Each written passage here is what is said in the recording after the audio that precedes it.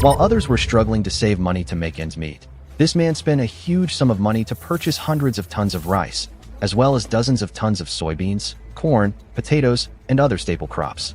At this moment, standing in front of the warehouse full of supplies, he was overjoyed, and a smile involuntarily appeared on his lips. Suyu knew that these seemingly ordinary supplies could be exchanged for a large amount of gold, and even for high-tech equipment, cultivation resources, and so on. Suyu was originally just an ordinary worker. However, because he had no connections, he was selected by the company to be laid off. Just as he was lost in confusion, a cold, mechanical notification suddenly rang in his mind. Bound to the transdimensional trading platform successfully. You have become an agent of Blue Star. At this moment, he was completely stunned. This golden finger not only gave him a personal storage space, but also connected him to countless other worlds. Suyu will represent Blue Star and engage in cross-dimensional trade with agents from other worlds. Realizing this, Suyu was filled with excitement. He knew that his destiny had been completely rewritten. Through this trading platform, he can continuously exchange resources with agents from other worlds, turning seemingly ordinary food and goods on Earth into a large number of rare resources. This would allow him to quickly accumulate wealth in modern times and completely shed his status as a poor boy. Name: Suyu. Identity: Agent of the Blue Star region of the Transdimensional Trading Platform. Trading points: 0. Available trading attempts: 1. Suyu looked down at the system panel in front of him, his gaze falling on the available transaction count column. After a moment of contemplation, he muttered to himself, "Can I match a trading partner now?" According to the contract, this so-called transaction is far more than just an exchange of goods between two individuals. It is more like a resource exchange and integration between two different worlds. Therefore, whether he possesses the necessary trading goods at this moment is irrelevant.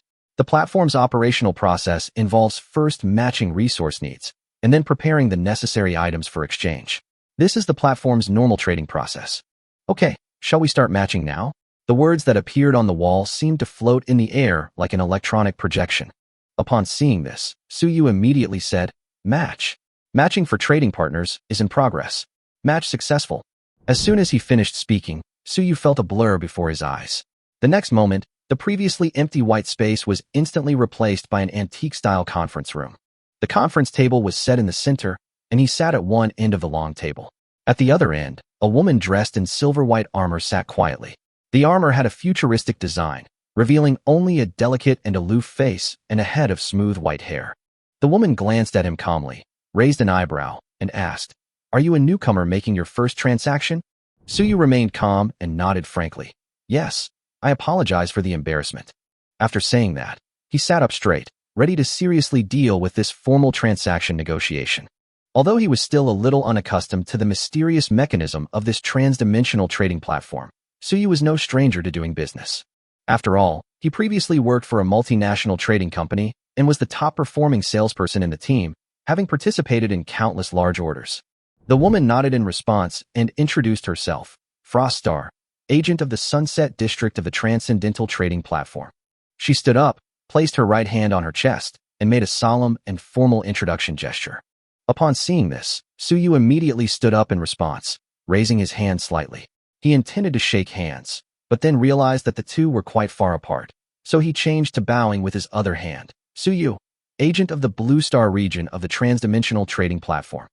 After the formalities were over, Frost Star cut to the chase without further pleasantries. "Let's get down to business. What do you want to trade?"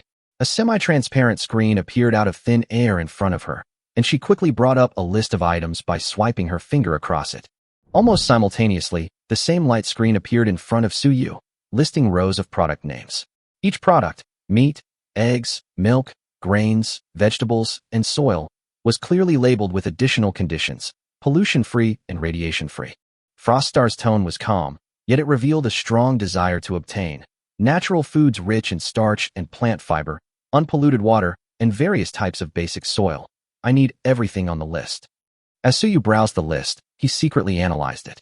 The female agent in front of him needed almost all the most basic survival supplies, which made him guess that she probably came from a world with severe resource scarcity. Looking at her high-tech, silver-white armor, Suyu quickly conjured up a picture in his mind, a world with highly advanced technology, but a collapsed ecosystem.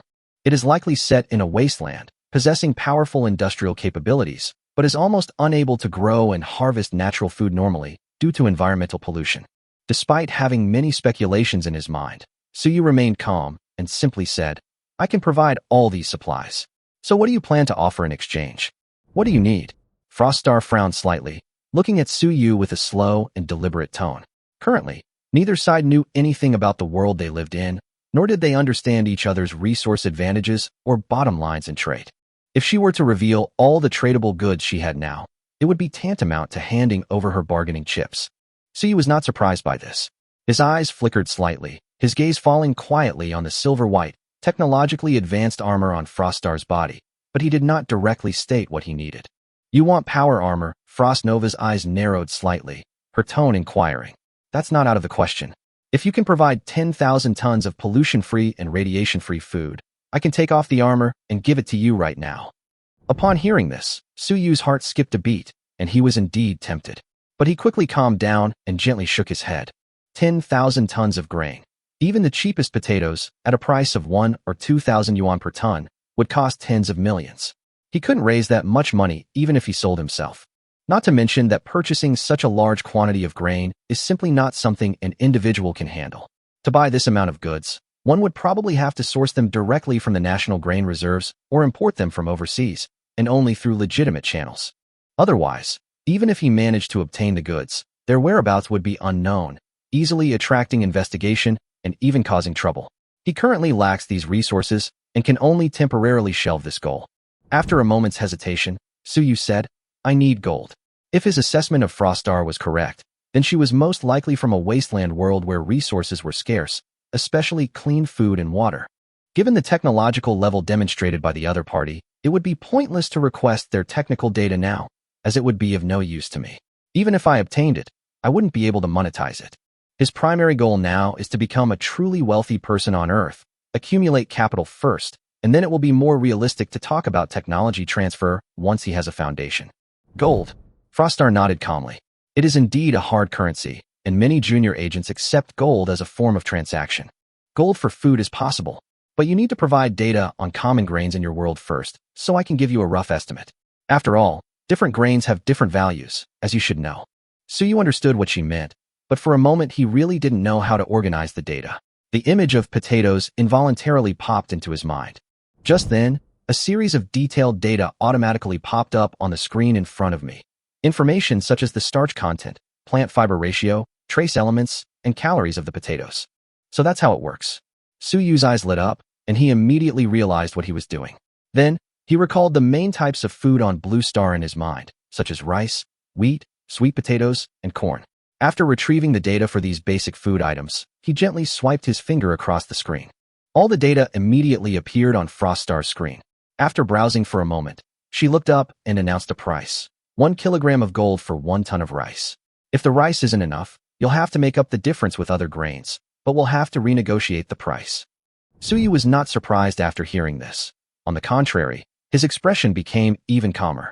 He knew that there were many varieties of rice in the real world, and according to market prices, a ton of ordinary rice would cost about 3 or 4,000 yuan, while better quality rice might cost around 5,000 yuan. Exchanging 1 kilogram of gold for 1 ton of rice.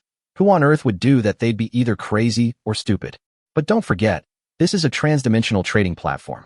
In that world where farming is impossible and resources are scarce, gold may have long lost its original financial attributes, while food is a genuine life-sustaining resource. Of course, we can negotiate the price, Froststar said casually, seemingly unconcerned about the price. Suyu thought for a moment, and then simply raised his offer. 50 kilograms of gold, 1 ton. Deal. Froststar clapped her hands without hesitation and agreed on the spot. Suyu paused for a moment, then sighed inwardly. He had been too hasty. He had indeed underestimated the scarcity of food in the other world, while overestimating the trading value of gold. But this regret lasted only a moment before he dismissed it. After all, this deal was practically free. Even if he only sold 1 ton of rice and received 50 kilograms of gold, just dealing with that gold alone would probably keep him busy for a while. Rather than being greedy, it would be better to first stabilize the other party and establish a good cooperative relationship. That would be the better strategy. Now that the price is set, how much rice can you provide this time? Shuangxing continued to ask. Suyu considered his current situation and made a rough estimate before replying. 10 tons. For our first cooperation, I'll give you 10 tons to try. If you find it suitable, we can cooperate long-term. 10 tons of rice is equivalent to 500 kilograms of gold. Froststar nodded, offering no objection. She then stood up and whispered, "Wait a moment." The next second, she vanished into thin air. When she reappeared, she held a silver-white metal box in her hand. She placed the box on the conference table, gave it a gentle push, and the metal box slid down the table to a stop in front of Suyu. Suyu already knew what was inside. He took a deep breath, suppressing his excitement, and slowly opened the box. Instantly, the conference room lights reflected a dazzling golden light. 10 bars of gold, each weighing 50 kilograms, totaling 500 kilograms. Froststar slightly raised her chin, her tone calm, yet full of confidence. "The gold is yours. When can you deliver it?" Payment in advance. Suyu instantly realized that this was probably the most aggressive customer he had ever encountered. But thinking about the platform's rules, he felt relieved. The platform itself had a mandatory oversight mechanism, so probably no one would dare to default on the order, and neither party needed to worry about security. "I will definitely deliver 10 tons of rice to you within 7 days, Suyu replied immediately. Suyu added, "If you have any additional needs, you can make a list in advance. We can get a preliminary estimate now, and I can bring it with me at the next transaction." Suyu then compiled a list of resources available for bulk purchase on Bluestar and sent it to Froststar. The two engaged in a detailed discussion about the specific prices of various resources, talking for almost half a day before barely reaching a preliminary consensus. Regardless of how many resources Suyu can collect for Froststar, Froststar will have to pay in gold at the agreed-upon unit price. If the gold is insufficient, other items can be used to offset the cost. For example, there are some local specialties from Froststar, like mechanical exoskeletons, railguns, and even high-tech products such as gene-enhancing serums. Moreover, she has a considerable amount of technical blueprints to offer, any one of which is far more valuable than the 500 kilograms of gold Suyu possesses.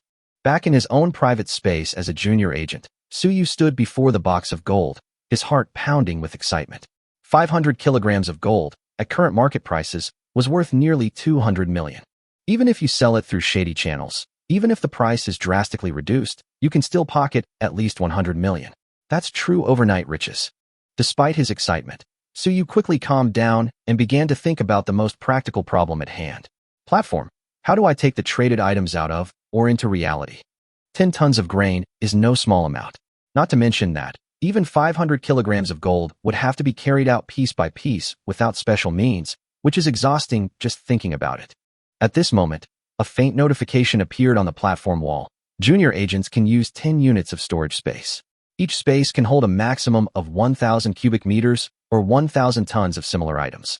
Mentally recite personal panel to view it. The panel is only visible to the user. Suyu tried silently reciting personal panel, and the next second, a light blue, semi-transparent interface floated in front of him. The interface was similar to the one used during the previous trade, with a wealth of functions. There were exactly 10 empty slots in the lower right corner, similar to an inventory in a game. He immediately breathed a sigh of relief. With this portable storage function, the transportation burden was almost zero. He then reached out and touched the gold ingots in the box. In an instant, the 10 heavy gold ingots disappeared, and a mark of 10 gold appeared in the lower right corner of the panel. "Take me back," Suyu said lazily, yawning.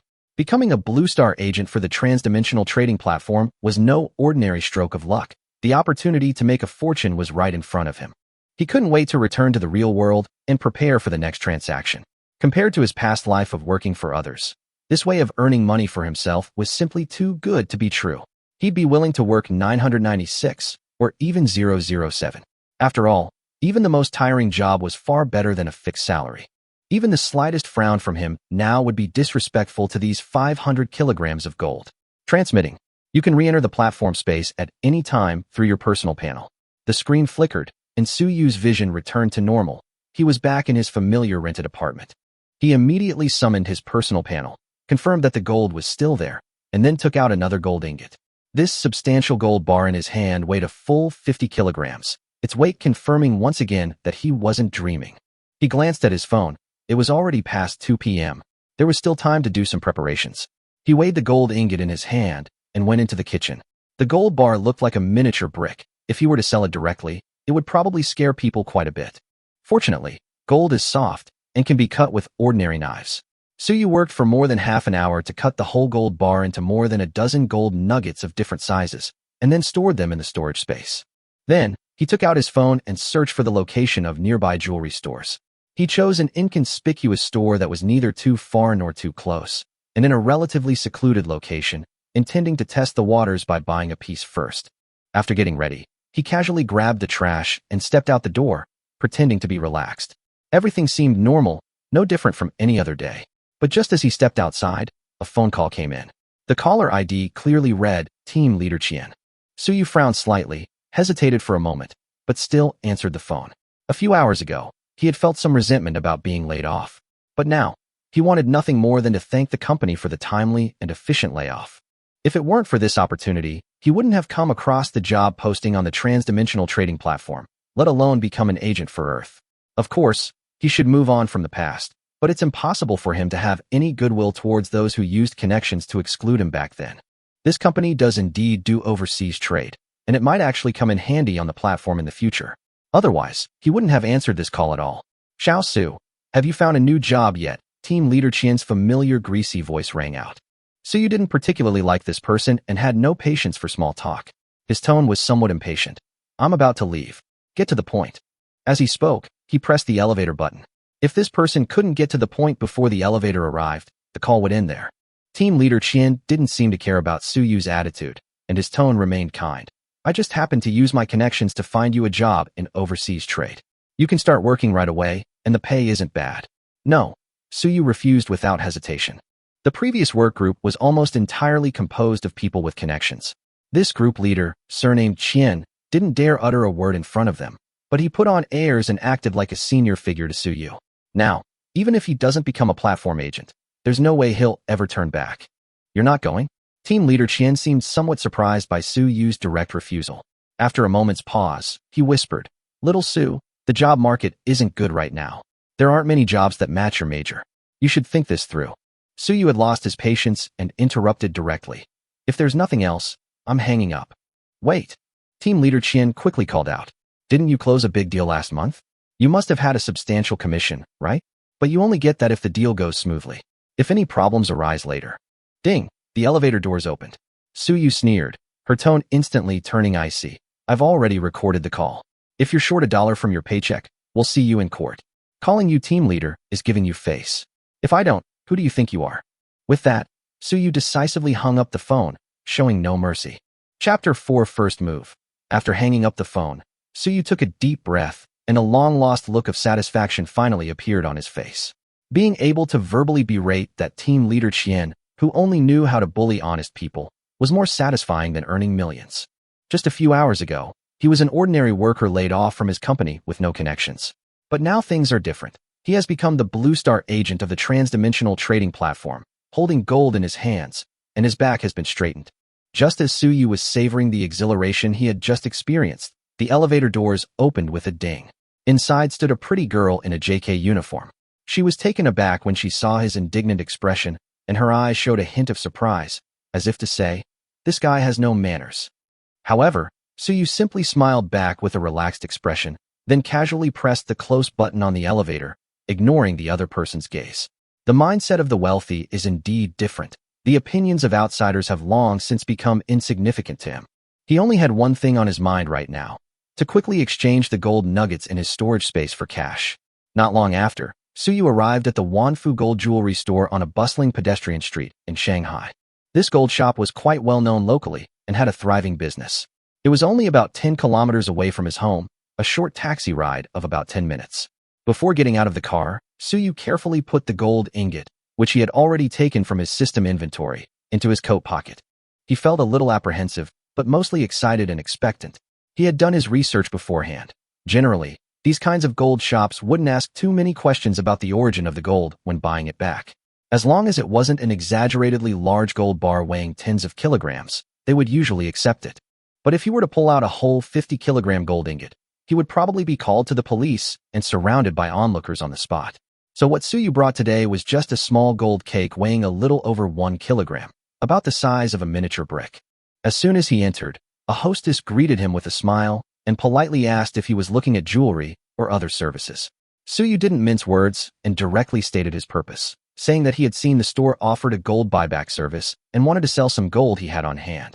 The hostess was slightly taken aback, but quickly composed herself and politely invited him inside. She led Suyu to a workbench equipped with professional tools in a corner of the store, where a young craftsman was sitting, head down, playing on his phone. "Master Sun, a customer has some gold to buy back," the girl whispered before leaving Suyu and Master Sun behind. Once seated, Suyu unhesitatingly took out the gold ingot and placed it on the electronic scale. Upon seeing the palm-sized gold nugget, Master Sun's previously calm expression immediately turned slightly surprised. "Is this all gold?" he asked, picking up a magnifying glass to examine it closely. He had seen many gold artifacts, but such a large gold nugget, directly hammered into a disc shape, was indeed rare. Suyu, however, looked relaxed and said with a smile, "It's an heirloom. This shape has always been passed down." Master Sun shook his head and chuckled, but he was even more certain that this gold ingot was no ordinary item. He then took out several bottles of testing reagents and carefully dripped them onto the gold ingot, observing its reaction intently. The whole process lasted several minutes before Master Sun looked up and said, "Pure gold. Gold that meets the standard of pure gold is extremely rare on the market, and most of it can only be refined using modern technology. Metal products with a purity of over 99.6 are far superior to ordinary pure gold. The current buyback price is 398 yuan per gram, but since yours is pure gold, I can offer 403 yuan, Master Sun said, offering to round down the price. Suyu nodded, not saying anything more about the price. This gold ingot weighed 1622 grams and was worth nearly 653,000 yuan. Master Sun simply rounded it up for him, 654,000 yuan. Then, he took out a buyback contract from his drawer, wrote it down, and handed it to Suyu for signature.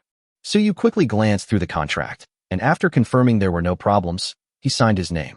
"The funds will arrive within an hour." Master Sun nodded and instructed the finance department to process the transfer. Just as Suyu was about to get up and leave, Master Sun suddenly lowered his voice and leaned closer. "If you have any goods, remember to come find me." He handed over a business card and added softly, "Whether it's through official channels or private transactions, we can handle it all. It's safe and reliable." Chapter 5 Transaction completed, $1 million deposit. Suyu remained outwardly calm, but inwardly he was already weighing the pros and cons. He took the opportunity to ask Master Sun about the specific differences between public and private accounts, speaking calmly, as if casually inquiring about market conditions, without showing any eagerness or greed. Master Sun was clearly a seasoned veteran and didn't intend to hide anything. He directly explained that the public account was to go through the mining channel, send the gold to the affiliated mine, complete the tax procedures, and the source would immediately be legal, but the price would be suppressed to about 300 per gram. As for private accounts, Master Sun said there are more ways, such as going overseas, gray channels, or even the black market, but the risks are naturally higher. Therefore, the maximum buyback price can only be 330. In the end, both methods are just ways to launder the origin of the gold. After listening, Suyu smiled and asked why such complicated procedures were unnecessary when the gold was purchased at the market price. His tone was casual, but it was actually a test to see the other party's true attitude. Master Sun waved his hand, saying that the amount was nothing at all. A little over a kilogram of gold could be easily disposed of by the shop's goldsmiths by simply having it made into jewelry. There was no need to go to such lengths. However, if the quantity is too large, the problem is completely different. Gold itself is a rare resource with a wide range of uses and is strictly regulated. If there is too much gold of dubious origin, the accounting loopholes will be very obvious, and it will be targeted sooner or later. Suyu pretended to be indifferent, shrugged, and indicated that he might only have this one piece of gold, wanting to see if Master Sun would continue talking. Master Sun laughed upon hearing this, and pointed out with certainty that the gold was obviously taken from a large gold ingot. Even if it had been deliberately smashed, as long as it hadn't been melted down and recast, the traces of metal fatigue would not be able to hide from an expert. He deduced that if a piece he could easily break off was this heavy, the entire original gold ingot must have weighed at least tens of kilograms. He didn't care about its origin. He was just sincerely reminding Suyu not to oversimplify things. Master Sun bluntly stated that many people believe that breaking up the gold and selling it to several different stores will make it safe, but in reality, all the money will eventually go into the same account. Once the bank system checks, it will find that it is all gold recycling payments, and the anomaly will be obvious at a glance. A few kilograms can be barely claimed as an heirloom, and with an amount of only a few million, no one will investigate without evidence. But if tens of kilograms or even hundreds of kilograms suddenly appear, claiming it's an heirloom will only be a joke. So you didn't press further, but silently added Master Sun's contact information. In his heart, however, he was in turmoil, realizing that his previous thoughts were indeed too naive. He originally thought that he could solve the problem by selling the gold in batches and changing stores, but he overlooked the most crucial point. The funds would eventually be transferred into his own account. Once a regular gold recycling transaction is established, even if the store doesn't make a note of it, the bank system will automatically mark it as abnormal, making it impossible to avoid tracing. This kind of operation is essentially meaningless. If Master Sun hadn't pointed this out, Suyu probably would have followed the novel's plot step by step into the trap.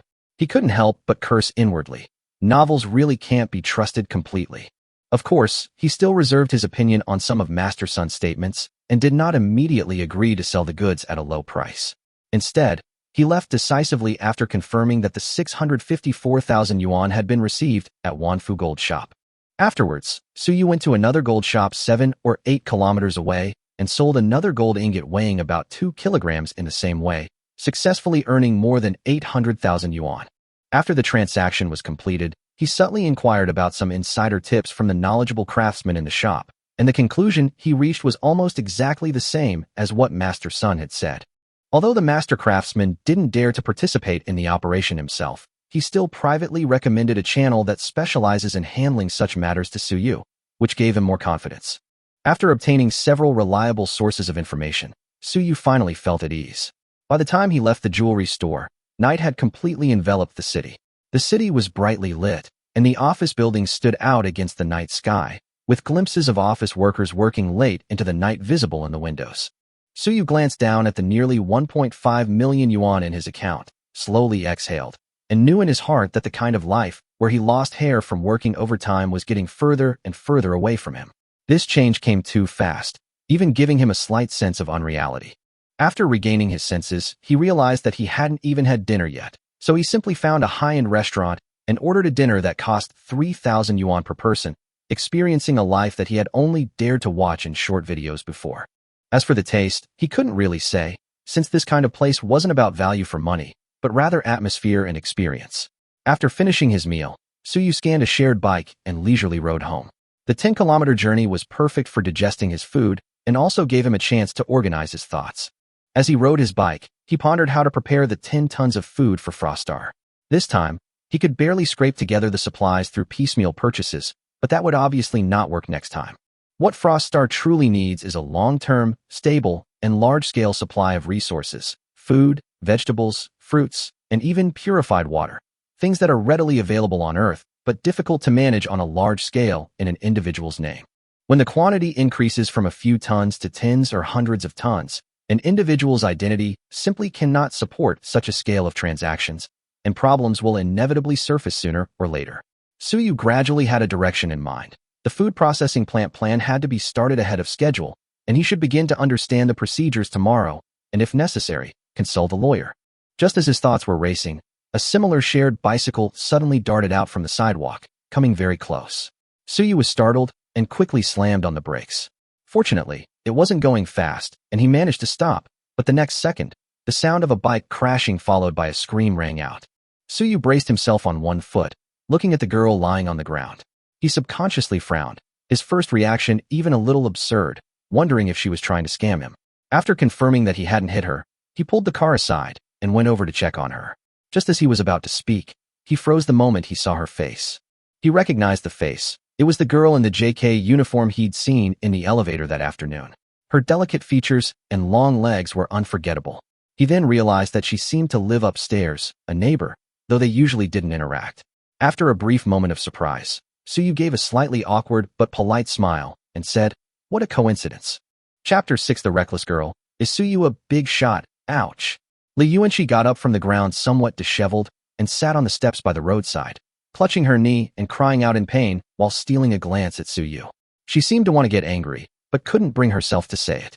After all, she was the one who had rushed out, and Suyu hadn't touched her. She had fallen entirely because she was scared. Remembering how Suyu had snapped at someone at the elevator earlier that day, she felt a chill run down her spine and didn't dare say anything, only groaning in silence. Suyu, on the other hand, remained calm, saying nothing, simply riding the fallen bicycle and picking up her bag from the side, handing it to her. "Thank you," Li Yuanqi said softly, taking the bag and pursing her lips, her tone still a little embarrassed. "I think I startled you just now." Suyu waved his hand, replying nonchalantly, "It's okay, just don't think it's a scam." He then prepared to continue riding home. Just as he turned around, Li Yuanqi suddenly looked up at her surroundings.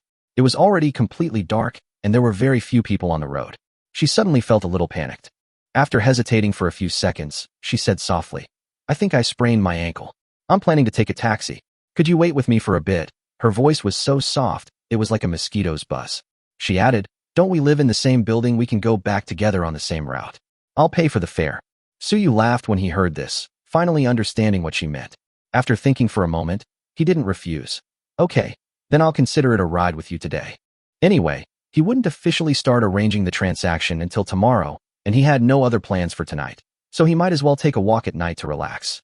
He simply returned the bicycle, helped the limping Li Yuanqi to the roadside, and found a place to sit and wait for the bus. After Li Yuanqi sat down, she let out a soft sigh of relief before saying, "Thank you. My name is Li Yuanqi." "Suyu," he replied casually, then looked down at his phone to check what permits were needed to open a food processing plant. He could tell that Li Yuanqi was a bit shy, not the type to liven up the atmosphere with conversation, and striking up a conversation abruptly would only make her more uncomfortable. Although she was indeed beautiful, Suyu wasn't someone who had never seen a beautiful woman before, and he wasn't so idle as to force a conversation. As expected, seeing Suyu start playing on her phone, Li Yuanqi not only wasn't angry, but seemed relieved and silently lowered her head to scroll through her own phone as well. The two waited for the bus in silence, and quietly rode back to their neighborhood together without exchanging a single word. When they arrived at the apartment building, Suyu, out of politeness, helped her to the door and then returned the way he came, without even exchanging contact information. After all, it was the middle of the night, and if Li Yuanqi really invited him in for tea, he probably wouldn't dare to go in. What if he woke up the next day to find that his kidney was gone? That would be truly terrifying. The next morning, Suyu rushed to a logistics distribution center on the outskirts of Shanghai, intending to formally prepare for the delivery of the first batch of supplies to Frostar. To be honest, he had indeed considered opening a food processing plant, but that was a long process with complicated procedures, and it couldn't be done in a short time. Therefore, for now, it seems we still have to rely on small batch purchases to trade with Frostnova, and a land-based warehouse is essential to store these supplies. Although he can directly store supplies in his inventory, that thing is too overpowered. If he were to collect things out of thin air on the street and someone saw him, it would be troublesome. Therefore, a transit warehouse is essential. The leasing of warehouses in such logistics bases is very standardized, almost like renting a house. He completed the formalities in one morning and rented a large warehouse of 800 square meters. At a rate of 1.8 yuan per square meter per day, he signed a 3-month contract and paid nearly 130,000 yuan up front. Although the price was painful, he had no choice but to grit his teeth and bear it for the sake of convenience in subsequent operations, since spending money was ultimately for making more money. And he was lucky. There happened to be a large grain and oil company's directly affiliated storage center nearby.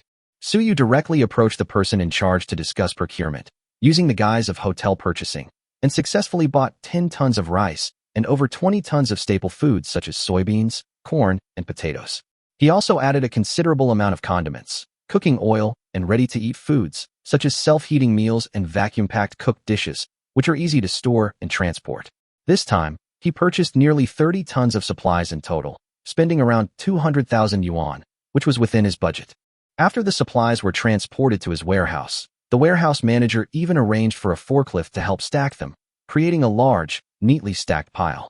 After confirming there were no surveillance cameras in the warehouse, he closed the door, lightly touched the supplies, and they were all stored in his system inventory. He then opened his personal panel, entered the transdimensional trading platform, and sent a new trading invitation to Frostar.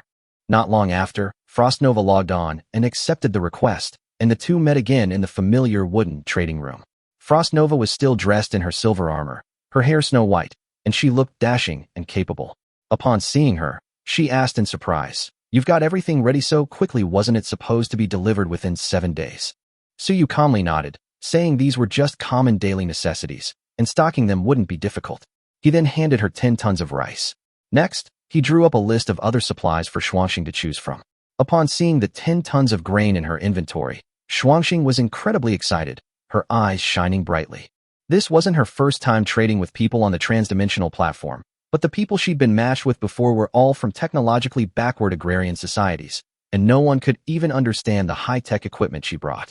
She tried sending gold, but people simply couldn't spend it. Some received it only to be robbed and killed immediately, and she rarely managed to complete a transaction successfully. Suyu was different. Judging from his clothing and speech alone, one could tell he came from a world that had at least achieved industrialization, so supplying these resources wouldn't be difficult for him. But she never expected that he would finish the task in less than 24 hours. The speed was truly beyond her imagination. Frostar couldn't help but speculate that either Suyu had some control over resources in his world, or his world had an extremely advanced industrial system. In either case, Frostar's assessment of Suyu clearly rose another level, and her gaze towards him became more cautious. Chapter 7K, Tin Combat Suit, Electromagnetic Pistol. After a brief look at the items brought, Frostar stated bluntly that she could accept the entire shipment. As for the price, she asked Suyu how he planned to set it, being very straightforward. Frostar replied that if it were still settled in gold, she could currently provide about 1 ton. However, if she waited, he could only raise a maximum of 10 tons within 3 days. It sounded like a lot, but Frostnova wasn't too concerned, because gold was useless to her. In her world, gold was just an industrial material, plentiful and practically worthless. They had once towed asteroids made entirely of gold from space, weighing hundreds of millions of tons. Who cared about that stuff? So Suyu's little bit of gold was nothing special to Frostnova. But Suyu's situation was different. Upon hearing that she still wanted to settle in gold, he immediately waved his hand and said, "I don't need gold for now. If you really understand economics, you'll know that a large influx of gold at once will impact the entire economic system." He added that he hadn't yet figured out what to do with the 500 kilograms of gold he had, and would have to find special channels to sell it gradually. Adding another 10 or 8 tons of gold wouldn't be enough to liquidate it. He'd probably be summoned for questioning the next day. After all, the total gold reserves of all countries on Earth combined are less than 60,000 tons. Selling so much at once would be too conspicuous. Frostar frowned upon hearing that she didn't want gold. What she could offer were technology or weapons, and these were all high-tech items from her world. Suyu had already thought it through and said directly, "What I want is a weapon, something that will allow me to defend myself against several people, or even armor." He didn't want it for any illegal activities, it was just for safety. After all, if he needed someone to help him sell his gold, who could guarantee he wouldn't be double-crossed? Without any ability to protect himself, he wouldn't dare to make a deal. Frostnova listened without saying much, nodded, and disappeared. A few seconds later, she reappeared, carrying 2 silver-white briefcases. She opened one of the boxes and proudly introduced it. Tin Combat Suit, made of nanopolymer material, can withstand continuous fire of 12.7 mm caliber, at least 100 rounds. Of course, this suit is powerless against large-caliber electromagnetic weapons. However, it has a temperature control system, allowing it to operate normally in temperatures ranging from -50 to 70 degrees Celsius, and it is also waterproof, fireproof, and toxic-proof. In addition, it carries a nitrogen shield that can only be used 3 times. Automatically triggered by built-in AI, it can withstand the shock waves and fragments of powerful explosions at close range. Frostar specifically mentioned that this combat suit was a technological achievement of their pre-war prosperous era. It could no longer be manufactured, and was the only remaining top-tier equipment from their time. As she spoke, she pushed the box in front of Suyu, saying casually, "Wearing this, you could run a lap around the battlefield and emerge unscathed. How about exchanging this suit for your 20 tons of supplies?" Suyu looked at the clothes. They were dark, tight-fitting, and frankly, not very eye-catching. He touched the fabric and felt it was even thinner than his own t-shirt. He asked doubtfully, "Are you sure you're not lying to me? This thing is so thin." After all, regardless of whether it could stop a bullet or not, taking a hit like that would probably shatter his internal organs, wouldn't it? Frostnova rolled her eyes at him, said nothing more, and immediately stood up to begin removing her power armor. Suyu watched her disarm herself, his breathing becoming rapid. After she removed her heavy armor, she was wearing a bodysuit underneath that was exactly the same as her battle suit. The curves of her figure, combined with the black battle suit clinging to her skin, created a visual impact that was hard for most people to resist. Frostar seemed to notice Suyu's slight daze, but she remained calm. She pulled a small silver pistol from its holster and fired a shot at the wall beside her. Bang! A deafening sound rang out, blasting a large hole in the wall. Froststar casually explained. An electromagnetic pistol, tungsten core steel needle bullet, more powerful than a regular 20mm autocannon. Then, without hesitation, she pointed the gun at her forehead and decisively pulled the trigger. Suyu held his breath in fright, but upon closer inspection, Froststar's head was completely unharmed. She shrugged and said, "See, this clothing can even protect the parts that aren't covered. Do you understand high-tech? We don't know the principle behind it either." After all, this technology had long been extinct in their world. Hearing her say that, and seeing her calm expression, Suyu was completely relieved. He immediately agreed to exchange the protective suit for the remaining 20 tons of supplies. After the transaction was completed, Froststar smiled and opened another briefcase. This time, the contents were simple: a pistol. She explained that it was an S-79 police electromagnetic pistol, slightly larger than the one she had used before. This gun has a built-in metal hydrogen battery, capable of firing 1,000 shots on a single charge. The magazine holds 50 specialized armor-piercing rounds, which are essentially steel needles. Suyu only needs to find a craftsman to make a mold based on its design. It can be made using tungsten steel or ordinary steel. With slightly inferior materials, the range might be shorter, but the accuracy and power would remain almost unchanged. This thing is extremely powerful. It can penetrate a 10-centimeter thick steel plate within 100 meters. After she finished speaking, she pushed the gun and its case over. This time, Suyu didn't suspect anything. After all, with platform oversight, it couldn't be fake. He nodded, closed the case, and asked with a determined look, "I want this gun too. What do you want?" Chapter 8: Buying a Car, an unexpected encounter with a former goddess. Just as Suyu finished asking, Froststar promptly responded to her conditions. She wanted to exchange 3 types of supplies for this electromagnetic gun: 10 tons of fresh fruit, 10 tons of vegetables, and 10 tons of beef. As she spoke, she pointed to the light screen in front of her and sent the required list to Suyu. Suyu glanced at the contents. The fruits were common and inexpensive, like apples, bananas, and pears. The vegetables were similar, nothing special.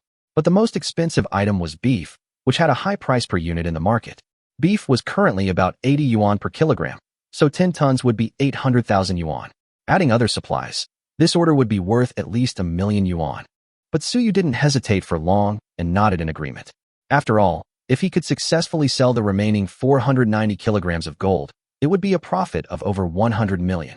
Spending 1,000,000 or so to acquire a high-tech gun was just a small investment for him, and worthwhile. "If all goes well, I can deliver the goods within 7 days. If not, it won't exceed a month," Suyu said after considering the situation, offering a conservative but reliable time frame. Froststar readily agreed, extending her hand and smiling. "Then it's a pleasure to cooperate." Suyu also smiled and replied, "A pleasure to cooperate." With the transaction completed, Suyu returned to his private space. He immediately opened his personal panel to check the changes brought about by the transaction.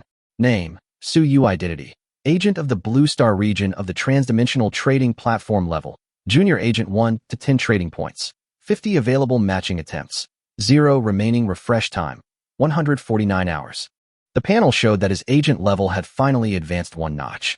Once he completed 10 successful transactions, he would be upgraded to an intermediate agent, at which point his platform privileges would expand significantly. He also received 50 transaction points this time. Suyu opened the shop and checked it out, only to find that 50 points couldn't buy much at all. The pricing in the shop left him bewildered. For example, a giant mushroom with the equivalent of 1,000,000 tons only cost 50 points. But a basic gene enhancement potion cost a full 200 points, which seemed a bit surreal. He flipped through a few pages of items and found that nothing he could both use and afford right now, so he had to give up for the time being. The giant mushroom was too scary. He wasn't a terrorist. Why would he need that thing? He just wanted to make money discreetly, not cause a major upheaval. The gene serum, however, was quite tempting. It could push the body beyond human limits. That was the direction worth investing in for the future. No longer dwelling on the trading points, Suyu closed the panel and turned to open the box containing the K-10 combat suit. In his private space, he put on the protective suit. The suit was very form-fitting, yet it didn't feel constricting at all. In fact, it felt exceptionally comfortable. He moved his arms and legs a few times, quickly getting used to the feel of the combat suit. Then he put on his civilian clothes to cover the protective suit. Surprisingly, the exposed parts of his body, which were originally not covered by clothing, automatically turned into skin color. From the outside, it was almost impossible to tell he was wearing a combat suit. The effect was perfect camouflage. This thing must have been specially designed for special agents. It's amazing. He muttered to himself, then casually took out a lighter from his pocket and burned it on the back of his hand for a while. The lighter almost burned out, but he couldn't feel any heat in his hand. He was completely unharmed. He then picked up the S-79 electromagnetic pistol, weighed it in his hand, and then slipped it into the concealed gun holster on his combat uniform waistband. The gun holster was so cleverly made that even a person wouldn't notice the hidden weapon unless they carefully examined it. Suyu couldn't help but exclaim, "If we could really acquire the technology to produce this kind of advanced technology, we'd be rolling in it." A gleam of eager anticipation flashed in his eyes, and his heart was filled with expectation. Especially that metallic hydrogen battery, a tiny piece that can power a powerful electromagnetic gun to fire 1,000 times in a row. If this technology alone could be mass-produced, the entire energy sector would be shaken. He could even imagine energy, communications, and transportation companies from around the world clamoring for cooperation. The licensing fees alone would be enough to make him incredibly wealthy. A trillion-dollar market was just around the corner. But he quickly suppressed his excitement, reminding himself, "Don't think too far ahead, take it one step at a time." Composing himself, he left the private space and returned to the warehouse in the real world. After confirming there was nothing unusual nearby, he closed the door and prepared to go out on errands. It was already past 2 p.m., not too late, so he decided to check on the car first. After all, he needed to purchase a large amount of supplies, and a car was essential. Relying solely on luck around the warehouse wasn't realistic. Running around was a given. So he hailed a cab and headed straight for a street in Shanghai with many 4S dealerships. Along the way, he stopped by a few larger jewelry stores to continue small-scale deliveries. This time he sold about 8 kilograms of gold, earning over 3.5 million yuan. Adding that to the 1.2 million yuan he already had, he now has over 5.7 million yuan in cash in his account. However, he also knows that going through legitimate gold shops like this has reached its limit in Shanghai. To continue selling, he needs to go to surrounding or even more distant cities for a more secure approach. Of course, he already had enough funds to handle the next transactions, so there was no rush to clear out all the stock at once. On a quiet, sparsely populated street in the suburbs of Shanghai, 4S stores of various brands stood in neat rows. Suyu stood at the intersection, glancing at them, momentarily undecided. He wasn't initially interested in buying a car, since traffic jams in this city are faster than walking. Besides, he could drive the cars his company used to provide, so he was too lazy to bother with choosing one. He had no interest in technical terms like power specifications and fuel consumption. Forget it. I'll just wander around and see what catches my eye first. Suyu shook his head and headed straight for the nearest Mercedes-Benz dealership, intending to pick out a car that suited his taste. It was a weekday, so the store wasn't crowded, and the atmosphere was quiet. Just as he entered, a well-dressed saleswoman in a business suit jogged over, a standard smile on her face. "Hello, sir. Do you have an appointment?" she asked sweetly and politely. Suyu replied casually, "No, just browsing." The saleswoman didn't seem to mind at all, maintaining her professional enthusiasm as she walked and introduced the cars.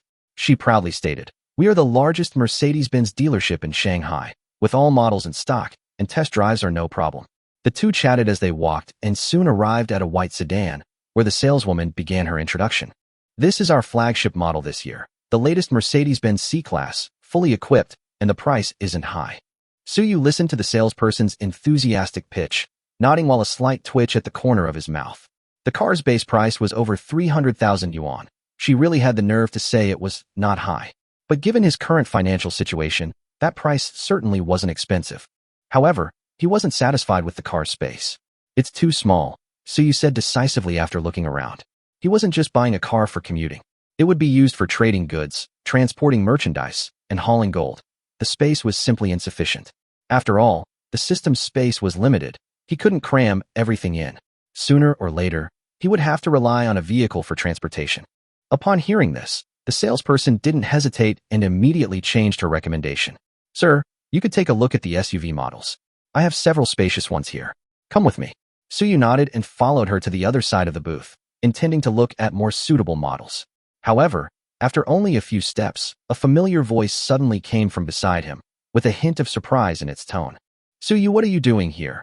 Hearing the voice, Suyu stopped in his tracks, turned his head, and his expression immediately turned cold. He saw Zhao Xinhuan, his first love, the one who made him completely give up. Back in college, Zhao Xinhuan was someone he once regarded as a goddess. Back then, he was a content creator on social media, making a decent living by editing videos. His videos weren't wildly popular yet, but he was already earning a stable monthly income of over 10,000 yuan, which was quite respectable at school. Then, at a dormitory social event, he met Zhao Xinhuan. After learning that he could make money, she proactively added him on social media, saying she wanted to learn video editing. But she never learned editing. Instead, she flirted with him every time they met, making him itch with desire. Zhao Xinhuan was pretty and had a great figure, which was a fatal blow to Su Yu, who was just beginning to experience love at the time. He was smitten and finally mustered up the courage to pursue her. He pursued her for a year, spent a lot of money, and at most, they only held hands a few times. As his video revenue declined, he began to lose fans, and his income plummeted. Only then did Zhao Xinhuan wake up and solemnly tell Su Yu, "We're not a good match." She even said she was rather oblivious when it came to relationships, blaming Su Yu for not being more direct sooner.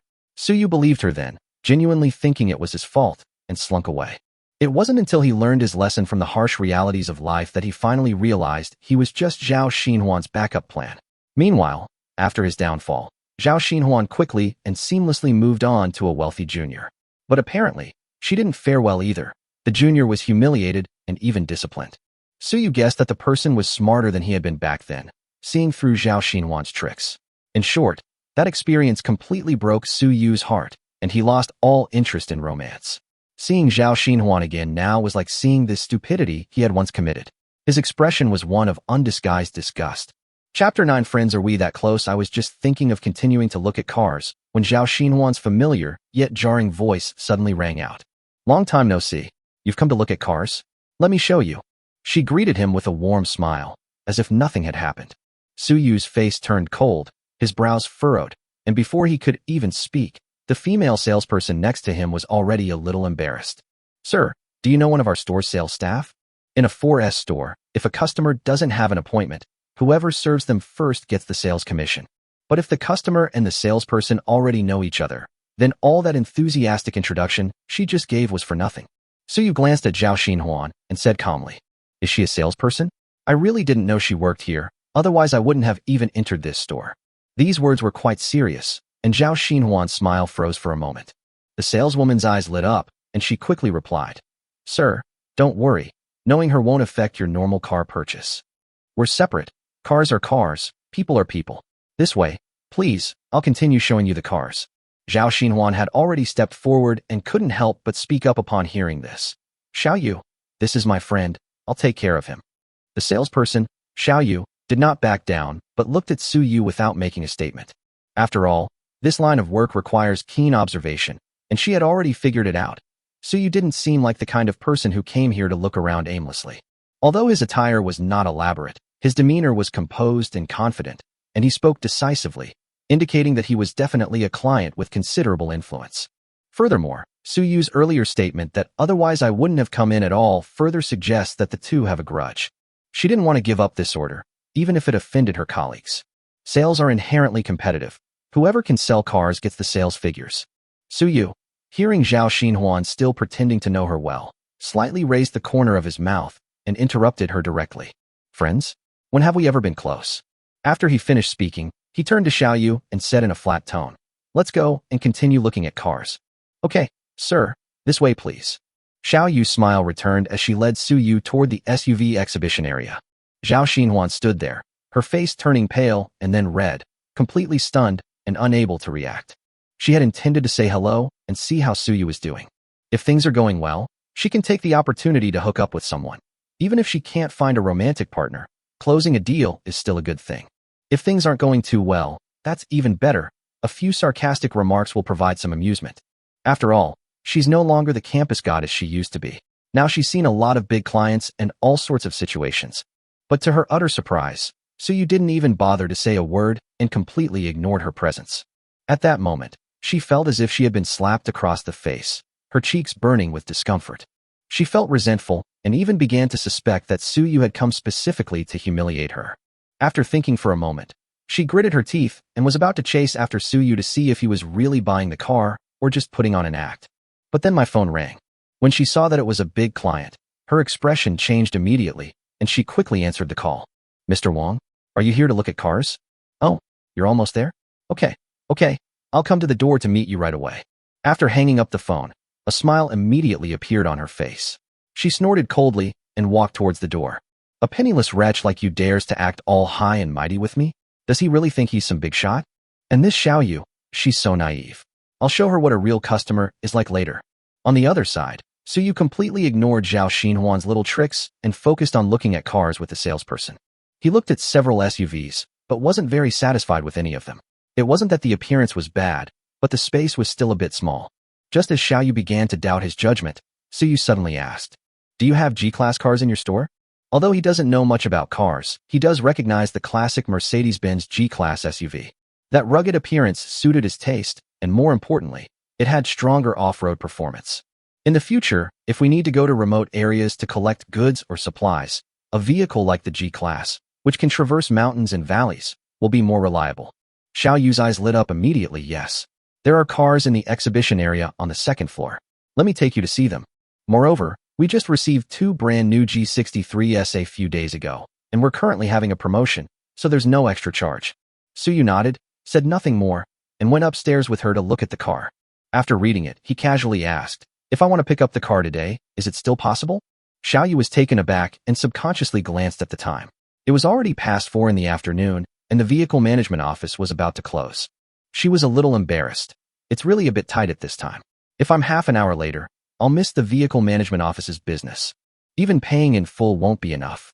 So you press for an answer. Theoretically, yes, but you have to sign the contract and swipe your card now, and we'll arrange for someone to handle the paperwork immediately, she explained with a wry smile. However, sir, the base price of this car is over 2 million, and with taxes and insurance, the total price will start at 2.5 million. That's a considerable amount. Would you like to reconsider?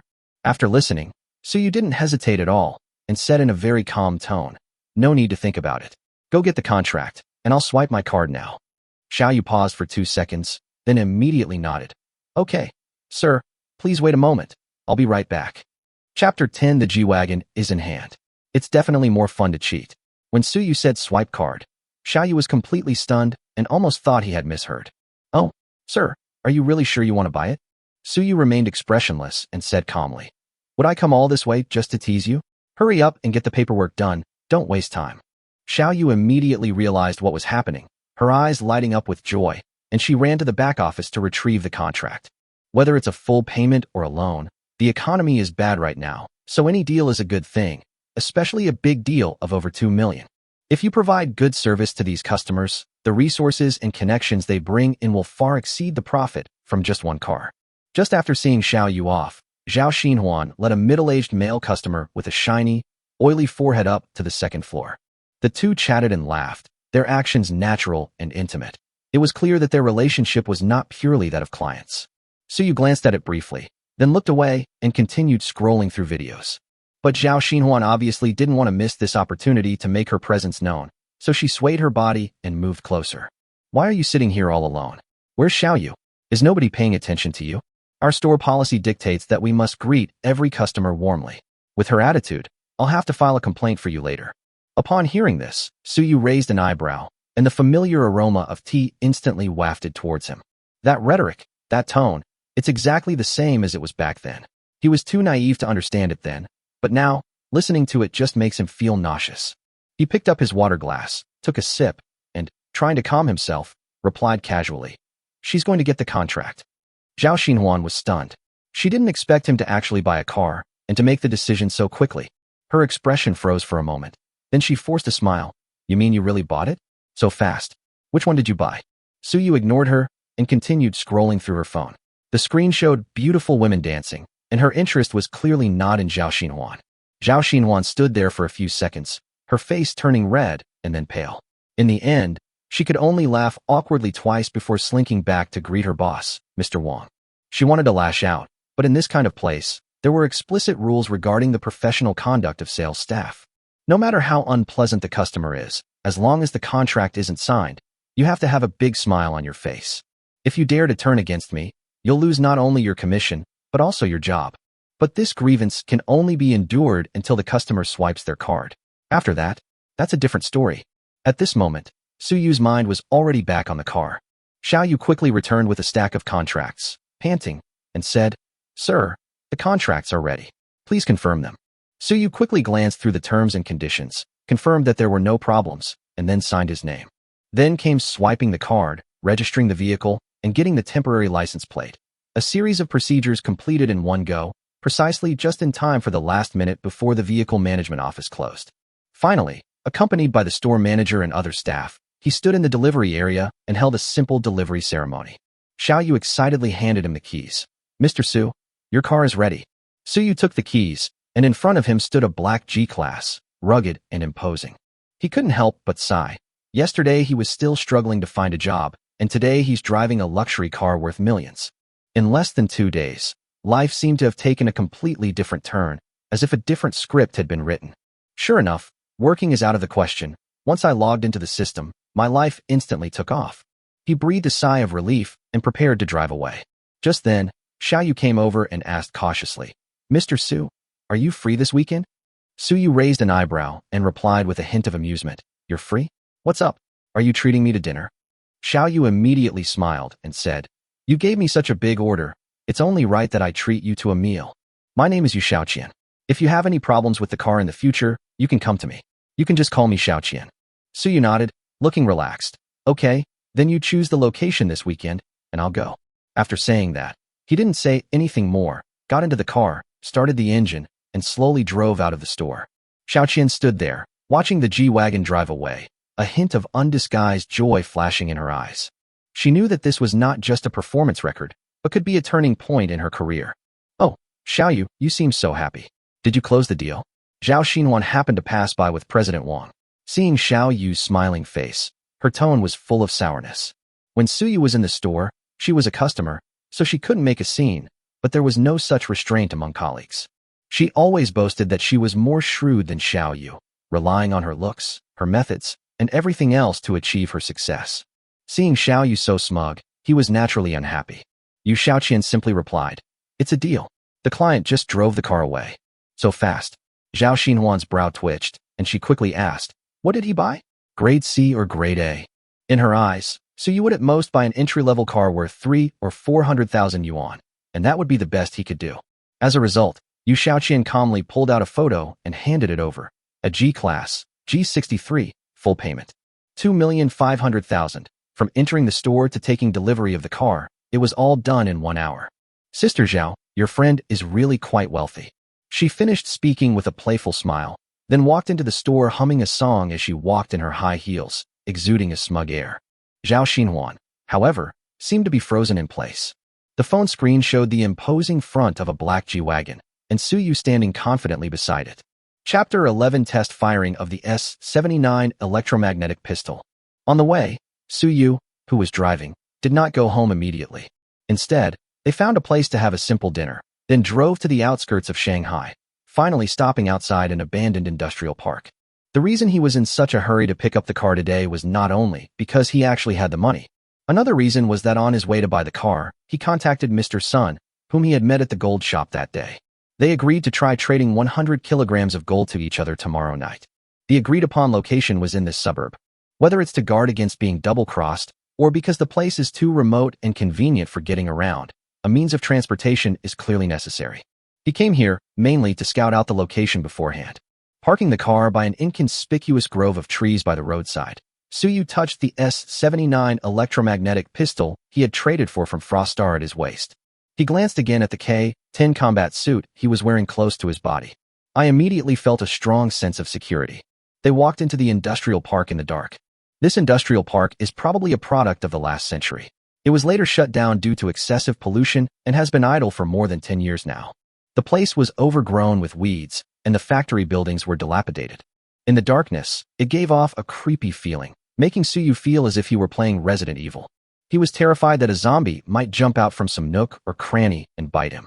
Fortunately, reality is not a game, and zombies are naturally impossible. After walking around the industrial park with bated breath, he roughly figured out the terrain and factory layout. It was also confirmed that this was not a gang stronghold or anything like that in gangster movies. There wasn't a single person, let alone a ghost, inside. The overgrown factory area had only a few inconspicuous paths that reminded Suyu that people probably came here occasionally, probably villagers from the neighborhood. After confirming that it was unlikely that any elaborate traps were set up for him here, Suyu breathed a sigh of relief.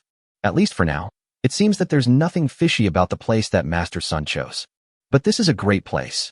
Suyu stood on a high point in the industrial park, overlooking the terrain, and couldn't help but sigh. This place is bordered by mountains on one side and the sea on the other. There is only one cement road leading in from the other side of the mountain, which is large enough for normal family cars and buses to enter and exit. On the seaward side, there is a pier. The pier is not large, but it should be large enough for cargo ships of 1,000 tons to load and unload cargo. Previously, goods entering and leaving the industrial park were transported by waterway, which greatly reduced transportation costs. The cement road on the other side, near the mountain, was probably for employees. From here, it would only take about half an hour to drive to Shanghai and enter the city center. Back when transportation wasn't as developed, the fact that goods could be transported by waterway nearby made the location of this industrial park exceptionally advantageous. However, for now, it's somewhat of a double-edged sword. After all, transportation is now well developed, and the cost of transporting goods domestically by land is not high. For goods destined for overseas destinations, they can be directly packed and shipped from several major ports in Shanghai, which is actually more efficient. In addition, this place is located in a remote area. Although it is called the suburbs, the commute by car is only half an hour. However, there is no public transportation nearby. You can't expect every employee to have a car, can you? So this is probably the biggest reason, besides pollution, why no one was willing to take over the place after it was closed. What used to be an advantage has now become a disadvantage. Times have changed. Suyu shook his head and prepared to leave. But as soon as he turned around, a bold idea suddenly popped into his mind. Why doesn't he take over this place? Once the thought appeared, an uncontrollable frenzy began to grow. He can't live off selling gold forever. The real way to make a fortune is to acquire technology from Frostar and then replicate these groundbreaking technologies on Earth. To replicate these technologies, he needs employees, a company, and a factory. Let's leave the employees aside for now. In terms of company and factory location alone, this place is undoubtedly very suitable. It is bordered by mountains on one side and the sea on the other. There must be at least tens of thousands of acres of usable land in between. More importantly, it is well hidden. According to Land Division, this industrial park belongs to Shaohai Village, which is actually located 3 or 4 kilometers away on the coast. Under normal circumstances, villagers rarely come here. Choosing to tinker with cutting-edge technology here means you don't have to worry about too many people watching or your information leaking out. Besides the sea, there is only one road that leads in from the mountains. There's no need to worry about malicious people sneaking in. In addition, the convenient waterway transportation, although not suitable for import and export, is perfectly fine for purchasing large quantities of grain.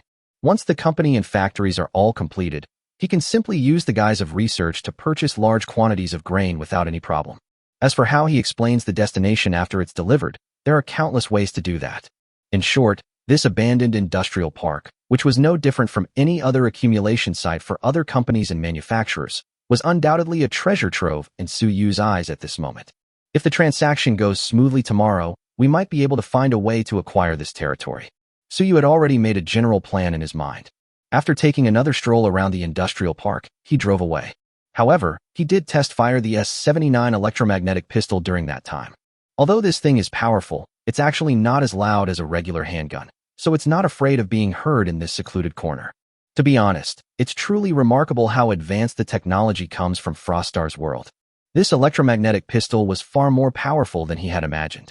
With an effective range of 1,800 meters, there is no need to consider factors such as wind direction and bullet drop within 1,000 meters. It can hit exactly where you point it. The bullet's muzzle velocity reached a terrifying 6 times the speed of sound. With this kind of data, even the most high-precision sniper rifles would be completely outmatched. In addition, this little thing even has an aiming assistance module. Suyu, a complete novice who had never even touched a gun, was able to hit the bullseye every time within 200 or 300 meters. There is absolutely no worry about my marksmanship failing me at crucial moments and missing my target. Chapter 12, Suyu prepares to register a company.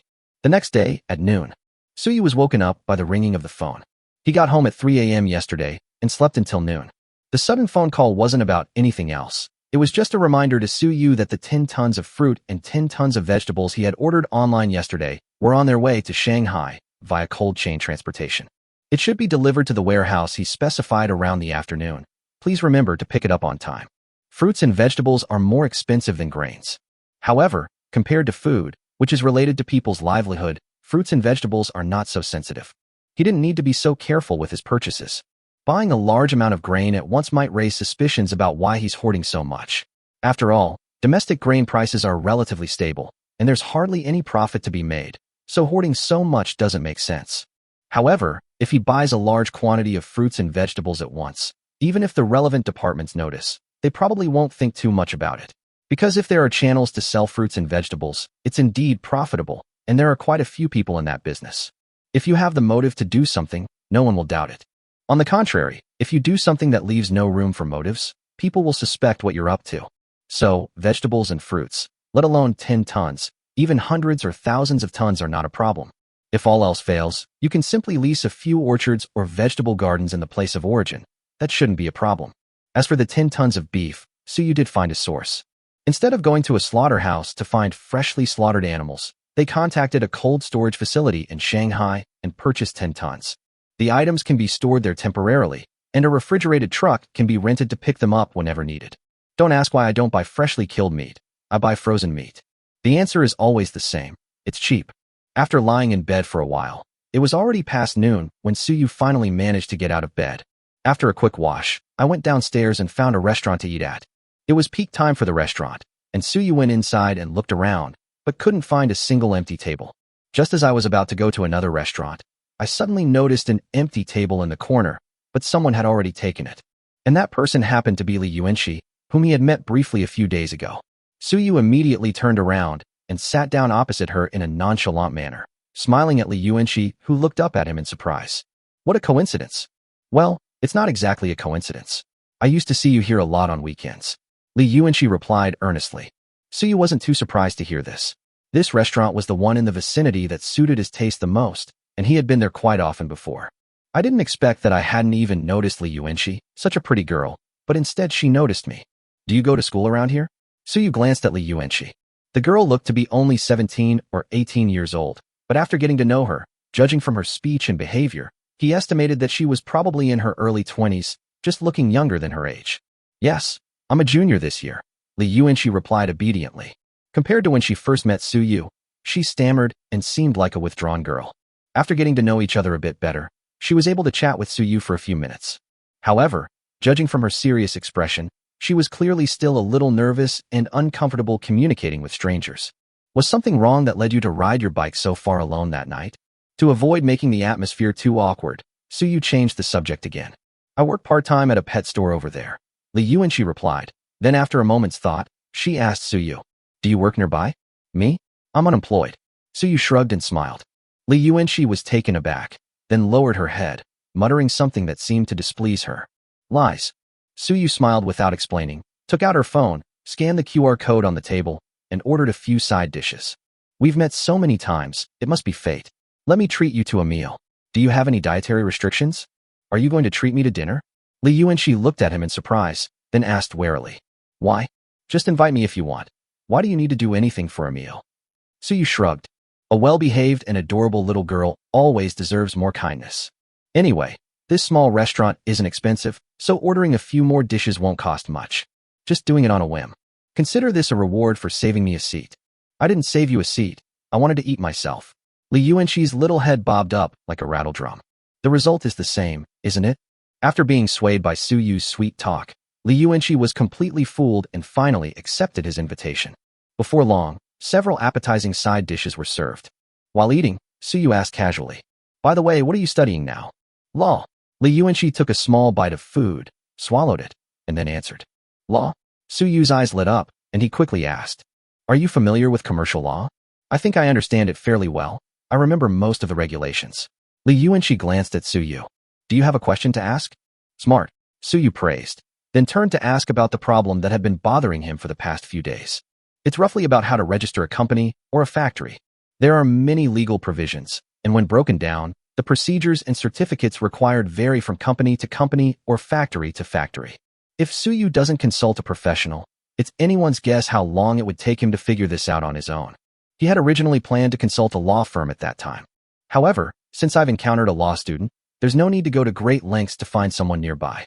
As it turns out, Li Yuanxi's statement that she understood it fairly well was indeed an understatement. She can recite almost all legal provisions and precautions by heart, and can do so with ease. Suyu, a complete novice, was utterly confused by what he heard. Li Yuanxi seemed to realize that what she was saying was a bit too complicated, and Suyu probably wouldn't understand it. So he changed the subject and said, I know a professor who runs his own law firm. His firm mainly handles commercial disputes and business matters. They are probably more professional than I am in this area. If you are interested in registering a company or factory, I can help you inquire about the approximate cost of entrusting them with the process. When talking about her area of expertise, this girl, who originally seemed somewhat introverted and quiet, seemed to open up and become quite talkative. Entrusting the matter to a professional law firm is indeed a feasible option. Suyu nodded upon hearing this. I do have that intention, but let's wait and see. It's not something that can be done overnight. Li Yuanxi nodded upon hearing this and did not ask any further questions. The meal was finished quickly, and Suyu got up to pay the bill. Just as he was about to say goodbye to Li Yuanxi and leave, he discovered that in the short time he had gone to pay, someone had already taken his seat and was talking to Li Yuanxi. Li Yuanxi kept a straight face and looked down at the man who was speaking. Chapter 13. The thug wanted to crack Suyu's skull open. You get upset when I say a few words to you, and you run out of the house, abandoning your home altogether? Hide. Where can you hide? Do you think you can escape? All you do all day is read those lousy books. What's the use? You even want to study law and become a lawyer? Pack your things and get back home. As Suyu approached, he heard the uncouth words spoken by the blonde, non-mainstream man. It sounds like it belongs to Li Wenhe's family. He immediately stopped in his tracks. Although the guy's tone was irritating, it was ultimately a family matter, so he couldn't interfere. It's a bit of a pity, she's such a nice girl, but her family seems to be not very harmonious. What? Not going to say anything? Are you mute? You're a money pit. What's the point of reading so many books? How much money do you waste every year? Huang Mao, completely ignoring the fact that many people around him had been drawn to the commotion, pointed at Li Yuanxi's nose and said some very unpleasant things. Suyu, who had originally thought it was a family matter and was about to leave, simply couldn't stand it anymore. He then walked over, tapped the table, and said to the blonde-haired man, Dude, you took my spot. In the past, he wouldn't have bothered with such things. After all, they didn't lay a hand on anyone. At most, it's just a family dispute. If he tries to intervene and something happens, it won't even qualify as an act of heroism. At best, it'll just be a fight. But now, thinking about it carefully, he doesn't seem to be as afraid of trouble as he used to be. One is that they have plenty of money and time to squander. Another point is that he's wearing combat gear, so if it really comes to a fight, he'll be the one attacking others, and he's unlikely to suffer a loss. They're not afraid of encountering any crazy people who might get carried away and stab them a few times. Who are you? The blonde-haired man turned his head and sized up Suyu, asking impatiently, Who do you care who I am? This is my spot. Get out of the way. Suyu's expression remained calm, showing no intention of backing down. The two were on the verge of a fight, their stances clearly tense. The restaurant owner, who had been nowhere to be seen, popped up at the opportune moment. Dear guests, please calm down and let's keep the peace. This is indeed the seat this young man was sitting in. If you're looking for a place to eat, sir, I'll arrange one for you right away. The last sentence was naturally spoken to the blonde-haired man. However, upon hearing this, the blonde-haired man glared fiercely at Suyu, snorted coldly, and said to the restaurant owner in a nonchalant tone, No. After saying that, he looked at Li Yuanxi. What are you still sitting there for? What are you doing? Get back and pack your things. You're coming back to my hometown with me this afternoon. Li Yuanxi didn't speak or look at him, lowering her head to express her resistance silently. Upon seeing this, Huang Mao panicked and reached out to pull Li Yuanxi away. However, before he could reach out, Suyu slapped his hand away. What are you doing? This is the 21st century. Do you still want to forcibly abduct a woman in broad daylight? Is there no law? The blonde-haired man's face darkened instantly, and he seemed about to make a move, but after waving his hand, he held back. What do you mean by abducting a woman? This is my sister. I'm disciplining my own sister. It's none of your business. Your sister? Suyu looked the short, stout, yellow-haired man up and down. He glanced again at Li Yuanxi, whose figure was slender and whose eyebrows and eyes were like a painting. He couldn't help but sneer. Bro, how much did you drink after just a few dishes? The toilet's in the back. Why don't you go take a piss and see what you look like in the mirror? If the two of them stood together, it would be like putting abstract and beautiful together. They wouldn't even be in the same style. If they were siblings, Suyu would never believe in biology again. What do you mean? The blonde-haired man's face grew darker and darker, and his hands clenched into fists. It suggests that they might resort to violence at the slightest disagreement. However, Suyu was not flustered at all at this moment. It wasn't that he was fearless because he was wearing combat gear. The main thing is that he finally understood it. This guy is all bark and no bite. He looks fierce but actually has no guts to actually do anything. Just joking around. He only dares to be fierce towards Li Yuanxi, who is a pushover. What do you mean? Are you saying I'm ugly? Do you need to elaborate? Suyu didn't even glance at him, turning to pull Li Yuanxi up. Let's go. Li Yuanxi tried to pull her hand away slightly, but couldn't. I simply let him pull me along and followed behind him with my head down. Upon seeing this, the blonde-haired man's eyes widened immediately. Forgetting that Suyu had just called him ugly, he quickly stepped in front of the two of them. Who are you to her? Why are you holding her hand? Can I pull my girlfriend? Get out of the way. Suyu pushed the blonde-haired man aside without any politeness and pulled Li Yuanxi out. If you try to reason with this kind of cowardly thug, he'll think you're afraid of him and will only become more aggressive. The best way to deal with this kind of person is to be even more domineering and unreasonable than him. That would actually make him afraid of you. The blonde-haired man staggered a couple of steps after being pushed before regaining his balance. Seeing Suyu ignore him and walk straight away, his chest heaved violently. He glanced at the empty wine bottles on the table next to him and thought about grabbing them and rushing over to crack Suyu's head open. But after hesitating for a while, I still couldn't muster the courage. The restaurant owner, who had been watching him closely for a while, ready to snatch the bottle at any moment, breathed a sigh of relief upon seeing this. It's good that a fight doesn't break out. A burst of snickers erupted from the surrounding crowd, clearly mocking the blonde-haired man for bullying the weak and only daring to bully young girls. Yellowhair's face turned pale and then red, and he could only grit his teeth, pick up his phone, and quickly chase after him. He took a bunch of photos of the two of them, then sent them to a WeChat account labeled Old Man, along with a voice message. Dad, I can't control this good-for-nothing anymore. You'll have to deal with her yourself. She's even looking for other men outside. He looked just like a primary school student who had been wronged outside and came home to complain. He was still not satisfied after sending that message and continued walking while saying, that kid actually dared to.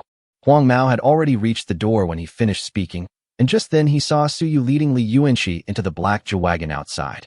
He froze on the spot. An expression of disbelief crossed his face. He only snapped out of his daze when the WeChat notification sounded and quickly tapped on the voice message. She found a man. What a money loser. I told her not to study and to get married, but she wouldn't listen. She secretly went to Shanghai saying she wanted to study, but she was secretly finding a man behind my back? What's wrong with that guy? Tell him to get lost, or I'll break his legs. The blonde-haired man watched the G-Class slowly drive out of the parking lot, quickly took out his phone, snapped a few more pictures, and sent them overjoyed. Dad, this guy's rich. He drives a Mercedes-Benz G-Class. It must be worth millions. This good-for-nothing has made it onto the rich list. Chapter 14, Li Yuanxi's Trouble. Thank you. I'm sorry to have troubled you. Inside the car, Li Yuanxi lowered her head and said in a muffled voice, it was just a small thing, no trouble at all. Suyu shook his head, slightly curious, and asked, is that person really your brother? I suppose so. Li Yuanxi remained silent for a moment, then briefly explained her family situation to Suyu. It's probably because her father passed away a long time ago, and her mother remarried. Her second husband was the father of that blonde guy we just talked about. When her mother was still alive, although she didn't have a good life at home, at least Huang Mao and his son didn't dare to bully her. But just when she was in her senior year of high school, her mother also passed away in an accident. After that, Li Yuanxi lived in a state of near dependence on others. She clearly achieved excellent results in the college entrance examination, but Huang Mao and her stepfather were unwilling to support her education and even said they wanted to ask someone to find her a rich man to marry. After all, Li Yuanxi's looks speak for themselves. Given the current social climate, if she marries a rich man, they wouldn't have to worry about not getting a large dowry. However, Li Yuanxi did not accept her fate. She took the money her mother had secretly left her and ran away to Shanghai, working while attending school. It's been almost 3 years now. But somehow, the blonde-haired guy came knocking on his door again. After listening, Suyu couldn't help but sigh. A rope breaks only at its weakest point, and misfortune always seems to target those who are destined for hardship. That's a bit tragic. He didn't continue on that topic, but instead asked, where are you going? I can give you a ride there. Although Li Yuanxi seems quite strong, it's best not to talk too much about things that reopen old wounds. Li Yuanxi looked up and stared at him intently for a while, then didn't refuse again, letting out a long sigh and saying, could you please take me to school? I have class this afternoon. Suyu nodded and focused on driving. In no time, they arrived at Shanghai University, where Li Yuanxi studied. Leave me your contact information. If that guy contacts you again, just message me. Suyu took out his phone and opened the QR code. Li Yuanxi, who was about to get up and leave, remained silent for a while after hearing this, then took out her phone, scanned the QR code, and added Suyu on WeChat. Just when Suyu thought she was about to leave, Li Yuanxi suddenly looked at him and said, "Do you want to be my sugar daddy, Suyu?" You know what, it's true. To be honest, he's not really a busybody. Previously, I didn't even have Li Yuanxi's contact information. At most, we were just nodding acquaintances, not even close friends. Given his personality, if what happened in the restaurant had happened with a woman who wasn't as pretty as Li Yuanxi, he would most likely have chosen to just stand by and watch. Instead of arguing with that blonde guy and getting yourself into unnecessary trouble. Ultimately, it's because Li Yuanxi is beautiful. He lusts after women. Of course, Suyu had no intention of repaying the favor after helping them with such a small matter. If it works out, I'll make money. If not, so be it. That's why he did all this. Forget about being a sugar daddy or sugar mommy. If things really came to fruition, he certainly wouldn't let Li Yuanxi work and study at the same time, living a miserable life. If I had to categorize it, it could probably be considered a form of being kept by a sugar daddy/sugar baby. Ahem. After coughing lightly twice, Suyu asked in surprise, "Why do I say that? Don't you rich people all like to keep female college students as mistresses?" Li Yuanxi glanced at the steering wheel. Although she doesn't know much about cars, she does recognize the Mercedes logo. Judging from the car's comfort and interior quality, it's easy to tell that this car is definitely not cheap. Not all rich people are like that. And besides, what kind of rich person am I? Suyu muttered a weak defense, then waved his hand and said, "Okay, go to school now. We'll talk about the future later." Anyway, he wasn't in a hurry. His primary goal now is to make money and develop cutting-edge technologies using the transdimensional trading platform. Picking up girls was just something I did incidentally. Li Yuanxi glanced at him, then got out of the car. If there's no denial, then that means you really meant it, right? Li Yuanxi watched the G-Class slowly drive away with a complicated expression. Only after Suyu's car slowly disappeared into the traffic did she turn around and walk into the campus. Let's ask Professor Zhang about starting a company for him first. Regardless of their motives, they genuinely helped her. Helping Suyu complete the task she had previously entrusted to her is a small way of repaying him. That's all. If Huang Mao continues to cause her trouble and she doesn't want to be taken back to her hometown, she'll probably have to ask Suyu for help. Having accumulated so many favors, she probably has nothing left to repay besides herself. Although Suyu said to deal with the future later, Li Yuanxi felt that if Huang Mao came to her door again, it would be time for her to make a choice. Will the blonde guy let her go? Obviously not. She knew all too well what kind of people that father and son were. All he could think about was finding her a husband and making a fortune in dowry. Although she studied law, it was precisely because she understood the law that she knew that the law was actually quite limited in handling family disputes.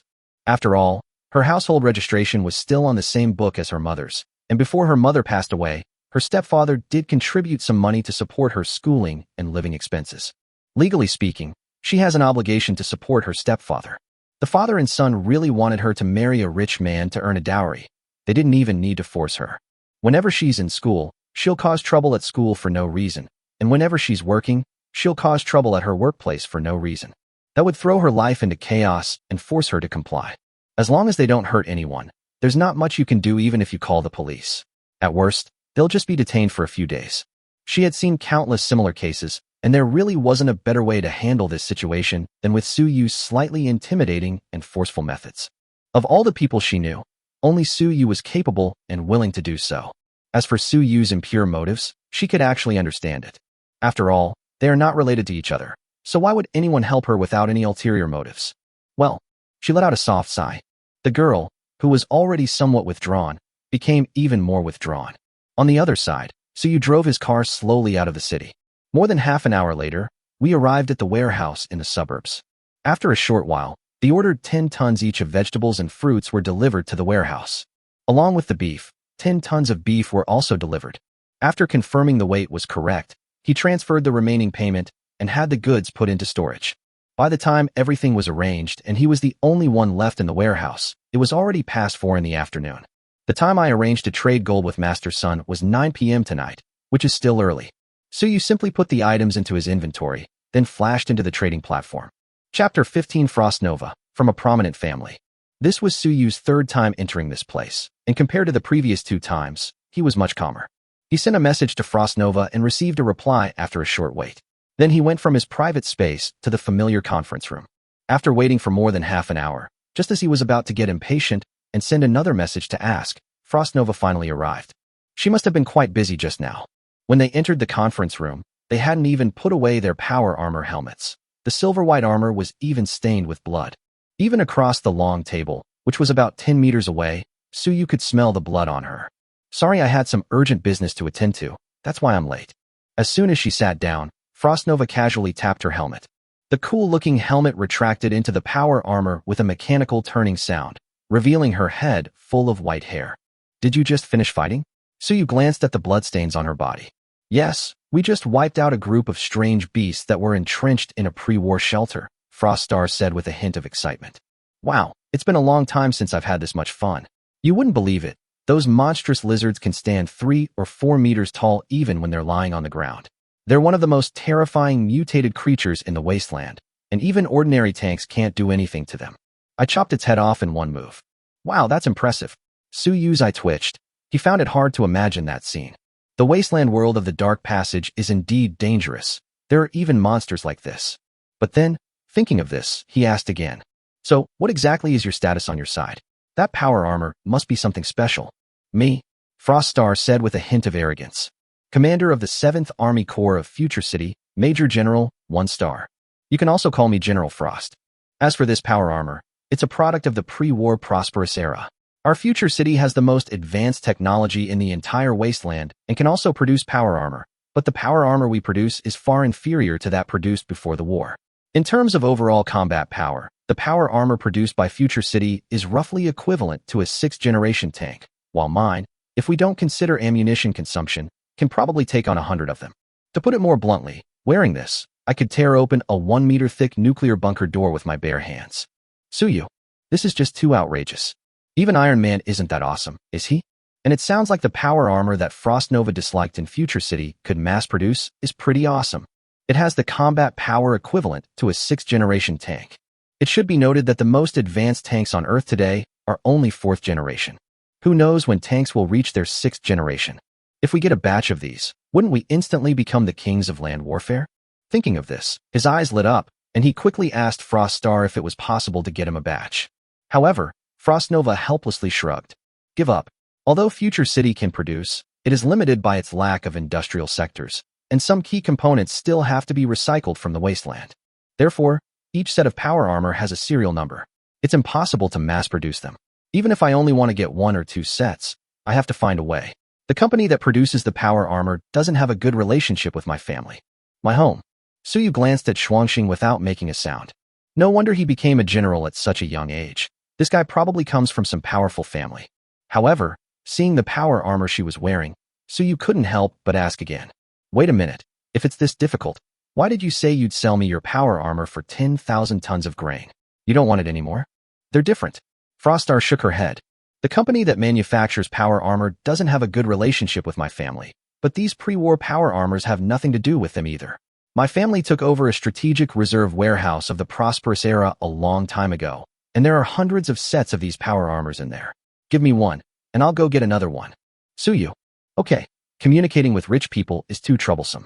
He then opened his personal interface and traded the prepared supplies to Frostnova. This is the payment for the gun. The transaction is complete. Froststar's eyes lit up when she saw the extra 10 tons each of fruit, vegetables, and beef on the panel, and a greedy look appeared in her eyes.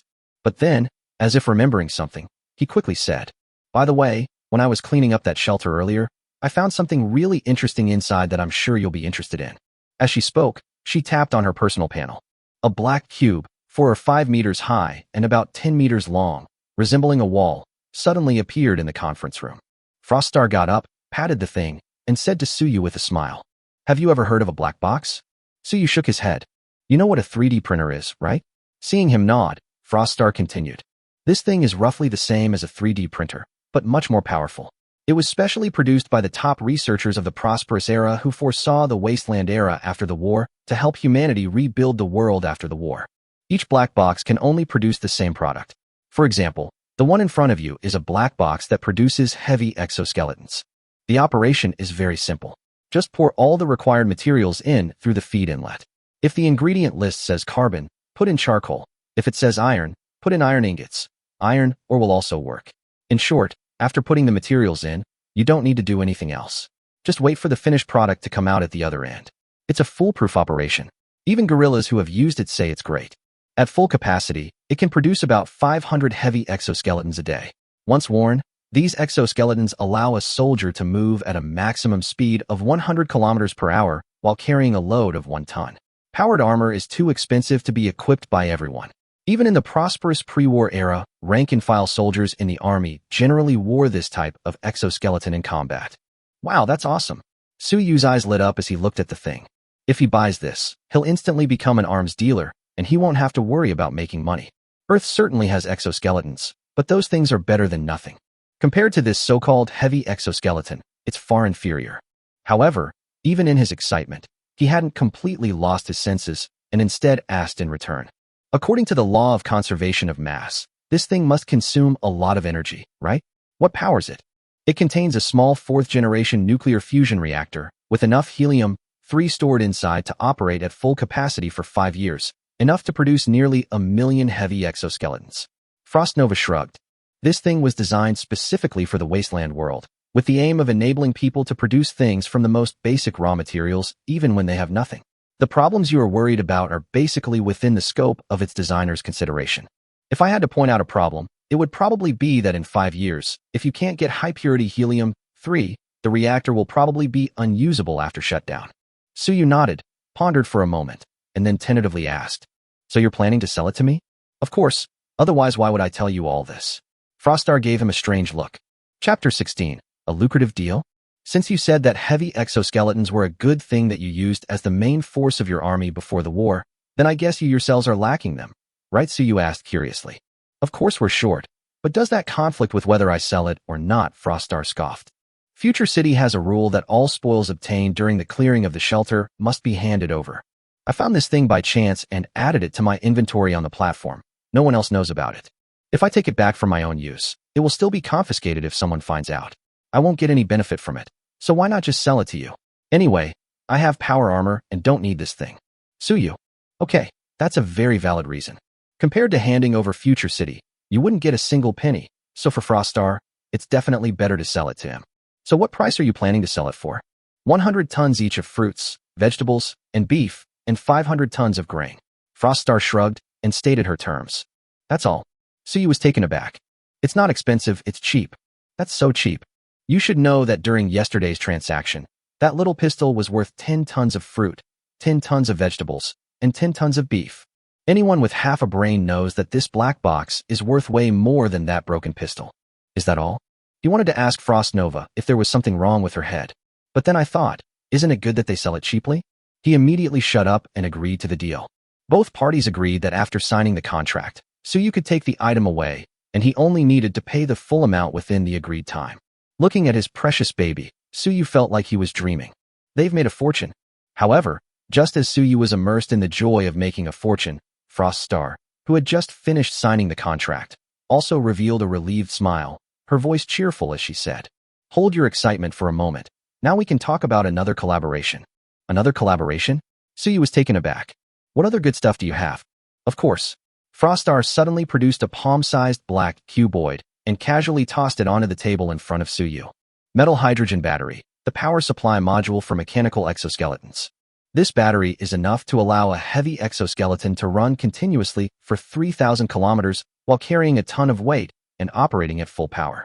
The energy contained in this battery is approximately 900 times that of the same volume of gasoline.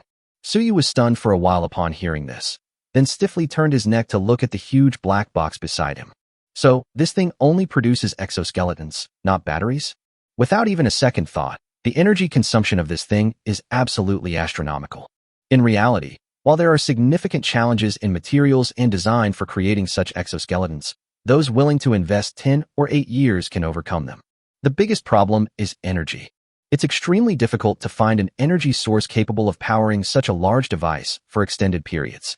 The energy density of lithium-ion batteries on Earth is only a fraction of that of gasoline.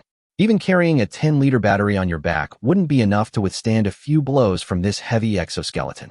Moreover, if this thing were to go to the battlefield, and someone were to shoot the battery on the battlefield, given the instability of lithium batteries, it would probably burn itself to a crisp.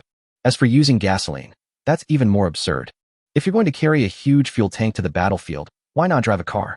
This black box only produces exoskeletons, but there's also a separate black box next to it that produces the matching batteries. Unfortunately, that one's broken.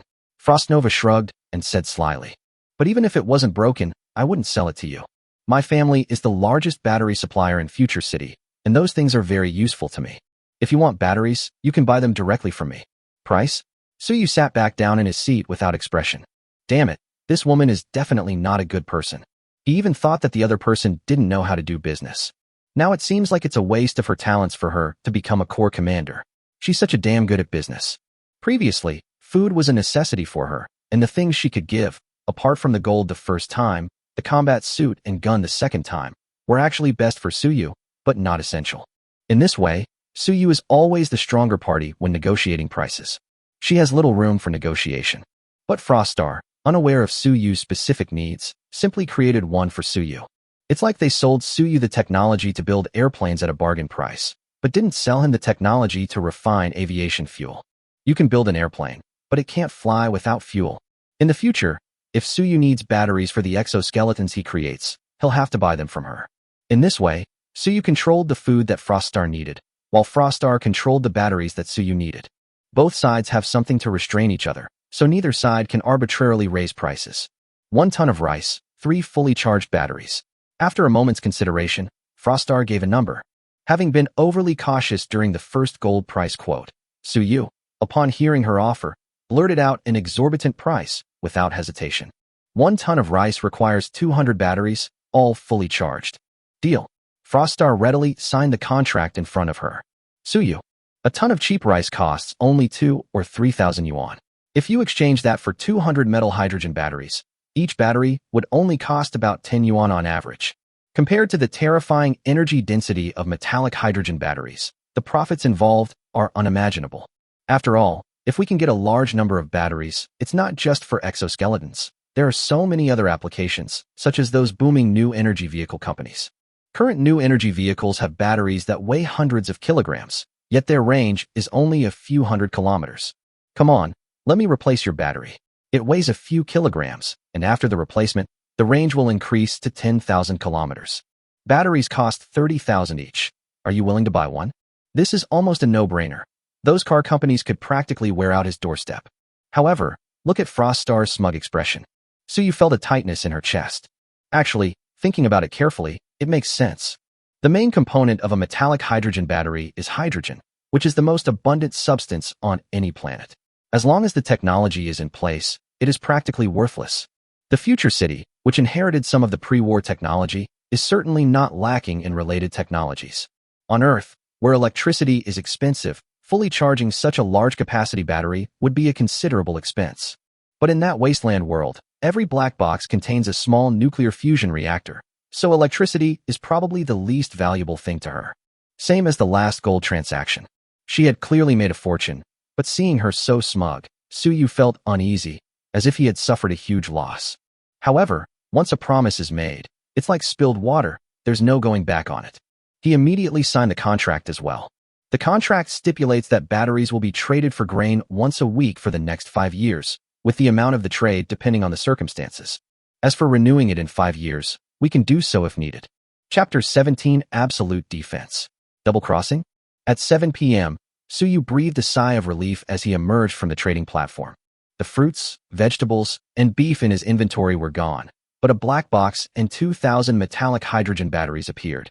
If what he traded with Froststar before was just something that could make him some money and provide him with self-defense, then this black box and the metallic hydrogen battery are truly future technologies that can shake up the world.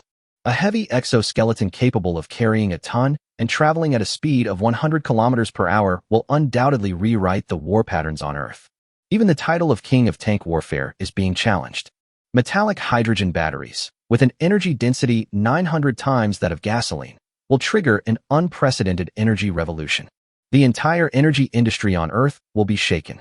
Seeing that it was still early, Suyu did not rush to the abandoned industrial park in the suburbs, but instead took a stroll around this logistics center. He spent a lot of money to purchase rare metals and steel from a metal smelting company's warehouse. These things are considered strategic resources, and they are not easy to buy in large quantities. However, if he is willing to spend money, it is not difficult to obtain even a small amount of each item. In less than half an hour, he had collected all the materials needed to build 3 heavy exoskeletons. The black box was taken out and placed in the warehouse. After pressing the power button, the originally square black box immediately deformed on the spot, forming a small black house with an area of about 100 square meters. Fortunately, the warehouse is big enough that it's not a big deal to fit this small house in. Suyu threw all the prepared materials into the feed inlet. Then they waited quietly at the discharge port. Just 3 minutes later, a heavy mechanical exoskeleton was neatly delivered from the discharge port. It truly is a foolproof operation. To be honest, if you teach a chimpanzee to recognize the materials, any chimpanzee could operate this thing. Suyu stepped forward and touched the armor of the heavy exoskeleton. He could even feel the residual warmth on it. This exoskeleton is equipped with high-powered motors at each joint, and its main structure consists of several titanium alloy frames. If you ignore the outer armor, it's actually not much different from the rudimentary exoskeletons that exist on Earth today. And if you add that thick layer of alloy armor, then it's pure cutting-edge technology. The armor is only about 1 or 2 centimeters thick, and it has no other special features except that it is hard. According to Frostar, this thing can withstand 20 millimeters heavy machine gun fire head-on, and even anti-material sniper rifles can't penetrate it. Wearing it is safer than hiding in an armored vehicle. As for what material the armor was made of, Suyu had no idea. Let alone him. I bet even if you gathered all the materials scientists on Earth, they wouldn't be able to understand it. In short, being awesome is all that matters. Besides its amazing protective capabilities, the heavy exoskeleton itself does not carry any weapons, but it is characterized by its super compatibility and huge potential for modification.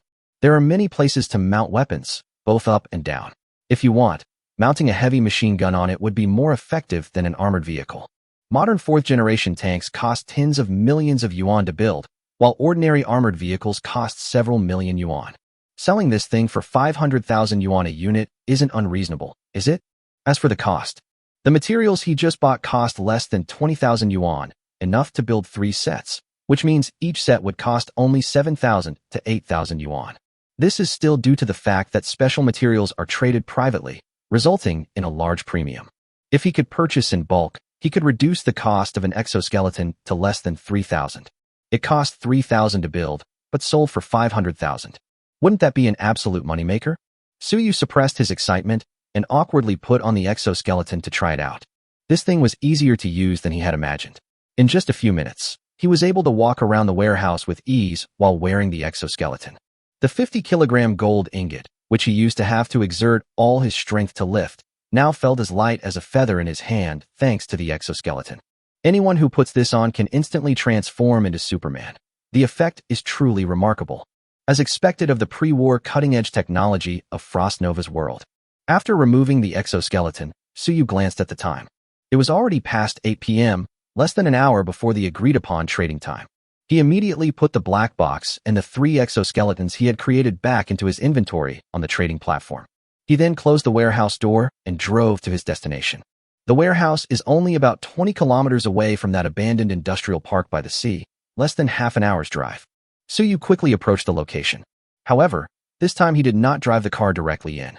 Instead, he found a secluded grove in the mountain valley outside, parked the car there, and covered it with tree branches. One should always be wary of others. There's only one road into the park, so if he drives in, he'll definitely be spotted beforehand. To avoid unnecessary trouble, it's better to sneak in. Of course, if anything unexpected were to happen, he wouldn't be afraid at all. It has the absolute defense of the K-10 combat suit, as well as the extremely powerful S-79 electromagnetic pistol. He was virtually invincible. Even if the opponent is really that powerful and he still can't beat them, there's still the exoskeleton, right? He just took it out of his inventory and put it on, even in a country where guns are prohibited. Even in the US, where gunfights are a daily occurrence, his gear is invincible as long as he doesn't directly confront the military. Under the cover of night, Suyu quickly and silently entered the abandoned industrial park. After searching the surrounding area, 4 or 5 speedboats were found at the dock in the industrial park. Clearly, Master Sun wasn't the only one who came from his side. Suyu, who was already cautious, became even more vigilant. However, they did not back down and quickly found the agreed factory building based on the route they had noted down during their scouting trip the night before. Suyu looked around to make sure no one was there. then took out the 100 kilograms of gold that he had already packed in a suitcase from his inventory. I must say, it's really not easy to pick up this thing with your bare hands without wearing an exoskeleton. Suyu used all his strength to barely lift it and move it a dozen meters before entering the factory. It turns out that the online claims that people can't carry hundreds of kilograms of cement, but can carry 200 kilograms of gold with ease are complete nonsense. Panting, he glanced at the dark factory building, put the box on the ground, and was about to take out his phone to make a call. A hard object was pressing against the back of his head without him even realizing it. Don't move. A hoarse voice came from behind him. Suyu narrowed his eyes and said calmly, "Is this a case of double-crossing?" "No, it's just a necessary safety measure," the hoarse voice said. Then Suyu felt someone groping him. Fortunately, his gun was in his inventory, and he wasn't carrying any other weapons. The man fumbled around for a while, only managing to take his phone with him. "After the transaction is completed, your phone will be returned to you. This is for security and confidentiality reasons, and we hope you understand." Chapter 18. Shuyu, the heiress of Wanfu Group. Understand. Feeling the gun barrel on the back of his head move away, Suyu didn't pay much attention. The fact that the other party is being so cautious actually shows that they don't intend to double-cross you. After all, he has men and guns. In this remote industrial park, if you shoot him and throw him into the sea to feed the fish, no one will know. There's absolutely no need to go through all that trouble. Of course, it's also possible that they believe Suyu must have powerful connections to acquire so much gold, so they wouldn't dare to act recklessly. "This way, sir. Our lady is waiting for you upstairs." A bodyguard dressed in black approached Suyu and respectfully led the way. Suyu immediately followed. As for the box weighing 100 kilograms, it was naturally carried by two tall and strong bodyguards on oxen and horses, so he didn't need to lift it at all. After wandering through the dark factory for a while and winding its way up to the second floor, Suyu, led by his bodyguard, arrived at what appeared to be an office in an abandoned factory. When he got there, he discovered that the lights were actually on inside. However, the lights seemed a bit dim, probably from camping lights or something similar, rather than the factory actually having electricity. "They've arrived." The bodyguard who was leading the way knocked on the door. Squeak. A tooth-grinding sound came, and the rusty little door slowly opened. Another tall bodyguard poked his head out, glanced at Suyu, and then lowered his head to say, "Please come in." Suyu entered the office with a normal expression. In the dim light, he saw the back of a woman standing by the window overlooking the industrial park as soon as he entered. The woman was dressed in a well-fitting black suit and black high heels. She was tall and slender. Suyu estimated that she was at least 176 centimeters tall, including the heels. Beside the woman was Master Sun, whom she had met briefly at Wanfu Gold Shop that day. Upon seeing him enter, Master Sun immediately greeted him warmly. "Mr. Su has finally arrived. Let me introduce you.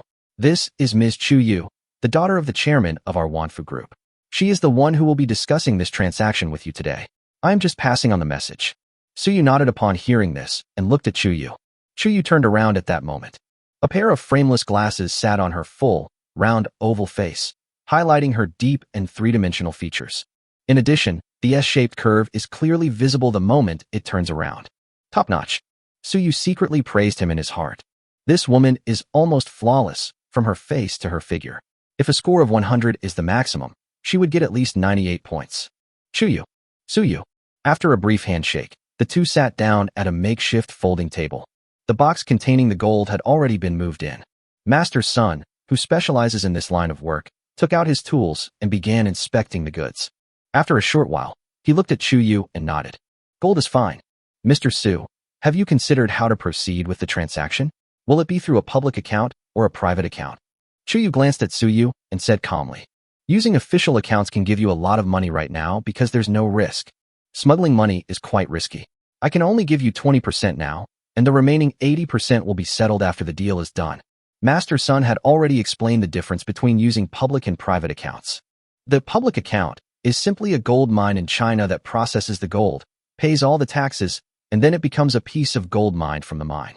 It's safe as can be, but the price is lower, at 300 yuan per gram. Private sales are expensive, at 330 yuan per gram, but the risks are high, as it involves smuggling. If something goes wrong, you'll lose everything. Suyu already had a plan, so he didn't need to consider it now. It's a public account. 100 kilograms of gold, if accounted for through official channels, would amount to 30 million. It will be directly transferred to your previous account before 10 o'clock. There are no problems with this money. You can spend it as you please. Chuyu seemed to have guessed his choice, and spoke calmly. Suyu nodded and glanced at the time. A little past 9:30. He didn't get up, but just sat there. Chuyu didn't get up either, since the money hadn't arrived yet, and she naturally couldn't leave now. The small room was quiet for a moment, with only the occasional sound of Master Sun examining the gold and the sound of breathing. Suyu didn't like the atmosphere, so he casually started a conversation. This place is nestled against the mountains and beside the water. It's quite nice. How did you find it? Chuyu glanced at him and said indifferently, since this is my home, I can sell it to you if you like. Oh, Suyu's eyes lit up. Taking over this industrial park was already part of his plan. Now that we've met the person directly without having to ask anyone to look for them, it's a pleasant surprise. Upon hearing this, they quickly said, how much does it cost? Chuyu, whose expression had remained calm throughout, finally showed a hint of surprise. After looking at Suyu for a while, she said, are you serious? Why would I lie to you? Name your price. Suyu said decisively. This place is practically worthless now. What would you do with it? Chuyu's face finally showed a bit more seriousness, and her eyes held a hint of scrutiny. Who knows? Maybe they think the scenery is nice and want to buy it to build a sea view house? Suyu shrugged. Hearing his obviously nonsensical reason, Chuyu tapped her slender fingers on the table and remained silent for a while before saying, this is industrial land. You probably can't use it to build houses. In Shanghai, the normal price for industrial land is generally 700,000 yuan per mu. Here, the price will never be lower than 200,000 yuan. However, the normal property rights for industrial land are 50 years. The property rights for the land I only have 10 years left. As for the price, I can reduce it by 50,000 yuan per mu. What do you think? At 50,000 yuan per mu, so you could only get 600 or 700 mu if you poured all 30 million yuan into it. And it can only be used for 10 years. Too expensive. Suyu shook his head decisively. This abandoned industrial park is basically unusable. It will take me at least 2 years to renovate it. The property rights only have 10 years left, so the actual usable time is probably only 7 or 8 years. Moreover, goods here mainly rely on sea freight, which is much more troublesome than other industrial areas outside. Normally, the price could not be lower than 200,000, but I don't think so. Then just tell me directly, how much are you willing to offer? Chuyu said frankly, 10,000 yuan per mu, that's the highest price I can offer. Suyu decisively cut the price by 80%. In addition to the reasons mentioned above, there is another reason why he dared to offer such a low price. The land was just sitting there anyway. Almost no one else would buy it except him. Rather than letting it rot in my hands, selling it to him will at least allow me to recoup some of the cost. The atmosphere fell silent once again. After a moment, Chuyu said, Can. Chapter 19, Yu Xiaoyu treats everyone to a meal, a date. Late at night, the abandoned industrial park became unusually lively. Chuyu was clearly a decisive and efficient woman. After reaching a preliminary agreement, he disregarded the fact that it was already late at night and made a phone call back. They sent someone overnight with the contract and property certificate. So Suyu immediately spent another 15 million on the 30 million that had just entered his pocket. This industrial land, covering an area of over 1,500 mu, approximately 100 hectares, and with only 10 years of remaining usage rights, has also become his asset. By the time everything was settled, it was already past 3 a.m. Chuyu and her group left in a speedboat, while Suyu drove away alone. The transaction is complete. There was no double-crossing. He even made an extra deal, acquiring the land he had his eye on at an extremely low price. It was a win-win situation. With this experience, Suyu can also sell off the remaining 300 kilograms of gold in the same way. No more hassle. You can only produce a little bit each time. The next 2 days were uneventful. Suyu's daily routine consists of 3 points: home, warehouse, and industrial park. During this period, in addition to making another deal with Frost Nova to make up for the supplies he owed before, Li Yuanxi did send him a message, which basically said that she had asked the professor, and if they were to open a battery factory according to Suyu's idea, it would take at least 1 or 2 months to complete the process if they had their law firm handle it. Moreover, Suyu was required to provide some information, a whole bunch of certificates and documents, during the process. In short, it's extremely troublesome. After all, the mainstream batteries nowadays are lithium batteries, and these are no joke. If not handled properly, they can cause widespread pollution. The approval process will definitely be much stricter. In the past, Suyu would have had no choice but to abandon the idea in this situation, because he simply didn't have any of the qualifications to open a battery factory. His metallic hydrogen battery, let alone being published in a paper, even he himself didn't know the principle behind its high energy density. Where can I get the information? However, after taking time out of his work these past few days, he now has a batch of 200 heavy exoskeletons. After another transaction with Frostar, he now has 6,000 metallic hydrogen batteries. Since following the normal procedures won't work, he has to consider going through unconventional ones. For example, by using the exoskeleton at hand, they could obtain sponsorship from the military. With all the parameters of this heavy exoskeleton, Suyu knew without a doubt that if he showed it to the military, they would definitely agree to help him with something as simple as opening a factory. The problem now is how to get this thing into the military's sights. It's definitely not acceptable to just barge into a military base wearing those clothes. Although bullets couldn't kill him, they had heavy weapons. Pull out a tank and fire a shot at him. Even an exoskeleton can't withstand that. As for simply making a phone call, people would probably think I'm mentally unstable. This is difficult. Lying in bed, Suyu rubbed his temples, his head aching, but then stopped thinking about it. Today is Saturday, and tomorrow will be the weekend. His chances of being matched with trading partners will refresh next Monday. Instead of considering these things, it would be better to think about whether a new trading partner would be as suitable as Frostar, whose world could complement the advantages and disadvantages of his blue star. Just then, his phone vibrated twice, reminding him that someone had sent him a message on WeChat. Yu Xiaoyu. Mr. Su, are you free tomorrow evening?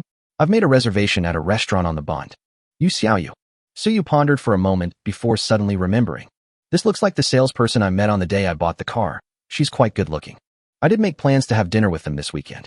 Wow, this is practically delivered to our doorstep. It would be unreasonable not to take it. Suyu immediately perked up, picked up her phone, and replied that she had time. Yu Xiaoyu replied to the message instantly. The two quickly agreed to meet at 4 o'clock the next afternoon. It's true that we should live for the moment.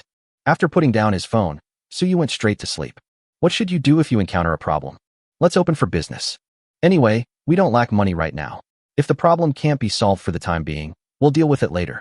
The following day, at 4 o'clock in the afternoon, Suyu drove his G-Wagon to the Bund in Shanghai on time to meet Yu Xiaoyu. The other party was already waiting for him there. Today, Yu Xiaoyu was wearing a khaki trench coat over a white turtleneck sweater with a simple scarf around her neck, her long wavy hair cascading down her back, and stockings paired with ankle boots. Compared to the sophisticated and charming business suit she wore at the 4S store a few days ago, this one is less serious and more youthful and lively. Suyu hadn't really had high hopes for Yu Xiaoyu's invitation to dinner. After all, he's just a salesperson at a 4S store, and his salary is only SOSO. However, Suyu did not expect that Yu Xiaoyu would go to such lengths to treat him to a meal at a restaurant where the average cost per person was over 1,000 yuan. Is the commission from that car enough for this meal? After finishing their meal, Suyu glanced at the bill, which showed a price of over 4,000 yuan, and was somewhat surprised. That's enough. Just from that car alone, I can get over 10,000 in commission. Yu Xiaoyu didn't hide anything and said frankly, your commission is quite high. Suyu nodded. Mr. Su is joking. Actually, customers who can afford luxury cars costing over $1 million are usually handled by experienced salespeople. We junior salespeople rarely encounter them. Yu Xiaoyu followed up. So thank you again this time. It's still early. How about I treat you to another movie? All right. Suyu certainly had no reason to refuse. After all, he didn't come here just for a meal. The two then turned and walked into a movie theater. When I came out again, it was already past 10 p.m. However, compared to when she went in, Yu Xiaoyu's face was slightly flushed when she came out. Her big eyes were watery, and she looked alluring. It's unclear what the two of them did inside. However, they tacitly avoided mentioning going back, and after leaving the movie theater, they seamlessly walked into a 5-star hotel together. One night of fish and dragon dance. The next day at noon, Suyu, who had been working hard all night, finally woke up in bed. I glanced at the time and realized it was already past noon. Somewhat surprised, he pulled Yu Xiaoyu, who had woken up at some point and was lying beside him playing on her phone, into his arms. It's Monday today, don't you have to go to work? No need. Yu Xiaoyu turned around, put her arm around Suyu's waist, and said lazily, there's a defense exhibition being held at the Binz Convention Center in Shanghai the day after tomorrow.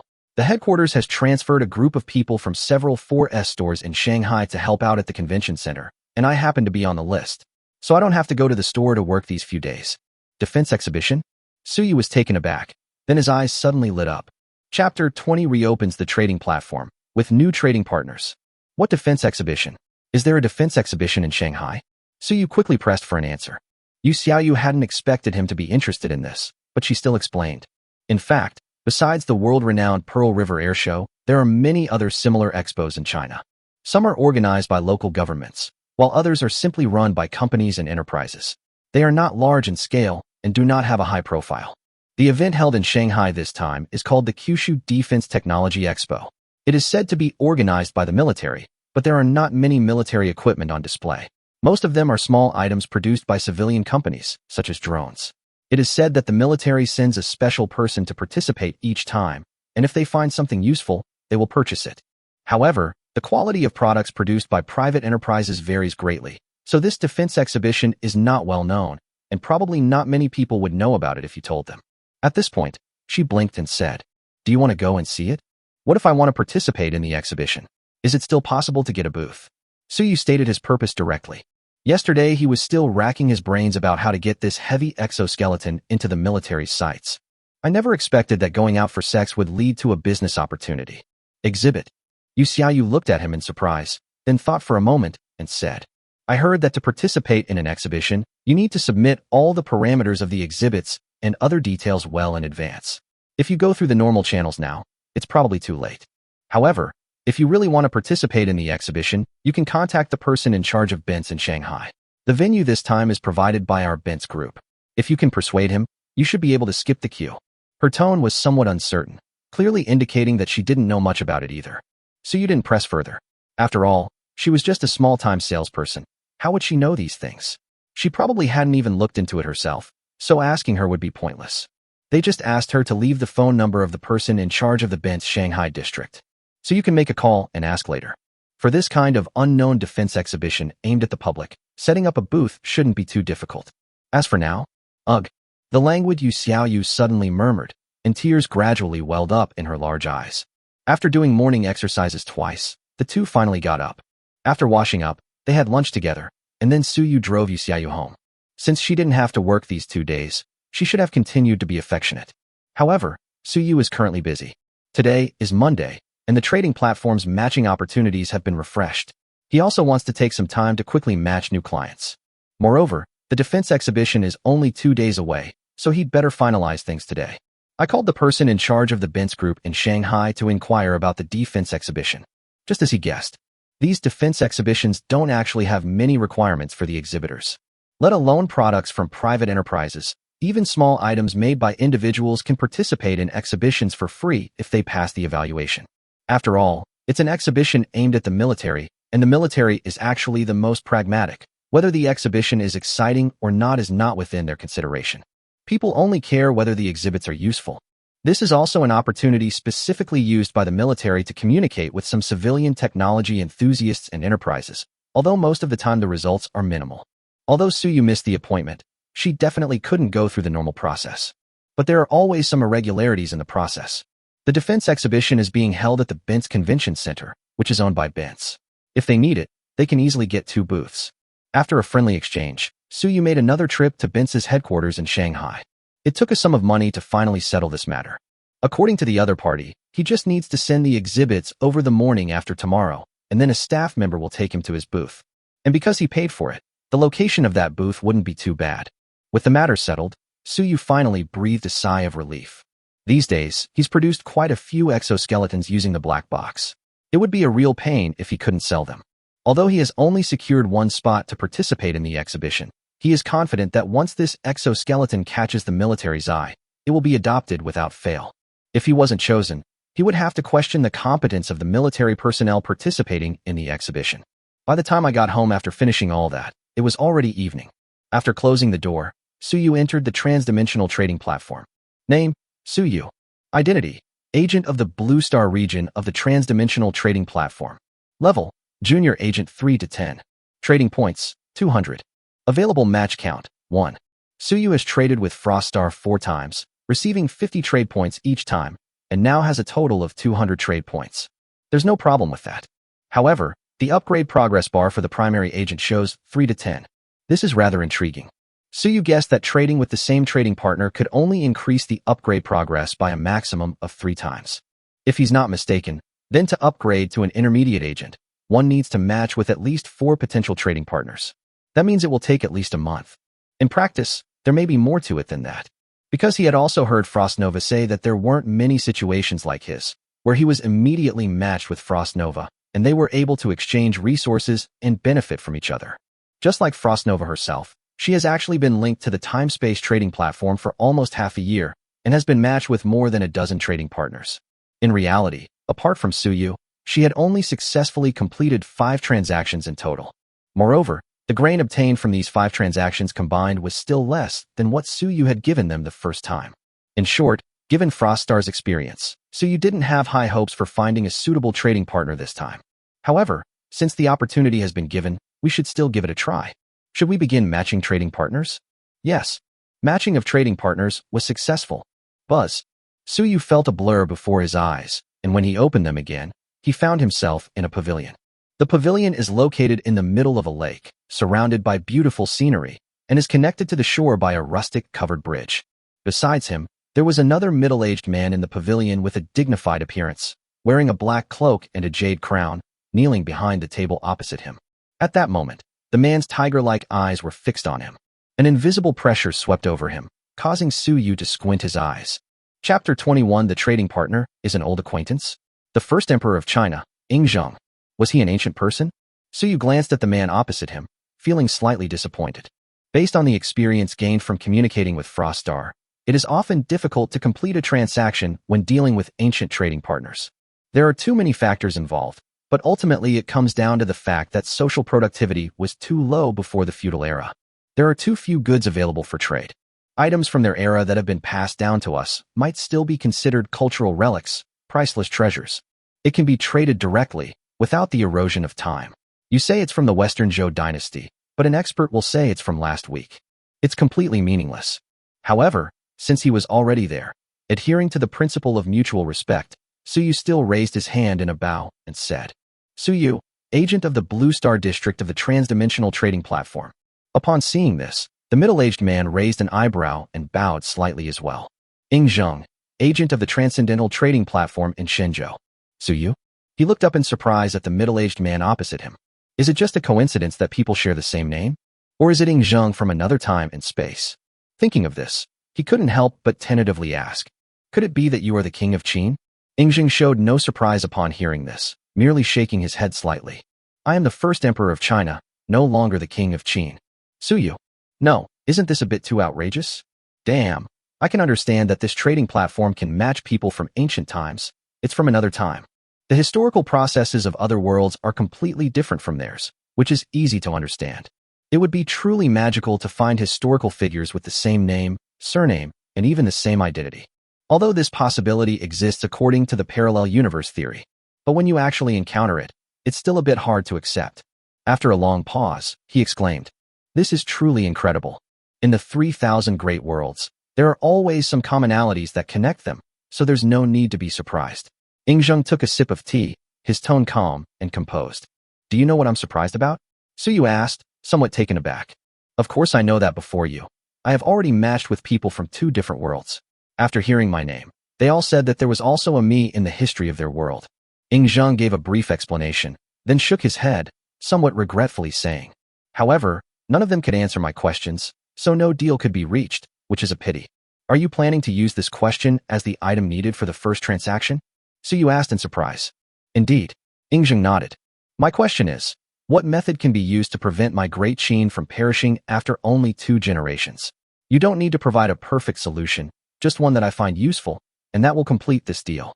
The reward I can give you is a copy of the Tai Chi refining scripture, which is practiced by Qi cultivators. I see that you are immortal, but practicing this method can prolong your life, which should be enough as a reward. Tai Chi refining scripture? Suyu's lips twitched. Thinking of the historical Qin Shi Huang's death in his pursuit of immortality, he felt like making a sarcastic remark. But before he could even utter the words, he froze. Because he discovered that the trading platform had actually approved the transaction. It's impossible for a trading platform to sell counterfeit goods. So this thing is real. Hiss. Indeed, in the world he lived in, Qin Shi Huang sought immortality through cultivation, but to no avail. But other worlds may be different. Who knows, the world this person comes from might actually have Qi cultivators who can cultivate immortality. No, I have to get my hands on this and study it properly. If this really works, its value is no less than the black box we got from Frostnova. After a moment's thought, he asked, How did the Qin emperor know that the Qin dynasty would only last 2 generations? When addressing an emperor, the question of how to address him is rather tricky. Let's call him Ingzheng. In ancient times, naming someone by their full name was tantamount to insulting them. Call him your majesty? He's not a subject of the Qin dynasty, so what's the point of calling him that? Moreover, doing business requires equality. If you put yourself in a too low position, it will be difficult to do business. After much thought, I think calling him Qin Huang, the Qin emperor, is more appropriate.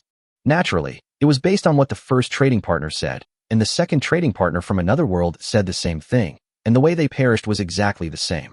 So, it was probably correct. Ingzheng didn't seem to care much about the form of address, and answered Su Yu's question casually. Su Yu nodded, then asked, "When you asked them this question, how did they answer?" Upon hearing this, Ingzheng pondered for a moment and replied. The first trading partner claimed to be from 700 years after the fall of Qin, living in a chaotic era. He had not read the historical records carefully, only knowing that Qin had only 2 emperors and had fallen at the hands of Xiongnu and Liu Bang. He did not know much about the details and therefore could not give an answer. The second trading partner came more than 2,000 years after the fall of Qin, who called himself the first emperor of all time and claimed to be the most devoted to him. Upon seeing him, he even performed the 3 kneelings and 9 kowtows. Ingzheng shook his head at this point, seemingly puzzled, and then continued. But when I asked him why the Qin dynasty only lasted 2 generations, he was vague and only said that the Qin dynasty perished because Zhao Gao and Li Si seized power. He claimed that as long as Zhao Gao and Li Si were killed, and the rebels Chun Sheng, Wu Guang, Xiongnu, and Liu Bang were killed, the Qin dynasty could become a dynasty that lasts for 10,000 generations. However, a 3-foot layer of ice is not formed in a single day. How can the collapse of a great nation be resolved by killing a few people? I felt that this person was unlearned and incompetent, and his mind was restless, so I did not do business with him. After listening, Su Yu had a general idea of what was going on. One person from the Wei, Jin, and Southern and Northern dynasties period knew about Qin Shi Huang, but only about the Qin dynasty's demise after 2 generations. He knew nothing else. Another character, likely from a parallel world in the 21st century, is a die-hard fan of Qin Shi Huang, only knowing that Qin Shi Huang was awesome, but having no idea what the Qin dynasty was actually like. After thinking for a moment, Su Yu replied, "There are many reasons why the Qin dynasty only lasted for 2 generations. I am not a specialist in history and cannot fully explain it. In my personal opinion, there are 3 main reasons." Upon hearing this, Ingzheng immediately sat up straight and said seriously, "Please advise." I wouldn't call it instruction, I'm merely echoing what others have said. Su Yu shook his head and continued. Firstly, the Qin dynasty perished because of legalism. The agricultural military system proposed by Shang Yang was a good solution before Qin unified the country. However, after unification, it became a poison. Having lost the benefits of external expansion, the agricultural military system established by Qin law was reduced to nothing more than harsh punishments.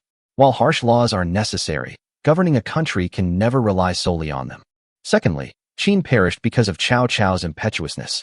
Although the 6 states were unified, their people differed drastically from the Qin people in terms of culture, customs, language, and writing.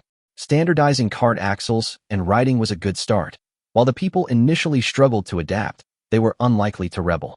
Over time, they naturally accepted it. However, the problem was that introducing more novel systems before the people had adapted would only backfire. Thirdly, Qin perished because it had no successors. The lack of a successor doesn't just refer to the absence of an heir to the throne. It signifies that everyone in the Qin dynasty, from the emperor to the high officials, was a beneficiary of the existing agricultural and military system. Their unwillingness to change made their demise inevitable. Fusu, who wanted to make changes, was unable to ascend the throne.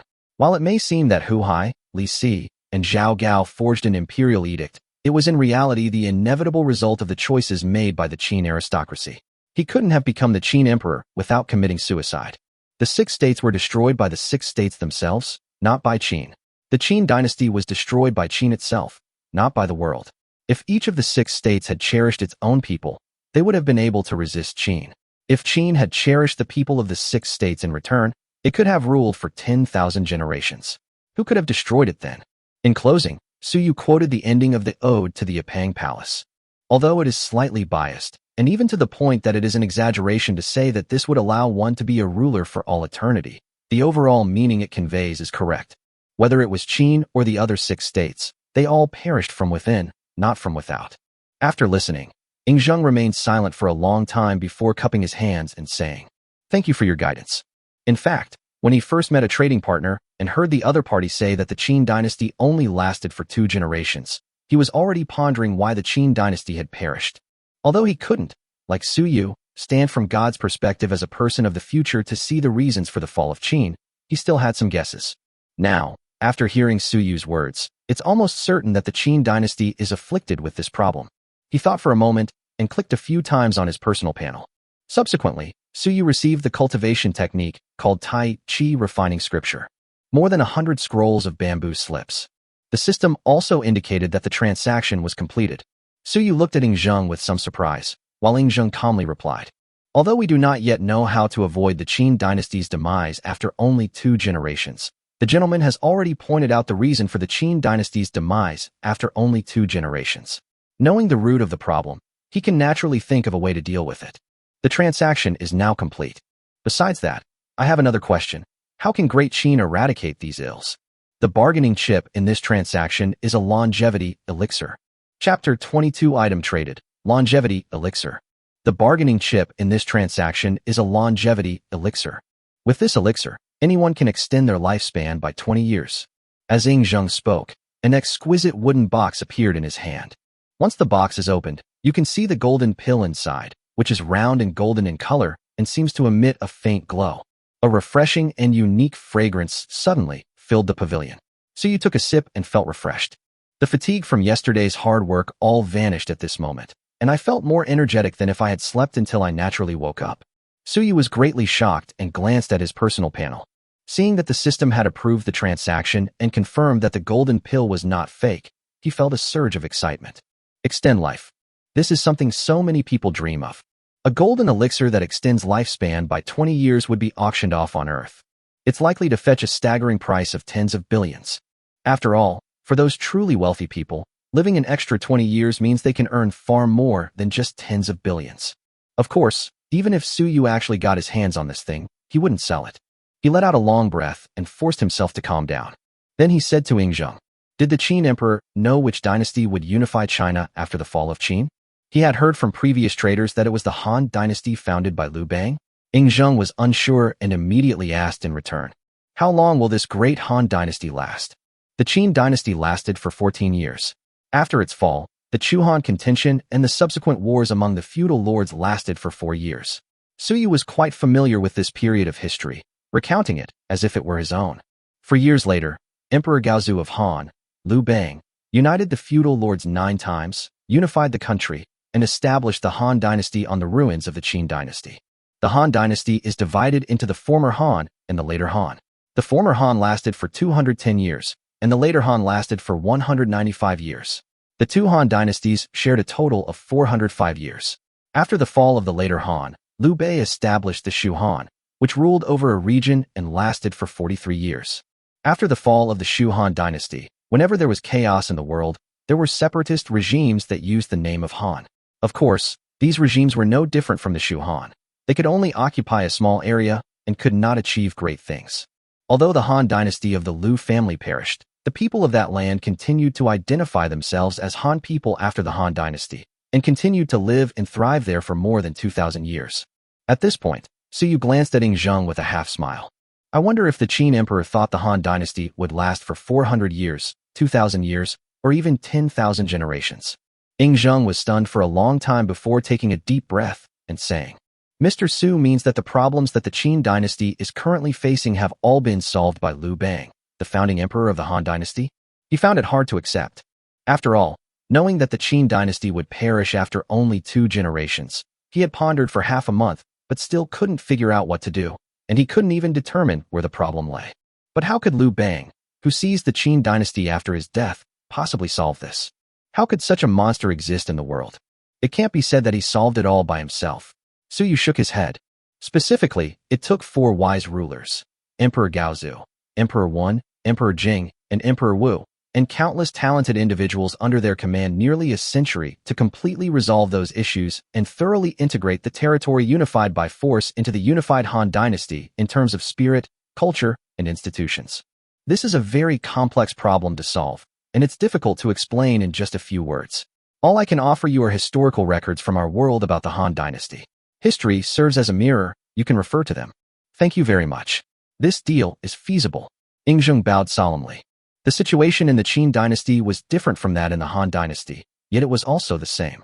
He certainly wouldn't succeed by completely following the path of the Han Dynasty, but the Han Dynasty's successful experience could definitely provide him with great inspiration. Suyu looked at the new golden pill for acceptance in his inventory, let out a long breath, and smiled. Within 3 days, I will compile all the Han Dynasty history books I can find and give them to you. Excellent. Ingzheng nodded. The transaction is complete, and both parties are happy. With just a few words, Suyu obtained a cultivation method called Tai Chi refining scripture, the effects of which were currently unknown. He could then spend a few hundred yuan to buy several sets of deluxe editions of the Book of Han, the Book of the Later Han, and the records of the Grand Historian, and in return, he could obtain a longevity pill. They made a fortune. Ingzheng, on the other hand, obtained a solution to his current predicament through a common, widely available cultivation technique and a longevity pill that he used to eat like candy, but which had lost all its effect after consumption. They've made a fortune. This wave of profit has made everyone incredibly rich. There's no way around it. With such a huge information gap, a win-win situation is that simple. Back on Earth, Suyu looked at the small wooden box containing the golden pill in his hand, opened it, and took a sniff. He immediately felt refreshed and invigorated.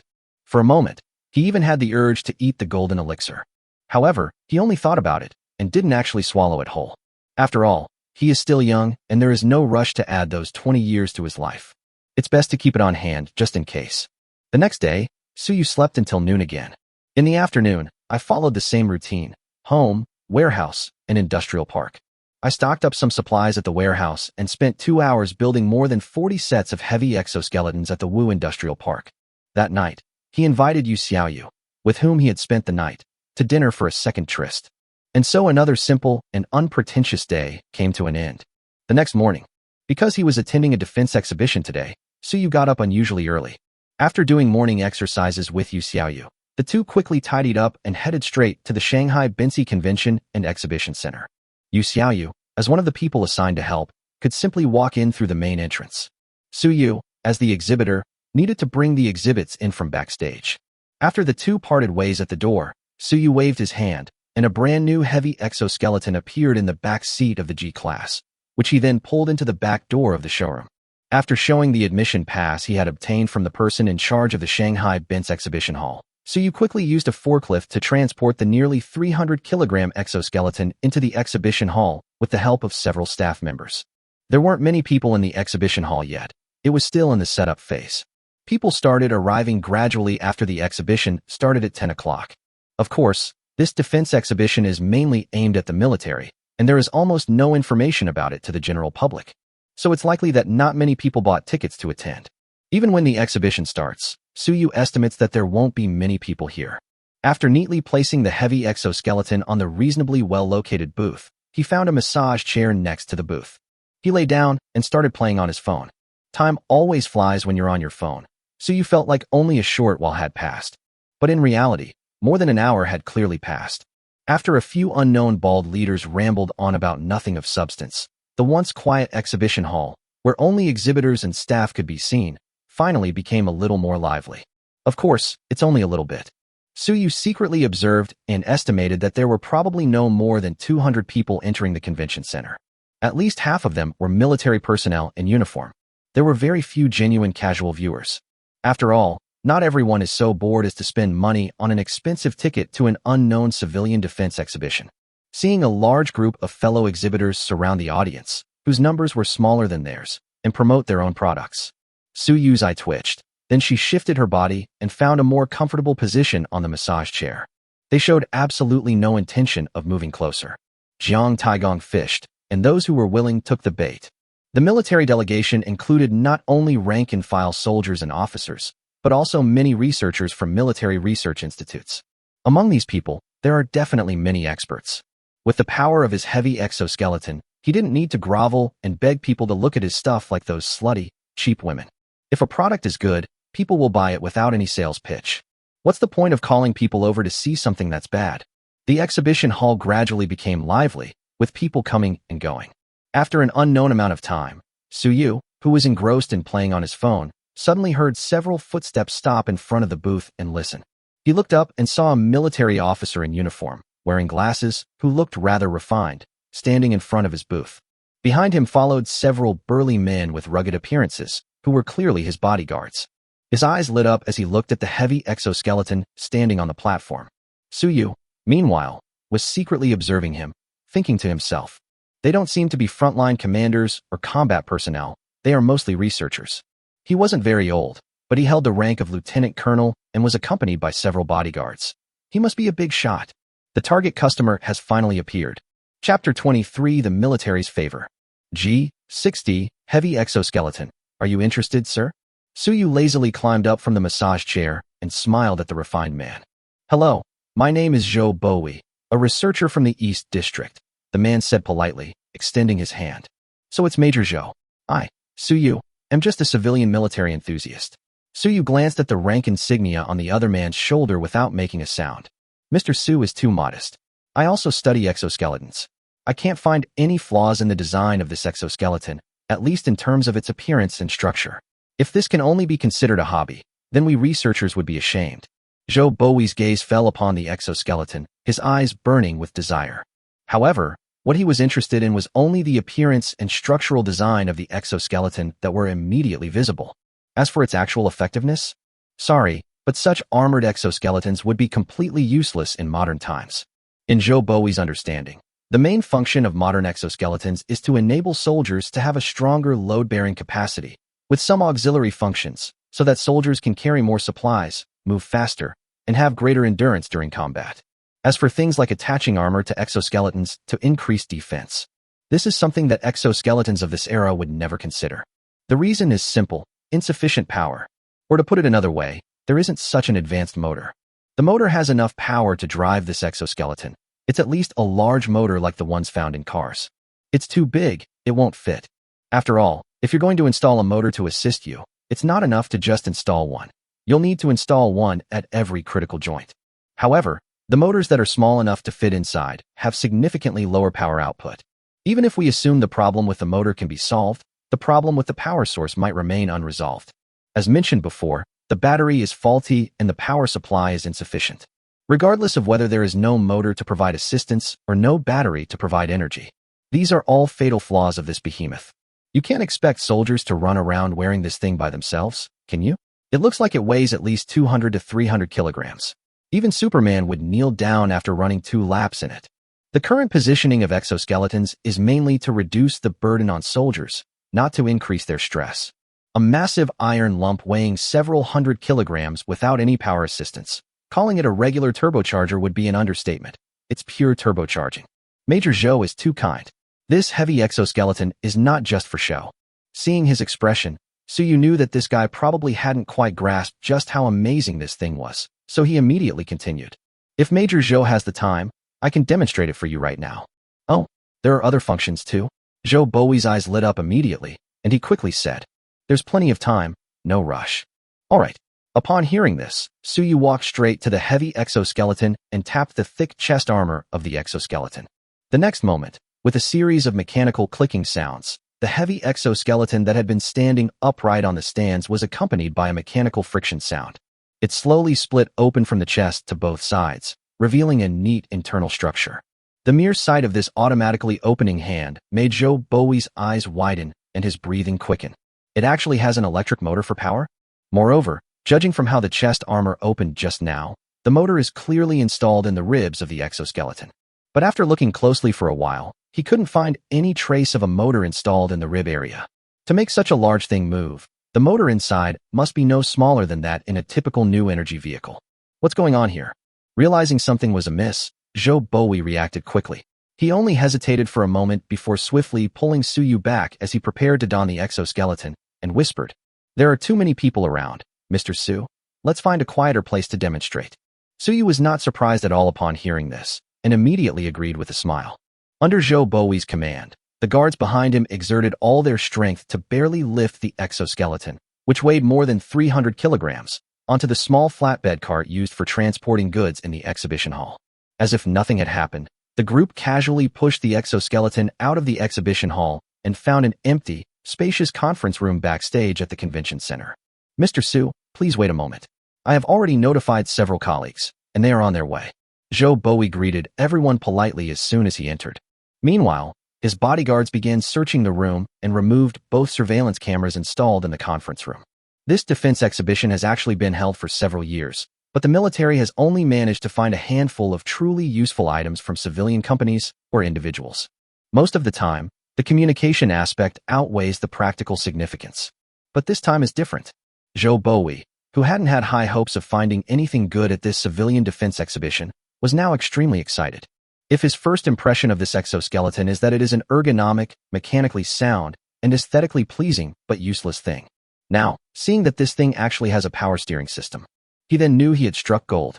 Even if this transmission system is not enough to make this 300-kilogram mechanical exoskeleton move, the micromotor technology inside is already an incredible piece of cutting-edge technology. If he could acquire the motor patent from Su Yu, he could quickly put his military exoskeleton into practical use. Of course, the military exoskeleton he was researching was just a few skeletons, the kind without armor. Seeing Zhou Bowie examining the exoskeleton with obvious delight, Su Yu's lips curled into a smile, barely suppressing his laughter. One can only marvel at the incredible technology of the wasteland world. Even with only the tip of the iceberg being revealed, it has already excited researchers on Earth to this extent. If they knew that this thing could not only run and jump, but also carry a ton of weight at a speed of 100 kilometers per hour, they would probably faint on the spot. Not to mention its terrifying protective capabilities and other even more terrifying parameters. After all, according to Frostnova, the G-60 heavy exoskeleton is actually quite similar to some lightweight powered armor in the wasteland in terms of materials and structure. The only difference is the energy source. The G-60 exoskeleton uses a metallic hydrogen battery as its power source, while the power armor in Froststar's world uses a cold nuclear fusion reactor. Lightweight powered armor is stronger than exoskeletons because it is powered by a fusion reactor and can carry many functional components. For example, there is the deflecting force field, which is almost immune to all kinetic weapons and has a similar effect to the AT field. Another example is the propellantless engine that allows powered armor to fly. Another example is high-energy laser weapons. These are all major electricity consumers. The G-60 exoskeleton isn't incapable of carrying these functional modules. Rather, the metallic hydrogen battery simply can't power them. In addition to these high-energy consuming modules, the parameters and mechanical properties of the G-60 exoskeleton are actually not much different from those of lightweight powered armor in the wasteland world. Even in the prosperous era of the wasteland, which Frostnova claimed had nearly maxed out its technology tree, power armor was still cutting-edge technology. Some people have said that when technology is advanced enough, it is no different from magic. The world Froststar inhabits has entered the era of space colonization, and their technology is like magic compared to that of Earth.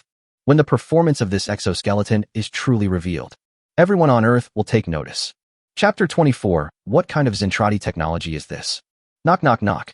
Before long, all of Zhou Bowie's colleagues arrived. Aside from a few elderly men who were clearly engaged in scientific research, the middle-aged man in the lead was actually a general with a star on his shoulder. As soon as the general entered, his gaze was fixed on the exoskeleton. He then looked around, glanced at Su Yu, and then turned to look at Zhou Bowie beside him. Upon seeing this, Zhou Bowie quickly said, "General Wu, this is Mr. Su Yu, and this exoskeleton is his exhibit. Its value surpasses that of all the other exhibits combined, and it is of great use to our research. All the exhibits combined can't compare." General Wu looked at Su Yu with some surprise upon hearing this. Although most of the items exhibited by those private companies were commonplace to the military, but they can all be considered high-tech equipment. He had looked at Su Yu's exhibition materials on his way here. Someone who got in through connections at the last minute actually had exhibits that were better than those from private companies. After a moment's hesitation, General Wu extended his hand and said, "Hello, Mr. Su. My name is Wu Fangjin, and I am a staff officer in the Eastern District Staff Department. Could you demonstrate this on the spot?" He glanced at the G-60 exoskeleton, unsure how to describe it. After all, the exoskeletons in the Military Research Institute are just a skeleton made of a few iron rods. This thing is covered in armor, so it doesn't really look like an exoskeleton. It's more like powered armor from a movie. When Zhou Bowie notified him to come over, he only said that he had discovered an extraordinary exhibit, without explaining in detail what made it so special. Now that everyone else has arrived, it's best to see for yourself, so there's no need for Zhou Bowie to explain. Of course, no problem.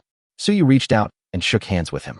Then, in front of a group of people in the conference room, he walked straight to the heavy exoskeleton. He used the same trick again and tapped the heavy breastplate. The solid exoskeleton suddenly split open in the middle, creating an opening large enough for a person to enter. Suyu didn't bother to change his clothes. Wearing loose sportswear, he awkwardly slipped into the armor. Seeing this, Wu Fangzhen didn't think anything of it. However, the researchers who came with him all started breathing more heavily. These are professionals, so they can easily tell at a glance that the exoskeleton contains a transmission motor. No wonder Zhou Bowie was in such a hurry to call them over. This alone makes it more valuable than all the other boring exhibits combined. However, their shock had only just begun, accompanied by a mechanical grinding sound. Once inside the exoskeleton, Suyu was completely encased in armor. He put his hands in front of him and wiggled his fingers a few times. Amidst the horrified stares of the crowd, she stepped off the cart. He strolled leisurely around the conference room. It can really move? Zhou Bowie was the most shocked and couldn't help but exclaim. Other researchers also looked horrified, some even finding it hard to believe. Is there some explanation for this? Wu Fangzhen frowned. He sensed something was wrong, but since he wasn't a professional, he didn't immediately notice the problem. This thing weighs over 300 kilograms. Zhou Bowie glanced at Suyu and swallowed. Wu Fangzhen. After a brief moment of confusion, their eyes lit up. He is not a researcher and doesn't understand scientific research very well. But he was a military staff officer, and he knew best how and where to use the weapons. This is a treasure that is covered in heavy armor but can still move freely. If his soldiers could be equipped with a set of these, how much would their combat effectiveness increase? With this thought in mind, his eyes grew increasingly burning. Meanwhile, Suyu's performance continued. He first slightly bent his knees, then lightly leaped, covering a distance of 7 or 8 meters, jumping from the corner of the conference room to the window. With a casual pinch, the stainless steel security bars on the conference room window were crushed into a flat disc, as if made of paper. He then walked to the huge conference table in the middle of the conference room and grabbed the edge of the table with both hands. With a slight exertion of force, accompanied by the low hum of the motor and the horrified looks of a group of people, Suyu actually lifted that solid wood conference table, which weighed over a ton, up. The G-60 heavy exoskeleton can travel at 100 kilometers per hour while carrying a load of 1 ton. This 1 ton is naturally not its maximum load. It is simply the optimal load under the energy-saving scheme. In fact, if this thing is running at full power, it can lift and run objects weighing 2 or 3 tons. It just means that energy consumption will increase significantly and movement speed will decrease drastically. Suyu estimated that the table weighed just over a ton, so it was no problem at all. Boom. The deathly silent conference room was startled awake by the sound of a heavy object falling to the ground. A group of military personnel couldn't help but gasp. At that moment, Suyu activated his facial armor, smiling as he looked at them and said, "What do you think of this G-60 heavy exoskeleton, officers?" Before General Wu could speak, a group of researchers surrounded him. Their eyes lit up as if they had seen an unparalleled beauty, surrounding Suyu and asking him all sorts of questions while touching his exoskeleton. Unbelievable, absolutely unbelievable. With such a large load capacity, what kind of motor and transmission system would be needed to drive it? Is this a problem with the transmission system, the power source? What kind of power source can allow this to happen? I don't see any external power supply or built-in battery. Young man, if you go all out, how long can this exoskeleton work? With its powerful load-bearing capacity, agile movement, and incredible jumping ability, how exactly was this thing made? Wait a minute. What material is this external armor made of? It feels so strange to me. Suyu was momentarily speechless, unsure of what to say. Although he was offended, he could understand why these people were so agitated, and after thinking for a moment, he quickly shouted, "Everyone, please don't worry. I have the specific parameters here. You can study them yourselves." As he spoke, he handed out the printed flyers.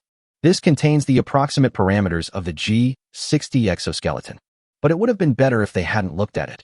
Once they saw the parameters, these researchers were even more excited. Several elderly researchers nearly choked on their breath. Even Wu Fangzhen, a layman, couldn't help but tremble as he held the leaflet after glancing at it a few times. What kind of heavenly technology is this? Chapter 25 General, we may not be able to afford it. In terms of load, it can maintain a speed of 100 kilometers per hour even when carrying a load of 1 ton, which is still the most energy-efficient solution. Even in extreme situations, Disregarding energy consumption and transmission system wear, it can still maintain a speed of over 60 kilometers per hour, even when carrying a load of 2 or 3 tons. What does this mean? Most compact family cars weigh around 1.5 tons. This thing, at full power, can carry 2 cars. In terms of energy, if calculated according to the energy-saving plan, a full charge allows this exoskeleton to run continuously for 3,000 kilometers while carrying a 1-ton load. Of course, this only exists in theory. In this situation, the equipment might withstand it, but the people wouldn't. In terms of protection, the exoskeleton's armor can withstand frontal barrage from a 20mm anti-aircraft machine gun and provides comprehensive protection against anti-material weapons of up to 20mm in diameter. What does this mean? The general idea is that if you wear this, the enemy won't be able to do anything to you unless they have heavy weapons. Even with heavy weapons, it's not very useful. If they discard their loads, soldiers can even increase their speed to over 100 kilometers per hour. If a single soldier on the ground possessed this kind of speed, they would be virtually invincible. No weapon can lock onto such agile, small, and fast ground target. The enemy could only barely suppress the soldiers wearing these exoskeletons by using the cumbersome method of overwhelming them with firepower. But if you have a numerical advantage, you can suppress them with firepower, even if it's just 1 or 2. But what about 10 or 100? Thousands. If a special force based on this kind of exoskeleton could be established, what the hell is our air and sea superiority? It's completely useless against this thing. It is a small target, fast, heavily armored, and operates on the ground. Even if you are completely out of air superiority and bombed by enemy bombers, whether you get hit or not is entirely a matter of luck. As long as you don't get too close and get injured by the shockwave, this thing's armor protection is really not afraid of being bombed by planes in the sky. What else could this be but cutting-edge technology from the heavens?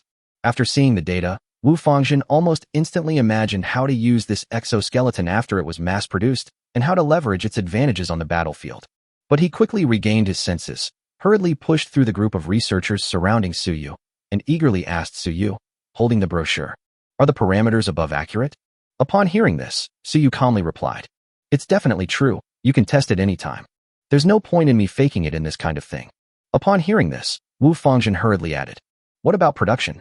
What is the cost of this exoskeleton? What is the selling price? Have you considered transferring the technology? If you are willing to transfer the technology, the military guarantees a technology transfer fee that will satisfy you. Of course, we won't force you to transfer the technology if you don't intend to. If you produce it yourself, what's the output, provided you maintain quality and quantity? No matter how much, as long as the quality and parameters meet our standards and pass our quality inspection, our military can handle it all." His series of questions completely baffled Suyu. Just as he was about to answer them one by one, he saw Zhou Bowie, who was standing next to Wu Fangzhen, nudge him with a subtle expression and say, "General Wu, we're afraid we can't afford this." Can't afford it? Wu Fangzhen's eyes widened. Every year, so much military spending goes to the Navy and Air Force, who are constantly getting new planes and aircraft carriers, while our army can only afford to get a new pair of shoes. Finally, we found something good that suits our needs. How could we not afford it? At worst, I'll submit a report and apply. I refuse to believe the higher-ups won't approve it. It's not a matter of whether it gets approved or not. Zhou Bowie awkwardly pointed to the metallic hydrogen battery in the energy section of the promotional leaflet. Look at this battery. Its energy density is 900 times that of gasoline. Although I don't understand what principle this battery is based on, if this is true, does the general know what it means? What? Wu Fangzhen's lips twitched, and he roughly understood what was going on. The existence of this thing could even drive the entire new energy vehicle industry, completely sweeping gasoline-powered cars into the dustbin of history. If we calculate its market value, this battery alone would probably be worth 3 to 5 trillion yuan. Our total military spending last year didn't even reach 1.5 trillion yuan. We can't afford it. Moreover, besides the battery, the motor inside, which is not much bigger than a thumb, has nearly 200 horsepower, which is more powerful than many large motors in cars today. Furthermore, the material of this armor is very special, even harder than carbon fiber. If it could be mass-produced, its value would be immeasurable. Stop talking, stop talking. Wu Fangzhen gave a wry smile and looked at Suyu, saying, "It seems I was being presumptuous.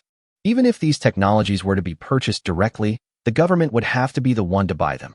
The military simply couldn't afford them. No problem, no problem. Since I'm here to exhibit today, I'm here to do business, of course. As for technology transfer, I really don't have any plans for that in the short term. Regarding production speed, I can guarantee that once production starts, the daily output will be over 100 sets. Although the black box can only produce 500 sets per day at full power, when it comes to business, you always have to leave yourself some leeway. What about the price? What price does Mr. Su intend to set? After a brief moment of shock, Wu Fangzhen had now come to his senses. He has regained his previous lean and capable appearance. Even if the product is good, if the price is too high, then I have no choice but to give it up. After all, it's individual soldier equipment. If Suyu were to quote a price higher than that of a fighter jet, there would be no room for negotiation. As things stand, if the parameters of this exoskeleton in subsequent tests are consistent with what Suyu said, then as long as the price does not exceed that of an infantry fighting vehicle, he finds it acceptable. The most advanced infantry fighting vehicles currently used by the military cost around 5 million. Let's not rush to discuss the price. I can give you 2 sets to take back and test their performance first. After the testing is complete, we can talk about the price. Suyu said with a smile. General, rest assured, I can guarantee that I will offer a price that you can accept. Just kidding. As long as you can purchase raw materials in bulk at normal market prices, the cost of building an exoskeleton using a black box would not exceed 3,000 yuan. Oh right, Suyu said, adding as he went. In my opinion, the most powerful aspect of this exoskeleton is not just these parameters. It doesn't carry any weapons, but its design incorporates a lot of redundancy, with numerous weapon and equipment interfaces. Furthermore, the exoskeleton's operating system is quite advanced and highly compatible. In short, you could have your experts research a specially designed module to complement it. The G60 Heavy Exoskeleton. Rather than being called an exoskeleton, I would prefer to call it a next-generation individual combat platform. The more imaginative you are, the more diverse its functions will be. After all, even in energy-saving mode, it can carry a ton of weight. It would be a waste not to hang something on it. Chapter 26 Ingzhong. This is a technique of a certain country. Mr. Su, let's agree on this for now. We'll contact each other again in 3 days. Outside the venue, Suyu, who had lunch with Wu Fangzhen and others, said goodbye and left. Everything that needed to be said had been said, and the items had caught the military's eye. Next, the military can test the various data of the G60 Heavy Exoskeleton. After all, the quality of the product cannot be determined solely by his words and a few demonstrations. It has to be tested by the military first. To put their minds at ease, Suyu specially reserved 2 sets for them. One set is for practical testing, and the other is specifically for them to disassemble and study. After all, if the military wants to make a purchase, it must ensure that there are no spy devices or similar items included. It's definitely necessary to take it apart and check it. As for whether they will attempt reverse engineering after disassembling it, that's not something Suyu cares about. As I said before, when technology is advanced enough, it's no different from magic. They probably don't even understand the principles behind those cutting-edge technologies, let alone be able to replicate them using reverse engineering techniques.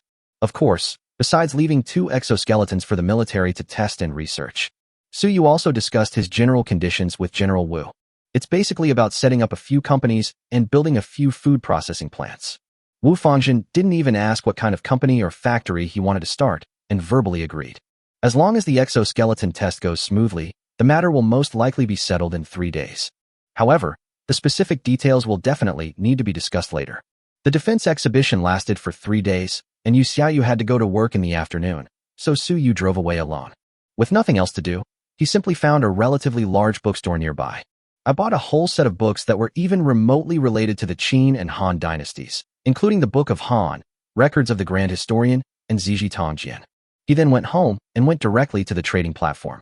After sending a message to Ingzhong, he entered the pavilion. In less than 5 minutes, Ingzhong, dressed in court robes and wearing a flat-topped crown, appeared in the pavilion. Judging from the looks of it, it seems they were just attending court. I've met Mr. Su. Ingzhong greeted him very politely, and he didn't seem to have the arrogant attitude of a feudal emperor who was the only one who mattered. Of course, it's also possible that he's good at judging situations, thus treating his trading partners in the trading space as people of equal status, which is why he appears so humble. Regardless of the circumstances, Suyu's attitude was impeccable. After all, they were trading partners, and amicable relations were the best approach. I have met the Emperor Qin. After exchanging a few pleasantries, the two took their seats. Suyu directly transferred all the historical books he had collected to him through the trading platform.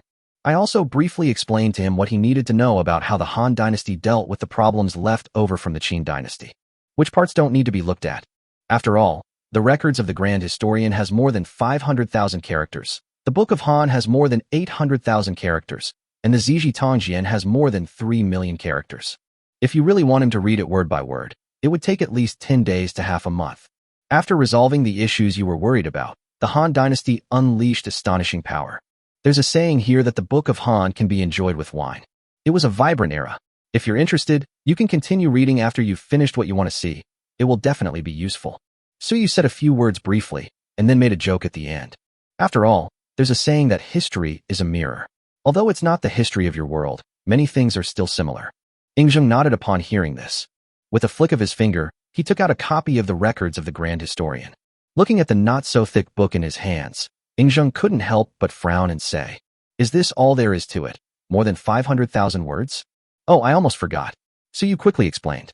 Paper was invented in the Han Dynasty, while you are still living in the era of bamboo slips for recording events. In short, you'll see once you open it up. This thing is similar to a silk book, but it's thinner and cheaper and can be used extensively to record text. Yingzheng glanced thoughtfully at the book in his hand, and after a little fiddling, he roughly knew how to use it. But after opening the book, I was dumbfounded by what I saw inside. Seeing this, Suyu guessed that he probably didn't know simplified Chinese characters. After all, the Qin dynasty was still using small seal script. Although it is a direct descendant of the script used in his time, after 2,000 years, the script is not exactly the same, but it looks completely unrelated. Fortunately, he was prepared for this, pointing to one book at the bottom of the pile. The book below is a dictionary of small seal script. You can refer to it for comparison.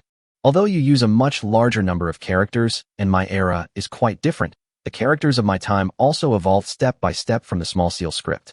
If you study diligently for a couple of days, basic reading shouldn't be a problem. Under Suyu's guidance, Yingzheng used the small seal script dictionary to learn simplified Chinese characters step by step. In fact, there's no need to study for 2 days as Suyu suggested. It is unclear whether this was because Yingzheng was a genius or because supernatural forces truly existed in his world.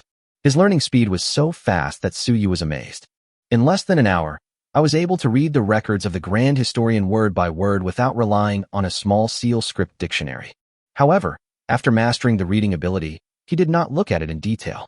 Instead, he flipped to a page and asked Suyu curiously, "I heard you say before that this paper can be used to record a lot of text, and that it is not expensive to produce." Upon hearing this, Suyu immediately knew that he was probably interested in paper, and replied, "Yes.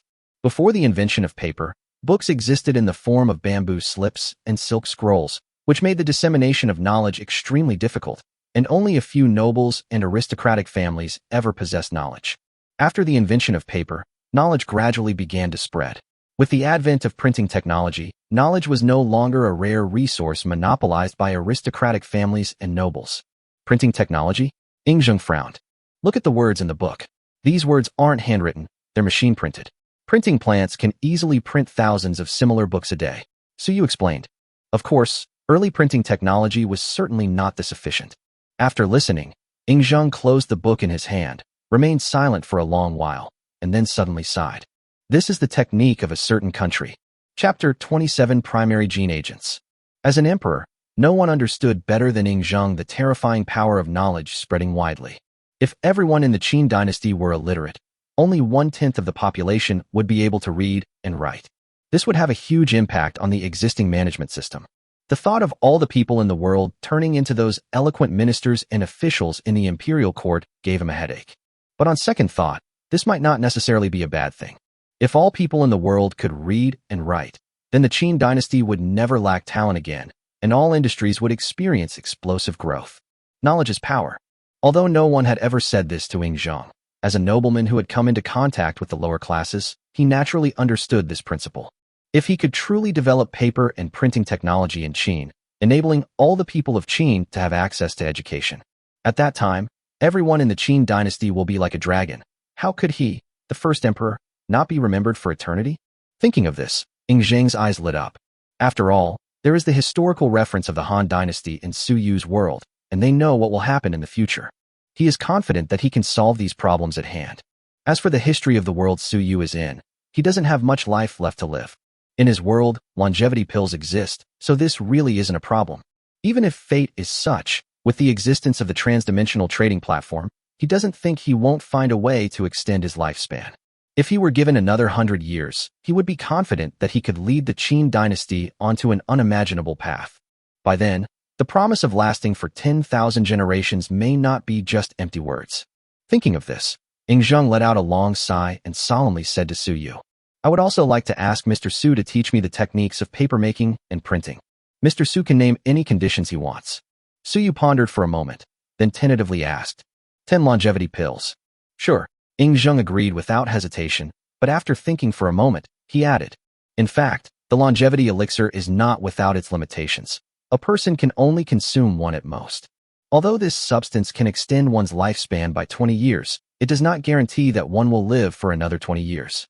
If one is killed, poisoned, or suffers an accident due to external interference after consuming the elixir, one will still die. So, does Mr. Su still only need 10 longevity pills? Then 30 will do." Su Yu said decisively. They're practically telling him to ask for an exorbitant amount. Wouldn't he be foolish not to ask for more? And judging from how easily he agreed, Su Yu guessed that this thing probably wasn't anything rare in his world. However, after saying that, he added, "Actually, I have many other good things here, but it's hard to explain them to you in a short time. So, let's trade again tomorrow. Besides papermaking, I'll also bring you a general history of China and a general history of the world. Here are a few more little trinkets for you." After reading this, you'll have a general idea of what I have here and what you need on your end. As a modern man, he had too many things to trade with Zheng. Even if the other party's world allows for cultivation, Su Yu can still offer a considerable amount.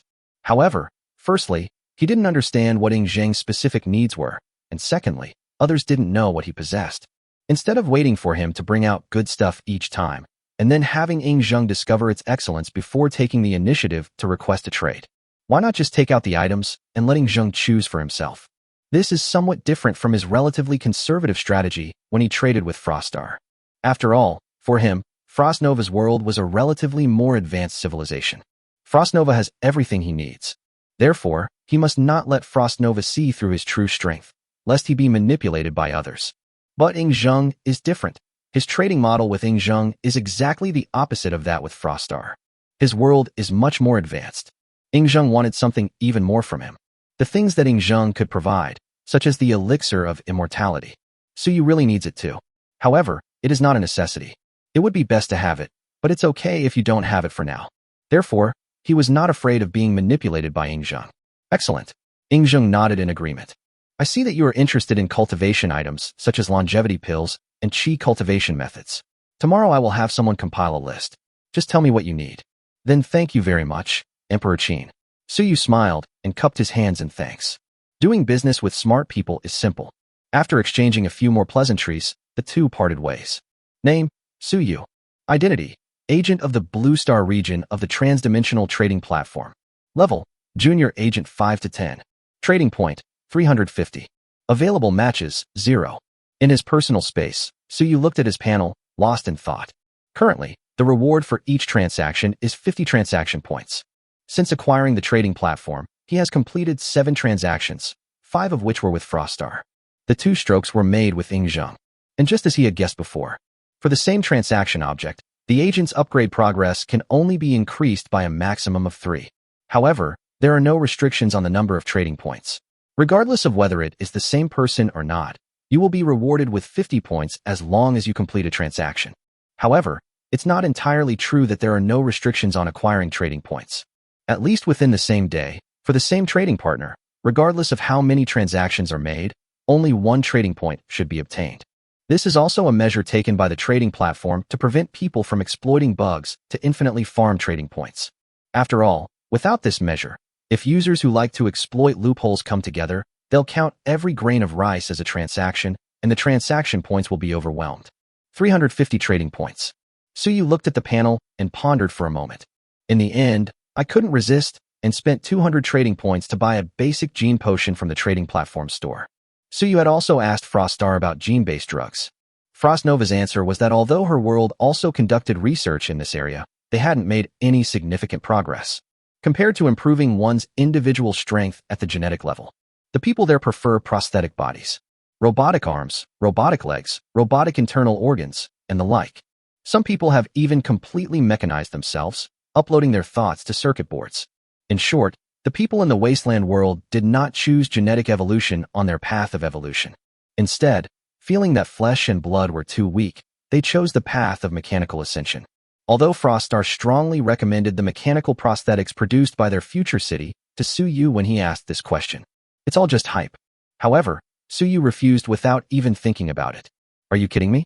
If she were really that amazing, how could Frost Nova, a young lady from an extraordinary family, be a genuine product? She hasn't even done any mechanical modifications herself, yet she wants to trick him into doing so. Dream on. Of course, mechanical prosthetics produced in Wasteland will definitely be introduced in the future. Although Suyu himself doesn't need them, Blue Star has no shortage of disabled people who desperately need these things. As for now, gene-based drugs produced in the marketplace of trading platforms are more reliable. Chapter 28, Genetic Evolution. What is a Superman? Inside the rented room, Suyu took a deep breath, holding the basic gene serum he had bought at the trading point. It pierced my arm. He has repeatedly confirmed with the trading platform. This basic gene serum has no side effects and is perfectly compatible with the genes of the current humans on Earth. There will be no problems after taking it. You'll be fine after a good night's sleep. The effect of the gene-enhancing drug is to greatly strengthen his immune system. All diseases on Earth are currently vulnerable to his immune system. At the same time, it will greatly enhance his bone density and muscle fiber strength.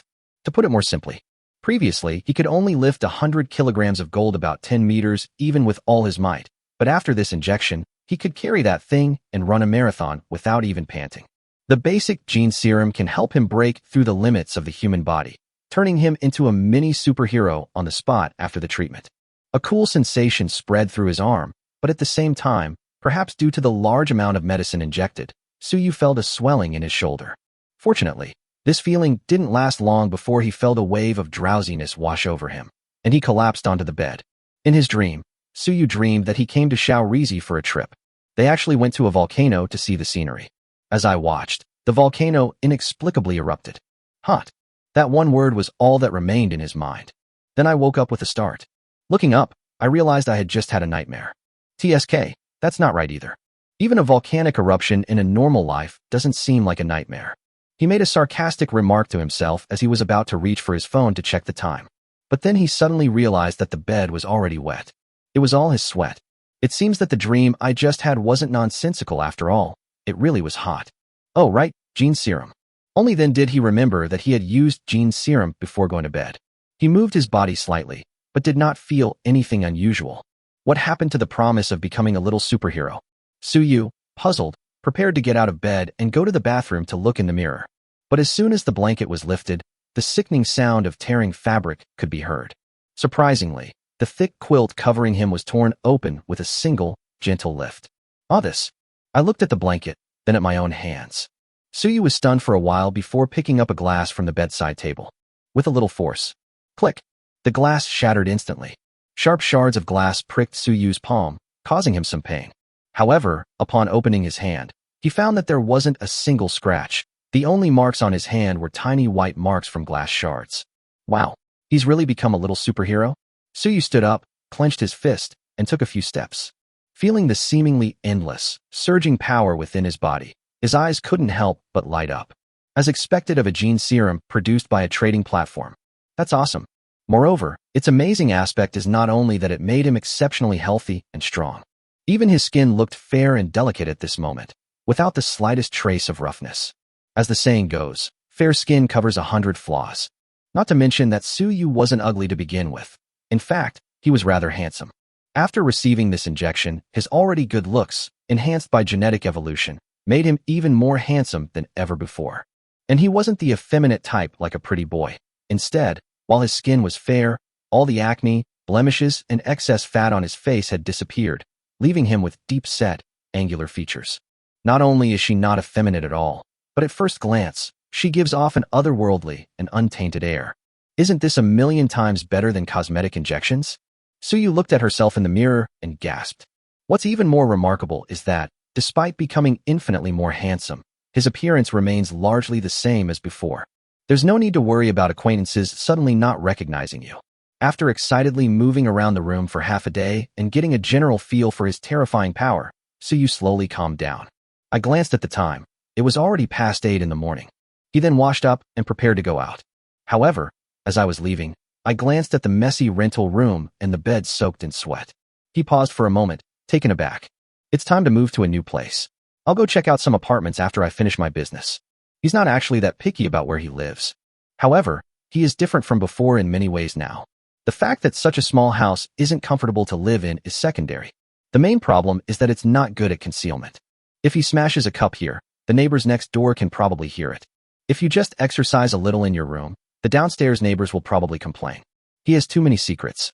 To avoid trouble, it would be better for him to move to a more independent place to live. Snap. Having made up his mind, he closed the door and left. There were few people in the morning, so the elevator came down from the floor very quickly. However, as soon as the elevator doors opened and Suyu saw Li Yuanxi inside, he was taken aback, then smiled with some surprise. Wow, that's early. Come to think of it, he and Li Yuanxi really do have a special connection. So far, every meeting has been by chance. Although we live in the same building, we've been running into each other way too often lately. Upon seeing Suyu, a distinct glint of surprise flashed in Li Yuanxi's eyes. How did this person suddenly become so good-looking? However, seemingly realizing that staring at someone like that was impolite, she quickly lowered her head and said softly, "Morning. Are you going to school?" Suyu asked casually as the elevator doors closed. "No, I don't have class today. I'm working part-time at the shop," Li Yuanxi explained softly. "No classes?" Suyu glanced at her. "Today is Wednesday. How can there be a whole weekday without classes? I guess he skipped some unimportant class. But it's university life. If you don't skip classes, is it really university life?" He didn't expose him, but instead said, "Has that blonde guy come looking for you these past few days?" "No." Li Yuanxi shook her head, then thought for a moment and added, "Thanks to you. It was nothing more than a small favor." Suyu smiled nonchalantly. Just then, the elevator arrived at the first floor. Just as the two were about to leave, the elevator doors opened and a figure with a full head of blonde hair and as thin as a bamboo pole appeared outside the elevator. The atmosphere became awkwardly tense for a moment. Looking at the blonde guy in front of him with huge dark circles under his eyes, who clearly had just stayed up all night, Suyu's lips twitched. It's true what they say. Speak of the devil and he appears. However, he didn't pay too much attention to it. I wasn't afraid of this guy before, let alone now that he's registered the gene serum. His physical abilities are comparable to Superman's. He glanced at the equally bewildered blonde-haired guy. Suyu put his arm around Li Yuanxi's shoulder and pulled her into his arms, then reached out and pushed aside the blonde-haired man blocking the elevator entrance. She didn't even glance at him and walked straight out. The blonde-haired man stumbled from the push, but quickly recovered. Far from being angry, he beamed with joy and chased after him, saying, Brother, it was all a misunderstanding before. I really am Yuanxi's older brother. Speaking of which, you're also my brother-in-law. Chapter 29, you should thank me properly, right?" Hearing this guy repeatedly claim that he was his brother-in-law, Suyu almost lost his composure. Li Yuanxi, who was in his arms, froze for a moment. "Don't believe me? Ask Yuanxi. I really am her brother. My name is Li Biao." The blonde-haired man caught up with the two and introduced himself with a grin. Suyu glanced at the blonde-haired man and frowned, saying, "I don't care what your relationship with her is. Just tell me, what do you want with her?" It's all right, the blonde-haired man quickly said with a fawning smile. "I recently came to Shanghai for work, so I thought I'd drop by and visit her." "Oh, so you finished watching now? She's doing fine." Suyu rolled her eyes, then took Li Yuanxi's arm and walked out. "Hey sis. No. Bro. Wait a minute, the blonde-haired guy said quickly upon seeing this. However, seeing Suyu's unfriendly gaze, he quickly swallowed the words brother-in-law that were about to be spoken. "Speak your mind, or shut up," Suyu said impatiently. Not to mention, Li Yuanxi hasn't even tasted it yet. Even if we win him over, what kind of bastard is this blonde guy who wants to take advantage of us? Hearing Suyu's blunt words, the blonde-haired man wasn't angry at all. Instead, he shamelessly fawned over him. "Well, I'm a little short on cash lately, and I'm new to Shanghai and don't know anyone here, so I was thinking, get lost," Suyu uttered without hesitation before he could finish speaking. The blonde-haired man's expression froze instantly, and he stood there awkwardly, at a loss for what to do. Li Yuanxi glanced in surprise at the blonde-haired man, who looked like a quail in front of Suyu. In her memory, her half-brother Li Biao was not a good person. He's been fighting and brawling everywhere since he was a child, and he's always been brave and aggressive, let alone being scolded so mercilessly. She had previously seen this guy grab tables and chairs and start fighting with people over a few words. Is it true that evil people need other evil people to teach them a lesson? Li Yuanxi glanced at Suyu, who seemed to have suddenly become exceptionally handsome, and with a slight blush on her cheeks, she dismissed the idea. He's so handsome and gentle. He can't be a bad person, right? Suyu was unaware of Li Yuanxi's inner thoughts. Seeing that Huang Mao remained silent, he put his arm around Li Yuanxi and strode out. Seeing that the two were about to leave, Li Biao quickly mustered up his courage and seemed to say something. Before he could finish speaking, he saw Suyu turn around and glare at him as if he had anticipated it, and he immediately fell silent. I dared not say another word. He didn't dare to argue with Suyu at the restaurant that day. Later, after seeing Suyu's Wagon, he placed Suyu in an even higher position, regarding him as someone he couldn't afford to offend. At this moment, naturally, he dared not bare his teeth. If it were an ordinary office worker, even if they were more capable or richer than him, with his experience in the world, he wouldn't be afraid at all. Just act tough and shameless, and that'll be the end of it. So what if I have a few more stinking bucks than him? As long as he doesn't resort to violence, even if people call the police, there's nothing they can do about it. A scoundrel like him has plenty of ways to disgust ordinary people. But he encountered someone like Suyu, who was even more arrogant, richer, and more powerful than him. He was terrified from the bottom of his heart, because he could sense that if he dared to play the rogue's game with Suyu, he would really get beaten up. Moreover, there's a high probability that after being beaten, you won't even get any compensation. After all, he was the one who provoked trouble first. If you really have the time to argue with him thoroughly, he won't come out on top if it goes to court. Ordinary people need to work and have too many responsibilities, so naturally they don't want to get involved in lawsuits. Even if they win the lawsuit, it will still have a huge impact on the lives of ordinary people who live a down-to-earth life. In Huang Mao's mind, a rich man like Suyu was never afraid of going to court. They got beaten up and couldn't extort any money from him. He wouldn't do something so foolish. Having gotten rid of the annoying yellow hair that was like a fly, Suyu showed no intention of letting go of Li Yuanxi. He put his arm around her and walked all the way to the garage. Li Yuanxi kept her head down the whole way, without struggling, letting Suyu hold her intimately in his arms, her face flushed. Where's the pet store where you work? I'll take you there directly. After getting on the bus, Suyu looked at Li Yuanxi, who seemed lost in thought, and asked her a question. Li Yuanxi suddenly came to her senses and quickly said, "No need to trouble you. I can go by myself." He then looked embarrassed and started to open the door to get downstairs. "Aren't you afraid of running into that blonde guy again if you go out alone?" Suyu said calmly. Li Yuanxi's delicate body stiffened instantly. It's clear that she has a significant psychological trauma related to that blonde guy. Upon hearing Suyu's words, they immediately became obedient and dared not move. Then he whispered an address. Finally, somewhat dejectedly, he said, "You've gone to so much trouble." "Really? Then you should thank me properly." Suyu teased as he set up the navigation. Li Yuanxi looked conflicted, recalling the things she had said to Suyu at the school gate a few days ago, and her face turned so red it almost bled. After a while, just as Suyu finally finished setting the navigation and was ready to set off, Li Yuanxi suddenly leaned in and gave him a light peck on the cheek. Then, like a startled deer, it quickly shrank back, pretending to be calm as it looked out the window. This time, Suyu was caught off guard. Honestly, he didn't mean that at all. He just wanted to find an excuse to get Li Yuanxi to treat him to a meal or something. It's just to enhance the relationship and speed up the process.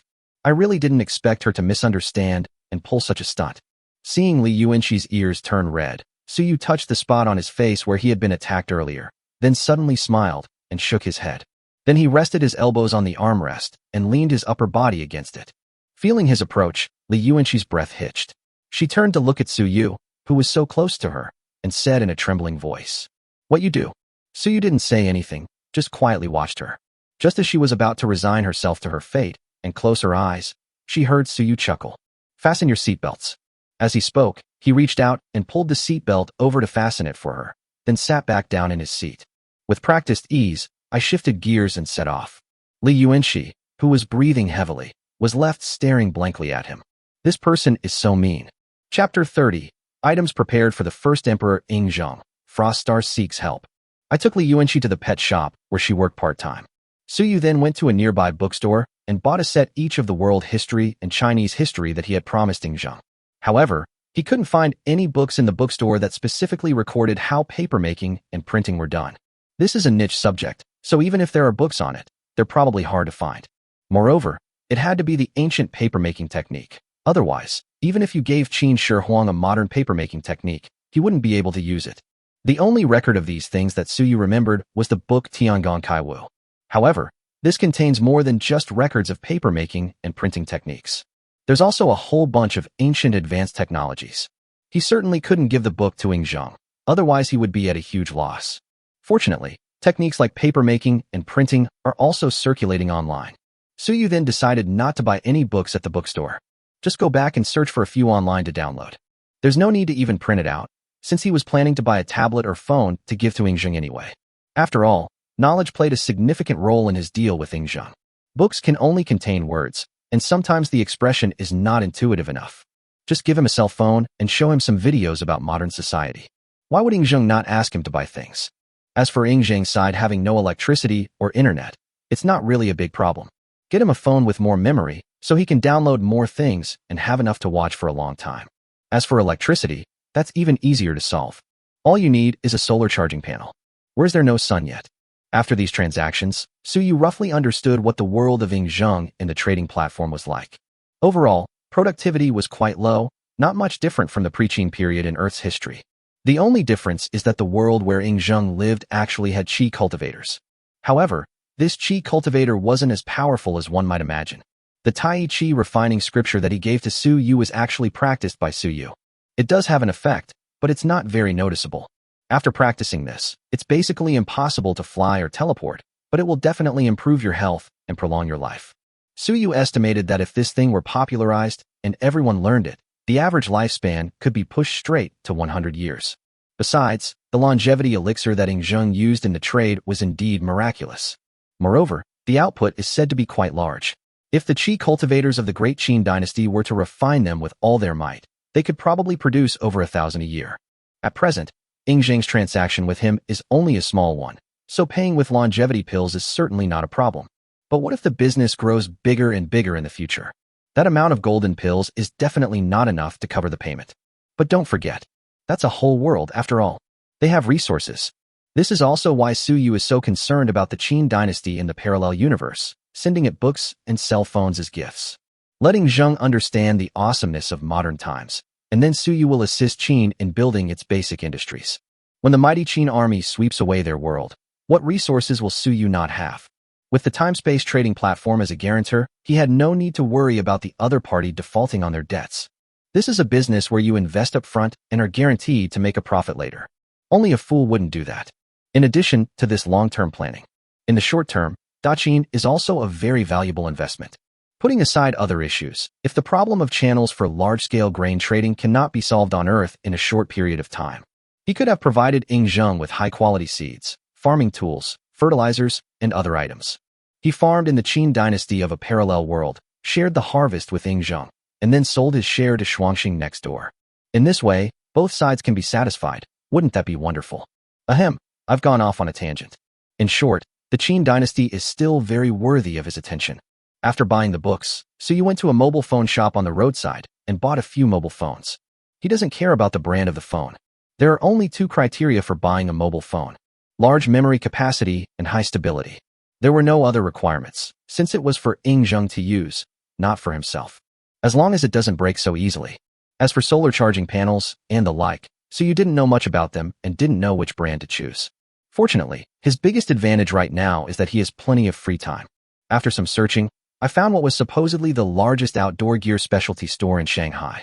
On the recommendation of the pretty saleswoman, I finally chose an outdoor power supply with a built-in solar panel.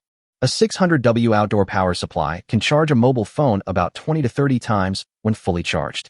After the outdoor power supply runs out of power, it can be charged using its built-in solar panel. On a sunny day, it can be fully charged in about a day. Weighing approximately 3.5 kilograms, it's a great gadget for people who enjoy outdoor road trips. Giving this to Zheng in the Qin dynasty would have been no problem solving the power supply issue for low-power electrical appliances like cell phones. Aside from being a bit pricey, it has virtually no downsides. Although Suyu is not short of money now, he was still quite surprised to hear that such a thing cost more than 4,000. However, I heard that joining their outdoor group can get you a discount of 200 yuan. Suyu ultimately acquired the item for only 3,999 yuan. Riding a bicycle to a bar. Save money where you can and spend it where you can. After buying everything I needed, it was already noon. After having lunch at a restaurant, I used the restaurant's Wi-Fi to download a bunch of science videos. Suyu originally wanted to go and look at the house.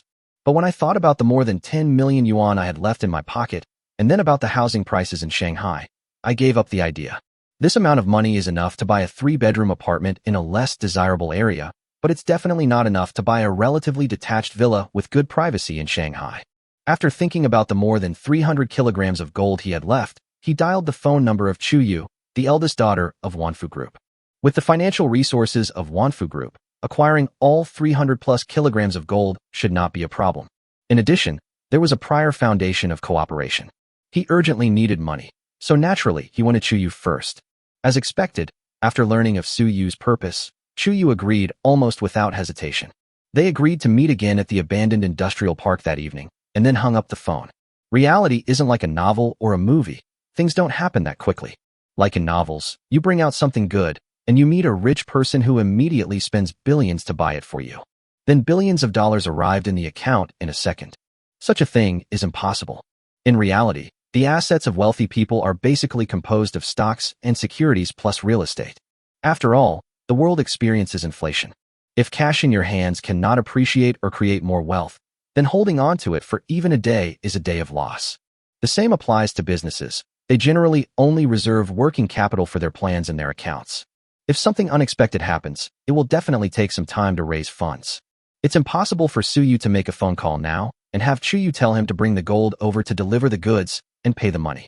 After contacting Chu Yu to meet that evening, Su Yu thought carefully and, finding that he hadn't forgotten anything, was about to go home and enter the trading space to finding Zheng to complete the transaction they had agreed on yesterday. Unexpectedly, just as he got into the car, his personal panel on the trading platform lit up in front of him. It was Froststar who had sent him a message at that moment. Do you have time? I have an urgent matter and need your help. Chapter 31: The Upheaval in Future City. Urgent? Su Yu paused for a moment, then simply found a 5-star hotel nearby and booked the most expensive suite in the hotel, which cost more than 10,000 yuan a night. Those who stay in this kind of room are basically rich people. Generally speaking, there are no issues with confidentiality. After Su Yu went inside, he searched the area but didn't find any surveillance cameras or anything like that. So he directly opened his personal panel and entered the trading space. In the familiar conference room, Froststar was already seated at the other end of the long table. Su Yu skillfully pulled out a chair and sat down in his seat. Then, after glancing at the decorations in the room, he suddenly raised an eyebrow. Come to think of it, he didn't seem to have noticed before. The scenarios for doing business with different people are different. The scene where Frostnova talks is in this antique-style conference room. However, the place where Zheng spoke was a pavilion located on the lake. I wonder if there's any deeper meaning behind this. Before he could think further, Frostnova, seeing him arrive, eagerly said, "You've finally arrived. I need your help with something urgent. But if you can do it, the reward I can offer this time will definitely be more generous than all my previous offers combined. Tell me about it." Su Yu said with great interest. "Our future city's leader is going to die," Froststar said solemnly. "The city lord is dead?" Su Yu was taken aback and asked in confusion. "So what does this have to do with you? Or what kind of help do you need from me? Is it possible that your city lord is dying and wants to eat some delicacies? I can help with that." "No, that's not it. The city lord has lived for over 200 years, and apart from his brain, his entire body is already made up of mechanical parts. He has no interest in food." Froststar shook her head, pondered for a long time, seemingly organizing her thoughts. After a long while, he said, "This is a rather complicated matter, so let me explain it to you simply. Do you know how Future City was built?" Before Su Yu could answer, she continued. Future City was actually a space city built by the escapees of the prosperous era on the eve of the final war. Due to various reasons, the space city, which was supposed to be built in space, was forced to be built on the ground. The original plan was to use a super powerful anti-gravity engine to send it into space after it was completed, so that it could escape the complex ground environment. Once in space, it could use its warp drive to escape at faster than light speed. But in the end, they were too late. The apocalyptic war came sooner than anyone expected. This colossal structure, with a usable area of 1,600 square kilometers, capable of accommodating 3 million people to live for 500 years without external supplies, and which was basically completed, was stranded on the wasteland because it failed to install an anti-gravity engine in time and could not escape the gravitational pull of its home planet. It became the futuristic city it is today. You can think of Future City as a starship that can't fly, but in every respect it's much better than a starship. Froststar shrugged. The city lord is the ruler who holds the highest authority over this stranded starship. Within the city of the future, life and death are entirely at her command. She is about to die and is currently choosing a successor to hand over her authority. Froststar's expression turned grave, and she added, "She has no direct blood relatives." Hearing this, Suyu roughly understood her purpose. The city lord of this future city holds the highest authority over the entire city. The life and death of everyone in the city, regardless of their wealth or poverty, are in her hands. This thing is even more awesome than being an emperor in ancient times. After all, it's quite normal for an emperor to be overthrown if he angers both the emperor and the people. But the city lord is different. He can kill everyone with a single thought. The city lord is about to die, and they are preparing to transfer authority. Naturally, the families in the city would fight over it. After all, it would be better if such a power of life and death without any constraints were in the hands of an absolutely impartial person. Everyone else plays by their own rules, relying on their own abilities. The city lord is detached from worldly affairs, living like a god untouched by mortal dust, as long as those below him do not violate the heavenly rules. Based on what Froststar said, this is probably what the current lord of Future City is like. The key issue is that this person is about to die. Whoever takes over this authority, no one will necessarily believe that they can maintain impartiality. Once doubts arise, even if a truly impartial person takes over the authority, they may eventually be unable to maintain impartiality. If one becomes selfish, those with a modicum of self-respect, nominally still city lords, then pass on their authority to their families from generation to generation. He's shameless. He can ascend the throne and become emperor without anyone being able to stop him. Not satisfied? At worst, they can just wipe you out and then select a batch of high-quality genes from the gene pool to create a new batch of residents who are absolutely loyal to them. This isn't a competition for the authority of the city lord. It's a competition to become the Jade Emperor. With such extensive authority, no matter who becomes the new city lord, a chain of suspicion is bound to emerge. Who would willingly hand over all their possessions and life to someone else?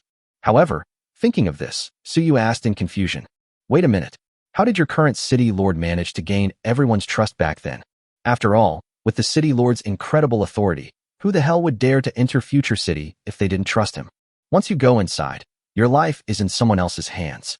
The city lord is the chief architect of Future City." Froststar's expression was slightly strange. In the early days of the Doomsday War, the escapees who invested in building Future City used it as a giant refuge. After their escape plan failed, they decided to completely seal off the fortress that could house 3 million people for 500 years. As long as the main structure of the space city did not suffer major damage, they and their descendants could live and thrive inside for at least 1,000 years. However, they did not expect that the city lord had left a backdoor in the Future City system. She used this backdoor to seize the city lord's authority and executed nearly 100,000 escapees who wanted to isolate themselves. Then, she manipulated the Future City's weapon system to eliminate all enemies within hundreds of kilometers of the city and open the gates to accept more than 1 million refugees. The residents of Future City are almost all descendants of refugees who were accepted back then. Our lives were all saved by the city lord, so why don't we believe her? Suyu breathed a sigh of relief upon hearing this. In that sense, the way the Future City lord gains everyone's trust is quite simple. Just replace him with a group of people who are grateful to him. However, this is too extreme and obviously has no reference value. He finally understood why Frostnova was in such a hurry. After all, he felt that this was too extreme, and the next city lord might not think so. If you don't get the city lord's authority, you might actually get shot by the new city lord. Thinking of this, Suyu couldn't help but sigh. Tell me, how can I help? Chapter 32 Struggle for City Lord Authority. The thing the city lord longs for most is to see the world before the war one last time, to see the blue sky and white clouds of his home planet, and to see the once prosperous human world. However, our world is already devastated, and if nothing unexpected happens, she will probably never be able to realize this dream before she dies. But now an unexpected event has occurred. Froststar stared intently at Suyu and said, "I became an agent for the time-space trading platform." Suyu was stunned for a while after hearing this, then said with a strange expression, "You wouldn't be thinking of sending your city lord to my world to see for yourself, would you?" Froststar didn't speak, which clearly conveyed that meaning. Suyu's lips twitched. Under the constraints of the trading platform, if you can send her over, I wouldn't mind showing her the world. But are you sure trading platforms can allow living people to cross the world? He had already tried, and it turned out that not even a chicken, let alone a living person, could be traded to another world alive through the trading platform. With the authority of a junior agent, the most they can trade is plant seeds, which are plant life forms. Animals cannot be traded to other worlds for the time being. Intermediate or senior agents may have the authority to trade live animals. However, both Su Yu and Shuangxing are clearly still just junior agents. If your majesty is willing to digitize your thoughts and upload them to a computer, they can actually be traded through a trading platform. I've already consulted with the trading platform about this, Frostar replied immediately. Clearly, her plan was not something she came up with on a whim, but rather something she had carefully considered. Upload your thoughts to the computer? Su Yu asked in surprise. Data surge? If you have this technology, why did the city lord still die? Couldn't you achieve immortality directly in the virtual world of a computer, discarding your physical body? No, that won't work. Frostar shook her head. The complexity of human thought far exceeds your imagination. Even the most advanced computers we have cannot handle human thought for an extended period of time. Once thought data is uploaded to a computer, it can only last for 3 to 5 days at most. After that, the memory will remain, but the thought itself will be completely lost. After the thought is lost, the person loses the ability to think and can no longer be considered human. We call this artificial intelligence. In other words, even if the city lord uploads his thoughts, he will only have 3 to 5 days left to live. My plan is to persuade the city lord to upload her thoughts, and in the last few days, you take her to see your world, fulfill her last wish, and then have her transfer the city lord's authority to me. One last question. Su Yu pondered for a moment and said, what if everything goes according to your plan, but she still refuses to give you the authority to be the city lord? Frostar's expression remained unchanged as she coldly said, that doesn't matter.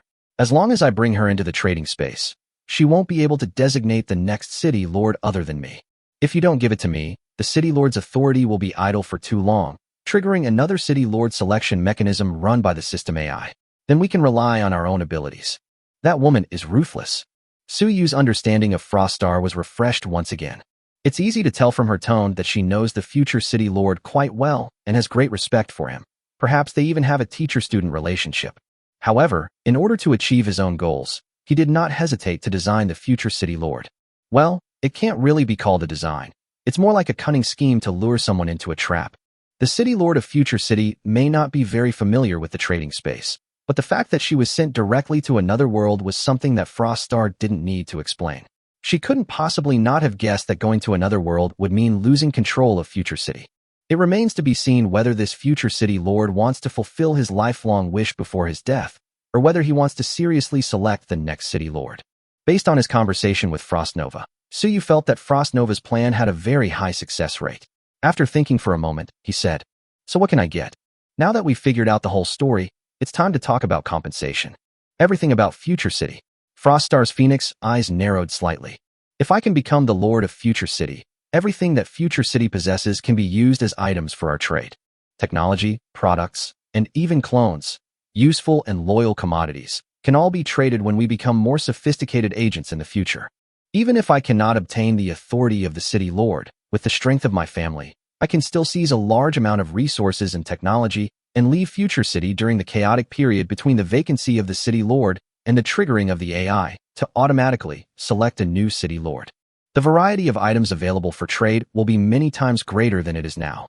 As a space fortress for escaping their home planet, Future City has almost completely preserved all the technological reserves of the prosperous era. Some of these things, we are limited by the wasteland environment, and even if we have the technology, we cannot manufacture them. But if your world had the technological reserves, it might be possible to manufacture them. For example, there's mature nuclear fusion technology that can be commercialized, space elevators, and interstellar warships. To be honest, Su Yu admitted that he was tempted. The technologies that Frostar mentioned are almost all things that Earth wouldn't even dare to dream of at present. Its value cannot be measured in monetary terms. And what she said was actually true. If we can acquire the complete set of mature technologies, the future of space elevators and interstellar warships is uncertain. With the current technology on Earth, commercial nuclear fusion can indeed be replicated.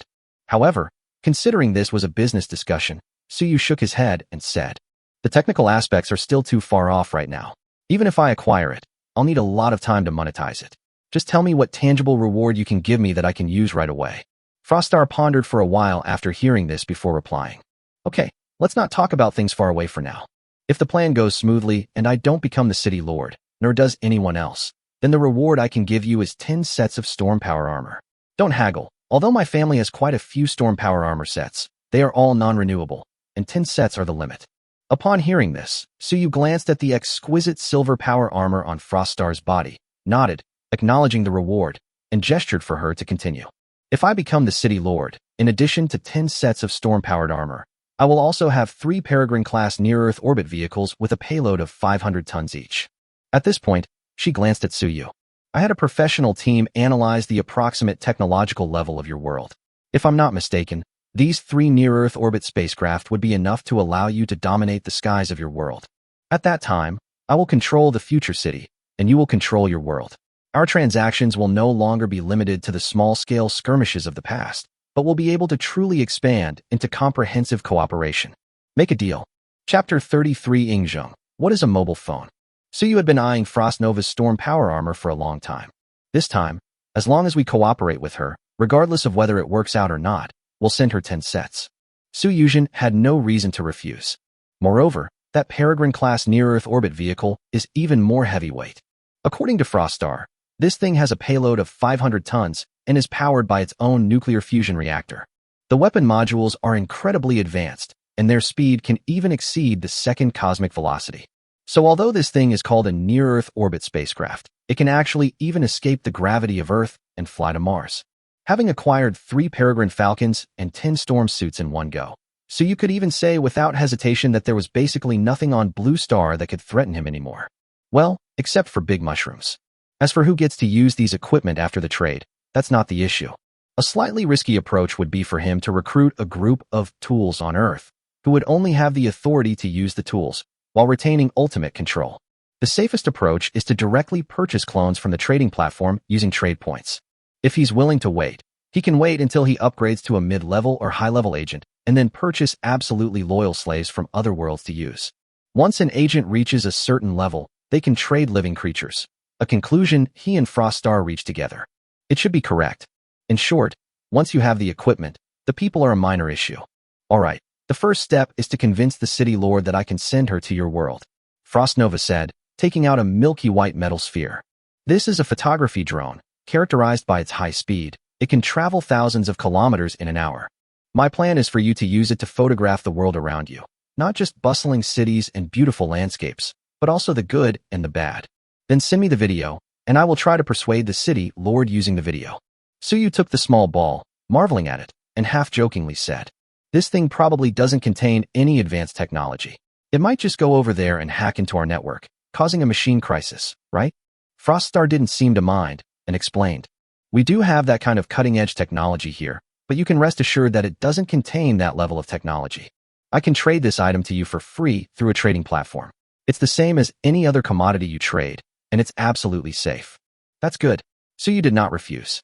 From the very first day he understood the rules of the trading platform. He decided that he would not bring any items that were outside the platform's jurisdiction back to Earth. Gifts from others are not acceptable. Only items obtained through legitimate trading channels on a trading platform can be guaranteed to be safe and secure. Gifts given by others do not fall under the category of transactions. There's not much guarantee of safety. Of the 2 worlds he has encountered so far, one is the wasteland where Froststar resides, and the other is the Qin dynasty, an alternate world where Qin Shi Huang resides. There are so many things he doesn't understand. If Froststar goes insane and adds something to the things she sends him, given the technological level of the wasteland world, it could probably wipe out the entire human race on Earth in one fell swoop. One should not have the intention to harm others, but one should not be without the intention to guard against others. After acquiring the drone through a transaction agreement, Suyu stood up and said, I happen to be free right now, so I can go out and film a video. If you have time, you can wait for me for a while. Alright, Shuangxing nodded, her expression calm. After Suyu left, leaving her alone in the conference room, she finally let out a slow breath and pouted, saying, this guy probably has paranoia. But a world that has completed basic industrialization and has not been destroyed by war is truly enviable. Froststar's eyes showed envy. Then she sighed and shook her head. I wish we could trade with living people when I could just trade with myself. In the wasteland, even dogs wouldn't stay. An hour later, Suyu returned to the trading space after finishing the filming. The filming process was actually simpler than he had imagined. Simply set a command for 1 hour of free shooting, then open the window and let the drone out. It will automatically return after taking the picture. He doesn't need to do anything during the process. After watching the video on fast forward, Frostar hurriedly logged off. Before leaving, he also told Suyu to keep in touch as soon as possible in the next 2 days. It seems he has considerable confidence in persuading the future city lord. Suyu originally wanted to log off, but then he remembered that he seemed to have made an appointment with Ingzheng for a transaction today. So after leaving the meeting room and returning to his private space, he went to the pavilion where he had met and made the deal with Ingzheng. As an emperor, Ingzheng obviously had virtually no restrictions on his online time. He appeared in the pavilion less than 3 minutes after Suyu sent him the message. After a brief exchange of pleasantries, the two got down to business. Suyu first took out the books on the general history of China that he had promised to give to Ingzheng. Then the main event begins. He took out his phone. "What is this?" Ingzheng asked, looking at the small cube in his hand. "Cell phone." Suyu used the words he had prepared beforehand. "In our area, it was originally used for making calls. You could hold it and talk to people thousands of miles away anytime. Of course, this function is useless in Daqin because you don't have satellites and base stations there. Well, you'll understand what these are later. What I'm trying to say is that after development, mobile phones are no longer just a tool for long-distance communication, but an information terminal with many functions." Ingzheng listened in a daze, but he wrote all of it down and did not offer any opinions on anything beyond his understanding. Even without a signal, the phone in your hand can still play music, watch videos, and view documents. It has quite a few functions. Suyu said a few words, then took the phone from Ingzheng, pressed the power button, and the screen lit up immediately. Ingzheng, who hadn't quite figured out what this thing was, suddenly brightened up when he saw it. A stone that can glow. Moreover, judging from the regular arrangement and aesthetically pleasing patterns, it's clear that it's more than just something that glows. He didn't ask any questions and continued to listen quietly to Suyu's explanation. Suyu, on the other hand, talked on, demonstrating and explaining at the same time. It took almost half an hour. This finally allowed Ingzheng to understand the general functions of the phone and to use some of its simple functions on his own. For someone from 2,000 years ago, this was clearly a novel object they had never experienced before. After Ingzheng roughly figured out how to use it, he held the phone in his hand and pondered it with great interest. After letting him fiddle with it for a while, Suyu continued. "The reason I chose to give you this is that, compared to books, videos played on a mobile phone can sometimes present things more intuitively." As he spoke, he took Ingzheng's phone and slowly opened the offline cache document of BI station in front of him. This phone has 1 terabyte of memory, and Suyu had already downloaded a large number of science videos and documentaries onto it before she arrived. It covers almost every aspect, including history, economics, military affairs, and culture. He directly opened a historical montage video with over 20 million views, 10 minutes from the ancient war to the abdication of the last emperor. Then he placed the phone in front of Ingzheng. Ingzheng curiously picked up the phone and looked at it carefully. At first, he didn't understand what was inside. However, as the video plays, the timeline gradually moves from the ancient Yanhuang period to after major events in the spring and autumn and warring states periods.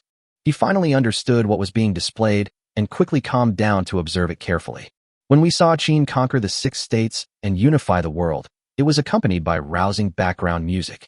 Even Ingzheng couldn't help but feel a little excited. But then he saw himself die in the sand dunes, accompanied by the cry of "Our kings and nobles born with special privileges?" from Dezexiang, and the Qin Empire disintegrated. He couldn't help but frown again. However, having already foreseen the future, although somewhat displeased, he patiently watched as history unfolded. The Western Han Dynasty, Eastern Han Dynasty, Wei, Jin, and Southern and Northern dynasties, and Tang Dynasty all lasted until the last emperor abdicated. In just 10 minutes, thousands of years of history flashed by. After the video finished playing, Ingzheng stared at the small screen of his phone, remaining silent for a long time. Finally, I couldn't help but sigh. Color. The history of the next few thousand years is fascinating enough, and the mobile phone is indeed a marvel of craftsmanship. Compared to books, presenting history in this way is indeed quite impactful and easier for people to understand. To survey the past and present in a fleeting moment. To survey the 4 C's in an instant. Suyu shrugged. Whether it's a video or a book, they are both carriers of knowledge, each with its own advantages and disadvantages. My intention in giving you these is to let you have a more intuitive feel for the differences in the future. As he spoke, he clicked on a video showcasing modern weapons. The video shows a salvo of rockets, turning the firing range into a sea of fire in an instant, leaving even Ingzheng completely dumbfounded. Although he didn't have much of a concept of firearms, just looking at the huge craters on the ground, he knew how powerful the thing shown in the video was. After regaining his senses, he quickly asked, "What is this?" It's one of those firearms, but not the most powerful. The most powerful could probably raise Xianying to the ground in an instant, Suyu said simply. These videos document the development of weapons. You'll understand when you see them for yourself. I can provide most of the things you see in these videos. Of course, for those that I can't provide in the short term, I can give you some time. You can take a look first. After you've seen it and have a general understanding of what I have, we can continue discussing the transaction. As for papermaking and printing, I've also downloaded relevant videos. You'll understand once you watch them. That completes our transaction. Ingzheng nodded upon hearing this and did not ask any further questions. Instead, he gave Suyu the 30 longevity pills that had been agreed upon earlier. The transaction is complete. After exchanging pleasantries, Suyu taught Ingzheng how to charge his phone using an external power source, and then they took their leave. Judging from Ingzheng's somewhat hurried appearance, he was clearly eager to learn the vast amount of knowledge that Suyu had brought. Chapter 34. Suyu raises the military banner. When I came out of the trading space, it was already dark outside, around 7 p.m. I went downstairs and grabbed a quick bite at the hotel restaurant. Then Suyu hurriedly drove to the suburbs. After all, he had arranged to trade gold with Chuyu tonight in an abandoned industrial park in the suburbs. After a busy afternoon, I still have to drive to the suburbs in the evening. This time, he truly experienced what it means to be so busy that his feet barely touch the ground. Speaking of which, he seemed to be lamenting that he had a lot of free time this morning. It's definitely not feasible to do everything personally. It's still necessary to recruit a group of people to help. For less important tasks like procuring supplies for Frostar and Ingzheng, it's best to delegate them to subordinates. If I do everything myself, I might just die from exhaustion one day. But there's no rush. Let's wait until the military finishes testing the exoskeleton. By then, we won't be short of money, and the military will be there to back us up. Everything will be much easier than it is now. As he drove, Suyu pondered what to do next. The car soon arrived at an abandoned industrial park in the suburbs. Because it was the second transaction, he wasn't as cautious as he was the first time. They drove the car straight in.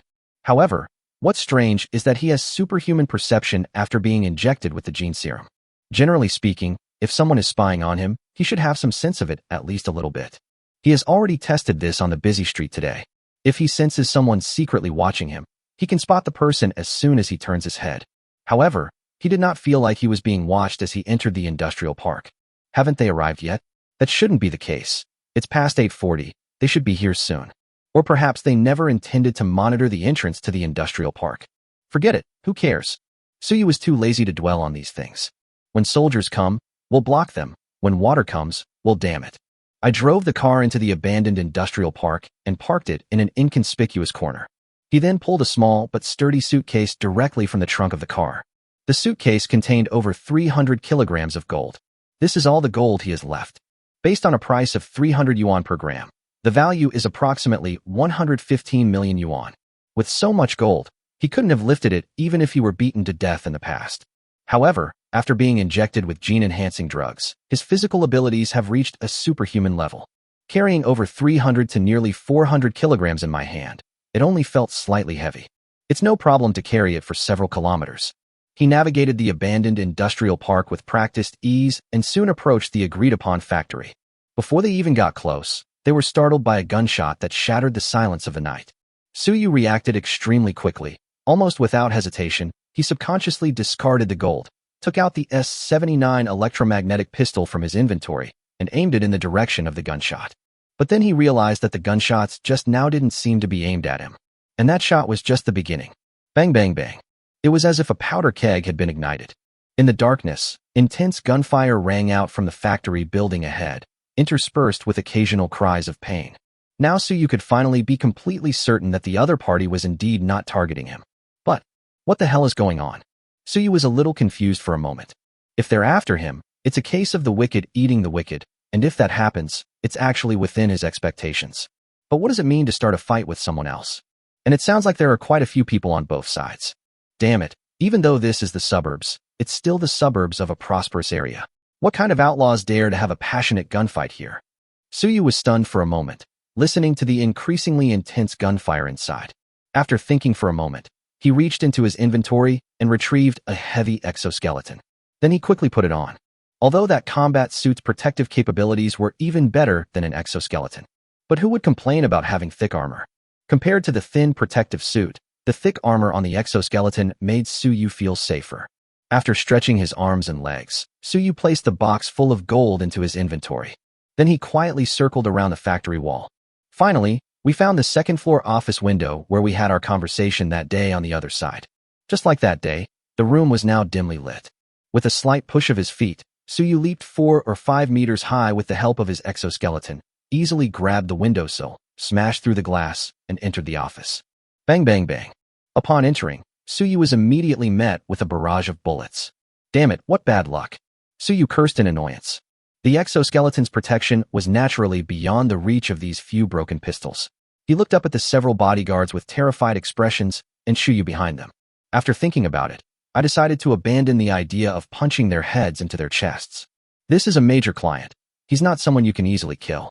After the bodyguards had emptied their magazines, taking advantage of their flustered moment while they were changing magazines, Suyu said, "That's enough, they're allies." Suyu grabbed a gun from one of the bodyguard's hands with a quick, angry grip and crushed it into a lump of scrap metal with a slight exertion.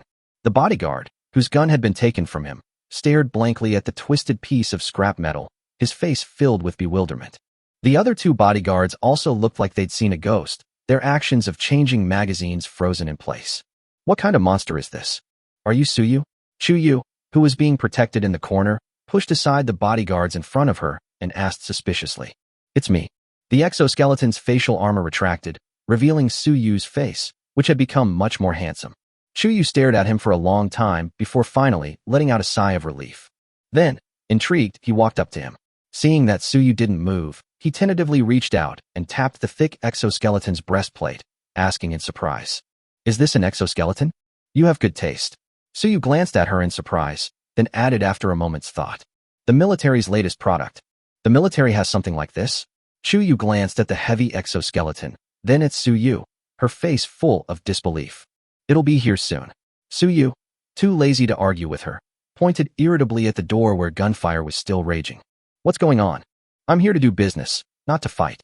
Chuyu glanced at the doorway and said coldly, "The company had some problems, and such a big mistake occurred during the transaction. It was my fault, and I can offer some compensation based on the price of gold afterwards." Suyu pointed to the door and said sarcastically, "Forget about the aftermath, think about what to do now.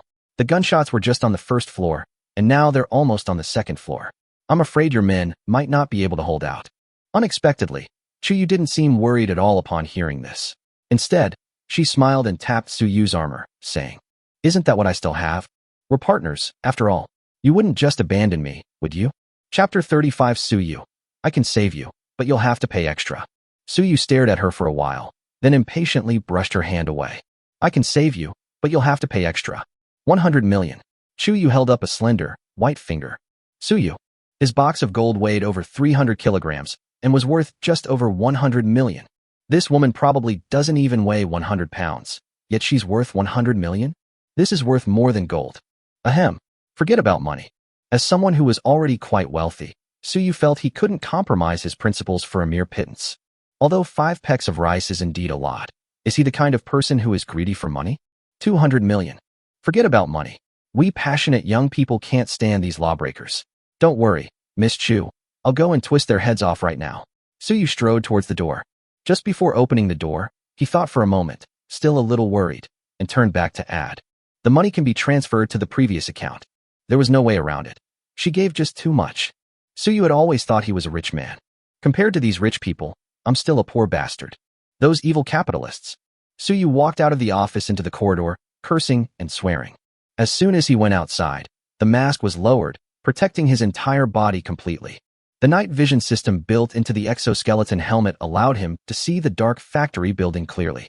He discovered that the group of unknown people below had indeed cleared the first floor and were now attacking the stairs leading to the second floor. This group of people were all dressed in the most ordinary clothes imaginable.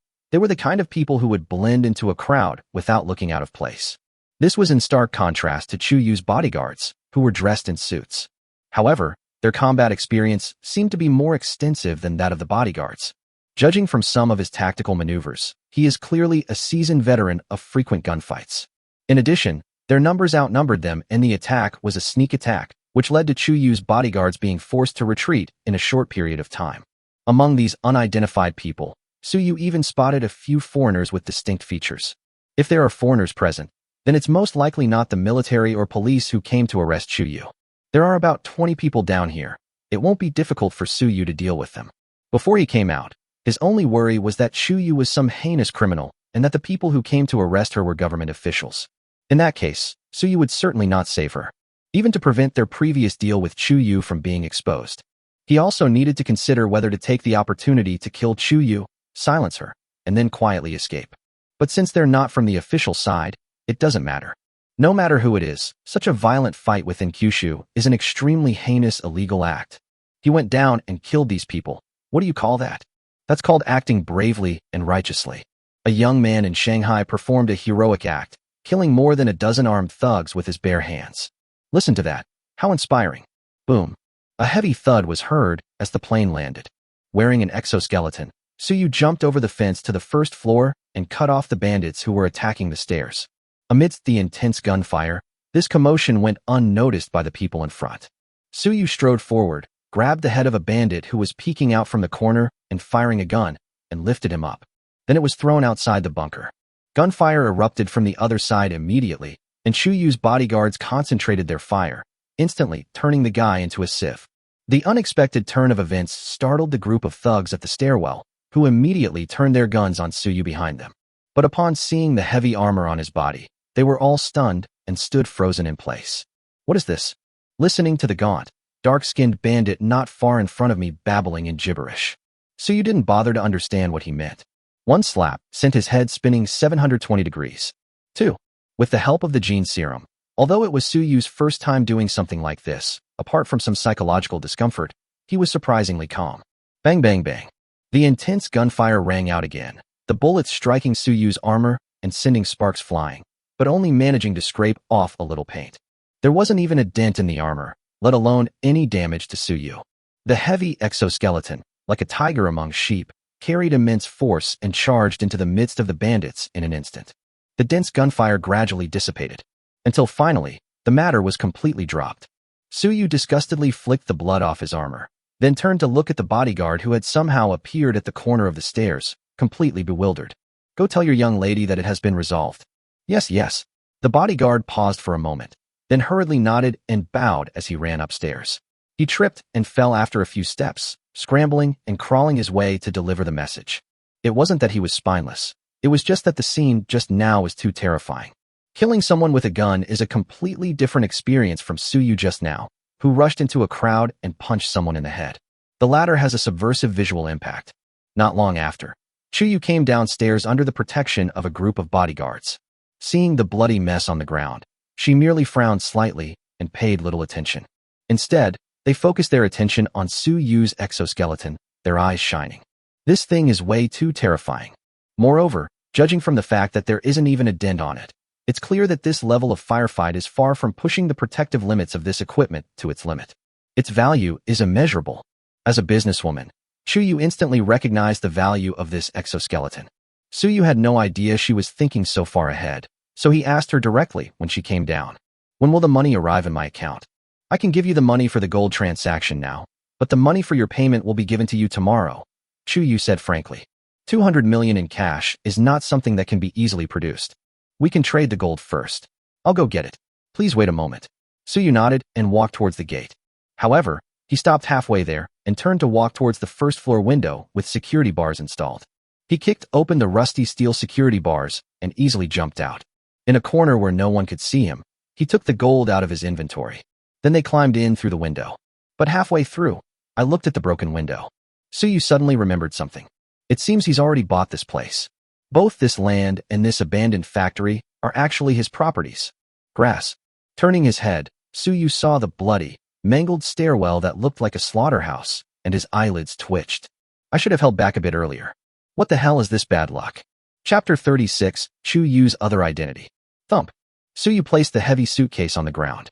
His mood instantly soured because his territory had been so ransacked. He immediately said to Chuyu, "This is gold. You should send someone to inspect it.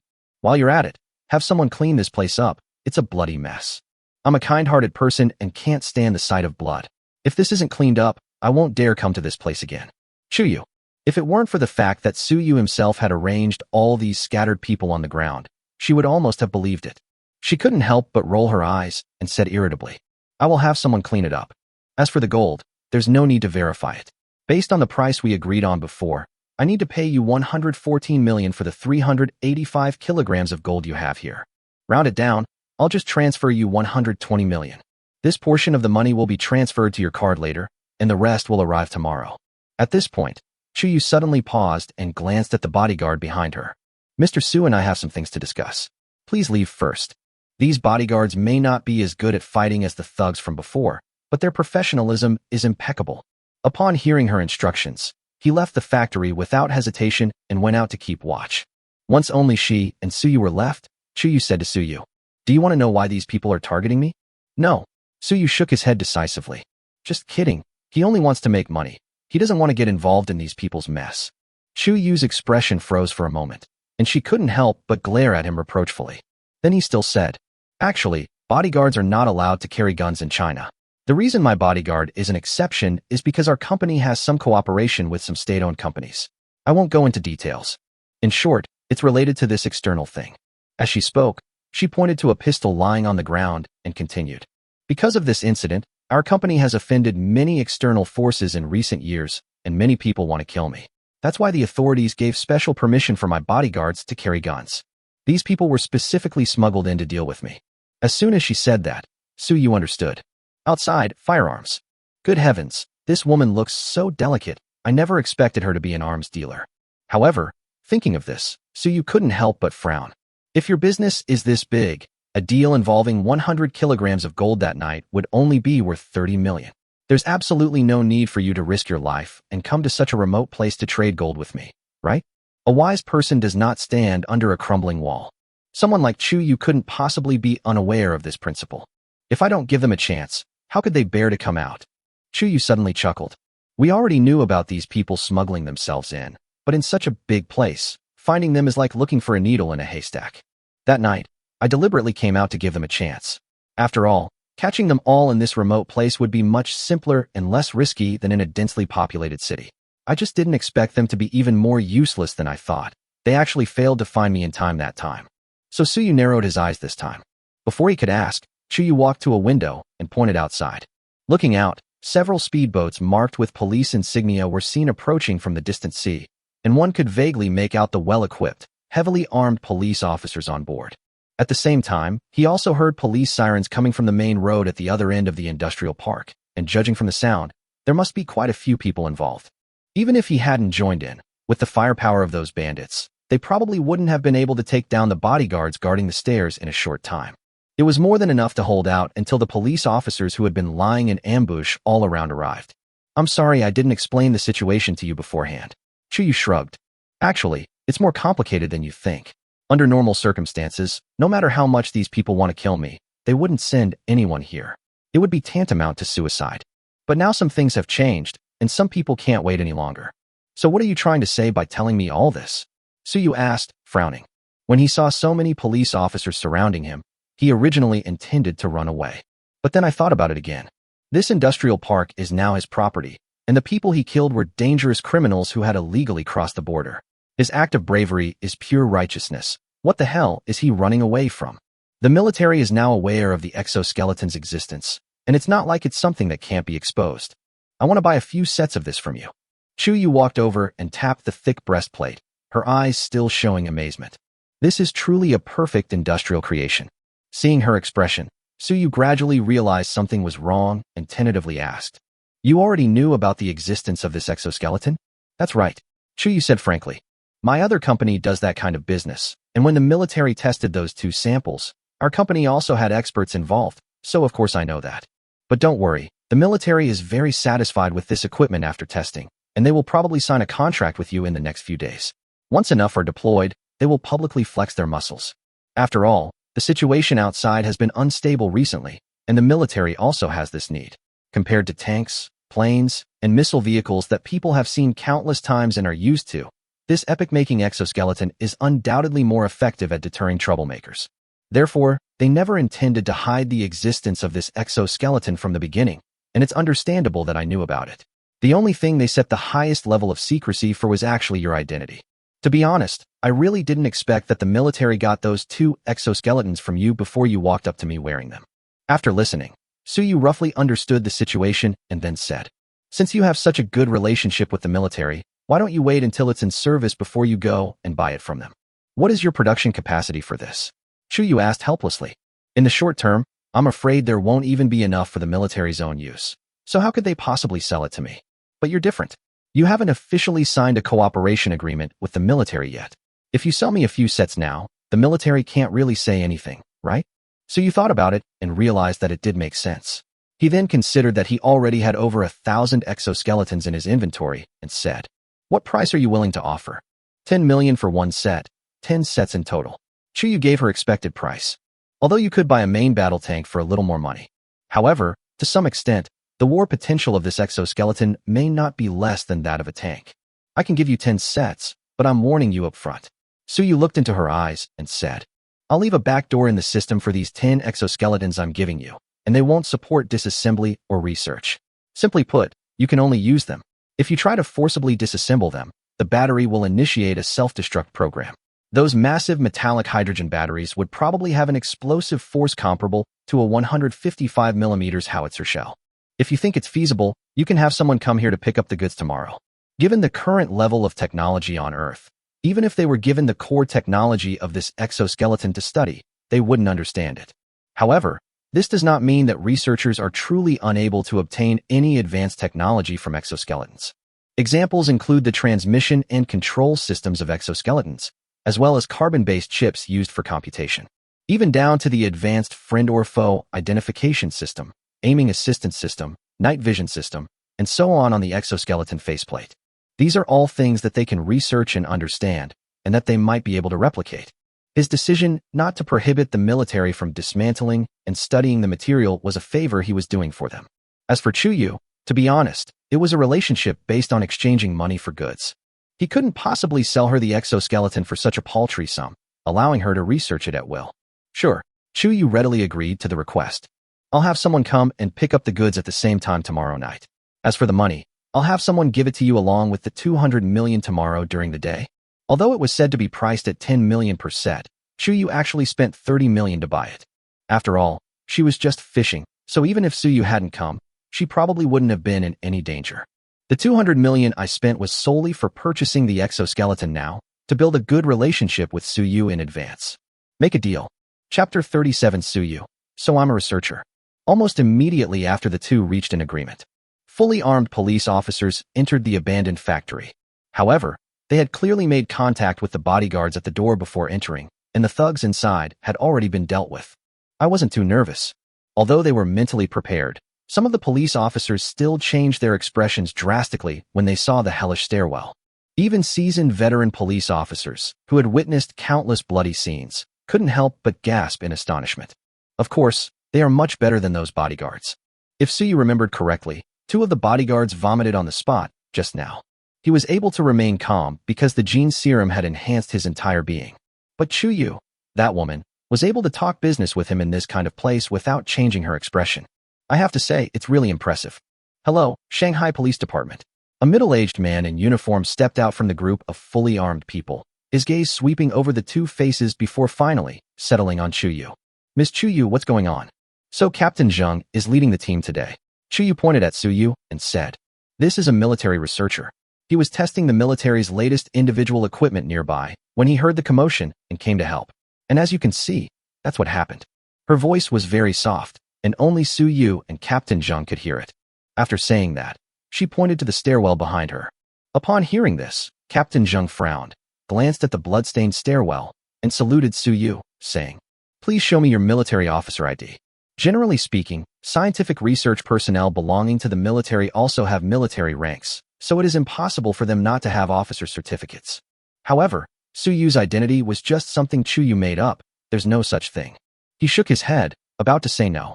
But Chuyu spoke first. His secrecy level is quite high. Upon hearing this, Captain Zheng glanced at the exoskeleton on Suyu's body, and after a moment's thought, said, "I need to confirm something. Please wait a moment." In fact, he didn't care at all about the lives or deaths of these bandits. For bandits like these who smuggle weapons into the country with the intention of committing crimes, the original order from superiors was to kill them on sight if they dared to resist. Even if Suyu didn't kill them, they would most likely have been shot dead by the armed police. The fact that they dared to come here tonight already foreshadowed their fate. The problem now is, what is the identity of this Suyu who suddenly appeared? He had learned from the bodyguards outside that Suyu had killed almost all of these bandits with his bare hands while wearing this iron suit. What kind of combat power is it to take down nearly 20 armed thugs by one person? If Suyu really is a member of the military, then there's nothing more to say. He was also amazed that the military had such advanced equipment. But what if it isn't? This is, after all, Shanghai, a densely populated international metropolis.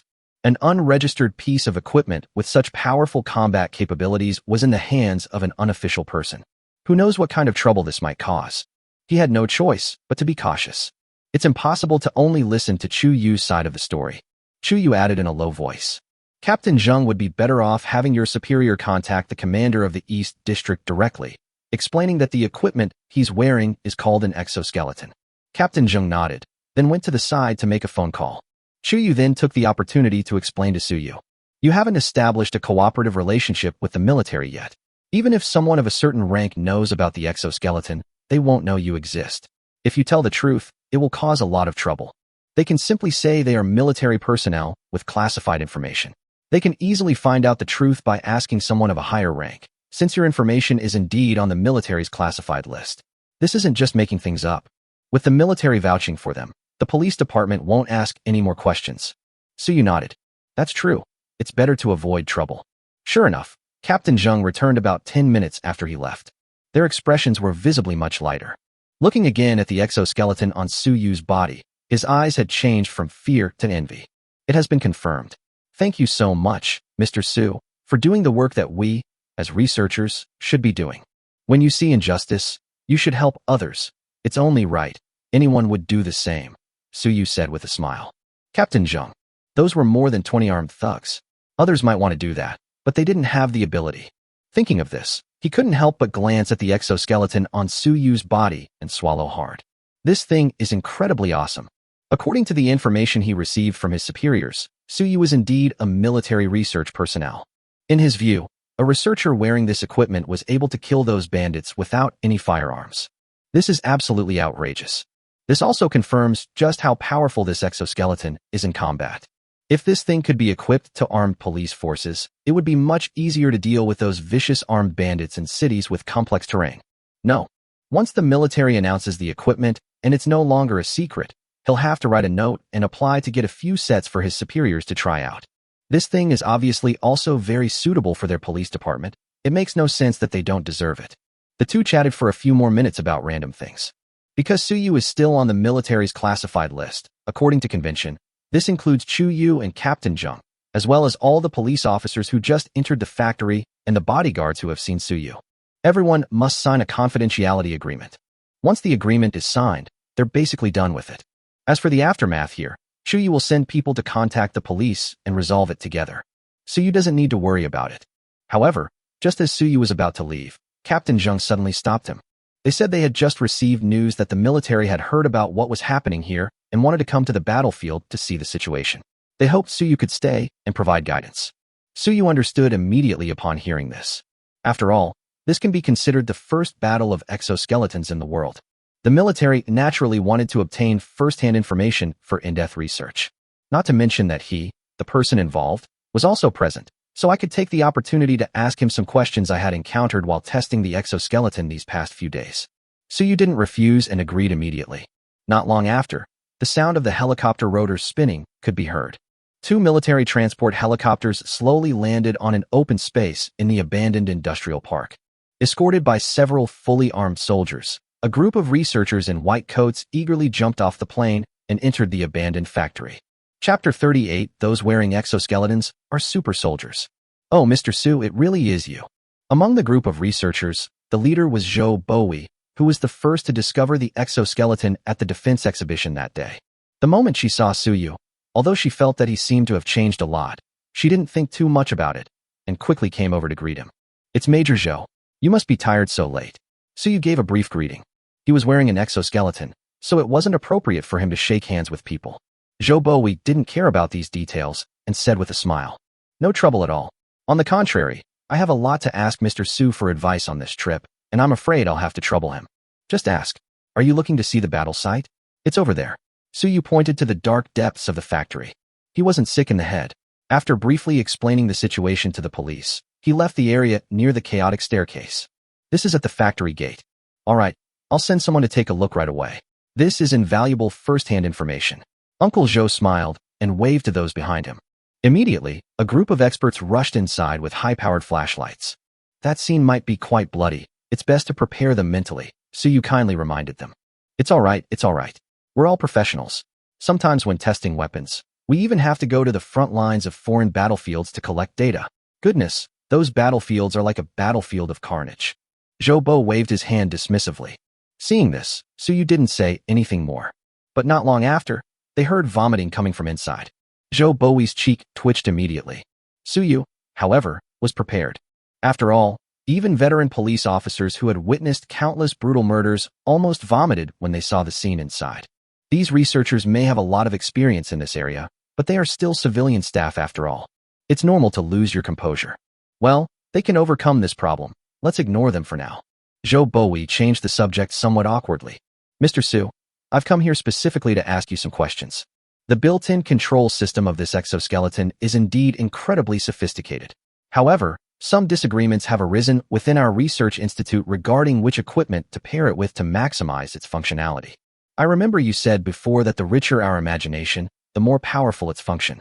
I just wanted to ask if you have any guidance on this." Opinion? Upon hearing this, Suyu pondered for a moment. He hadn't specifically asked Frostnova about things like adding weapons to the exoskeleton.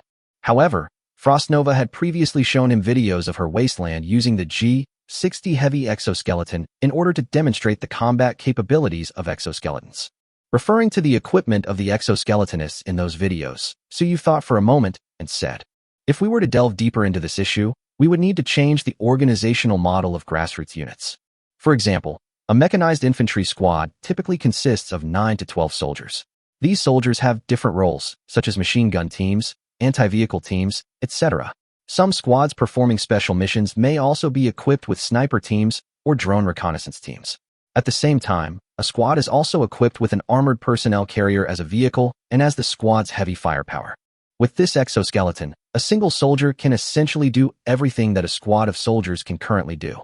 After speaking, Suyu paused, then borrowed a sniper rifle used by the police from Captain Zheng, who had not yet left, and led the group out of the factory. With the sound of machinery turning, the exoskeleton helmet quickly covered his head, and with the help of night vision goggles, he quickly locked onto a target in the distance. He immediately fired a shot. Bump! The bullet flew hundreds of meters in an instant, hitting a bird's nest in a tree at the foot of a distant mountain with pinpoint accuracy. He fired this shot with the aid of the exoskeleton's aiming system. It looked like he didn't even aim, he was playing very casually. Just as Zhou Bowie and the others were completely confused, Suyu opened his mask and said, "There's a pine tree at the foot of the mountain, about 736 meters away as the crow flies. There's a bird's nest in the pine tree. You could send someone to check if they managed to shoot it." With that, he returned the gun to Captain Zheng. Over 700 meters. Zhou Bo's eyes widened as he stared at the sniper rifle. The Type 88 sniper rifle has an effective range of 800 meters. Can you hit a bird's nest at night from more than 700 meters away with it? Otherwise what? If you can't even hit it, what's the point of the aiming assistance system? I remember it said in the feature description that this aiming assistance system can accurately calculate factors such as wind direction, humidity, and visibility, and aim at any visible target within 5,000 meters based on your gun's performance, with a deviation of no more than 2 centimeters. By the way, haven't you guys tested it? Suyu gave him a strange look.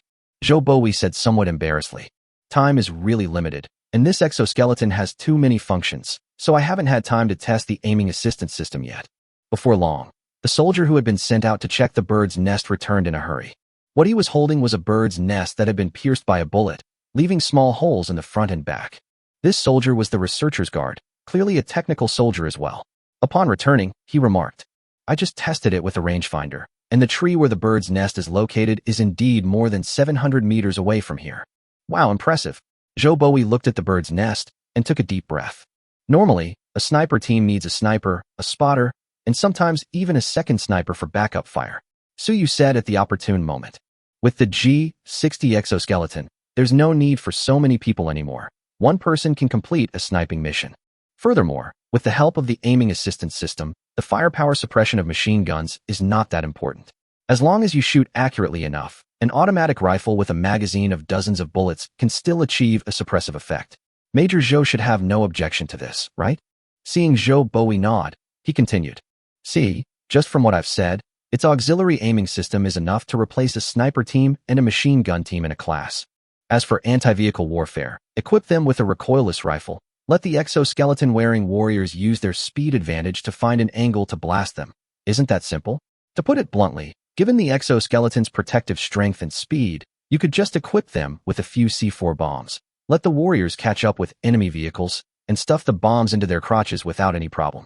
After all, there probably aren't many military infantry fighting vehicles that can outrun it, right? As Zhou Bowie listened to Su Yu's words, his eyes grew brighter and brighter. They were discussing the traditional approach before. There are sniper exoskeletons equipped with sniper rifles, fire suppression exoskeletons that carry heavy machine guns, and so on. Exoskeletons are distinguished by their different roles and then cooperate with each other in combat. But after Su Yu said that, he realized that there really wasn't a need to make further distinctions. With the powerful support of exoskeletons, soldiers wearing them can do almost anything that ground troops can do. The bigger picture has opened up. Su Yu patted Zhou Bowie on the shoulder. Compared to the limitations of ordinary soldiers, soldiers who wear exoskeletons can undoubtedly be called super soldiers. Chapter 39 Love? Just a mutually beneficial arrangement. Super soldier? Zhou Bowie's eyes lit up, and he felt as if he had been enlightened. With a clearer understanding in his mind, he instantly grasped the future combat patterns of exoskeletons and the necessary weapons to be paired with them. Mr. Su is truly a genius who created such a groundbreaking product. His words have been incredibly inspiring to me. No, it's not that bad. Su Yu waved his hand. You just don't have a specific understanding of the functions of this exoskeleton yet. After you explore it for a while, you won't need me to explain these things at all. He wasn't being modest when he said that. The military is full of talented people. If someone gets a weapon but still doesn't understand how to use it, that's ancient history from 100 years ago, from the feudal era. Once they are familiar with the various functions of the exoskeleton, it will not be difficult for them to find the correct way to use it. Mr. Su is being modest. The two exchanged pleasantries for a while. Zhou Bowie also revealed that the military is expected to finalize the cooperation with Su Yu the day after tomorrow. By the time we'd finished talking, it was already past 1 a.m. Su Yu left shortly after arriving at the military headquarters. After all, some confidential matters were involved, so it wasn't appropriate for her to stay there.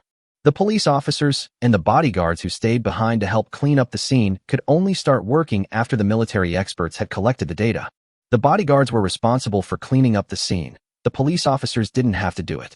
They stayed here to gather information on these bandits and determine where they came from. After all, this is Kyushu, the 9 provinces, and these bandits have come here with weapons to run wild. This isn't over yet. Su Yu greeted Zhou Bowie and then left alone. Zhou Bowie originally wanted to send 2 guards to escort him, but he politely declined. Not to mention that there's practically no one who would want to harm him, even if it exists. With all that gear on him, it's hard to say who would protect whom if they encountered any danger. He is actually safest when he is alone. Even if he were to encounter an enemy he couldn't defeat, he could simply go to the trading space and ask Frostar for a loan to get a set of storm power armor. Then wouldn't one have to kill gods and Buddhas alike? Cough cough. To be honest, after experiencing what it's like to kill bandits while wearing an exoskeleton, Su Yu was increasingly looking forward to what it would feel like to wear the storm power armor, which was the ultimate technological achievement that could truly integrate the sky, land, and sea. The road back to the city wasn't short, and Su Yu didn't get back to the hotel until 2 a.m. After taking a shower and lying in bed, he took out his phone and realized that Yu Xiaoyu had sent him a lot of messages around 11 p.m. He was talking to someone while wearing the exoskeleton, so naturally, he didn't have time to look at his phone. I went through the messages again. Basically, it means the defense exhibition is over, and she doesn't have to go to work tomorrow. The unspoken meaning was simply that she wanted to chat with Su Yu, since feelings could develop over time. Unfortunately, he was busy and didn't reply in time, otherwise he wouldn't be lying in bed alone now. However, it's good news that she doesn't have to go to work tomorrow. Su Yu also doesn't have anything to do tomorrow and was planning to go look at apartments anyway. It's a good opportunity to relax a bit. After thinking for a moment, he replied, I was busy with something earlier and haven't been able to get back to you. If you have time tomorrow, let's have lunch together? After sending the message, He tossed his phone aside and prepared to go to sleep. After all, it's already 2 a.m., and most people are probably already asleep. Unexpectedly, just as he put his phone down, the notification sound from WeChat rang. You really didn't sleep? Suyu was taken aback and picked up her phone again. As expected, Yu Xiaoyu replied to the message instantly. It's roughly like this. You've been working so late. You're working so hard, and it hurts me to see you like this. Finally, she also subtly asked where Suyu was right now. The meaning is self-evident. How come I never noticed she had this tea art before? Shaw, what tea art? She's clearly a kind and understanding younger sister. Suyu picked up his phone and sent his location, adding the following message. Want to go out for a late-night snack? Yu Xiaoyu immediately sent a on-the-way emoji. After chatting for a few more minutes, Suyu put down her phone and began to ponder a question after Yu Xiaoyu told her that she had already boarded the bus and would arrive in half an hour at most. That is, how to deal with Yu Xiaoyu, this woman. Actually, he wouldn't have thought about this so much in the past. If you can do it, then do it. If you can't do it one day, then just part ways. After all, once he became a scumbag, the women he dated were mostly not good people. Everyone's just playing around. It's a perfectly normal thing. However, this Yu Xiaoyu is somewhat different from the women he has met before. You might call her a good woman, but that's definitely not the case. She was so easily taken advantage of by him. Frankly, it was all for money. But to call her a bad woman wouldn't really be accurate. After all, when I talked to him a few days ago, it was still in the state of mind that the flower path has never been swept for guests, but the humble gate is open for you today. If I had to put it in words, she's probably a gold digger, but she has principles, or rather, she's smart enough to know when to sell herself. Now, after waiting for such a high price, she has finally given her chips to Suyu.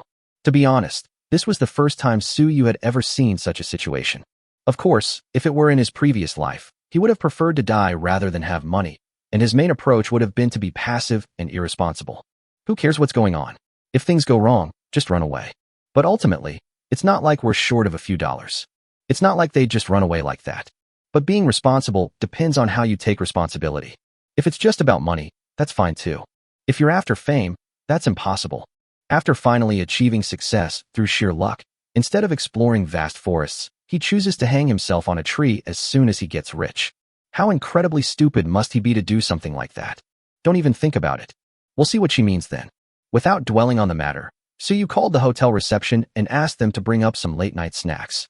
Hotels of this caliber typically have kitchens that offer 24-hour ordering service. Yu Xiaoyu is almost here, so I probably won't be able to sleep for a while. We need to get some food to replenish our bodies first, right? Let's start with some large lamb kidneys. Chapter 40. Preparing to buy a house, a top-tier pull-up. The next day, Suyu slept until noon again. Yu Xiaoyu, who was standing to the side, was still asleep, with a few tear stains still visible at the corners of her eyes. Thinking about his performance last night, he scratched his head somewhat embarrassedly.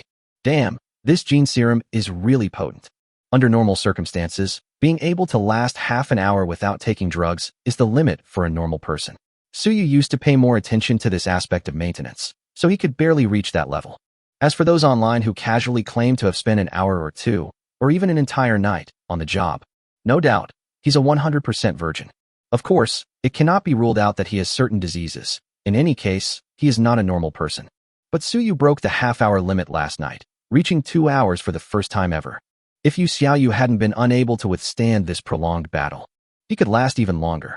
If it's certain that the body is 100% healthy, then it can only be attributed to enhancements brought about by gene therapy. Hey, that's brilliant. Yu Xiaoyu woke up not long after lying in bed. The two lingered for a while before getting up, then went downstairs for lunch before leaving the hotel. However, Suyu didn't cancel her hotel room reservation. Instead, she extended it for another week. The little house he rented before was too messy and inconvenient, so he's been too lazy to go there again these past few days. After buying the house, I can just go back and tidy up the small rented room. In the morning, the 200 million yuan for saving lives and the 100 million yuan for purchasing exoskeletons that had been agreed upon with Chuyu last night were already transferred to Suyu's account. In addition to the 120 million yuan obtained from selling gold last night, and the nearly 10 million yuan left over from before, he currently has a staggering 430 million yuan in his bank account. If not now, when? But where can I buy it? Suyu stood there in the car for a while, unable to think of a suitable property. Previously, his goal was to buy a house in Shanghai, and he would pay close attention to various new housing developments in his spare time. But I only had a few coins in my pocket back then.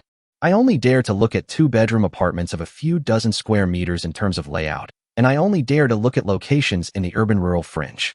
Things are different now. He certainly wouldn't buy that kind of house now. Otherwise, it wouldn't make much difference to continue living in that small single room in the rented house. After a moment's thought, he said to Yu Xiaoyu in the passenger seat, "Do you have any friends who work in real estate sales, or who are knowledgeable about the Shanghai real estate market?" Huh? Yu Xiaoyu was taken aback and asked in surprise, "Haven't you found a property yet?" While at the hotel, Suyu simply said that he wanted to go out and buy a house in the afternoon, without saying anything else. She thought Suyu had already chosen the property and was just waiting to swipe his card in the afternoon. "I've been so busy lately, I haven't had a moment to spare. How could I possibly have time to look at apartments?" Suyu shrugged. "Yes, I do have a friend who works at a real estate agency. However, she's from the same place as me, and we've known each other since childhood. She's never been one to keep secrets, and she even has my parents' contact information." Yu Xiaoyu spoke hesitantly, glancing at Suyu discreetly as she spoke. Suyu immediately realized that she was taking the opportunity to test him. If he asks her friend to help him look at apartments, then the news that she and he are together will undoubtedly reach her parents' ears. In this way, it is actually a disguised way of notifying the parents. So, the parents have been notified. What's the next step? Meeting the parents? Discussing marriage? TSK. Suyu said yesterday that he would find an opportunity to test her, but he didn't expect to be tested by someone else first. There's nothing we can do about that. Start pulling. Since it's inconvenient for you, then don't bother with your friend anymore. You can find another agency. Suyu spoke in a flat tone, seemingly oblivious to the deeper meaning in her words. They completely ignored it. A fleeting look of disappointment crossed Yu Xiaoyu's eyes, but considering that she had only known Suyu for a short time, it was a bit premature to think about such things now. He quickly concealed his disappointment and said, "So I told her, you're my customer. We're good friends, and if I buy from her, I should be able to get a better discount. Moreover, I heard that their company is quite large, one of the top in the industry in Shanghai, with a lot of properties, and the company is not far from here. For now, it's best to maintain the current relationship. As for what happens later, don't people say that feelings can develop over time? At worst, she can learn more tricks." She was still somewhat unwilling to give up the opportunity to transform into a wealthy socialite. Who doesn't want to rise to the top and become a phoenix? Upon hearing this, Suyu immediately laughed. "Okay, then you'll have to ask your friend to put in extra effort later. If you can finalize the house deal this afternoon, that'll be a huge success for you. I'll go shopping with you tonight, and you can pick out any gift you like." With that, he started the car and drove toward the address she had given him. "Then I won't stand on ceremony with you." Yu Xiaoyu forced a smile, then turned to look out the window and sighed softly. Suyu's attitude is already very clear. You can ask for benefits. Getting a permanent position? Don't even think about it. After a struggle, she was indeed defeated. After all, she simply didn't have any leverage to get involved with Suyu. But then she thought that it might be good to clarify things now. At least she no longer has to worry about how to handle her relationship with Suyu, and she's constantly anxious about it. After a fierce internal struggle, she quickly accepted her new role. Then they became more and more considerate. Before long, the two arrived at the real estate agency where Yu Xiaoyu's friend worked. She had already contacted her friend, and the friend was already waiting for them downstairs at the company before they even arrived. As soon as the car stopped, a woman with a simple ponytail, wearing a women's suit and high heels, who looked capable and shrewd, quickly walked over to greet them. He gave Yu Xiaoyu a big bear hug. That scene was like Mars colliding with Earth. Suyu, watching from the side, exclaimed how wonderful it was. To be fair, Yu Xiaoyu's figure and looks are already quite good.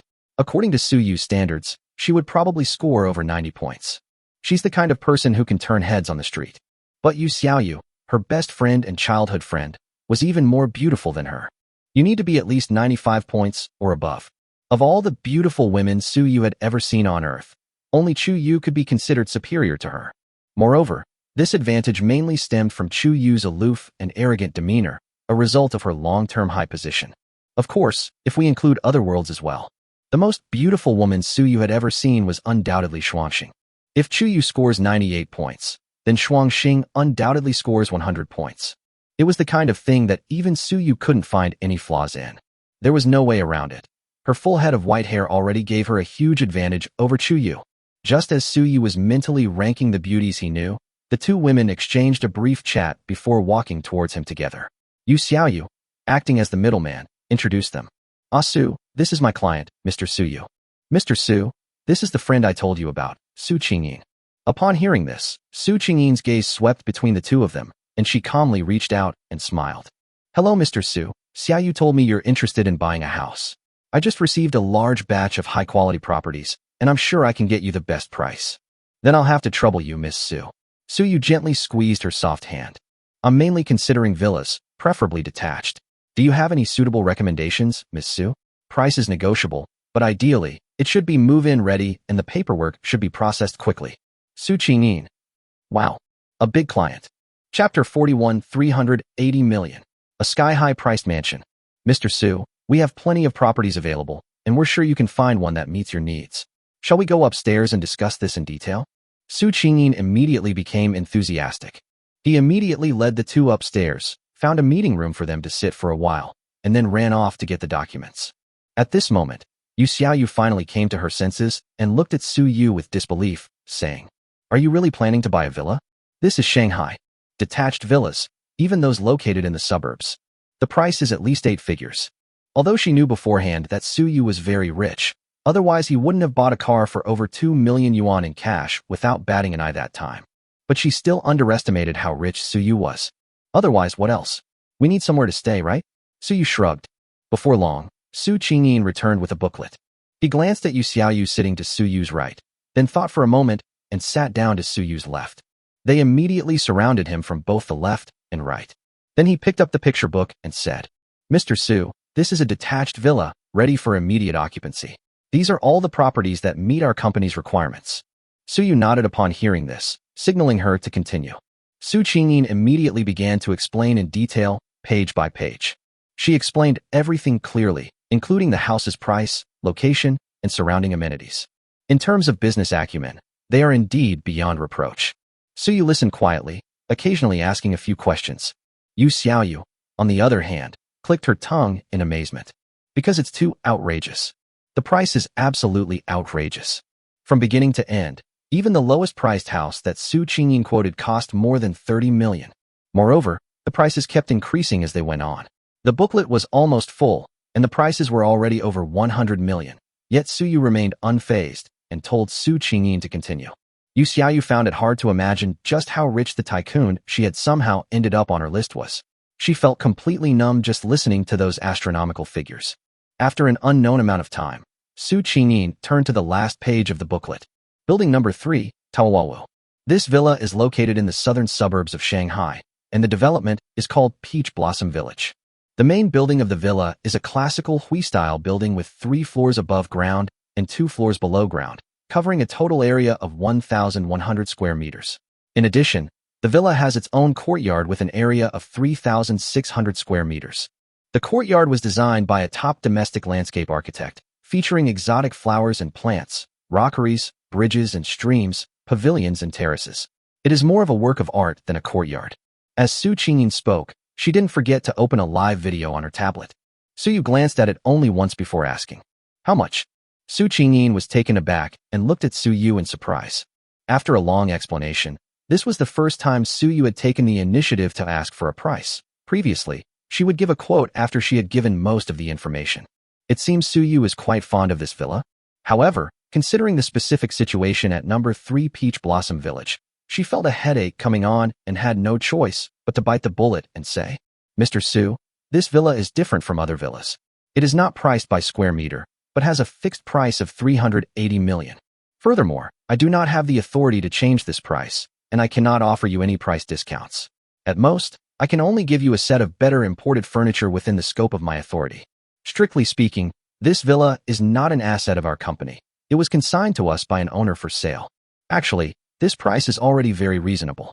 Although the location is a bit remote, it has a great environment. Moreover, the villa's amenities are almost top of the line for residential properties worldwide. It has everything you could want. The owner is in the real estate business. He reportedly spent over 400 million yuan when he bought it. It was beautifully decorated, but he never lived in it and just kept it there to sell. However, the real estate market is not what it used to be, and his company is also facing cash flow problems. So he lowered the asking price to 380 million yuan, on the condition that it be paid in full at once. After saying that, she looked at Su Yu with a little nervousness, waiting for his answer. As a top salesperson, Su Qingyin could easily tell that Su Yu hadn't taken a liking to the previous houses at all, and was only interested in this one. Whether Suyu actually has 380 million is another matter. The requirement to pay in full at once is far too harsh. Other clients with net worths of billions or even tens of billions of yuan, who are not short of money, have also viewed this building before. But as soon as they heard that they had to pay in full at once, they ran away without even thinking. He took out nearly 400 million yuan in cash to buy a house. Even CEOs of listed companies with a market value of tens of billions are reluctant to part with it. And the young Suyu? Well, it's not that Su Qingyin looks down on people. It's just that although Suyu drove a G-Wagon, the price of that thing is not even a fraction of the price of this villa. It's completely unusable as a reference. In addition, Suyu's entire outfit cost no more than 2,000 yuan. He doesn't seem like a particularly wealthy person. Thinking of this, in order to avoid Suyu being scared off by the price, Su Qingyin immediately prepared to recommend a cheaper villa to him to change the subject and avoid embarrassing him. But before she could speak, Suyu said, "Let's go check out the room first. If everything is okay, we can swipe our card later. By the way, how long does it take to complete the formalities? When can I move in? Actually, I think this set is better." Su Qingyin subconsciously said half of what was on the tip of her tongue before realizing it. Her rosy lips remained agape for a moment, staring blankly at Suyu. "Mr. Su, do you mean you really intend to buy it? Is there a problem?" Suyu looked at her with surprise. Yu Xiaoyu's best friend doesn't seem very bright. No problem. I'll take you to see the apartment right away. As for the paperwork, that person has already entrusted our company to handle everything. If you're satisfied, we can get all the paperwork done today." Su Qingyin quickly stood up and said, "I'll go get the keys. Please wait a moment. I'll wait for you in the parking lot." Suyu also got up and led Yu Xiaoyu downstairs. His reason for choosing this villa was quite simple. First of all, the location is in the southern suburbs, not far from the abandoned industrial park, and he estimated that it would only take about 10 minutes to drive there. Secondly, the Chinese garden design truly appealed to his aesthetic sensibilities, making him prefer it to the previously recommended European-style architecture. Of course, the most important thing is that these conditions exist. Money is meant to be spent. Before long, the three of them drove to the Taowu residential area in the southern suburbs. Once inside, the place becomes noticeably quiet, a stark contrast to the bustling outside. Actually, if I had to say, this place isn't really that remote. Just outside the residential area are bustling streets. Although it's in the suburbs, it's more prosperous than the main roads of some third or fourth-tier cities. However, this community is too big. A single villa can easily occupy thousands of square meters, and it also comes with its own golf course, outdoor hot springs, and other large public facilities. So the further you go in, the quieter it becomes, which gives it a secluded feel. Chapter 42 Froststar's message, successful? Suyu's car quickly arrived in front of building number 3, guided by Su Qingyin. Green tiles and white walls, flying eaves, and upturned corners. The villa is surrounded by a rustic wall, with elegant bamboo planted along the wall. The lush green bamboo leaves add a touch of vitality to the chilly winter day. A plaque hangs above the vermilion gate, bearing the 4 characters Qingya Xianju, meaning residence of elegance and virtue. At first glance, a profound sense of history washes over you. Suyu parked the car in the parking space, looked at the design style of the entrance, and nodded in satisfaction. Even just looking at the outside, this place absolutely deserves the word refined and elegant. "Mr. Su, please." Su Qingyin stepped forward and opened the vermilion door, respectfully inviting Suyu to enter first. He didn't refuse. Stepping across the threshold, you are greeted by a beautiful garden landscape. The corridors wind and turn, the eaves soar high, pavilions and terraces stand amidst clear springs and flowing water. That's really extravagant. Suyu couldn't help but sigh. It's hard to imagine that such a place still exists in Shanghai, where land is incredibly valuable. He really had no idea what a 3,600 square meter garden was like before he came here. You can only realize how big it is after you see the real thing.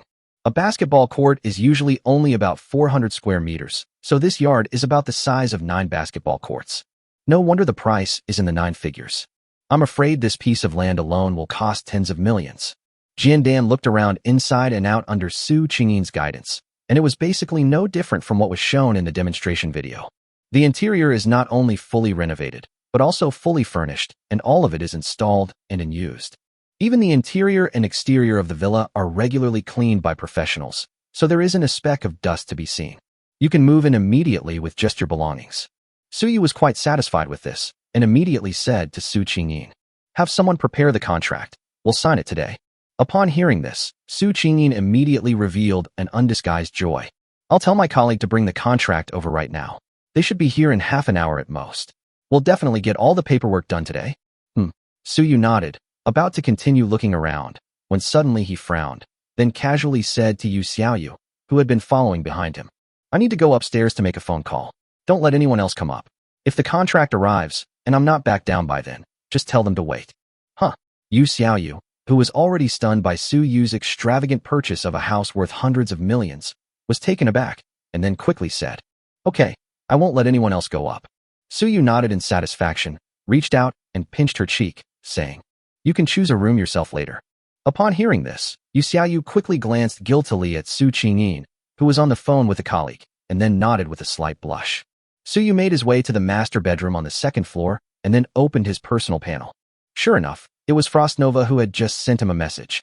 I've convinced the city lord, come to the trading area immediately. She actually did it? Su Yu raised an eyebrow, then casually tapped the panel and entered the trading space. Then, in a flash, I found myself in that familiar conference room. Across the long table, Frost Star, with her full head of white hair, sat waiting for him. However, this time, there were more than just him and Frostnova in the conference room. Next to Frostnova sat a breathtakingly beautiful blue-haired girl whose looks and figure were in no way inferior to Frostnova's. Su Yu glanced at the blue-haired girl, then turned his gaze to Frost Star. I didn't understand what was going on for a moment. This is our city lord of Future City. Frost Star raised her fair chin, a hint of smugness in her eyes. Although she seems carefree most of the time, she is not really a naive and innocent girl. How could she not know that Su Yu had previously doubted her ability to persuade the city lord? Now that he's brought this person in front of Su Yu, he can't help but show off a little. My name is Chiu Mo, the future city lord. Well, I probably won't be anymore. The blue-haired girl stood up and bowed, exactly the same way Frost Star had greeted Su Yu when they first met. Su Yu. He returned the greeting with a proper bow. Then Su Yu glanced at Xuanxing, hoping she could explain how she managed to bring a living person into the trading space. What happened to the promise that it was just a circuit board that carries thoughts? Before Frost Star could answer, Autumn noticed his confusion and offered an explanation. This is just a bionic robot, not a flesh and blood body. I uploaded my thoughts to the robot's computing module. A bionic robot.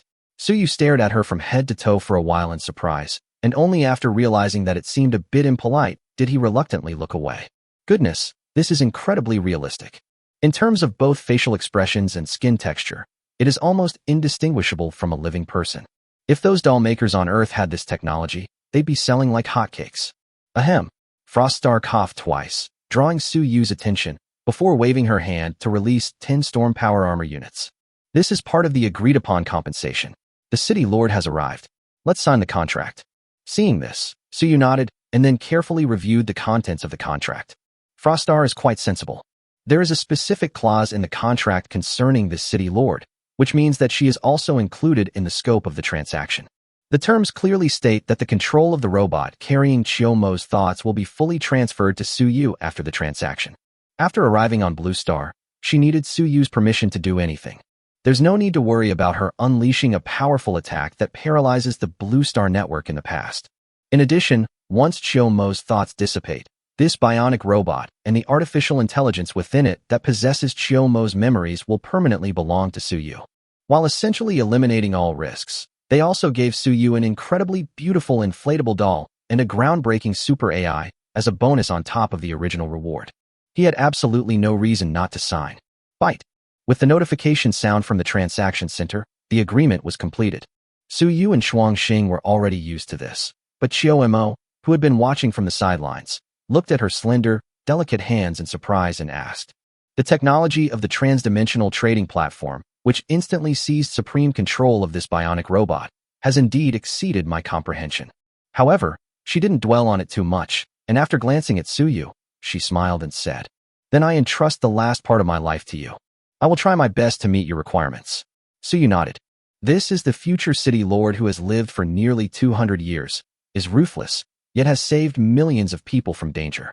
He still held a certain degree of respect for him. Autumn's nodded, then looked at Frost Star, casually taking off a ring from her hand and placing it in front of her.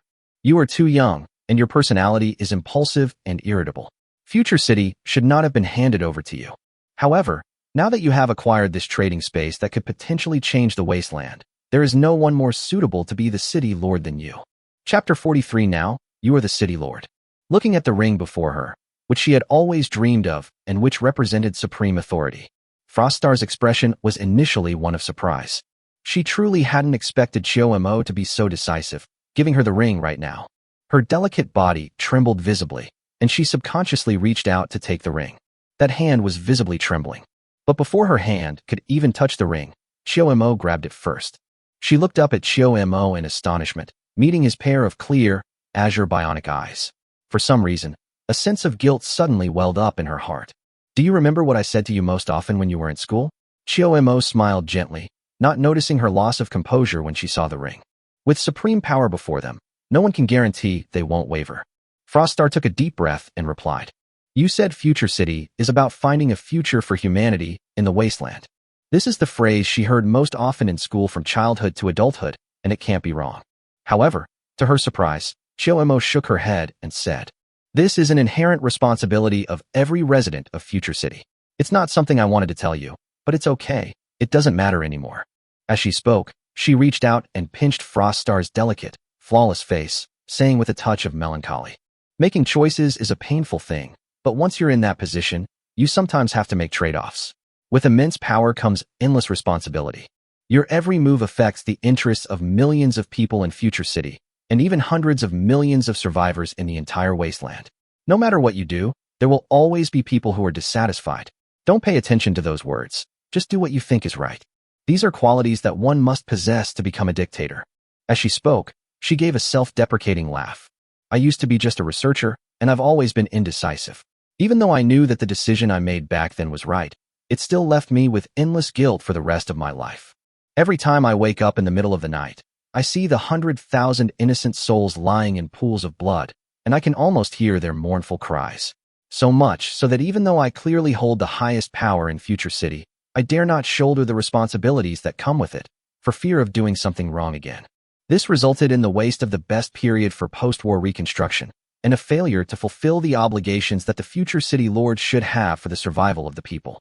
At this point, Chiyo paused, then gently pulled Xuangxing into her arms and said softly, "My child, you are stronger than me.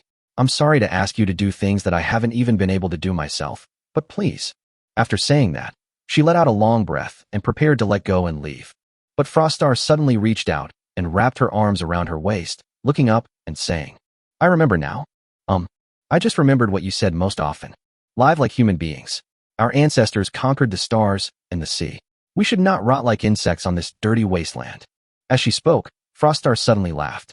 "My lord, let's go see the unpolluted world. I will lead everyone to live like humans. Now, you are the city lord." In late autumn, she personally helped Froststar put the ring on her finger. Actually, there's something I've never quite figured out. In the bedroom on the second floor of the villa, Suyu sat casually on the bed, watching Chiyo admiring the scenery outside the window, and asked curiously, "Don't you have disciplines like sociology and political science over there? Why would you grant the Future City Lord such extensive authority? Unrestricted rights are terrifying." Quite the opposite.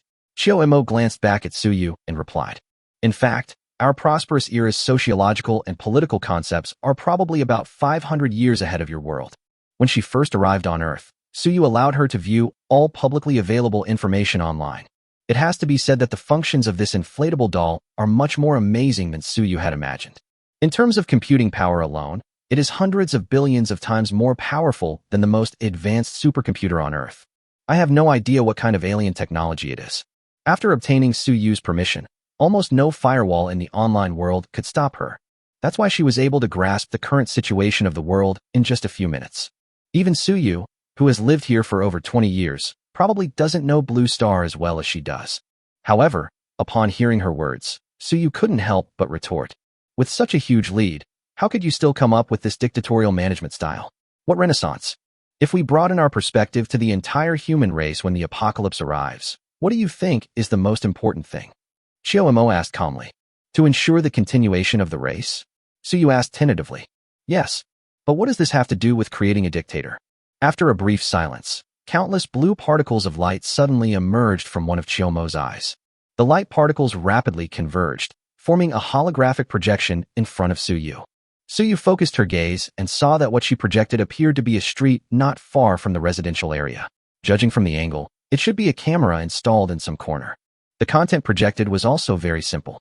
A man in a black jacket was walking and smoking. When he finished smoking and only the cigarette but was left, he casually threw the cigarette but on the sidewalk. Not far from him, there was clearly a trash can where cigarettes could be extinguished. What's the meaning? Suyu was completely confused. However, before he could ask, the projected image in front of him changed, turning into a home security camera view from a living room. It was the same man again, sitting on the living room sofa, playing on his phone and smoking. But this time, after he finished smoking, he didn't casually throw the cigarette but on the ground. Instead, he impatiently got up, ran to the study to get an ashtray, and stubbed out his cigarette in it. Do you understand now? Chiomo asked with a gentle smile. This left Suyu speechless. There are always people who don't cherish public property, but few people would casually damage their own private property. When survival becomes the top priority, private rights are more likely to survive than public rights. Even if the person who holds this power is not so smart, at least he will not let everyone die. Otherwise, what is the point of his power? If this power becomes a public good, then the probability of humanity dying from internal strife is far greater than the probability of unity. What do freedom, democracy, fairness, and the continuation of ethnic groups even mean? Aren't you guys overestimating people? Suyu's lips twitched. This is the best result we've calculated using the most sophisticated algorithm after collecting data from over 1 billion people and considering the most extreme scenarios. Chiomo shook his head and said, Human nature can be faked, but numbers never lie. Chapter 44. It's okay. She's exceptionally talented. Okay, Suyu admitted that he couldn't argue with her, and was even almost convinced by her. That old witch who's lived for 200 years is truly terrifying. Unwilling to continue arguing on this topic, he quickly changed the subject. How many days do you have left? About 4.5 days. Autumn's tone was indifferent, as if he had seen through the vanities of the world. I have an important matter to attend to tomorrow morning. Frostar also mentioned that she'll be sending the peregrine falcon over tomorrow. How about we wait until it arrives, and then I'll take you around the world? Suyu suggested. I'm already content just to see this vibrant world. If you're too busy lately, there's no need for you to come running around with me, Chiomo said gently. Sigh, a 200-year-old auntie really knows how to take care of people. Suyu sighed, but still said, I'm not that busy. Since I promised Frostnova, I can't go back on my word. Chiomo nodded and said nothing more. Suyu took out his phone and checked the time, realizing that he had been upstairs for more than half an hour. They immediately prepared to take Chiomo down with them. Although it was strange that someone was brought down from upstairs out of nowhere, the house had more than one entrance and exit, so there was no need to explain to anyone why someone could magically appear out of nowhere. Yu Xiaoyu and Su Qingyi never dared to specifically ask about this. However, just as he was about to greet them, he suddenly noticed something. In late autumn, she was wearing the same K-10 combat suit as herself. This thing is great in every way, except it's way too damn tight. Taking her down like this is definitely not a good idea. Suyu swallowed hard, thought for a moment, and then searched in the cabinet on the second floor. They actually found him several sets of women's clothing that were still unopened. It's a very conservative style of women's suit, and it even comes with matching high heels.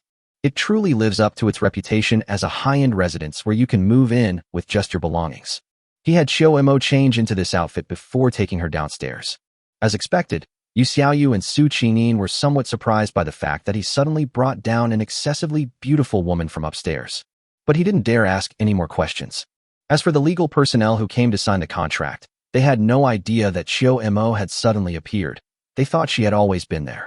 Mr. Su, our contract is ready, and we've also made an appointment with the housing authority. Once you sign the contract, we can send it over immediately, complete the formalities today, and deliver the certificate to you within 3 days, Su Qingyin said respectfully, quickly rising to her feet. Suyu took the thick stack of contracts and was about to open it up for a closer look. But as soon as he opened the first page, a sudden inspiration struck him, and he looked at Chiomo behind him and said, Do you understand the law? He was asking about the laws of Earth, of course. Chiomo nodded slightly and accepted the contract. She understood all the legal provisions of various countries the instant she connected to the global internet. It wouldn't be an exaggeration to say that no lawyer or judge on Earth knows as much about the law as she does. Whoosh. The sound of pages turning rapidly filled the air. There seemed to be some hidden light emanating from his pale blue eyes at the end of autumn. At a rate of almost 1 page per second, he finished flipping through the thick stack of contracts, which was over 100 pages long, in less than 2 minutes. Then he handed the contract back to Su Yu and nodded, saying, "No problem." Su Yu had no doubts and immediately picked up his pen to sign. "Aren't you going to take a look at this?" Yu Xiaoyu couldn't help but ask. "Goodness, this is a 380 million contract, and you're just flipping through it randomly, 1 page per second, and calling it a read?" It wasn't that she was targeting Xiao Mo or anything, but rather that this seemed far too hasty. "No need to look." Su Yu shook his head as he signed. "She has an exceptional talent for speed reading. Anything she's read will definitely be fine." "Is there really such a talent?" Yu Xiaoyu looked at Xiao Mo in astonishment. She'd heard of sketching, but what about speed reading? In late autumn, it responds with a gentle smile. It only took her a little over a minute to read the entire contract, but it took Su Yu a full 10 minutes to sign it. "After all, there are too many places where I need to sign. Moreover, the contract is in triplicate, so he has to sign it 3 times. It's difficult to get some free services." After signing the contract, Su Yu readily swiped a full 380 million on the POS machine. The original 430 million in savings was instantly reduced to a paltry 50 million. But no matter what, it was still worth the money. Su Yu is now extremely satisfied with this place of residence. Even without mentioning the 3,600 square meter courtyard, the main building alone has an area of more than that before, both above and below ground. There are more than a dozen rooms that can be lived in. When will we set up a luxurious house to keep a beauty, with one gorgeous woman crammed into each room? Restraint. Restraint. After signing the contract with her company, Su Qingyin left, and before leaving, she specifically added Su Yu on WeChat. She said that if there were any problems with the house, Su Yu could contact her. In addition, she would receive a large commission if Su Yu bought the house, and she also wanted to treat Su Yu to a meal. That sounds familiar. The reason Yu Xiaoyu gave for adding his contact information was the same as when she bought the car before. I can only say that they truly are best friends who grew up together. I just don't know if he and Su Qingyin will eventually develop into a relationship like Yu Xiaoyu's.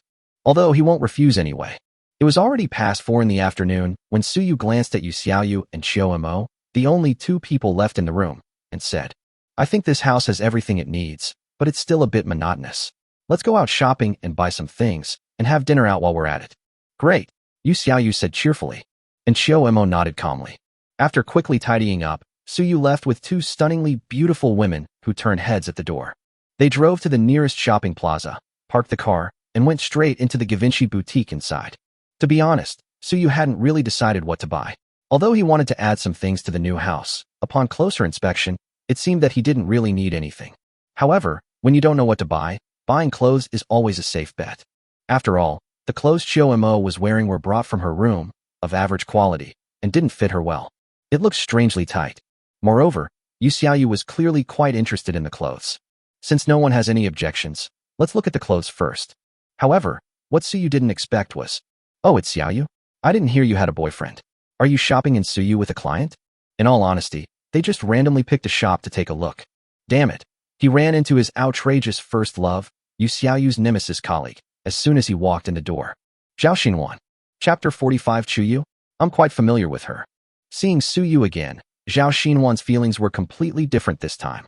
After all, last time it happened in the store, and Su Yu was a customer. As long as she didn't want to be fired by the 4S store, she wouldn't dare to lose her temper.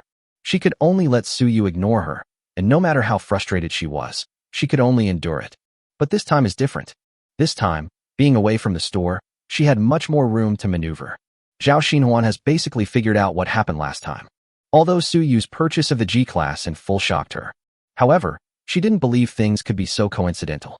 Of all the Mercedes-Benz dealerships in Shanghai, Su Yu chose to buy a car at the dealership where she worked. She didn't believe it was a coincidence. Although she asked around among her school friends, who all said that Su Yu hadn't asked them where she worked, Zhao Xinhuan still firmly believed that Su Yu was just rich and had come to her shop specifically to show off to her. However, Zhao Xinhuan didn't care about this embarrassing incident. Even after all these years, Su Yu, now successful, still goes to her to show off. What does that say? This shows that Su Yu still can't let go of her. In her view, this was her opportunity. Those who are truly on the list have the opportunity to transform into wealthy socialites. Instead of being a mistress to wealthy middle-aged men, where she could be dumped at any time, she was no longer limited to that role. She took advantage of her break to go shopping, intending to buy some new clothes and cosmetics to dress herself up nicely. Then I'll find an opportunity to meet Su Yu. I never expected to run into them here. Upon seeing Su Yu, Zhao Xinhuan, who had been about to mock Yu Xiaoyu, immediately stopped talking, her sharp expression softening instantly. You're here too. How have you been lately? Are you doing well? She spoke softly, with a slight tremor in her voice, giving off a pitiful and endearing feeling from the moment she opened her mouth. It felt like meeting a long-lost first love again. Suyu. They're performing Sichuan opera face-changing here. This ability to change one's expression so quickly is a real loss to the Chinese entertainment industry. It's a shame the entertainment industry isn't aspiring to be an actor. Of course it's great. I just bought a villa. It cost 400 million. Yu Xiaoyu took Suyu's arm and raised her fair chin. Suyu twitched the corner of his mouth, patted his but out of sight of others, and encouraged Yu Xiaoyu's words. The top-tier mouth has replaced the right one. Some things a man says don't really have any impact. They just make him seem like he's deliberately showing off. Letting Yu Xiaoyu fight with Zhao Xinhuan would be perfect. For 100 million. Zhao Xinhuan's pupils contracted sharply, and her voice involuntarily rose several notches, almost breaking her act. Her first reaction was disbelief, but then she remembered the day Suyu bought a car for several million in cash. I wasn't sure for a moment. Let's go in. Suyu shook his head, ignoring her the whole time, and led Xiao Mo and Yu Xiaoyu into the store. Seeing this, Zhao Xinhuan hesitated for a moment.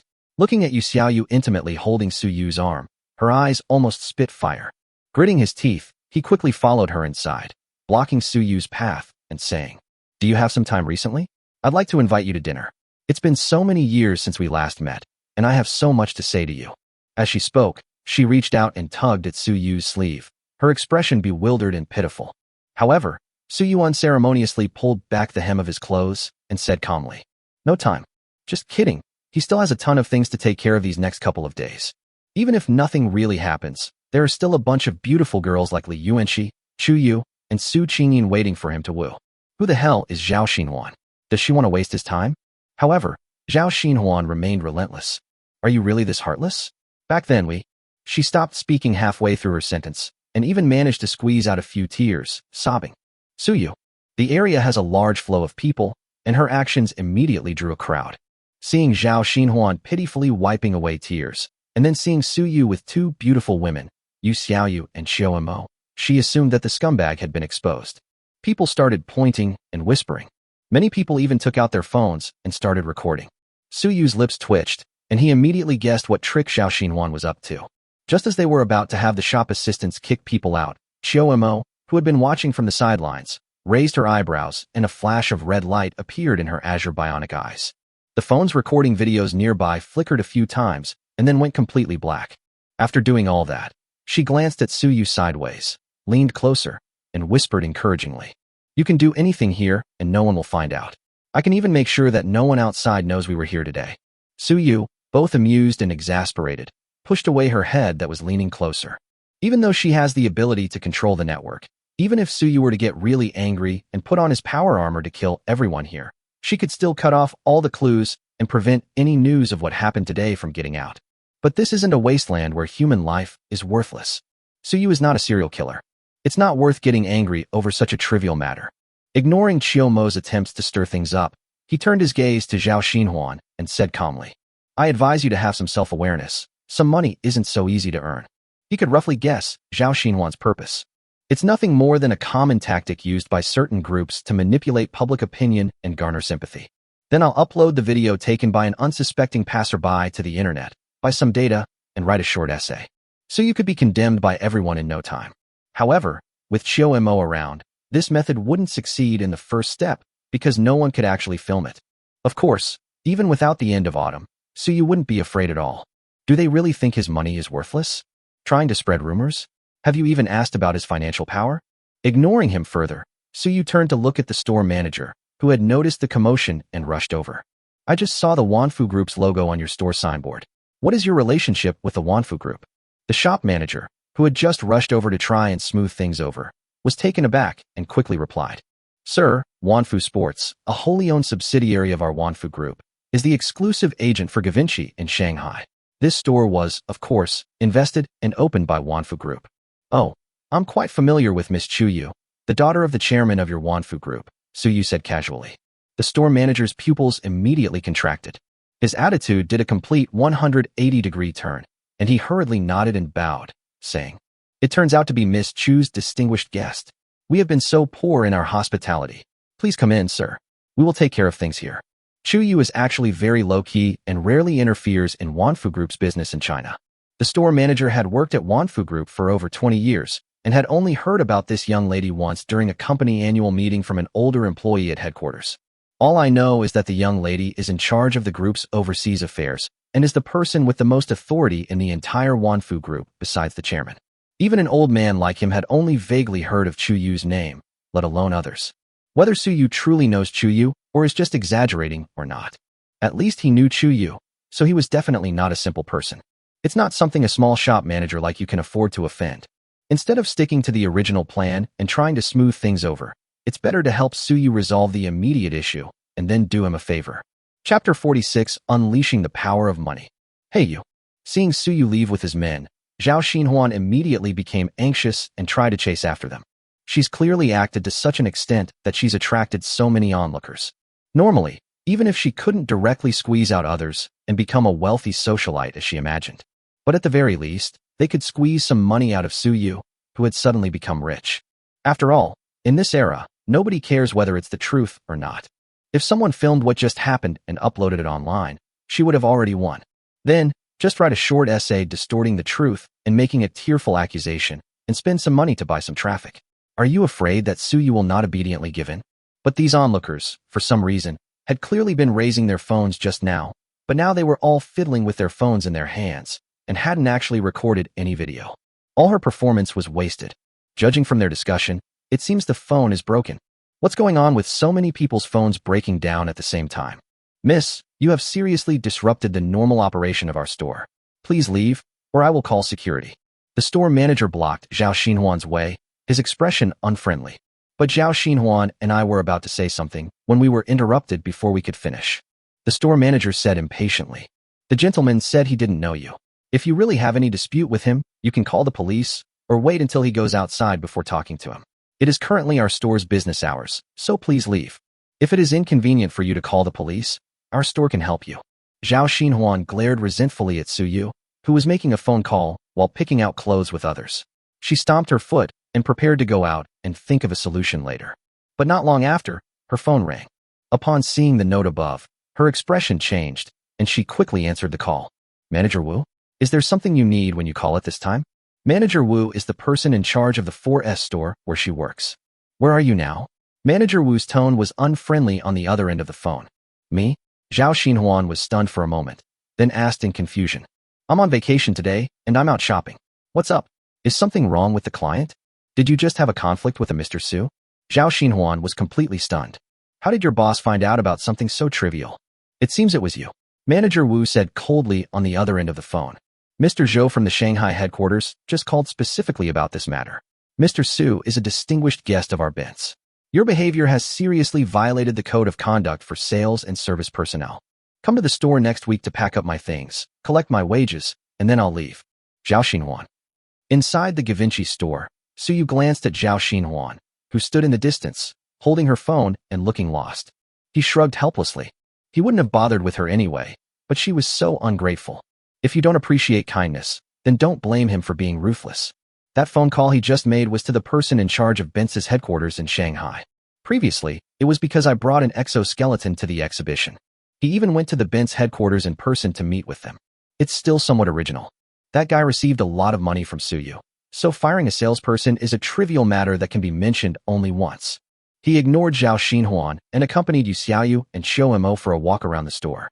By the time I left the house, my hands were already full of shopping bags of all sizes. Balance minus 200,000. Then came all sorts of other shops. By the time we finished walking around the entire arena, it was already dark outside. The trunk of the G-Class was also filled with shopping bags of all sizes. However, the amount of money spent was not much. Only a little over 700,000 yuan was swiped. After having dinner at a random restaurant, they went back together to building number 3 in Peach Blossom Village, which they had just bought. There were no special activities scheduled for the evening. After exercising with Yu Xiaoyu for a while, we went to bed early. After all, there are still many important things to do tomorrow. Zhou Bowie had already hinted to him that the military would likely have a result regarding the exoskeleton by tomorrow. The negotiations on this alone will probably take half a day. Frostar also promised to send over 3 Peregrine-class near-Earth orbit vehicles. The next morning, Su Yu got up very early, which was unusual for him. Although it was Saturday, the 4S store where Yu worked was a service industry store, so there was no such thing as a weekend. She got up early, said goodbye to Suyu, and took a taxi to work. As for Chiomo, her mind was focused on the circuit board, so she wasn't tired and didn't need to sleep at all. As soon as Suyu got up and went downstairs, she had already prepared breakfast. Looking at the abundant and exquisite food on the table, Suyu was somewhat surprised. You can actually cook? I lived the first half of my life in an era of unlimited material abundance, so of course I know how to cook. Chiomo rolled her eyes at him and pushed a plate of fried rice that looked incredibly appetizing in front of him. I haven't cooked proper food in years, let's give it a try. The energy source for her body is a cold nuclear fusion reactor located in her chest cavity. They don't need to eat. In the wasteland, there was hardly any delicious food to enjoy. Before Froststar became an agent for the transdimensional trading platform, ordinary people basically survived on nutritional pastes that were difficult to swallow. Even the elites of Future City can only occasionally eat a few bites of normal food produced by the agricultural and livestock bases within Future City. Most of the time, they have to rely on nutritional pastes to survive. For people in the wasteland, taste has long been a burden. Therefore, it's impossible for them to add a taste module to the bionic robots they create. No designer could be that stupid. Suyu glanced at her, then at the exquisite plate of fried rice, and couldn't help but sigh inwardly. We came here to see Earth, but all we really did was look around and experience nothing else. Suyu casually sat down at the dining table. Although he had some doubts about her cooking skills, he still picked up his chopsticks and took a bite. His eyes lit up immediately, and he gave a thumbs up. Tasty. This wasn't just him putting on a show for Chiomo, it really was delicious. Right. Chiomo's eyes formed a crescent moon, half-jokingly saying, "When I was a teenager, I even won first place in our city's middle school cooking competition." When he was a teenager, Suyu swallowed the food in his mouth and asked curiously, "Back then, your world was still in the prosperity era, right? What was the prosperity era like?" Chapter 47 on how humans kill themselves. What was the era of prosperity like? A look of reminiscence flashed across Chiomo's face. That was a great era.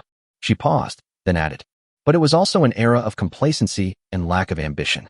Oh, how so? Suyu asked curiously. Chiomo pondered for a moment. Let me put it this way. According to your local terms of the First Industrial Revolution and the Second Industrial Revolution, it only took our world 80 years from the First Industrial Revolution to the commercialization of controlled nuclear fusion. Suyu, wait a minute. How long has it been since the First Industrial Revolution? It's been almost 250 years, hasn't it? Damn it, commercial nuclear fusion here is still a long 50 years away. How can it be so fast? This speed of technological development is just too outrageous. I don't know. Autumn shrugged. The secrets of that era have long been sealed by history. Why the technology of that time developed so rapidly has become an unsolved mystery. Many people tried to explore this secret during the prosperous era, but ultimately they all came up empty-handed. The most credible explanation is that those 80 years were spent in constant warfare, which never ceased. It was the pressure of the arms race that enabled the technological explosion within just a few decades. Of course, this claim is untenable, and as a researcher, I don't believe it. But whether I believe it or not doesn't matter. It's not important anyway. It took us 80 years from the steam engine to nuclear fusion. It took us 210 years from launching the first satellite into space to inventing the warp drive. And then we entered the age of prosperity. Space contains inexhaustible resources, and we also possess advanced artificial intelligence technology, enough to ensure that everyone in the sunset world lives a life free from worries about food and clothing. For most people in the prosperous era, ordinary jobs did not pay wages, because work was not for making money, but simply a pastime to pass the time. Of course, the prosperous era isn't entirely about passively waiting for welfare. The Human Alliance provides each newborn with a bionic robot. These robots will work and create wealth for them, and the newborns will receive wages earned by the robots without having to do anything. If the robot breaks down, the newborns will still need to pay for its repair. For the few salaried jobs, like my research work, the daily working hours are usually limited to no more than 2 hours. As for the compensation, based on the purchasing power of your currency, it's roughly 200,000 renminbi per hour. No, that's not right. The world is different. You can't calculate it that way. Back then, nobody cared about that. Money was just a number. People had plenty of time to enjoy life. But since then, our world's technology has almost stagnated. In the 400 years of the prosperous era, our greatest achievement was merely some upgrades to existing technology. There were no more major breakthroughs. Is this the era of prosperity? Even Suyu, who was already quite wealthy, couldn't help but feel a sense of longing after hearing her description. This is utopia. It's such a pity that such a world has been destroyed.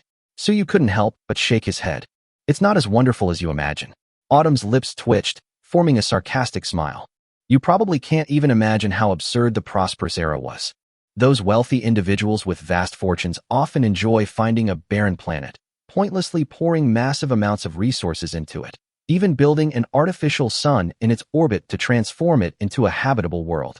Then, they employ numerous clones to play a role-playing game of being emperors, indulging in the darkest aspects of human nature. If they get tired of it, they simply blow the planet up with a planet-destroying cannon and try a different approach. They called it a planet-raising game, which once became a popular entertainment activity for everyone, regardless of wealth, during the prosperous era. Gradually, the poor began to feel extremely dissatisfied and even indignant about the extravagant and wasteful lifestyle of the rich. Although the rich could not persecute the citizens of the human union, nor could they harm their interests, they were still dissatisfied. The source of this dissatisfaction probably stemmed from humanity's desire to compare themselves with others. Their demand was that the human union give every citizen a planet. Although the prosperous era has reached unimaginable levels in terms of material wealth, this is a demand that the human alliance can never agree to. Then, towards the end of the prosperity era, a resistance emerged, their slogan being, "Overthrow the tyranny of the human alliance," or rather more. They also chanted slogans like, "War is the ladder of human progress," and "We need war." Well, considering the development history of your world, this kind of thing is hard to understand, isn't it? Suyu. He was stunned for a while before he finally realized the most crucial part of Chiyomo's words. Resistance army at the end of the prosperous era. Glug. He subconsciously swallowed, staring at Chiyomo in disbelief. You guys didn't just turn the prosperous era into the wasteland it is now, did you? If that's really the case, then it's far too incredible. If I had to put it that way, I guess so. Autumn nodded. During their exploration of the stars, the human alliance often encounters planets inhabited by native inhabitants, so they have always maintained a fairly large fleet. The resistance was utterly defeated in less than a month and driven to the edge of the star system. At this point, Chiyomo paused, turning to look at the clear blue morning sky outside the window. Then, the end of the world came. They encountered aliens with more advanced technology than you. Suyu raised an eyebrow. Based on her description of the prosperous era, apart from encountering aliens and being attacked by aliens, Suyu really couldn't understand what could have turned them into the ghastly creatures they are now. It can't really be called an alien. It's more like an extraterrestrial creature beyond our comprehension, a type of fungus. Autumn's simply explained. This fungus can parasitize the human body, manipulate people's thoughts, absorb their memories, and turn them into monsters. The force pursuing the rebels was the 9th Fleet of the Star Seas, one of the most powerful fleets in the human alliance. They captured the rebels, intending to bring them back for trial, but the entire fleet was silently taken over by the fungus. Then, these fungi spread like a plague throughout the Starry Sea, and by the time the Human Federation discovered them, they had already taken control of most of the Human Federation's fleet. The war lasted only 2 years, and the invincible human alliance, which had dominated the entire galaxy, was destroyed by this tiny fungus. Isn't that unbelievable? Reality can be absurd sometimes. Autumn shrugged. In fact, the human alliance has a complete process for exploring new planets. If they had followed the process, these weak and strange fungi would never have had such an opportunity. It's just that the 9th Fleet skipped these procedures in the process of pursuing the rebels. The end result was that, in order to combat this fungus, we researched a large number of genetic and biological weapons. Ultimately, we eliminated some of the fungus and protected our home planet. But the monsters we created were far more terrifying than the fungus itself, polluting our entire home planet. And then came the Wasteland Era. Chapter 48, Complete Nuclear Fusion Technology. Suyu was genuinely shocked. He never imagined that humans could die in this way. A powerful civilization that dominated the Starry Sea had some internal strife, and then, by sheer bad luck, encountered this strange thing. Then he ruined everything himself. Moreover, they wiped them out using their own weapons. This is just too outrageous. What's even more outrageous is that, given how things have developed, the humans in their world still have a real chance to turn the tables. With their technology, they could easily assemble a group of people, board a spaceship, escape to an uninhabited planet, and start over.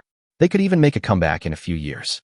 After all, it's one thing for these fungi to be able to manipulate human thoughts, but they are just fungal organisms, and in terms of creativity, they are definitely inferior to humans. After a few years of development, we'll research and develop some new weapons. We can't just beat them up like that. But the people of that world did not back down at the last moment. Instead, they developed biological and genetic weapons to fight back. Then he created an even bigger problem, completely ruining himself. They're all masters of courting death, aren't they? People really shouldn't be too idle. So you still felt lingering fear. The fact that the wealthy can come up with such an outrageous idea as a planet-raising game is enough to prove how absurd they are. The rebels, on the other hand, were even more important. They were well taken care of and didn't have to worry about anything. Instead of enjoying a life of eating, drinking, and having fun, they raised their flags and rebelled. Yes, Chio-Imo nodded in deep agreement. Just then, Suyu suddenly felt a message coming from the trading platform. After glancing at it, he said, "Frostar messaged me. Do you want to go check it out together?" "No need." Chio-Imo shook her head. "Then you can sit by yourself for a while." Suyu turned and entered the trading space. In the familiar conference room, Frost Nova, wearing storm power armor, sat opposite. But a strong, pungent smell of blood reached Suyu's nostrils from afar, causing him to twitch his lips involuntarily. He casually pulled out a chair, sat down, and said sarcastically, "How many people were killed?" "A little over 200,000, I guess." Frostar said nonchalantly, "If I hadn't killed these people, I would never have imagined they had so many good things hidden away. I found more than one unopened starship." "Starship?" Suyu's eyes lit up. "Forget it. It's either a warship or a few colony ships." Frost Nova shrugged, then waved her hand, trading 3 Peregrine-class near-Earth orbit vehicles to Suyu. "This deal is now considered settled." Seeing this, Suyu nodded and couldn't help but mutter to himself, "Actually, colony ships aren't a bad idea. They might even be very useful." "What's the use?" Frost Nova rolled her eyes. "With the current technology of your world, this thing can't be replicated. If you were to use it, relying on these few small colony ships to colonize alien planets would take at least 100 years. It's not even as useful as the Peregrine Falcon for you. Instead of relying on this, you should focus on advancing your technology." As she spoke, a hard drive appeared in her hand without her noticing, and she raised an eyebrow at Suyu. "All the technical data and production drawings for 1st to 4th generation nuclear fusion reactors. Interested?" Suyu's gaze immediately sharpened. Good heavens, that's a royal flush. If he can get his hands on this, it will undoubtedly be the most valuable deal he has made since acquiring the trading space. He took a deep breath and said in a deep voice, "What's the cost?" "For the next 20 years, Frostar will supply Future City with 10 million tons of grain annually, of any type. That's 200 million tons of grain. Kyushu is a populous country, so its food consumption is naturally high. According to statistics, if private grain reserves are included, the grain reserves in Kyushu are estimated to be over 1 billion tons. Now, Kyushu's annual grain production has reached 600 million tons for many consecutive years. 200 million tons is only 1/3 of the annual grain production. At a price of 3,000 yuan per ton, it would only cost 600 billion yuan. Spending 600 billion to buy a complete set of mature and usable nuclear fusion technology. Even a fool would know which option to choose. Not to mention that the 600 billion yuan worth of grain can be paid for over 20 years. What does nuclear fusion represent? It represents endless energy and endless food. It represents the true future. Sure, but this will have to start next year.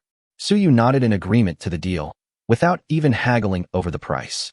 Frostar was already quite familiar with the situation on his side. Knowing that no matter how high the price was, Suyu would not refuse. She still chose to offer a very low price. There's no point in Suyu haggling any further. After the two completed the transaction, Suyu then asked, "Do you have a large production capacity for the kind of androids that embody the late autumn mindset?" "You want to buy an android?" Frostnova asked instinctively, then nodded. "That's true. You do need these androids." Her android was custom-made, not mass-produced, so you definitely can't buy it in bulk. However, you don't need to buy that kind. Our future city also produces some lower-end androids. As for their abilities, under the command of artificial intelligence, they are definitely more useful than most employees recruited in your world. From screwing in screws on the assembly line to piloting starships to colonize space, they can do everything a human can do, except for a lack of creativity. Loyalty is also not a concern at all. Last night during the raid, we seized a warehouse full of bodies, probably over 2,000. If you want them, I can get them to you right now. Bionics and clones are not the same thing. Strictly speaking, androids are robots, simply robots made to resemble humans. Clones are real people. They are grown step by step in a petri dish from cloned human cells. It wouldn't be an exaggeration to call them real people. Currently, Suyu and Xuangxing are both at relatively low levels and cannot trade living beings, so they naturally cannot trade clones. And because of the existence of late autumn, after her thoughts dissipate, her memories will merge with the artificial intelligence module within her body. Suyu will be able to obtain a super powerful artificial intelligence that possesses all the memories of the former city lord of future city. With this artificial intelligence orchestrating things, androids are actually much more useful than clones. As for the price, Frostar hesitated. For a moment, I was unsure what to order. If we need food, with that nuclear fusion deal in hand, starting next year, we can get 10 million tons of food every year. Future City only has a few million people, and they can't even finish all the food they have each year, so there's no point in having more. But if you ask for less, it would be a huge loss. In fact, for her, these 2,000 androids were more precious than nuclear fusion technology, which could be easily copied. Giving it away for free is definitely not an option. How about a longevity elixir that can extend one's life by 20 years? Suyu smiled slightly, took out an exquisite little wooden box, opened the lid, and a refreshing fragrance immediately filled the entire conference room. Frostar, who was hesitating, was stunned for a moment, then widened her bright eyes and stared intently at the longevity pill in the box, which was about the size of a marble and had a crystal-clear color. Chapter 49: Leasing Engineering Robots. Longevity Elixir? Frostar stared at the wooden box for a long while before looking at Suyu in disbelief. Your second match trading partner actually completed the transaction? And the other party is someone from the world of metaphysics? Yeah. Suyu shrugged. Frostar was at a loss for words. She obtained the trading space much earlier than Suyu. But to be honest, it was only after Suyu that people truly tasted the benefits of the trading space. Previously, the people I encountered were either all sorts of weirdos who made normal transactions impossible, or they were so poor that they wouldn't even live to spend the gold they had. Suyu's first trading partner was her, and he was matched with a suitable trading partner again the second time. They even managed to get their hands on this amazing stuff that can prolong life. Frostar admitted that she was genuinely jealous. So, should we change it or not? Suyu tapped the table to remind him. Change. Frostar replied immediately. Only a fool wouldn't trade a golden elixir that could extend one's life by 20 years. Upon hearing this, Suyu quickly signed the transaction contract, thus settling the matter. Then, somewhat puzzled, he asked, speaking of which, in your world, can't you extend lifespan through prosthetics and organ replacements, like Chiomo did? Why are you so interested in extending lifespan by 20 years? To be honest, he was just trying it out, and he really didn't expect Frostnova to agree so readily. You don't understand. Frostar opened the longevity pill she had just acquired, gazing at the perfectly round and lustrous pill with a look of fascination in her eyes. Organ transplantation as a way to prolong life is actually a very rudimentary approach. It's like treating the symptoms rather than the root cause, replacing whatever is damaged. When most people die naturally, it's not because their lifespan has ended, but because their internal organs have begun to fail. Therefore, replacing organs with bionic ones is less about extending lifespan and more about giving humans back the lifespan they were meant to have. But these things from the metaphysical world are different. They extend human lifespan through some mysterious power in another dimension and are completely different from the others. Suyu nodded, seemingly understanding, but then added, so, does that mean we can use this to keep Chiomo alive? Frostar, who was admiring the golden elixir, was also taken aback, scratched her head, and said, theoretically, it seems possible, but she only has her mind left now. She doesn't have a physical body, so she can't use it, right? That's true. Suyu nodded, not thinking about it much. It was something I had been prepared for long ago that I only had a few days left to live at the end of autumn. Although after spending the day together, he deeply felt how convenient it was to have the former city lord of the future city by his side to help him with his affairs. He would be willing to help them if he could. But if he can't be saved, then it's not his fault. Having completed another android transaction, Suyu still didn't leave immediately, but instead continued. Do you have any construction machines that can quickly build houses where you live? After reaching a cooperation agreement with the military, he was able to get his company and factory up and running thanks to that connection. The abandoned industrial park in the suburbs also needs to be redeveloped. With the current technology on Earth, it wouldn't be difficult to renovate it. However, if we were to demolish and rebuild, it would take at least a year and a half. That industrial park was a product of the last century, and most of the buildings were already dilapidated. Reconstruction is absolutely necessary.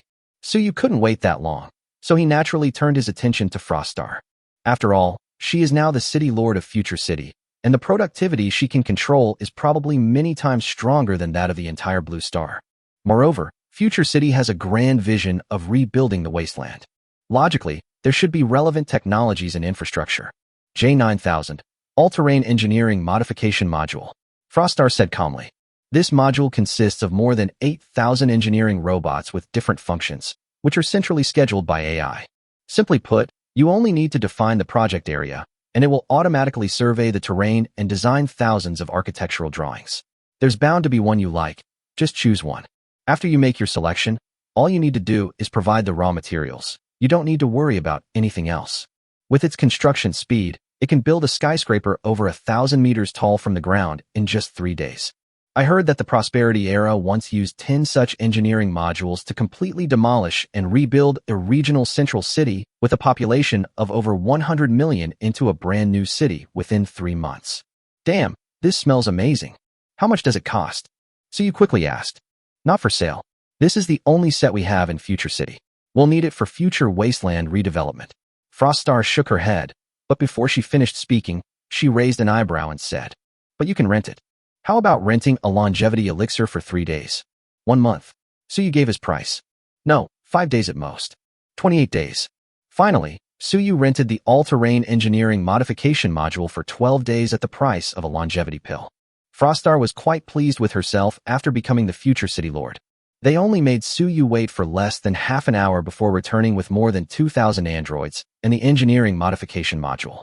And so today's transaction is considered complete. Suyu obtained all the technical data and blueprints for the 1st to 4th generation of nuclear fusion in the wasteland world, 3 Peregrine-class near-Earth orbit spacecraft, 2,000 androids, and a set of J9000 engineering modification modules. Frostar, on the other hand, received the position of Future City Lord, 200 million tons of grain, and 2 longevity pills. If Suyu needs to continue using the engineering modification module, she can obtain more longevity pills. This is a win-win deal. Everyone has a bright future. Back on Earth, Suyu felt great thinking about the gains from this transaction. He glanced at the empty villa, then waved his hand and released dozens of androids from his inventory. Until his company and other things are settled, these androids will have no other use for the time being. It would be better to let them out and let them do odd jobs in the villa. Looks like you've had quite a haul this time. Chiomo teased, looking at the yard full of androids. It's a win-win situation. Suyu smiled. Next, I'd appreciate it if you could temporarily assign them some work, whether it's tending the flowers and plants or acting as gatekeepers. Just make sure this big yard doesn't look too deserted. Autumn nodded, and without her making any move, the androids that had been standing blankly in the yard all started to move. Just then, Suyu's phone rang. Upon picking up the phone, I saw it was Zhou Bowie, the military researcher who first discovered the exoskeleton. Chapter 50, Showing Off Muscles. Powered Armor, Near-Earth Orbit Vehicles. Can we go discuss the contract now? Okay, I have time now. Send someone to pick me up? Hearing this, Suyu was about to agree, but then he saw Chiomo suddenly shake her head. He paused for a moment, then replied, no need, just send me the address. I can go there myself, it'll be faster. Okay, that's settled then. The content of the phone call was, as expected. The military's testing is nearing completion, and they are preparing to discuss the acquisition of the exoskeleton with him. After hanging up the phone, Suyu looked at Chiomo. Naturally, they asked her why she had refused the military's offer to pick her up. Autumn's End, however, was nonchalant. Actually, with what you have now, you don't need to be so cautious. You can reveal some of your strength to give yourself more leverage and greater autonomy in the upcoming negotiations. Otherwise, it would be completely impossible for you to create a world in that abandoned industrial area that is free from any constraints or prying eyes, just as you had previously envisioned. While the technology in exoskeletons is incredibly advanced for this world, it hasn't yet reached the point where the military can completely ignore security risks and allow you to do whatever you want. But if you demonstrate technology and power far beyond their comprehension, then this problem disappears, and they will agree to your requests as long as they're not stupid. Although she has only been in this world for a day, Chiomo has the terrifying ability to dominate the internet. I already knew roughly what the deal between Suyu and the military was about. He immediately provided his own analysis. So what do you mean? Suyu asked, frowning. Don't you have Storm-class power armor? Let's just put on the power armor and fly over in our Peregrine Falcons. He made a decisive statement at the end of Autumn. So direct? Won't that be? He hesitated slightly. After all, in those novels, after the protagonists acquire something advanced, Don't they all choose to be low-key and cautious and not flaunt their wealth? This has exposed our entire family's wealth. Perhaps that's not appropriate? Won't they think you're an alien? Chiyomo rolled her eyes. If you were a junior employee at a company just a few days ago, and suddenly you pull out a revolutionary exoskeleton, do you think that makes sense? They've already thoroughly investigated you and are probably wondering where you come from. Instead of letting them guess, why not just give them a big surprise and tell them directly that you were sent by aliens?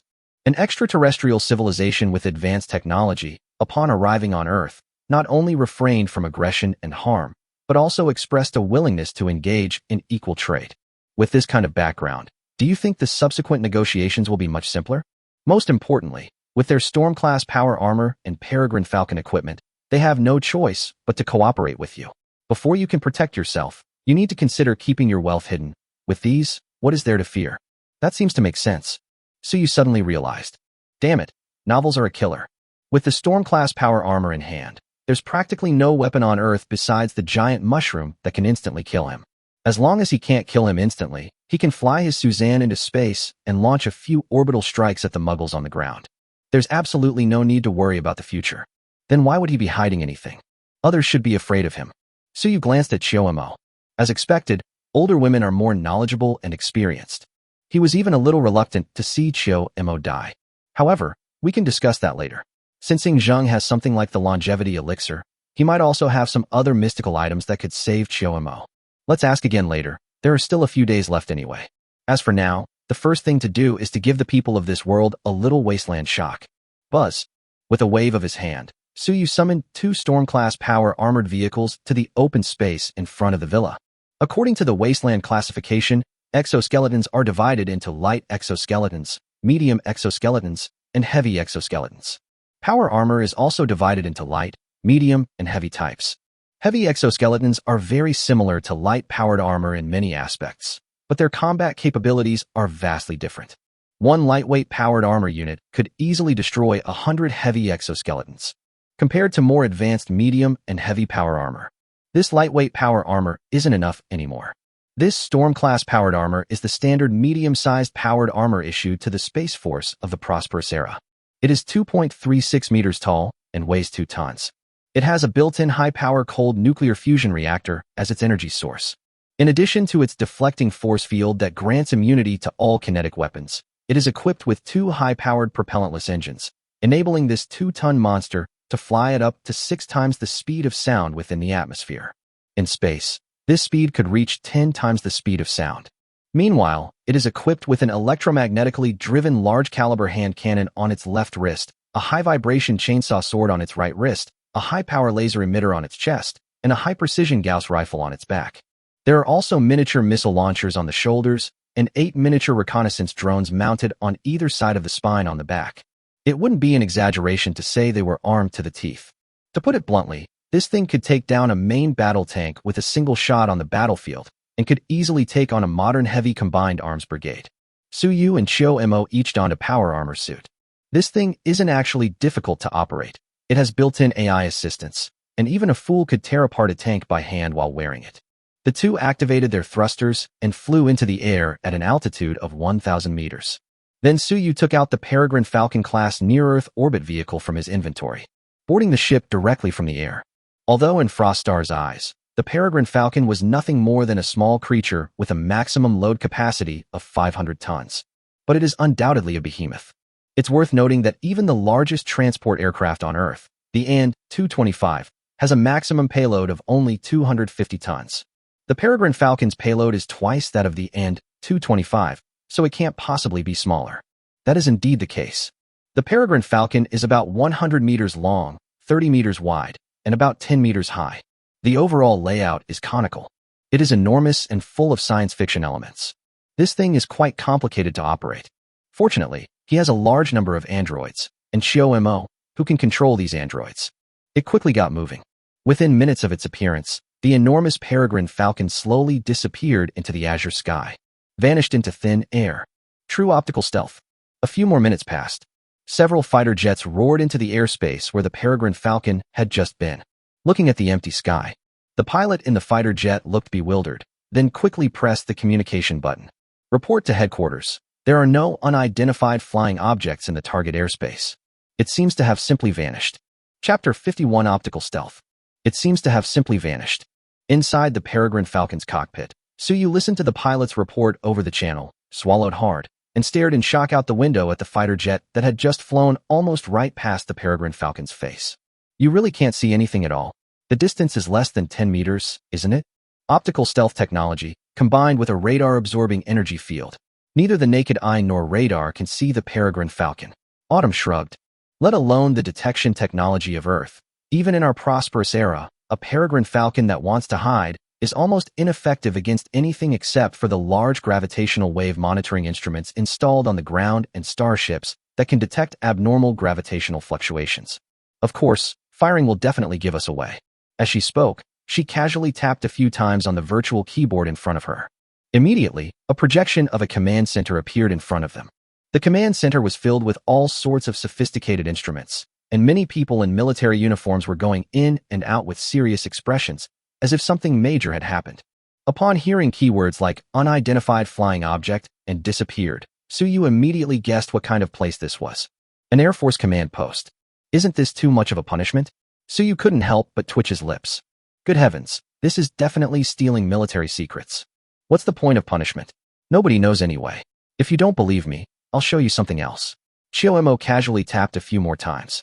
The projected image in front of me suddenly changed, transforming into another space with a layout similar to the one before. It is clearly a military-related base. However, in this scene, the flag on the wall behind the command room has been replaced with the stars and stripes, and the people have been changed to white people. Good heavens, they even hacked a military base in America, thousands of miles away? As Autumn's fingers danced across the screen, one by one, secret locations that Suyu would never have dared to even think about were placed before him like a live broadcast. He also heard about conversations and decisions that often involved countless people. If Chiomo was previously limited by the computing power of the bionic robot's built-in chip, although it could break through all firewalls, it would still take some time. Now that she has borrowed the computing power of the Peregrine Central Computer, she is a true deity capable of dominating the Blue Star Network. If I asked you to launch all of Earth's nuclear weapons right now, could you do it? Suyu asked, almost as if possessed. The show-off paused for a moment, then looked at him with surprise. I never imagined you had such anti-human tendencies. Those things are basically independent of the existing network, and the launch procedures are determined manually by people, so I think it would be very difficult to directly operate the launch. However, it's not impossible. I can create some false information through the network and send it over to those people in the nuclear weapons base, telling them that they have been attacked by nuclear weapons, and they will activate the countermeasures themselves and launch nuclear weapons in response. As she spoke, her hands danced across the virtual keyboard like elves, and she actually got right to it.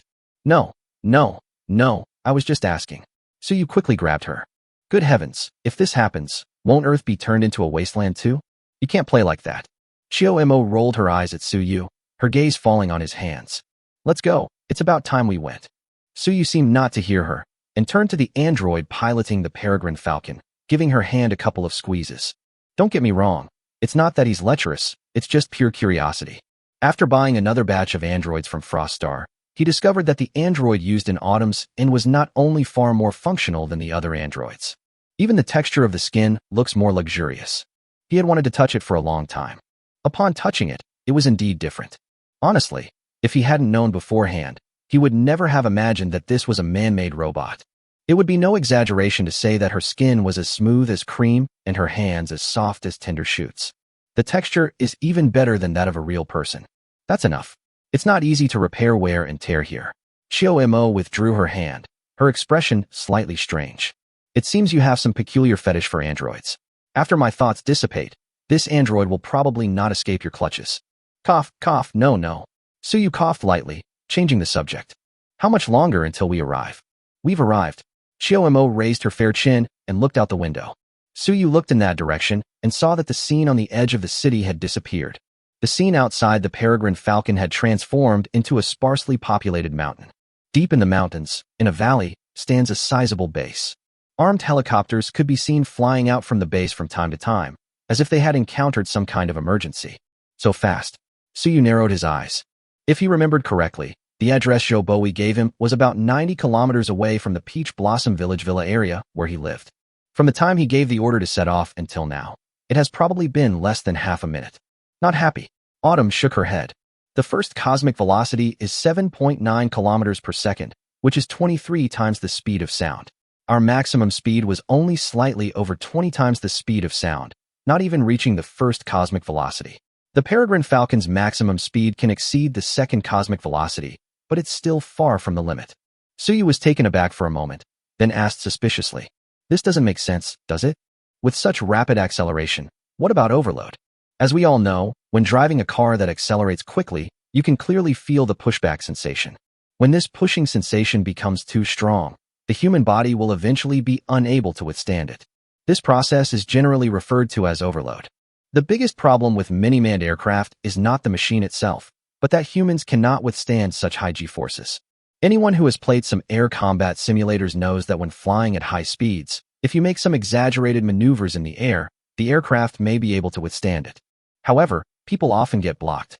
The peregrine falcon just now traversed over 90 kilometers in less than 30 seconds. Theoretically, that overload should have caused it to explode. But Suyu felt nothing at all. This is completely illogical.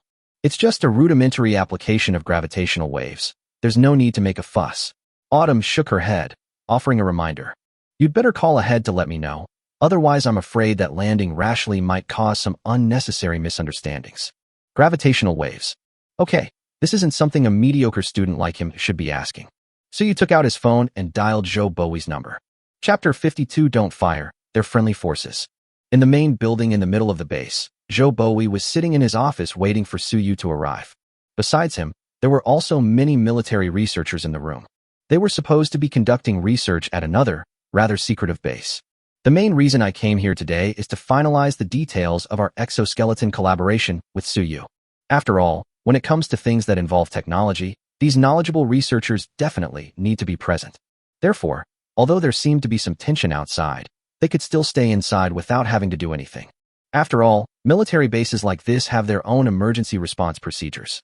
We don't need their help at all. If they run out now, they might just make things worse."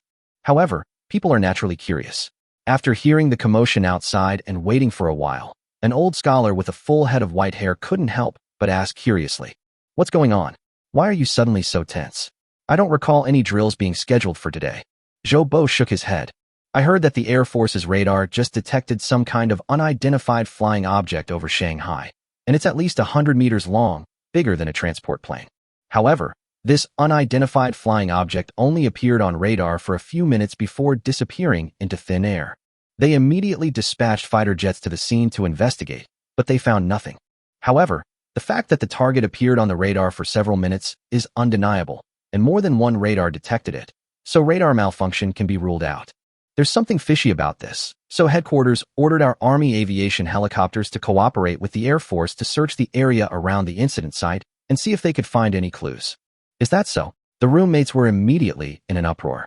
An elderly scholar adjusted his glasses, watching another helicopter take off and leave outside, and said with some concern, "Suddenly appearing on radar and then suddenly disappearing. If it's a natural phenomenon or an unidentified flying object, that's fine. But if it's something those people across the ocean have created, then it's a huge problem. We really need to figure it out. Otherwise, I'm afraid no one will dare to sleep anymore." "Relax." Joe Bowie sat in his seat, closed his eyes to rest, and said calmly, "When soldiers come, generals will block them. When water comes, Earth will dam it. Even if it's the other side of the ocean that's behind this, as long as we can reach an agreement with Suyu on this cooperation, and once these exoskeletons are mass-produced, we won't be afraid of them." "That's certainly true." Everyone in the room nodded in agreement. After all, apart from Suyu and Xiaomo, the people most familiar with exoskeletons in this world are probably researchers like them who have obtained first-hand data and have been in close contact with exoskeletons for many days. No one understands the power of this exoskeleton better than them. If this thing can be deployed on a large scale, once a war breaks out, they won't know how to lose a conventional war, except for nuclear war. These are turbulent times. Joe Bowie sighed inwardly. Compared to his colleagues who were focused on scientific research, he thought about things much more deeply. There is one thing, whether it's those researchers or the staff. Neither of them brought it up on their own initiative. That's why Suyu was able to produce this exoskeleton. If people didn't know much about the G60 exoskeleton at first, they might have really thought that it was handcrafted by Suyu, an amateur scientific research enthusiast. However, with in-depth research on exoskeletons, the more they learned, the more they realized that this was something no one person could have created. To be honest, many of the technologies inside could be dismantled and put into civilian use, making trillions of dollars in no time. Many groundbreaking technologies are presented to these top researchers, but even if they were right in front of them, they wouldn't be able to understand their principles, let alone study them. But Suyu took out this thing. The military also investigated Suyu. Nothing special. These 4 words probably perfectly encapsulate the first half of Suyu's life. Life wasn't particularly good, but it wasn't particularly bad either. Yet this seemingly ordinary person produced such a terrifying object. If this matter is investigated further, Zhou Bowie doesn't know how to describe it except that it is extremely terrifying to think about. Some in the general staff already suspect that Suyu is an alien, or rather, a representative sent by aliens to make contact with Earth. Although it sounded absurd, Zhou Bowie inexplicably felt that it might be the best outcome if Suyu were an alien. After all, he's either an alien or has no connection to aliens. That means there is at least one mysterious organization on Earth with technology far surpassing that of all other countries. As for whether he was sent by America from across the ocean, the possibility of that happening is extremely small. After all, unless America's old man has dementia, there's no way he would let Suyu bring an exoskeleton to Kyushu. It was precisely because of the strange appearance of Suyu and the exoskeleton that everyone who knew about it tacitly refrained from mentioning it further. Everyone has only one thought right now. Let's not worry about his purpose or what he wants to do. Let's get our hands on the exoskeleton first. Money is given if needed, and manpower is provided if required. As long as the supplies arrive and they don't cause trouble within Kyushu, they can do whatever they want. If we could get our hands on all that advanced technology from the exoskeleton, it would be easy for him to build several factories and start several companies. I'd be happy to send him to Tencent tomorrow to be their ready-made chairman. Let's take it one step at a time. Zhou Bowie pinched the bridge of his nose, feeling a bit of a headache. Just then, his phone rang. Upon seeing the note above, he immediately selected to answer. Mr. Su, where are you? Their military naturally knew where Suyu lived. It's more than 90 kilometers away from here. Zhou Bowie naturally didn't think Suyu would arrive so quickly. However, we've arrived. Are we there? Zhou Bo was taken aback and subconsciously asked, Mr. Su, are you sure you haven't come to the wrong place? It has been less than half an hour since he called to invite Suyu to discuss cooperation. Unless Suyu can fly, it's impossible for him to have traveled this far so quickly. After all, most of the 90-kilometer journey is along the main roads of Shanghai with heavy traffic, so it shouldn't be possible to finish so quickly. Of course you won't go to the wrong place. Inside the Peregrine Falcon, Suyu looked at the scene in the conference room where Zhou Bowie was and chuckled. Major Zhou, look out the window. And remember to tell your men not to fire. Outside the window, Zhou Bo was taken aback. He didn't even have time to think about why Suyu knew he was in the room. He just felt the light in front of him suddenly dim and subconsciously turned his head to look out the window. Then, he froze on the spot. It was less than 50 meters above the base. A colossal object, hundreds of meters long, had silently floated there at some unknown time. The entire base fell into a deathly silence at that moment. Moments later, a piercing air raid siren suddenly blared through the sky. Chapter 53 Cooperation achieved, everyone happy. Ugh. A piercing alarm blared throughout the base. In that instant, all the warriors who were stunned by the sudden appearance of the Peregrine Falcon were suddenly activated. They immediately grabbed their weapons and rushed to their designated positions according to the emergency plan. Although the equipment was rather rudimentary, the soldiers were of very good quality. Autumn commented briefly, then added after a moment's thought. With the same equipment and numbers, the legionary soldiers of Future City would most likely be no match for them. And what about the soldiers of your prosperous era? Suyu asked casually. Chiyomo was taken aback, then shook his head and said, leaving aside technology, in terms of fighting spirit alone, they are not even as good as the private soldiers of the families in the Future City Legion. In fact, during the war against the fungi, although they had already taken control of most of the fleet when their existence was discovered, even though these fungi could steal the memories of those officers, their own adaptability was very poor and their tactics were extremely crude. In many battles, the Human Alliance fleet was able to gain a local numerical advantage, but they suffered repeated defeats. The Human Alliance's expansion in space has been too smooth, so smooth that its warriors have completely forgotten how to fight against opponents with comparable technological levels. Those fleets controlled by the fungal parasites, when equipped equally, can often win against superior numbers simply by being fearless, routing the Human Alliance fleets. Suyu. When he first heard Chiyomo mention this, he was curious why the Human Alliance, with a small fleet still at its disposal and a large number of troops in its rear, could still be swept away by a bunch of fungi in less than 2 years. So, they're all just spoiled brats, aren't they? Having no intention of continuing the discussion on this matter, he immediately had Xiao Imo activate the communication module and addressed Zhou Bowie, who was still standing there dumbfounded, holding the phone. Major Zhou, can you hear me? Zhou Bowie suddenly snapped out of his daze, remembering Su Yu's earlier words telling their men not to fire. He immediately understood, and his voice suddenly rose 8 octaves. Are you on the spaceship? Yes. Upon receiving Su Yu's affirmation, Zhou Bowie's mind went blank for a moment. However, upon seeing that soldiers had already driven out anti-aircraft missile vehicles, he immediately came to his senses, rushed out of the conference room, and ran upstairs to the command center. Don't fire. Don't fire. The researchers were left looking at each other in bewilderment, not understanding what had happened.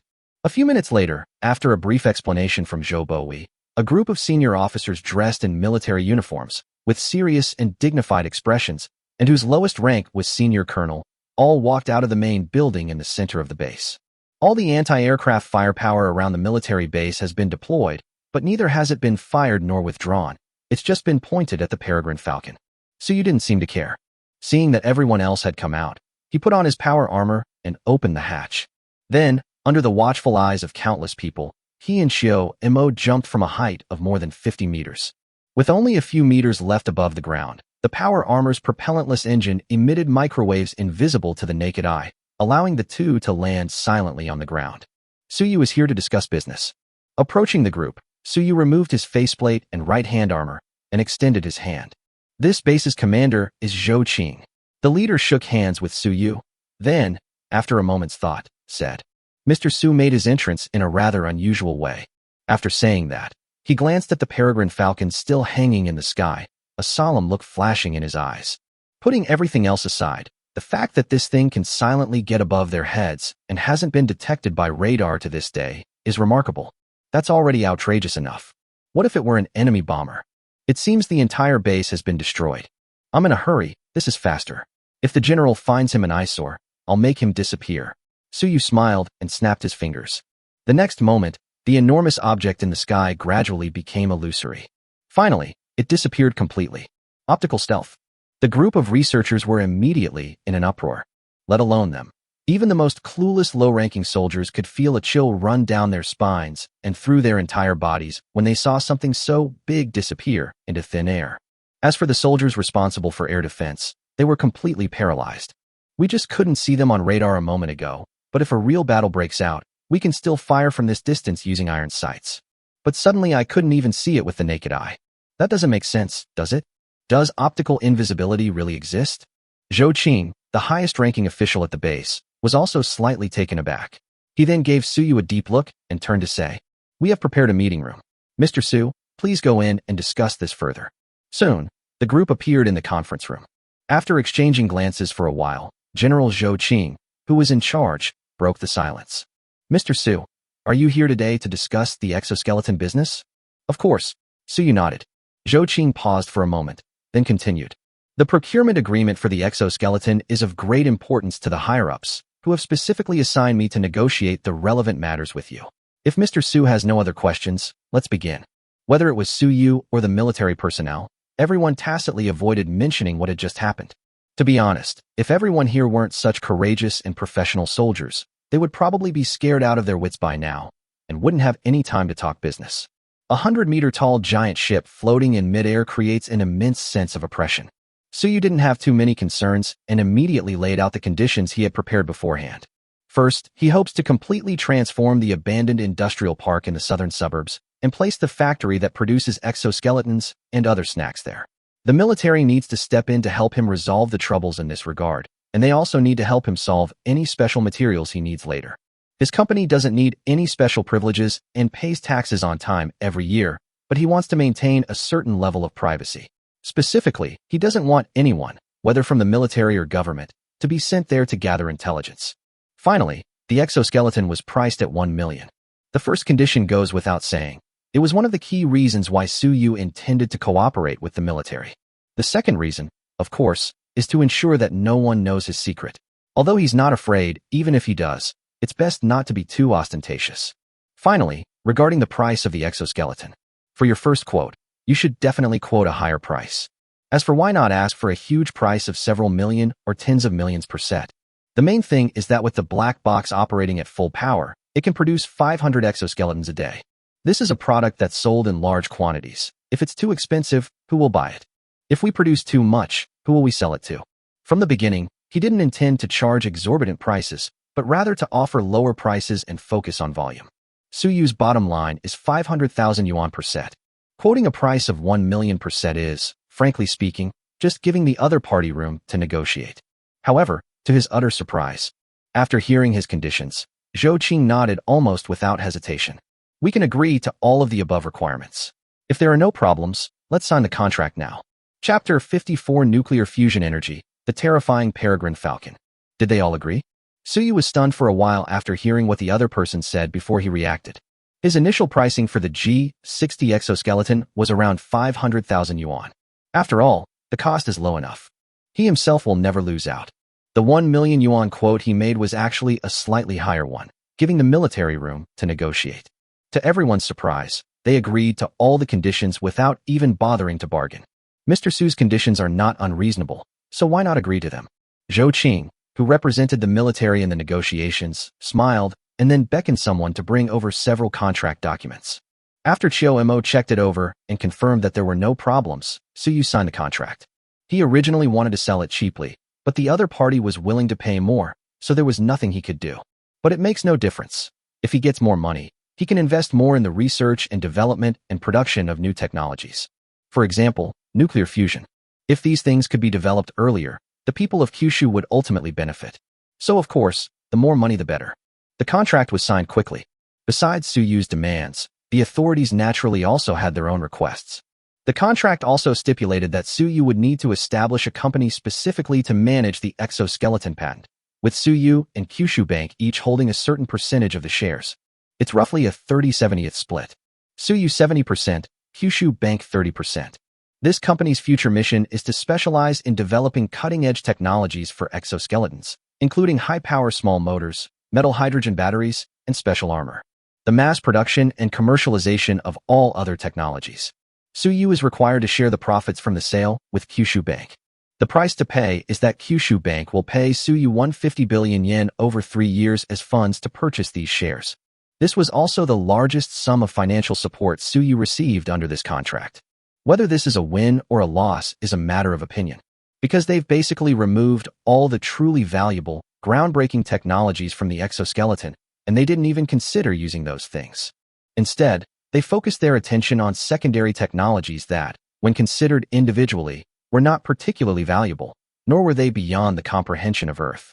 While the individual value of these technologies may be limited, the sheer number of them makes up for it. If it can all be cashed out, it will definitely not be a loss. The problem is that monetization requires investment in research resources. It's not something you can do just by having technical data. It takes time to fully understand the technology. If Kyushu Bank wants to recoup its investment of 150 billion yen over the past 3 years, it will probably take at least 10 years. With such a large investment, it would take 8 to 10 years to break even. You really can't say that the other party got any advantage in this deal. What other things do people do that make money faster than this? In addition, there are many similar clauses throughout the contract. In short, whether it's the government or the military, the entire contract conveys only one message. Want convenience? Sure. Don't want to be watched? Sure. Money? Sure, you can have it. They could fulfill all of Suyu's requests. But there is only one condition. Suyu must share some common interests with Kyushu. The degree can vary, but it must be present. After all, such an important cooperation cannot be based on Suyu's empty words. People can't just believe him unconditionally, abandon any supervision, and let him run rampant in the Kyushu territory. Suyu had no objection to this. The contract was signed without hesitation. Once the entire contract was signed, all the clauses, big and small, were added together. It could have hundreds of pages. If Chiu Mo hadn't helped review the contract, it would have taken most of the day just to sign it. With everything settled, Suyu could begin all his previous plans, and he originally intended to take his leave. However, the military clearly did not intend to let him leave after the contract was signed. Instead, they warmly invited him to stay for a meal. At the dinner table, everyone chatted and quickly became acquainted. The conversation gradually turned to the Peregrine-class near-Earth orbit spacecraft that had put the entire Eastern District on edge that morning. Although they didn't mention this matter when signing the cooperation agreement on exoskeletons in the morning, they acted as if it hadn't happened. But how could the military not care when something so beyond their comprehension appeared on the land of Kyushu? However, they were unsure of Su Yu's approach and were afraid of upsetting him, so they suppressed their curiosity and didn't ask any questions. After exchanging toasts and drinks at the dinner table, everyone had become quite familiar with each other, and it was only then that a few military personnel eating together made a tentative remark. Su Yu was naturally aware of their intentions, and he didn't try to hide anything. Otherwise, he wouldn't have come in such a high-profile manner, driving the Peregrine Falcon and wearing power armor. Faced with their probing, he spoke frankly. That's a Peregrine class, a near-Earth orbit spacecraft. A near-Earth orbit spacecraft? A researcher was taken aback, then exclaimed in horror. So that big thing can even fly into space? That's certainly possible. Su Yu nodded and explained. Its maximum speed could probably exceed the second cosmic velocity, enough to get to Mars, let alone space. Mr. Su, could you tell me about the components inside that thing? A general from the Air Force asked, his eyes shining. This thing is way more awesome than an airplane. What's inconvenient about that? Su Yu waved his hand dismissively. The Peregrine-class near-Earth orbit vehicle is equipped with 4 propellantless engines, enabling it to fly in space at cosmic velocity with a payload of 500 tons. It also features a deflector field, allowing it to deflect attacks from kinetic weapons. Extreme speed, extreme defense. The knowledgeable military leaders all gasped inwardly. This thing is really powerful. However, before they could finish their shock, Su Yu continued. In addition, it also has optical stealth and a wave-absorbing energy field, so that no military observation method in the world can find it if it wants to. Weapon systems are available, of course, including electromagnetic railguns and high-powered laser cannons. The firepower isn't particularly strong, but it can fly into geosynchronous orbit to conduct spot-calling operations. Everyone, is this the legendary Cybertronian technology? Is this some kind of outrageous nonsense? After a long pause, one researcher couldn't help but say, wait a minute, there's a propellantless engine, a deflecting force field, optical stealth, electromagnetic railguns, high-power laser cannons, and so on. Although I don't know much about these things, no matter what, the energy consumption of these devices must be astronomical, right? How long can its internal power supply support its battery life? It can fly forever. So you took a bite of food and said casually, because its energy comes from a nuclear fusion reactor. Click. I don't know whose cup fell to the ground and shattered into pieces. But no one paid any attention. Everyone froze in their seats. Chapter 55, a technology more terrifying than nuclear fusion. Nuclear fusion. Whether they are researchers, military personnel, or commanders, everyone present is a researcher. They were almost all highly educated intellectuals. They may not understand things that are not their area of expertise, especially from a technical perspective. Everyone understands what the words nuclear fusion mean. Not to mention them. Any netizen you find on the internet can list all the benefits of controlled nuclear fusion energy. After a brief silence, the entire dinner table erupted in excitement. Sitting next to Su Yu, Zhou Qing excitedly grabbed Su Yu's arm. Mr. Su, is what you're saying true? You and your team have really mastered nuclear fusion technology, and even developed it to the point where it can be installed on spaceships? Su Yu, who had just finished bragging, seemed to have just woken up from a dream. Instead of continuing the conversation, he repeatedly apologized. Oh dear, I misspoke after drinking. Please just take it as me talking nonsense. Come on, let me punish myself with a drink. With that, he raised his glass and downed it in one gulp. It's impossible for someone to say something inappropriate while drunk. With his current physical condition, it's no exaggeration to say that even if everyone in the room got completely drunk, he wouldn't get intoxicated. He has obtained all the technical data and even blueprints for nuclear fusion, but now is not a good time to monetize them. Su Yu deliberately revealed this information mainly to whet their appetites and, incidentally, tell them something else. The future is in my hands. Zhou Qing immediately came to his senses, regained his composure, and continued to toast with Su Yu without changing his expression. It was as if they hadn't heard anything about nuclear fusion at all. Remaining calm even when Mount Tai collapses before you is clearly a testament to the ultimate mastery of self-cultivation. While they were observing and testing Su Yu, wasn't Su Yu also testing them? Putting everything else aside, just look at this week's situation. He truly lives up to his reputation as the commander of such a large military base. Calm and collected, and organized in all aspects of work. The saying, not showing one's emotions, doesn't actually mean always having a stern, expressionless face. Instead, it makes it impossible for people to tell what you're thinking. Zhou Qing has clearly done a very good job in this regard. From meeting to negotiating, and now to having dinner together. The only time he truly showed surprise throughout the entire process was when he heard about nuclear fusion. Previously, even when he saw the peregrine falcon hovering in the sky, although his expression was solemn and wary, he showed no surprise whatsoever. It wasn't that he wasn't surprised by the sudden appearance of the peregrine falcon, but rather that he had skillfully concealed his emotions. In that situation, he, as the commander, was the backbone of the entire base. If he shows surprise and panic, how can the other soldiers remain calm? Everyone was very busy, so the meal didn't last too long. After finishing their meal, Suyu was invited to take a stroll around the base before leaving with Chiyo-mo. Under the watchful eyes of everyone, the two donned power armor and stood in the base's plaza. Without a sound, the armor slowly rose into the air. Meanwhile, in the space above the base, a giant peregrine falcon slowly emerged, and the hatch below opened, taking the two inside. Inside the base's radar room, Zhou Qing looked at the empty radar screen, then glanced at the enormous object hovering in the sky, and shook his head. It's so powerful that you can't see a trace of it on the radar. This technology is terrifying. This must be the effect of the wave-absorbing energy field that Mr. Su mentioned at the dinner table. All electromagnetic waves approaching the spaceship are absorbed by the energy field, so the radar receives no feedback and therefore cannot detect it. Researcher Zhou Bowie analyzed. However, this device is obviously a power-hungry device, and ordinary fighter jets certainly can't operate like this. Dian Zhouqing was silent for a moment, then asked, "Do you think nuclear fusion, which he just mentioned, is possible? Of all the energy sources we currently know, the only way to propel such a large object into the sky using pure electricity is through nuclear energy. However, whether this nuclear energy is the nuclear fission we already know, or the nuclear fusion he mentioned, is not so easy to determine." Zhou Bowie's wording was quite precise.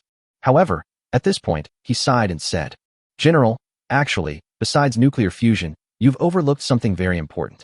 "What?" Zhou Qing asked in confusion. "A deflecting force field immune to all kinetic weapons." Another researcher with graying hair spoke up. "This thing is probably much more powerful than we imagine. Let me explain in detail." "I can't give details, it's just a guess," the veteran researcher said with a wry smile. "If, as he says, this biased force field is indeed immune to all kinetic energy weapon attacks, then its technical principle most likely involves the practical application of gravity. Of course, this is just a guess. We can't know the actual situation unless we test it with that thing. We can't tell just by looking at it. If this conjecture is correct, then the technology they possess is far more terrifying than we imagine.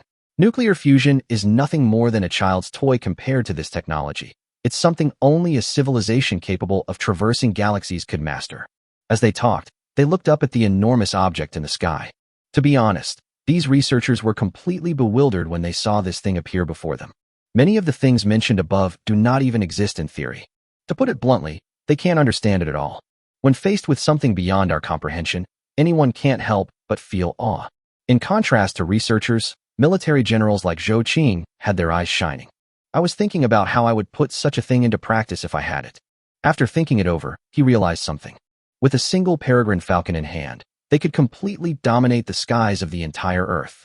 Just as people on the ground had different thoughts and ideas. As Suyu and Chiyo-mo boarded the ship, the peregrine falcon that had been hovering there motionless finally began to move. It happened in almost an instant. The behemoth then suddenly disappeared into the sky above the base. The speed was unimaginable. It can still achieve this acceleration even when carrying a passenger. The old researcher who had previously analyzed the partial guide force field suddenly widened his eyes. Even Suyu, upon realizing that he had traversed over 90 kilometers in less than half a minute, could think of the problem of overload. These military researchers certainly couldn't have been unaware of this.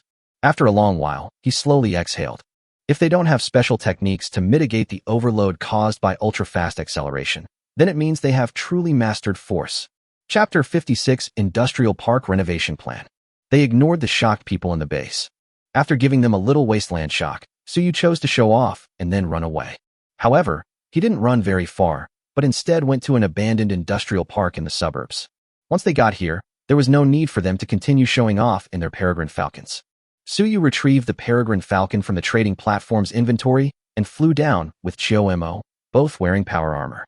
Then, I found an open space and released the terrain survey unit from the J9000 engineering modification module that I had rented from Frostar. The entire J9000 module contains more than 8,000 engineering machines with different functions. It's not time to start full-scale construction yet. We need to conduct a terrain survey first. The design plan will be carried out after the terrain survey is completed. Once the plan is selected and all the materials are prepared, construction can begin.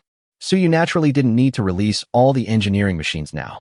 The survey unit consists of a total of 30 tracked robots of various shapes and sizes.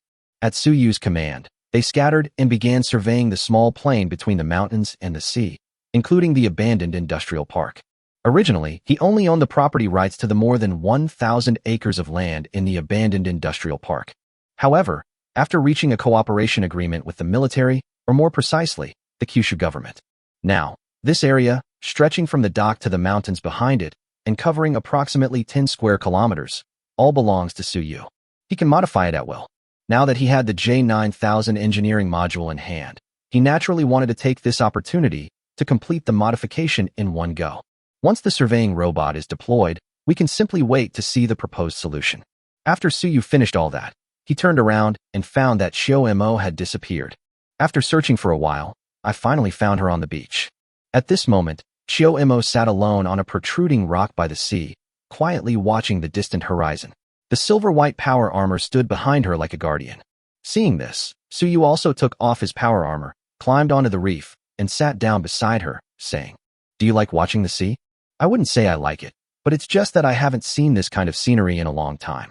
At the end of autumn, she opened her arms, facing the sea breeze, closed her eyes, and calmly said, "In the final period of my life, I was able to leave that despairing world and see the blue sky and white clouds.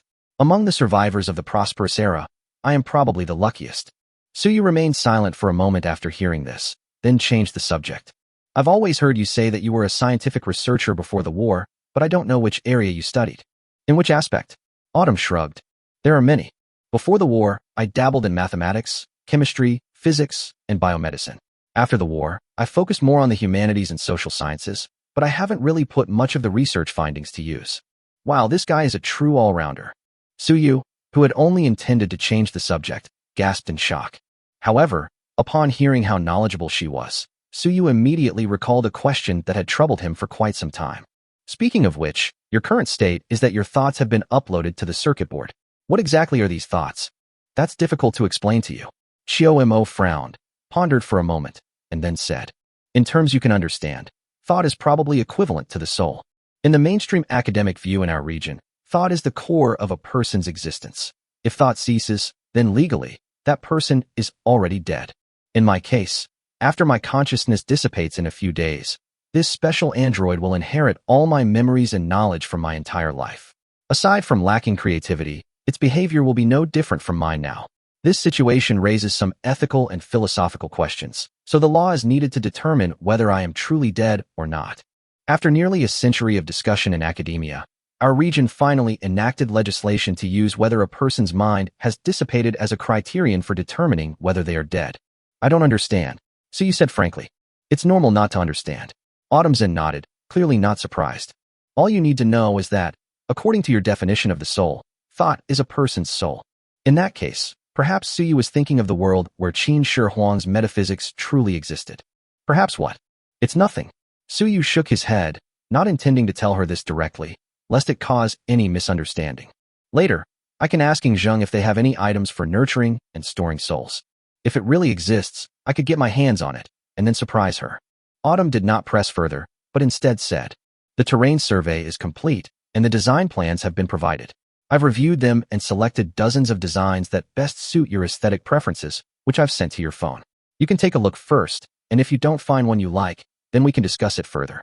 So fast, Suyu picked up her phone in surprise. Sure enough, an app has appeared above. When you open it, you'll find more than 50 design options. "Where did this app come from?" Suyu asked casually as he opened a design proposal. "It's a temporary setup, just so you can see the effect. Your virtual reality technology isn't advanced enough. Otherwise, once the design is complete, you could enter the virtual world to see the finished product," Shio-mo explained. "Before building a house, people in the prosperous era can replicate a house in the virtual world according to the design blueprints, live in it for a year or two, and then consider whether they want to build it in the same way. If you're not satisfied with any minor design flaws, you can modify the design directly in the virtual world. Even someone who knows nothing about architecture can design a beautiful and scientific building from scratch. How convenient, Suyu exclaimed in amazement. What does it mean for technology to change lives? That's it. I spent over an hour reviewing all 50-plus design proposals. Suyu was having some difficulty making a choice. After much deliberation, he finally chose a design scheme called Ziwei Yuan. This design scheme ranked first among these dozens of schemes. Seeing this, Xiao smiled knowingly. You knew I would choose this? Suyu asked curiously. Of course, otherwise why would I put it first? Xiao said, a rare hint of pride in his voice. We have a complete algorithm. Predicting the future is impossible, but we can roughly calculate what a person will do based on their behavioral habits, personal preferences, and other factors. However, this is on the premise that the person is a normal person, not a moody madman. I've said it before, math never lies. Chapter 57, The Ziwei Enclosure Project. Creating a spectacular scene. Suyu's lips twitched. He didn't know how to evaluate this behavior. He now understands how terrifying it is when a person's brain has a computing power hundreds of millions of times that of a supercomputer, but they have nothing to do. Damn it, I want to calculate everything I see at the end of autumn. But after thinking about it, he didn't pay much attention. Ultimately, he has the highest authority over this android, and he himself authorized Xiao to do so. Do whatever you want. Well, Suyu's current reaction was probably within Xiaomo's calculations, which is why she was so frank in talking to Suyu about this. Shaking his head, Suyu opened the details of the Ziwei enclosure design plan. He had only glanced at all the design proposals earlier, so naturally he wanted to take a closer look now. The Ziwei plan covers an area of 9.68 square kilometers, encompassing almost the entirety of this small coastal plain. The plan divides the plain into 4 areas: an office area, a production area, a living area, and an entertainment area. The office area is not complicated. It's just a super tall building that's 1,388 meters tall. The building covers an area of 160,000 square meters, with 209 floors above ground and 16 floors underground. After completion, the usable area will be 3.59 million square meters. The production area consists of 4 super factory buildings, each 50 meters high, covering an area of nearly 1 million square meters, with a usable area of over 7 million square meters. Once completed, the 4 factory buildings will have a total usable area of over 28 million square meters. These factory buildings are fully equipped and can be used as both laboratories and factories. In addition, there are 10 smaller supporting warehouses with similar designs, bringing the total usable area of the warehouses to 10 million square meters, or 10 square kilometers. The residential area is a sky city composed of 8 skyscrapers over 900 meters tall, with a relatively complex design. The entire aerial city consists mostly of high-tech smart homes, with a small number of shops. The usable area exceeds 13 million square meters, which can accommodate 100,000 people, with each person having a usable area of over 100 square meters. The entertainment area is more complex, consisting of a huge hemispherical building that includes various sports facilities, cinemas, large shopping malls, and amusement parks.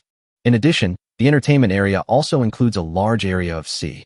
Because this place is too close to the mouth of the Yangtze River and the seawater is relatively turbid, the entertainment area also requires that several high-powered seawater filters be installed in the sea while cleaning the surrounding waters.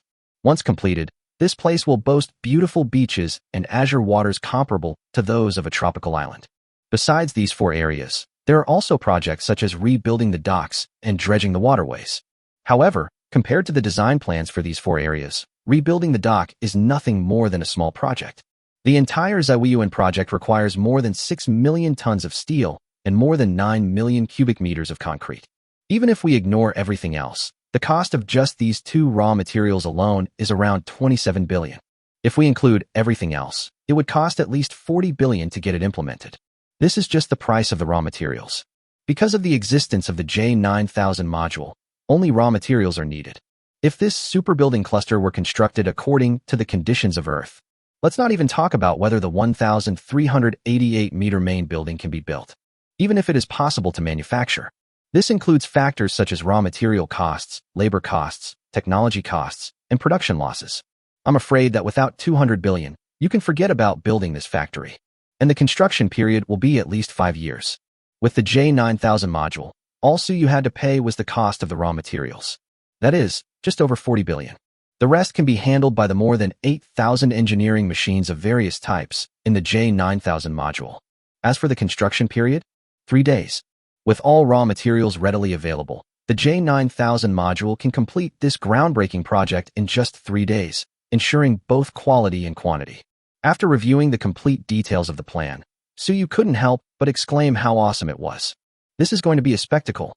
A sky city consisting of a 1,388-meter-tall main building, 8 900-meter-tall residential buildings, 4 giant factories, a giant entertainment facility, a seawater filtration project, and a bunch of smaller buildings.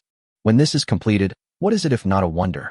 However, it's impossible for Suyu to procure such a large quantity of building materials in a short period of time on his own. So after finalizing the design plan, he made a direct call to the official contact person who had been assigned to him 24/7. To facilitate his handling of certain matters, both the military and the government assigned Suyu a liaison officer to serve as a bridge for communication between the two sides. To avoid a repeat of the situation this morning, where he directly released the Peregrine Falcon without activating its wave-absorbing energy field and optical stealth, causing considerable tension within the military. Purchasing large quantities of building materials obviously requires contacting an official liaison. After stating what he needed, Suyu could sense the bewilderment of the young female contact person on the other end of the phone. What kind of lunatic would buy hundreds of billions of dollars worth of steel and concrete in one go? After repeatedly confirming that Suyu was not joking, the liaison officer cautiously said that he needed to consult his superiors. After all, it involved a procurement worth tens of billions of dollars. Although she had been given considerable authority, she was still just a liaison officer and couldn't make full decisions on such a big matter. After Suyu waited patiently for nearly half an hour, the other side finally gave a reply. First of all, I can definitely help. Such a large amount of material is an astronomical figure for ordinary people. But for the government, it's not a big deal. The amount of building materials consumed for infrastructure projects each year is hundreds or thousands of times that amount. Besides agreeing to help, they even enthusiastically offered to provide Suyu with a 30 billion yuan interest-free loan in the name of the Shanghai government. As long as he nods, the money will be delivered immediately. Suyu did not refuse the suggestion. The only liquid funds he currently has are the investment fees from Kyushu Bank when they partnered with him to establish an exoskeleton patent development company. The total is 150 billion, to be settled in 3 years. This year is the first year, so it is only 50 billion. Although the design only cost over 40 billion, there were bound to be some other problems during actual implementation. The cost will definitely be more than this. Besides, he doesn't intend to do nothing after creating the wonder. He also plans to establish a company and recruit high-end talent to utilize the cutting-edge technology he acquired from the wasteland. Clearly, more funds need to be prepared. His original plan was to build the Z-Way enclosure first, and then develop the nuclear-powered black box to build exoskeletons. He currently has more than 2,000 exoskeletons in stock, and he plans to work overtime to gather 5,000 sets. At a price of 1 million per set, selling them directly to the military could bring in 5 billion. However, now that Shanghai is willing to provide him with a 30 billion yuan interest-free loan, there's no need to activate his nuclear-powered money printing machine. Cough cough, nuclear-powered black box. Of course, this money wasn't taken for nothing. Even without any binding terms, taking this loan would still make him owe the other party a favor. It will have to be paid back later. Fortunately, Suyu has many things he can use to repay favors, so he's not afraid of owing such a small favor. Chapter 58, Nickname Already Taken. After a detailed discussion with the professionals there, the officials said they would gather the materials he needed from various locations within 3 days. Suyu's situation is different now, after all. It can not only provide the military with groundbreaking individual soldier equipment, such as the G-60 exoskeleton. They also revealed equipment such as the Storm Power Armor and the Peregrine Near-Earth Orbiter, especially the advanced technology in the Peregrine Falcon, even excluding nuclear fusion technology whose authenticity is unknown. The value of technologies such as propellantless engines, optical stealth, and wave-absorbing energy fields that allow such large spaceships to remain suspended in the air is unimaginable. Not to mention that he also appears to have mastered the technology for the practical application of gravitational waves. In the eyes of the Kyushu government, the things Suyu possessed were enough to make him a worthy ally at any cost. So, although it's unclear why Suyu didn't divide the project into multiple phases and gradually purchase the raw materials, but instead prepared all the raw materials at once, he didn't. But they agreed without hesitation. Having resolved the material issue, Suyu did not linger there any longer. They just left a few androids behind, so they can connect with the official material delivery personnel when the time comes. He doesn't need to come over these next few days. Once all the materials are in place, he can simply release all the robots from the J9000 module and start work. The rest will naturally be handled by the authorities. Looking back now, revealing the existence of the Peregrine Falcon was indeed a wise choice. Otherwise, it would definitely not be so easy to complete this project now. Putting everything else aside, just considering that main building, which is 1,388 meters tall, if he didn't have his current special status, he definitely wouldn't have been able to get past the approval stage. After all, high-rise buildings have long been banned in Kyushu. Even if they give him the green light to build, he'll probably still have to run around and go through a lot of procedures. Putting everything else aside, a 1,388-meter-tall building will definitely affect flight paths. Just for this, he had to make a special trip to the Space Administration Bureau to file a record. Now, for things like this, the authorities naturally handle it for him, so he doesn't have to do it personally. Of course, these are all favors that need to be repaid. However, that's not something we should be considering right now. Now Suyu needs to consider how to recruit staff. Materials arrived in 3 days, and the project was completed in 3 days. In a week at most, this place will be completely transformed. He will definitely need to hire people then. Tasks like using black boxes to produce exoskeletons can be left to androids. However, androids are clearly not suitable for studying the technologies obtained from the wasteland. Furthermore, once his company's products are launched on the market, a professional operations team will be needed to handle external communication, sales, and revenue generation. These are things that androids can't do. After a moment's thought, Suyu said to Chiyomo, I might need your help to draft a recruitment list. It should include all the positions in the company that cannot be filled by androids. As for the benefits, it's a 9 to 5 job, and the salary is based on the industry's top salary. After working for a year, you can buy company goods at cost price. After working for 3 years or having outstanding performance, you will be given a house in the Sky City. Well, that's all for now. By the way, the requirements should be as high as possible. No mediocre or lazy people. After Suyu finished speaking, he saw Chiyomo just staring at him quietly, and couldn't help but ask in confusion. Is there a problem? Have you forgotten something? Chiyomo raised an eyebrow. Forgotten? Probably not, right? Suyu scratched his head, thought about it carefully, and realized that there really shouldn't be any oversights. Have you registered your company? What's the company name? What's the registered capital? Chiyomo teased. Suyu. Well, he really forgot about that. Actually, it was already stipulated in the contract that the official would cooperate with him on this matter. He only needs to tell the contact person the name and type of the company he wants to register, and they will help him with the registration.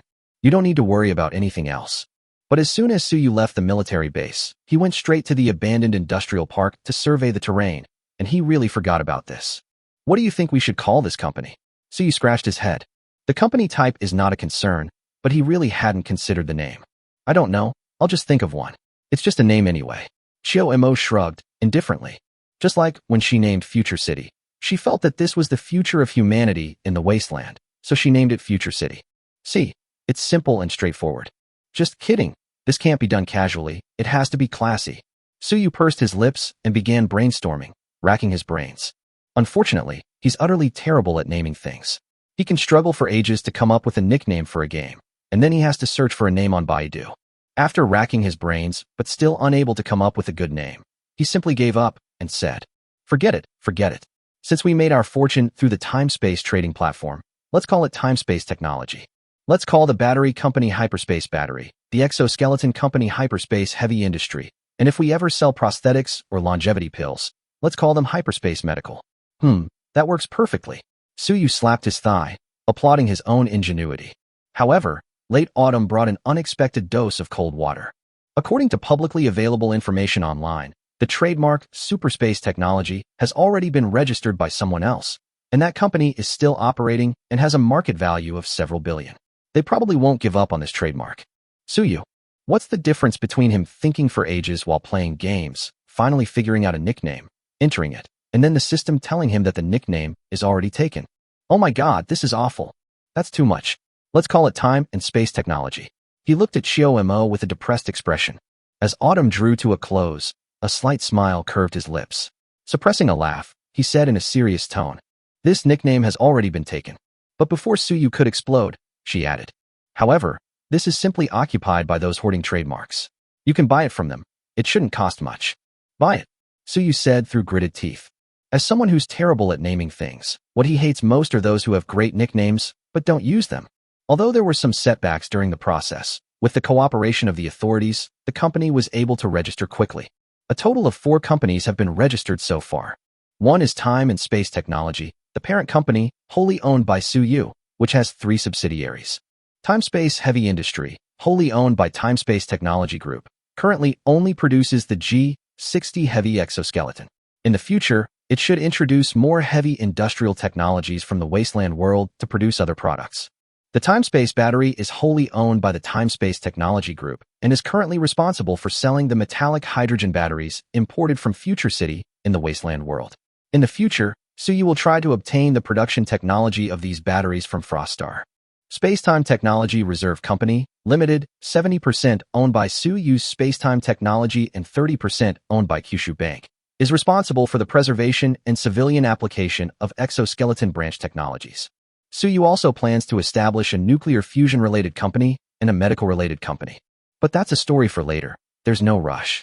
That evening, a job posting that suddenly appeared on the homepage of major internet recruitment platforms has ignited the entire internet. Chapter 59. The job posting that ignites the internet. Spacetime Battery Technology Company, Limited is recruiting a professional operations team. Requirements for entry-level sales representative, extensive experience in selling technology products, diligent work ethic, and a certain understanding of the current battery market. The company is located in the southern suburbs of Shanghai. Candidates must be able to work in the suburbs. Salary and benefits. Guaranteed monthly salary of 15,000 renminbi after tax, plus performance-based commission, plus 5 social insurances, and 1 housing fund plus after 1 year of service. Employees can purchase Time Space Group products, including a house and a car, at cost price plus after 3 years of service or with outstanding performance. Employees can be allocated a 100 square meter apartment worth no less than 5 million renminbi.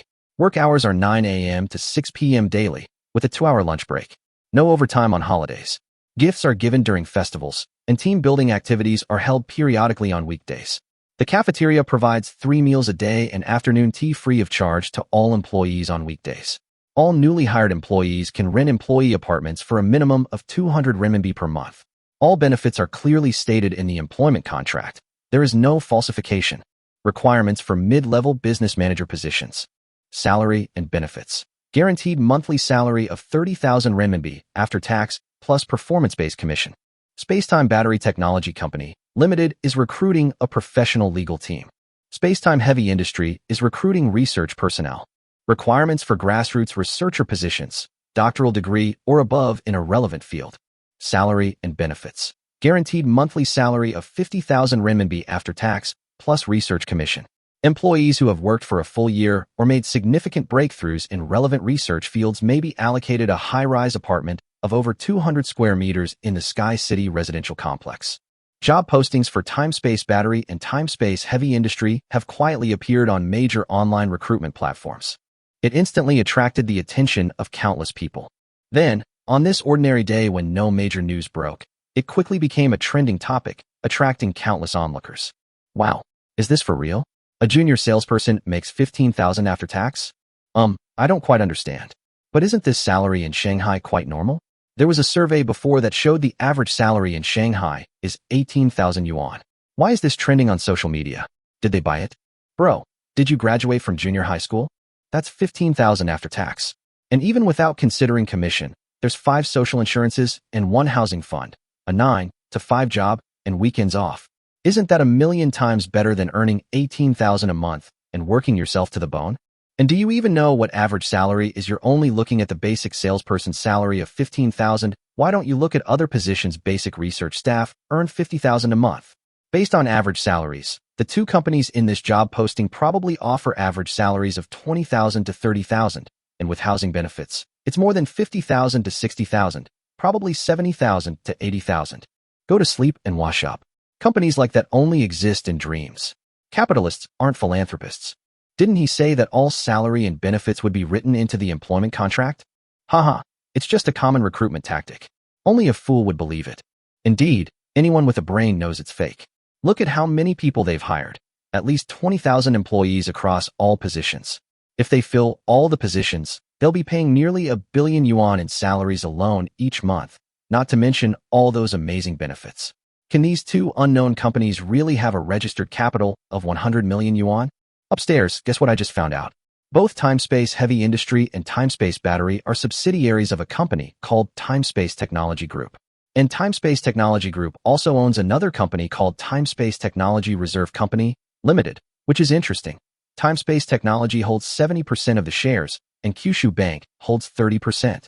In addition, both Timespace Heavy Industry and Timespace Battery have a registered capital of 10 billion yuan. Holy crap, Kyushu Bank. Stop talking, it's all fake. It's all fake. Don't try to take my job. The boss was fired and ran away with a bucket overnight. Time traveler, I'm here. The job postings from Suyu's two companies, offering exceptionally high benefits, immediately attracted a great deal of attention. In less than 2 hours, the number of people who had scheduled interviews through major online recruitment platforms had already exceeded expectations. And it's still increasing. Chiomo, whose computing power was idle and had nowhere to go, finally found something to do. First, all those that didn't meet the requirements and were just there for fun were filtered out. Then, another round of interviews was conducted online, with one-on-one communication with the remaining applicants, resulting in another batch being selected. Hundreds of thousands of people registered to apply for the job, but only a mere 30,000 to 50,000 actually make it to the interview stage. In late autumn, using the funds provided by Suyu, they rented a sports field in Shanghai to use as a temporary interview center. Recruitment will officially begin tomorrow.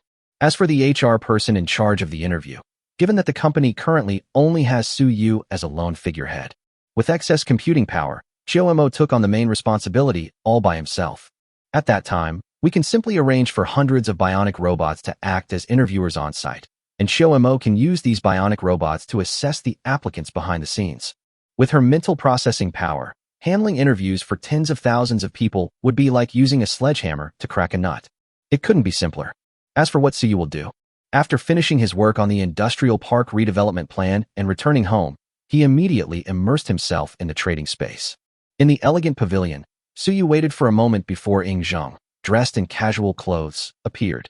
Mr. Su, what urgent matter brings you to me? Ing Zheng asked with a warm smile as soon as he sat down. It's nothing, no rush. Suyu smiled and changed the subject. I wonder if the Emperor Qin has finished reading the documents I brought a few days ago? I've roughly looked through it all, but only scratched the surface. Some of the knowledge is profound and unfathomable. It will probably take some time before I can truly master it, Ing Zheng said frankly. Is this all? Suyu gave him 3 phones, each with 1 terabyte of storage, containing several TB of videos, and it's only been less than 3 days since then. He actually read the whole thing. It seems the history books were right. This person really is a liver king. If there's anything you don't understand, feel free to ask. I might be able to answer your questions, Suyu said with a smile. However, Ing Zheng ignored this, glanced at him quietly, and then said, Mr. Su, do you have something to ask of me? Just say it directly. We have a mutually beneficial relationship, and since we are in different worlds with no conflict of interest, we can talk about anything. I will never refuse to do anything that I can do. TSK, I wonder if it's just Suyu's imagination. I have a feeling that even the way Ing Zheng speaks is different from before. They openly claim it's mutually beneficial, but when they close their mouths, they say there's no conflict of interest. The way he spoke, one after another, made Suyu feel a little uncomfortable. Then I'll be blunt. Suyu thought for a moment and said, I wonder if the world where Qin Shi Huang lived had a way to keep the soul immortal after losing its physical body. Chapter 60, The Soul-Devouring Jade and Ing Zheng's Dilemma. To make the soul immortal even after losing its physical body. Ing Zheng frowned upon hearing this and shook his head, saying, Do you have a friend or relative who is about to die? They can simply use the longevity elixir to extend their life. There's no need for this. Well, my friend is a bit special. Her physical body is gone, only her soul remains. Well, I guess it's her soul. Suyu shrugged. In short, even if there were longevity pills, she couldn't consume them. This is a bit tricky.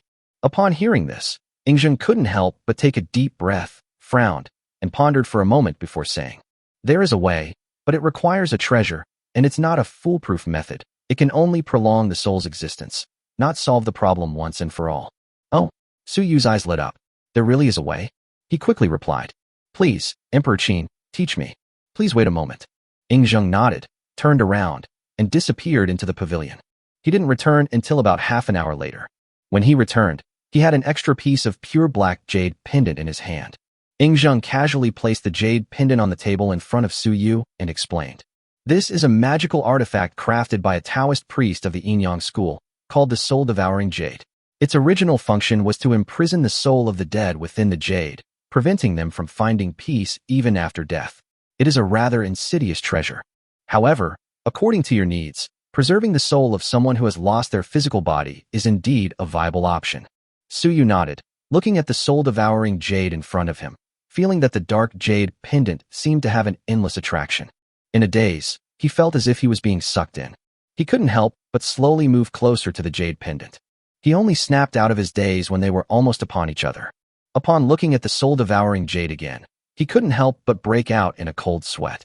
This thing was definitely not a proper thing. He only glanced at it a few times and felt like his soul was almost sucked away. This object, without the assistance of a sorcerer, cannot devour the souls of the living. However, it is tainted with excessive yin energy, and ordinary people who frequently interact with it will experience some physical effects, including hallucinations, which is quite normal. Ing Zheng explained calmly. However, it is precisely because of its rich yin energy that it can nurture yin spirits and preserve their souls from perishment. Suyu glanced at the soul-devouring jade with lingering fear. Then what did you mean when you said earlier that this wasn't a perfect method? Are there any drawbacks? The drawback is that the soul cannot be preserved for long. At most, it can only stay in the human world for half a year. After half a year, the soul will still slowly dissipate. Half a year? Suyu nodded. That works too. He has a trans-dimensional trading platform, so it wouldn't be surprising if he were to be matched with trading partners from any world in the future. You never know, you might encounter a trading partner from a world with even greater supernatural powers, capable of bringing the dead back to life and healing the wounded. Although the soul-devouring jade cannot solve the problem once and for all, having an extra 6 months opens up many more possibilities. However, at this moment, another question came to mind. If a soul is absorbed into the soul-eating jade, can it communicate with the outside world? Or is it like a prison specifically for imprisoning souls, where once inside, communication with the outside world is impossible? If it's the latter, then Shoamo will probably have to go to jail. If no skilled sorcerer sets up a restriction, communication with the outside world is naturally possible. Whether the soul-devouring jade is a sinister magic weapon depends on who uses it. Ing Zheng patiently explained. In the hands of those wicked sorcerers, they would use various restrictions to imprison a person's soul in the jade pendant, and then set up tortures such as karmic fire within the pendant to torment the soul, using it as an instrument of torture. If you simply want it to be a vessel to prolong the life of a soul that has lost its physical body, then it is the most suitable treasure in the world for nurturing the soul, and communicating with the outside world will naturally not be a problem. That's good. Suyu nodded in satisfaction. What's the price?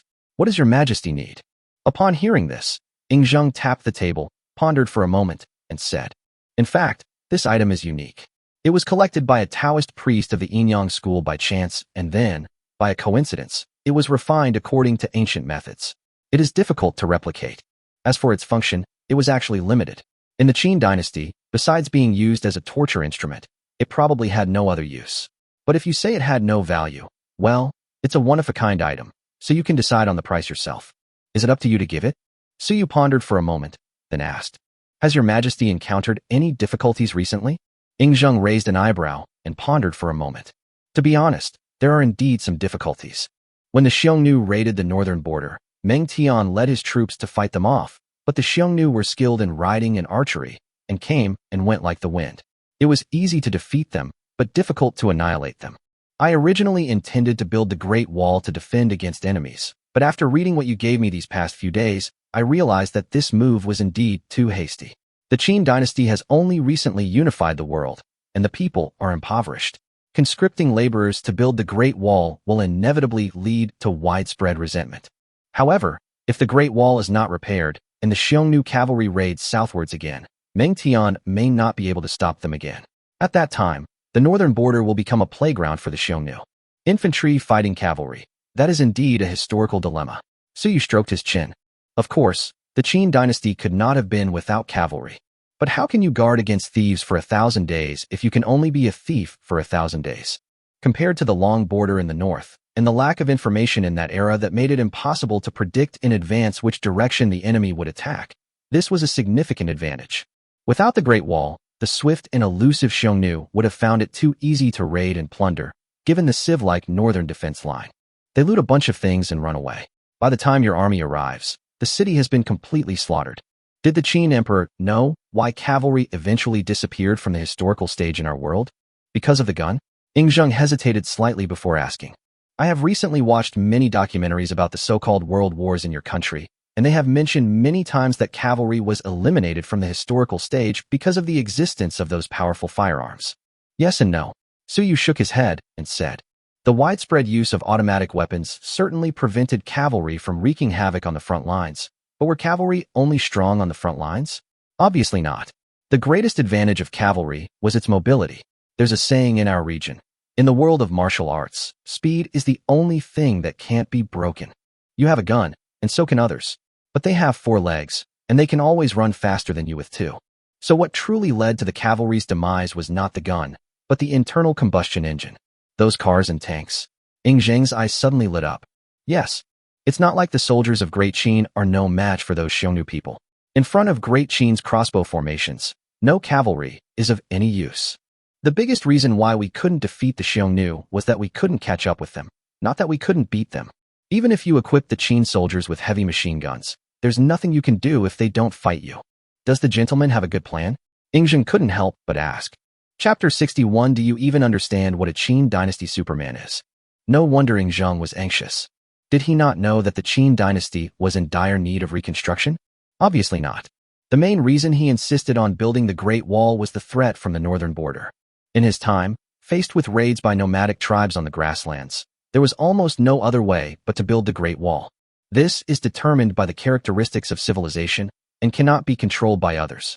Without the aid of fortifications, even if an agricultural people lacking horses could win on the battlefield, they would find it difficult to defeat a nomadic people.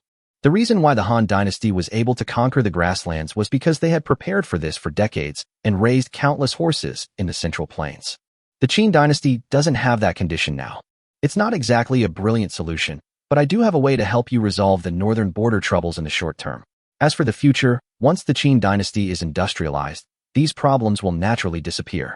Suyu smiled and waved. A nearly 2-meter-tall armored monster appeared beside him. Heavy-duty exoskeleton. Wearing it, even the fiercest Qin soldiers can carry 10 stones of weight and march 500 li in an hour.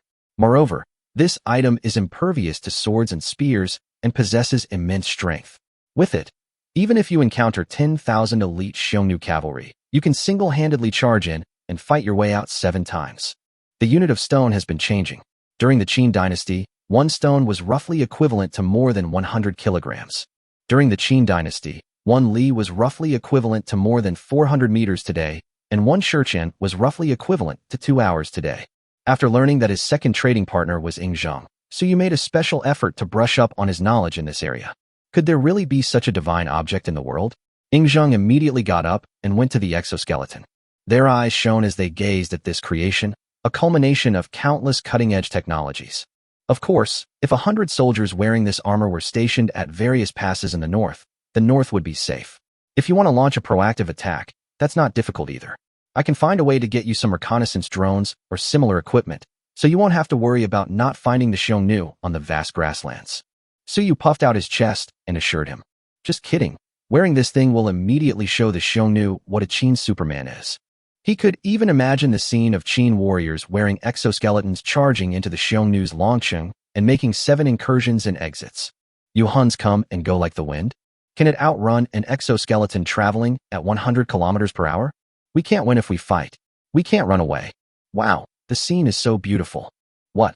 The soldiers of the Qin dynasty all dropped out of prenatal education and can't handle high technology? No problem. He can send a few androids over there to be instructors. To be honest, androids are really useful. How much of this can Mr. Su provide? Ingzheng asked repeatedly. I can give you 100 sets first, as the price for that soul-devouring jade. What does your majesty think? Suyu offered his price. Yes. Ingzheng immediately agreed. Let alone 100 sets, he would be overjoyed to be able to exchange a single, rather useless soul-devouring jade for a set of such an exoskeleton.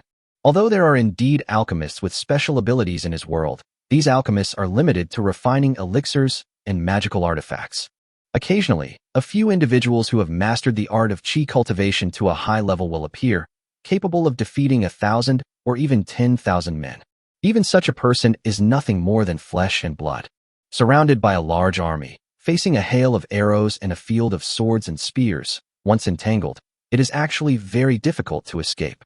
After all, no matter how tough a flesh and blood body is trained, it will eventually get injured. Human physical strength is also limited. Even if someone is capable of defeating 10,000 men, it's impossible for them to actually kill 10,000 people. It's just a claim. After fighting for a long time, if you run out of energy, you can only wait to die. However, in Suyu's description, these soldiers wearing exoskeletons have clearly surpassed the concept of being able to defeat 10,000 men. With such terrifying power and speed, coupled with impenetrable armor, arrows and swords were utterly ineffective against them.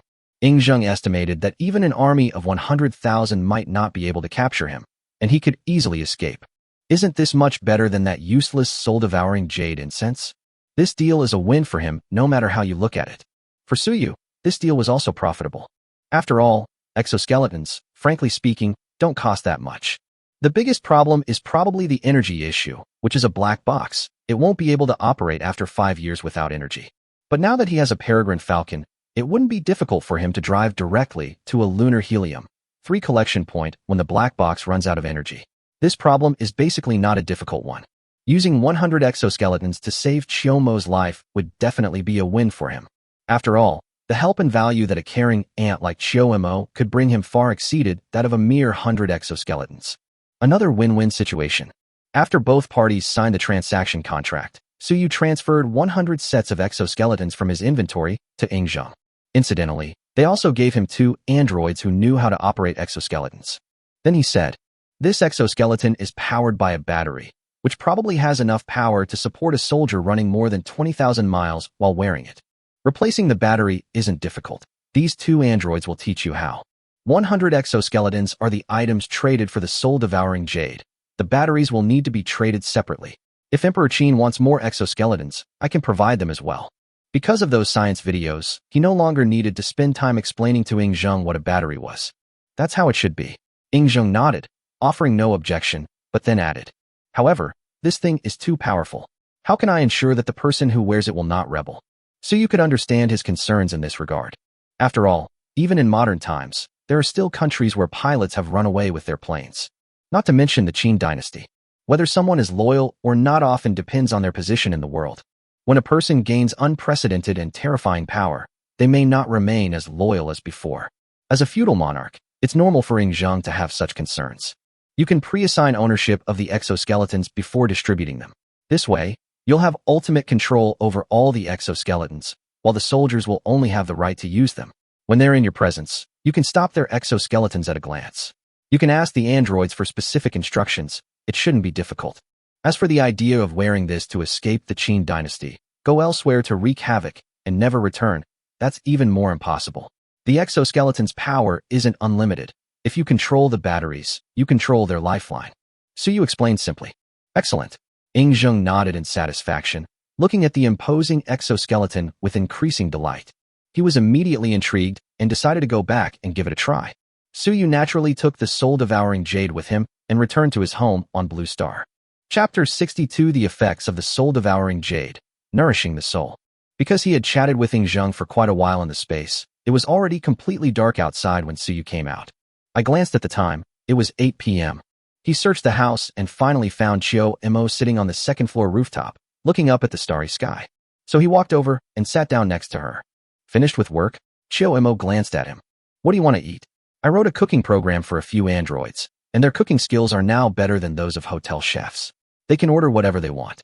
Let's not rush into eating, Suyu said mysteriously. Guess what great stuff I got my hands on? Autumn turned and looked at him for a moment, then chuckled softly. I guess you found a way to preserve my soul. TSK, boring. With sufficient computing power, it is indeed not difficult to calculate a person's logical behavior based on their behavioral habits and facial microexpressions, combined with some psychological knowledge. It shouldn't be difficult, at least for late autumn.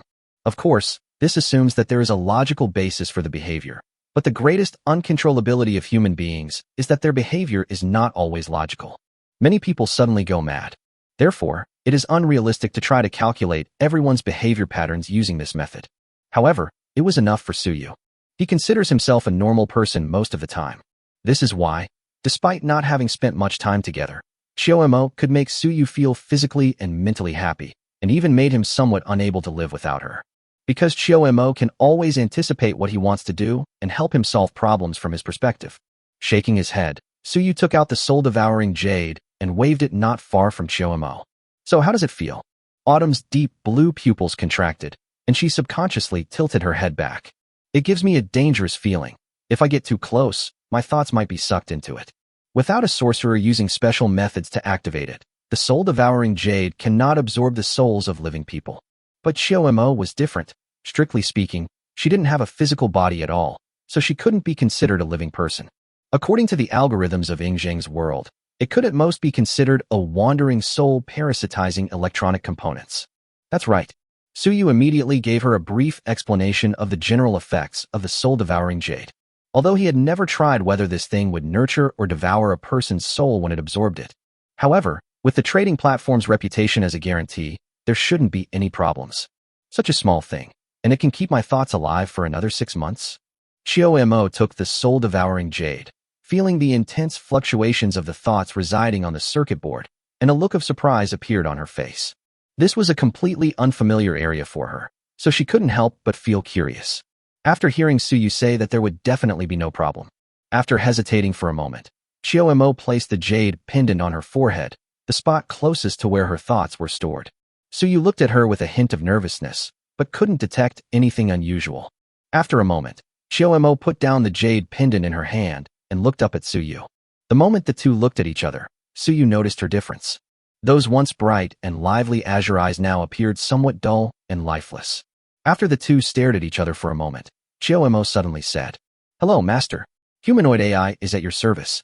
Please name me." Really, this is not Late Autumn, but rather the original artificial intelligence program inside this android. Coming to his senses, Suyu quickly asked, "What about Late Autumn?" According to the original procedure, by the time I appeared, the consciousness belonging to Chiyo, the future city lord, had already dissipated. The android replied, "You can authorize me to use the memory module about the end of autumn. After using it, I will be the end of autumn." "No." Suyu shook his head. "You are not her." As he spoke, he glanced at the jade pendant held in the android's hand and was about to take it to examine it. Unexpectedly, the android suddenly spoke again. "Warning, unidentified information is attempting to seize control of the central processing unit. Should we take countermeasures?" Unknown information. Suyu glanced at the soul-devouring jade, then turned and said, "Authorize unknown information." Although it is said to be unknown information, upon careful consideration, one can guess that it is mostly Chiyo's mind trying to regain control of the android after entering the soul-devouring jade. After all, without this, she would have to spend the rest of her time inside the jade pendant, which would be no different from being in prison. As for the possibility that it might not be Late Autumn, Suyu wasn't worried. After all, he held the highest authority over this android, and even when Chiyo was still around, he could make decisions on whatever he wanted with a single word. Not to mention encountering some wandering ghost or some other hacker in this world that could infiltrate your information network. Even if something goes wrong, it's not a big deal.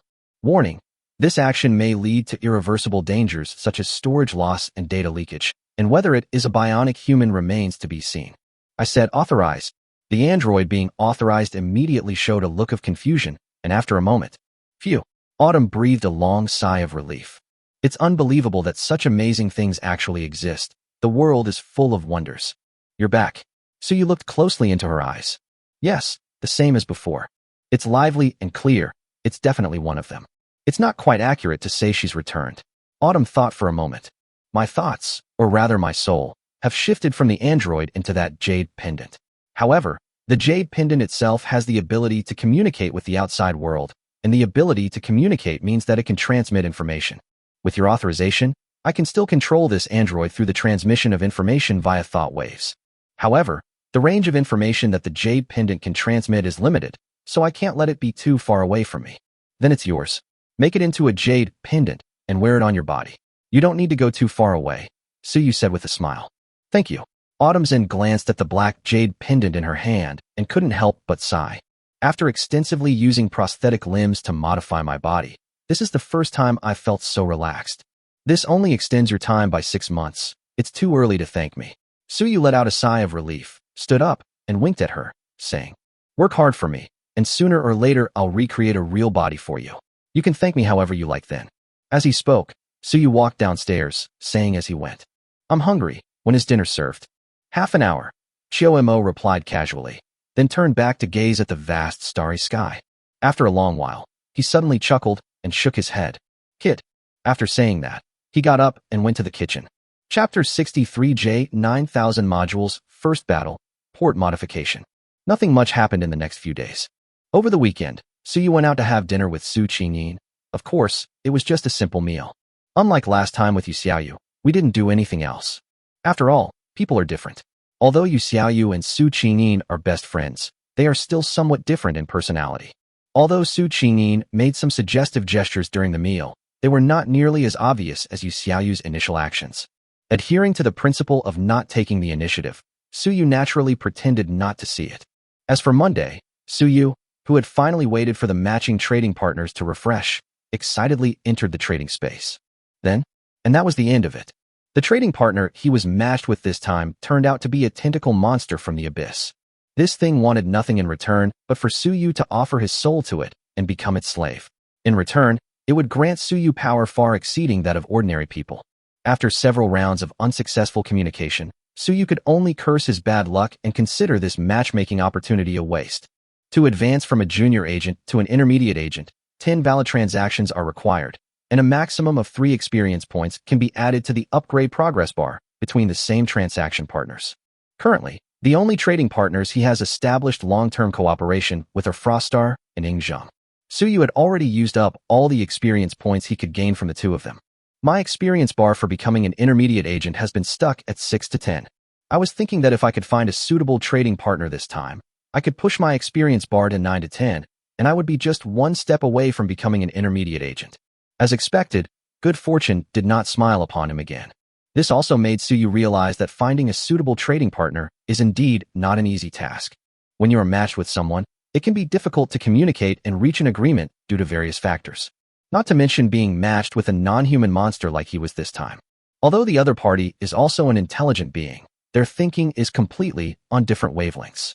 He could tell that the tentacle monster on the other side genuinely wanted him to offer up his soul. Everything it did was so natural, without even a trace of malice. Instead, they genuinely believed it was a win-win deal. How the hell are we supposed to communicate like this? People from different worlds have different values and beliefs, let alone people from different species. After a smooth start with 2 suitable trading partners, Froststar and Ingzheng, Suyu finally encountered his first setback on the trading platform. I spent the long-awaited Monday feeling sullen. However, there is some good news as well. After 2 days of coordination, a large amount of building materials have been delivered by the Kyushu government to the construction site of the Zaiwiyuan project. Suyu originally planned to wait for the official materials to arrive within the next 3 days before starting work. However, I only found out later. That abandoned industrial park by the sea has a major problem with transportation capacity. Large ships can't get in by sea, and small ships are too slow to transport goods. Moreover, the cargo throughput of that small dock was definitely not enough to receive so many building materials in 3 days. If you're traveling by land, it's just a tiny mountain path, best left unmentioned. Therefore, Suyu simply abandoned his plan to wait for all the materials to arrive before starting construction. Instead, they released all the J9000 modules over the weekend. Let them use the limited materials that have already been delivered to expand the port and dredge the waterway. In less than half a day, the small, dilapidated port, which could only accommodate cargo ships of 1,000 tons, was completely transformed. What was originally a small port with a water depth of less than 10 meters was dug down another 30 meters, turning it into a deep water port with a water depth of nearly 40 meters. The waterway connecting the main channel of the Yangtze River was dredged to a depth of more than 20 meters. In this way, a dilapidated little port was transformed into a real deep water port. Apart from its relatively short coastline of only 7 or 8 kilometers, its water depth and portability surpass almost any other port. The world's largest cargo port, Zhogang, has a channel that is only a dozen meters deep, and the average water depth of the port is just over 20 meters.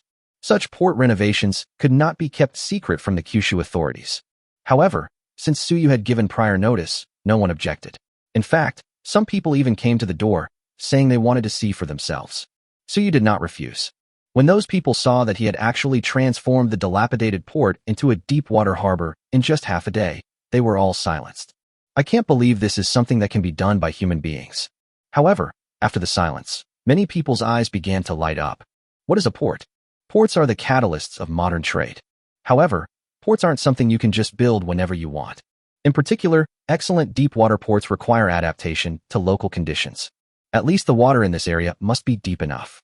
Someone like Su Yu, who isn't deep enough to dig deep enough, is simply unheard of. Using modern technology to excavate the port, if we really wanted to, there would definitely be no problem. The key issue is that such a large project takes too long. Moreover, due to topographical constraints, the excavated ports would soon be silted up again.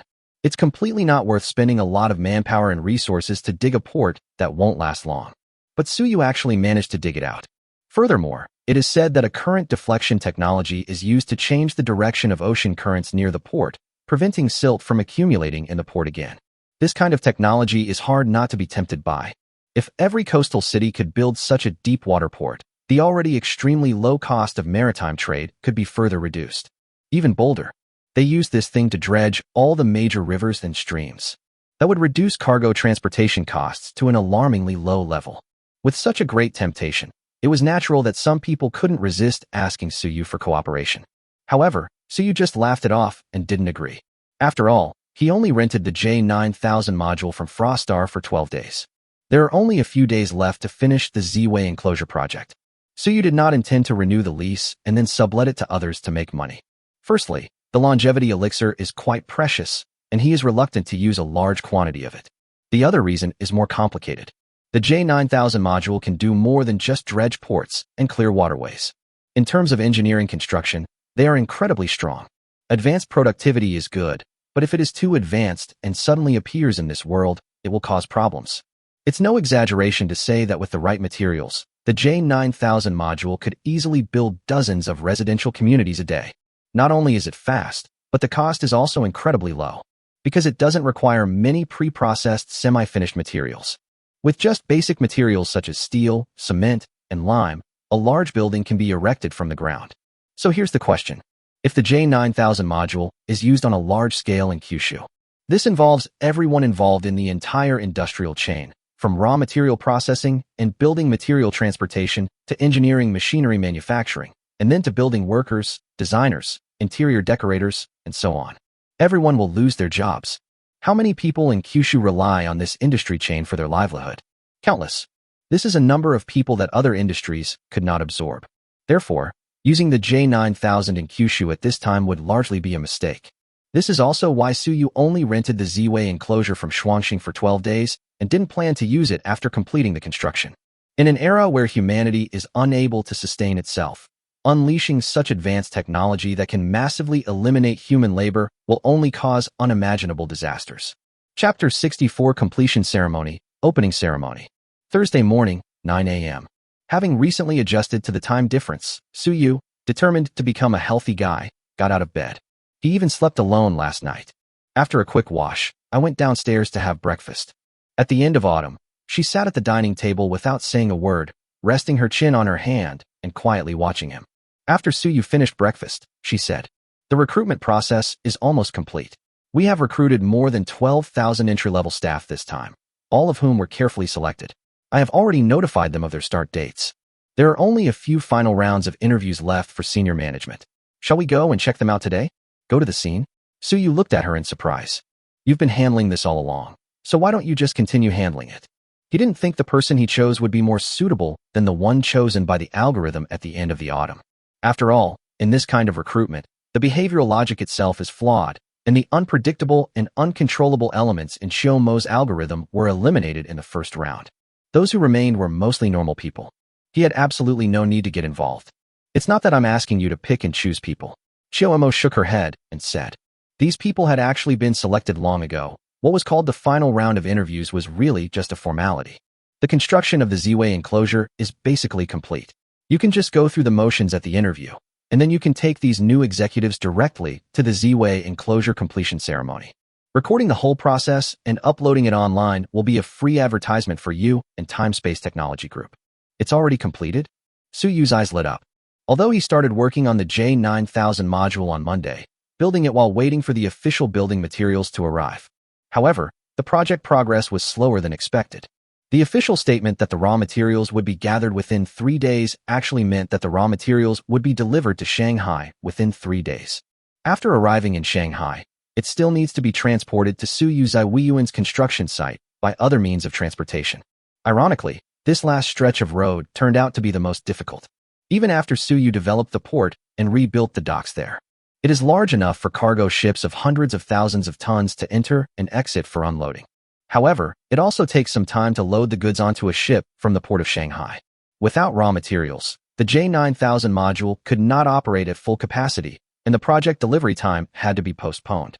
When Suyu went to see it last night, the 1,388-meter main building had only just had its foundation laid. The aerial city, consisting of 8 900-meter-tall residential buildings, hasn't even had its foundation laid yet. He hadn't expected that it would all be finished in just one night. Yes, the official team delivered the last batch of materials early this morning, Chio explained. Okay, what time should we go? Suyu asked in turn. Since it was such a big event as the completion ceremony, he naturally couldn't continue to be a lazy bum. Go to the recruitment event before 10 a.m., go through the formalities, meet the executives, and get acquainted with them. I've already rented a bus, so I can take everyone there together. In addition, I have also recruited a group of chefs who should have arrived at Ziwiyuan by now. After the completion ceremony, we can invite these new employees to have lunch together in the restaurant in the entertainment area, which will help enhance their sense of belonging to the company. In the afternoon, you can give them a tour of the office and living areas. The activity will likely last until around 3 p.m. There's also a company opening ceremony, where you might need to speak on behalf of the company and give media interviews. There will be some media and government officials involved. I've already prepared the speech. You can take a look at it later. If you don't like it, feel free to improvise. Whatever you say is fine. Okay, that's about it. In the quiet of late autumn, everything had already been arranged for Suyu. It made his scalp tingle. To be fair, it's unusual for a major project's completion ceremony to be held simultaneously with a large company's opening ceremony. The complexity of what's going on inside is probably beyond imagination. For example, issues such as guest reception, ceremony procedures, and how to arrange these people. There are countless varieties. Suyu's head was about to explode just thinking about all this mess. It's fortunate that there was Chio. Otherwise, he would probably have had to borrow a few professional teams from the government to handle this kind of thing. And it's estimated that we'll need to prepare for at least 3 to 5 days. After making some preparations and changing his clothes, Suyu set off with Chio. The recruitment location is a stadium in the southern suburbs of Shanghai, next to a subway station, making it very convenient to get there. When Suyu arrived, the group of senior executives recruited in late autumn had already arrived ahead of time. Good morning, Chairman. Hello. As soon as Suyu entered the temporary conference room, he saw a group of senior executives that Chio had found for him.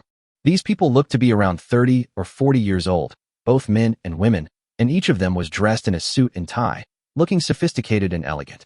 Suyu had roughly looked through their information. Each of them had basically served as a senior executive in a Fortune 500 company and had rich management experience. They are all top-notch professionals. After all, these people were found by Chio, and Chio is probably the person who understands Suyu best in this world. She was well aware of Suyu's rather hands-off management style as the big boss.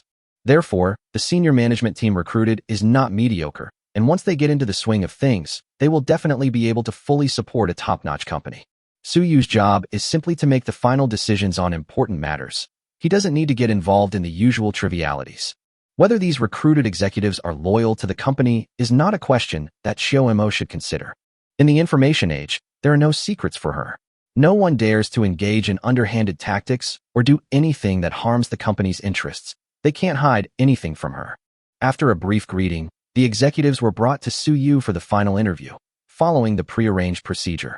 It was called an interview, but it was really just a chance to get acquainted with the big boss. Suyu may not know the lower and middle-level employees, but it's still necessary to get to know these senior executives. Next, as a smartly dressed woman in a suit left, a middle-aged man nearing 40 walked into the interview room. As soon as he entered, Suyu was taken aback. Mr. Sun? The middle-aged man was taken aback upon hearing this, then quickly replied. No, Chairman, just call me Xiao Sun. However, Suyu came to his senses at this moment, sighed that the world was really small, and then said with a half-smile. Mr. Sun, don't you remember me? Shanghai Group's subsidiary, Shanghai Trading Company, Business Department, 6th Business Team. The middle-aged man who called himself Xiao Sun looked up at Su Yu blankly upon hearing this, and it took him a while to remember who the boss in front of him was. He immediately turned pale, realizing something was wrong. Chapter 65: The Real Reason for Su Yu's Unemployment. Sun Qinyun is one of the deputy general managers of Changhai Group.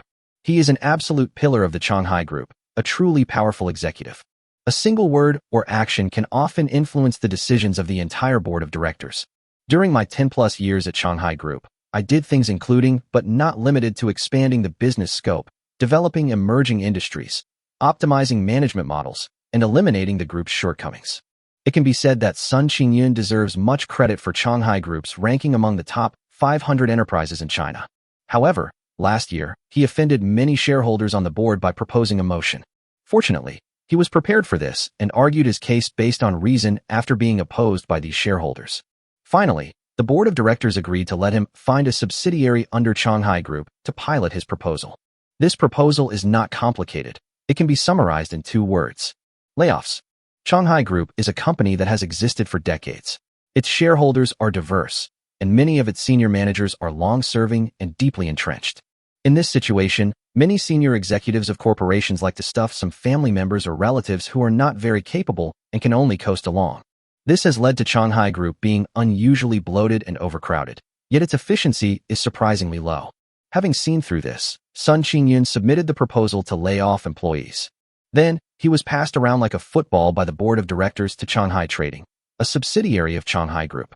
He knew that handling this matter would not go smoothly, and he also knew that if he started doing it right away, there would definitely be people who would outwardly comply but inwardly defy him, and in the end, his good intentions would backfire.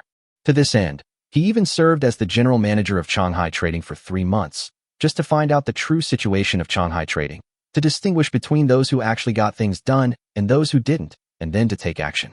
Until last month, Sun Qinyun, who thought he had a good understanding of Changhai Trading, finally made up his mind and began to lay off employees. At the same time, the number and scope of layoffs were limited, and the required number of layoffs had to be completed within this range. Moreover, in order not to offend the other senior executives of the company too much, the list of layoffs this time was not large, and it only involved those who were completely lazy and too lazy to even clock in at work. He turned a blind eye to those lazy bums who didn't do much work on a regular basis, planning to lay them off next time. The result? The result was completely useless. Layoffs of this scale definitely require prior approval from the company's board of directors. The day after he submitted the proposal, the senior executives of Changhai Trading learned of it. Then, taking advantage of the fact that Sun Qinyun was not at the company over the weekend, they took the initiative to persuade some employees who had no connections but could get things done to resign. Those who were unwilling to resign were laid off under any pretext. Although it is a major taboo for senior executives to bypass the board of directors and arbitrarily dismiss so many people, these executives basically did so at the behest of the shareholders. Sun Qinyun couldn't do anything about them. The company already had few capable people, and with the executives doing this, there were naturally even fewer. Even though the board of directors approved his proposed layoffs after a few days of delay, he was unable to actually lay them off. If they keep cutting jobs, the entire Changhai Trading Company will have to shut down. At that time, the losses will likely be in the hundreds of millions. Even though he had a certain amount of influence within the Changhai Group, he could not escape blame at that point. This incident greatly disappointed Sun Qinyun, who still had some expectations for Changhai Group. At the same time, I felt that Changhai Group had no future. Just then, he saw a job posting from Leishikong Technology. When he first saw the job posting, he was actually a little skeptical. After all, the benefits are too high, which is completely inconsistent with the current average salary level in Shanghai. But having held a high position for a long time, he was considered well-informed in Shanghai. After making inquiries through various connections, he finally confirmed that this Time and Space Technology Group was not only real, but also involved in far more complex matters than anyone had imagined. It is said that even the top officials are paying close attention to it. So Sun Qinyun submitted his resume without hesitation. He secretly sold all his shares in Changhai Group to cash out, preparing to escape from this hopeless mess. Meanwhile, during these few days, he made inquiries from various sources and obtained more information about time and space technology. I'm increasingly convinced that my decision to switch jobs was the right one, and the way things unfolded was very close to what he had initially envisioned. With his qualifications and abilities, he quickly passed several rounds of interviews. Once you've met the big boss of time-space technology today, You've successfully joined the company. Furthermore, because time-space technology is in its early stages, there are many vacant positions. He can directly assume a senior management position as soon as he joins, without having to spend time starting over and competing for power. Just as he was looking forward to joining a vibrant new company to make his mark and unleash his talents. However, they were completely taken aback by this unexpected turn of events. The mysterious behind-the-scenes boss of time and space technology was actually one of the employees who was laid off by the senior executives when he was the general manager of Shanghai Trading, because he had specifically looked into which employees actually got things done and which didn't. So I actually have some impression of Suyu, whose performance has always been good. The reason I didn't recognize him at first was because Suyu's appearance had changed considerably since then, and his status was completely different from that of the big boss. No normal person could connect the two. But upon hearing Suyu's words, she took a closer look at Suyu's appearance. Even though he didn't want to believe it was true, Sun Qingyun still had to admit it. Suyu, the mastermind behind time and space technology, is indeed the same employee who was laid off from Shanghai Trading. What a terrible thing to do. Although those executives laid off Suyu and his group of capable employees just to annoy him. But if he hadn't insisted on layoffs, this wouldn't have happened. Moreover, the laid-off employees had no idea that there were so many inside stories behind a mere layoff. Those who worked hard were laid off, while those who just coasted along didn't get laid off. This must be a stupid company, and the executives must be mentally challenged. Normally, being scolded wouldn't hurt anyone, but now the laid-off employee has become the big boss of time and space technology. That's not the same thing. Sun Qingyun felt his vision go black, and his heart sank. However, to his surprise, Suyu, seeing that he remembered who he was, didn't make things difficult for him. Instead, she warmly extended her hand and said, "Welcome to time-space technology." Having worked at Shanghai Trading for several years, he had heard of Sun Qingyun. Their abilities are absolutely unquestionable. Although layoffs seem complicated, Suyu's perspective is different now than when he was an employee. The ways of looking at problems naturally differ as a result. I had long suspected that there were some unknown secrets behind that layoff. Without knowing the full picture, he naturally wouldn't make hasty conclusions and kick out the person Xiao had carefully selected.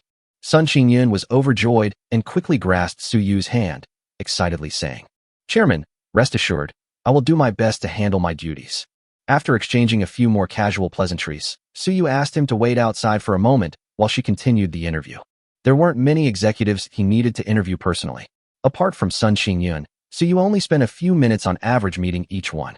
The interviews were completed before 11 a.m., and it was announced that all senior executives had passed the interviews. Then, they used a rented bus to take these people to the Z-Way enclosure, which had already been completed. Accompanying them were some influential official media outlets and some local media from Shanghai. A miracle in architectural history is about to be unveiled to everyone. Chapter 66, A Wonder Appears. The time-space technology is too extravagant. Are we heading to the suburbs? It looks like we're getting further and further out of the way. Isn't it normal for it to be in a remote location? The job posting clearly states that applicants need to be able to accept working in the suburbs, so the location is bound to be remote. I know that, but judging from the scale of the recruitment, the company can't be small, right?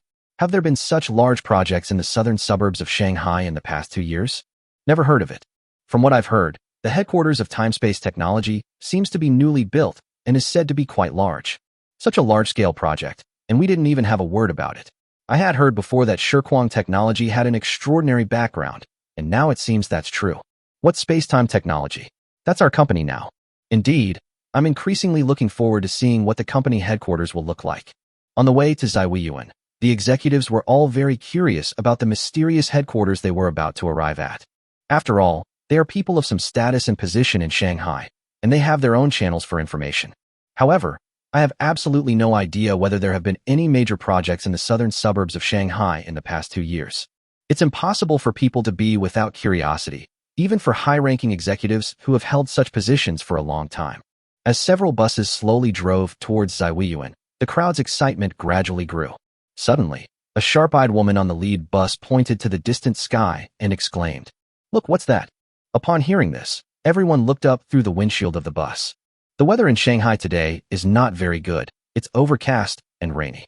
The sky was shrouded in clouds and mist, with visibility reduced to only a few hundred meters.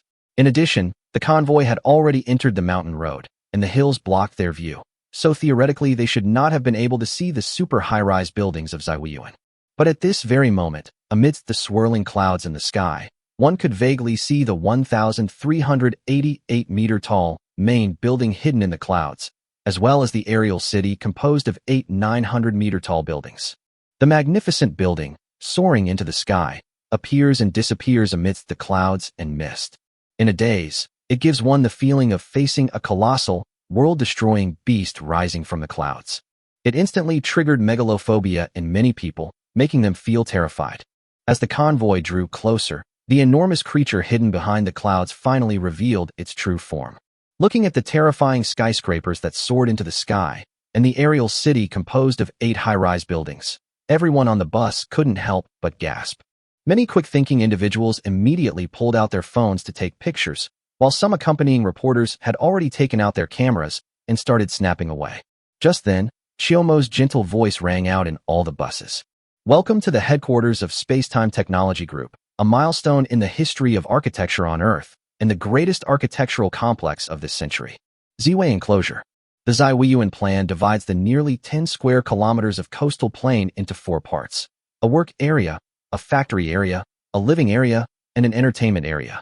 The main building of the work area is a 1,388-meter high super high-rise building, covering an area of 160,000 square meters, with 209 floors above ground and 16 floors underground, and a usable area of 3.59 million square meters.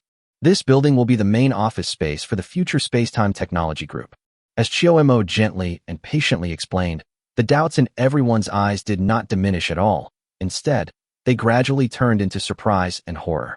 The complex includes a 1,388-meter-tall building serving as the group's office space, 8 900-meter-tall buildings as employee dormitories for super factories, 10 ultra-large warehouses, a deep-water harbor with a depth of tens of meters, and a high-tech artificial beach. All of these things combined are just the headquarters of one company? Even some fourth-tier cities don't have this scale, right?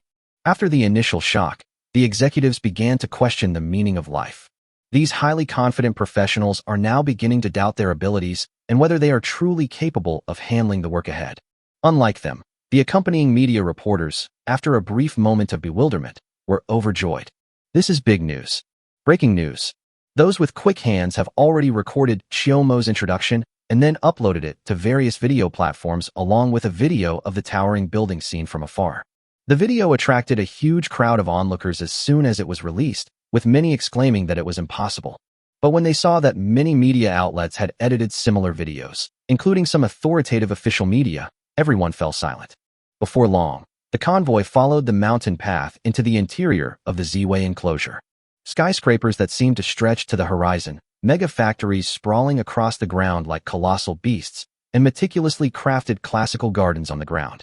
The combination of classic and technological elements creates an unreal sense of disconnect. Yet all of this seems so harmonious and natural, as if it were a perfect creation. The dreamlike scene made all the guests who entered stop and admire it. It's as if I can never get enough of looking at it.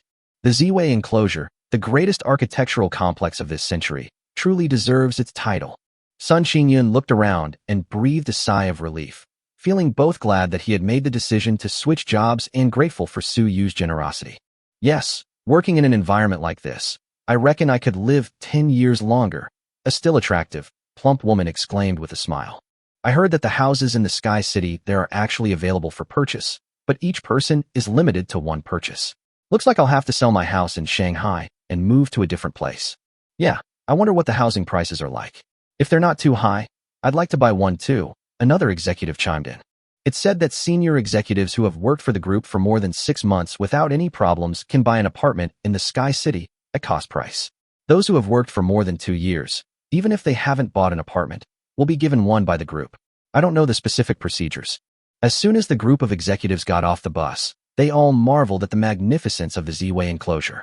After expressing their feelings, the conversation gradually shifted to the topic of houses. With their vision, it's not hard to see that the future of space-time technology is absolutely limitless. And those houses in the Sky City will definitely be priceless treasures in the future. It was at this moment that they realized the true value of the promise in time-space technology's job posting. Work for XX years and get a house. Even the lowest-ranking employees only need to work for 3 years to receive a house as a gift. This benefit is simply unimaginable. To be honest, The salary of an employee for 3 years is probably not even worth as much as this house. Spacetime technology is incredibly extravagant. Chapter 67 Opening Ceremony. Product Launch. Seeing the executives discussing the matter enthusiastically, Suyu didn't intend to interfere. Let them know just how good the employee benefits are. This was originally part of the plan for late autumn. As the saying goes, a generous reward will surely bring forth brave men. If you want employees to put in the effort, empty promises won't work. You have to deliver something tangible. Suyu has already offered his bargaining chips. Now it's up to these employees to perform. The employee benefits listed in the job posting are all real, except for the house, which is not easy to obtain. A complete assessment system was developed in late autumn. Regardless of their level, employees need to pass the performance evaluation and meet the required working hours to be eligible for a house. There's no such thing as slacking off for years and then getting a house for free. Suyu isn't a sucker. Suyu had also seen this assessment standard, and it wasn't actually that difficult. In fact, achieving this is much simpler than working your hair out in the 996 work culture at those big internet companies. Therefore, although the job posting played some word games and did not mention the existence of assessments, Suyu did not feel that she was lying. This is less of an assessment and more of a standard to distinguish between regular employees and those who slack off. As long as you work normally and do your job conscientiously, you can pass the assessment and receive the company-provided housing. After all, Suyu isn't really doing charity work. He can't possibly give super high benefits to those who slack off and don't work. Not only will they not receive any benefits, but if they fail the assessment for more than 3 consecutive months, they will be directly kicked out of time and space technology. It's not like he has a secure job. Those who work hard will be rewarded with meat. Lazy bum, go eat shit. With such high welfare benefits, why would they just sit idly by? Are they even human? Of course, Suyu believed that as long as he could keep his promise and distribute every benefit on time, most people would work hard. The people of Kyushu are not afraid of hardship or fatigue. What they fear is working hard and getting nothing in return. This situation obviously won't happen with Suyu. After a moment of reflection, the group of executives, guided by the androids scattered throughout the Z-Way enclosure, arrived at the site of the completion ceremony. The completion ceremony was actually not complicated. After the MC team finished reading the congratulatory speech, Suyu went up and said a few words from the speech that Chio-mo had prepared for him long ago. Then, he personally filled a handful of yellow soil into a stone tablet with the 3 large characters Z-Way Yuan written on it in the very center of Z-Way Yuan. Then, in turn, representatives from the Shanghai government, the senior management team, and others went up to fill the soil. After all the high-ranking officials filled the space with soil, the completion ceremony was considered finished. It was just past noon. The large group then went to a hotel in the entertainment area and enjoyed an impeccable meal. The afternoon activity involved the androids in the Z-Way enclosure, showing the newcomers around the area. It's worth mentioning that the 2,000 androids that Suyu bought from Frostar earlier were no longer enough, so he bought another 6,000 from her. However, this time the price was cheaper, and the item being traded was no longer the longevity elixir. It's water. 600,000 tons of seawater. However, this transaction encountered some problems. Frostar originally requested 500,000 tons of low-pollution, radiation-free seawater. Blue Star has a water reserve of 138 trillion cubic meters. A mere 500,000 tons is not even a drop in the ocean, so Suyu naturally had no reason to refuse. But after Suyu went to the beach and poured water over her, she was surprised to find trace amounts of radiation in the seawater. Then Suyu was complained about by Frostar. So they lost another 100,000 tons. Only then did he realize that there really was a bunch of bastards next door dumping nuclear wastewater into the sea. Grass. It caused him to lose 100,000 tons of seawater. I'll make an example of those bastards.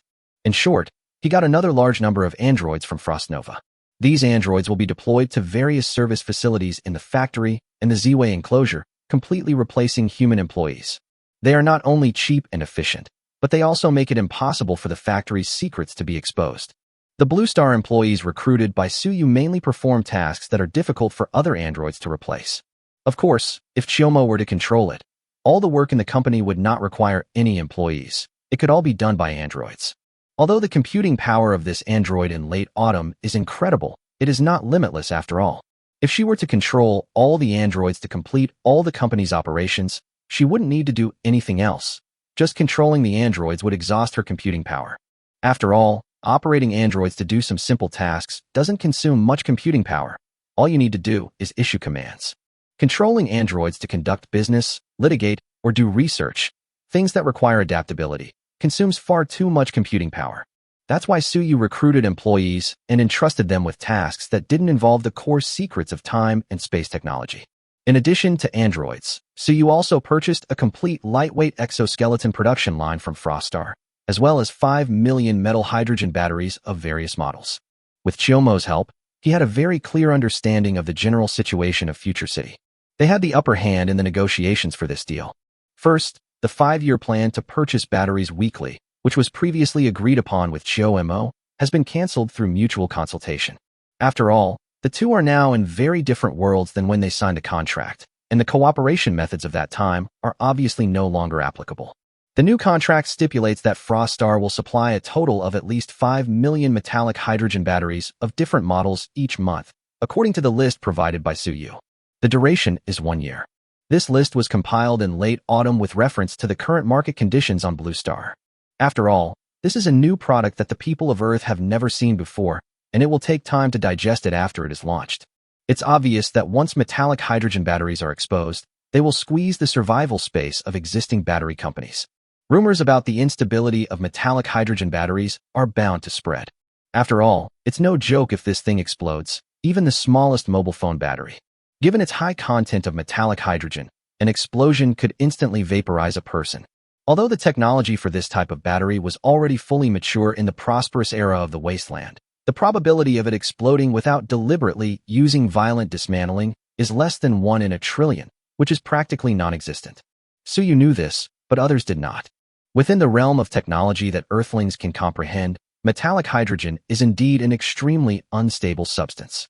At that time, it will be too easy for anyone with ulterior motives to spread rumors. This thing is unlikely to sell well in the early stages.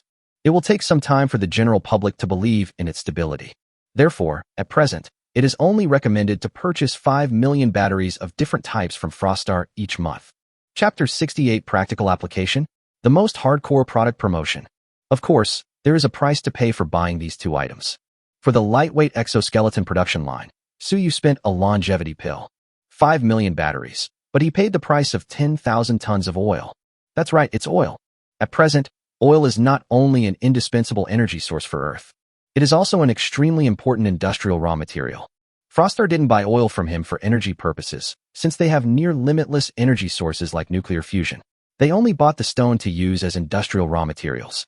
In the wasteland world she lived in, the easily accessible crude oil on her home planet had been almost completely depleted long before the prosperous era. Not to mention the remaining ones, which are difficult to mine. The wasteland is also home to countless terrifying mutant species mutated under the influence of genetic and biological weapons. The idea that Future City could extract crude oil from beneath the wasteland is simply a pipe dream. However, if Future City wants to monetize its massive reserves of technology, crude oil is an unavoidable hurdle, so buying from Suyu is an inevitable outcome. At current crude oil prices, a barrel of crude oil costs around 550 yuan, and a ton costs around 4,000 yuan. 10,000 tons is only a little over 40 million. According to Chiyomo's estimate, those 5 million different types of metallic hydrogen batteries, once sold, could bring Suyu at least 40 billion in revenue. This is because it contains a large number of small batteries of relatively low value. In short, under the guidance of Chiyomo, the Future City's traitorous ninja, Suyu truly made a fortune from this deal. And it's the kind of earning that makes you feel good, not frustrated. Suyu couldn't help but laugh at the thought of Shuangxing's bewildered expression when she discovered that only the first longevity pill was effective. This can be considered revenge for Frost Nova selling him the G60 exoskeleton black box, but not providing him with the batteries. The lightweight exoskeleton and metallic hydrogen battery introduced here are probably the representative products that Timespace Heavy Industry and Timespace Battery will showcase at Timespace Technologies' opening ceremony tonight. The metallic hydrogen battery goes without saying. While the lightweight exoskeleton differs significantly from the G60 heavy exoskeleton in various parameters, it is still a truly cutting-edge technological product. A person wearing this lightweight exoskeleton can run 500 kilometers at a speed of 60 kilometers per hour while carrying a load of 200 kilograms. This is only in energy-saving mode. Under extreme conditions, this exoskeleton can carry a maximum load of 400 kilograms and reach a top speed of 80 kilometers per hour when fully loaded, but the range will drop to 180 kilometers. This data certainly can't compare to heavy exoskeletons, but it's still a super powerful piece of equipment that's hard to come by even on Earth. Heavy exoskeletons can only be produced through a black box, which limits their production capacity, and their war potential is too unpredictable. Suyu actually positioned it as a non-sale item. Aside from the Kyushu military, he has no intention of selling it to any other person or force in the short term. Putting aside sentimentality and such, he owes them a debt of gratitude for the help the Kyushu government has given him during this period, including an unlimited supply of various materials. This can be seen as him giving back to the official for the convenience they provided. Suyu positions the lightweight exoskeleton as a civilian exoskeleton that is intended for global use and has no production limits. In the domestic market, he will only use this exoskeleton for official transactions. But when it comes to overseas markets, he doesn't care about all that. 2 million for a set, anyone with the money will sell? Hey you, look, all the opponents you're fighting are equipped with this thing. They're all superhumans. If you don't send a batch, how can this war be fought? You might as well surrender now. Are you still annoyed by the fact that Toyota pickup trucks are too agile? Bring me a lightweight exoskeleton. One punch, and I've destroyed a pickup truck. Let others see for themselves that even in Black State, with its excellent matchmaking system, purchasing these exoskeletons can transform one into a war god. Of course, he would never tell anyone that the Kyushu military's heavy exoskeletons, purchased for 1 million each, could easily take on dozens of these lightweight exoskeletons with one hand. The government naturally strongly supports this kind of export revenue generation, but it made a small deal with Suyu. That means that overseas users of these lightweight exoskeletons need to settle their purchases of Time-Space Technologies products in RMB. The official benefit was a direct order for 100,000 lightweight exoskeletons, intended for use by the police in China. The total price is 200 billion, and it will be delivered in 4 phases within 6 months. They buy Suyu at whatever price he sells it for outside, without even haggling. Compared to heavy exoskeletons costing 1 million each, it actually costs more to purchase these lightweight exoskeletons. It can be said that they were extending an olive branch to Suyu in a very direct way. In addition, the authorities made it easy for Time and Space Technology to purchase all its raw materials, and didn't even bother to ask what the materials were for. Things like oil and grain that seem completely unrelated to Time and Space Technology's business can be arranged and sold to Time and Space Technology at the lowest possible price, as long as you ask. This can save Suyu a lot of time and money. In short, with the lightweight exoskeleton and the metal hydrogen battery as its 2 main products, Suyu will have no shortage of things to say at tonight's opening ceremony. Sitting in his top-floor office in the 1,388-meter-tall skyscraper, Suyu had no mood to appreciate the view of the sea of clouds. Instead, he was looking at the speech draft that Shioemo had prepared for him with a headache. The entire speech contained tens of thousands of words. Even though he had undergone gene modification and his brain development was far beyond that of ordinary people, memorizing tens of thousands of words in a few hours was still a huge challenge. In late autumn, she would sit on the edge of her desk, swinging her legs, quietly gazing at the dreamlike skyline above the sea of clouds. Until one moment, Shioemo suddenly raised an eyebrow and said, "TSK, it seems you don't need to force yourself to memorize these speeches anymore." Suyu looked up in surprise. Just as she was about to ask a question, her phone, which was placed to the side, suddenly rang. He picked up his phone and saw that it was General Zhou Qing, whom he had met briefly at that military base before, calling. Glancing at the expected late autumn, Suyu clicked to answer the call. "Mr. Su, I heard you've been preparing for your company's opening and product promotion lately?" As soon as the call connected, Zhou Qing's voice came through, speaking very quickly and urgently. "Yeah, what's wrong? We have an opportunity to provide equipment for a live fire demonstration. I wonder if Mr. Su would be interested?" Zhou Qing probed. "A live-action demonstration?" Suyu was taken aback, completely unprepared for him to immediately mention live action. After a moment's thought, he added, "How will this practical demonstration be conducted? Will it be an exercise or a real, live fire demonstration?" Towards the end, his tone even became somewhat agitated. "Goodness, he hasn't even had a chance to try out that power armor yet. I've been wanting to find a few traders to test my skills for a while now. Unfortunately, the domestic environment is relatively stable. Opportunities like the one where Chuyu was assassinated are rare and hard to come by. So much so that his power armor, even now, has almost no use other than for showing off. Now, judging from Zhou Qing's words, it seems there really is a chance for war?" As expected, upon hearing Suyu's question, Zhou Qing decisively replied, "Go abroad, fight real battles." Chapter 69, The Official Commission. Go abroad, fight real battles. Hearing Zhou Qing's voice on the other end of the phone, Suyu was still stunned for a moment, even though she was mentally prepared. But what followed was doubt. Are we really going to the battlefield? Which battlefield? What's the situation like? He bombarded him with a series of questions, to which Zhou Qing answered without hesitation. It is indeed true. The battlefield is located in a small country in northern Heilongjiang. The general situation is that a civil war broke out there.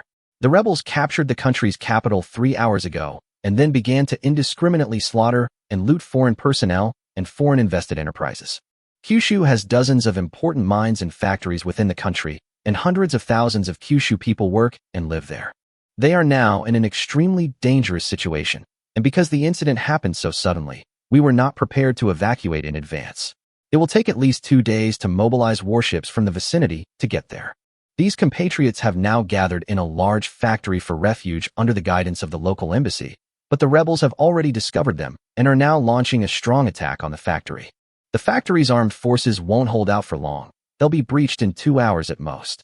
At that point, these lunatics will have a large number of Kyushu hostages, putting us in a very passive position. Moreover, given their past behavior, they'll likely cause significant casualties.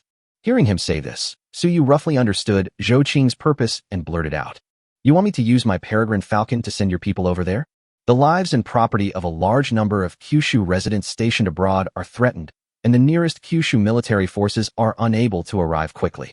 Therefore, the purpose of Zhou Qing's call to him is self-evident. After all, the peregrine falcon's top speed can exceed the second cosmic velocity, and the equatorial circumference of Earth is only a little over 40,000 kilometers. At full speed, a peregrine falcon can circle the planet Earth along the equator in an hour. You can reach almost any place in the world within half an hour. If Suyu agrees to help, he can send the military soldiers and equipment to that small country in Black State, thousands of miles away, within 10 minutes. That is indeed our goal, Zhou Qing stated frankly. As for the cost, we don't know exactly what Mr. Su needs. You can name whatever you want. As long as it's within the capabilities of the Kyushu government, we will try our best to meet your needs. Try to meet.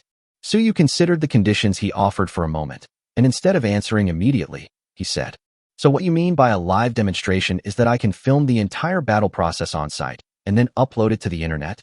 Sure, Zhou Qing replied without hesitation.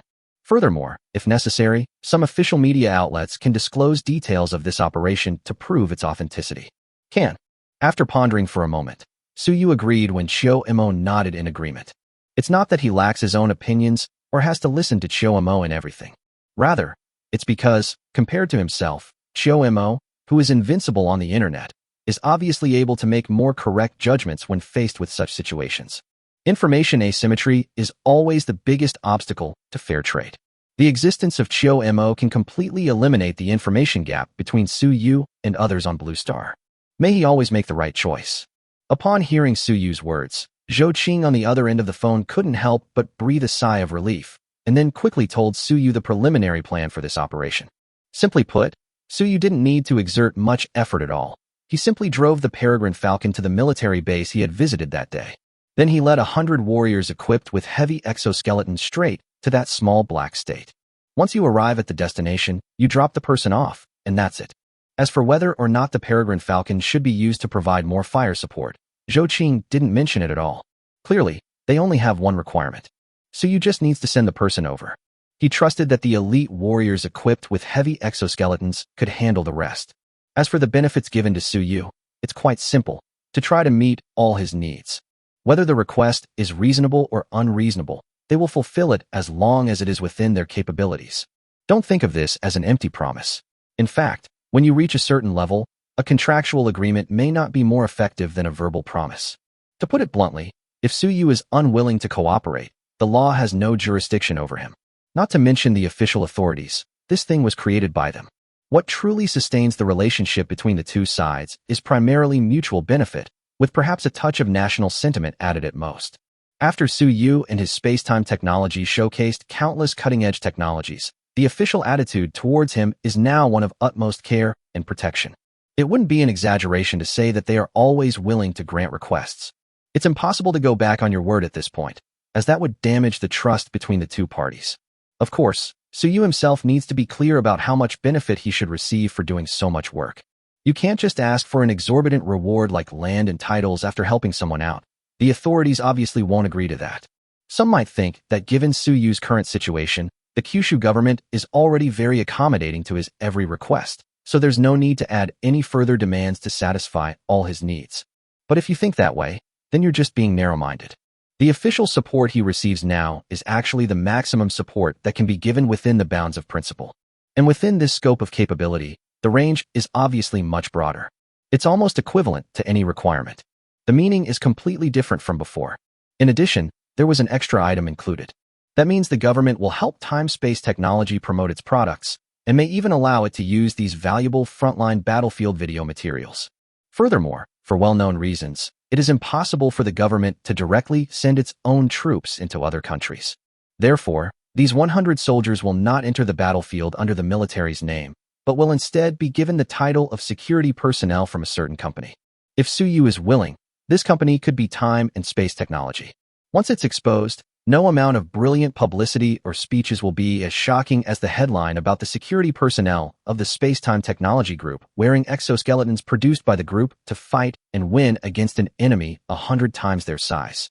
No matter how exquisite the exhibition booth is, nothing proves the advanced technology of time and space technology better than soldiers wearing exoskeletons and traversing the battlefield. Chapter 70, The Unlucky Prospector.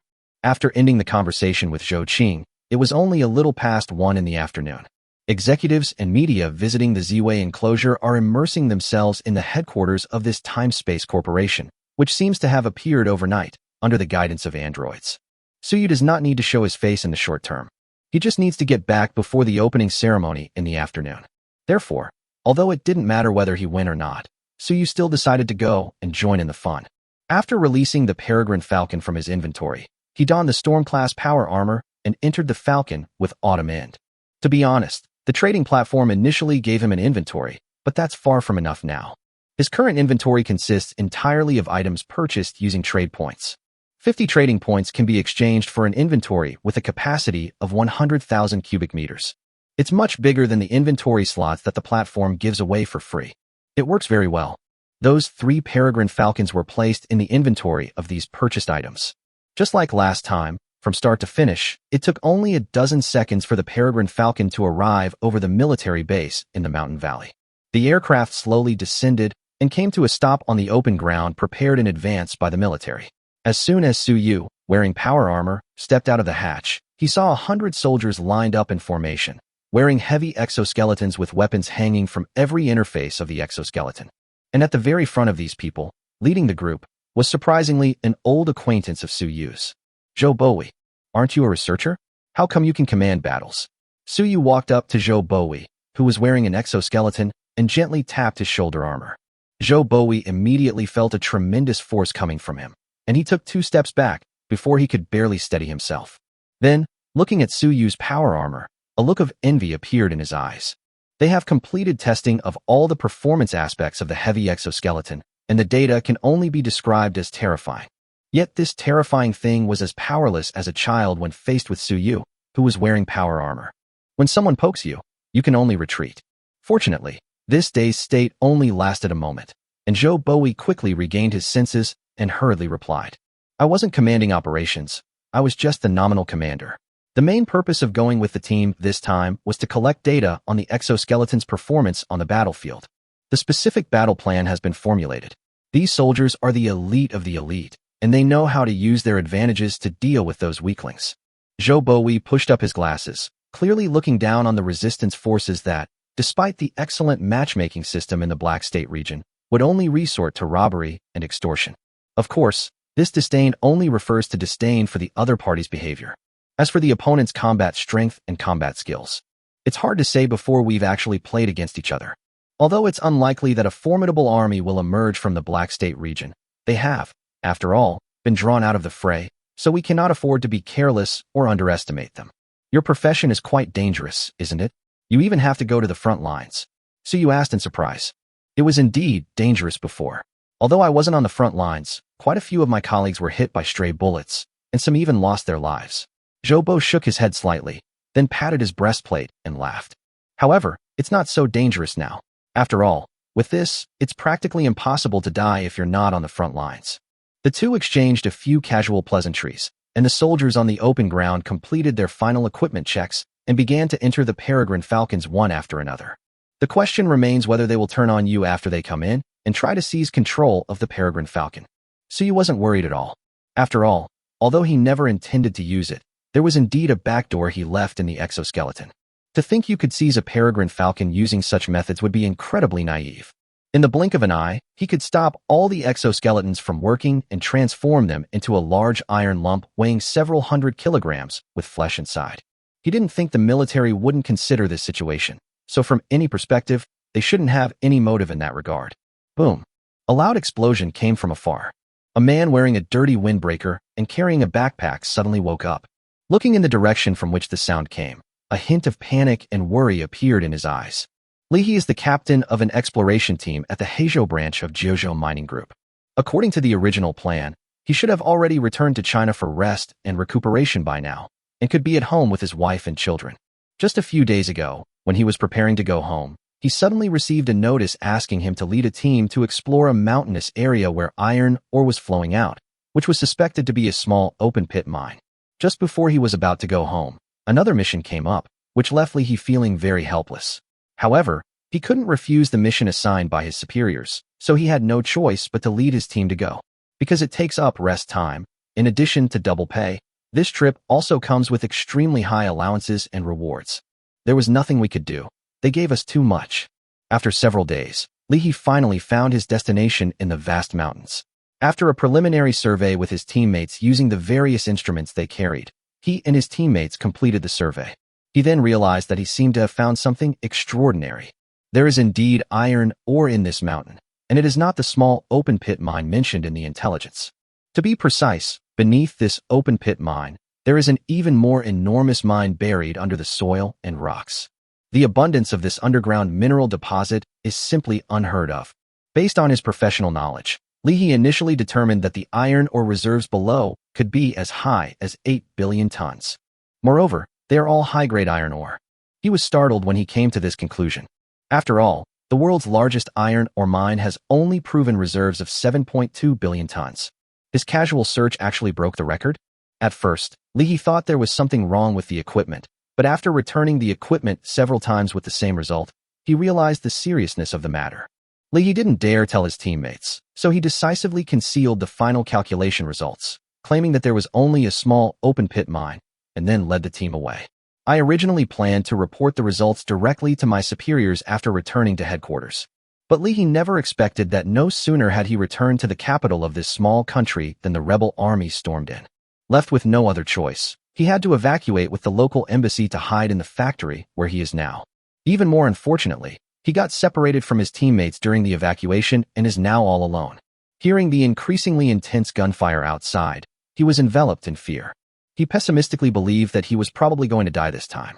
Many people around him shared the same idea, and some even had their phones recording their last words. Seeing this, Li also took out his phone, turned on the camera, and prepared to leave his last words. But just as he took out his phone, the bright sky suddenly dimmed a little. Li subconsciously looked up, only to find a colossal object that had somehow appeared above everyone's heads. Chapter 71. Parachuting into the battlefield, leaving no one behind. We've arrived? Standing by the porthole, Zhou Bowie looked down at the massive factory below, his voice somewhat hoarse. In less than 20 minutes, they had crossed more than 9,000 kilometers and arrived here from Shanghai. Although I knew beforehand that the Peregrine Falcon's maximum flight speed exceeded the second cosmic velocity, it was perfectly normal for it to reach its destination so quickly. But after actually experiencing it, I still found it hard to believe. Especially during acceleration, he felt as if he were walking on flat ground inside the Peregrine Falcon, hardly experiencing any sense of acceleration. This left him completely baffled, unable to discern what kind of technology it was. I've only heard a few highly respected physicists say that this might be some kind of practical application of gravity, but they didn't elaborate. Moreover, they are only guessing, they are not certain at all. Although he knew the situation was extremely urgent, Zhou Bowie still couldn't help but ask the question. How exactly did you solve the overload problem? Could you please share that information? Suyu, who was watching the situation below, turned around and glanced at him upon hearing this, saying inscrutably, "It's just a rudimentary application of gravitational waves. Are you kidding me? If Suyu knew this, would he have needed to acquire the trading space before becoming rich? He's already the richest man on Earth. Gravitational waves. Zhou Bowi's pupils contracted, and he was greatly shocked. It really is related to gravity. However, considering that there were urgent matters at hand, he didn't dwell on it any longer and instead said, "The situation below is more complicated. Does Mr. Su have a pre-prepared troop deployment plan on his spaceship?" Normally, there is a complete procedure for transporting airborne troops.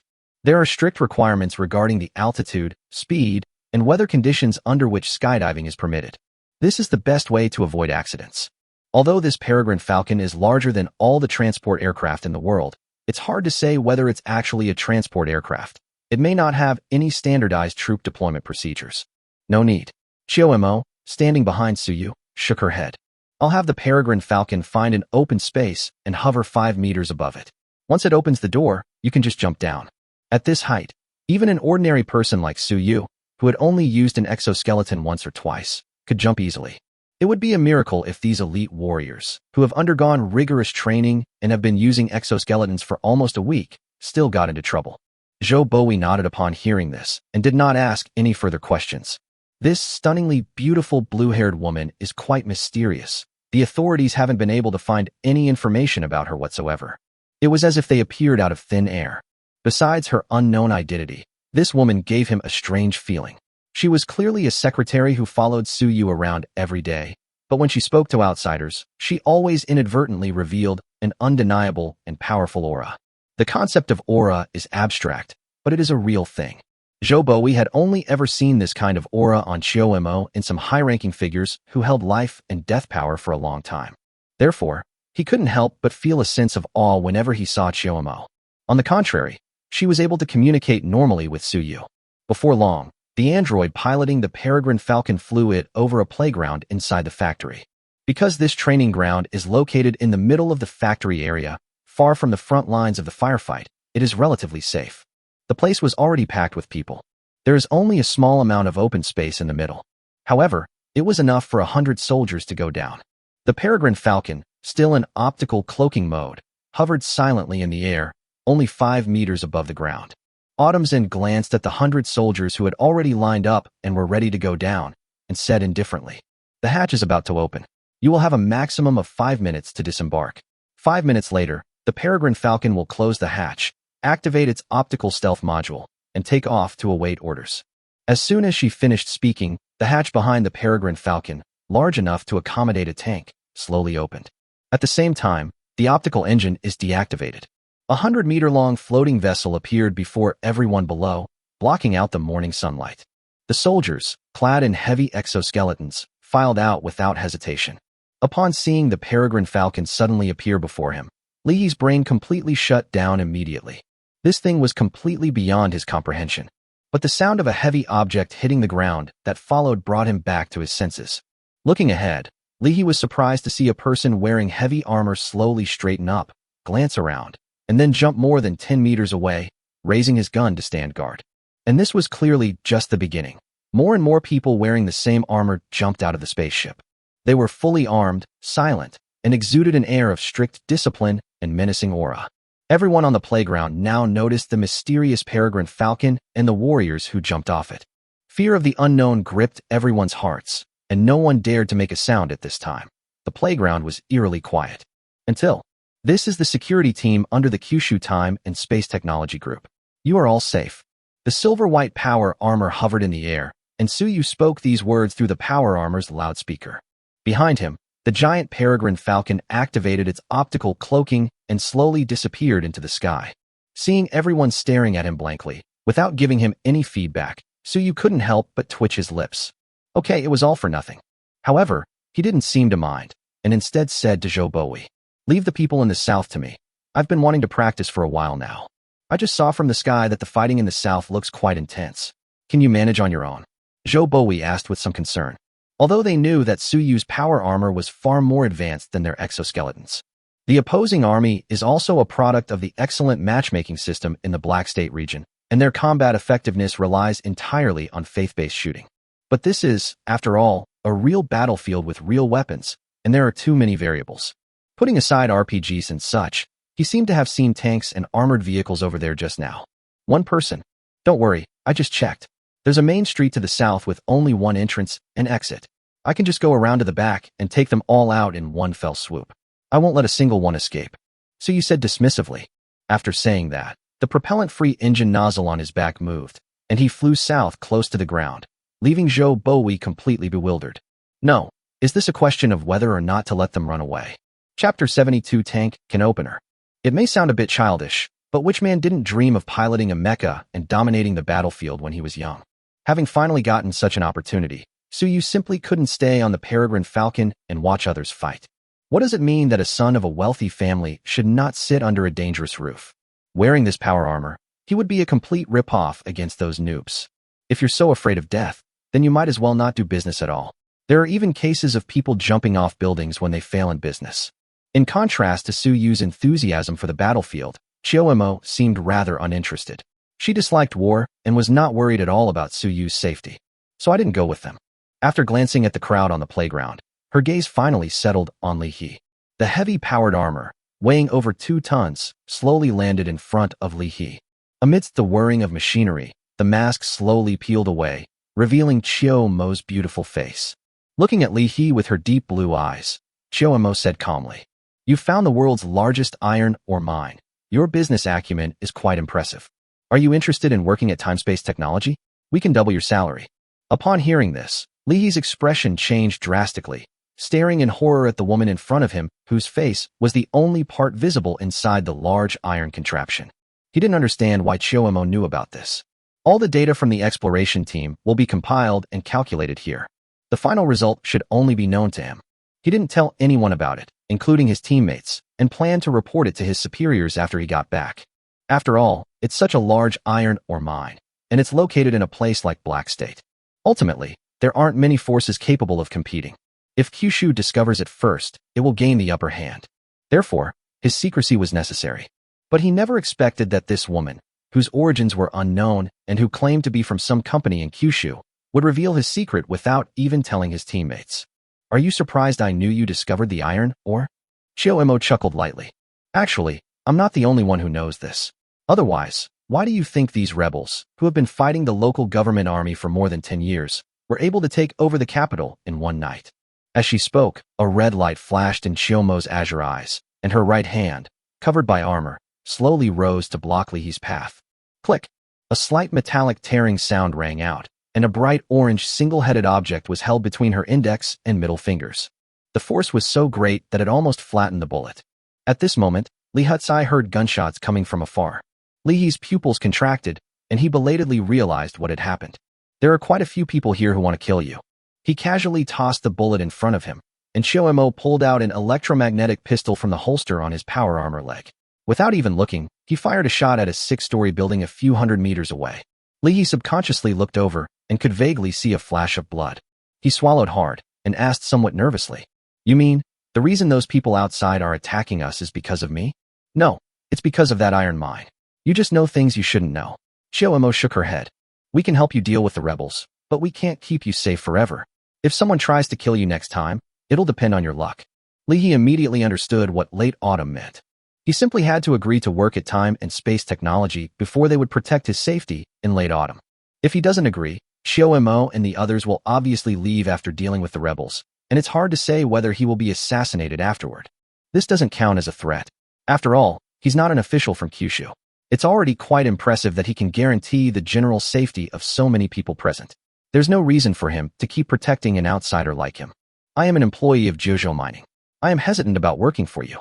Don't worry, we've explained the situation to the Kyushu authorities, including the iron mine. You don't need to have any concerns." Chioemo pointed to the Peregrine Falcon that had reappeared. "If you agree, I'll have someone send you up right now." "If what you're saying is true, then I agree," Li He nodded. "Since it's all work, it doesn't matter where I go. My own life is more important." Autumn did not speak again, but the Peregrine Falcon descended a little further, and after the hatch opened, the entrance was less than 2 meters from the ground. 2 androids wearing heavy exoskeletons jumped out, and, one on each side, carried Li He onto the Peregrine Falcon. The sudden recruitment of Li He at the end of autumn was certainly not a spur-of-the-moment decision. Rather, it's about planning for the future. There are actually not many unmined mineral resources on Earth. Most of the existing undeveloped mineral deposits are either of poor quality or difficult to mine, so their value is not high. But Suyu's future mining opportunities are clearly not limited to Blue Star. The world of Xinzhou, where Yingzheng lived, was still an undeveloped virgin land. If Suyu and Shuangxing's guess is correct, and they are able to trade living people to another world after upgrading to intermediate or advanced agent level, then talented individuals like Li he would be of great use. Although it's still a long way off when live animals can be traded, as long as the possibility exists, Xiao Mo believes it's necessary to make some preparations in advance. On the other side, Suyu had arrived at a 4-story bungalow on the edge of the battlefield south of the factory. At my feet lay a body whose spine had been crushed. This is a resistance sniper hiding on the roof of a bungalow, taking sniper shots. He was directly crushed to death by Suyu's righteous stomp. Looking at the 5 T-62 tanks slowly advancing on the street below, and the infantrymen scattered around the tanks holding AKs above their heads, occasionally firing a shot of faith, he couldn't help but twitch his lips. Everyone says the Black State region has an excellent matchmaking system, and now it's clear that it lives up to its reputation. This group has been attacking the factory for at least an hour, but they still haven't managed to break through the gate. This was even with tanks clearing the way. Although the T-62 is an antique from the last century, it is still a main battle tank. Facing those factory security personnel who only had light weapons, they should have been able to simply run them over. But these guys can't even do the simplest infantry tank coordination. Every time, the tanks charge forward while the infantry shoot aimlessly from a distance. The security personnel on the other side managed to stop several main battle tanks outside with some cluster grenades. So far, only 2 people have been grazed by stray bullets, and the casualties are almost negligible. On the contrary, several members of the resistance were killed. This is so magical. Suyu found it so good that she thought it was perfect for watching. However, he wasn't there to watch a play, so after watching for a while, he stopped watching. He stood up, picked up the Gauss rifle behind him, and aimed it at the tank at the very front. Open the can. Sizzle. The tungsten core armor-piercing projectile was accelerated to Mach 20 by the magnetic rails before leaving the barrel. After tearing through the sound barrier, it emitted a piercing whistling sound and instantly penetrated the rear armor of the main battle tank. Boom. The shells inside the tank were hit and detonated, and the turret was blown away in the intense flames. The battlefield, which was raging just a second ago, was suddenly silenced. The two sides, who were like chickens pecking at each other, stared at the tank that had vanished in an instant, and both fell into a state of existential doubt. Chapter 73: Tearing Apart a Tank with Bare Hands. Terrifying Combat Power. Wow, this can opener is really useful. Suyu looked at the tank in the distance that had been killed in one shot, and a look of surprise flashed in his eyes. One shot, one tank. That's incredible. He immediately resorted to the same trick, aiming once again at the side armor of a tank. Boom. Open can +1. Now, even the slow-witted rebels realized something was wrong. After 2 tanks were destroyed in succession, the crew members in the remaining 3 tanks were terrified and scrambled off the vehicles. Suyu on the rooftop did not continue firing, but let these people escape from the large can and hide in the bunker, looking around. He casually slung the Gauss rifle over his back. The armor on both sides of the spine behind the power armor flipped rapidly, and in an instant, 8 small drones were launched out with a series of poof, poof, poof, poof. Some of these drones are purely for reconnaissance, while others have some attack capabilities. It can be described as a weapon of choice for urban warfare. Of course, Suyu had no use for this thing.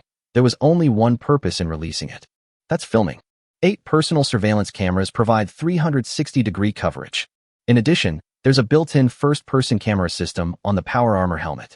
If we finish filming and then edit it out, won't it be a million times more shocking than those movies? Inside a small house on the street, several rebel crew members were looking around through the window with guns in their hands, occasionally glancing with lingering fear at the 2 destroyed T-62 tanks on the street. If they hadn't run fast, they probably would have been ripped open like tin cans by now. The worst part is that their tanks were opened, but 2 of their tanks were destroyed, and they didn't even know where the enemy was or how they destroyed them. This is a bit too terrifying. Now that the tanks are there, they don't even dare to get close, for fear that someone will open them again. In principle, in such situations, the infantry in the combined arms operation should be responsible for defending against and clearing out nearby anti-armor units. But what can they do when they simply don't have the concept of infantry-tank coordination?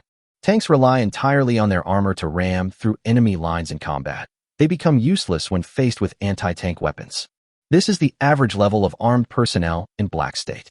Suyu observed the reactions of these people through the drone's perspective and found that after 2 tanks were driven into the house, they actually planned to hide in the house by the roadside and not come out. Damn it, your crappy wall is thicker than the armor of a main battle tank? Hiding inside won't help. Fighting with a bunch of noobs like this made Suyu feel a little inferior for a moment. This guy is even worse than the assassin who came to kill Chuyu that night. Splash. Suyu flicked his right arm, and a chain with countless small iron pieces hanging from it sprang out from his wrist. The next moment, the limp iron chain came together to form a sharp chainsaw sword. Although the chainsaw sword is made up of these scattered patches, no gaps are visible under electromagnetic influence. With its power fully utilized, the high-frequency vibrations on the blade, occurring hundreds of thousands of times per second, make this chainsaw sword virtually indestructible. In the morning sunlight, Suyu looked at the chainsaw sword gleaming coldly in his hand and nodded. This thing looks fierce. Boom. The heavy-powered armor jumped off the small house and blocked the back of the street. There were 420 armed militants, 3 tanks, and 7 armed pickup trucks in the surrounding area. Listening to the battlefield data provided by the AI assistant, Suyu felt as if he had X-ray vision. All enemies within hundreds of meters were marked in front of him. This is the result calculated by the 8 drones after surveying the surrounding terrain, monitoring video data and thermal imaging data from multiple angles in real time from the sky, and finally summarizing the information in the power armor's central computer. The error is almost zero. It can be said that if Suyu wanted to, he could stand on the street and call rolls through walls with the terrifying penetrating power of the Gauss rifle. However, using this thing to kill these noobs is like using a cannon to kill a mosquito. It's completely unnecessary. And it's pointless. Suyu brandished the chainsaw sword in his hand and walked unhurriedly toward a house by the roadside. There were 7 or 8 armed men firing AKs indiscriminately at the factory gate in the distance. Amidst the chaotic gunfire, these people were clearly unaware that death was already at their backs. Laugh. A sword strike was unleashed. Several armed men who were using the earthen wall as cover were cut in 2 along with the wall by a chainsaw sword. Blood spurted out, drenching the heads of several black men who were slacking off nearby. After a brief moment of confusion, the remaining people quickly came to their senses and looked at Suyu, who was wearing power armor, behind them in horror. One of them, who reacted quickly, picked up a walkie-talkie and started chattering away. He picked up a gun from the side and unleashed a barrage of fire at Suyu. However, when all the bullets were about 2 meters away from Suyu, they all involuntarily deviated to the sides, turning 90 degrees and hitting the wall on the other side. Partially guided force field. It was too late. Cough cough oops, sorry I misspoke. I'll cut this part out later. Suyu sent all of them away with a single sword strike. He picked up the walkie-talkie from the ground and said, "Your weapons are too outdated." Boom. The earthen wall closest to the factory's defenses was kicked down, and amidst the billowing dust, a power-armored vehicle covered in blood slowly emerged. Suyu fought his way from one end of the street to the other, even tearing apart 2 T-62 tanks in the process, all right under the noses of the factory's security personnel. They were completely dumbfounded. They had even forgotten to run away and stood dumbfounded behind their fortifications, staring at Suyu in terror, without even the courage to fire a shot. Everyone has only one thought in their mind right now. What kind of monster is this? While those around him were filled with terror, Suyu was inside the power armor watching a video that had just been edited by AI. After fast-forwarding through it, the summary can be summed up in just one word. Handsome. Suyu was very satisfied with it. I saved it after watching it, and I can use it as video material when I go back to attend the opening ceremony of time and space technology. Ignoring the terrified factory security personnel, he had the drone scout the surrounding area again. After confirming that no fish had escaped, it started the engine and flew straight to the training ground where the Peregrine Falcon had been perched. Chapter 74 prepares for the space elevator project. When Suyu returned to the training ground, the 100 soldiers had already returned after completing their mission. Including the more than 400 people on Suyu's side, the more than 1,000 resistance fighters who besieged the factory were all wiped out in less than 20 minutes. None of the 100 soldiers were injured or killed. The rest is none of Suyu's business. These 100 soldiers will be stationed here and wait for the Navy fleet to arrive. After evacuating the people of Kyushu, they will return home with the fleet. After briefly explaining the battle situation on the South Street to Zhou Bowie, Suyu was able to go home and continue with his opening ceremony and product launch. However, after boarding the Peregrine Falcon, Chiyo Mo suddenly said, "With 2 hours to go before the scheduled opening ceremony, we can stop by and check out another place first." Let's go take a look. Where? Suyu asked, puzzled. In late autumn, a blue haze emanates from the eyes, creating a map of the surrounding terrain. Then, pointing to a red dot on the map, he said, there is a high-grade iron ore deposit here with astonishing reserves. If the survey data is accurate, the estimated reserves could reach 8 billion tons. Iron ore? Suyu glanced at the map. You mean we have to acquire this iron ore mine? To be honest, with so much high-tech stuff at his disposal waiting to be monetized, he really had no intention of making money through mining. Automemo nodded, then explained. If it were just an iron ore mine with amazing reserves, there wouldn't be much to say. Compared to high-tech products, the benefits of mining are too low, so there's no need to pay so much attention to it. But it's different here. As she spoke, she looked at Suyu. Can you guess where this is? Guess this is just a small black state. Suyu was halfway through his sentence when he saw the latitude and longitude lines on the map, suddenly paused, and then realized. Is this iron ore mine located right on the equator? Yes. Chioemo nodded, then zoomed out a bit more on the map and said, not only is it located on the equator, but it is also situated in a stable region of the continental plate with a stable geological structure, so no geological disasters are likely to occur. More importantly, it is less than 30 kilometers from the sea, making it extremely convenient for transporting supplies. So Suyu narrowed his eyes slightly, roughly guessing what she wanted to say. This is an ideal location to build a space elevator. Autumn said softly at the end of the season. Located near the equator, with a stable geological structure, it boasts the world's largest iron ore reserves and is close to the coast, making sea transport convenient. It's perfectly reasonable to say that this is the ideal environment for building a space elevator. Let's go take a look then.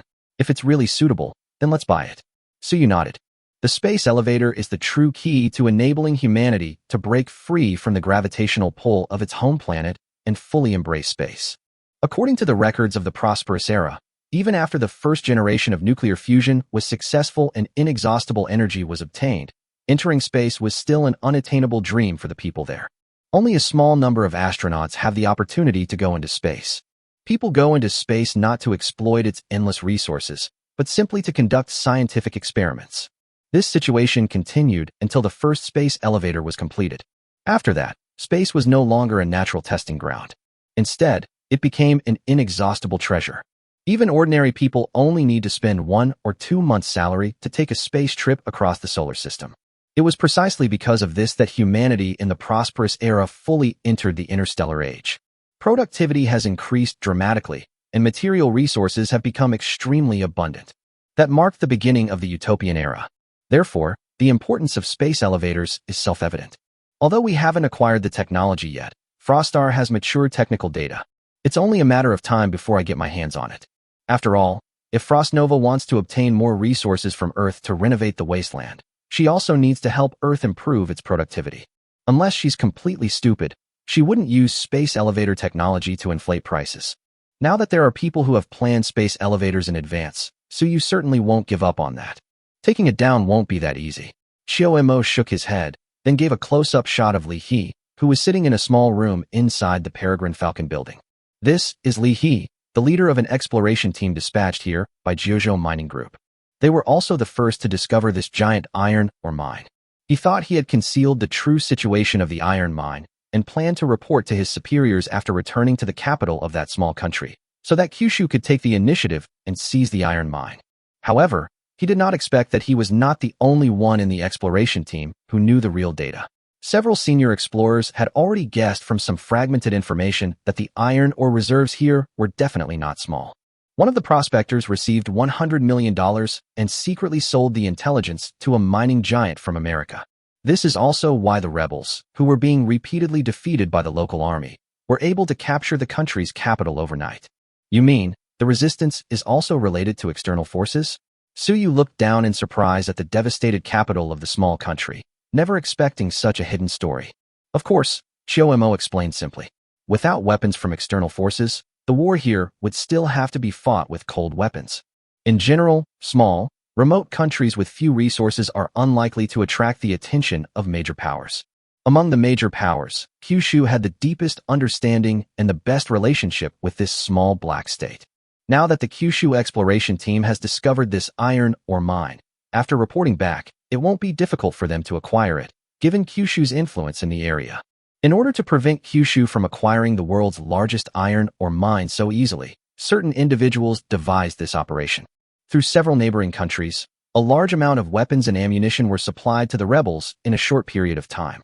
The purpose was to create chaos here, prevent Kyushu from easily obtaining the iron mine, and make it easier for them to take it over in the future. Actually, they didn't really need an iron mine that much. They just didn't want the other party to get it. Even the slightest tactics employed by major powers in their power struggles can be catastrophic for smaller nations. Suyu nodded, then suddenly said, "So, if we want to take over this area ourselves, it's not so easy to just hand it over to the Kyushu authorities, except for force. We just need the result." Autumn-zen glanced at him in surprise, then nodded and said, "That's what I meant too. Didn't Kyushu agree to let you make any request this time? Let's use this region as leverage." Although Lihi's message hasn't been relayed to Kyushu yet, the news about the iron mine can't be kept secret. Kyushu will find out sooner or later. Therefore, I do not recommend hiding it. You can directly explain it to Kyushu. If necessary, I can reveal a little about the space elevator project. This project cannot be completed solely by the J9000 module. We will definitely need assistance from Kyushu, and ideally, we could complete it in cooperation. Chapter 75. The Purple Star Enclosure revealed, and the entire internet is jealous. After a brief discussion, the two made up their minds. Then he drove the Peregrine to the mountainous area where the iron ore mine was located. Although the Peregrine Falcon did not have equipment for detecting minerals, the J9000 module that Suyu rented did. After all, under extreme conditions, the J9000 module can even use local materials to remelt abandoned houses to extract minerals such as iron and calcium carbonate, and then recast them into steel and cement to build new houses. It naturally includes exploration units. It must be said that this place is indeed very remote, almost a primeval forest with no one around. No wonder such a large iron ore reserve has only been discovered now. After exploration, Suyu and the others were surprised to find that the iron ore reserves were much larger than Li He's initial survey and estimate. The exploration unit of the J9000 module provides data on hematite deposits containing over 20 billion tons of iron resources, located 700 meters below the surface, covering an area of over 30,000 square kilometers. Furthermore, the iron ore has an iron grade of over 68%, low alumina content, and few harmful impurities. It is a high-quality iron ore that is rare to find on the entire planet Earth. The only problem is that most of its mineral deposits are located deep underground, with very little exposed on the surface. However, precisely because of this, the iron ore mine has only been discovered now. After all, there are very few plants around iron mines on the surface, and the exposed red soil makes it easy for people to recognize that it is an iron mine. So being buried deep isn't always a bad thing. Anyway, for Suyu, who can get his hands on advanced production tools from the wasteland world, the difference between deep and shallow doesn't really matter. The iron ore deal has been temporarily settled. Next, let Sho-Mo communicate with the Kyushu side and ask them to help resolve the matter. If the Kyushu authorities really can't handle it, then Suyu doesn't care. He'll come and start construction as soon as he gets the technology for the space elevator. As for whose land it is, might makes right. If someone doesn't appreciate your kindness, then you can't blame them.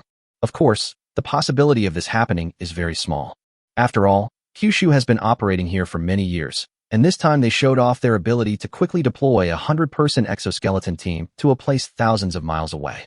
The person behind this is probably scratching their head right now, overwhelmed by the sudden appearance of the terrifying exoskeleton armor and the silent, terrifying force projection capability. People usually won't hold on to an iron ore mine so tightly. After all, those 100 elite warriors wearing exoskeletons were still stationed there. With their fighting strength, even a bunch of weaklings from the entire Black State region wouldn't be enough to defeat them. Those people can forget about playing any more proxy wars and trying to disgust people. If they really get angry and humiliated, they might just tear up the mask and send out some kind of aircraft carrier battle group to cause trouble. So you didn't mind flying the Peregrine Falcon over their heads for a spin. Just tell me, how many high-mass missiles dropped from near-Earth orbit can that wrecked ship withstand? When Suyu went to Heijo, it was a little after 1 p.m. in Kyushu, but a little after 6 a.m. in Heijo. When he returned, it was past 8 in the morning in Black State. It was only a little past 3 in the afternoon in Kyushu. The executives and media personnel were also guided by androids on a tour of the Z-Way enclosure. Besides them, many employees who had already joined Time-Space Technology also made a special trip to come over. Although today is not the first day of work, these employees have been part of Time-Space Technology since the moment they signed the agreement. This place is naturally open to them. I didn't come before because I felt the time wasn't right and the location of Z-Way enclosure was remote, so I wasn't in a hurry to come.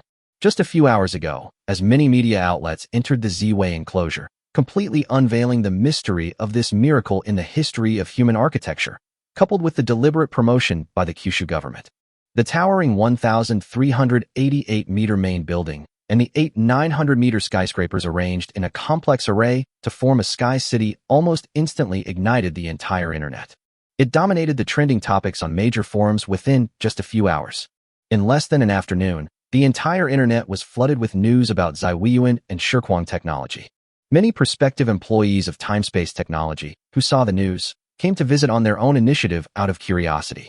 Although the current trend is to reduce the number of high-rise buildings, it's still quite a sight when a colossal structure over 1,000 meters tall actually appears before your eyes. Almost no one can ignore its existence. In addition, the magnificent scenery inside the Z-Way enclosure makes it almost impossible for anyone to find any flaws. Just then, someone inadvertently revealed online that Ziweyuan was the headquarters of Shirku Technology. Incidentally, I also inadvertently posted all of Timespace Technology's previous recruitment information and current employee contracts online. Therefore many. Such high salaries and benefits, almost double that of the industry average. And they even give you a house after a certain number of years of service? Ugh, I'm devastated. I saw the job posting for Time and Space Technology before, but I thought it was a scam and didn't submit my resume. I meet all the requirements. I didn't submit my resume either. Please, Time Space Technology, give me another chance to recruit again. I will definitely work hard. Wow, I'm the king of roles. Give me a chance to prove myself. I want a house in the Sky City. See my hairstyle? Not a single hair on my head. Time traveler. Daddy, don't force me to kneel down and beg you. Image. Your dad? Our dad. Dad, look at me. I have 10 years of 996 experience, and if necessary, I can even work 8127. I don't need a salary. I'll work for you for free for 3 years, even if it's just an apartment in the Sky City. I just saw some real-life footage of the interior of the aerial city. The residences inside have a full suite of smart home systems. It's truly intelligent. Laundry and cooking are almost entirely automated. Once you move in, all you really need to do is eat, sleep, and go to work. You won't have to do any housework. It's way more amazing than the AI-powered idiot I spent hundreds of thousands on. Most importantly, this 100 square meter 3-bedroom apartment, complete with such amazing furnishings, is only 500 yuan a month to rent, with utilities and internet all free. I'm in Shanghai. I'm going to rent an apartment right now. You're overthinking it. It's only open to employees. Not only that, according to their standards, even the most ordinary employees can buy Timespace Technology's products at cost price after working for a year. The houses in this aerial city are also considered products. Isn't that surprising? A 100 square meter 3-bedroom apartment in the aerial city only costs 8,000 yuan per square meter. To be honest, when I first saw the job posting, I thought the house that Timespace Technology was offering was in such a remote location that it would be useless. Now I realize I was being short-sighted. The entire Z-Way district is clearly a small city integrating countless high-tech features. Once it's full of 100,000 people, the value of the houses here will probably be no less than that of prime locations in Shanghai. It's hard to say. If Time and Space Technology can truly become a giant in a certain field in the future, then what you said will hold true. If it goes bankrupt someday, then the Z-Way enclosure will be nothing more than a useless spectacle. Hey bro, I suggest you check out the news just released by Kyushu News. Link. Spacetime Technology's security team, outnumbered, defeated thousands of rebels in Heizhou, protecting the safety of hundreds of thousands of compatriots. What? Chapter 76, CEO of Time and Space Technology, late autumn. The news that Kyushu News just released immediately attracted countless viewers. After all, it's something released by official media. Although official media has done a lot of questionable things in recent years, it's nothing compared to those unscrupulous self-media outlets. The credibility of information released by official media is still too high. Especially for such a major international event, it is obviously impossible to fabricate a story. Therefore, when I saw the headline that the security team under the Timespace Technology Group defeated thousands of rebels and protected the safety of hundreds of thousands of compatriots, I was very excited. Many people were completely dumbfounded. My first reaction was disbelief. After seeing that the account that posted the message was Kyushu News, one has no choice but to believe it. But that absurd feeling lingered in everyone's hearts, impossible to shake off.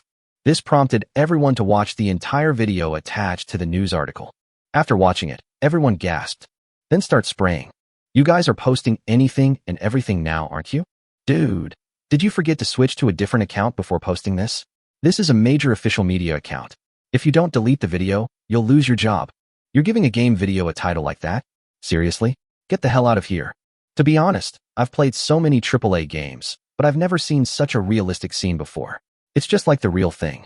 Is it possible that this is true? That's bullshit. That exoskeleton, that speed, that power, you're telling me it's real? I've only ever seen this kind of thing in science fiction movies. It looks more like game graphics to me. Honestly, could Time Tech be a game company? If they could really make a game like this, I'd buy it like crazy. There was no way around it. The scene of hundreds of soldiers wearing heavy exoskeletons rampaging across the battlefield and tearing apart armored vehicles was simply too shocking. After watching the video, almost no one believed it was real. Everyone thought it was just state media creating a stir.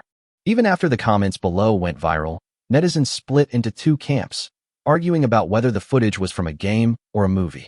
Then several authoritative official media outlets released another perspective on exoskeleton combat videos, using the same title. The video also briefly introduced the general information about the G60 heavy exoskeleton at the end. Now those who didn't believe it before are really being tricked. After all, given the situation in Kyushu, while official media outlets occasionally engage in questionable practices, it's unprecedented to see so many of them doing so simultaneously. Let's take another look at the general information about the released G60 heavy exoskeleton. Everyone couldn't help but swallow hard. In energy-saving mode, it can carry a load of 1 ton and travel long distances at a speed of 100 kilometers per hour. Its frontal armor can even withstand machine gun fire. Isn't this Iron Man reincarnated? As more and more information is released, the credibility of the information also increases. People gradually realized what was going on. So it's actually true. Then many people noticed the key point in this matter. The security team under Time-Space Technology defeated thousands of rebels in Black State and saved hundreds of thousands of compatriots. What exactly does Time and Space Technology do? Why would there be a security force capable of defeating thousands of rebels? What happened in Black State? Why do hundreds of thousands of our compatriots need to be rescued? Soon, the terms Time and Space Technology and Black State situation became trending topics. The Black Continent is thousands of miles away from Kyushu, and without the official disclosure of more information, it's impossible to understand the situation clearly in a short time.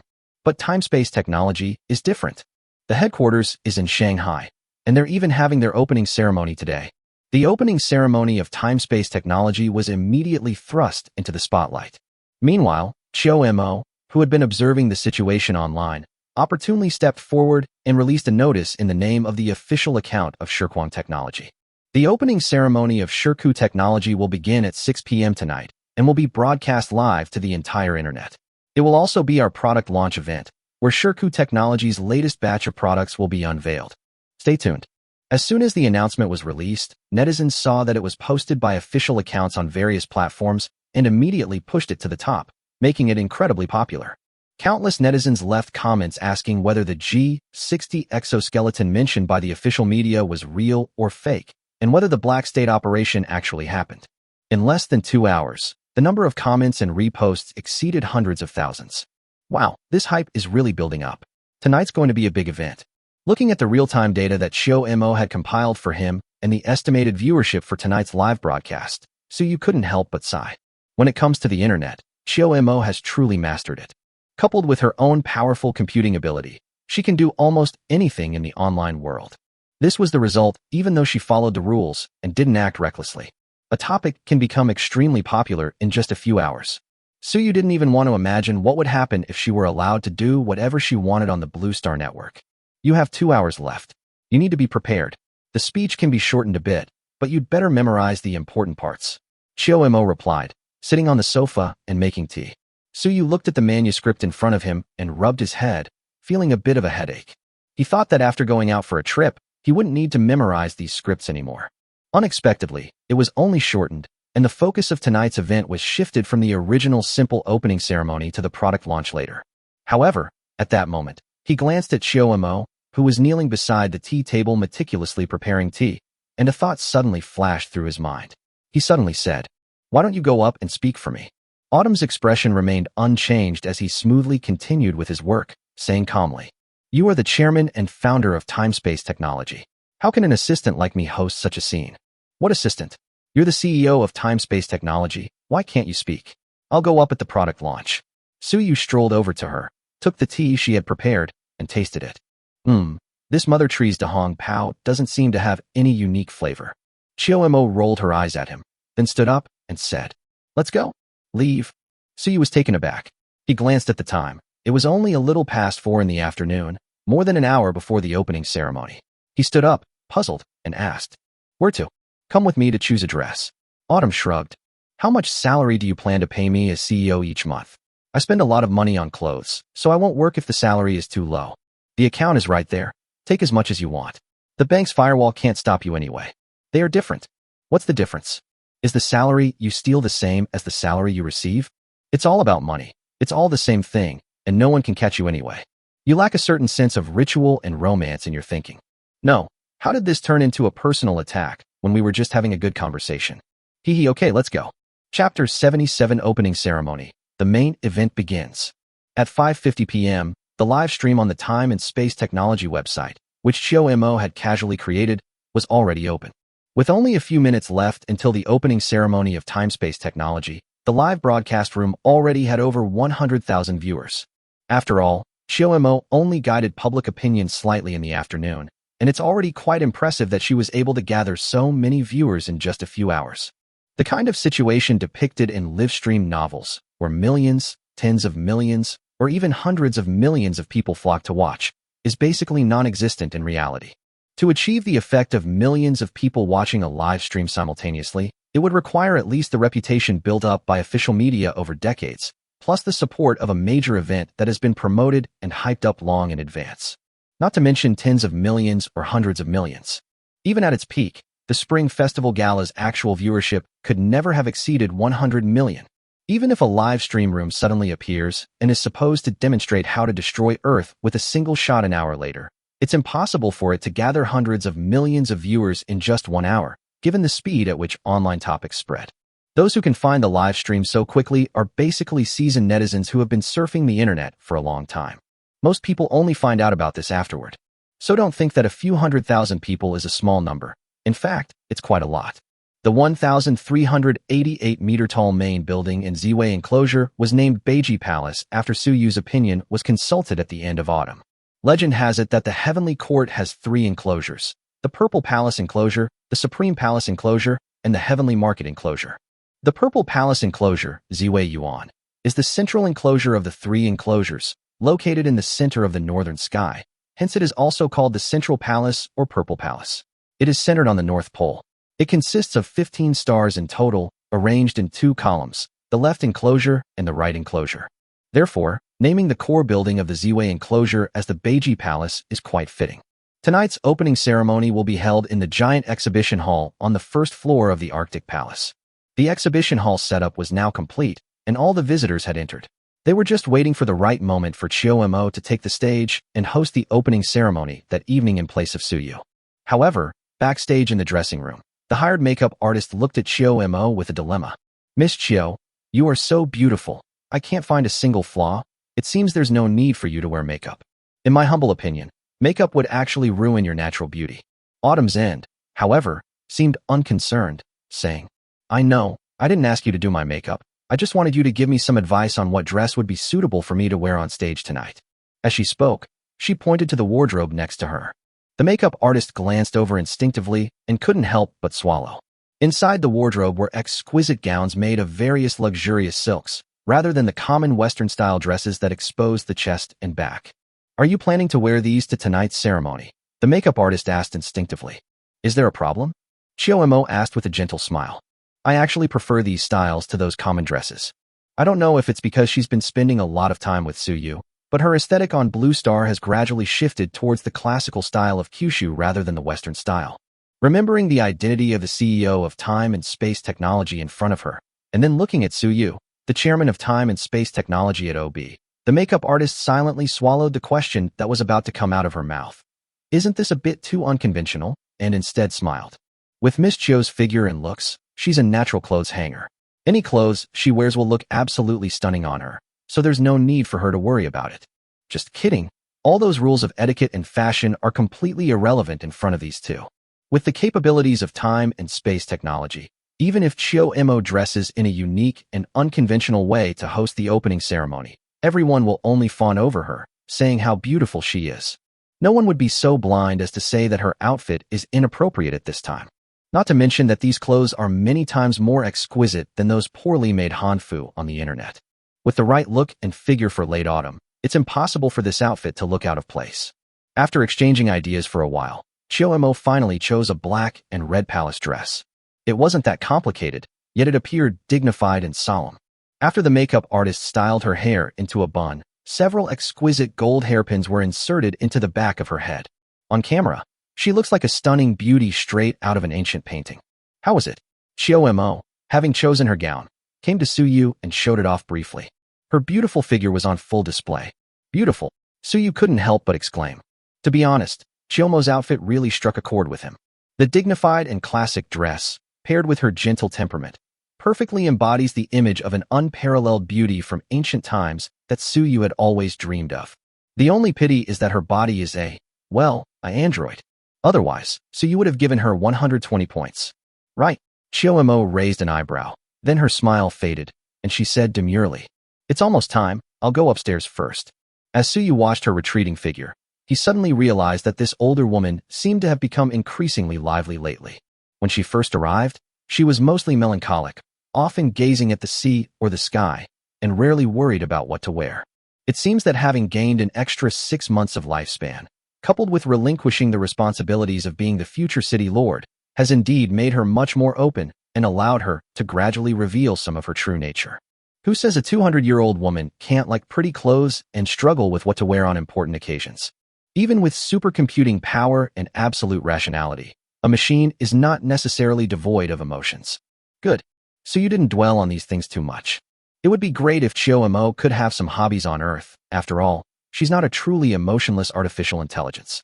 As for the cost, these clothes were indeed not cheap. They were bought by driving around Kyushu in the afternoon, visiting some long-established tailor shops. The average price is around 100,000 to 200,000 yuan per unit. However, Suyu naturally didn't care about these paltry sums. As long as Auntie is happy, she can work well. Suyu then went to the giant exhibition hall of the Arctic Palace, which was now filled with media reporters from all over the country, as well as employees and executives of time and space technology. There were also quite a few officials involved. Even the city guard of Shanghai took time out of his busy schedule to come. After all, with such a large conglomerate like time-space technology settling in Shanghai, it will be a significant source of tax revenue in the future, so the Shanghai authorities are certainly very concerned. After greeting these people, Suyu took the seat in the center of the front row without hesitation. There's not much to say about the opening ceremony. Aside from his stunning appearance at the end of autumn, which captivated both the audience at the venue and those watching the online live stream, the rest of the program was rather dull. Chiyo-mo Guang spent a long time introducing the business scope of Shirkwang technology. After all, although time-space technology currently only has 3 subsidiaries, which are either selling exoskeletons or batteries, time-space technology will inevitably come up with more cutting-edge technologies in the future. Therefore, the things to be introduced are quite complicated.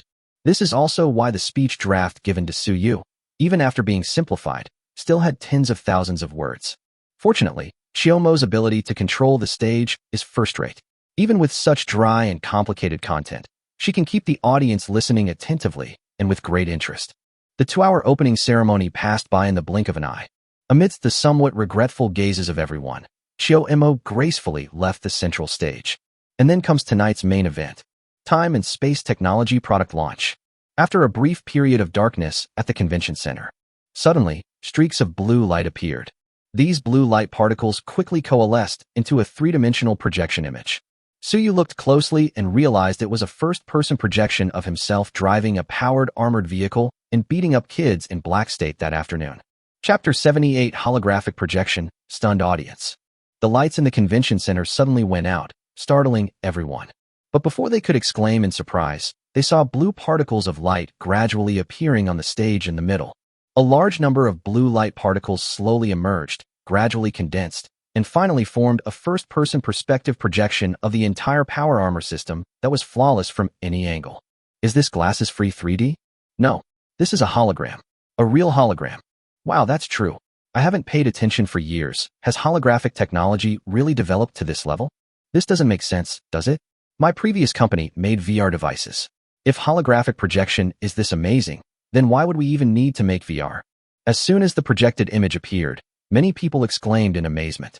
After all, even the most junior employees of time and space technology are not highly educated, but they have a basic understanding of various technologies. It's no wonder people are amazed to see such a high-quality holographic projection right in front of them. However, the amazement at the holographic projection technology was only momentary, because the shock that the projected image brought them the next moment was 10,000 times greater than that of a mere holographic projection. In the scene, the first-person perspective of the power armor gradually rises, and it begins to move forward at high speed. When a certain height is reached, the scene suddenly shifts to a third-person perspective. The drone provided a close-up view of the powered armor flying in the air. The high-speed powered armor, barely a secret distance from the ground, skillfully avoided countless buildings and obstacles before easily landing on a rooftop, where it stomped to death a Black State rebel sniper who was lying prone. Then there's the scene of Suyu opening a can while holding a Gauss rifle. The perfectly timed switching between first-person and third-person perspectives, and the sheer impact of each shot taking down a tank, left everyone speechless with shock. What followed was Suyu abandoning the Gauss rifle and switching to a chainsaw sword to jump down from the building for close-quarters combat. The scene of him taking down a rebel soldier with one sword strike, unscrewing the turret of a T-62 tank, and crushing an incoming RPG with his bare hands without taking any damage left everyone speechless. Well, it turns out they're showing a science fiction movie. Many people inwardly scoffed. Although it was a rather dimly lit environment, Suyu, with his excellent eyesight, still managed to see everyone's reactions, but he didn't think there was anything wrong with it. After all, when technology becomes too advanced, it becomes no different from magic. Expecting these people to understand why a power-armored vehicle can crush an RPG with its bare hands and remain unharmed is asking too much of them. Fortunately, after editing, the video wasn't too long. It was over in just a few minutes. In addition, the occasion here is different, so no one was impatient enough to leave halfway through. Everyone waited patiently, eager to see what the deeper meaning was behind time-space technology showing a movie at the product launch. As the blue light particles gradually faded, the holographic projection slowly began to dissipate. The exhibition hall went dark once again. The pitch-black darkness only lasted for a dozen seconds. The next moment, a beam of light suddenly appeared in the dark exhibition hall, shining on the center of the stage. There, a powered armor unit, identical to the one in the previous projection, stood silently in place. Everyone's pupils constricted involuntarily. An absurd guess suddenly popped into everyone's mind. Was everything shown in the holographic projection just now real? But the next moment, those who thought of this shook their heads, subconsciously denying the possibility. After all, in the video just now, whether it was the Gauss rifle that could kill a tank with a single shot, or the deflecting force field on the powered armor that could deflect bullets by tens of degrees in the air, the technology required for this is beyond what is currently conceivable on Earth. It's normal for everyone's first reaction to something beyond their understanding to be denial. Ignoring the audience's confusion, another beam of light came on in the exhibition hall. This time, what was illuminated by the lights was a G-60 heavy exoskeleton. The moment they saw it, everyone was immediately reminded of what happened that afternoon. Those news items published by several official media outlets in Kyushu. In the news video, the elite soldiers, described by Kyushu's official media as security personnel under time and space technology, were wearing this equipment and crushed thousands of Black State rebels without sustaining any damage. This matter is still trending on social media, which is the main reason why so many people are paying attention to the opening ceremony and press conference of time-space technology tonight. Whether they were at the scene or watching the live stream, almost everyone recognized the G-60 exoskeleton the moment it appeared. Then, a third beam of light appeared. However, the object illuminated this time appeared rather weak compared to the Storm-class power armor and the G-60 heavy exoskeleton. G-20 series, lightweight exoskeleton. In energy-saving mode, it can carry a load of 200 kilograms and travel continuously for 500 kilometers at a speed of 60 kilometers per hour. Although the external armor is far inferior to the heavy exoskeleton of the G-60 series, it is still not something that ordinary small-caliber firearms can do to it. Under normal circumstances, the chest armor can even stop armor-piercing rounds fired from a 12.7 mm anti-material sniper rifle. Although its specifications are far superior to those of the G-60 exoskeleton, This does not diminish the fact that it is also a groundbreaking individual weapon. Moreover, the G60 is not for sale. The exhibits were simply displayed for others to see, to demonstrate the technological strength of time and space technology. Want to buy? This is it. Take it or leave it. What? You don't want it? Then I'll have to provide free aid to a batch of your enemies. The appearance of two exoskeletons and a power armor suit left the audience somewhat puzzled. Some people recalled the confident assurances made by the official media outlets in Kyushu during the day regarding the authenticity of the information, and then they remembered the video of powered armored vehicle combat that had just been shown. Deep down, I was already starting to believe it was true. But when you think about the technology that powered armor has shown, those who really know it think it's completely impossible. The technology shown in those few minutes of video alone, if it were controlled by a certain power, that power would have been the overlord of Earth long ago. What's more, all these cutting-edge technologies are concentrated in such a small powered armor. If such technology truly existed, time and space technology would have been world-renowned long ago. Why would it have taken until now to open for business? At that moment, Suyu, who was sitting in the center of the first row, got up and came onto the stage. The booth's spotlights thoughtfully gave him a close-up shot. Seeing the suspicious looks on the faces of the people below the stage, Suyu didn't say anything and walked straight to the power armor. Gently open your arms. The power armor behind him automatically moved closer and enveloped his entire body. The propellant-free engine was running silently. The 2-ton powered armor slowly floated up. A line of holographically projected letters also appeared in the air beside them. Storm-class power armor. Chapter 79, you call this a civilian product? Storm-class power armor. A product that integrates all the technologies of time and space technology. This type of powered armor is highly versatile and can operate in various environments, including land, sea, air, and space. Its top speed within the atmosphere can reach 6 times the speed of sound, while its top speed outside the atmosphere can reach 10 times the speed of sound. When throwing a punch with all one's might, it can unleash a force of over 100 tons in an instant. Meanwhile, it is equipped with a high-frequency vibrating chainsaw sword module on its right arm and an electromagnetic gun firing unit on its left arm. The holographic projection subtitles briefly introduced the Storm-class power armor, but did not reveal all its functions at once. Even so, it was enough to shock the audience. Furthermore, to prevent viewers from questioning whether it was special effects or fake, time and space technology had already made arrangements. Suyu maneuvered his power armor over the heads of many people and arrived at a corner of the exhibition hall. Here, there is a huge iron ingot. Its size is approximately 15 cubic meters. This thing is leftover scrap material from when the J9000 module was used to build the Z-Way enclosure. After a simple smelting process, the engineering machinery stored it in the warehouse as surplus material. Autumn naturally knew of its existence. Therefore, someone was specially arranged to deliver it to a corner of the exhibition hall. A piece of steel with a volume of about 15 cubic meters would weigh approximately 100 tons. From a distance, it looks exactly like a solid little iron house. The reason Shoemo did this was naturally to have Suyu demonstrate to the audience whether the power armor was really that powerful. The iron ingot is right here, and for those who are familiar with steel, it is not difficult to deduce its weight based on its size. Suyu didn't even need to do anything else. Once you lift this thing up and walk it a couple of steps, the power armor test is considered complete.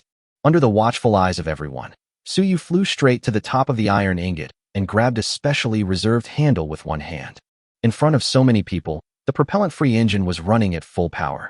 He easily lifted the enormous object weighing nearly 100 tons. Just as it ascended into the air, the holographic narration appeared in the void beside it. Steel ingot, 15 cubic meters in volume and weighing over 120 tons. The audience was immediately in an uproar, unable to believe it. Before he could question it, Suyu easily tossed it to the ground. Boom. I could feel a faint tremor coming from the ground. Everyone held their breath for a moment. Anyone with a modicum of common sense could easily sense the weight of the steel ingot from the sound it made when it fell. It wasn't until Suyu brought the power armor back to the center of the booth, detached himself from it, and spoke up that some people came to their senses. Welcome to the product launch event of time-space technology. The product I just showed you is the Storm-class powered armor produced by time-space technology. This type of powered armor has recently participated in military operations in the Black State region. Although I know this may sound unbelievable, the video I just saw was taken during a live-fire exercise with powered armor. Of course, it's our latest product from Spacetime Technology, and it's not quite mature yet, so I won't go into detail.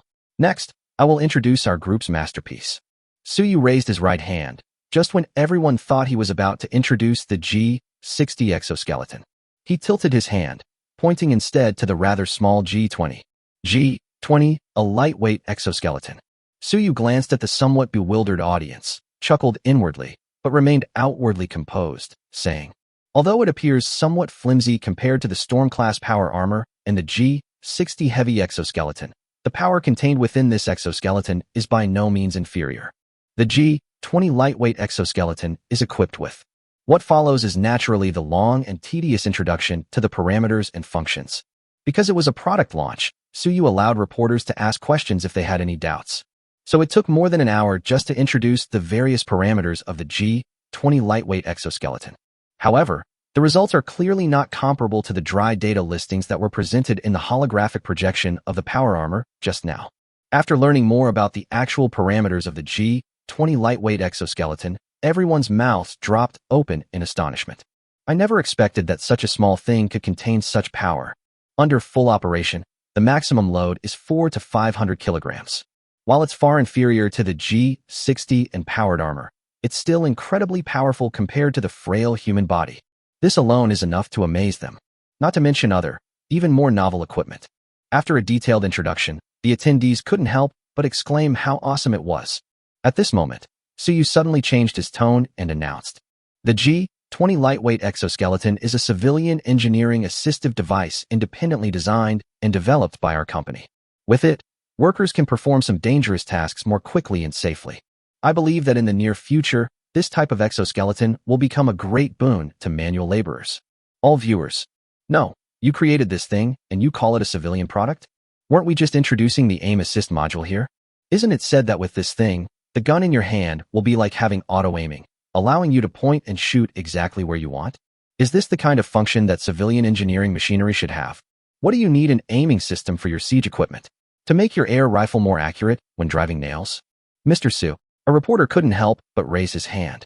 Suyu, who was rambling on about the potential of the G20 exoskeleton in the civilian field, wasn't annoyed at being interrupted. Instead, he smiled and said, what's the question from this reporter?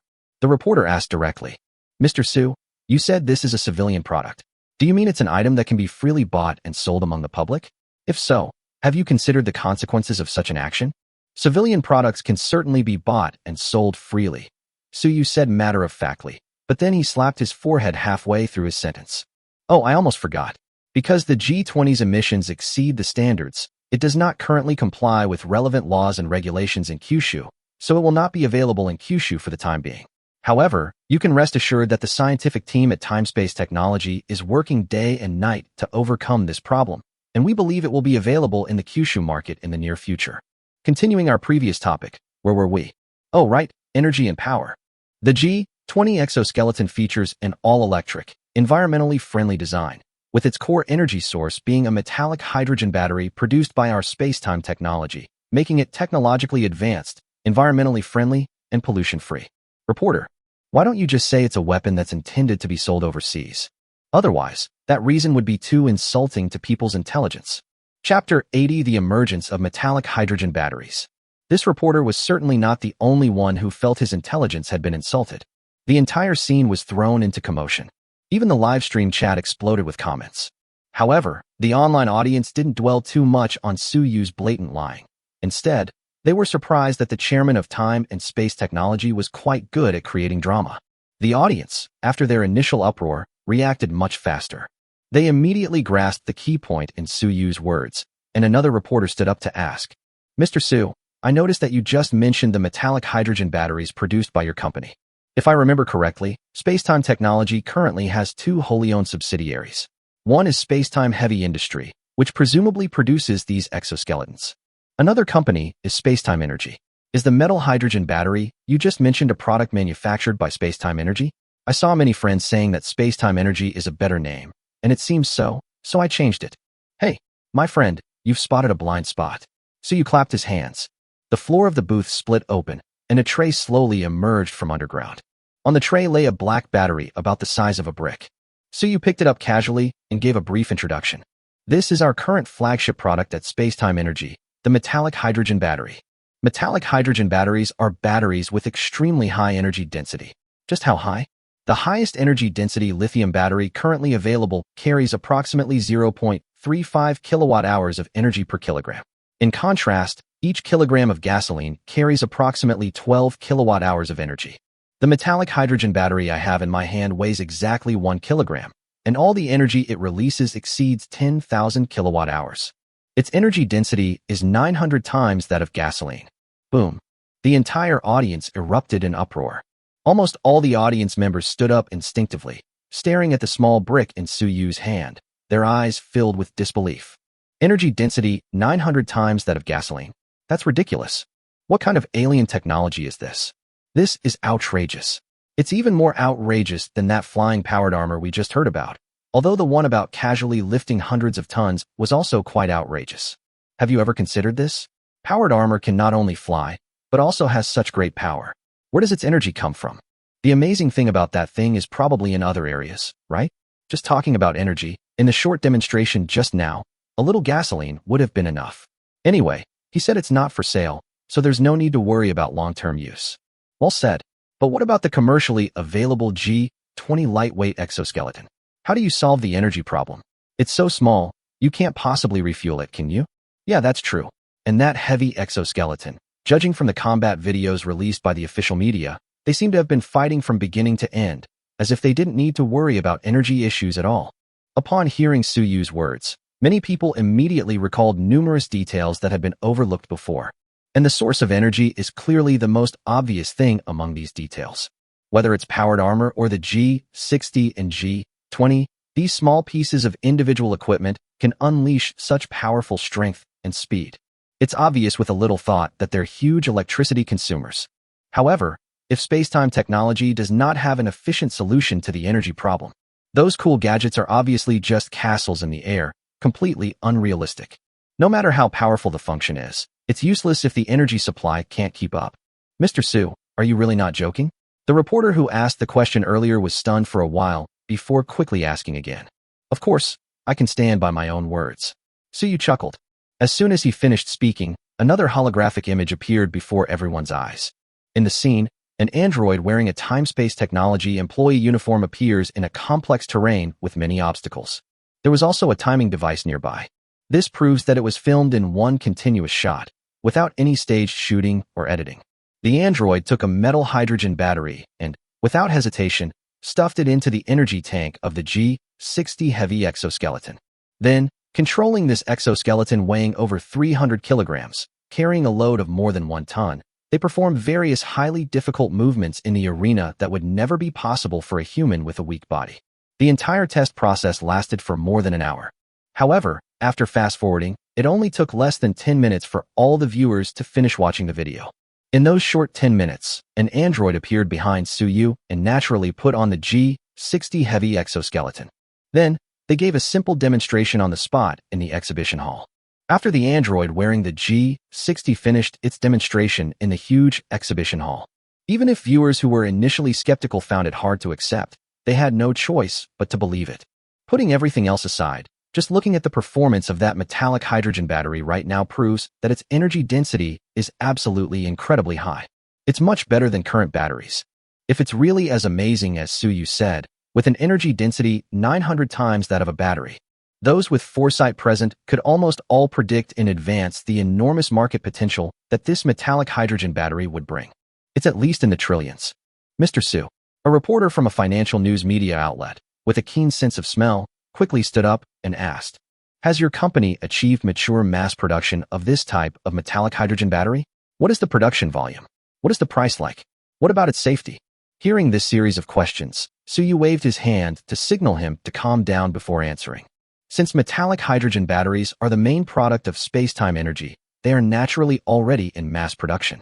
In terms of production capacity, we currently anticipate producing a wide variety of specifications, including batteries for mobile phones, automobiles, and small appliances.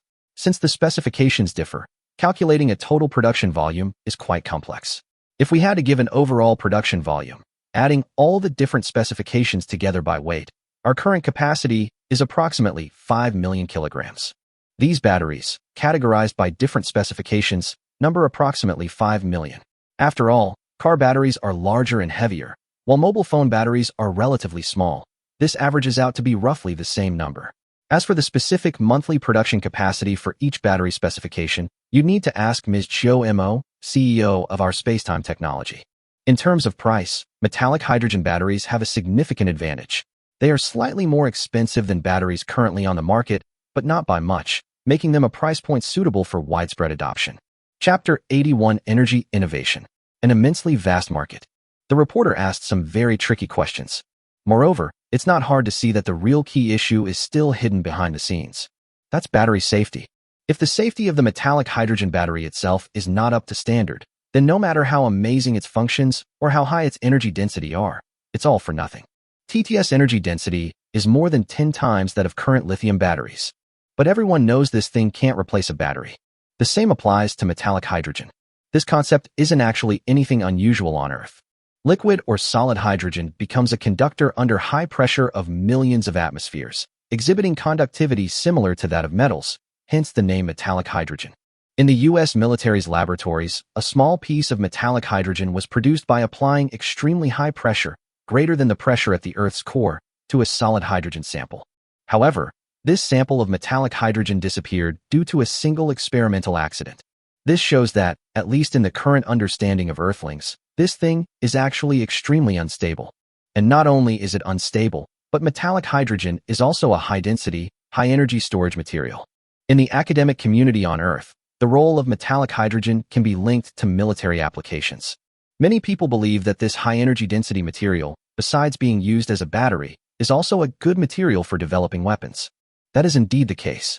According to the information Suyu obtained from the wasteland, once the security procedures are bypassed, a metallic hydrogen battery can indeed be used as a bomb. Moreover, there are indeed metallic hydrogen bombs with special aesthetic appeal in the wasteland world. That thing is much more powerful than TT. If the safety of such a dangerous substance cannot be guaranteed, who would dare to use it? Suyu knew someone would ask this question before she went on stage, so she was prepared and naturally not flustered. Safety is of paramount importance and a major concern for everyone. I think you can rest assured about this.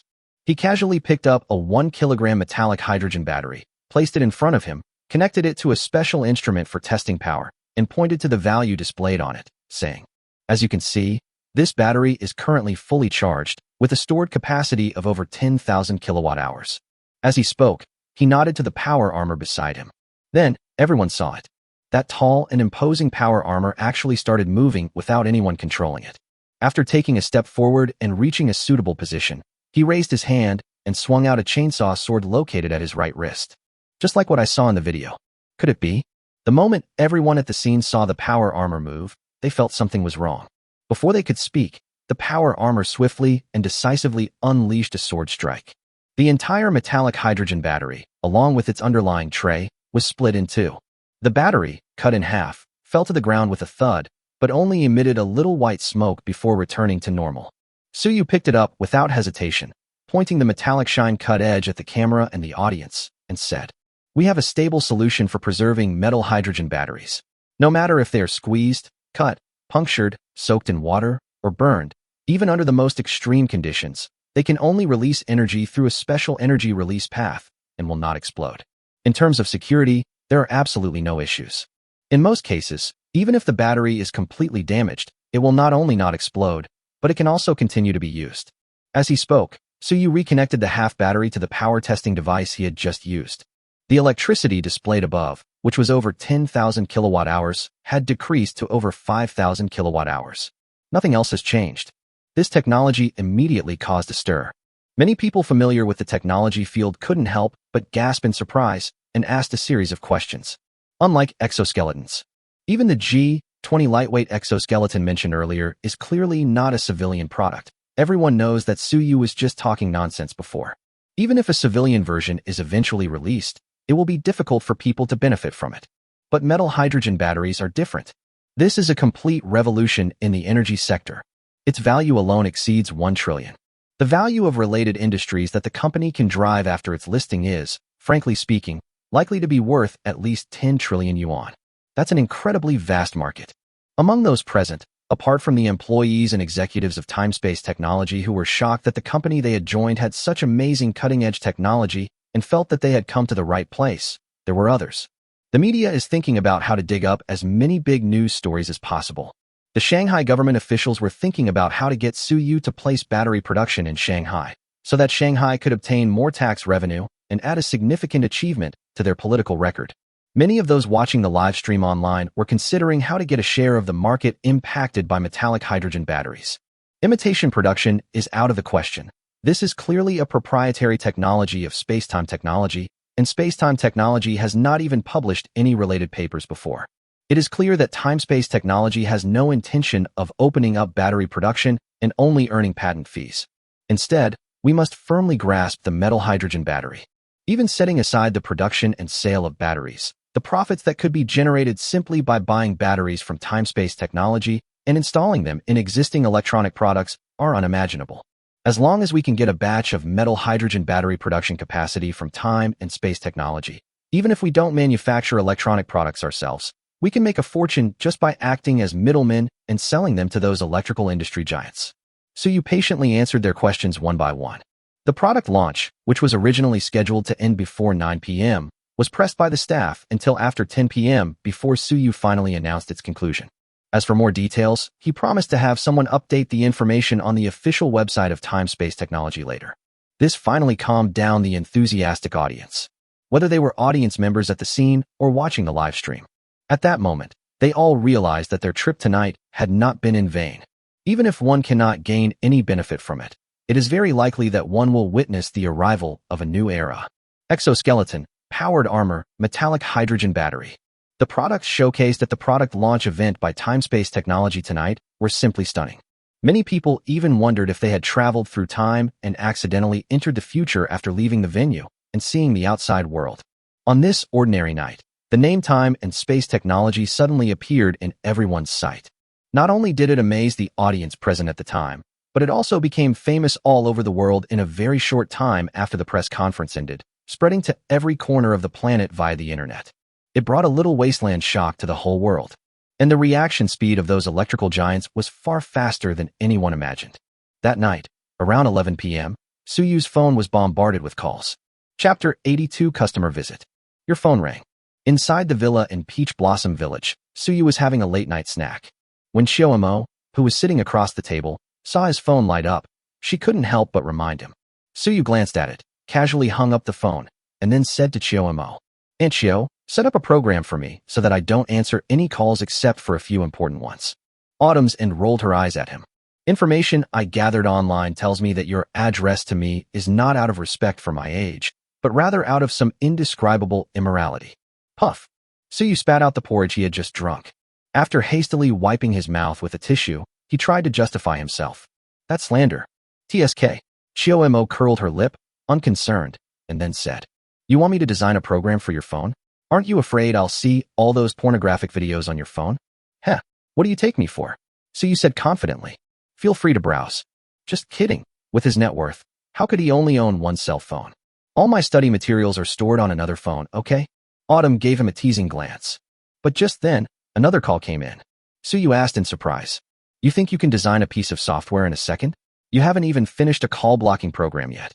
This call falls into a relatively important category according to the procedure, but it's not actually that important. Whether you answer it or not is up to you. Xiaomo shrugged. "It's so late, and there's still an important call?" Suyu picked up his phone, glanced at it, and decided to answer it anyway. "Hello, is this Mr. Su from Time and Space Technology?" A deep voice came from the other end of the phone. Not hearing who it was, Suyu asked directly, "It's me. Who are you?"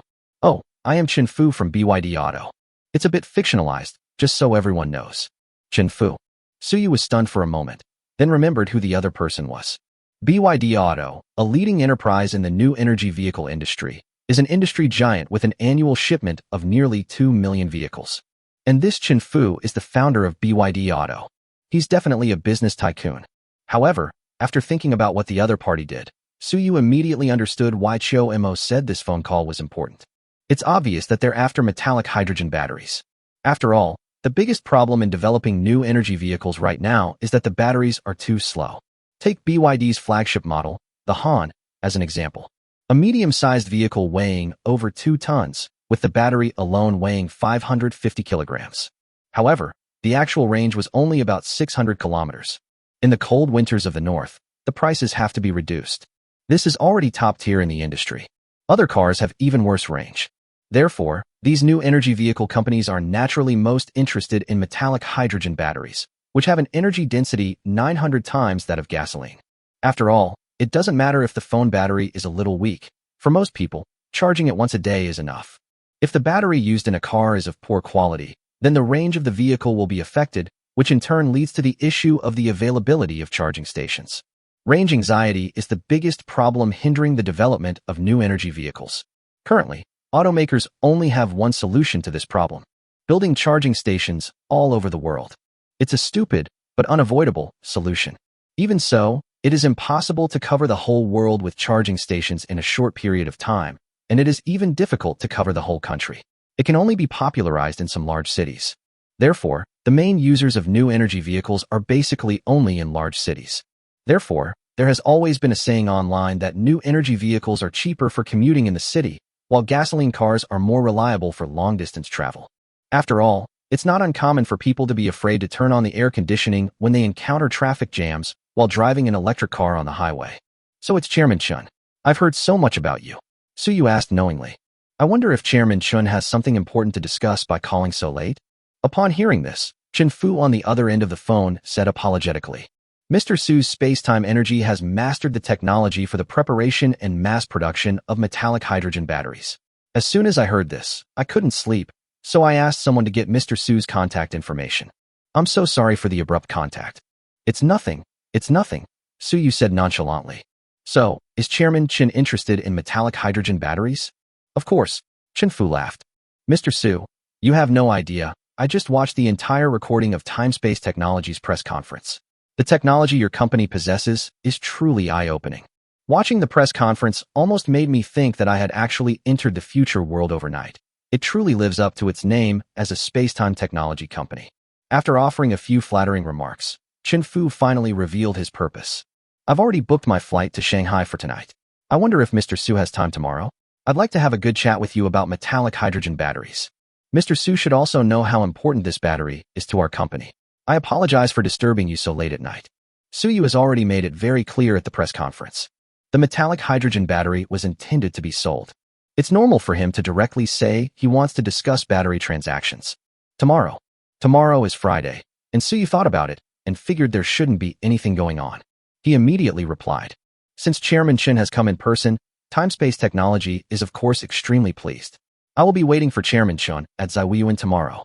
After exchanging pleasantries and agreeing on a time to meet the next day, the two hung up the phone. Suyu was quite familiar with the intricacies of the business world. Although the business partners have changed from obscure figures to business giants. But he himself is also very different from before. I'm not so much afraid of the stage. However, during the day he is still fighting in powered armor and soaring through the stars and seas on a peregrine falcon.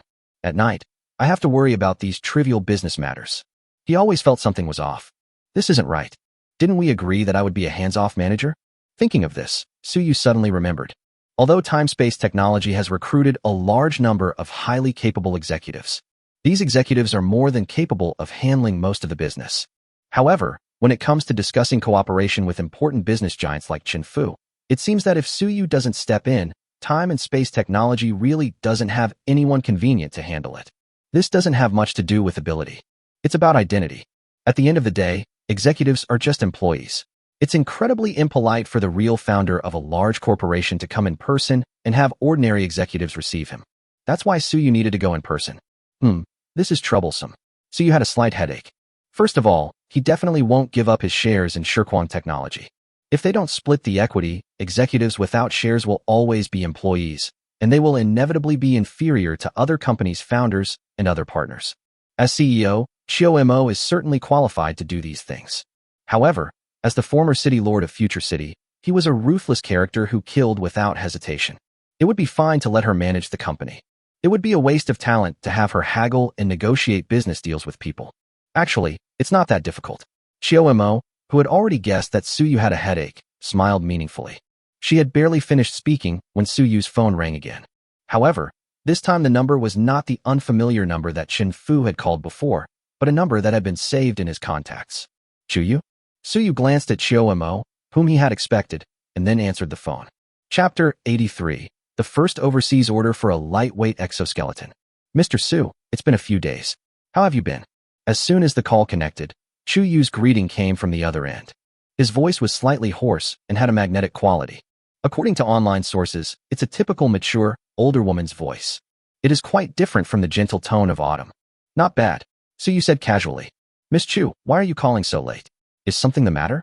I apologize for the intrusion. Chu Yu said politely, then got straight to the point. I heard that Mr. Su's time-space heavy industry has a G20 lightweight exoskeleton that he plans to sell overseas.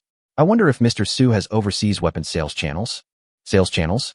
Su Yu narrowed her eyes, somewhat surprised that she suddenly asked this question. Does he intend to become an arms dealer, buying G20s from him and then reselling them abroad at high prices through his own channels? However, it seems that time-space technology currently lacks channels for selling these devices overseas. Of course, Su Yu isn't the only one in the company now. Giving his senior executives some time isn't a big problem. After all, as long as the product is good enough, there's no need to worry about not having customers. Chu Yu couldn't possibly be unaware of this matter, yet she still made this special call. This is rather intriguing. Su Yu thought for a moment and then answered. Our senior executives at Time-Space Technology have only been in their positions for a short time. Although we are working hard to expand overseas channels, time is limited, and we do lack the necessary resources in this area. So, Miss Chu, do you have any suggestions? I wouldn't call it a suggestion, Chu Yu said with a smile. Just now, one of my overseas clients contacted me to inquire about purchasing a batch of G20 exoskeletons from you. I wonder if Mr. Su would be interested? Oh, what kind of client is it that you're so concerned about, calling me in the middle of the night? Su Yu asked with interest. Wagner. Su Yu. Wow, that's a really big client. Moreover, this is a major client who is currently in a fight with someone. It wouldn't be an exaggeration to say they are the most capable mercenaries in the world today. Because their combat power is so formidable, they can even easily defeat regular troops. Therefore, many netizens in Kyushu jokingly refer to this mercenary force as the Wagner Front. It is a major force in a battlefield that is currently attracting the attention of countless people around the world. And most importantly, this is a mercenary force. Private armed forces. Trading with them is much simpler than trading directly with some countries. It's fine as long as you exchange money for goods. How much do they want? Su Yu shifted his posture, his expression becoming more serious. Although he was a mercenary, he hardly had to worry that if he dared to sell this thing to Wagner today, he would probably be condemned by the US tomorrow and then be labeled and sanctioned. The good news is that he is not afraid of sanctions at all. The bad news is that Su Yu is too lazy to accept orders that are too small. 3,000 sets. Chu Yu quickly replied. This is the first batch. If it performs well in actual combat, we will purchase more. After all, you know their situation over there. Even if they buy it, it probably won't just be used by Wagner himself. 3,000 sets definitely won't be enough. Even if we consider the lowest configuration of the G20 exoskeleton, 3,000 sets would still cost 6 billion. Su Yu had already clearly marked the price of the G20 exoskeleton on the official website of Time and Space Technology. The most basic model is priced at less than 2 million, which is just over 1,990,000. The base model has almost no modules, only the most basic transmission system and light armor. It's not much different from what he introduced at the previous press conference. But there's an upgraded version of this thing. The advanced version sacrifices some weight capacity, but allows for thicker armor and more sophisticated auxiliary modules to be installed inside the helmet. This includes the aiming assistance module found in the G60 exoskeleton, which is comparable to auto-aiming.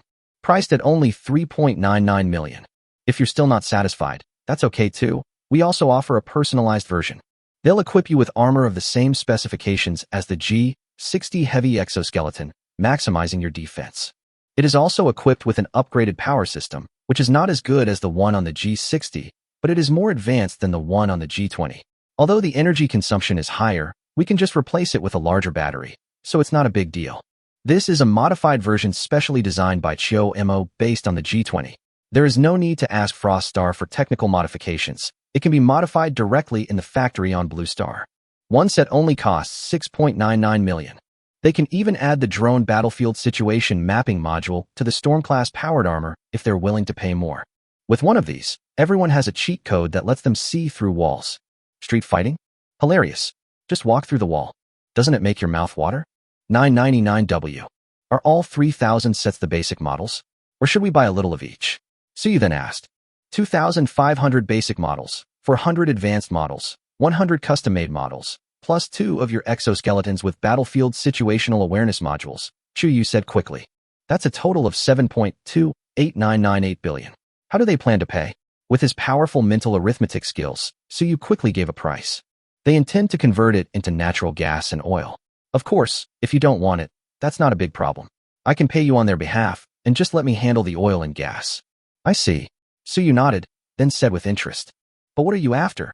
Taking on so much oil and gas, and then deducting so much cash from my paycheck must be quite a burden for your company, right? He didn't believe Chuyu would help him with this. Wagner would give her many benefits. To put it bluntly, even if Chuyu didn't help, if they were given some time, they could still contact time and space technology. As for oil and gas settlement, that's not an issue at all. That stuff is hard currency. There are ways to exchange it for money. It's a bit troublesome, but the trouble is limited. It's impossible for them to give Chuyu an exorbitant agency fee for something like this. That's unrealistic. I need their help with something. Well, it's killing someone. Chuyu hesitated for a moment, but didn't hide anything. I see. Suyu didn't press further upon hearing this. He then chatted with Chuyu for a few more minutes, agreeing to come to Shirkwang Technology the next evening to sign the contract, before hanging up the phone. Then Suyu looked at Chiu Mo in surprise. You mean to have Chuyu work at Time and Space Technology? Chapter 84 Chuyu's Secret, a 1,000-year-old family. Why not? Autumn shrugged. Forget it. Suyu shook his head and said. The Wanfu Group under his control is a large conglomerate with assets of hundreds of billions, and he also owns an arms company of unknown size. Why would I want to work for me when it's so much more comfortable to be my own boss? I'm afraid being a boss isn't so easy, Chiyomo said calmly. What's the meaning? Suyu frowned, immediately guessing that there was probably something he didn't know about this. Fortunately, Chiyomo wasn't exactly a riddle solver, and upon hearing this, he immediately replied. Do you know the origins of the Chu family?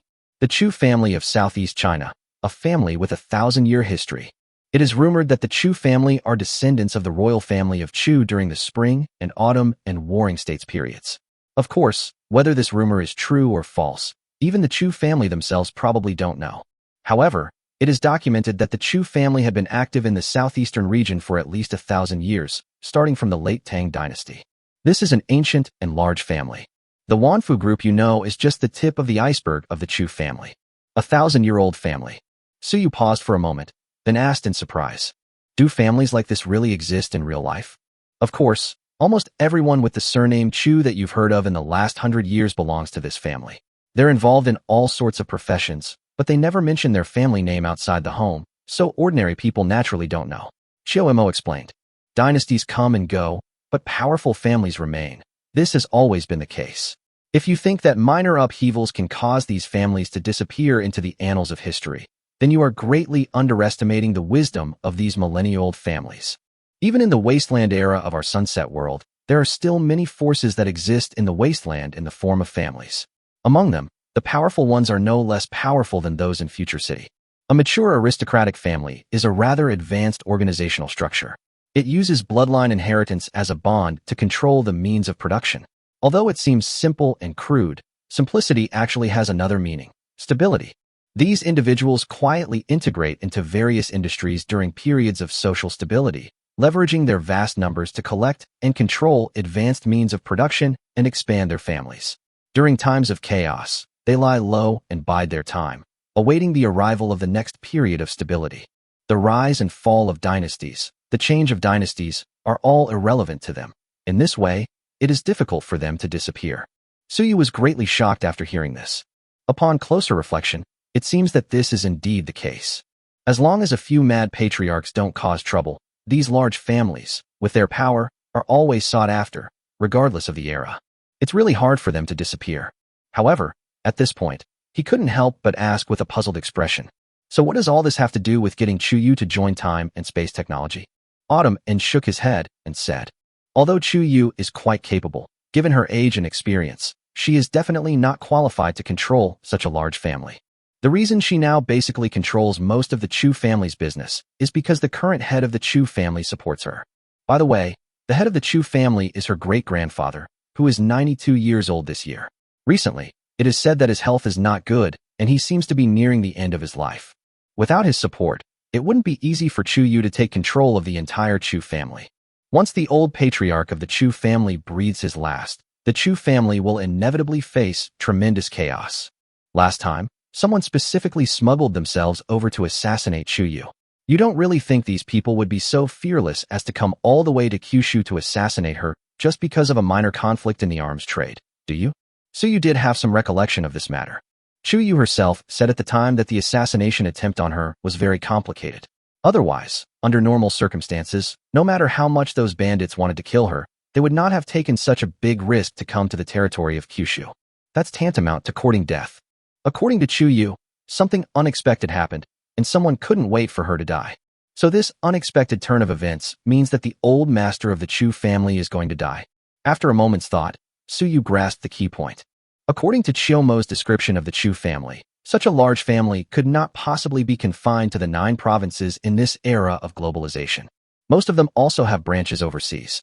Based on the existing intelligence analysis, it is most likely that the news of the Chu family patriarch's impending death has been leaked. Someone in the Chu family wanted to seize the position of family head, so naturally they wanted to get rid of Chu Yu. It makes perfect sense that they would cooperate with the bandits who were at odds with Chu Yu because of the arms deal, and then collude with the Chu family members in Kyushu who were dissatisfied with Chu Yu, to assassinate her from the inside out. So the person she just mentioned commissioning Wagner to kill was also a member of the Chu family? Su Yu immediately asked. This is actually not hard to guess. Because in a prestigious family like the Chu family, to inherit the position of family head, one must at least be a member of the Chu family. Only the direct descendants of the Chu family, who are based overseas, have the ability and motive to assassinate Chu Yu. Even if others killed her, they wouldn't gain anything, so they wouldn't take such a big risk. Yes, he is her uncle. As long as she dies, her uncle will most likely become the next head of the Chu family. Knock, knock, knock. Su Yu tapped the table, pondered for a moment, and then said, So you mean you want me to save her great-grandfather's life in exchange for her working for me? If that's the case, then it's not necessarily a bad thing. Longevity pills weren't exactly rare in Ing Zheng's world of Shenzhou. Su Yu himself still has dozens of them on him right now. Give one away, and in return, find a well-paid employee with status and position to handle the tasks that are inconvenient to delegate to senior management. Thinking about it, it seems pretty worth it. If you could extend her great-grandfather's life by 20 years, she would definitely be willing to work for you for 10 years. Since that's the case, let's do it. Su Yu immediately took out his phone, found Chu Yu's number, and called her back. In a luxury mansion somewhere in Shanghai, Chu Yu, who had just finished a phone call with Su Yu, lay down in the bathtub, feeling slightly tired. Her snow-white skin was as delicate and smooth as ivory. The perfect curves are hidden beneath the steam of the bathtub, appearing and disappearing intermittently. It evokes a lot of thoughts. However, no one else could appreciate such a beautiful scene, and Chu Yu herself had no interest in caring about it. She lay silently in the bathtub for a while, feeling the fatigue in her body being washed away by the hot water, and couldn't help but let out a long sigh. Thinking about the recent unpleasant things, I couldn't help but feel a headache coming on. Hopefully they can get my second uncle's head back smoothly. These people are getting more and more restless. Just then, the cell phone next to the bathtub suddenly rang. After glancing at Su Yu's name in the notes, Chu Yu paused for a moment before picking up her phone and putting it to her ear. A moment later, the phone suddenly slipped from her hand and fell into the bathtub. Chu Yu was stunned for a moment before hurriedly retrieving her phone. Fortunately, her phone was waterproof, so it was still usable after being retrieved. Looking at the ongoing call, Chu Yu couldn't help but say in a trembling voice, Do you really have a drug that can extend someone's life by 20 years? Chapter 85 Cooperation on Metallic Hydrogen Batteries for Vehicles. After finishing the call, Chu Yu, lying in the bathtub, put her phone aside, her expression shifting. After a long while, she slowly exhaled and closed her eyes again to rest in the bathtub. Let's see tomorrow. Su Yu told her that he had a medicine that could extend a person's life by 20 years. The price was that she would become the vice president of time-space technology for 10 years. Of course, there are additional fees. One such drug costs 10 billion. However, compared to working for Su Yu for 10 years, 10 billion is not much of a price for Chu Yu. Compared to medicine that could extend one's life by 20 years, this amount of money was nothing to her. It was just an extra bonus. As for whether Su Yu actually possesses this medicine, she's not a science novice. She knows how difficult it is to extend human lifespan. With current biomedical technology, if middle-aged or elderly people in their 50s or 60s suffer from a disease and are willing to spend money on some radical medical treatments, they might be able to extend their lifespan a little. But that's limited. Basically, it's like overworking your body to treat an illness. For someone like her great-grandfather, who is over 100 years old, it is extremely difficult to extend their lifespan. At this age, the body's organs have already begun to deteriorate, and even if a matching organ is replaced, it will be of no use. The rejection reaction after organ replacement alone is enough to be fatal. Even slightly irritating medications could be fatal to an elderly person. The only option is to use the gentlest medical methods to slowly prolong their life. Modern medical technology is actually far less advanced than the general public imagines. Even the most common cold can only be cured by the human body's own immune system. Those so-called cold medicines, to put it bluntly, are just supplementary medications that help the immune system. Therefore, from a rational perspective, Suyu's claim that he possesses drugs that can prolong human life, and that he can use them as long as he has a breath left, is definitely unreliable. But then one recalls Suyu's mysterious origins and the amazing technologies he brought with him. Suyu couldn't help but believe it a little more. After all, both the powered armor and the metallic hydrogen battery are products that far surpass the current technology of Earth. Who knows if Suyu has any more cutting-edge medical technology products? The following day at noon, Suyu met with Chun Fu of the BIA group in Ziwiyuan. After giving each other a friendly tour of the Ziwei enclosure, the two got down to business. First, because the energy density of a metallic hydrogen battery is 900 times that of gasoline. Therefore, even for car batteries, they don't need to be very large. In the end, Chun Fu chose to purchase batteries in 3 sizes: 5 kilograms, 3 kilograms, and 1 kilogram. A 5 kilogram metallic hydrogen battery, when fully charged, is equivalent to the energy contained in 4,500 kilograms of gasoline. 4,500 kilograms of gasoline is roughly equivalent to 5,800 liters. Based on the calculation of 10 liters of fuel per 100 kilometers for a traditional mid-sized gasoline car, that's enough to run 58,000 kilometers. This battery life is terrifyingly high, and this is calculated based on the fuel consumption of traditional gasoline vehicles. New energy vehicles consume less energy than fuel vehicles because electric motors have a much higher energy efficiency than internal combustion engines. Based on the efficiency of the motor, a 5 kilogram metallic hydrogen battery, when fully charged, would probably be enough for a car to travel more than 100,000 kilometers. Many people may wonder, since generating electricity also causes pollution, why is it said that electric cars are more environmentally friendly than gasoline cars? The problem is that they forgot to consider energy efficiency when calculating the costs. Electric motors have an energy utilization rate of over 90%, while internal combustion engines have an energy utilization rate of only 40%. In other words, the energy wasted by an internal combustion engine during the fuel-burning process is much greater than that of an electric motor. This is why, although gasoline has an energy density that is dozens of times higher than that of batteries, the range of new energy vehicles can be almost the same as that of gasoline vehicles. A car that consumes 10 liters of fuel per 100 kilometers will have a 70-liter fuel tank, which will hold about 50 kilograms of gasoline when full. However, a new energy vehicle does not need to carry the complex components found in cars, so it can carry a battery weighing 500 or 600 kilograms while maintaining a similar overall vehicle weight. In this way, the difference in energy that the two sides can actually carry is not so exaggerated.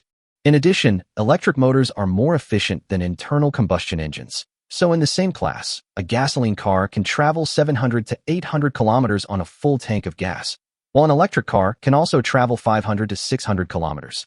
Electric vehicles are more environmentally friendly than gasoline vehicles because of their high energy efficiency. As for the current problem that power generation mainly relies on thermal power, which causes just as much pollution, there is actually a solution. Because there are many ways to generate electricity, not just thermal power. With the improvement of other environmentally friendly power generation technologies, electricity consumption will become increasingly environmentally friendly. This is why most countries are promoting electric vehicles, believing they are more environmentally friendly than gasoline vehicles. For manufacturers like BYD that produce new energy vehicles, a 5 kilogram metallic hydrogen battery is more than enough to power their top-of-the-line models. For lower-end models, installing a 1 kilogram battery can provide a range of 20,000 kilometers on a single charge, which would completely solve the current range anxiety problem for electric vehicles. It has even exceeded expectations by a large margin. Electric vehicles are powerful enough to completely outclass gasoline vehicles. As for the price of batteries, so you simply price them by weight.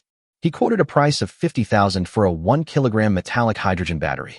If we calculate that 1 kilogram of metallic hydrogen battery can power an electric car for 20,000 kilometers, then this price is actually too high. On average, the cost per kilometer has reached 2.5 yuan. If the only advantage is its ultra-long range, cars equipped with metallic hydrogen batteries will likely struggle to compete with other new energy vehicles. After all, they've already managed to achieve a cost of less than 0.1 yuan per kilometer. Even for gasoline-powered vehicles, the cost is only around 0.5 to 0.8 yuan per kilometer. Although electric vehicles have range anxiety these days, it's not such a big problem for users in big cities who don't travel far. They probably won't waste that much money. After all, users only care about whether your product is affordable, not what high-tech features it incorporates. Even if you put a nuclear fusion reactor in the car and extend its range to 10 million kilometers, people still won't buy it if the cost of ownership is higher than that of a regular electric or gasoline car. The reason Suyu dared to sell it like this was mainly because it was a one-off deal. Metallic hydrogen batteries are actually not rechargeable. Once the charge is depleted, hydrogen needs to be added. Spacetime Energy has the metallic hydrogen preparation technology that Suyu obtained from the wasteland. This thing only needs water. You can build a factory by the sea and produce tens of thousands of tons every day without any problem. The only cost is that producing metallic hydrogen requires a large amount of electricity. However, Suyu had already had the nuclear engineers recruited by time and space technology study the blueprints for the first generation of nuclear fusion. According to Chiyomo's estimate, with Suyu pouring money into it without limit and her coordinating and assisting, the results would be promising. Within a month at most, the first fusion reactor could be tested for ignition. At that time, electricity will be practically free. Therefore, the cost of metallic hydrogen is almost entirely in transportation and storage. As for why he, who already possessed the technology to produce metallic hydrogen, still sought out Frostar to purchase metallic hydrogen batteries. The reason is simple. Preparing metallic hydrogen is not difficult. After all, even the people of Earth have made this stuff before. The challenge lies in how to store it in a tiny battery for power generation. To put it bluntly, the battery casing is the real cutting-edge technology. Although Chiyomo knew how to make that thing, Bluestar lacked many important materials. So it's better to just buy it from Frostnova. What Suyu meant by one-off deal was that users of metallic hydrogen batteries could refill hydrogen for free after the battery's energy was depleted. Each time, you only need to pay a certain amount for transportation, storage, and labor costs. The cost of each hydrogen refueling is expected to be no more than 500 yuan. This free hydrogen refueling service continues until the car has driven 300,000 kilometers. After that, it will be charged, but it won't be too expensive.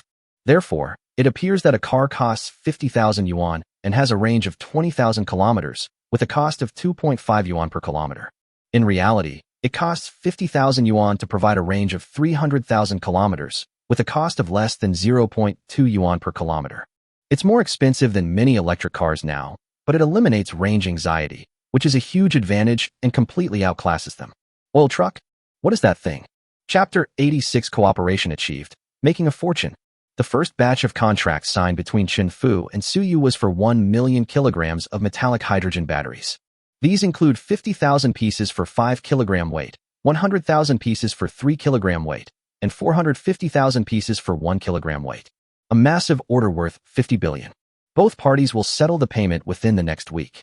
This batch of batteries is enough for BYD Group to produce 600,000 vehicles equipped with the new metallic hydrogen batteries. This is just the number of orders for this month.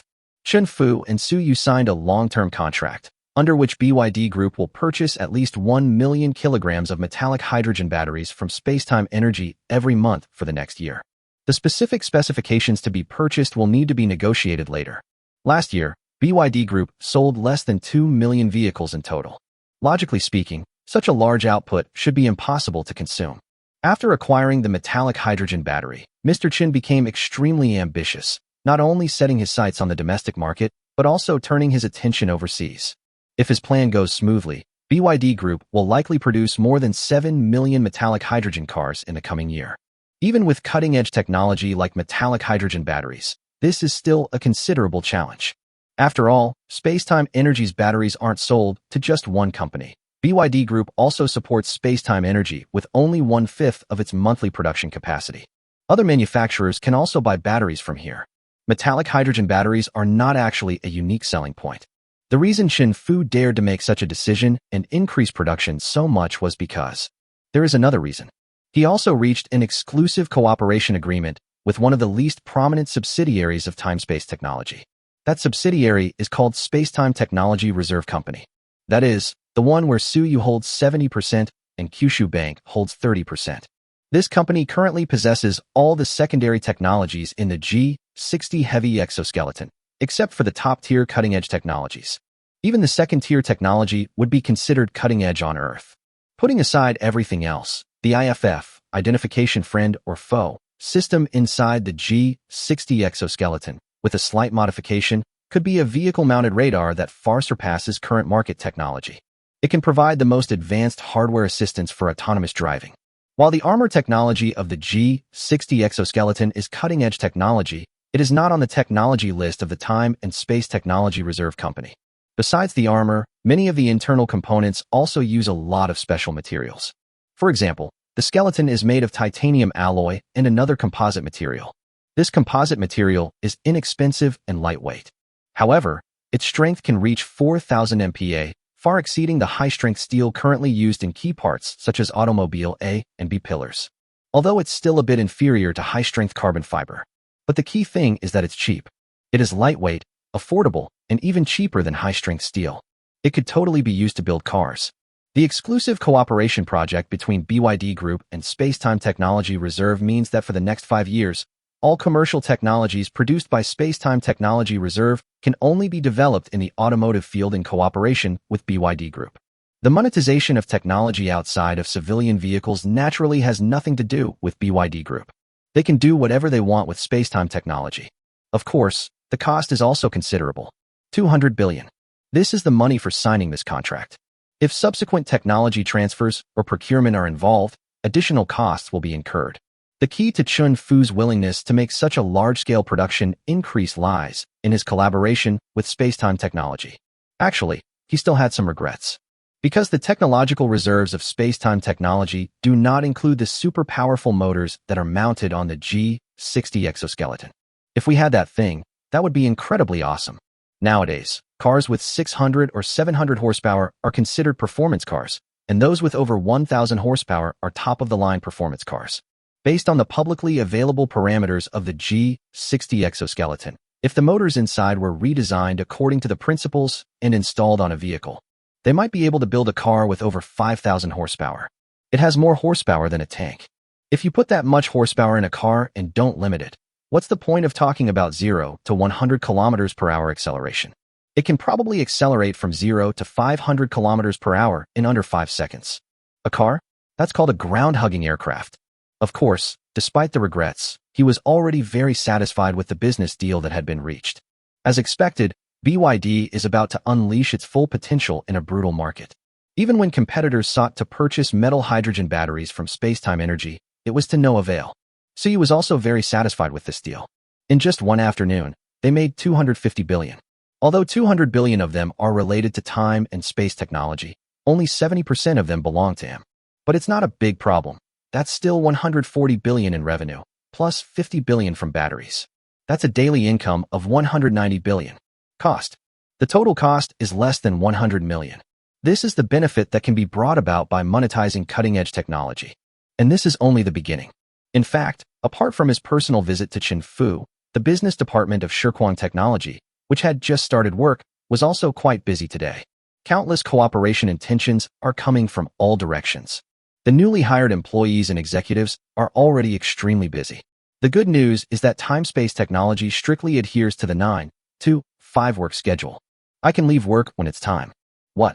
There are still important collaborations that haven't been finalized? Make the customer wait. Unwilling to wait. Buy what you want, or don't buy what you want. These employees, who were on their first day at the company, never expected this. When I worked elsewhere, I had to treat clients like royalty when negotiating business deals. If a deal fell through, I would get a severe scolding from my superiors and boss. The most common thing I hear is, if you can do it, do it. If you can't, get out. There are plenty of other jobs out there. However, when it came to time and space technology, the situation was reversed. I'll leave work on time. If customers are not satisfied, they can even say defiantly, I'm about to go home. If we can talk about this deal, great. If not, let's not. If you don't buy, there are plenty of others who will. As a result, the customers not only dared not get angry, but also stopped arguing and signed the contracts readily, fearing that things might change if they delayed. The thought of being forced to drink until I vomited by clients at the dinner table, treated like a grandson, is unbearable. The salespeople almost burst into tears. Damn, the difference is too big. The customers ended up begging them to stay a few minutes longer than they had ever expected. An employee summarized their first day of work and posted it online, which naturally aroused a wave of envy, jealousy, and resentment. Chapter 87 Anna, Wagner is here. Including the cooperation you reached with BYD Group today, the total sales of the 3 subsidiaries of Shiji Technology today are approximately 312.78 billion yuan. At dinner time, Chiu Mo diligently fulfilled her duties as a secretary. Although she is the CEO, TSK, this isn't good enough. BYD Group alone accounts for 250 billion, and the rest is so little? Suyu swallowed what was in his mouth before continuing. Have we considered the deal for the 3,000 exoskeletons that we were going to discuss with Chuyu tonight? No. Chiu Mo shook her head. This calculation only includes transactions for which contracts have already been signed and completed. If we include that, it should be a little over 320 billion. If we add the 10 billion for the longevity golden pill, it will be 330 billion.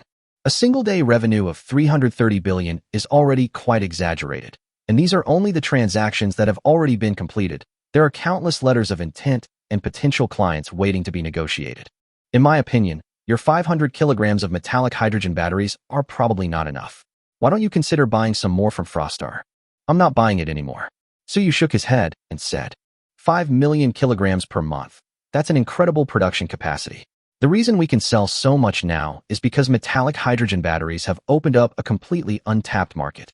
It's normal for it to be popular with customers in the short term, but in the long run they will find that the energy density of metal hydrogen batteries is too high, and they may not actually be that useful.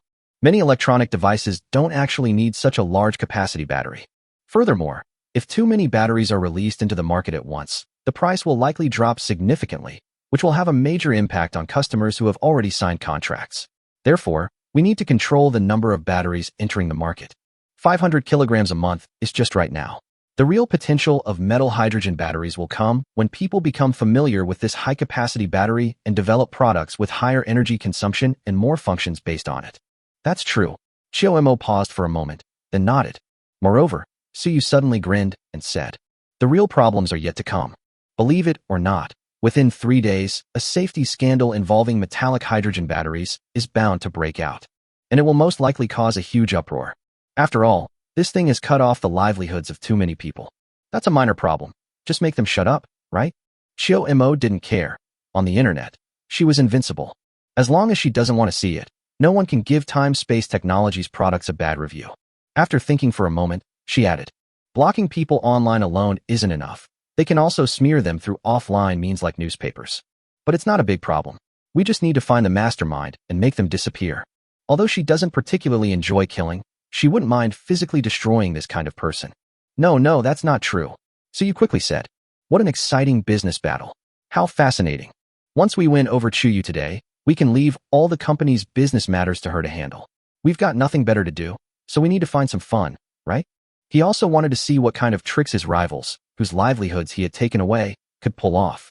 Chiu Mo rolled her eyes at him and said nothing more. Not long after Suyu finished dinner, Chuyu also arrived at Ziwei Yuan. Instead of bodyguards, he brought a blonde woman. Judging from her appearance, it's not hard to tell that she's a Russian woman. However, this Russian girl exudes a strong and capable aura, and her movements are quite methodical. He's obviously a trained fighter. Considering the real buyer of this deal, it's not hard to guess that this person is Wagner's representative sent to negotiate. This is Mr. Suyu, the chairman of Time Space Technology. Chuyu, acting as the middleman, greeted Suyu and then introduced him to Mao Mei. After saying that, she turned to Suyu and said, this is Ms. Anna, the representative from Wagner. She originally came to Kyushu to purchase a batch of drones, but she just happened to be here to take a look and also to handle some details of this order. Suyu nodded upon hearing this. Hello, welcome to Time Space Technology. Mr. Su is even more handsome than in the video. He's practically the most perfect creation of the creator. Anna stared intently at Suyu, her eyes burning, and exclaimed in fluent Kyushu dialect. And your company's headquarters is truly amazing. When I arrived, I thought I had entered a future world. Miss Anna was also stunning. She was the most beautiful Western woman I had ever seen. The beautiful lady clearly had an accurate sixth sense. This was the future. Suyu smiled noncommittally. To be honest, just like Anna's praise of him, he wasn't just being polite. Among Western races, Russian women are the most in line with the aesthetic standards of people from Kyushu. Anna is clearly one of the best among the Russian girls.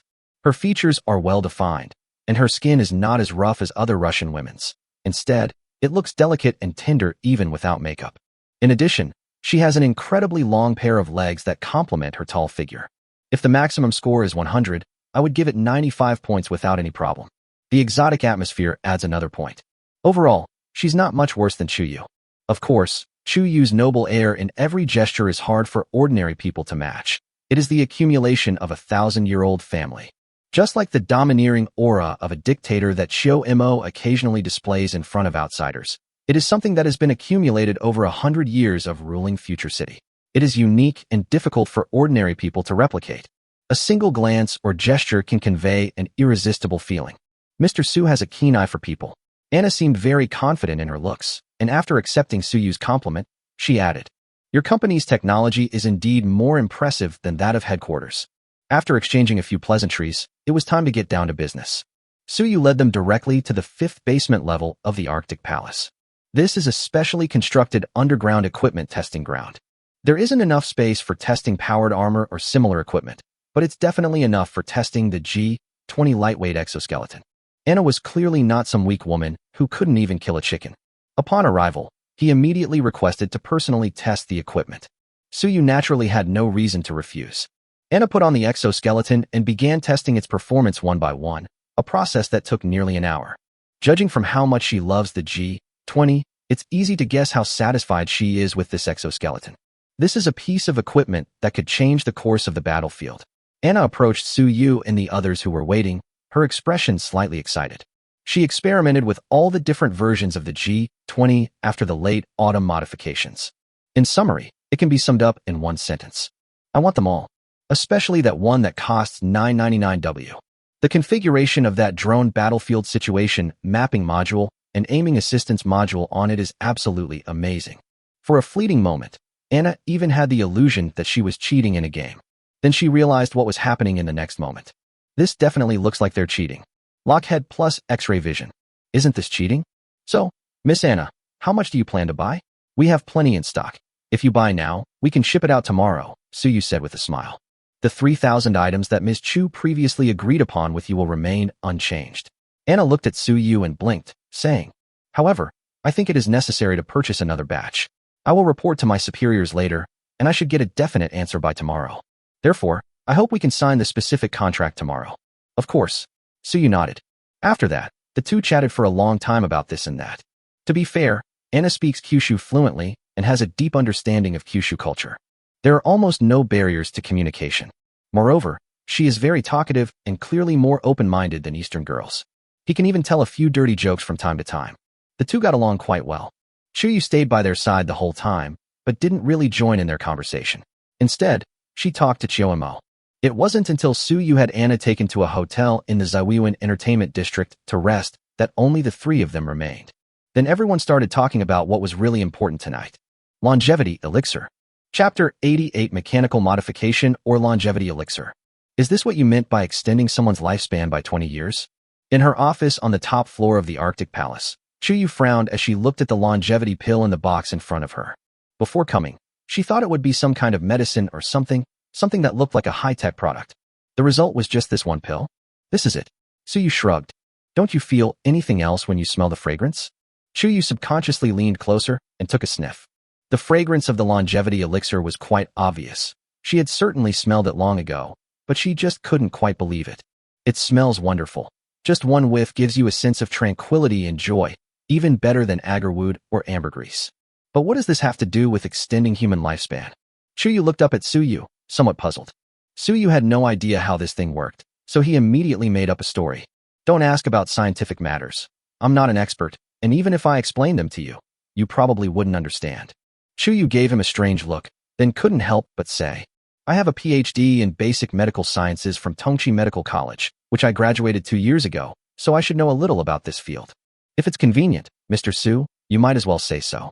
Who the hell would have thought that this powerful woman who controls enormous assets could be a medical student? Inconvenient. Su Yu's expression stiffened as he said, Miss Chu, this is a company secret and cannot be disclosed. We appreciate your understanding. Then how can I be sure this drug is effective? Do you have clinical trial reports? Chu Yu asked rhetorically. After all, it was meant for her great-grandfather, so she certainly couldn't let Su Yu's few words fool her into taking back something of dubious origin. What if the elderly person still has 1 or 2 months of good health left, and this one bite kills them instantly? No, don't ask. Asking only leads to folk remedies. Su Yu shook his head. The key point is that you don't have a choice. Besides me, who else can guarantee that the head of your Chu family can live for another 20 years? Chu Yu frowned, turned to look at the longevity pill, and hesitated. Standing before the huge floor-to-ceiling window, admiring the distant night view of Shanghai, Chiao Mo said without turning her head, This is completely different from the biomedical principles you understand on Earth, but it is indeed effective. If you really don't want to use it, I have another way. As she spoke, she turned around, looked at the bewildered Chu Yu, and chuckled softly, her azure eyes sparkling with countless blue particles. Holographic projection.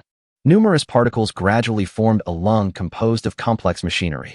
If I remember correctly, the biggest problem for the Chu family head right now is that he has lung cancer. My solution is simple: get a lung transplant. Of course, this wouldn't allow him to live much longer. He would need to continuously replace more mechanical organs until there were no more replacements left, at which point he would die completely. Replacement of mechanical organs? Chu Yu didn't realize that the holographic projection was coming from Chiyomo's eyes. She thought it was a facility that was already in the office. Standing before the mechanical lung, she examined it closely for a long time before asking in confusion, You really have the ability to manufacture mechanical organs?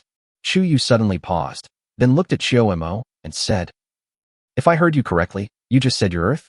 Autumn's Inn did not answer her subsequent questions, but instead calmly raised her hand and said, Of course.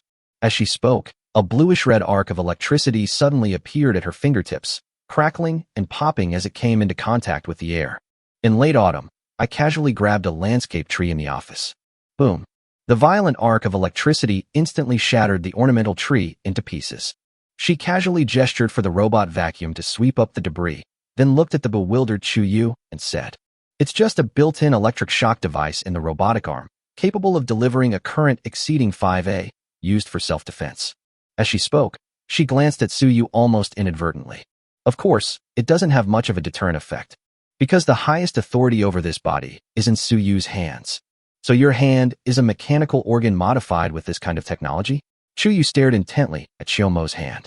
Yet, it was impossible to see any difference between it and other places. Autumn's Inn smiled, offered no explanation, and instead said, So what's the choice? Mechanical modification, or taking medication to live another 20 years? Choose one. Of course, I estimate that if mechanical organs are used, it will be impossible to use longevity pills to prolong life in the future.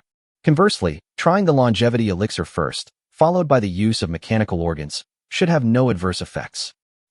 I'll think about it some more. Chu Yu was a little undecided. The main problem is that her mind is a bit confused right now. Chiyomo's words had a significant impact on her. They used vulgar and offensive language, such as, your blue star. That's really a bit scary. Moreover, this mechanical organ was too futuristic for her to accept at first. Su Yu and Chiyo were not in a hurry and did not urge them. After a long while, Chu Yu finally sorted out her thoughts and asked Chiyo, If you choose mechanical modification, can you achieve something like this, where you are indistinguishable from an ordinary person? Of course not. Chiyo immediately shook her head. This android was created by her by mobilizing a large amount of rare resources in Future City and was a one-to-one replica of herself when she was young. A figurine handcrafted by top scientists during the prosperous era with unlimited resources. Even in the wasteland, it would be a unique and irreplaceable item. The bionic mechanical organs that can be traded are basically mass-produced items from the Future City factory and are incomparable to her body. Once installed, it only gives people a cyberpunk aesthetic. Then I choose the golden core. Chu Yu looked at Su Yu and said in a deep voice, If it really works, I will keep my promise and work for time and space technology for 10 years. Sure, Su Yu nodded. If they're useless, there's no reason for him to kidnap them and have them work for him. Transactions are all about mutual consent. After asking if there were any points to note when using the longevity pill, Chu Yu left with the pill. In the huge office, only Chiyo and Su Yu remained. Tomorrow's the weekend, I should be free for the next couple of days. How about we find somewhere to go on vacation? Suyu raised an eyebrow at Shioemo. Every camera in your world is my eye. I've basically seen every place a person can go. Shioemo shook her head, but then added, however, if you want to go, I can go with you. Then let's go somewhere no one can go. Suyu suddenly looked up at the starry sky outside the window. To be honest, ever since I got the Peregrine Falcon, I've always wanted to go to space, but I haven't been able to. Why not seize the day? Let's go take a look now. Chapter 89, The Starry Sky? That's the territory of biological weapons. Upon hearing this, Shioemo also glanced at the starry sky outside. The weather in Shanghai hasn't been great these past few days, with continuous rain and overcast skies. But the top floor of the Arctic Palace is already higher than the clouds. Looking out from here, there's the sky above and a sea of clouds below. The rainy weather below doesn't seem to affect this place much. Then, at the end of autumn, I tilted my head slightly. Set off? Let's go? Suyu immediately stood up, opened the door to the top floor office, and walked out. Behind the office is a helipad. The helipad wasn't large, but it was big enough for a Peregrine Falcon to land on. After all, this thing doesn't need to land. It just needs a flat area to make it easy for passengers to get close to the ground and board. The two entered the Peregrine Falcon one after the other. The next moment, the Peregrine Falcon created a series of sonic booms and disappeared from the top floor of the Arctic Palace. Because he wanted to see the process of gradually entering the starry sky, Suyu didn't let the Peregrine Falcon fly too fast. Except for the initial start, it didn't even reach twice the speed of sound. Actually, you don't necessarily need to reach cosmic velocity to fly off Earth. As long as the engine keeps working, that's fine.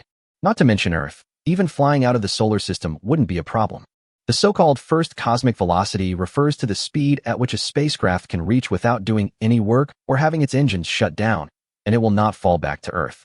Therefore, if the first cosmic velocity cannot be reached, an infinite amount of fuel will be consumed to do work in order to prevent it from falling. So even though Suyu flew so slowly, the Peregrine Falcon was still able to fly away from Blue Star. It just requires a lot of energy. However, since this thing is equipped with nuclear fusion, energy is not a problem at all. Looking at the ground receding into the distance, and the bustling night view on the ground. As autumn drew to a close, I couldn't help but sigh. It's beautiful. She had only seen this kind of scenery a little over 100 years ago. After the wasteland era, there were no more such massive building complexes in that world, so naturally, the concept of a night view no longer exists. Upon hearing this, Suyu suddenly thought of a question and couldn't help but ask. That said, while your future city can't leave its home planet because it lacks anti-gravity devices, you must have quite a few pieces of equipment similar to the Peregrine Falcon, or even more advanced starships, right? Why have I never heard you or Frostnova talk about developing space? Since your home planet is no longer habitable, why not abandon it and colonize another planet in outer space? Putting aside everything else, with your technology, finding a place where you can farm shouldn't be difficult in the vast universe, right? Escaping the gravity of your mother planet is easy. Escaping its protection is difficult, Shioemo said, shaking his head. Why? Suyu asked in surprise. Logically speaking, given their prosperous era of colonizing the entire galaxy, their wealthy individuals should have the technological level to leisurely play planet-raising games. They no longer need the protection of their home planet, right? Shioemo said helplessly. When I told you these things before, you obviously missed something. Upon hearing this, Suyu thought carefully for a moment, but still couldn't recall what he had missed. He couldn't help but ask in confusion. What did you miss? When did I say we had completely eradicated fungi? Autumnimo turned and said, in reality, we only eliminated some of the fungi that entered the home planet. There are still quite a few starships in space under the control of the fungi. However, the good news is that the warships with star-destroying capabilities have been basically destroyed. That's why we were able to survive on our home planet. In other words, there are still starships controlled by fungi in the space above you, which will occasionally fire at you. Suyu said, quite surprised.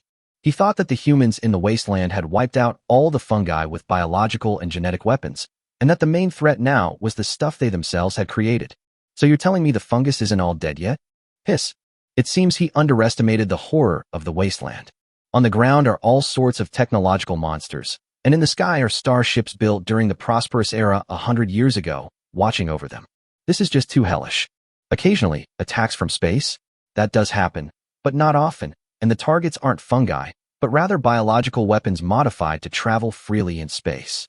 Shioemo said helplessly. In the final battle to defend their home planet a century ago, someone threw these biological weapons into space to attack the fungal fleet. Although most of the fungal fleet that had entered the home planet system was eventually destroyed, these biological weapons went out of control for some reason. From then on, our star system became the domain of these monsters. Not to mention us wastelanders. Even the fungi that control the starships are no match for these biological weapons.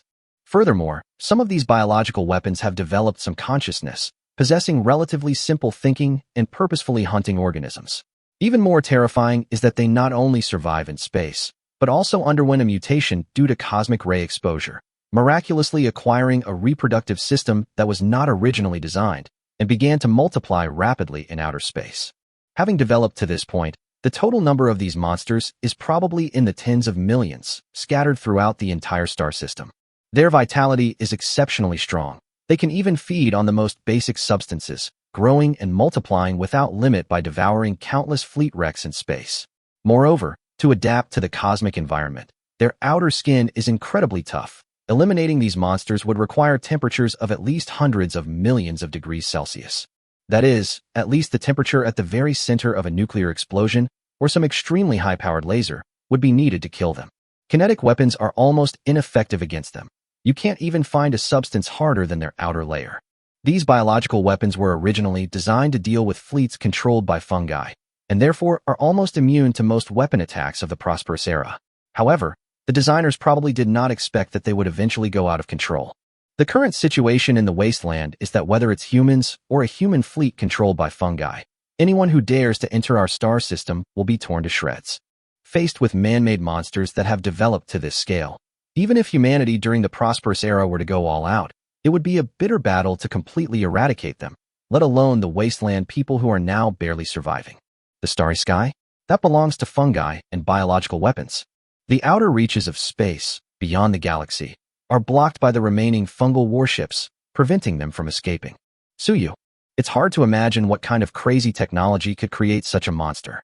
Chapter 90: The Truth Behind the Technological Explosion? Since your star system is crammed with these monsters, why are you still able to hide on your home planet? Can't these monsters just enter your home planet directly? Suyu then thought of another question. According to Chiyomo's description, these biological weapons are powerful and numerous. So why are the people in the wasteland world still able to survive on their home planet? They dare not come in. Autumn's and shook its head. I don't know the reason.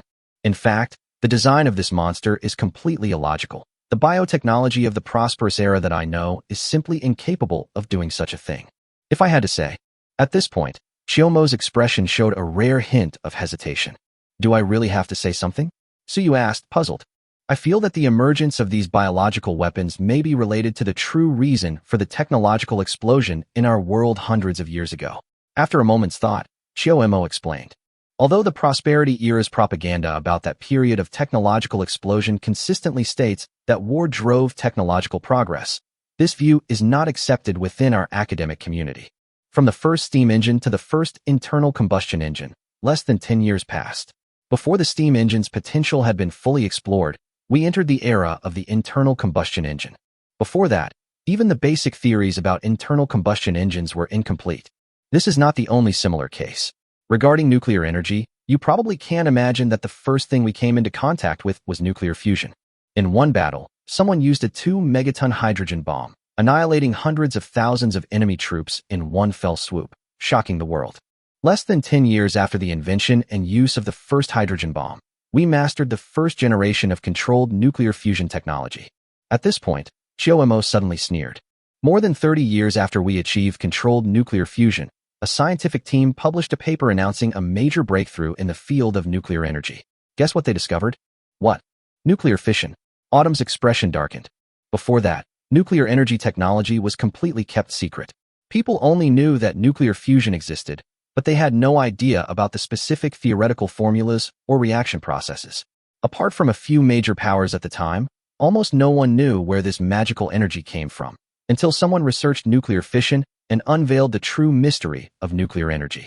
What's even more ridiculous is that the team that discovered the principle of nuclear fission is the nuclear physics team of a certain major country, who had participated in and designed and upgraded nuclear fusion reactors. This team, after discovering the fission reaction, immediately thought that nuclear fission was a more advanced technology than nuclear fusion. Do you know what that means? This meant that Suyu took a light breath, a feeling of absurdity welling up inside him. This means that when they developed nuclear fusion, they didn't even understand the principles of nuclear fusion. The fission reaction only requires slow neutrons to bombard the U-235 nucleus, causing the U nucleus to split open and release neutrons at the same time. Theoretically, only one slow neutron is needed for the rest of the reaction to occur automatically, hence the name chain reaction.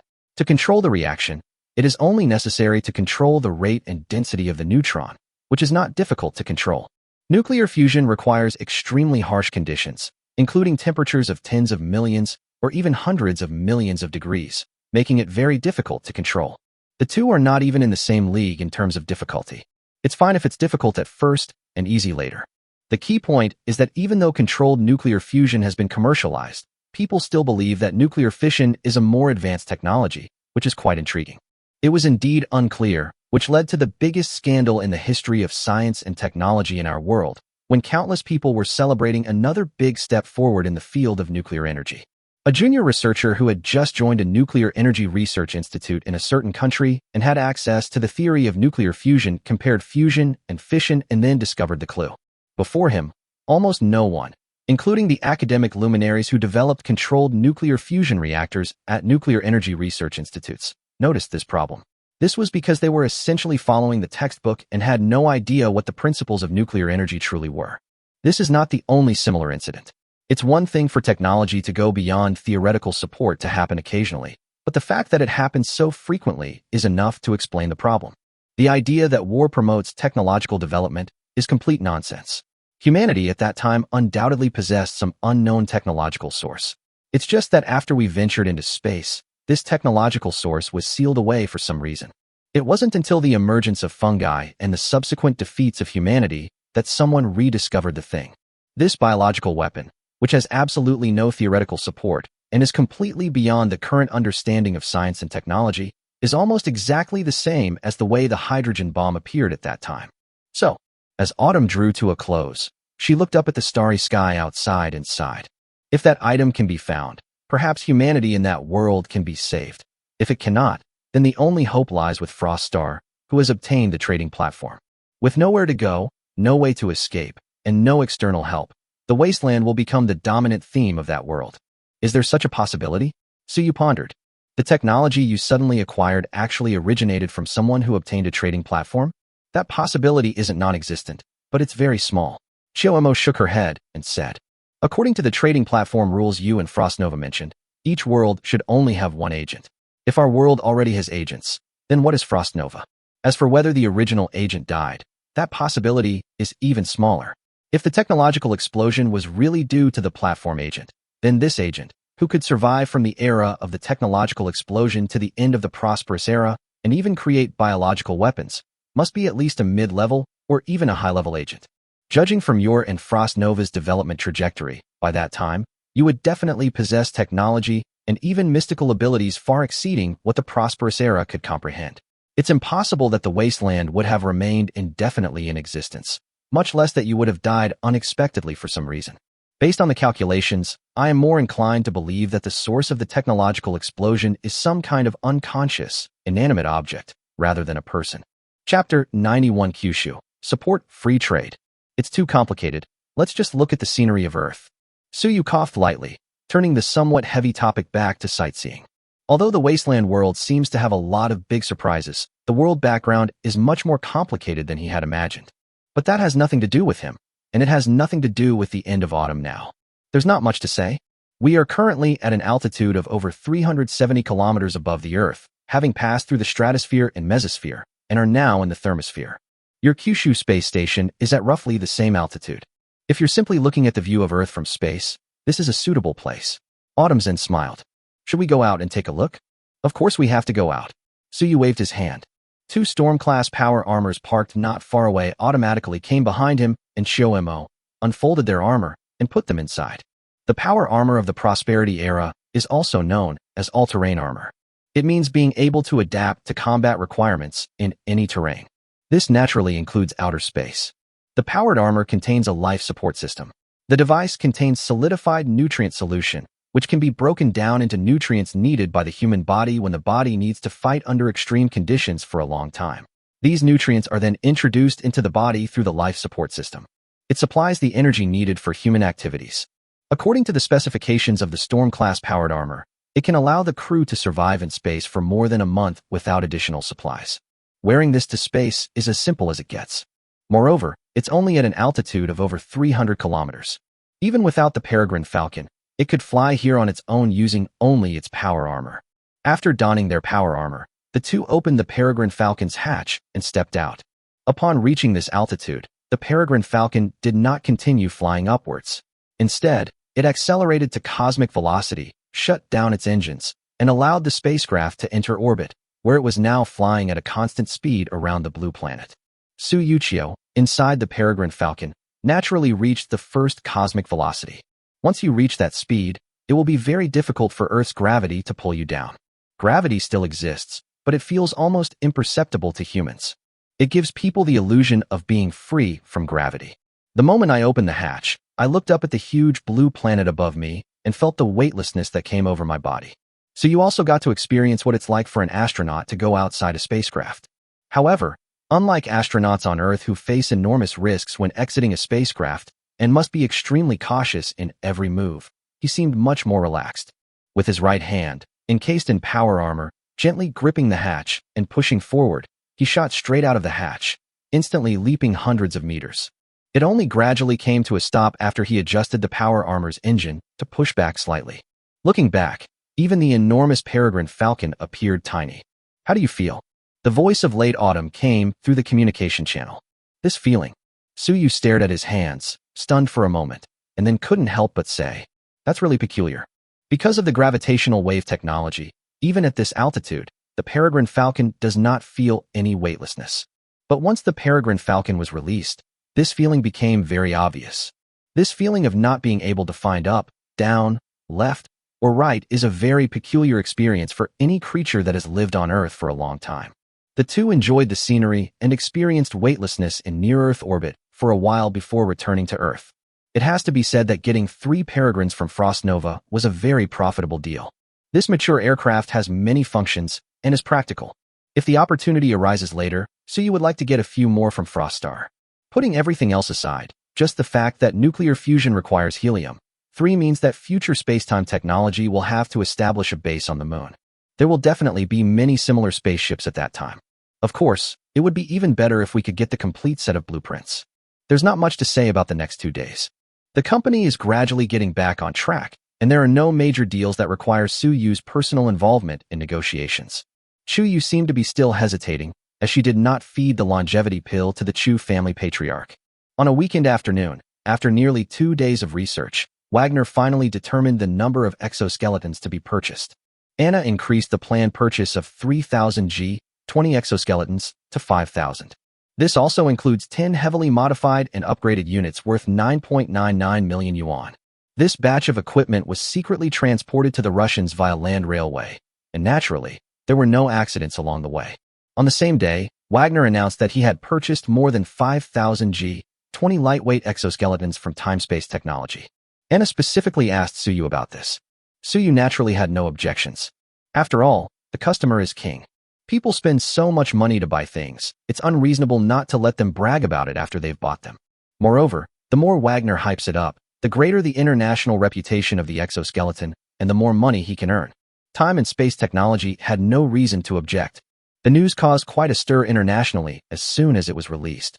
The war on their side has been a hot topic on the international stage in the past 2 years, attracting the attention of countless people.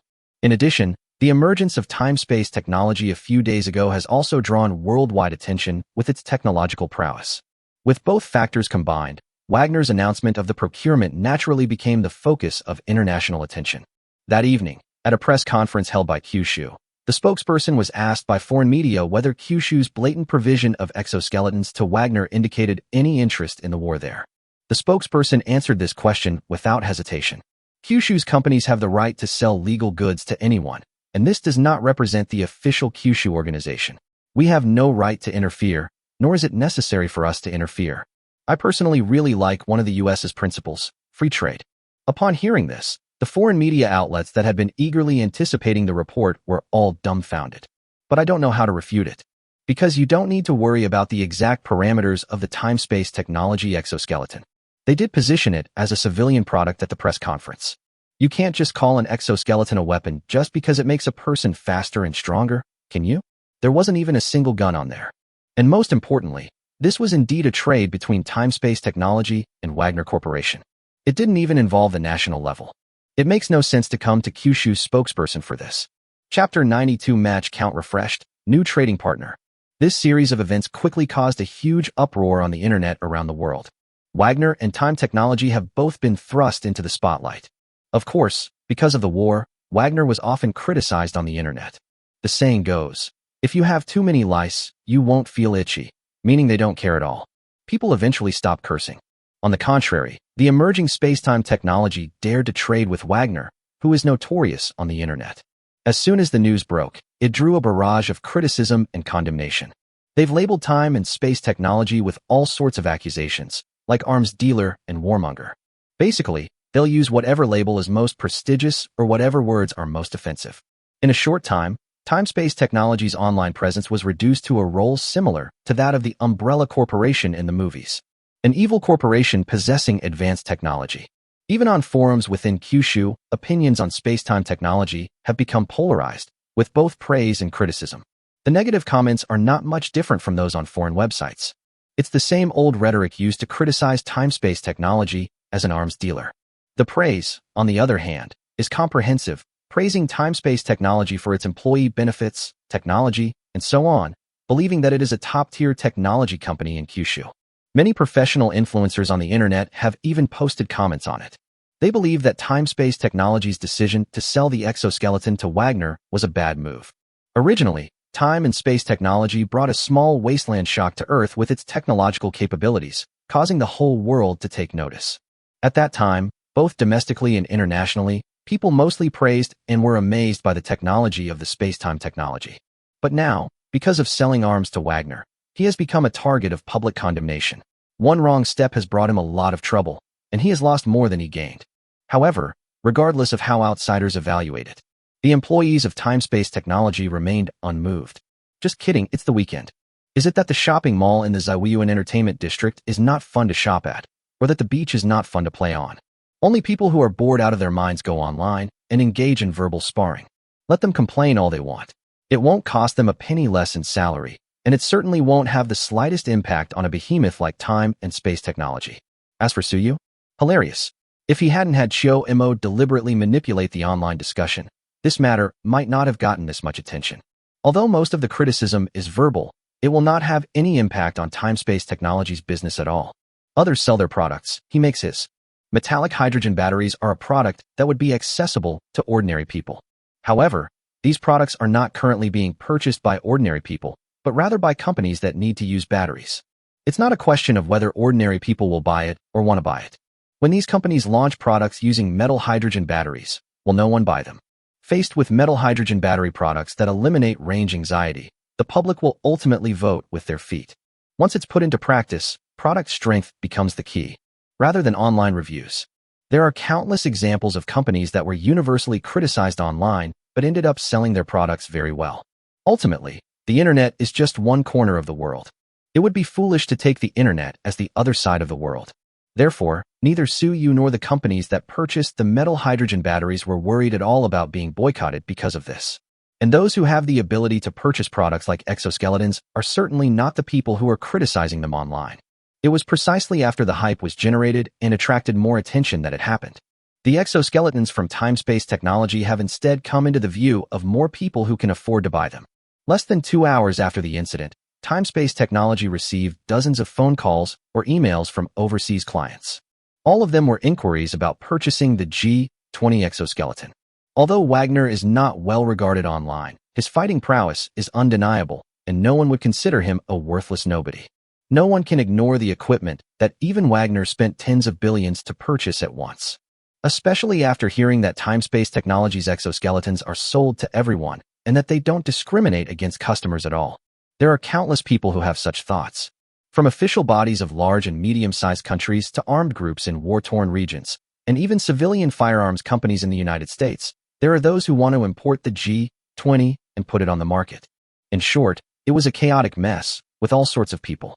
After all, those major powers sell high-end weapons selectively to their customers. It's not something you can buy just because you have money. From every angle, the G-20 exoskeleton from Spacetime Technology is clearly a top-tier piece of individual soldier equipment. Since you're not picky about customers, what are you waiting for if you haven't placed an order yet? As for whether it's really as amazing as time and space technology claims, hasn't someone already bought it? Wagner was genuinely prepared to wear this thing into battle. We can't joke around with the lives of our soldiers, can we? Therefore, it differs from the form of verbal attacks on the internet. Orders for time-space technology, on the other hand, are coming in like snowflakes, and the production capacity of the G-20 exoskeleton for this month is almost fully booked. Suyu had naturally anticipated this situation. I don't really care. Compared to this trivial matter, what worries him even more is that the weekly customer refresh time is approaching again. Name, Suyu. Identity, agent of the Blue Star region of the Transdimensional Trading Platform. Level, Junior Agent 6 to 10. Trading point, 1,050 points. Available match attempts, 0. Next refresh time, 59 to 58 seconds. With the last minute of the refresh period upon him, Suyu entered the trading space and looked at the familiar personal panel. He had already used up all the agent upgrade experience that Ing Zheng and Shuang Xing, his two trading partners, could get from this place. One person gets 3 points, for a total of 6 points. To upgrade to intermediate agent, you need to match at least 2 trading partners. As for trading points, he currently has over 1,000 points. Actually, there are already a lot of things you can buy in the platform's online store. However, there is nothing he really needs at the moment. Previously, he used a basic gene potion, which cost 200 trading points. The platform's online store also offers intermediate-level gene potions, which require 2,000 transaction points. Suyu plans to save up enough money to buy one for himself. Time passed second by second. Finally, at a certain moment, the number of available matches on the personal panel changed from 0 to 1. Suyu immediately said impatiently, "Matching trading partners. Matching for a trading partner is in progress. Please wait for a successful match." After a familiar blur before his eyes, Suyu found himself atop a towering mountain peak. The mountain peaks are beautiful, filled with birdsong and fragrant flowers. What surprised Suyu even more was that there was a magnificent palace on this cliff, exuding a golden and resplendent aura. This doesn't look like something that could be built by human hands. Each time a transaction is made with a different person, the transaction space will choose a different location as the transaction venue. Each of these places has its own unique characteristics. It is so beautiful that one glance is enough to captivate and enchant. After marveling at the incredible power of the trading space, he couldn't help but look at the trading partner for this transaction. A tall woman wearing a light yellow silk dress. Of course, the most crucial point is that the woman was carrying a sword. On the sword, it's bleeding. Chapter 93. Oh no, I've become a ghost. Hello? Upon suddenly encountering this trading partner, Suyu was momentarily taken aback. It's one thing to look menacing, but why are they carrying a weapon? After thinking for a moment, he subconsciously took a step back and put on the power armor. Although there should be restrictions within the trading platform, preventing mutual attacks. Even after Frostnova demonstrated her weapon and shot a bullet into the wall, the bullet hole had disappeared the next time she checked on it. But rules are rules. Ultimately, I only feel a little safe when I'm wearing power armor. The woman on the other end remained silent, simply staring at Suyu.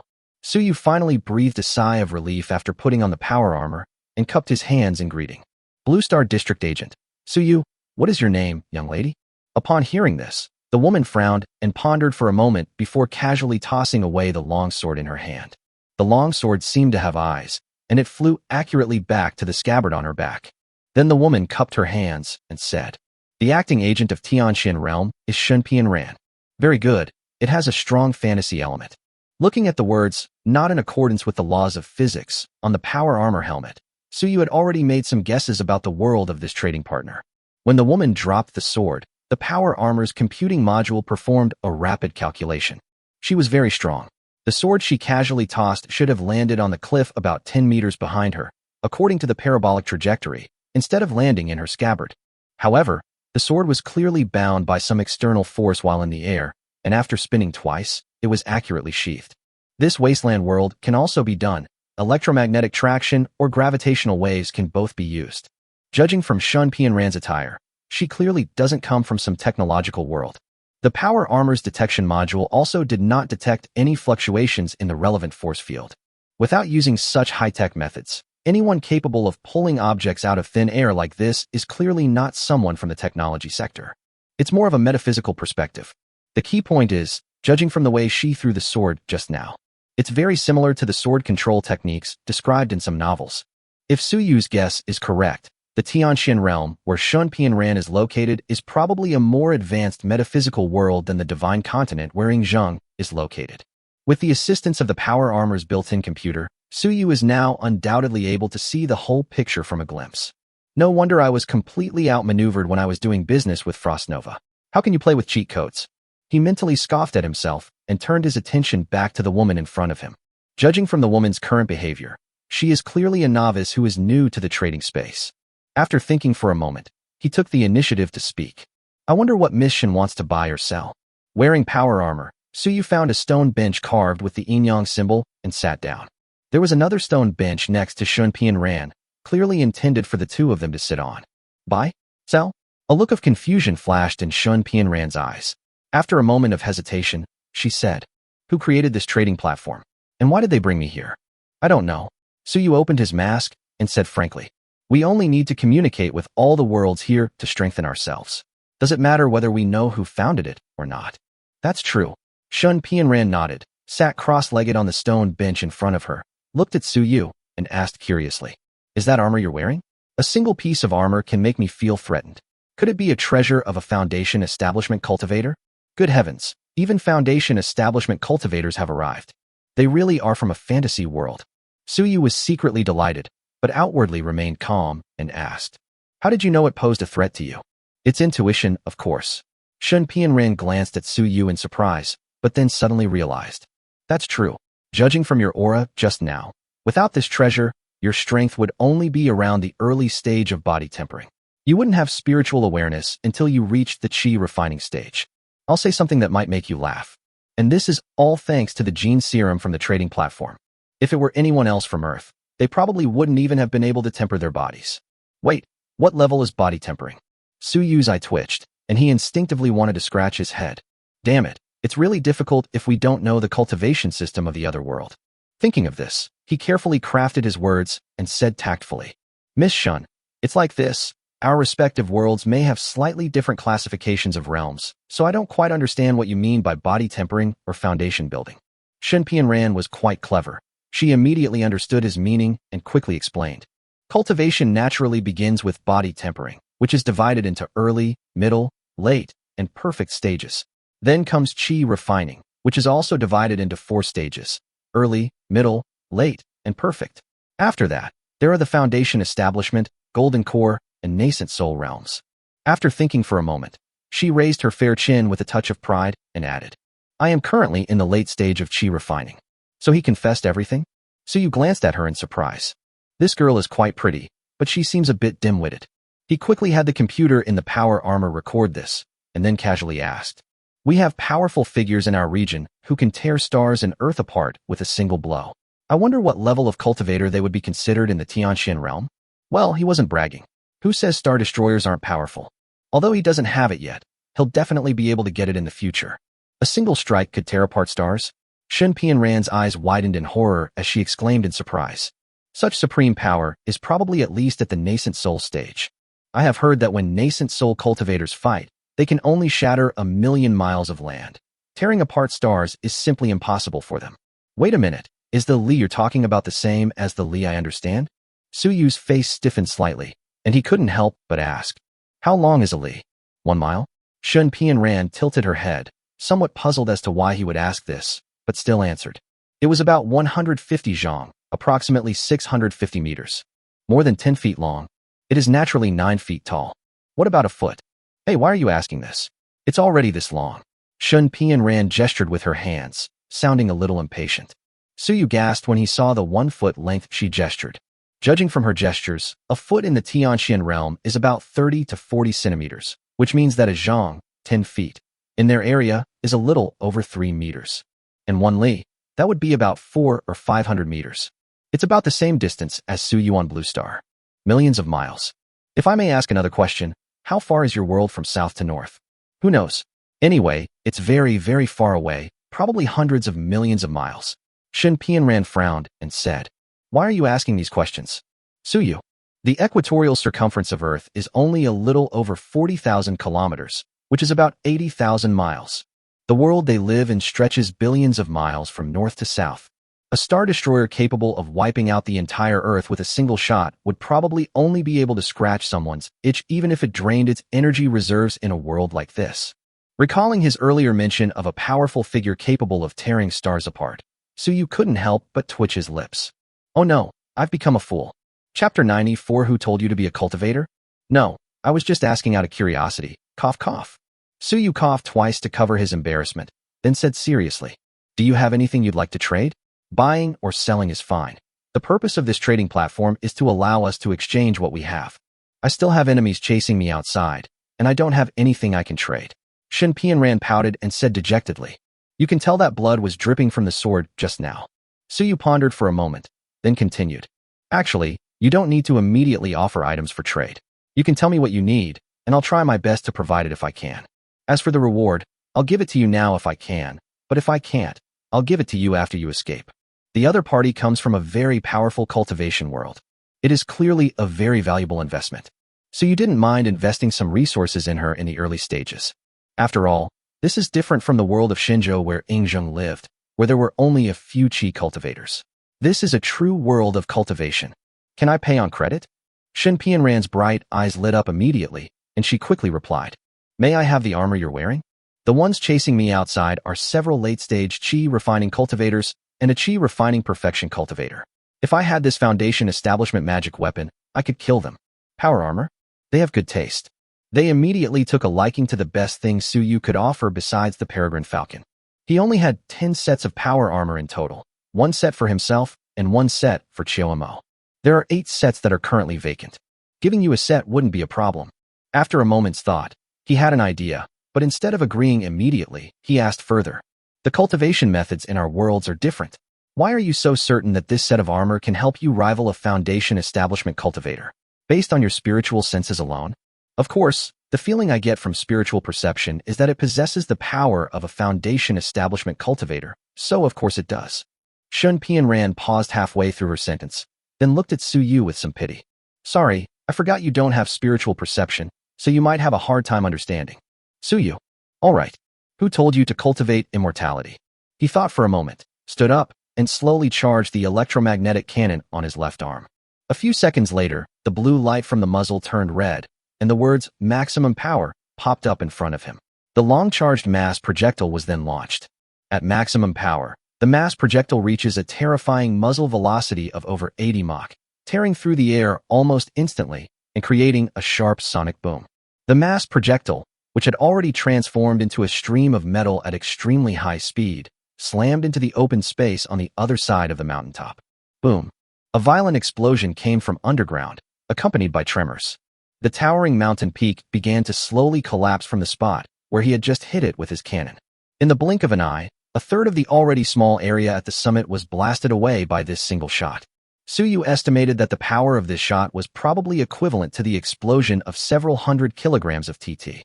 This is also the most powerful weapon mounted on the power armor. After doing all this, he turned to look at Shen Pianran, whose eyes were filled with surprise. This is my all-out attack. How does it compare to the foundation establishment cultivators on your side? Shen Pianran pondered for a moment upon hearing this before replying seriously. It's slightly stronger than a typical qi refining perfection cultivator, barely enough to withstand a casual strike from a foundation establishment cultivator with some weaknesses.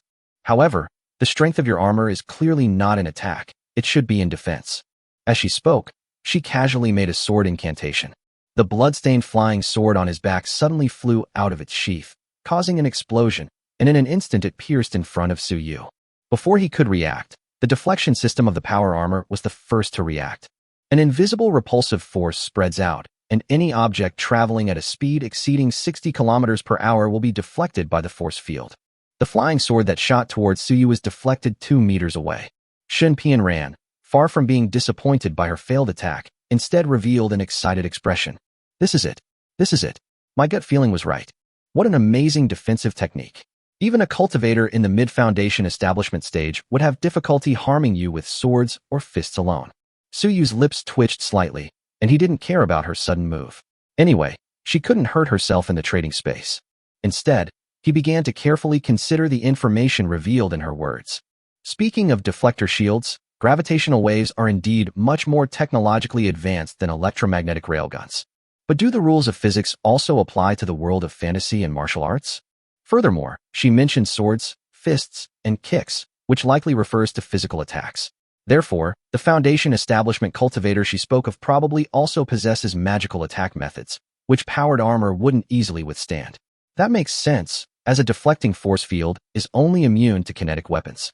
Furthermore, it can only withstand the mid-Foundation establishment stage, meaning that cultivators at the late Foundation establishment stage or above can break the deflection field with brute force. This is only the deflection field on the powered armor, and its power is not high. What if it were the deflection field on the Peregrine Falcon, or a more advanced starship, or even a space fortress like Future City? What level of cultivator would be needed to break it with brute force? Shun Pianran's few words revealed a wealth of information. Suyu couldn't deduce any reliable information for the time being, so he wrote it down and planned to study it carefully when he got back. Since Shun Pianran said it would be useful, he naturally had no objections. In exchange for a Storm-class power armor, Suyu could acquire a trading partner in a fantasy world. Although he didn't know what this partner could offer him, the world itself was enough for Suyu to make an investment. He immediately nodded and said, "Since you want it, I can give you this armor, but what are you going to trade for it? It doesn't have to be something you have now. If you don't have it now, anything you can take out after you get out of trouble will also work." Shun Pianran looked embarrassed and stammered. "A treasure that can save a Foundation establishment cultivator's life. I'm afraid I have nothing that can compare to its value." He's quite honest. Suyu shook his head and said, "We live in different worlds, and I don't necessarily have to judge you by your value standards. You can tell me what you can offer, and I'll make a decision after I hear it." After all, if Shun Pianran really wanted to get a Foundation establishment stage magic weapon that she considered to be of equal value to power armor, it wouldn't be of much use to Suyu. Is that so? Shun Pianran pondered for a moment. Then her eyes suddenly lit up. He took out a sachet from his bosom. After untying it, I reached out and fiddled with it for a bit, and then pulled out a monster bigger than a tank. Boom. Smoke and dust filled the air. Shun Pianran looked at the monster lying on the ground and said smugly, "Do you know why I'm being hunted down?" Chapter 95, The Heavenly Qilin Beast. This is a great tonic. Do you know why I'm being hunted down? You've already taken the things out. Why ask? And why do you seem so proud of being chased? Suyu felt that this girl seemed a bit childish, but after thinking for a moment, he still asked in a tone of surprise, as if coaxing a child. Could it be because of this monster? This isn't a monster. It's a heavenly qi refining late-stage, celestial qi beast. Shun Pianran reached out and patted the giant beast's back. There's a cultivation family in our city called the Sun family. They bully men and women all the time, and they're really annoying. I heard that their family's ancestor is celebrating his birthday in a few days, and the Sun family cultivators were planning to hunt a heavenly qilin beast as a gift. But I just happened to run into them. While they were fighting to the death with the heavenly scaled beast, I seized the opportunity to snatch the dying beast away. I even cut off one of the arms of that second young master of the Sun family. Pretty impressive, right? You're not dead yet, so you must be pretty capable. Suyu secretly complained, but on the surface he still went against his conscience and said, "Sharp." Shun Pianran didn't notice his perfunctory attitude and went on to boast about how brave she was back then and how she defeated the enemy with a powerful punch. After blowing for a while, he seemed to remember the important matter and quickly changed the subject. By the way, let's talk about the celestial beast first. This is a real treasure. It's said to have the bloodline of the mythical qilin beast. Although the bloodline is thin, it's still extraordinary and a top-quality tonic. If I take this one celestial qilin beast to the trading house, I could get at least 300 spirit stones.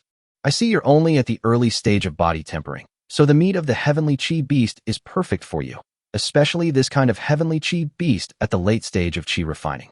You only need to eat a small piece every day for a month to reach the middle stage of body tempering. This celestial qilin beast is so big, it's enough to feed you for over a year. It will definitely help you reach the perfected body tempering stage. How about trading this for your armor? As Suyu listened to her words, his eyes lit up when he looked at the giant beast. If it really has the effects she described, then this thing would be incredibly amazing. He spent 200 trading points to buy a gene serum in the system shop. After one injection, according to her, his current strength is only at the early stage of body tempering. If one can reach the perfection of body tempering by continuously consuming the heavenly qilin beast for a year, then at least 3 minor stages will have been skipped in the process. This is equivalent to the dosage of 3 or 4 gene therapy drugs, isn't it? Good stuff, I'll take it. Suyu made a decision immediately. However, he naturally wouldn't let it go so easily. Suppressing the burning desire that flashed in his eyes, Suyu gave a faint after listening to Shun Pianran's introduction. The meaning is obvious. This is acceptable, but not enough. Shin Pianran was slightly discouraged upon seeing this, but she didn't think there was anything wrong with it. After all, in her worldview, the heavenly scaled beast, which a few chi refining stage cultivators could easily handle, was obviously far less valuable than a treasure that could rival a foundation establishment stage cultivator. So what if it can nourish a body tempering cultivator? Even 100 cultivators at the peak of body tempering wouldn't be enough for a foundation establishment cultivator to defeat with one hand. They're not even in the same league. Then, let's add another 100 spirit stones. Shin Pianran said after thinking for a moment. What are spirit stones used for? Given the girl's limited intelligence, Suyu decided to ask directly. What's it for? It's very useful. Seeing his interest in spirit stones, Shun Pianran quickly explained. Whether it's alchemy, weapon crafting, or array formation, spirit stones are essential materials. And spirit stones can even be used for cultivation. However, those who cultivate with spirit stones are generally powerful cultivators. Ordinary cultivators can't afford them, nor do they need them. Below the golden core stage, the spiritual energy of heaven and earth is sufficient. That's roughly the idea. Spirit stones are a precious commodity that everyone loves. Shun Pianran paused halfway through her sentence, then quickly changed her words. Suyu saw this but didn't point it out, casually saying. So, according to you, you have a lot of spirit stones over there? Shun Pianran subconsciously tightened her grip on her small sachet and quickly said, not many at all. A spirit stone mine is considered incredibly rich if it yields a few thousand spirit stones. For an ordinary chi refining cultivator, having 100 spirit stones is already considered quite wealthy. I've been saving these spirit stones for many years. Nodding, Suyu said casually. If all golden core cultivators need spirit stones to cultivate, how many spirit stones are generally needed to break through a realm? Shin Pianran answered subconsciously. That's too much. I heard that the prefect used nearly 1 million spirit stones to break through from the early stage of the golden core realm to the middle stage. Halfway through her sentence, she suddenly realized something was amiss, glanced at Suyu, and seeing that he didn't seem to react, quickly changed the subject. Oh, that's not important. How about adding another 100 spirit stones? Okay, but that's not enough. Suyu said with a smile. He'd basically gotten the information he wanted, so he was naturally in a good mood. If he's right, the combat power of the world Shin Pianran lives in is probably not as high as she said. Of course, it's possible that a battle between nascent soul cultivators could affect millions of miles, and a battle between deity transformation cultivators could tear apart hundreds of millions of miles of land in the north and south. However, their world may not currently have any powerhouses of that level. Suyu had some doubts before, and after hearing her say that those above the golden core stage would not have enough spiritual energy to support cultivation and would need spirit stones to assist them, her doubts deepened. That's why I tried to get information out of her to find out about the production of spirit stones in their world. If spirit stones are commonplace, then there's nothing to say about them. However, it's not hard to tell from her words that spirit stones are actually quite precious. However, just the early to mid stages of the golden core realm consumed over 1 million spirit stones. According to her description, that was the entire fortune of tens of thousands, or even hundreds of thousands, of chi refining stage cultivators. If the cultivation world she lives in isn't an extreme case where the strong use spirit stones like air and the weak can't even smell their own breath. This proves that there are actually not many spirit stones in their world. Furthermore, the cultivation of the golden core stage requires the assistance of spirit stones, which is necessary when the total amount of spirit stones is limited. There are probably not many advanced cultivators above the golden core stage in their world. Of course, it's also possible that Shun Pianran appears harmless on the surface, but is actually wicked inside. Everything he had shown before was an act, deliberately leading Suyu to think in the wrong direction. So, without evidence, he wasn't entirely certain, but he felt it was a possibility. Then I really have nothing to give you. I carry everything I have with me, and the more precious things are with my master. She never gives them to me. Shin Pianran pouted. Nothing to give. Suyu suddenly laughed. Not necessarily. To be honest, I'm quite interested in the cultivation method you practice. Chapter 96 Pills. Key information. No. Before Suyu could finish speaking, Shun Pianran shook her head vigorously, resolutely refusing. My cultivation technique was passed down to me by my master, and it allows me to cultivate to the golden core stage. In our area, That's incredibly rare and highly sought after. I would never trade it for something like this.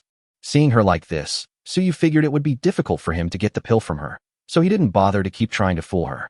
This girl may not seem very bright, but people like that are actually the hardest to fool. Of course, Suyu adhered to the principle of fair trade and had no intention of lying to her at all. Since she can't get her own cultivation technique by deception, it's acceptable to let her acquire some of the techniques from this event. Since he was going to take it back for research anyway, Suyu didn't intend to be a guinea pig and start cultivating himself. Who cares how advanced the technique is? However, before he could speak, Shun Pianran took the initiative to say, "How about this? I have some pills left. Could you use them as payment?" As he spoke, he reached into the small sachet and fiddled with it for a while before taking out several porcelain bottles. Shun Pianran held up the porcelain vases and introduced them one by one. This is an evil-repelling pill. One pill cures all diseases. This is a beauty pill. If an ordinary person takes one, they can maintain their youthful appearance until death. This is the pure spirit pill, the best aid for cultivation. If a mortal were to take it, one pill would turn them into a genius, allowing them to learn everything quickly. She took out 7 or 8 kinds of pills, each in a different porcelain bottle, with about 10 pills in each kind. After introducing everything, she looked at Suyu hopefully and said, "These pills were all given to me by my master. If I were to buy them, they would cost at least 300 spirit stones. The heavenly scale beast, 100 spirit stones, and these pills, combined, are worth no less than 600 or 700 spirit stones. How about we exchange these for your armor?" Through her conversation with Suyu, her mind gradually opened up. In the Tianxian realm, there are basically only 2 ways to purchase a Foundation Establishment stage magic weapon. That means buying with spirit stones or bartering. If you were to buy it with spirit stones, a Foundation Establishment stage magic weapon would cost at least 1,000 spirit stones. She clearly didn't have that many spirit stones. As for bartering, in her original mindset, only items of the same level could be bartered. For example, if you need a magic weapon for someone in the Foundation Establishment stage, you can only exchange it for other treasures from the Foundation Establishment stage. As for collecting a bunch of low-level items, adding up their value to over 1,000 spirit stones, and then exchanging them for Foundation Establishment stage treasures. In the heavenly profound realm, such a thing would be laughed at by other cultivators. But Suyu clearly didn't think there was anything wrong with it. He readily accepted both the heavenly Qilin beast and the 100 spirit stones. Shin Pianran then remembered that she still had these pills on her body that she could use for trading.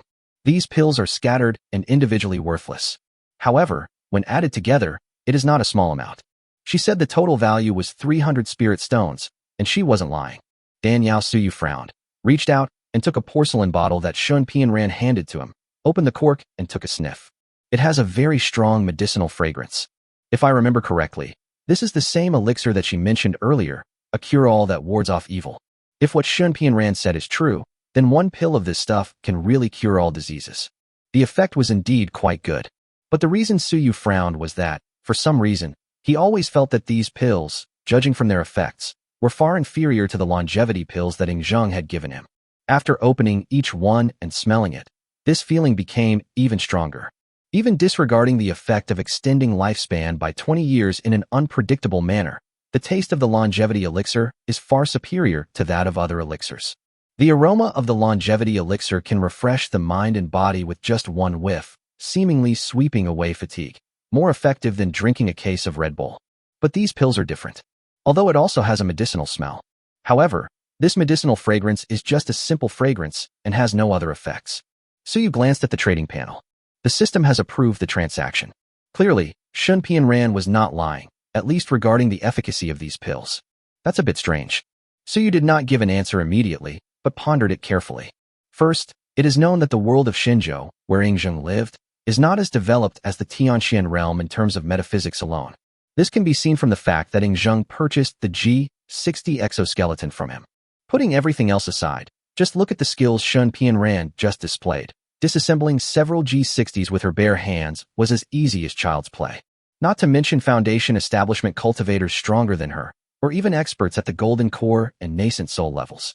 If Ingzheng's metaphysical power is truly more advanced than Shun Pianran's heavenly mystic realm, then there's no reason for him to buy G60s from him to fight the Xiongnu.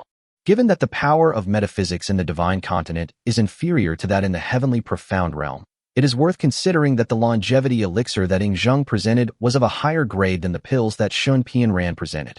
Judging from the fact that Zheng casually gave him dozens of pills, the longevity pill was not considered a precious thing in Zheng's hands. Although Zheng is the ruler of a country in the divine continent, it is no exaggeration to say that he is the #1 person in the world. His status and position are incomparable to those of Shun Pianran in the heavenly profound realm. But Shun Pianran has mentioned my golden core stage master more than once. He was clearly not some lowly qi refining cultivator without any background. In addition, the differences between different worlds, with the cultivation system in the Tianxian realm being more developed and complete than that in the Xinzhou world, further exacerbate the situation. Logically speaking, even if the pills she took out were not as good as the longevity pills that Zheng had created with the full power of the nation, they shouldn't be that much worse. But as things stand now, these pills are far inferior to the longevity pills that can extend one's life by 20 years as long as one has a breath left, regardless of any preconditions. Of course, it's also possible that Shun Pianran hid the good stuff and used some common, cheap items to fool him. After thinking for a moment, Suyu tentatively asked, "Do you have any elixirs that can prolong lifespan where you are?" "A pill to prolong life?" Shun Pianran was taken aback, then looked at Suyu with a strange expression. This kind of elixir is extremely rare and can no longer be refined. The few that occasionally appear are all dug out from secret realms and ancient tombs. Even pills that can only extend lifespan by 3 to 5 years can cause old monsters nearing the end of their lifespan to fight tooth and nail for them, even resorting to violence. Life-extending pills are extremely precious. Why would you think that a mere qi refining cultivator like me would have them? Really? Suyu felt certain that he had grasped a very crucial piece of information. Chapter 97. The deal is made. The divine land is a relatively low-level, even just starting, metaphysical world. However, it can produce a large number of longevity pills that are extremely precious even in a relatively perfect cultivation world like the Tianxian realm. This is clearly not normal. After a brief analysis, Suyu concluded that there were probably 2 reasons for this situation. The first type is that the Tianxian realm is far stronger than the Xinzhou world in terms of its power system, but it is inferior to Xinzhou in terms of alchemy skills. The second possibility is that while the Tianxian realm is indeed far more developed than the Xinzhou world in terms of metaphysics, the Xinzhou world also has certain advantages in some areas. This advantage doesn't necessarily refer to technology. It can also be resource-related. The first possibility is very small. Objectively speaking, Suyu thinks the second possibility is more likely. As Shun Pianran just said, the Tianxian realm does have pills that can prolong life. It's just that it can't be refined now. All existing longevity-promoting elixirs are based on archaeological discoveries. This means that the heavenly profound realm could be refined in the past. The reason why it can't be refined now is not hard to guess. 1 or more materials are missing. Of course, the worldview of fantasy novels always contains some settings that favor the past over the present, and that ancient methods are always better than modern methods. In ancient times, a single skill of immortal magic could destroy the heavens and the earth, while modern immortal magic, even after 100 years of practice, could not defeat an ancient dog. This kind of situation often appears in some of the fantasy or xianxia novels that Suyu has read. If we really have to force an interpretation, we could say that the alchemy techniques of the heavenly profound realm were more advanced than those of today, but they have been lost. However, objectively speaking, this possibility is almost negligible. If it's a peerless martial art passed down only to a single male lineage, and not to a female, then it's understandable that it's been lost. Because this kind of practice is not widely accessible, it is indeed very easy for it to be lost if someone involved in an accident dies. The methods for refining longevity-extending elixirs clearly do not belong to this category. Judging from Shun Pianran's statement that longevity elixirs can still be obtained through archaeology, it's clear that, even if the method for refining longevity elixirs isn't commonplace, it's unlikely to be something passed down only within a single lineage and lost due to some accident. And given that the refining method is unlikely to be lost, however, they were unable to refine such elixirs. That leaves only the possibility of a lack of essential materials. Suyu had a general idea in mind, but he didn't try to get more information from Shun Pianran to confirm his guess, because it wasn't really that important to begin with. The most crucial information now is, longevity pills are extremely rare and highly sought-after items in the heavenly profound realm. It is said that the longer you live, the more afraid you become of death. These cultivators have long lifespans, making it even more difficult for them to take life and death in stride. The need to extend lifespan is inevitable. Suyu glanced at Shun Ran, who was still waiting for his reply, and suddenly smiled. A celestial Chilan beast, elixirs, and 100 spirit stones can be exchanged for a piece of armor. Yes. He knew without even thinking that the price was a huge bargain in Shun Ran's eyes. But it doesn't matter, he won't lose anything anyway. He had originally planned to invest the entire amount, prepared for the possibility that Shun Ran would take his power armor and still be unable to defeat his enemies, leaving him with nothing. The income from these items has exceeded his expectations. Suyu could certainly continue to squeeze more benefits out of her, and it was even possible that he would empty her little sachet, which seemed to be a spatial storage device. But it's unnecessary, because he also needs to consider another issue. That's the emotion of the trading partner. Both Frostar and Ingzheng are intelligent people who, most of the time, will only do things that are in their own best interest. Whether the process of doing this was enjoyable was not within their consideration. Therefore, when Suyu did business with them, he would do his best to bargain and try to earn as much as possible, because he wasn't worried at all that Frostar or Ingzheng would refuse to trade with him because of this. But Shun Ran is different. Judging from her behavior from just now until now, she not only looks like she's in her late teens, but her behavior also reflects the impulsiveness and naivety typical of that age. He would readily draw his sword and cut off the young master's hand, even at the risk of putting himself in danger. They act solely based on their likes and dislikes, without much consideration for the consequences. Doing business with her, if you push her too hard, it won't be good. If it triggers a rebellious attitude, she'll simply not do the deal. The one who's really in a bind is Suyu. After all, she represents a true fantasy world of immortals and heroes. Just thinking about the wonders of their world made Suyu swallow hard. Therefore, for the sake of long-term benefits, it is not unreasonable to give her some benefits now. Anyway, he only received Chiu Mo as a capable assistant and got 10 sets of power armor, so it was definitely worth it. As expected, upon hearing Suyu's agreement, although Shun Ran tried her best to keep a straight face, a look of joy was still visibly revealed on her face. I almost burst out laughing. Suyu didn't mind. He signed the transaction contract and traded an unopened power armor to Shun Ran. Without waiting for Shun Ran, who had just acquired the power armor, to examine it carefully, he continued. Now that the armor deal is done, I think we can talk about another deal. As he spoke, a delicate rosewood box appeared in his hand. Suyu casually opened the lid, and a refreshing fragrance immediately wafted out of the box. Another deal? Shun Ran, whose attention was entirely focused on the power armor she had just acquired, subconsciously turned around. He was stunned for a moment when he saw the longevity pill in Suyu's hand, and then stood there frozen. Her beautiful eyes were fixed on the golden pill, a burning desire visible to the naked eye. Her breathing gradually became heavy, and her breasts swayed visibly. Clearly, the longevity pill that suddenly appeared before her was more shocking and tempting than the power armor. After a long silence, she spoke to Suyu with a trembling voice, sounding somewhat incredulous. Could this be? Longevity extending golden elixir. Suyu chuckled. One can extend one's lifespan by 20 years. This can be traded too? Shun Ran's eyes lit up, and before Suyu could answer, she continued. What kind of reward do you want? If it's a cultivation technique, I can give it to you right now.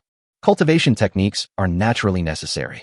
Suyu pondered for a moment and said, the cultivation method your master passed on to you, plus at least 3 other cultivation methods of different types, can be slightly inferior to your own, but not by too much. Although he couldn't tell whether it was good or bad, Shun Ran didn't know. Sure, Shun Ran agreed without hesitation. Clearly, in her mind, the value of this golden elixir far exceeded that of these cultivation techniques. However, just as Shun Ran was fantasizing about how she could exchange a few cultivation techniques for such a precious pill and be praised by her master when she returned, Suyu's voice came again. Don't worry, there's more. Besides the cultivation techniques, there's also something else.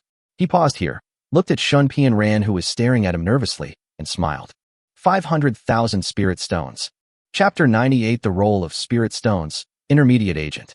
What are the specific uses of spirit stones? Suyu didn't know, but he knew one thing.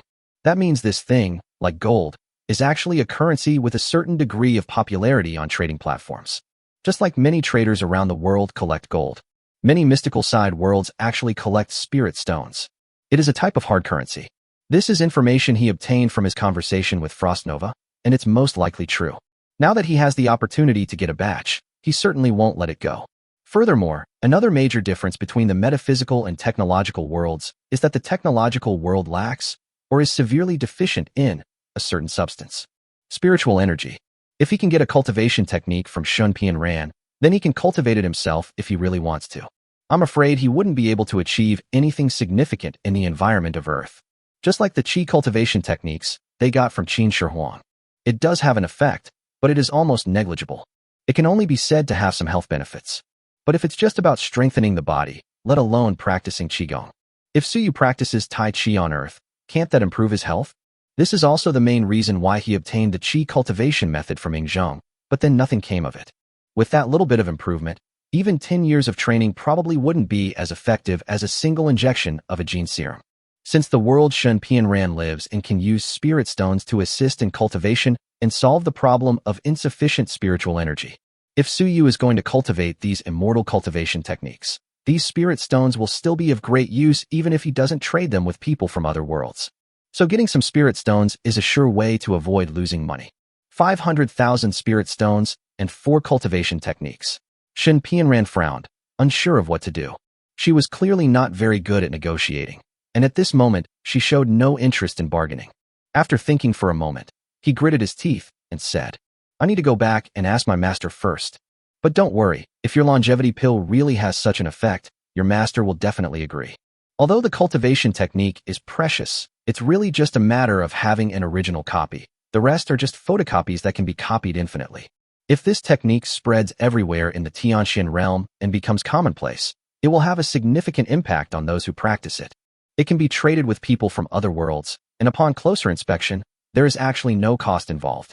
Even if Suyu had her cultivation technique and everyone in the Blue Star clan practiced it, it wouldn't affect the people of the heavenly profound realm at all. Therefore, the real cost of this transaction is those 500,000 spirit stones. The value of longevity elixirs is actually quite difficult to define. In the world where Shun Ran lives, cultivators who have just entered the golden core stage can live for thousands of years, and those who have reached the golden core stage can live for 2,000 years. 20 years is but a blink of an eye for these great beings. Those golden core cultivators who still have plenty of lifespan will definitely not spend so many spirit stones to buy longevity pills, because they themselves still need spirit stones to assist in cultivation. But this may not be the case for cultivators whose lifespan has come to an end. Especially for golden core cultivators who are stuck at a bottleneck, just one step away from breaking through to the next realm, but whose lifespan is running out. Let alone 500,000 spirit stones. People are willing to spend millions of spirit stones. After all, as long as you're alive, there's still hope. If you're dead, then you really have nothing left. These types of monks often have another characteristic. That means they have a lot of money. After all, they are all ancient monsters who have lived for thousands of years, so their reserves of spirit stones are definitely not small.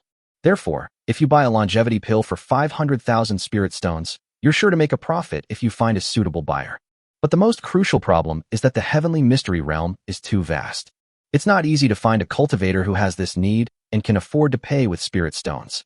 Therefore, Shun Ran was definitely unable to make a decision about whether or not to buy the golden elixir. She had to ask her master first. After all, she couldn't come up with so many spirit stones on her own. Okay, then it's settled. Suyu didn't press for further questions, but simply nodded in agreement. After exchanging information for a while, Suyu gave Shun Ran a thorough explanation of the trading platform before they parted ways. It is worth mentioning that in subsequent exchanges, they signed a letter of intent to purchase the longevity elixir. The contract roughly states that Suyu guarantees the effectiveness of the longevity pill, while Shun Ran gives Suyu her cultivation technique as a deposit. Once all the other cultivation techniques and spirit stones have arrived, the two parties will exchange money for goods. Shun Ran was initially hesitant. However, after witnessing the various mysteries surrounding the trading platform and confirming that it couldn't possibly be some kind of illusion, without further hesitation, he did not hesitate. He readily copied his cultivation technique onto a jade slip and gave it to Suyu as a deposit. Both parties are satisfied with this transaction. Shun Ran was naturally satisfied with obtaining a power armor that, even in the hands of a mortal, would be comparable to that of a foundation establishment cultivator. And the longevity elixir, which can be obtained by replenishing resources later. What pleased Suyu was that he had finally developed a new trading partner.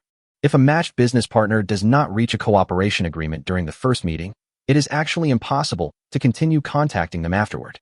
However, as long as a transaction is completed when they are first matched, or at least the intention to make a transaction is reached, The two agents will obtain a fixed contact method, and there will be plenty of opportunities to exchange information in the future. We've already completed one transaction with Shun Ran, and there's another reservation for the longevity elixir to come. The two sides have naturally locked in a tight battle. There will be plenty of opportunities to continue our cooperation in the future. In addition, Suyu also had high expectations for the world Shun Ran lived in. After all, it is a fantasy world of immortals and heroes. Once a stable trade bridge is established, the benefits he can obtain from the heavenly profound realm are countless. Another win-win situation. Name, Suyu. Identity, agent of the Blue Star region of the Transdimensional Trading Platform. Level, Junior Agent 7 to 10. Trading point, 1,100 points. Available matches, 0. Back in his personal space, Suyu was overjoyed to see that the experience bar for his agent level had finally increased from 6 to 10 to 7 to 10. Now that we've reached 7 to 10, it's only a matter of time before we reach 9 to 10. In other words, as long as he encounters a tradable partner when the next matchmaking opportunity refreshes, he can complete a transaction. Upgrading to intermediate agent is a sure thing. So you didn't know how long it took other agents to upgrade from newly registered agent status to intermediate agent. But he himself is now just one step away from becoming an intermediate agent. This only took 4 attempts to match trading partners. It took less than 4 weeks from start to finish. It's quite an accomplishment, actually. At least for now, he is progressing much faster than Frost Nova and Ing Zheng. Chapter 99G, 20 goes to the battlefield and shines. They're only coming out so late. Looks like they've reached an agreement. In the villa's dining room, Chiao Mo, who had prepared a late-night snack, looked at Suyu as he came downstairs and asked him a question. Well, that's about right. The other party comes from a world with a metaphysical aspect, which seems to have a more advanced power system than Ing Zheng's. Suyu sat down at the dining table and gave a simple explanation. My power armor is upstairs. It contains a video I recorded of the entire process. You can take a look. Okay, Chiao Mo replied, then nodded slightly as if deep in thought. After a moment, she continued. Judging from the power armor's logs, the sword strike she delivered to you was incredibly fast, approaching Mach 10, and it accelerated almost without any acceleration. The world of metaphysics is indeed quite amazing. If the speed of this sword exceeds Mach 200, the deflecting force field on the Storm-class power armor should have a hard time stopping it. If she wasn't hiding her true abilities, then her description of the heavenly profound realm's power system shouldn't be too problematic. Analyzing her micro-expressions, she likely doesn't possess that much cunning, but that's not entirely true. We don't know enough about the mystical world to draw definitive conclusions. Autumn's End rubbed his chin, then said, Give me a few portions of the spirit stones in those pills, and also let me see their cultivation techniques. I want to study them. Let's see if we can figure out the principles behind so-called spiritual energy and the cultivation of immortality. There is a professional laboratory in Ziwiyuan. Some of the equipment inside was purchased, while some was printed by the 3D printer in the J9000 at the end of the autumn. It can be said that apart from large particle colliders, there is no laboratory in the world with more complete equipment than Ziwiyuan. Suyu naturally had no reason to refuse. He shared this information with Chiao Mo with this intention in mind. After all, neither he, Chiao Mo, nor even Ing Zheng, who originally came from the metaphysical world, knew much about cultivation. In order to pave the way for future transactions with Shun Ran, he at least needs to have some understanding of this thing first. Shun Ran currently believes that he also comes from some metaphysical world and is unaware that there is such a thing as a technological side in the myriad worlds. But you can't be sure what will happen after that. If the other party knows that he is completely clueless about cultivation, even if Chiao Mo is involved in the transaction, he will still be easily scammed. If the information gap becomes too large, it cannot be smoothed out by algorithms. Moreover, those who cultivate immortality may not necessarily be less intelligent than computers. Shun Ran is like a naive and innocent girl, but she is definitely not a silly fool. After finishing their late-night snack, they gave Chiao Mo the things they had obtained from Shun Ran and asked her to study them. It was already past 6 in the morning. It was already light outside, and dawn was about to break. Suyu threw himself onto the big bed in the villa and fell asleep immediately. To be honest, besides himself and Chiao Mo, there are basically only some androids responsible for maintaining the villa in this villa. That is, Yu Xiaoyu occasionally comes here to stay for a few days. This woman was quite sensible. Knowing that her relationship with Suyu could not progress any further, she found her place. Although she has a room in the villa, she has no intention of moving in. She continued to go to her job and would occasionally come to Suyu for a night of pleasure when she had time off. Suyu did not treat her unfairly. Although they didn't give out money directly, they still sent a bunch of random things. Its value is probably over $1 million. However, for Suyu now, these 3 measly things are of no importance. I've used up my weekly matchmaking opportunity. There's nothing important going on at the company lately. Over the next few days, Suyu entered a state of not knowing what to do, so he stayed in the villa and became a couch potato for a few days.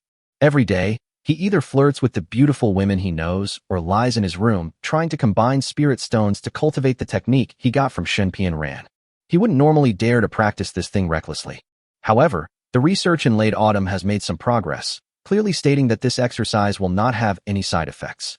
The scenario depicted in novels, where someone goes mad from practicing without guidance, is virtually impossible. In addition, there is a trading platform to guarantee it. Only then did he dare to cultivate. Surprisingly, this thing actually has some effect when practiced. After only 3 or 4 days of cultivation, coupled with a small piece of heavenly scale beast meat every day, Suyu felt that his strength was at least twice that of when he had just been injected with the gene serum. I don't know if it's because the cultivation technique is amazing, or because the meat of the heavenly Chilan beast is too effective, or perhaps he simply has a natural talent for it. In short, he practiced the techniques given to him by Shenpian Ran with great ease and hardly felt any difficulties. This calm did not last long. On Wednesday, the entire batch of G20 exoskeletons ordered by Wagner was delivered to the front lines by rail. Just 2 days later, after the Legion soldiers had familiarized themselves with the equipment, they launched a large-scale military operation on Friday night of this week. 5,000 soldiers wearing G20 exoskeletons, along with several heavy armored brigades, and with the support of Air Force and ground artillery units, broke through the enemy's defenses in one fell swoop. Overnight, they wiped out 7 fully equipped brigades of the enemy, killing or capturing more than 20,000 people and pushing the front line more than 100 kilometers forward. Furthermore, thanks to the superior mobility of the exoskeleton, it has already formed a strategic encirclement of nearly 20 enemy brigades in another direction. The battlefield, which had been deadlocked, suddenly turned into a one-sided situation overnight. In this battle, the G20 exoskeleton, a civilian engineering device developed by Spacetime Technology, shone brightly. Equipped with the G20 exoskeleton, the Wagner Group became the sharpest blade on the entire battlefield, taking over the trenches, fortifications, and urban warfare that had previously caused both sides immense headaches. With the G20's powerful performance, it suddenly became less effective. A few soldiers wearing G20 exoskeletons can easily clear a street with complex terrain with a simple teamwork. 3 veterans wearing G20s could easily destroy the trench bunkers where dozens of enemy soldiers were stationed. With the G20 exoskeletons' terrifying speed and powerful defense, those who previously thought it was nothing special based solely on its specifications are now experiencing the fear of being defeated by a dimensional attack. On Saturday noon, a Wagner spokesperson praised Spacetime's products at a press conference, saying they were both advanced and easy to use. At the same time, when asked by reporters, the spokesperson subtly indicated that their company planned to purchase more G20 exoskeletons from Spacetime. On Saturday night, the United States, along with its allies around the world, warned Time Tech against selling the G20 exoskeleton, citing the sale of inhumane weapons of mass destruction or face sanctions. Chapter 100 Punish Me? What's it to me? So you used to see a meme on the internet all the time. That means when the US says you have weapons of mass destruction, you better actually do have them. Unfortunately, he did have it. Needless to say, there's the operation of a Peregrine Falcon flying into low Earth orbit and dropping a massed missile. If he wanted to, with the equipment in the Zaiwuan laboratory, he could easily handcraft a giant mushroom with a yield of tens of millions of tons in a matter of minutes. Therefore, he simply ignored the threat of sanctions from the United States.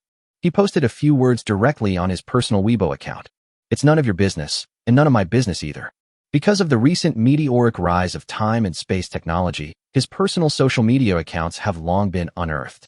This Weibo account, which has been virtually unused, already has nearly 10 million followers, and Weibo even thoughtfully gave it a verification. Therefore, his 2 sentences immediately caused quite a stir online.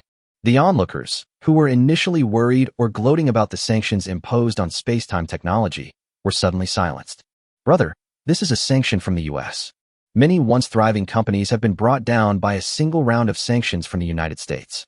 Is it appropriate for you to be so arrogant when you're about to be sanctioned? As it turns out, it was actually the right thing to do.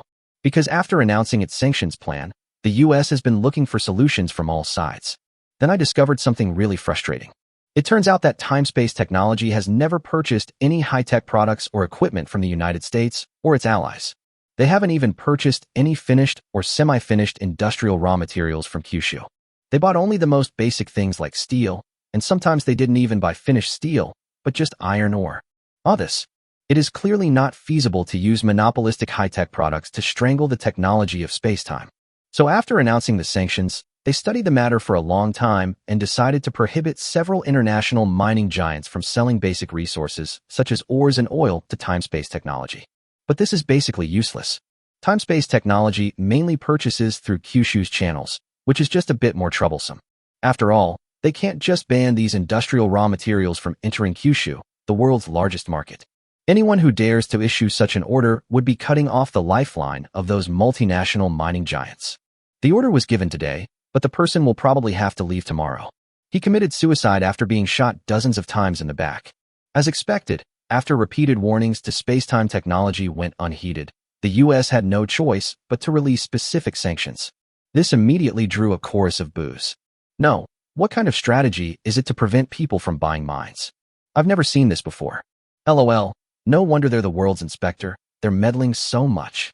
They have to sanction people for buying iron ore? Why don't they sanction people for breathing and drinking water?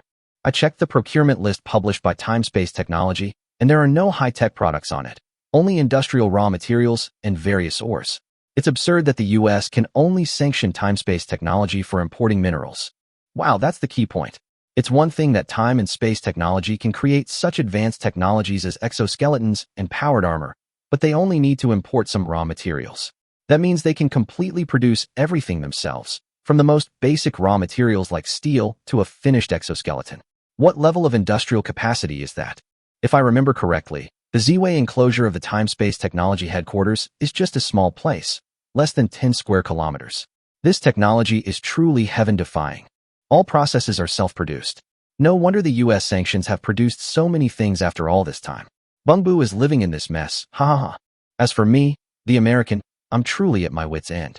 Of course, although the US's actions have become a laughingstock on various forums in Kyushu, it wasn't entirely a waste of effort. This sanction has another clause besides prohibiting mining giants from selling minerals to time-space technology. The US and its allies are prohibited from purchasing all products from time technology. This sanction is what truly has power. Although its effects are still limited, it can at least restrict the development of time-space technology. At least half of the orders that poured in like snowflakes a few days ago were canceled after seeing this sanction regulation. Suyu's solution to this was also very simple. You don't want it? There are plenty of people who want it. Wagner is going to order another 10,000 G20s? Give. My order has been placed at the very top of the queue and will be shipped tomorrow. Don't want my goods? Then prepare to get beaten up. Who doesn't know that the real adversaries Wagner represents are actually the US and their allies? After they were crushed on the battlefield by Wagner, who was wearing an exoskeleton, Suyu wanted to see if they were still tough. His original intention was to not be picky about customers at all, selling to Wagner on one hand and to the other side of Wagner on the other, making a profit from both sides. Since you won't let him eat, then don't blame him for being unreasonable. And this is a big order from Wagner. There are countless small orders of hundreds or even thousands of units in those chaotic areas. The source of chaos in many of these areas is actually mold that grows from oil. Suyu's meaning regarding the orders from the resistance forces in these regions was also very simple. Increase production capacity. He'll provide as much as you need. If you have money, give money. If you don't have money, you can give resources to settle the debt. Anyway, he needs these industrial raw materials. Suyu even accepted small orders from illegal organizations within the United States and its allies' territories and prioritized their shipments. Don't want him to have an easy time? Then let's all just give up. They're saying I'm an arms dealer? You have a really good eye for people. And it's the kind that has no bottom line and is the most unscrupulous. So what? After dealing with the sanctions from across the ocean in a simple manner, Suyu originally planned to continue cultivating at home.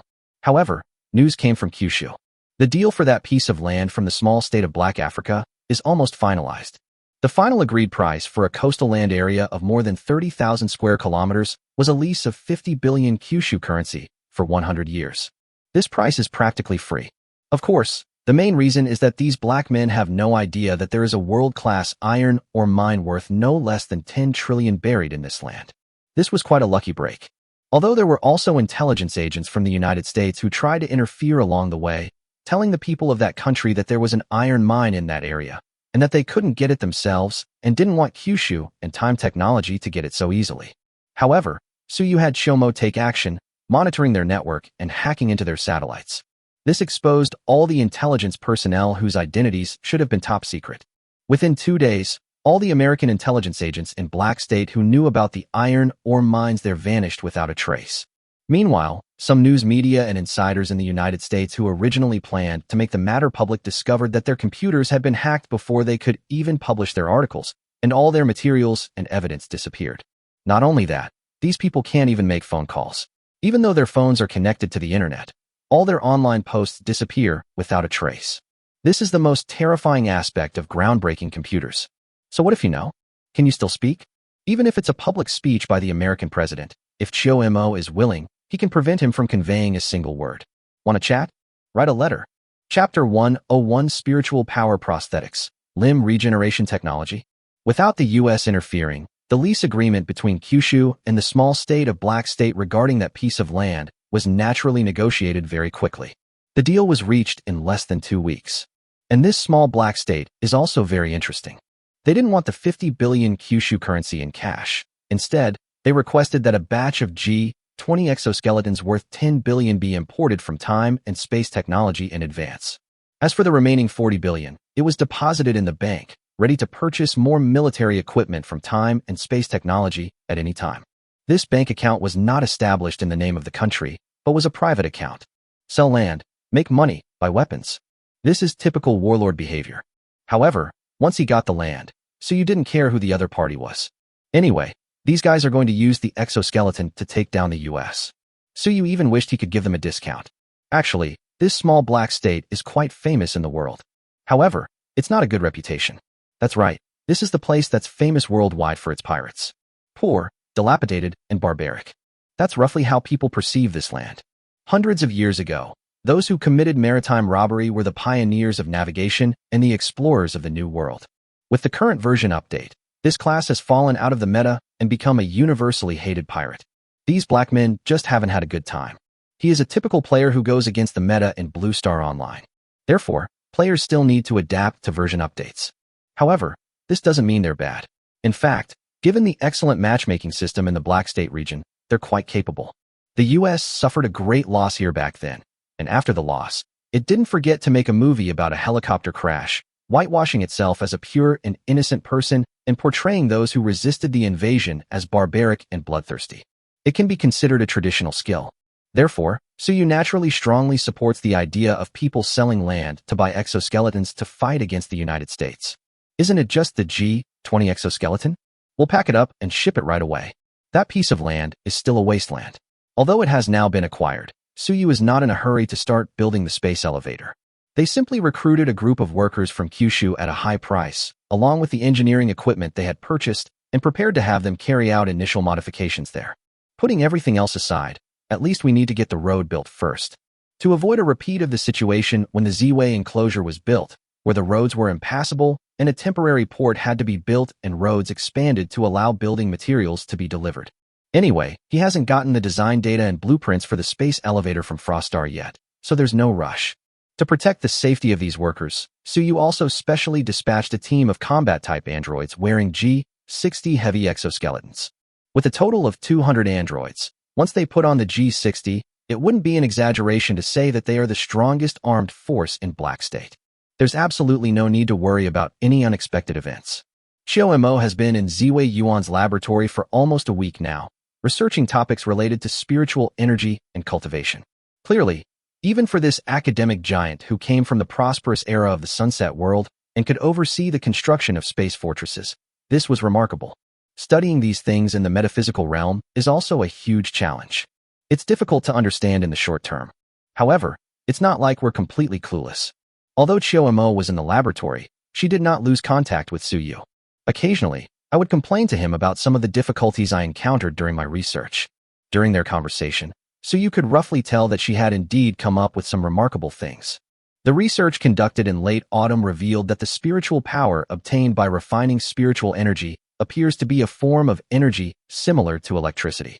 Furthermore, Compared to the incompatibility between the human body and electricity, spiritual energy is closer to the human body and has a wider range of effects than electricity. She hasn't figured out the underlying principles yet, but she has already created some related products based on them. For example, there are spiritual power prosthetic products that combine spiritual power with wasteland prosthetic technology. According to her calculations, if this kind of prosthesis were fitted to a disabled person, it would not only perfectly replace the missing organ, but it would also not feel out of place like a regular mechanical prosthesis, which, although usable, is not truly one's own and would give the user a sense of incongruity. This difference is roughly the same as the difference between a normal person using chopsticks to pick up things and directly using their hands to grab things. While the mechanical prosthetics in the wasteland are not much different from people's own limbs in terms of function, they are not the original organs after all. However, the spiritual power prosthetic does not have this concern. These spiritual powers are incredibly powerful. Even steel prosthetics, when powered by these spiritual powers, will actively connect the neurons between the human body and the prosthetic limb, as well as the prosthetic limb's control system. It can be made so that people can't tell the difference between a prosthesis and a real hand. Even if a prosthetic limb is made of a special material that is close to spiritual energy, after it is put on a person, the prosthetic limb will gradually transform into flesh and blood under the subtle influence of spiritual energy. Over time, it can become completely flesh and blood, perfectly integrated into the human body. To achieve true limb regeneration. Suyu never expected that spiritual power could be used in this way. Let alone him. Even Shun Pianran from the Tianxian realm probably couldn't have imagined such a thing. Even those who cultivate immortality need a certain level of cultivation to regenerate severed limbs. Following the path of Chio-Mo, the regeneration of severed limbs does not require the user to have any foundation. All that is needed is to provide enough spirit stones as a source of spiritual power. That's outrageous. However, this thing requires spirit stones to provide energy, so it will probably be difficult to make it widespread. The reason Chio-Mo did this was simply because he discovered that spiritual energy was too compatible with the human body, so he took the opportunity to study it. Her main research focuses on finding the secret of how metaphysical cultivation can lead to human evolution by examining the characteristics of cultivation techniques and spiritual energy. However, compared to things like spiritual prosthetics that were developed incidentally, her current main research topic is obviously much more complex. After all, it's a cultivation path summarized by countless cultivators in the heavenly profound realm. It would be unreasonable if she could decipher it in just a few days. However, besides studying these metaphysical things, Chio-Mo also paid attention to some other issues. For example, the question of whether the longevity pills produced in Yingzheng's world are of a higher grade than the pills in the Tianxian realm. Through her research on the longevity elixir and the heavenly mystic realm elixir, she came to a conclusion. That means Suyu's previous guess was correct. The alchemy techniques of the Tianxian realm must be superior to those of the Shenzhou world. However, the divine continent where Yingzheng resides clearly possesses some resources that the heavenly profound realm lacks. That's why it's possible to refine even more advanced longevity elixirs. At Chio-Mo's suggestion, Suyu, who had been cultivating like a lazy bum for quite some time, took the initiative to contact Yingzheng, whom he hadn't seen for a long time. Chapter 102 Yingzheng, Spirit Stone? Isn't this a piece of jade? In the elegant pavilion, Suyu waited only a moment before Yingzheng arrived, still wearing his imperial robes. Clearly, this was another instance where he had just finished court, or perhaps he had even arrived halfway through court. It's been a few days since I last saw Mr. Su, and he looks even more radiant than before. It seems that his cultivation has improved again. As soon as Yingzheng entered, he glanced at Suyu a few times, a strange look flashing in his eyes, and couldn't help but praise him. Even the Qin Emperor knew Qi cultivation techniques. Suyu asked in surprise. He hadn't asked about this before. However, upon further reflection, he realized that since Qi cultivators existed in the divine continent where Yingzheng lived, it was normal for him, as the ruler of a country, to have cultivated them as well. I have a smattering of knowledge. Yingzheng nodded, then continued. Mr. Su, is there something important that you suddenly seek me out? Suyu had no intention of beating around the bush and immediately took out a spirit stone, saying, Did the Qin Emperor recognize this object? Yingzheng took the spirit stone and examined it carefully, then frowned and said, Isn't this just an ordinary piece of jade? Could there be some extraordinary thing about it? Jade? Suyu was startled. Speaking of which, the spirit stones that Shun Pianran gave were indeed very similar to the jade stones of Blue Star. In late autumn, jade was also used for comparison on Blue Star. However, After verification, it was found that the jade from Blue Star and these spiritual stones were completely different from each other, except that they looked similar. At least, there was no spiritual energy or anything like that in the jade. Spirit stones are formed entirely of spiritual energy. After the spiritual energy within them is exhausted, they will gradually melt away, just like ice turning into water. At most, only a few impurities will remain. The composition of jade on Earth is much simpler. The main component of jadeite is sodium aluminum silicate, while the main component of Hittian jade is calcium magnesium iron silicate. She thought it was mostly a coincidence and stopped paying attention. But when Yingzheng also said it was jade, that's quite intriguing. Suyu inexplicably recalled the spiritual energy prosthetic limb he had created at the end of autumn. Over time, that thing would gradually adapt to the human body and become flesh and blood. So, wouldn't it be possible that the jade on Earth? Thinking of this, he quickly stood up and said, "Please wait a moment." As they spoke, they quickly left the trading space and returned to the villa. After rummaging through everything, she finally found a jade pendant in Xiaomo's room, a pendant she had bought while shopping at some unknown time. Then he flashed back into the trading space. He placed the pendant in front of Yingzheng. "If that's jade, then what is this? A stone that looks a lot like jade?" Yingzheng frowned and examined it for a moment before asking, somewhat surprised. He hadn't expected that a stone could look so much like jade. "Suyu, I understand. In the world of Shenzhou where Yingzheng lived, jade clearly refers to spirit stones. As for the so-called jade on Blue Star, Suyu guessed that it was either a complete coincidence or just looked like a spirit stone. Or perhaps these jade stones were originally spirit stones, but due to various reasons, the spiritual energy of Blue Star gradually dissipated, and these spirit stones gradually merged with the stones in the land, turning into the ordinary jade stones we see today. He felt the latter possibility was more likely.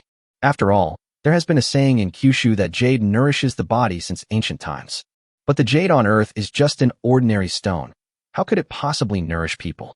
If these stones were indeed spiritual stones in the past, then the saying that jade nourishes people is clearly not just nonsense spouted by our ancestors who didn't understand science. It is true.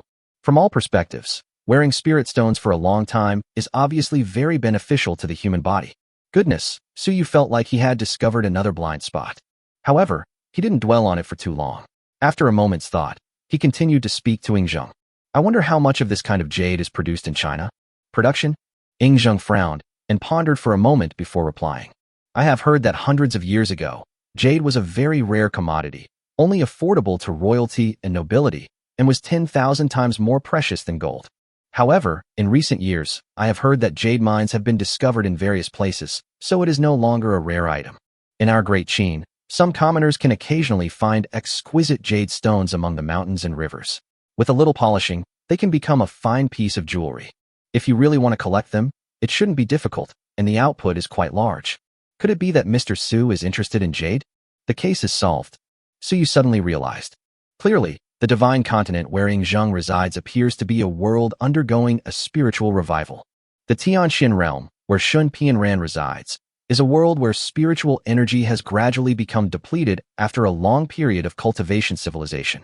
This also explains why, although the heavenly profound realm's alchemy techniques are significantly more sophisticated than those of the divine continent, the pills they produce are still inferior to the longevity pills that Yingzheng can casually produce dozens of at a time.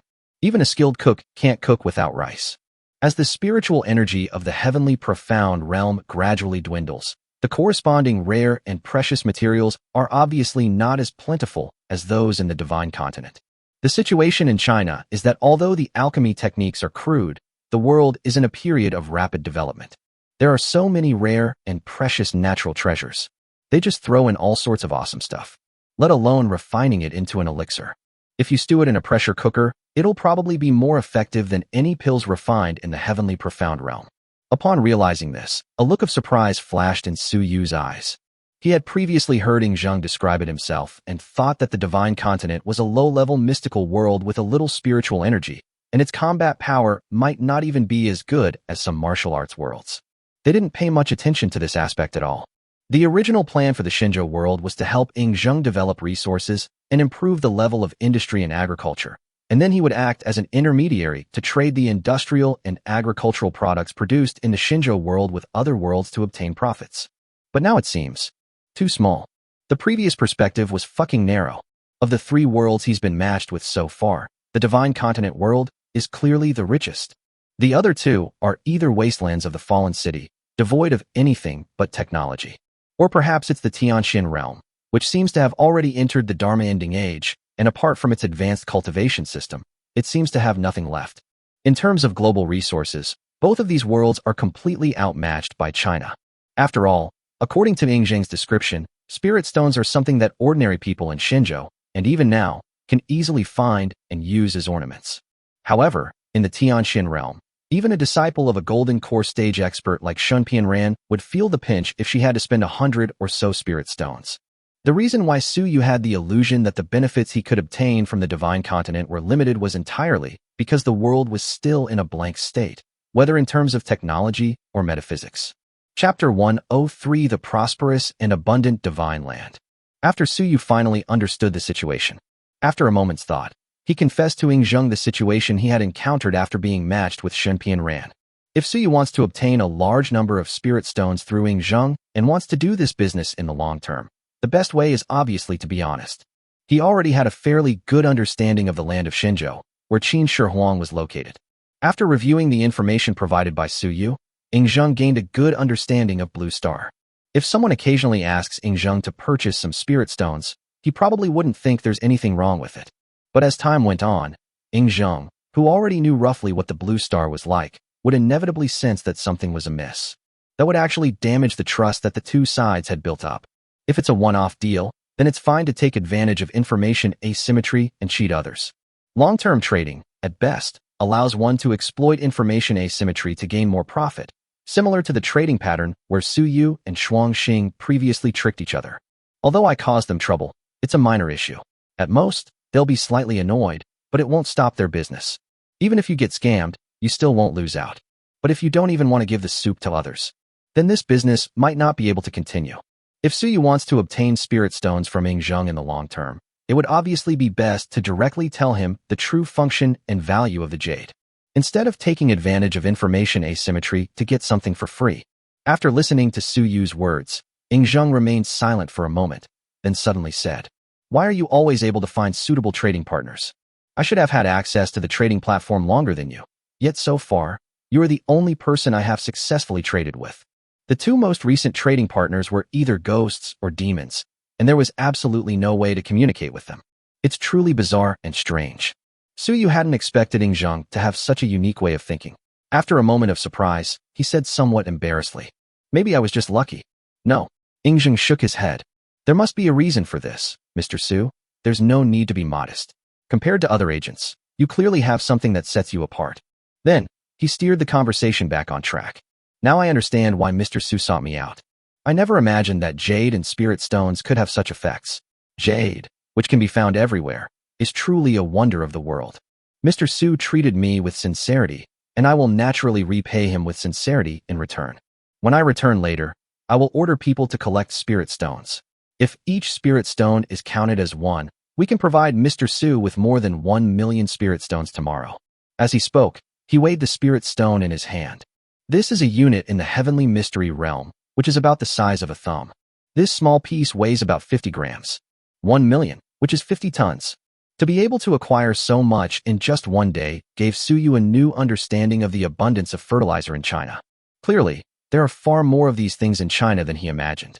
He was about to speak when Ing Zheng interrupted him before he could open his mouth. "This 1 million is just the first batch. Within 10 days, I will provide you with another 9 million, for a total of 10 million spirit stones." Upon hearing this, Su Yu understood what he meant. He immediately took out a booklet containing the cultivation methods of the heavenly profound realm and handed it over. The trading platform immediately drafted a contract. Seeing this, Su Yu felt a huge weight lifted from his shoulders. The transaction contract states that spirit stones are exchanged for cultivation techniques. Since the trading platform has already approved the transaction, it proves that Ing Zheng can indeed come up with so many spirit stones. It's not meant to scare people. This also indirectly proves that all his previous guesses were correct. I signed the contract without hesitation. The deal is done. The two looked at each other and smiled. For Ing Zheng, 10 million spirit stones were nothing more than 500 tons. With such a small amount of stuff, you could easily find enough by having a few people fish in the Wei River outside Xianyang for several days.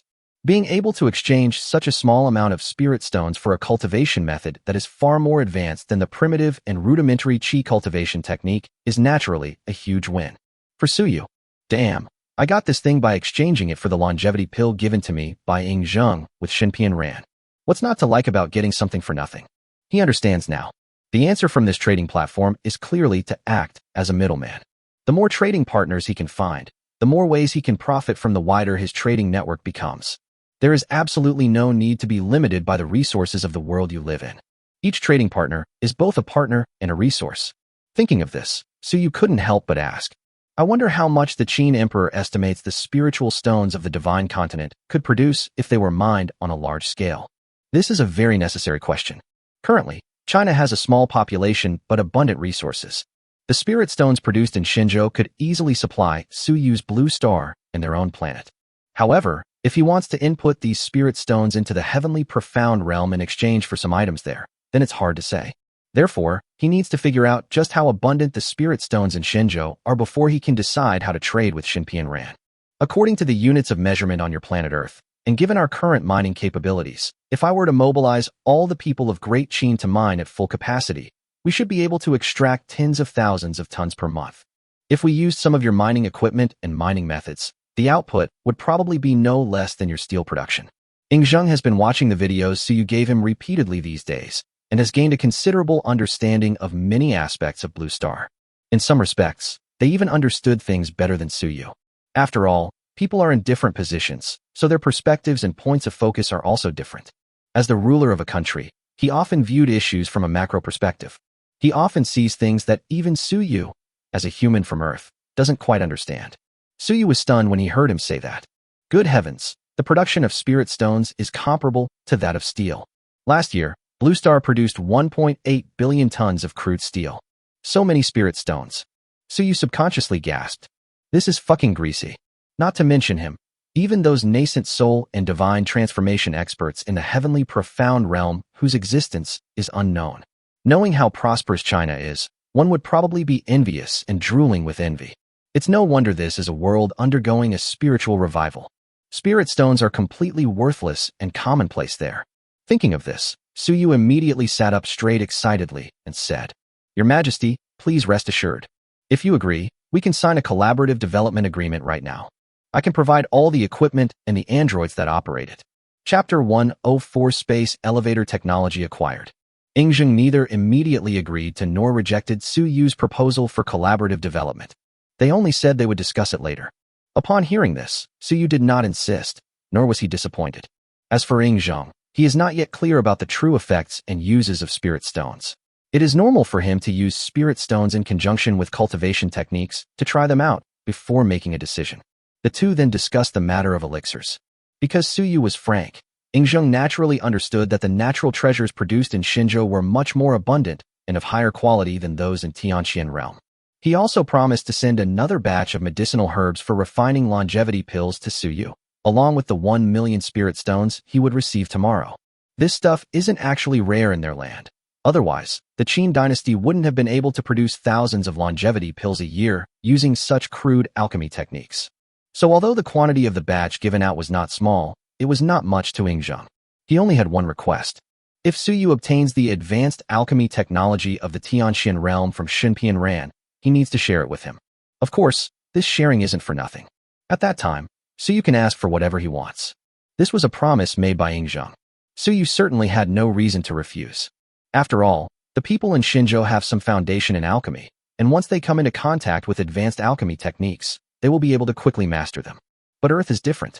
I have absolutely no foundation. If he were to recruit people to refine pills, others would probably think he's crazy. Training a group of alchemists in a short period of time will probably not be easy. Unless Chiu manages to figure out the principles of alchemy and develop a fully automated, mechanized alchemy technology, it will be difficult to achieve success. Otherwise, Suyu might as well have obtained the alchemy methods of the heavenly profound realm and given them to Ying Zheng, and then traded finished pills with Ying Zheng. After talking with Ying Zheng, Suyu did not return to Blue Star immediately, but instead contacted Frost Star. It's clear that Frost Star has become extremely busy since taking over as the Lord of Future City. He rushed over in a flurry, and upon hearing that Suyu needed the technical data and blueprints for the space elevator, he didn't refuse. He went straight back and gave Suyu all the data on the space elevator that he had collected long ago and prepared to trade with him. As for her compensation, she demanded 2 longevity pills, plus 100,000 tons of crude oil. She intended to use the crude oil as an industrial raw material. It was just an extra ingredient. The key is those 2 longevity pills. It seems that Froststar still hasn't discovered the problem that one person can only take 1 longevity pill. Suyu thought about it for a moment, then readily agreed without saying much, and obtained the technical data on the space elevator from her. However, as he was about to leave after the transaction was completed, Frostnova called out to him. How is the city lord? Suyu was taken aback upon hearing this. Upon closer reflection, he realized that under normal circumstances, Chiyomo's thoughts could only be preserved in the chip for a few days. If it weren't for the soul-devouring jade he obtained from Ingzheng, they would indeed have dissipated by now. However, there was no need to hide the fact that Chiyomo was still alive from Shuangxing, so he immediately said frankly, I found something in the metaphysical world that can preserve a soul. Well, a soul is probably what you call thought, so she is still alive for now. However, this thing can't preserve a soul for very long. At most, it can probably extend her life by about 6 months. Upon hearing this, Froststar revealed an expression that said, I knew it. He then opened his mouth, seemingly wanting to say something but hesitating, but in the end he said nothing, only shaking his head and saying, Forget about those crude oils. Be nice to her. If possible, please bring her along next time you trade. I have some questions I'd like to ask her. Okay. Suyu nodded. Then, as if remembering something, he revealed a meaningful expression and smiled. Maybe I'll give you a surprise then. After saying that, he slipped away and left the conference room. Surprised Froststar watched his retreating figure, shook her head blankly, and ultimately didn't think much of it. Upon returning to Earth, Suyu went directly to the laboratory of Ziwei Yuan. At this moment, Chiyomo was placing a spirit stone in a glass box and testing something with some complex experimental equipment. Seeing this, he didn't rush to disturb her, but just watched Chiyomo's focused research from the side. Actually, I do feel tired now that autumn is coming to an end. Although the body is a fully mechanical android that never tires, the mind does get tired. Studying such a complex thing as cultivating immortality for a long time would be a great burden on her soul. However, Suyu didn't know how to persuade her.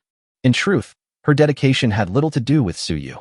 After all, Suyu is an agent of Blue Star, and it's estimated that it won't be long before he can even be upgraded to a Dao-level agent. He has resources and techniques. Even if he doesn't figure out the principles of immortal cultivation by the end of autumn, he can still make a name for himself by imitating others. Even if she truly cracked the secrets of cultivation, at most it would just give Suyu another bargaining chip. As for promoting universal cultivation on Earth, frankly speaking, it's just a side benefit for Suyu. It's best to have it, but it doesn't really matter if you don't. The real reason why Chiyomo is so tirelessly researching is that she believes that unless Suyu or Shuangxing can be matched with a super powerful technological world, the wasteland cannot be saved. But such a powerful world isn't something you can just encounter whenever you want. Even if you do encounter them, why would they trade with you? To help you rebuild the wasteland? Therefore, she had long since given up hope that technology could save the wasteland world. But the cultivation techniques that Suyu obtained from the heavenly profound realm gave her real hope. If we can figure it out, we can mass-produce cultivators or concentrate resources to nurture a single cultivator at the nascent soul stage. Whether it's the monsters roaming the surface of the wasteland or the biological weapons and fungal fleets in space, it's only a matter of time before they are wiped out. Chiyomo clearly knew that Suyu had arrived. After finishing her experiment, she smoothed her blue hair and came to him. How is it going? What's the situation on the other side of China? The previous guess was correct. Shinjo does indeed possess abundant spirit stones and rare natural resources. Suyu briefly told her about the information he had obtained from Ingzheng. Sure enough, Chiyomo let out a long sigh, as if a great weight had been lifted from her heart, and then explained. My research has yielded some promising results. Yesterday, I used 5 spirit stones to control the brainwaves of a white mouse, allowing it to absorb the spiritual energy from the spirit stones according to the cultivation technique. And then what happened? Suyu asked curiously. Without saying much, Chiyomo walked straight to a glass box covered with a black cloth in the laboratory and casually tore the cloth off. Upon seeing what was inside, Suyu's pupils constricted. Chapter 105, Even cultivating immortality can be done with a proxy? Inside the glass box behind the black cloth was a giant white mouse that was 2 meters tall even when it was lying down. However, it is different from the biomonsters created by mad scientists in science fiction movies. This little one is not right. The white rat doesn't look ferocious at all. It even looks quite cute. Its white fur is spotless, thousands of times cleaner than that of ordinary white mice. In addition to its original white color, the fur also has faint, mysterious golden patterns that emit a faint fluorescence, making it both beautiful and enigmatic. Although the giant white rat looked very big and intimidating, Suyu felt that even without power armor, he could easily take it down. Of course, this is because he now possesses power equivalent to that of the body-tempering realm in the heavenly profound realm. If it were an ordinary person, even without firearms, 3 to 5 adult men would be easy prey for it. It's likely that even a Siberian tiger would only be a meal for it. The large white rat, which had been sleeping in its cage, became excited when the black cloth was lifted and began tapping its front paws incessantly on the glass. He revealed a pitiful, human-like expression towards the end of autumn. At the end of autumn, he casually pressed a button next to it and released it. After the white rat came out, it was very well behaved. After circling around Chio-Mo twice, it obediently laid down in front of her and let her rub its head.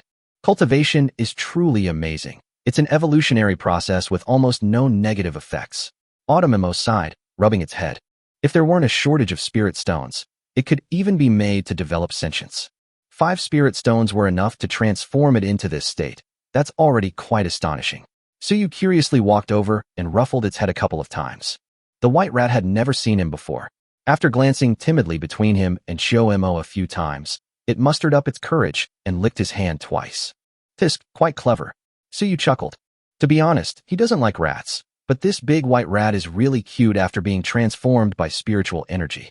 After teasing the guy a couple of times, he turned to Chio-Mo and said, "So if you had enough spirit stones, you could also use this method to help people cultivate?" Rats obviously wouldn't actively absorb spirit stones for cultivation. According to normal biological instincts, they would only think that spirit stones are good things and then carry them back to their nests to hide. As Chio-Mo just mentioned, it was only after she took over the mouse's thinking through the brainwave control device that it learned to actively cultivate and absorb spirit stones.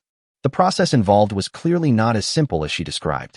If a normal person isn't particularly talented, even with an unlimited supply of spirit stones, it would still take at least 10 days to half a month for them to cultivate from an ordinary person to the body-tempering realm. But it only took 1 day. This acceleration process is clearly the result of research conducted in late autumn. Yes and no, it depends on the person. Autumn-Zen frowned. I recently discovered that whether a person can cultivate depends mainly on 2 factors. One is the body, and the other is the soul.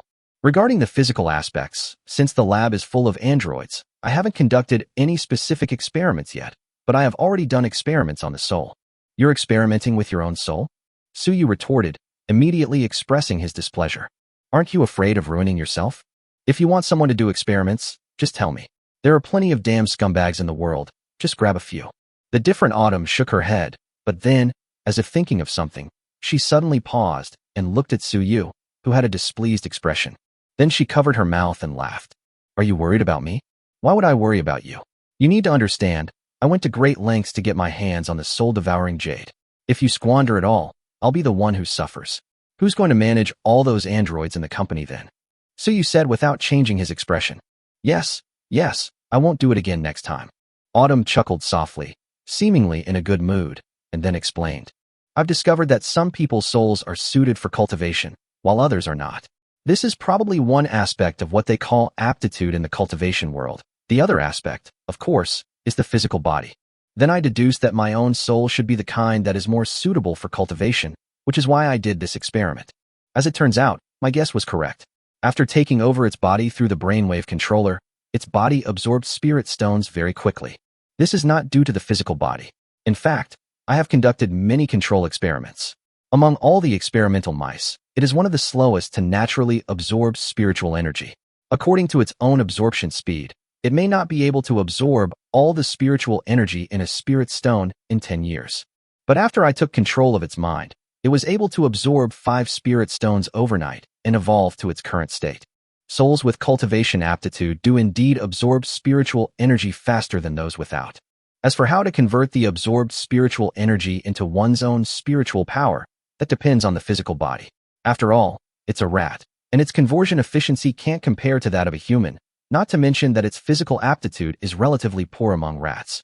If it were someone else, absorbing 5 spirit stones would have given them the strength of the mid-stage body tempering realm, but this one only barely reached the threshold of the early stage of body tempering.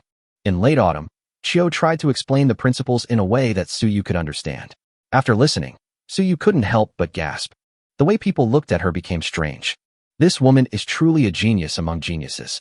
She actually managed to figure out this kind of cultivation bug by combining technology. Her experiment on mice, if summarized in just 2 words, could be power leveling. She used her soul to control the white mouse's physical body for cultivation, and because her soul aptitude was high, the absorption efficiency was extremely fast. Even though this white mouse's body was extremely weak, it absorbed enough spiritual energy to reach the mid-stage of body tempering, but could only convert it into strength less than the early stage of body tempering, wasting a lot of spiritual energy. This is quite unbelievable. In other words, if there were enough spirit stones. With the help of his soul's cultivation, Chiyo was even able to force this ordinary little white mouse to grow into a nascent soul stage or even a divine transformation stage powerhouse. That's a bit too outrageous. Let alone Suyu. Even if Shun Pianran's golden core stage master came, he would be dumbfounded and kneel down to Chiyo on the spot. Following her approach, cultivators with good soul aptitude but poor physical bodies could easily collaborate with cultivators who have excellent physical bodies but lack soul aptitude. You give me your soul, I give you my body. Let's cultivate immortality together. This isn't a bug. Chapter 106 The Space Elevator Project announced, leaving the world stunned. It's not as simple as you think. Seeing Suyu's expression, Chiyo knew what he was thinking and changed the subject. This cultivation method also has significant drawbacks. First, the power is not cultivated from one's own soul, making it extremely superficial. In the terminology of immortal cultivation, it means that the foundation is unstable. Furthermore, in the practice of cultivating immortality, the soul and the body work in parallel. After the soul that was cultivating on behalf of the body withdraws, the original soul regains control of the body, but it may not be able to exert the power of the physical body as easily as it would its own limb. If one does not undergo certain adaptation training, or if one's physical aptitude is truly poor to a certain extent, one's cultivation level may even regress. Also, doing this does put a certain burden on the soul. If it weren't for the soul-devouring jade nourishing my soul during this period, I probably wouldn't be able to do the experiment today and would need to rest for a while. Of course, these problems should be solvable with further research, and the current experimental results at least prove that this path is feasible. In addition, this cultivation method currently only reaches the golden core stage at its highest level. The logic of cultivation is actually based on absorbing spiritual energy and converting it into spiritual power, which is why it can be done this way. At higher levels, such as the nascent soul stage or even the deity transformation stage, cultivation is probably not as simple as just absorbing spiritual energy. This method may not be useful at that level. Moreover, if higher levels truly require comprehending the laws of heaven and earth, then cultivating in this way in the early stages will cause severe disharmony between the spirit and the body, and most likely there will be no possibility of cultivating to a higher level. The golden core stage will be the end. Is that so? After calming down and thinking about it, Suyu felt that it was true. After all, once someone reaches a higher level of cultivation, it's not simply a matter of absorbing spiritual energy. Absorbing spiritual energy to enhance strength and using it in battle is essentially the same old trick of boiling water and throwing stones. Whether you look at it from the perspective of metaphysics or technology, it's something for low-level players. Truly advanced cultivators and technological civilizations either clash with the laws of nature or engage in dimensional reduction attacks using two-dimensional foils.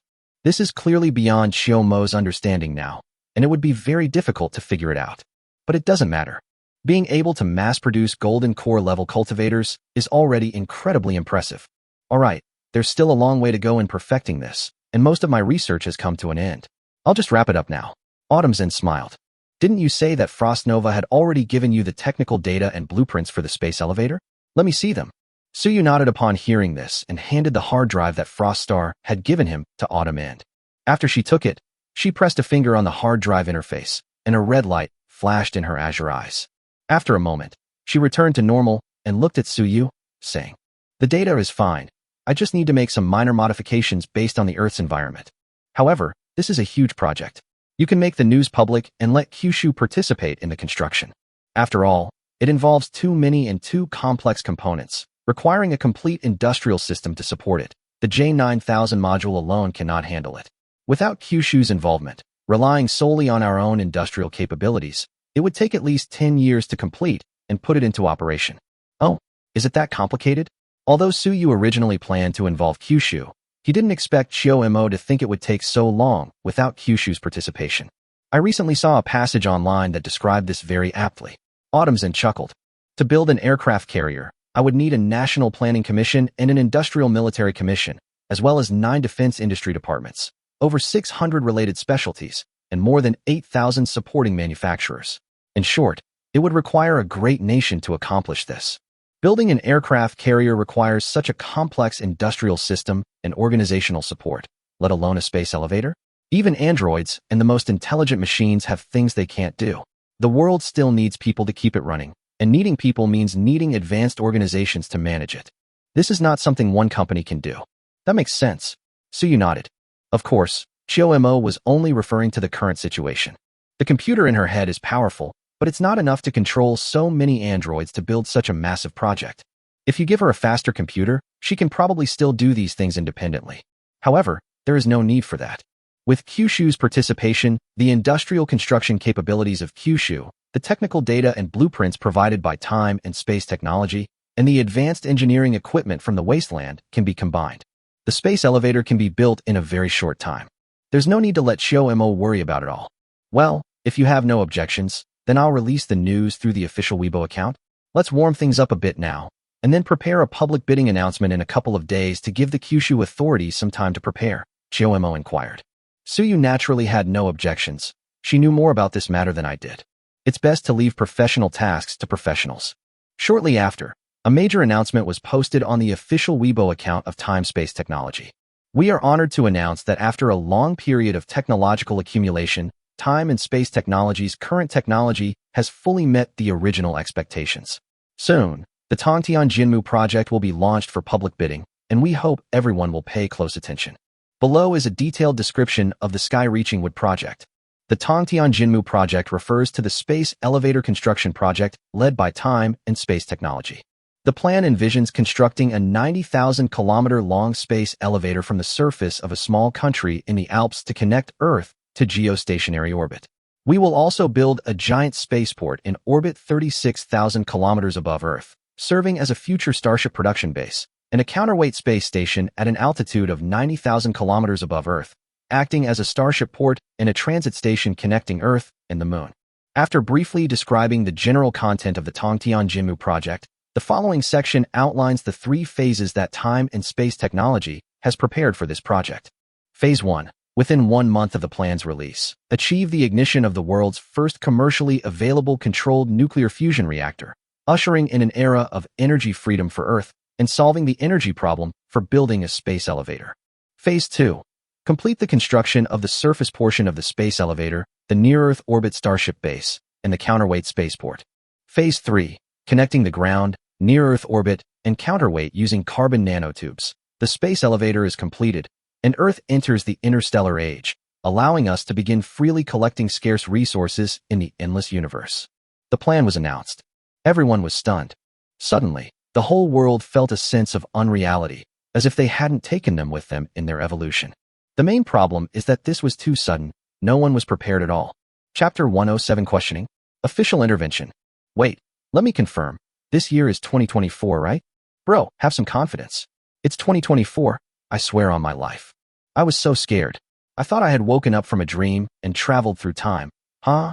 Is it possible that this is even more terrifying than time travel? I'm really curious whether Time Technology is joking or serious about building a space elevator, especially since it's not April Fool's Day. As a junior researcher at Time Space Technology, let me explain this to you.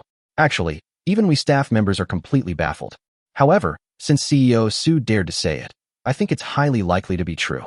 Although I know that Time Space Technology's technology is amazing, with metallic hydrogen batteries and powered armor, isn't this space elevator a bit too far-fetched? And the first step is to achieve nuclear fusion, and within a month? This location is the same place where Time Space Technology's security department rescued hundreds of thousands of overseas compatriots not long ago. Is there something else going on here? That's really true. It's terrifying to think about. Within half an hour of the message being posted, it immediately became a trending topic, attracting the attention of countless people. As a result, Suyu's phone was bombarded with calls. Almost all of them were calls from relevant departments of the Kyushu government and state-owned enterprises. Suyu only received a few calls from big shots. After explaining that he did have the relevant technology, they agreed to the matter in less than 3 minutes. It wasn't that they blindly trusted Suyu and couldn't wait to pour countless manpower and resources into this massive overseas project just because he said that.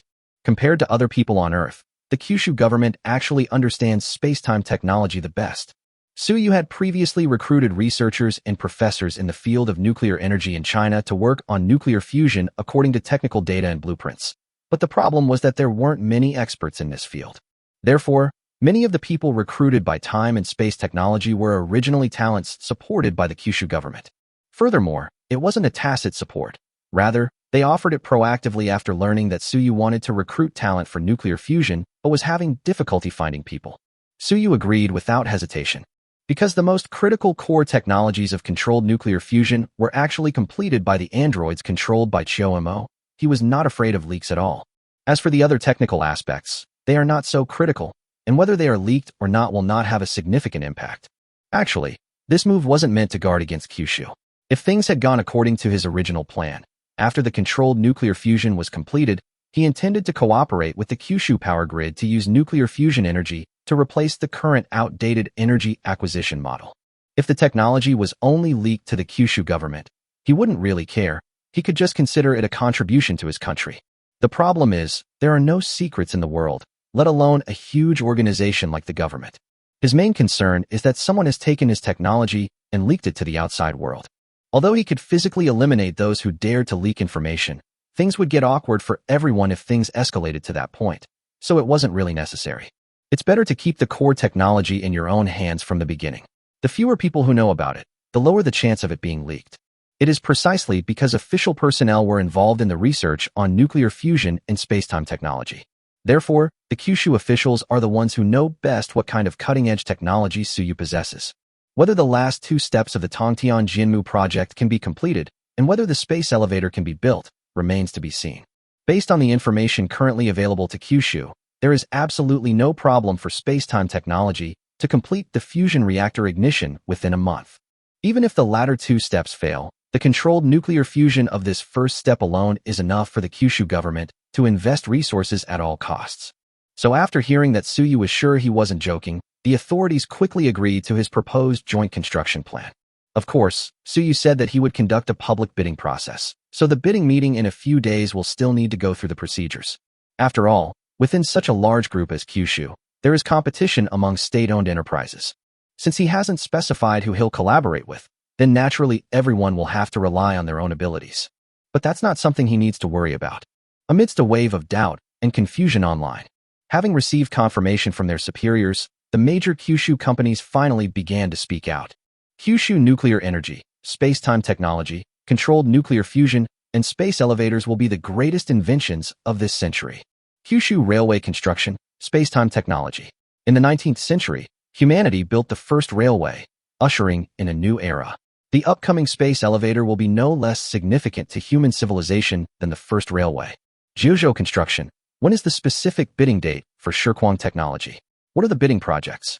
Please announce it quickly, it's urgent. A group of companies starting with Kyushu suddenly appeared at the same time and took the initiative to interact with time and space technology. The onlookers were immediately stunned. If we only consider the announcement released by Time Space Technology, most people are still skeptical, and many don't believe it at all.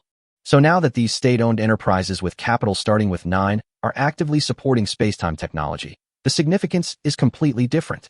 Spacetime technology is, after all, Suyu's private enterprise, and it hasn't been around for very long. The only product that has actually been put into the market so far is the G20 exoskeleton. This thing is completely out of reach for ordinary people. As for the metallic hydrogen batteries, after Suyu sold them to relevant manufacturers, these manufacturers are currently developing new products that are compatible with metallic hydrogen batteries. He held all the batteries in his hand. There were no batteries that actually entered the market. Therefore, for most people, Time Space Technology is a well-known company that has even been included in the sanctions list by the United States and is said to have very advanced technology. As for what makes it so powerful, most people have no idea because they've never used any of Time and Space Technology's products. Naturally, There is a lack of trust in this emerging technology company. It's actually quite normal that no one believed the messages we released before. But now these established state-owned enterprises are different. Each of these, taken individually, is well known to everyone. Even people who don't know anything about this can tell what these companies do just by seeing the names of companies that start with Kyushu. The fact that so many established state-owned enterprises are simultaneously supporting Shirkwang technology is obvious to anyone with common sense. This represents the official approval of Kyushu, the Kyushu Certified Space Elevator Project. Furthermore, it's not hard to see from the responses of some companies that even the Kyushu government intends to get involved. Chapter 108, A Well Face, talking about the vast sky. The official statement naturally puts the matter to rest. The previous skepticism vanished instantly. At this point, even if a normal person still doesn't believe that space-time technology has such technical capabilities, they will still choose to wait and see. But this world is strange, and what's strange is that there are always some abnormal people. Even with official endorsement, they are still unwilling to wait a while before making their pronouncements, and some even drag the government into it, constantly criticizing the misuse of taxpayers' money to build spectacles. Then, he would argue his anti-intellectual remarks from various angles. Space elevators and controlled nuclear fusion are completely useless. They're all vanity projects that waste money and resources. It would be better to donate that money to mountainous areas. The idea that building a space elevator would affect the feng shui of Earth, cause ozone layer depletion, and lead to species extinction is absurd. Anyone who builds such a thing is a sinner against Earth and will be infamous for eternity. The doubts about time travel technology have subsided, but these same voices have suddenly sprung up again like mushrooms after rain. Even among those who say such things are quite a few well-known online influencers. Although it's rare for a blogger with a large following to rashly make anti-intellectual remarks, unfortunately, Suyu actually came across one. He's still in the lab waiting for Chio-mo to finish the last few experiments last night so they can go back together. While scrolling through short videos out of boredom, I suddenly came across a video of a well-known host with a large following commenting on the Tongtian Jimu project. The man first gave a brief overview of the Tongtian Jimu project, then subtly flattered the plan with veiled criticism, and then came the main point. He began to worry whether space elevators and nuclear fusion would have adverse effects on Earth. Then, as they talked, they produced a bunch of papers published abroad at unknown times as evidence to prove the validity of their concerns. If Suyu hadn't been able to understand some English, he wouldn't have discovered that one of the cited papers was actually a bachelor's thesis from some unknown foreign university. He almost believed it. Using a bachelor's thesis to refute a project that was a collaboration between a trillion-dollar tech company and the Kyushu government is ridiculous. Even if he thinks an English paper is more advanced, shouldn't he at least find a master's or doctoral thesis? This is just trying to fool people. Furthermore, given the technologies that space-time technology currently possesses, let's not even talk about the distant future. Just consider that battery casing containing metallic hydrogen. Even if you brought together all the Nobel Prize winners in the world to study it for 3 to 5 years, they still wouldn't understand it. Using foreign papers to refute space-time technology, this kind of tactic really made Suyu laugh. Sometimes that's just how it is. The more ignorant a person is, the more self-righteous they seem. On the contrary, it was the world's renowned academic luminaries who, upon the founding of space-time technology, witnessed the capabilities of those metallic hydrogen batteries and powered armor. Almost no one questions the technological capabilities of time and space technology anymore, because they really know their stuff. It's hard to imagine how difficult it is to pack metallic hydrogen, which is difficult to preserve, into such a small box to use as a battery. Do you know how difficult it is to make a powered armor weighing more than 2 tons hover in the air and lift a block of iron weighing hundreds of tons? Even when the US threatened to sanction time-space technology, it was only because they accused them of selling arms, not because they said time-space technology's exoskeletons were fake. In a way, this is actually an acknowledgement of the technological capabilities of space-time. Those in the know did not question the technological level of time and space technology, nor did those who opposed it. But here's a group of people who insist that the space elevator from time travel technology will affect the climate of Earth, which is truly outrageous. Could it be that the designer of such a large project is less thoughtful than this internet celebrity? At the end of the video, the internet celebrity host posed a classic, thought-provoking question. I can't help but ask, is the so-called Tongtian Jinmu project truly beneficial to the country and its people, or a waste of resources and manpower? Is it a step forward for human civilization, or a catalyst for world destruction? The video has ended. Open the comments section. Sure enough, things inside were in complete chaos. Although the video is full of flaws, including a bachelor's thesis used as evidence, it doesn't stop many people from believing it. At this point, those who believe the video and those who didn't have already started arguing in the comments section. One video garnered over 3 million likes and 300,000 to 400,000 comments. So you could even guess that this guy was definitely hiding somewhere right now, secretly laughing at the rapidly increasing data in the background. They throw out a topic, create a controversial buzz, and no matter what it is, try to steer it towards conspiracy theories. They incite their loyal followers and ordinary bystanders to argue, escalating the situation to attract more viewers and make money. The path to wealth through self-media is one such example. However, it would have been fine if Suyu hadn't seen it. But since he'd already gotten the money, he certainly couldn't let this kind of scum count his money in peace. After thinking for a moment, Suyu went straight to his verified Weibo account and posted a message. A man of skill from the back mountains, occasionally a guest in the front hall, drunkenly dancing with half a scroll of scripture in the pavilion, sitting in a well and talking about the vastness of the sky. Images. At the end, he even touched the internet celebrity's hand. A very simple poem and a few pictures. However, those 3 pictures are not simple. One image shows Suyu wearing power armor in space, with the boundless universe beneath his feet and a giant blue star above him. One photo shows Suyu wearing power armor on the Peregrine Falcon, with a porthole facing blue star in the background. The last image is a close-up of a Peregrine Falcon hovering in space. If the previous announcements from Time-Space Technology and the official endorsements from the company set the tone for this matter, surprising everyone. So, Suyu, as the chairman of Time and Space Technology, suddenly posted this picture and even tagged an unknown internet celebrity to interrogate him. The show was absolutely amazing. Out of curiosity, many people clicked on the homepage of the internet celebrity host and quickly found the video. After looking at the pictures posted by Suyu, let's take a look at the comments from this internet celebrity with millions of followers. Everyone had a strange feeling. Goodness, this comparison really makes one like a frog in a well trying to describe the vastness of the sky. The chairman of Spacetime Technology has been to space himself, and you're still using your pitiful knowledge to question how someone could build a space elevator. Isn't that just like a frog in a well? Of course, only a very small number of people pay attention to this. After most people saw Suyu's post, first I was completely bewildered, and then I was still completely bewildered. The 3 images clearly show that Suyu's intention is to demonstrate that the Time-Space Technology's powered armor can not only operate in space, but he also possesses a spaceship capable of going into space, which he himself has personally visited. Chapter 109 Meeting Location, Near Earth Orbit. Bro, you're not serious, are you? This power armor is so cool. Here's the link. Is this for real? Going to space in a spaceship? Any knowledgeable folks out there who can tell me, is this even plausible? I'm an aerospace engineering major. If someone else had posted these pictures, I would have thought it was a joke. But if this person is the chairman of Spacetime Technology, I can't say for sure. If they're already planning to build a space elevator, it's normal to have a starship, right? Kyushu Aerospace, can someone say something? Kyushu Aerospace, Suyu, bro, when's the next train leaving? Take me to see the world. Bystanders. The Kyushu side knew about Suyu's Peregrine Falcon. He even deliberately revealed some of its specific parameters during a drinking session at the military base. He was even the one who delivered supplies to people when he went to provide assistance in Black State last time. Therefore, the authorities were not at all surprised that he was able to fly the Peregrine Falcon into space. Even Kyushu Aerospace's official account jokingly made fun of the joke in the comments. Of course, sometimes the truth is hidden in a joke. For these pragmatic researchers, with such advanced technology right in front of them, what does saving face matter? And there's nothing shameful about it.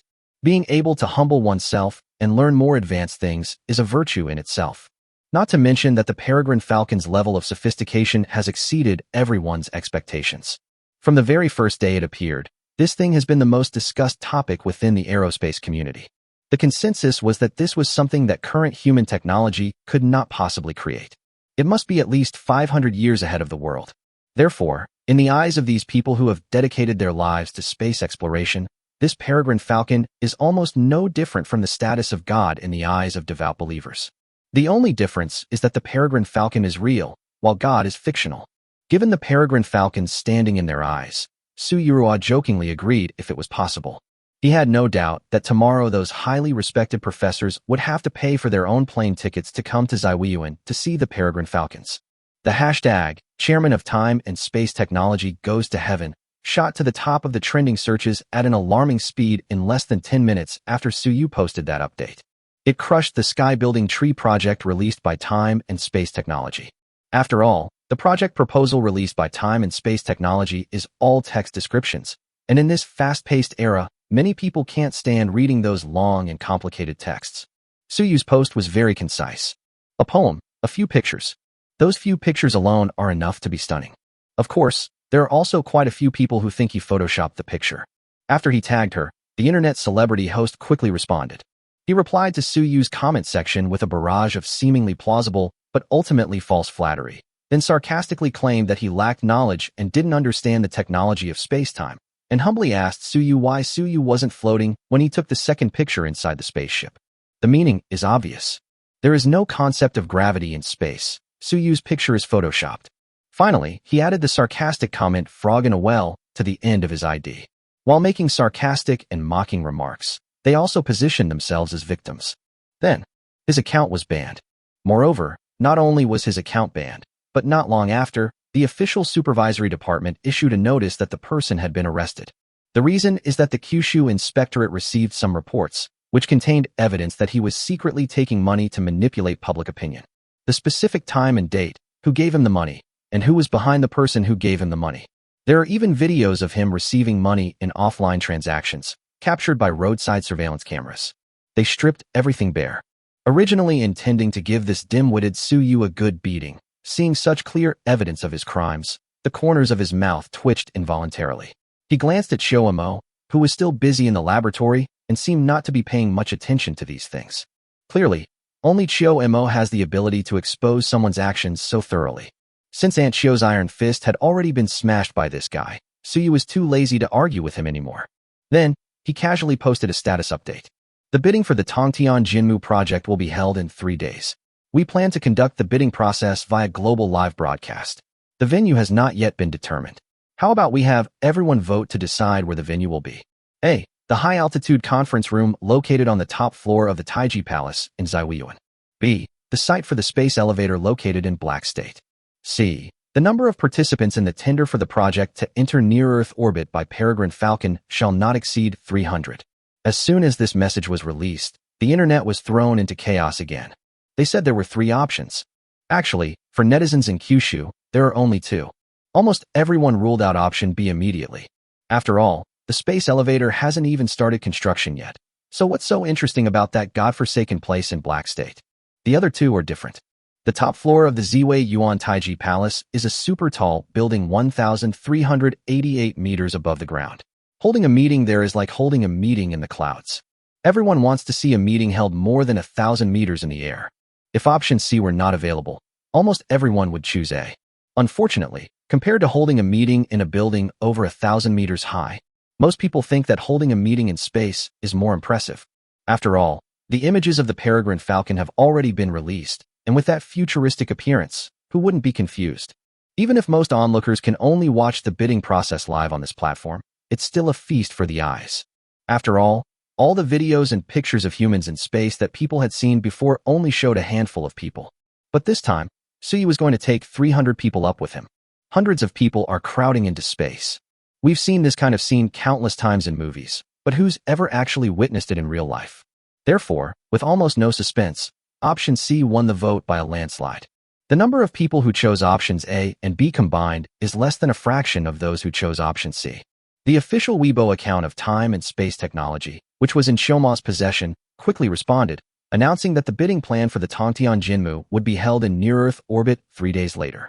The exposure of the Peregrine Falcon and the grand gesture of holding a bidding conference in near-Earth orbit immediately silenced all previous doubts and sarcastic remarks. On this day, the Inyang people finally felt the fear of being attacked by a lower dimension. Who would have thought that their sarcastic remarks would lead to such a huge mess for everyone? How can you even question this? Chapter 1:10 Another failed deal. The Time-Space Technology announced the sky-building tree project on a weekend. The public tender will be held 3 days later, which is Wednesday. On Monday, the system refreshed the matching opportunities again, and Suyu used the opportunity to match with new trading partners with great anticipation. And that was the end of it. Sure enough, one can't stay lucky forever. This time, the trading partner he was matched with was a non-human being again. It is an ugly, green-skinned humanoid creature. Looking at its appearance, Suyu thought for a long time through countless works of art he had read, and finally realized that the only thing that could be considered similar to this thing was probably a goblin. What shocked Suyu was, this guy may look ugly to an abstract degree, but he's actually a mid-level agent. That's right, intermediate agent. It was from its mouth that Suyu confirmed his and Froststar's long-held suspicions. That means intermediate agents can indeed trade living creatures. Because as soon as this guy entered the trading space and saw Suyu, his eyes lit up. He kept saying things like he loved doing business with humans. Finally, it revealed the item it wanted to trade. People. Or more specifically, women who are still of childbearing age. As soon as it made this request, Suyu was reminded of the descriptions of goblins in certain works. This is a single-sex creature that lives in caves and cannot reproduce independently. To reproduce, they need to capture humans. As it turns out, this is indeed the case in the world this guy lives in. Moreover, it didn't intend to hide anything. After Suyu made a simple probing question, it frankly revealed its situation. It also told Suyu that the more people the better, and it would accept any number of them. As for what it can provide, it consists of magical items that are close to metaphysics, but are completely different from cultivating immortality. Moreover, the compensation offered is quite generous. Those things were quite effective, and Suyu was very tempted after seeing them. But in the end, she reluctantly declined. After failing to reach an agreement on other aspects of the deal, the two parties parted on bad terms. Another trading opportunity was wasted. Suyu didn't really regret refusing, but felt it was too unlucky to be matched with such a thing. To be honest, he'd seen stories like the female knight being defeated and captured in the goblin cave before. He could look at her, but he truly couldn't bring himself to send her to be a captured female knight.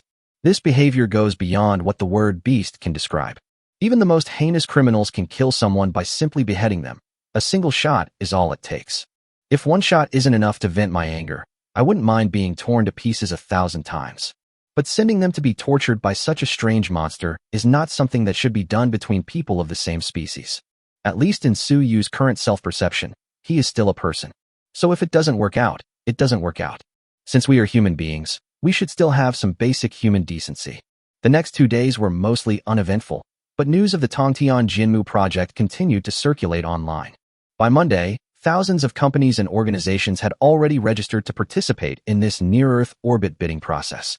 Almost every company in the world that has even remotely been involved in the bidding projects announced by Time and Space Technology attended. After a final screening process, only a little over 100 companies were qualified to participate in the conference, and due to the limited number of participants, each company could only send 2 representatives to the Peregrine Falcon. Apart from some official companies in Kyushu, the rest are all giant multinational corporations and industry leaders from overseas.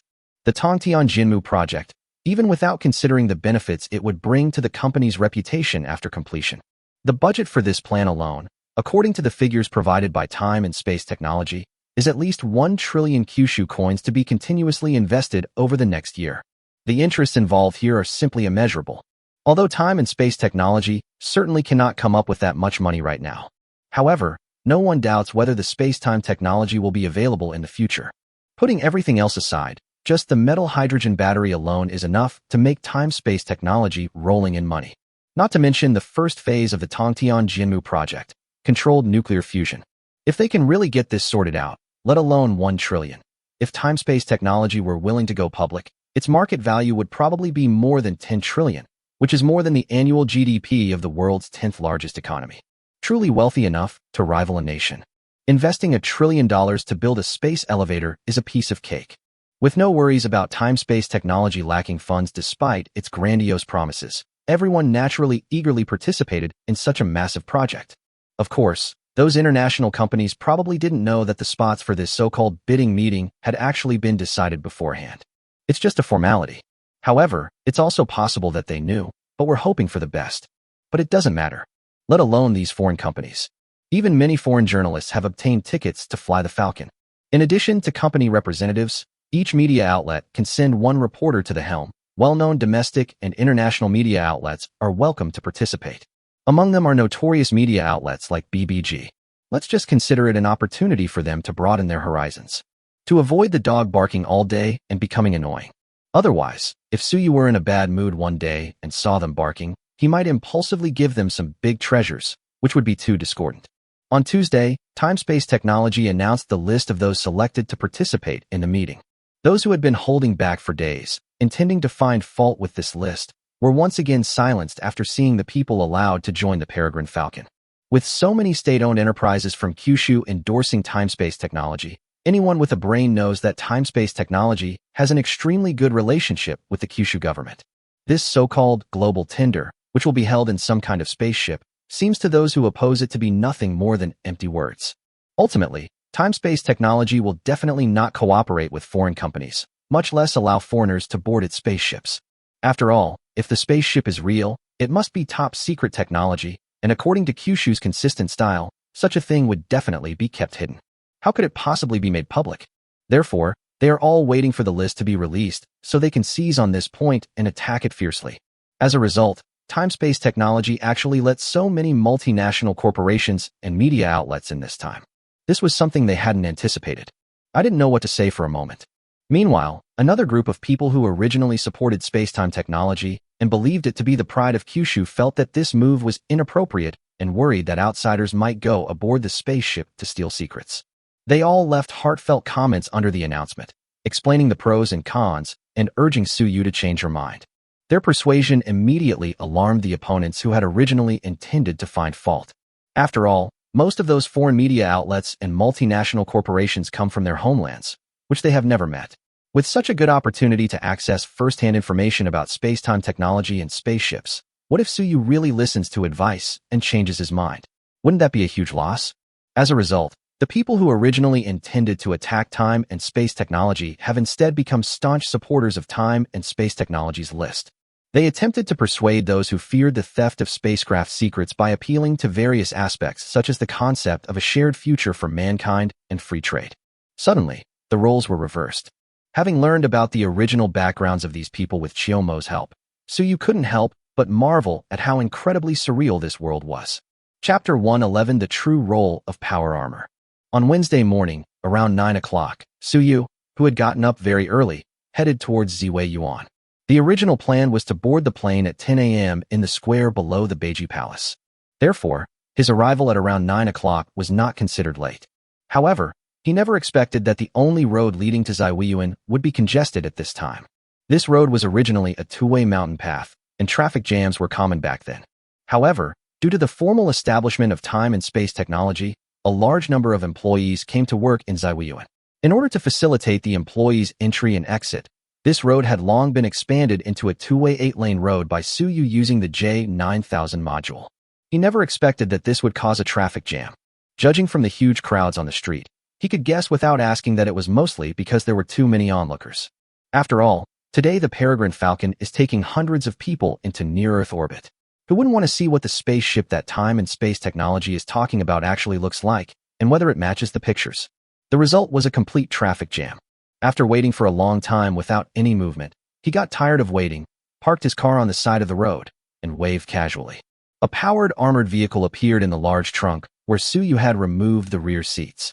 He greeted Chiyomo, then got up, opened the door, and got out of the car. Because of the severe traffic congestion, a considerable number of people have already gathered on the road. As soon as Suyu got out of the car, people around him immediately recognized him as the famous chairman of time and space technology. They all turned their attention to him. Some people who brought filming equipment, ready to film the Peregrine Falcon taking to the sky, excitedly pointed their lenses at Suyu. Some of the bolder ones even came over to ask for an autograph or a photo. However, they were all stopped by the android bodyguards in the cars behind. It wasn't that Suyu was putting on airs. The key is that he has business to attend to at Ziwei Yuan right now. I don't have time to sign autographs for people here. With so many people around, I've already signed autographs for this person, and now that person wants a photo with me. Should I give them an autograph or not? He's not a celebrity who relies on fans for a living, so why should he need to coax others? The trunk door of the SUV slowly opened. The powered armor, which was half sitting inside, suddenly appeared before everyone's eyes. Upon seeing this, the crowd watching Suyu instantly became as excited as if they had been injected with chicken blood. Even casual observers who hadn't yet taken out their filming equipment and were just there to watch the drama unfold couldn't resist pulling out their phones and snapping away after seeing the power armor. "Put on your armor," Suyu said, taking 2 steps back. The next moment, the blue light on the chest of the power armor flickered slightly before lighting up, indicating that the miniature catastrophic reactor inside had been ignited. It was almost a second apart. The power armor, which had been sitting silently, suddenly came to life. It deftly crawled out of the trunk of the off-road vehicle without any human intervention. With the addition of the more than 2-ton power armor, the suspension of the entire vehicle visibly increased significantly. An unmanned powered armor walked behind Suyu, unfolded, and enveloped Suyu. The whole process was so smooth and seamless that onlookers exclaimed it was like science fiction. After donning the power armor, Suyu removed his faceplate and looked at Chiyo-mo, who was dressed in a smart women's suit today. "Ms. Chiyo, would you like a ride?" "What else? Should I walk there myself?" Chiyo-mo walked up to him and rolled her eyes at him. The car's trunk can only hold one power armor. Although Suyu has more in his storage space, it wouldn't be appropriate to take them out in front of everyone. "Then sit tight." Suyu lifted her up with one hand and placed her on his shoulder. The Storm-class power armor is over 2 meters tall, making the wearer appear very imposing. Sitting on Chiyo-mo's shoulder doesn't look out of place at all. Instead, it creates a strangely cute contrast. A petite beauty and a burly man in powered armor. It has a great visual impact. "Drive safely, I'm off." Suyu waved to the onlookers who were watching him, then slowly took off with Chiyo-mo on his back, flying towards Ziwei-yuan. Although most of the people who came here today to join in the fun have some understanding of the dynamics of time and space technology, even after seeing the actual power armor, everyone still felt a sense of unease. The main problem is that this thing is too revolutionary. I didn't think much of it when I saw it online before. I just thought it was awesome, and that was it. Subconsciously, I still equate it with things from science fiction movies. Anyway, I won't encounter it in real life, so it makes no difference. But seeing the power armor in person now is a completely different story. While those focused on the power armor were more interested in the power armor, some more sentimental young girls watched with shining eyes as Suyu carried Chiyo-mo on his shoulder and flew towards Ziwei-yuan. "That's so cool. Wow. If you were to lift me up and fly like this once, I feel like I'd have no regrets in this life. This is so romantic. Oh my god." Suyu already had a large number of female fans online because of his top-notch looks after being injected with gene serum and his status as the chairman of time and space technology. There are even more now. The powered armor flew slowly along the road, which was blocked by cars, at a height of only 30 or 40 meters above the ground. Wherever it goes, it is inevitably accompanied by gasps and camera flashes from onlookers on the ground. Seeing this, Chiyo-mo on Suyu's shoulder couldn't help but laugh. "If you don't hurry, you'll be late." "If they're late, just make them wait a bit," Suyu said indifferently.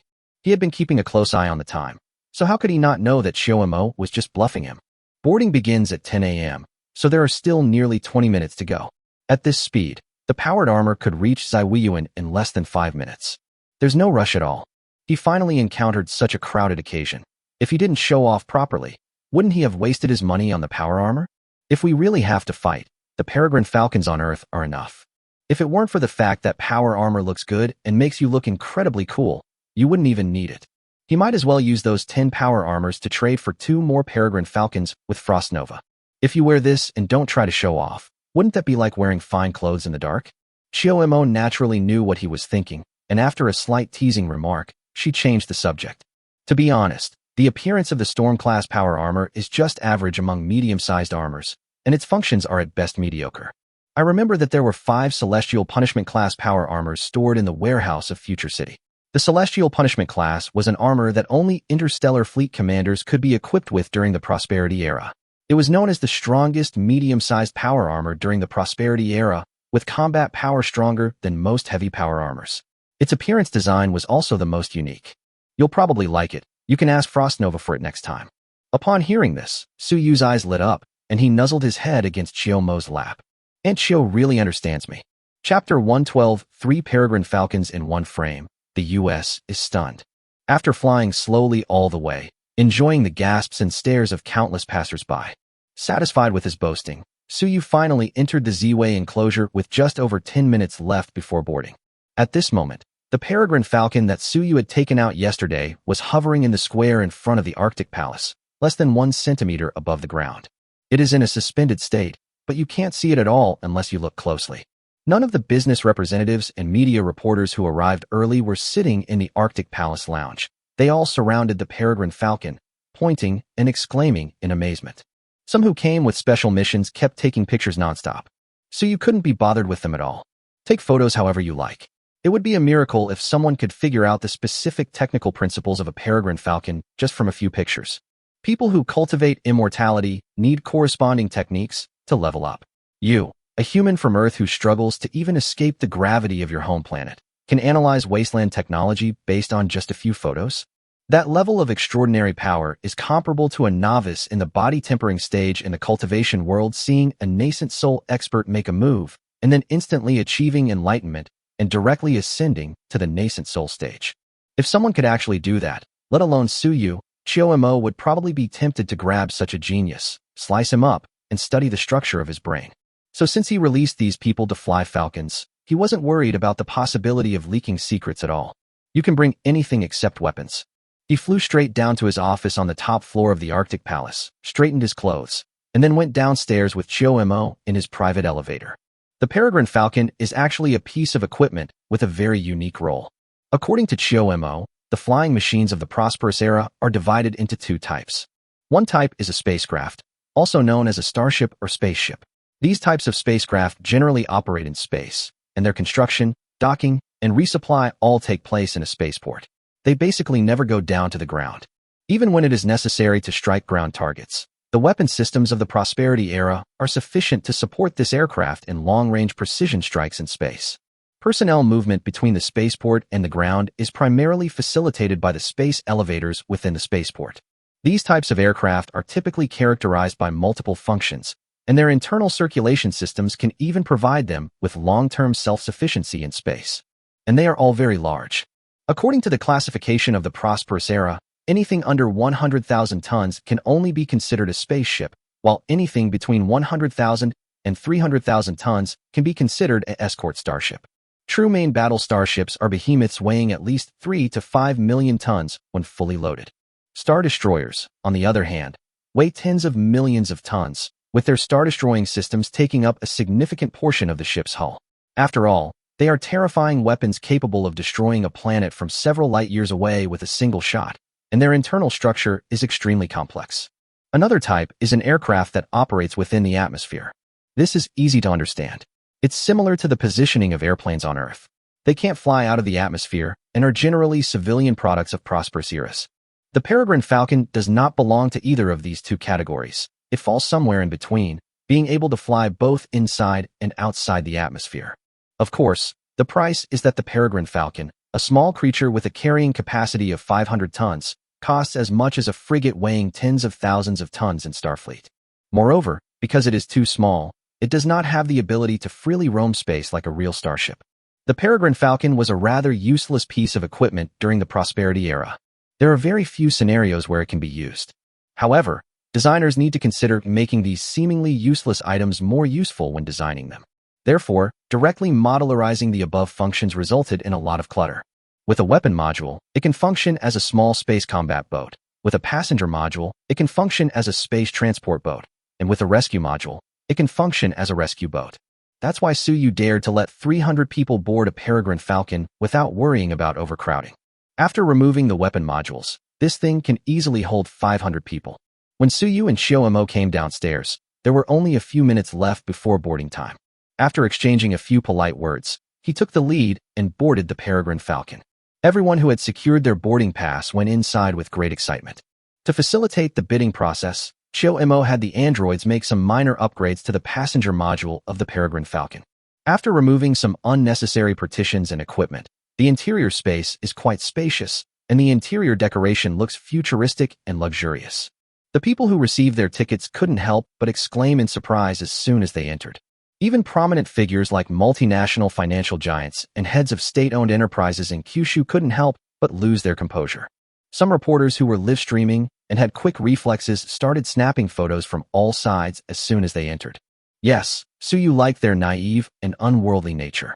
Once everyone had boarded, the Peregrine Falcon, a passenger-carrying aircraft, slowly rose into the air under the watchful eyes of countless people outside. It was completely silent. You couldn't even hear the slightest roar of the engine. Those inside the Peregrine Falcon felt nothing, but those outside saw it and thought it was too futuristic, completely contrary to people's impressions of aircraft. There's no way around it. Although the propellantless engine isn't as advanced as the anti-gravity system, it's still something that revolutionizes the understanding of Earthlings. But this is just the beginning. When the Peregrine Falcon ascended to a height of 100 meters above the ground, Everyone watching it from the ground only felt a blur before their eyes. Then they discovered that two more peregrine falcons, almost identical in size and appearance, had appeared out of nowhere on either side of the passenger-carrying peregrine falcon. The only difference is that it's not yet clear whether the passenger-carrying peregrine falcon is equipped with weapons. The two peregrine ships acting as escorts, with their menacing gun muzzles at the bow and rows of closed ammunition magazines on the hull, all foreshadowed this. It's armed to the teeth. These are two warships. Moreover, it's a warship capable of optical stealth. Anyone with even a basic understanding of military affairs would feel their heart skip a beat upon seeing the two peregrine falcons that suddenly appeared.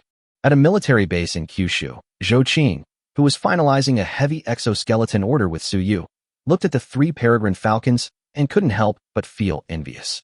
He glanced again at the empty radar to the side. I couldn't help but sigh. Although it wasn't the first time I'd seen it, it was still so impressive. It's a real shame I couldn't go up and take a look. Unlike Kyushu, which knew of the existence of the peregrine falcon, the U.S., which has been observing from across the ocean, is not so calm. FK, can anyone tell me what this thing is? What about the intelligence agencies? Do they think they're just going to eat shit, getting all that funding every year? 3 of these ships, and there wasn't a single word about them beforehand. Inside the White Palace, the bewildered sleeping emperor shoved the tablet he was using to watch the live stream right onto the forehead of the equally bewildered head of the intelligence department. Chapter 113. The U.S. is stunned. Although Su Yu had previously released photos of peregrine falcons taken in space, they also made a high-profile announcement that they would hold the bidding meeting for this space elevator in space. The U.S. has indeed taken note of these matters, but they've already had those photos analyzed. The conclusion is that it absolutely cannot be true. After seeing the pictures of the peregrine falcon, NASA personnel confidently assured the sleeping emperor that this was something the people of Kyushu could never have created. Let alone Kyushu. Even if the U.S. were to develop for another 100 years, it would be impossible for them to create something like this. As professionals, they could immediately tell that the peregrine falcon in the picture was very different from conventional aircraft and should not be a product of this era. With the assurances of experts, and with no reports of anything amiss from intelligence agencies that supposedly infiltrate the entire world, the situation remained unchanged. Sleeping Emperor didn't take it seriously, thinking that Kyushu was up to something new. I didn't expect that I would suddenly feel like taking a look at the live stream today, and I was speechless when I saw 3 peregrine falcons hovering hundreds of meters in the air. If the pictures are fake, then the live stream can't be fake either, right? This was a live broadcast from the site by their own American media. After giving the intelligence chief and NASA experts a thorough dressing down, Sleeping King originally intended to make them feel like getting out and investigating the matter thoroughly. But then, as if possessed, another question came to mind, and he changed the subject. They said the space elevator was to be located in that small black country. If I remember correctly, we recently sent a batch of weapons there through our allies in the vicinity, right? Shouldn't that area be chaotic? How did they manage to acquire that land? Moreover, why did they choose that location? There must have been many more suitable places to build a space elevator compared to that chaotic and impoverished area. Halfway through his sentence, he muttered to himself in a cryptic tone. That doesn't make sense either. They wouldn't have the capability to build something like a space elevator. It's most likely a smokescreen. So what are they trying to hide? The large office remained silent for a while.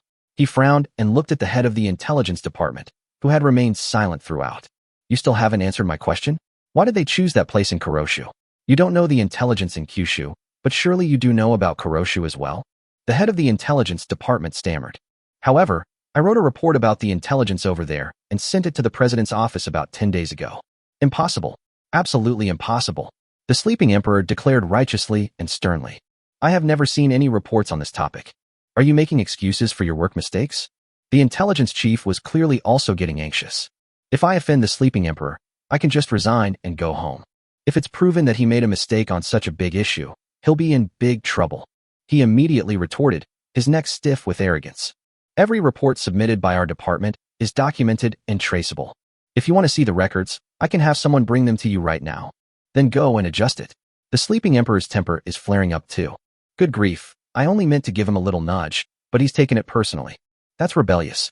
Soon, all the reports and records that the intelligence department had recently submitted to Sleeping King were retrieved. The bad news is that there are no relevant records in the electronic version. The good news is that the U.S. intelligence community has a habit of keeping records in paper documents, and they found the relevant report submission records in the paper documents. The records show that the intelligence department did indeed compile information about that small country in Black State and hand it over to the Sleeping King's think tank a few days ago. However, after the intelligence was sent, it was deemed a useless document and sent directly to the shredder. After all, neither the Sleeping Emperor nor his team had much energy, and they couldn't possibly accept every piece of intelligence sent from below. The applications must first be screened by the White Palace's review staff. The general screening process involves having someone review all the submitted documents and categorize them. Documents that need to be submitted upwards are stamped as approved, while those that do not need to be submitted are stamped as rejected. Then they are all thrown into document collection machines, which identify the stamps on the documents, pass them up the chain, and send the non-passing ones directly into the shredder. This semi-manual, semi-mechanical model effectively avoids excessive contact between auditors and others, which could lead to infiltration. This is a good habit left over from when the US was confronting Russia in the last century. After all, Russia's main strategy back then was infiltration, and the US was really scared by this approach. Even now, there are still many counter-espionage measures in some key positions. The White Palace auditors have access to so much information that they are clearly under close surveillance. That file was eliminated during the screening process.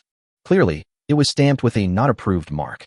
Logically speaking, documents sent by intelligence agencies about causing trouble overseas should not be excluded. There's a problem here. The Sleeping Emperor and the head of the intelligence department exchanged a glance, and suddenly their hair stood on end. The same thought occurred to both of them at the same time. There's a mole inside. Terminate the deal.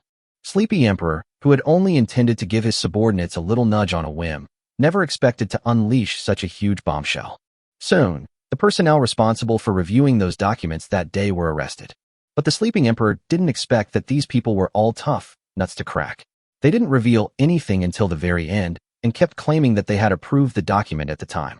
Sleeping Emperor scoffed at this claim and completely ignored it. Haha, if it wasn't you, you traitor, who caused the problem? Or was it the document organizer that malfunctioned and sent the approved documents into the shredder? Joke. That very evening, the White Palace's document review staff underwent a major reshuffle.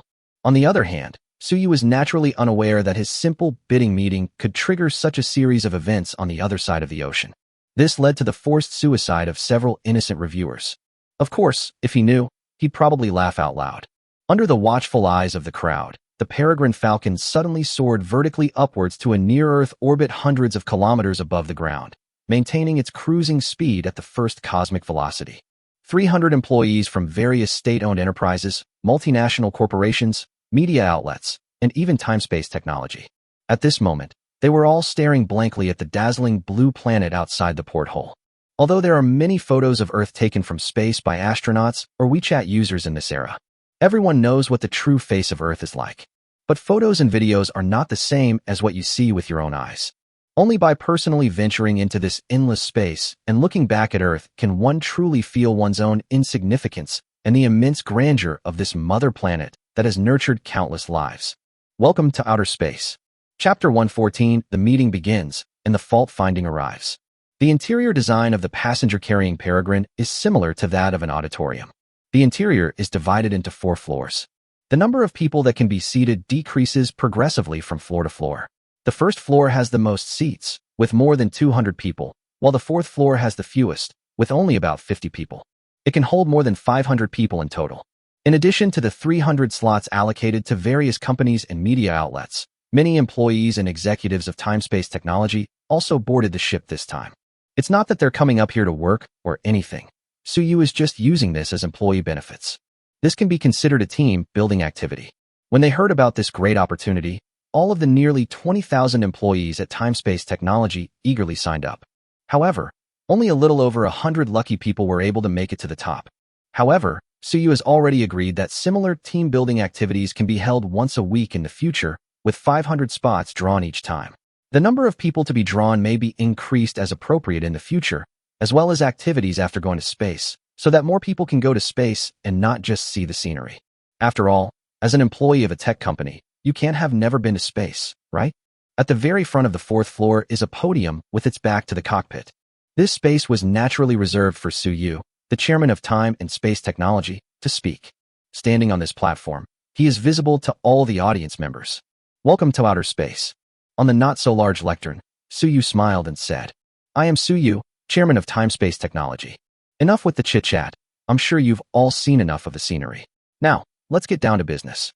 Unlike when he first spoke in front of everyone at the founding of Time and Space Technology, he was slightly nervous. This time he appeared quite composed. After a brief exchange, I got straight to the point.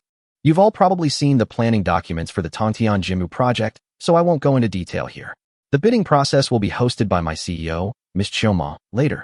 After the bidding process concludes, to thank everyone for their support, we have arranged some unique space-themed activities. Those who are interested are welcome to sign up. As for now, I believe you all still have many questions about Time-Space Technology's sky-building tree project. Please feel free to speak your minds, and I will try my best to answer them. Of course, please don't ask me overly technical questions. I wouldn't know the answers anyway. A burst of good-natured laughter immediately followed. Those who were able to board this ship, even those sent by multinational corporations, were basically all fluent in Kyushu dialect. He could naturally understand what he was saying. After Suyu announced that it was time for a QA session, a representative from Kyushu Enterprises immediately raised his hand and asked, "Mr. Su, given the technological capabilities that Time-Space Technology has demonstrated so far, I have no doubt that your company can build the space elevator. Could you explain the significance of building a space elevator? What advantages does it offer compared to traditional launch vehicles? What can we gain in space using a space elevator?" The question was asked by an elderly professor from Kyushu Aerospace. Suyu, whose memory had always been good after undergoing genetic modification, naturally recognized him. As someone working in the aerospace industry, it's impossible for him not to know the significance of building a space elevator. His question was clearly intended to encourage Suyu to take advantage of this globally significant opportunity to educate the world about the function of space elevators, to prevent uninformed members of the public from being misled by those with ulterior motives without realizing it. Suyu nodded to him, then smiled and said, "Professor Liu asked some very insightful questions. Although I am not a professional technician, I can still say a few words on this topic. As is well known, current spaceflight methods involve sending personnel or equipment into space via launch vehicles. This method is not only costly, but also has extremely limited carrying capacity. Even the most advanced launch vehicles currently available cost over $20,000 per kilogram to send supplies from the ground into space. With the availability of cheap energy from space elevators and nuclear fusion, we can reduce this cost to less than 100 Kyushu coins. It can save more than 1,000 times the transportation costs. I don't need to explain the significance of that. With a low-cost ground-to-air transportation chain, we will be able to obtain a vast amount of things from space. Not to mention how much help the scientific development of mankind would be if scientific research resources such as high altitude, high vacuum, ultra-clean environment, and microgravity environment were made completely cheap. The resources available in space are far more abundant than those on Earth. Within the solar system alone, there are rich mineral resources on celestial bodies such as the Moon, Mars, and asteroids, and abundant hydrogen energy resources on Jovian planets and comets. Suyu spoke eloquently, clearly explaining the future prospects of the space elevator. In particular, when he mentioned asteroid mining, he specifically showed off the asteroid mining machine developed by Time and Space Technology. The people present didn't seem to react much to this. But those mining giants who hadn't entered the Peregrine Falcon and were watching the live stream from the ground couldn't help but feel a chill run down their spines. Everyone knows how abundant the mineral resources are in space. Putting everything else aside, there's Mars, which is right next door. The mineral resources are so plentiful that they make one's mouth water. Based on samples brought back by the probe, experts have estimated that the reserves of ilmenite on Mars are as high as 150 quadrillion tons. On Earth, the exploitable iron reserves are only 180 billion tons, a difference of tens of thousands of times. To put it more simply, the reddish soil on Mars is due to its high iron oxide content, which gives it that red color. Although everyone knew there were abundant mineral resources there, no one had the capability to mine them, so it didn't really matter whether there were any or not. But what if the space elevator developed by Time and Space Technology were actually built? No one doubts that Time and Space Technology truly has the capability to mine minerals on Mars. Putting everything else aside, just looking at these Peregrine Falcons tells you how advanced Time and Space Technology's aircraft technology is. How low can the prices of these basic mineral resources go at that time? The mining giants of Earth suddenly felt as if they had been betrayed by a mysterious alien force. Of course, Suyu and the others in space wouldn't care what they were thinking for the time being. After Suyu answered that question, several business representatives from Kyushu asked some general science questions, which Suyu answered one by one. He knew this was clearly not an answer for the Kyushu government, but rather an educational message for the people of Kyushu. They patiently broke down and explained this knowledge in simple language to make it easier for the public to understand. After the companies from Kyushu had finished asking their questions, a reporter from an American media outlet finally managed to get a chance to ask one. Chapter 115 Suyu. Since ancient times, outer space has been. Mr. Su, Spacetime Technology has placed the address of the space elevator in a small country in Black State. According to information disclosed by Spacetime Technology, you have negotiated with the local authorities and obtained the right to use the area for the next 100 years. Although your proposal states that you have already paid the rent, that place is, in any case, the territory of a sovereign nation. After the space elevator is built, will that nation have sovereignty over the elevator? Or do you intend to share the profits from the space elevator with the country through equity? The blonde, blue-eyed white reporter immediately posed an extremely sharp question. Indeed, Time Space Technology signed a lease agreement with the local government and acquired such a large piece of land at a low price of 50 billion. But precisely because the land was acquired so cheaply, it is also easier for people to criticize it. Suyu was not at all surprised to be asked such a question. After all, he already knew what kind of people these were, and he would feel a little uncomfortable if he didn't find fault with them. His answer to this question was also very simple. The ownership of the space elevator belongs solely to Spacetime Technology. This is an indisputable fact. Regarding the lease agreement with local authorities for the land to be used for the space elevator, it was reached through harmonious discussions between both parties on the basis of equality and mutual assistance. We did not use any coercive measures, which is in line with the spirit of free trade. This journalist's question is clearly unfounded. As far as I know, the U.S. has military bases in many sovereign countries around the world. Do those countries also have sovereignty over the U.S.'s military bases? The reporter visibly became excited after hearing what Suyu had said earlier. I was just about to use his remarks to label him a hegemon and launch a fierce attack. But after hearing his last sentence, I was completely silenced. Damn, it seems that's really true. It seems like the U.S. is the one who does this kind of thing more often. However, since he was a reporter who had been selected to be sent here, he was certainly not a fool. He immediately thought of a way to refute him and quickly said, Mr. Su, I cannot agree with your last statement. All of our American bases overseas are built at the invitation of local authorities and with local funding, and their purpose is to maintain local peace. The space elevator from Time Space Technology is clearly a commercial facility, and the two cannot be compared. Well said, Suyu said with a smile. Unfortunately, our Spacetime Technology was invited by the local government to go there. In addition to boosting the local economy, building a space elevator can also provide a lot of jobs for the local area. Furthermore, our Spacetime Technology's security department can help the local government maintain order, and the construction department will build bridges and roads and carry out a lot of infrastructure construction for the local area. He wasn't just saying that randomly, but it's something that Spacetime Technology is actually doing. If you don't believe me, go and see for yourself. Is there a pirate and a terrorist in the land that Time and Space Technology rented? They were all dealt with by the androids wearing G-60 exoskeletons a long time ago. Hilarious. You can't even see a single black person. It's definitely the place with the lowest crime rate in the world right now. As for building bridges and roads, he did indeed build them. He not only built roads, but also a port. Although it's only within the area I rent. But didn't you say that place is someone else's territory? So if he builds infrastructure here, isn't that the same as building infrastructure for the country? It's just empty talk and acting like a thug. Anyone can do that. The reporter was rendered speechless and sat down dejectedly. However, he was just the first one. Those foreign media outlets that were there to stir up trouble started raising their hands to speak, as if a floodgate had been opened. Suyu randomly selected a reporter from Gaul. The reporter stood up and asked, Mr. Su, after the space elevator is completed, will you, from the perspective of all humanity, open this hub connecting to space to everyone in the world? Or will you only open it to a select group of partners? Here we go. They first flatter us with the classics, and then talk about a community with a shared future for mankind.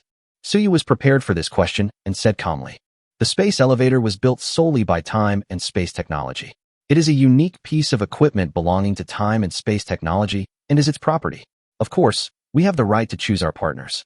The inviolability of private property should be a principle in the laws of most countries, right? Next one. Suyu's answer was almost flawless. The reporter had no choice but to accept it. After all, his assertion that private property is sacred and inviolable is a core element of the Constitution under the modern Western system. Anyone who dares to deny this is going against all capitalists. As a reporter, he wouldn't dare to say anything reckless. Mr. Su, you just said that after the space elevator is built, we should vigorously develop the resources in space. However, outer space has always been recognized as a resource shared by all mankind. Is it in accordance with international law for you to develop space for your own profit? Another reporter asked. Does outer space belong to all of humanity? Su countered. Do the Trisolarans know about this? Reporter. Squeaks of suppressed laughter could be heard from the scene. While the highly qualified people on site were able to hold back their laughter, netizens watching the live stream online burst into laughter upon hearing Suyu's answer. Haha, I really couldn't hold it in anymore. Trisolaran, what?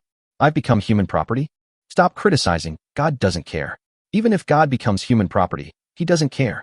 The reporter blushed deeply after being rebuked by Suyu's words, and stammered for a while before finally saying, what I mean is that, in order to avoid potential disputes in space in the future, we should have a proper discussion about space sovereignty now, instead of engaging in empty talk. Compared to the unknown existence of extraterrestrials, shouldn't our current consensus be that outer space should be the common property of all humankind?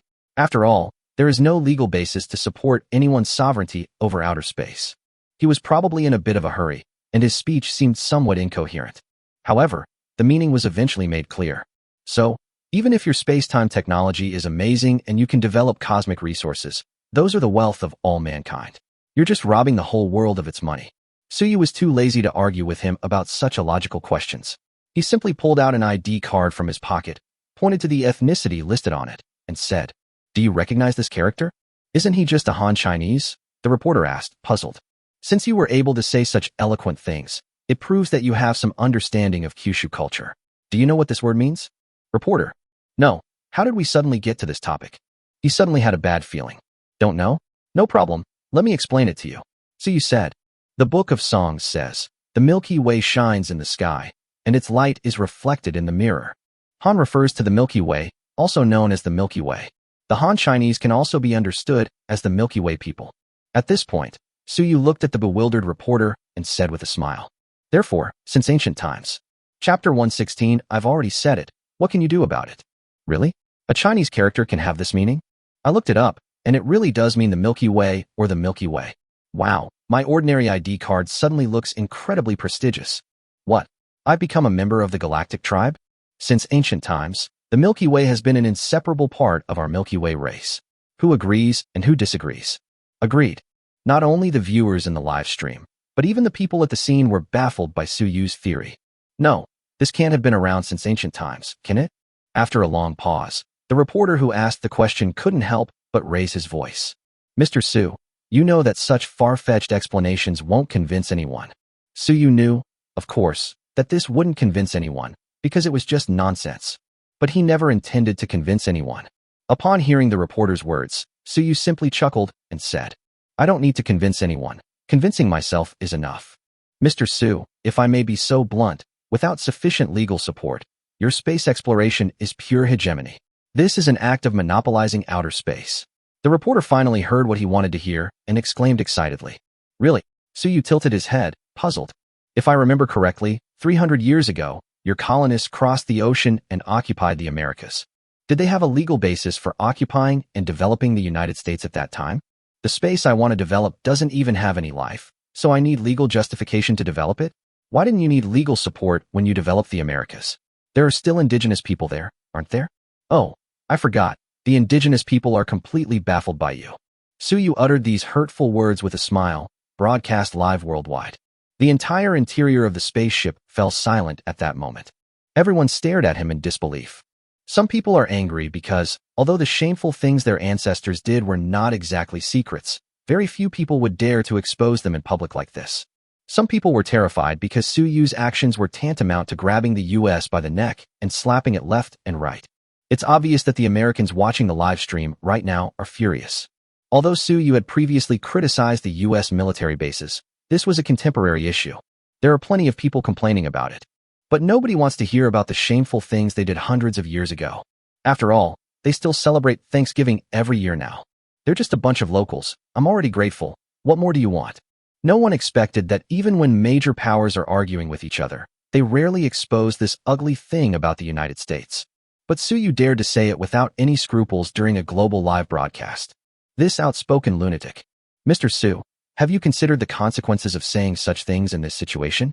The reporter's hands trembled as the wise Suyu said. Please take back what you just said. It's easy to see that he's really angry. Consequences? Take it back? Suyu scoffed. I've already said it, so what? His tough stance finally silenced the reporter completely. He didn't say anything more. Suyu ignored him and continued. Next, after we confronted that clueless jerk, the scene immediately became much quieter. After that, no one dared to bring up any more questions about digging holes. The entire QA session quickly came to an end. Next was the bidding meeting chaired by Chiomo. In the entire Tongtian Jinmu project, there were many things that were not technically demanding, and they would eventually be allocated through bidding. Of course, in the end, all these projects will fall into the hands of Kyushu's state-owned enterprises. The multinational corporations that came to the conference were, frankly speaking, just there to join in the fun. Most people guessed this would be the result when they arrived, but they still held on to a sliver of hope. Although I didn't get what I wanted in the end, going to space made the trip worthwhile. Many people, knowing that their bids were hopeless, simply left the meeting room and looked at the scenery through the portholes surrounding the Peregrine Falcons. In contrast, the scene on the Peregrine Falcon was relatively harmonious. The scene on the ground was quite discordant. As expected, the already furious United States exploded with rage after hearing Suyu's words. They've been the world's #1 for so many years. How could they have ever been treated like this?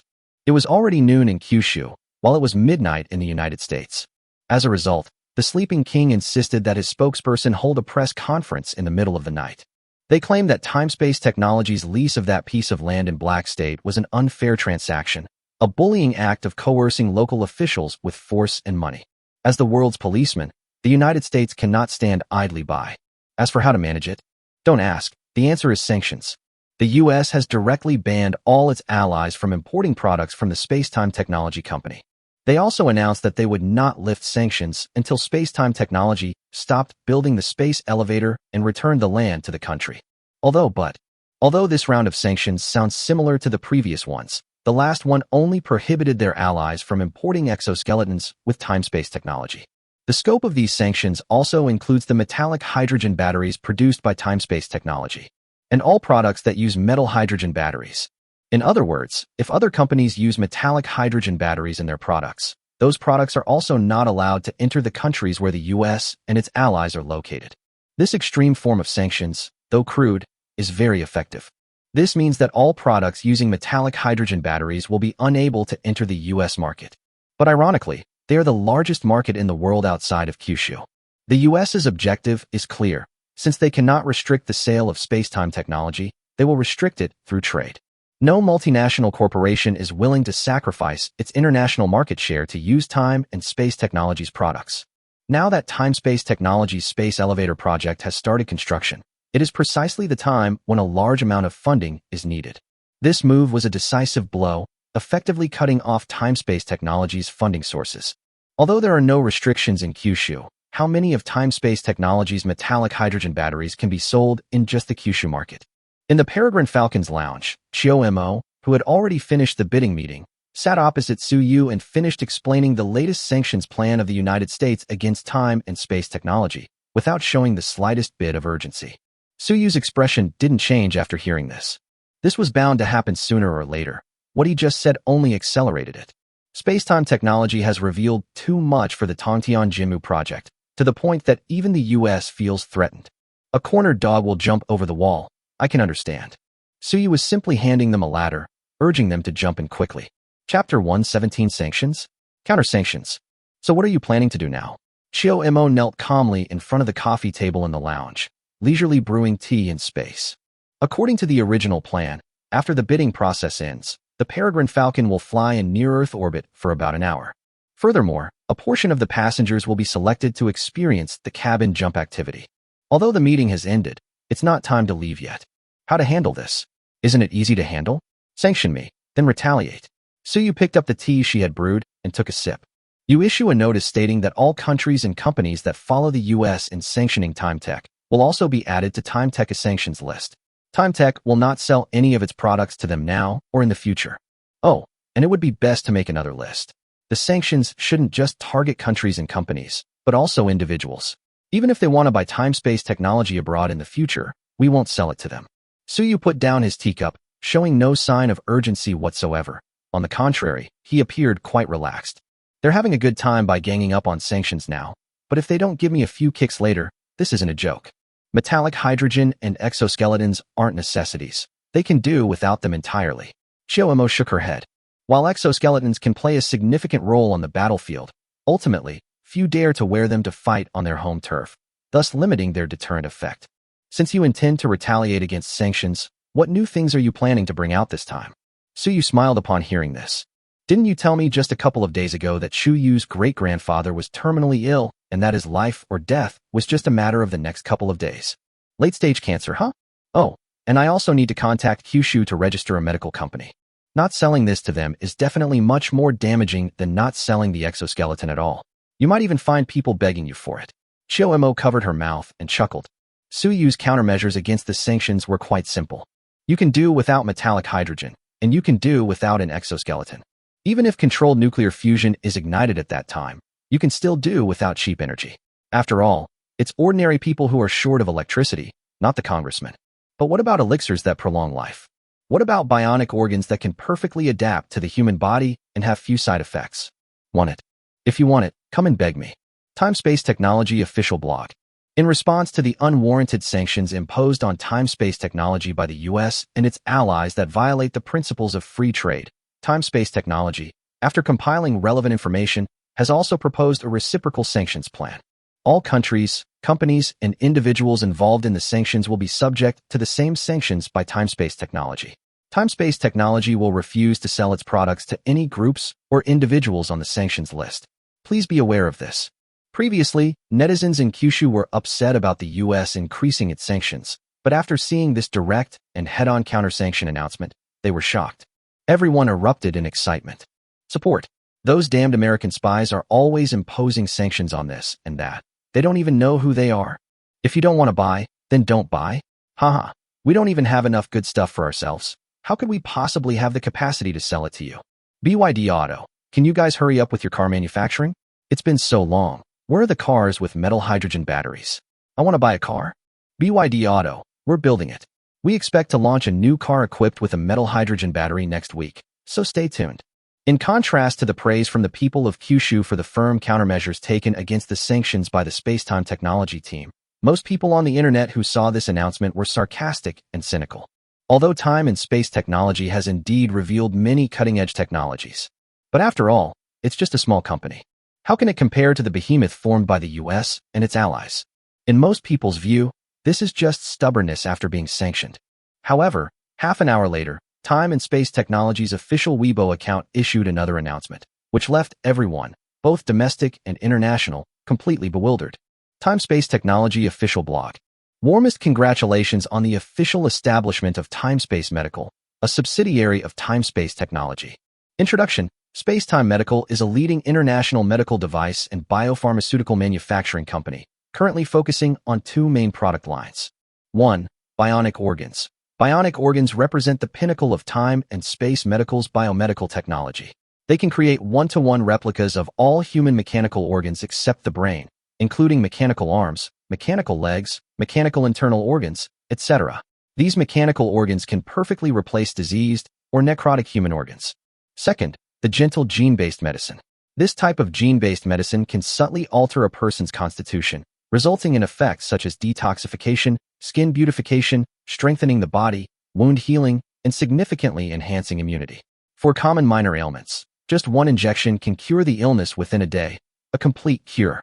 In addition to the two products mentioned above that are already quite mature and ready for market, Spacetime Medical has many other products under development. Please stay tuned. Both products feature bionic organs, which goes without saying. This is a fairly mature technology in the wasteland, and it's not complicated in essence. So you doesn't even need to specifically seek out Frostar to trade production lines or anything like that. By the end of autumn, I can handcraft an entire production line. In any case, not many people will believe in the existence of this thing in the early stages, and the sales volume should not be too large. Even if the production line set up in late autumn is limited by the current technology of Blue Star, it doesn't matter if the output is a little low. The second so-called mild gene-modifying agent is pure nonsense. That thing is just a product made by diluting the spiritual energy from spirit stones into water, It's not a gene serum at all. After all, there isn't much research on genes in the wasteland. Their main focus is on mechanical ascension. However, the claim that it's a gene-generating agent is nonsense. However, Suyu didn't exaggerate its efficacy at all. In fact, he was being conservative. The spiritual energy in a single spirit stone, when diluted in water, can probably only produce about 1,000 doses of this potion. It contains a great deal of spiritual energy. And spiritual energy is extremely beneficial to the human body. To put it bluntly, saying that a single injection can cure a common minor illness is an understatement. Even for serious illnesses that require hospitalization, as long as they don't involve diseases like cancer, 2 injections can usually cure them. Moreover, this thing can not only cure diseases, but it is also a miraculous healing tool. Even open or penetrating wounds caused by firearms on the battlefield can be healed and closed in just 1 or 2 days with a single injection. Chapter 1: 18 Time-Space Medical Treatment Established. Compared to bionic mechanical prostheses that only replace the damaged parts, this approach offers a more practical solution. This kind of spiritual water is undoubtedly a more affordable product, with good results and a reasonable price. 1 injection of spiritual water is not right.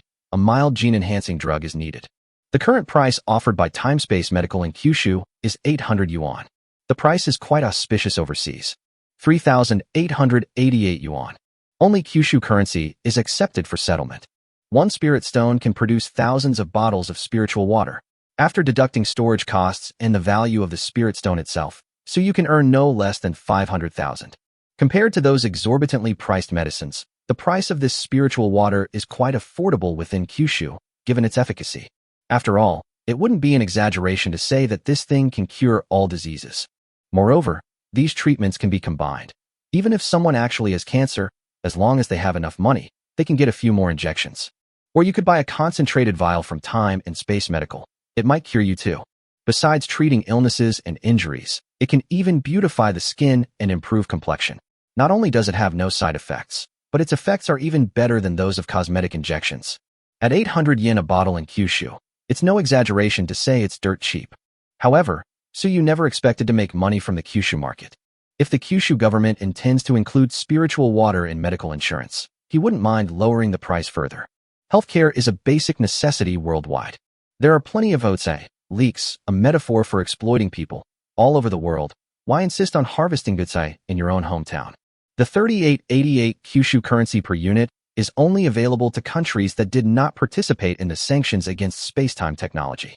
For those who participated in sanctioning time-space technology, if they later come to sue you for forgiveness and have the counter-sanctions lifted, Suyu would price them no less than 50,000 per tube. These countries are almost all rich, with hardly any poor people. They have been sucking the blood of people all over the world for far too long. Their so-called high-welfare society is built on the blood, tears, and corpses of others. This is what truly high-quality leaks look like. Suyu felt it would be a huge loss if he didn't skin them alive and extract their marrow. Of course, that's a story for another time. As for now, let's just impose sanctions on each other. Anyway, he's not in a hurry. Can't afford to build a space elevator?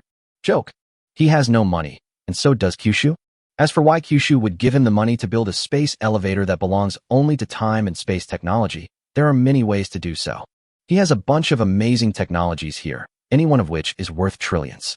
Kyushu is waiting for him to speak. Nuclear fusion and metallic hydrogen batteries. Just share one of these technologies with Kyushu, and the cost of building a broken elevator is nothing. You can throw money at it in no time. This was never a concern for Suyu. Even if Kyushu doesn't have the money, we can just repair it slowly. It's no big deal. He could live for at least 200 or 300 years now. And what about those who sanctioned him? How many more years will they live? Suyu has plenty of leverage to stall. Let's see if the other side has the guts to die in front of him.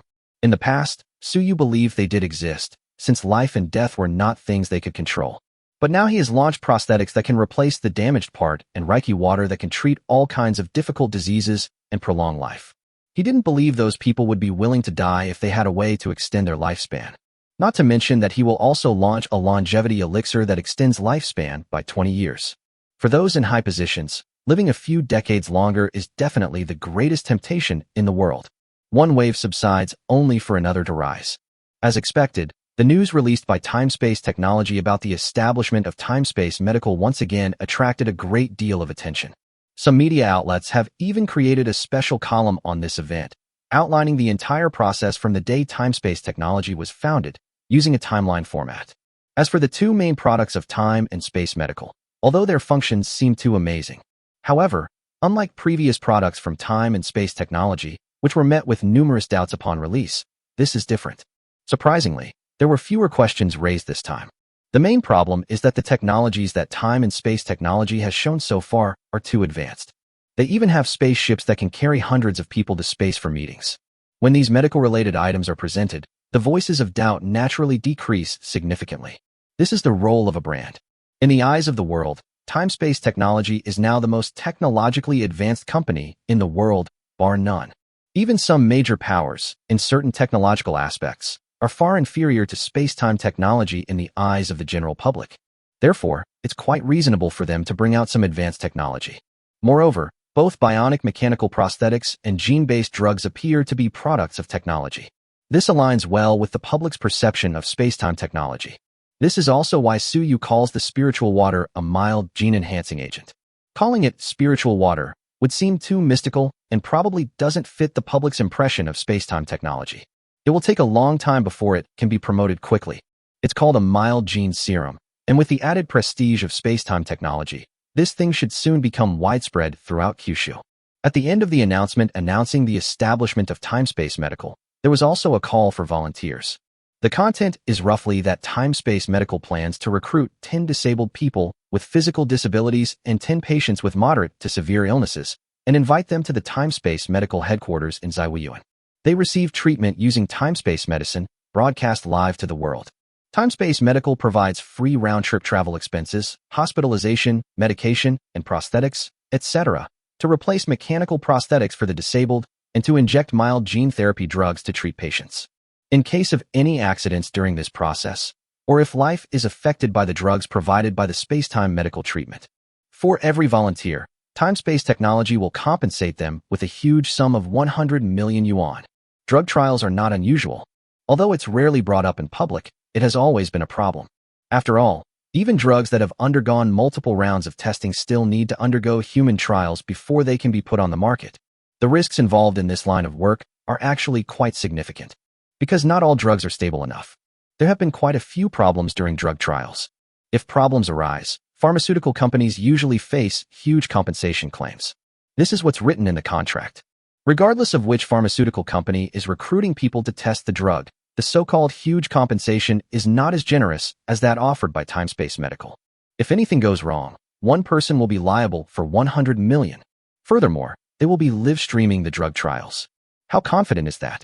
Those who were initially hesitant to trust the newly listed Shirkwang Medical after seeing the announcement and were planning to wait and see were suddenly intrigued. Even setting aside the huge compensation amount. For a company as technologically advanced as time-space technology to go to such lengths to provide medical care while broadcasting live globally is truly inspiring. In no time, countless people signed up. Chapter 119 Mechanical Prosthetic Limb Modification. As easy as using your arm. On the evening the news was released, the number of volunteers who signed up on the official website of Time-Space Technology reached over 100,000.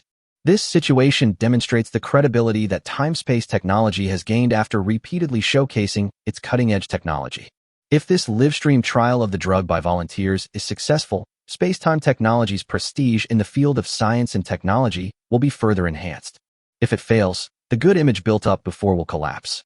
So you had someone screen the applicants and selected 10 people each for disabilities and patients with rare and difficult-to-treat diseases. Moreover, they specifically chose families that were extremely poor, and their current location was not too far from Zaiwuyuan. After all, he saw this so-called live-stream drug trial as nothing more than a show.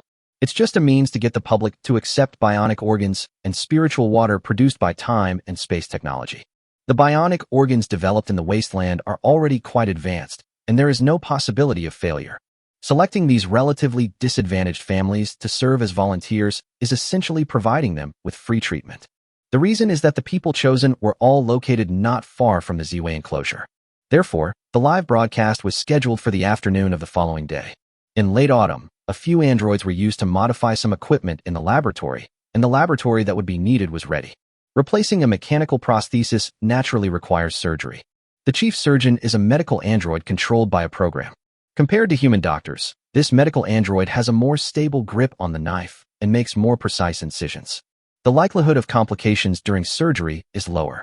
According to Chiomo, if she were to use the android she is currently using to perform surgery on someone, she could even control a nanoscale scalpel to precisely separate normal cells from cancer cells. And this efficiency is very high.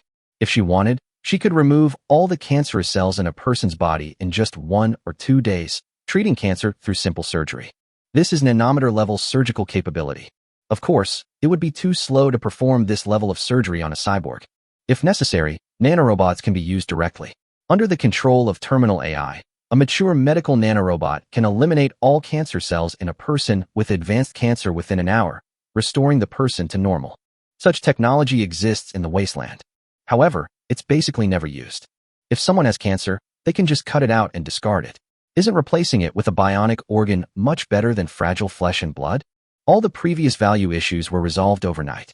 The next afternoon, the selected volunteers were brought to the Ziwiyuan headquarters as scheduled. In the huge laboratory, 10 disabled people with physical disabilities lay on different operating tables. Dozens of medical-grade androids in white coats are standing by their beds, preparing for surgery. In front of each operating table, there are several cameras providing a seamless live stream, which is being broadcast simultaneously on the official website of Timespace Technology. As soon as the live stream started, countless people flooded in. It only took a few seconds for the number of viewers to go from 0 to over 1 million online. And this number is still increasing. By the time the experiment was actually ready to begin, the number of participants had reached more than 5 million. The mere one-day pre-launch promotion attracted 5 million viewers, demonstrating the significant influence of time-space technology on the internet. This isn't the inflated data from those live streaming platforms. It's said to be 5 million, but in reality, it's less than 50,000. It was a real 5 million viewers, not one less. However, there weren't many comments during today's live stream. After all, surgery is a rather heavy matter, no matter how you look at it. Many people are still somewhat resistant to the claims of bionic organs and mild gene therapy made by Spacetime Medical and dare not fully believe them. However, this did not stop them from hoping that the experiment would be successful. After all, if it really works, whether it's bionic organs or mild gene-based drugs, it will undoubtedly be a technology that benefits all mankind. These are high-end medical products that everyone will be able to enjoy in the future. As time went on, the surgery finally began. Although the surgery was somewhat bloody, it was not censored in any way this time. Given the current state of time and space technology, it's unlikely that the Kyushu government would bother with such a trivial matter. Not to mention that the Kyushu government itself is extremely interested in their technology and wants some professional doctors to come and observe and learn from it. Time passed second by second, and the patient, who had been given anesthesia, lay motionless on the bed while the doctors, as meticulous as robots, operated on him. Because the surgery was somewhat bloody, many viewers with weaker mental fortitude left the live stream midway through, planning to come back in after the surgery was finished. Fortunately, the surgery to replace the limb with a prosthetic is not difficult. In less than an hour, all the prosthetics were replaced. Under the watchful eyes of everyone, the first to react was a middle-aged man with a missing arm. Because he only needed a prosthetic hand, he was the first to have the surgery, and the dosage of anesthesia was not large, so he was also the first to wake up. Furthermore, thanks to the precise surgical skills of the android doctor, the middle-aged man barely bled before the prosthetic limb was installed. Surprisingly, none of them felt particularly weak after waking up. At the suggestion of the android doctor, the middle-aged man actually stood up from the hospital bed. Looking at his right arm, which exuded a futuristic feel from the inside out, he was stunned for a moment before gasping and saying, "Ouch, that hurts a little." Replacing the robotic arm is a minor surgery, but it still leaves some wounds. These wounds will heal within 2 days, which is why you feel pain. The android doctor answered methodically. However, given your current condition, you can already move around normally. Try moving your arm. As long as you don't do anything too strenuous, there usually won't be any problems. Once the wound has completely healed, you will be able to use your prosthetic arm just like a normal person. Really? The middle-aged man looked hopefully at his mechanical right arm. I tried to move it a little. When he saw his 5 fingers move freely and almost without any hindrance, his eyes shone brightly. She eagerly put on the slippers next to the hospital bed, walked to the bedside table, and tried to pick up an apple. After thinking for a moment, she picked up the fruit knife next to her and skillfully peeled the apple. The entire process was incredibly smooth, with no noticeable lag whatsoever. After finishing everything, The middle-aged man looked at the peeled apple in his hand, and only one thought remained in his mind. As easily as using one's own arm.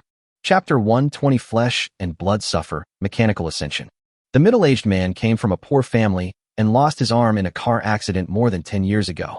Because the surveillance system was not advanced at that time, the driver was able to escape calmly after the accident and was not caught. There is naturally no compensation involved. Born into poverty and having lost an arm at a young age, his life was destined to be extremely difficult. Last night, his daughter told him about a company called Time-Space Technology that can replace mechanical prosthetics for disabled people for free. It is said that after these mechanical prosthetics are installed, there is almost no difference between the arms of a normal person and the prosthetics. He didn't believe it at first, of course. Finally, after much persuasion from her daughter, she agreed to register. When he saw that there were already over 100,000 applicants, he didn't think he would be selected. To his utter surprise, he was actually chosen. This made him even more convinced that this time-space technology might be a scam. There are so many disabled people in the world, he doesn't think he's anything special. If I had to name something special, it would probably be that they were extremely poor.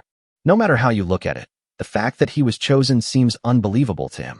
However, when they saw that if the surgery failed and something happened to the volunteer, time-space technology would pay a huge sum of 100 million yuan in compensation. Although he had his doubts, he still chose to go without hesitation. Even as she lay on the operating table, she was still praying that the surgery would fail. Ideally, there should be a massive hemorrhage or something, so he dies on the operating table. In that case, under the public eye, time-space technology will have to pay that 100 million yuan no matter what. His family will never have to live in poverty again.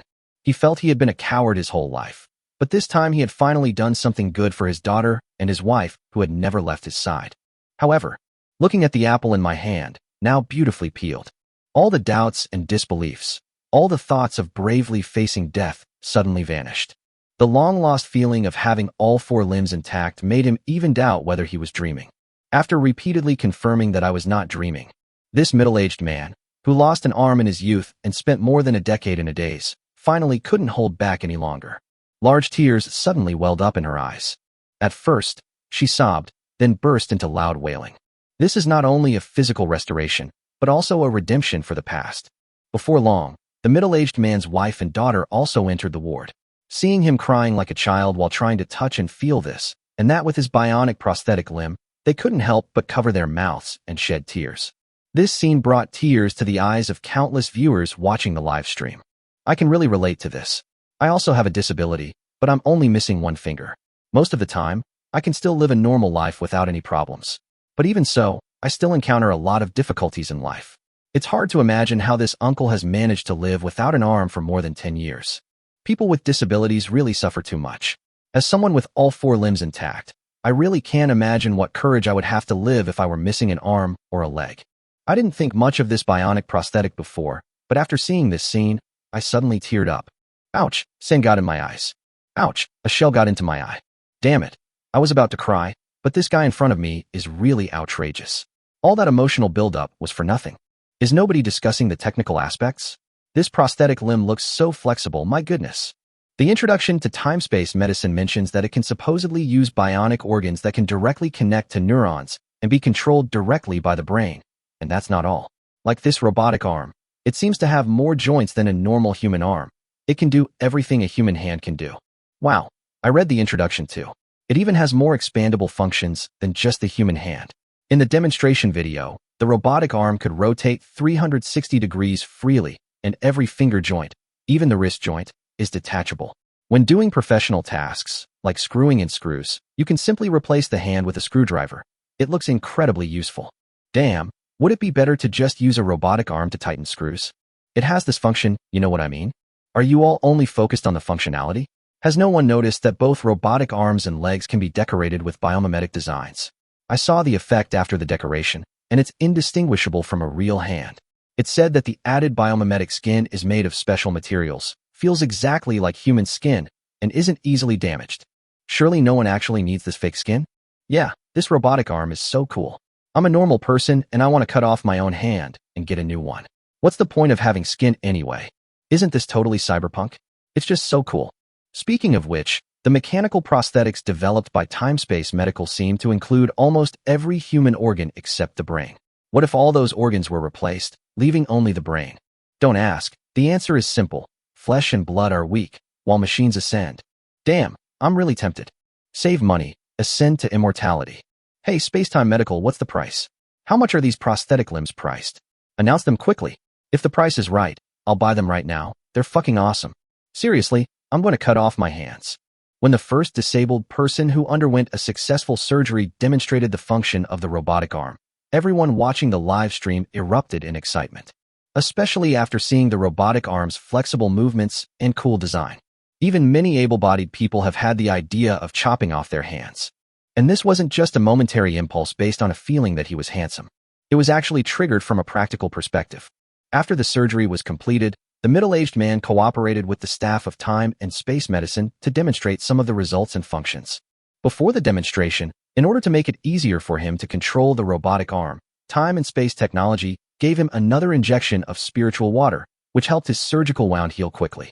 Only during the functional demonstration did everyone realize how terrifying these mechanical prosthetics were. This thing is more than just a little more agile. In terms of both strength and functionality, it completely surpasses the human arm. Tests have shown that the grip strength of the robotic arm can reach over 100 kilograms for middle-aged men. Under the watchful eyes of everyone, he crushed the grip strength tester with his bare hand. His arm strength is even more astonishing. He can easily lift sandbags weighing 200 or 300 kilograms. If it weren't for the fact that other parts of his body weren't too weak, this number would have been even higher. In addition, it has many awesome little features that dazzled the audience, who exclaimed that it was so damn good. Chapter 121: The Terrifying Functions of Prosthetic Limbs. While the middle-aged man was undergoing testing, other disabled people who had received mechanical prosthetics also completed their surgeries. With the healing effect of the spiritual water, they quickly recovered and began to cooperate with the staff of Time and Space Medical to demonstrate the function of the prosthetics. These are all written in the contract. Furthermore, after the volunteers complete these tasks, Time Space Medicine will also give them a substantial sum of money as compensation. So no one complained. Of course, even if Time Space Medical doesn't offer any compensation, they won't be dissatisfied in the slightest. For these disabled people, the fact that Time Space Technology installed these prosthetics for them free of charge is tantamount to giving them a new life. Besides the middle-aged man who had his arm replaced, the functions demonstrated by people who had other prosthetic limbs also shocked the audience. For example, a girl who switched to an e-cigarette. The replaced electronic eye wasn't as grotesque as everyone had imagined. On the contrary, after being disguised using bionics, it looked quite beautiful. His eyes were the distinctive black color of people from Kyushu, making him look no different from a normal person, or even more beautiful. And no one knows which genius designed this bionic camouflage, but she can even adjust the color of her eyes herself. Red, orange, yellow, green, cyan, blue, and purple. You can have any color you want. Even its shape can change. Viewers exclaimed that they could save money on colored contact lenses from now on. Besides these fancy features, the actual function of these mechanical eyes is even more outrageous. Once installed, under normal circumstances, in good weather, the visibility distance can reach a single light source hundreds of kilometers away. Under normal circumstances, with clean and unpolluted air, the human eye can see a candlelight more than 20 kilometers away. This mechanical eye is far more powerful than the human eye. And that's not all. According to Time Space Medical, this mechanical eye even has farsightedness. How awesome is this feature? Well, that means that on a clear day, you can see the craters on the moon from Earth. It's better than a regular astronomical telescope. In addition to having a long-range vision, these electronic eyes also come with thermal imaging, infrared, and other functions. It can even be linked to your own mobile phone, allowing you to take photos and videos with your eyes and upload the photos to your phone. The clarity is even higher than that of a normal camera. It can be said that after getting these glasses, the originally blind girl has directly evolved into the person with the best eyesight in the world. In addition to the functions mentioned above, these electronic eyes actually have some special, yet-to-be unlocked, capabilities. It's hidden in the unpublished data of Time and Space Medical. That is, if they wanted, they could actually add an auxiliary aiming module to the electronic eye. With such eyes, if he were on the battlefield, he would be the world's best sniper. It can easily engage targets 3,000 meters away with iron sights. Not only electronic eyes, but other mechanical prosthetics also have the same locked function. After all, these things were made by Chio Mo according to the wasteland concept. In the wasteland, everyone wants to be armed to the teeth. Of course, The mechanical prostheses designed can not only have the functions of normal human organs. Of course, these are features that ordinary people don't need at all, so time-space medical care is naturally unnecessary to add. If the military ever decides to equip veterans who have lost their lives on the battlefield with prosthetics, so you would consider unlocking those features. As for current consumer products, it's better to keep things harmonious. As more and more disabled people with prosthetic limbs showed off their modified appearance, prosthetic limbs quickly gained recognition from countless people. In addition to the rich functionality of the mechanical prosthetics, the fact that none of the 10 volunteers encountered any accidents throughout the entire process, and that they were able to move freely shortly after the surgery, further convinced the audience of the technology of time and space technology. Along with the mild gene-modifying agent that had not yet been tested, it also gained everyone's approval. After all, although this gene serum has not yet been used to treat patients in front of everyone during a live broadcast, but those disabled people who recovered quickly after surgery have proven the usefulness of this thing. After all, not everyone is like that middle-aged man who only had his robotic arm replaced with a very small wound. Some volunteers received organ transplants, such as hearts and kidneys. That surgical incision was quite large. After a single injection, the wound can heal at a speed that is almost visible to the naked eye. At least in terms of healing, no one can deny the power of mild gene-modifying drugs. This feature alone was enough to make the military personnel watching the live stream drool. One general even directly notified the logistics department. The order was very simple. Purchase. Buy as much as you want. Unlike mechanical prosthetics whose prices have not been disclosed, these so-called gene-based drugs do have publicly announced prices. The price of 800 yen per tube in Kyushu is not expensive at all. But on the battlefield, this is a truly life-saving thing. Even if we don't need them now, we can still stockpile some as strategic resources. Besides the Kyushu military, the Wagnerians, who were still fighting on the front lines, witnessed the amazing effects of these gene serums. Having tasted the benefits of their previous deal with time and space technology, they sent people to Kyushu without hesitation, intending to import a large number of them. Although Suyu's current overseas price is 3,888, this is something that can truly save lives on the battlefield. The price of 3,888 per injection is nothing compared to the cost of training an elite soldier. Suyu accepted almost all of these unexpected orders. However, the contract signed with them was written very clearly. The gene-enhancing drugs sold to them are for their own use only and are strictly prohibited from being distributed. Once the resale of gene-based drugs is discovered, time-space technology will not only sever all transactions with them, but will also demand a hefty compensation. Both the Kyushu military and Wagner agreed to the terms without hesitation. This was just a minor incident during the live stream. After the rehabilitation and demonstration of the 10 disabled people were all completed. And so, another highlight of the day began. Mild gene therapy drugs cure diseases. When they saw the medical records of those 10 patients, everyone gasped. You call these diseases moderate to severe? They were clearly on their last breath. Chapter 122: The Healing Principles of Spiritual Energy.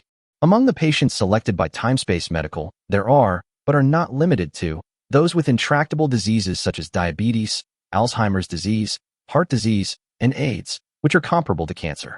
Moreover, the patient's conditions were generally already quite serious. They were not newly diagnosed. Faced with patients in this situation, even the world's best doctors are helpless except to use medication to curb the progression of the disease. However, Time and Space Medical invited these patients to come and treat them in public. Furthermore, unlike those disabled individuals who have undergone mechanical prosthetics, compensation is only provided if an accident during the treatment process results in their death or disability. The promises made by Timespace Medical to the patients invited here are: if Timespace Medical cannot cure their illness within a month, it will offer compensation of no less than 100 million yuan. If they die during treatment, the compensation will be doubled and paid to the relatives designated in the contract. The sheer scale and confidence of Timespace Medical's investment naturally instilled considerable faith in the treatment in countless people. After all, nobody's money comes from thin air. Even if Timespace Medical has a lot of money, it wouldn't be this extravagant. The fact that they dared to offer such conditions proves that they have absolute confidence in their mild gene-enhancing drugs. However, compared to the surgery that can be completed in a few hours, such as replacing a prosthesis, treating this disease is obviously a much longer process. After assessing each patient's physical condition, the bionic doctors at Spacetime Medical Center provided different treatment plans, each lasting 3 to 5 days. The shortest treatment is for diabetes, which only takes 3 days. During these 3 days, the patient can eat, drink, and move around normally. All he needs to do is stay in the hospital in Zaiwiyuan and receive a gene injection every day. The treatment plans for other patients were not much different. After such a long live stream, most of the viewers naturally left the room. Ultimately, the live stream, which originally had millions of viewers, was reduced to only a few 100,000. Most of these people either have the disease themselves or have family members suffering from it. As they watched the live stream, they prayed that time-space medicine truly had the ability to cure these diseases. Once these patients are successfully cured, given the price of the mild gene-modifying drugs announced by Time-Space Medical, they will definitely buy them without hesitation. So, can this spiritual water really cure these difficult and complicated diseases? Suyu watched as a pale, thin patient in the video in front of him, whose painful expression eased after receiving the spiritual water, fell peacefully asleep, and couldn't help but ask. Theoretically, it's possible. If not, just give a few more injections. Chiomo explained. The human body is actually an extremely complex and precise structure, and it is not so easily defeated by disease. If it is defeated, it only means that the body's strength is not enough. Now, you've cultivated the cultivation methods of the heavenly profound realm and been injected with the system's gene serum. Although you're still immortal, your physical strength far surpasses that of everyone on Earth. Similar to the diseases they suffer from, even if a strain is transplanted into you, your immune system can easily kill those viruses. The purpose of the spiritual energy water is to increase the body's strength. I've added other ingredients to it to make the spiritual energy easier for the body to absorb. Even if it can't be absorbed, it will be stored in the body for a short time. Of course, this method of storage is different from converting spiritual energy into one's own spiritual power after cultivating a technique. It won't grant the injector extraordinary power, but the spiritual energy stored in their body will gradually improve their physique. For humans, as long as their physical condition is good enough, no disease can defeat them. Therefore, after injecting enough spiritual water, these people can fight off the disease by relying on their own physical constitution. In this process, the spiritual energy does not participate in eliminating the virus, but only helps people strengthen their physical constitution. However, the extent to which it enhances physical fitness is slightly more than most people imagine. If someone injects a large amount of spiritual energy water, wouldn't they be able to turn themselves into a superhuman? Suyu frowned. Of course not. Chioemo laughed. The people of Tianxian Realm and Shinzhou World live in a world full of spiritual energy every day. Does that mean everyone is a superhuman? Being passively altered by spiritual energy and actively guiding spiritual energy cultivation are two different concepts. If one does not actively cultivate using techniques, once the spiritual energy absorbed by the body reaches a certain level, it will be impossible to continue to grow stronger. This limit likely refers to the limits of the human body. According to the classification of the heavenly profound realm, it should be below the body tempering stage.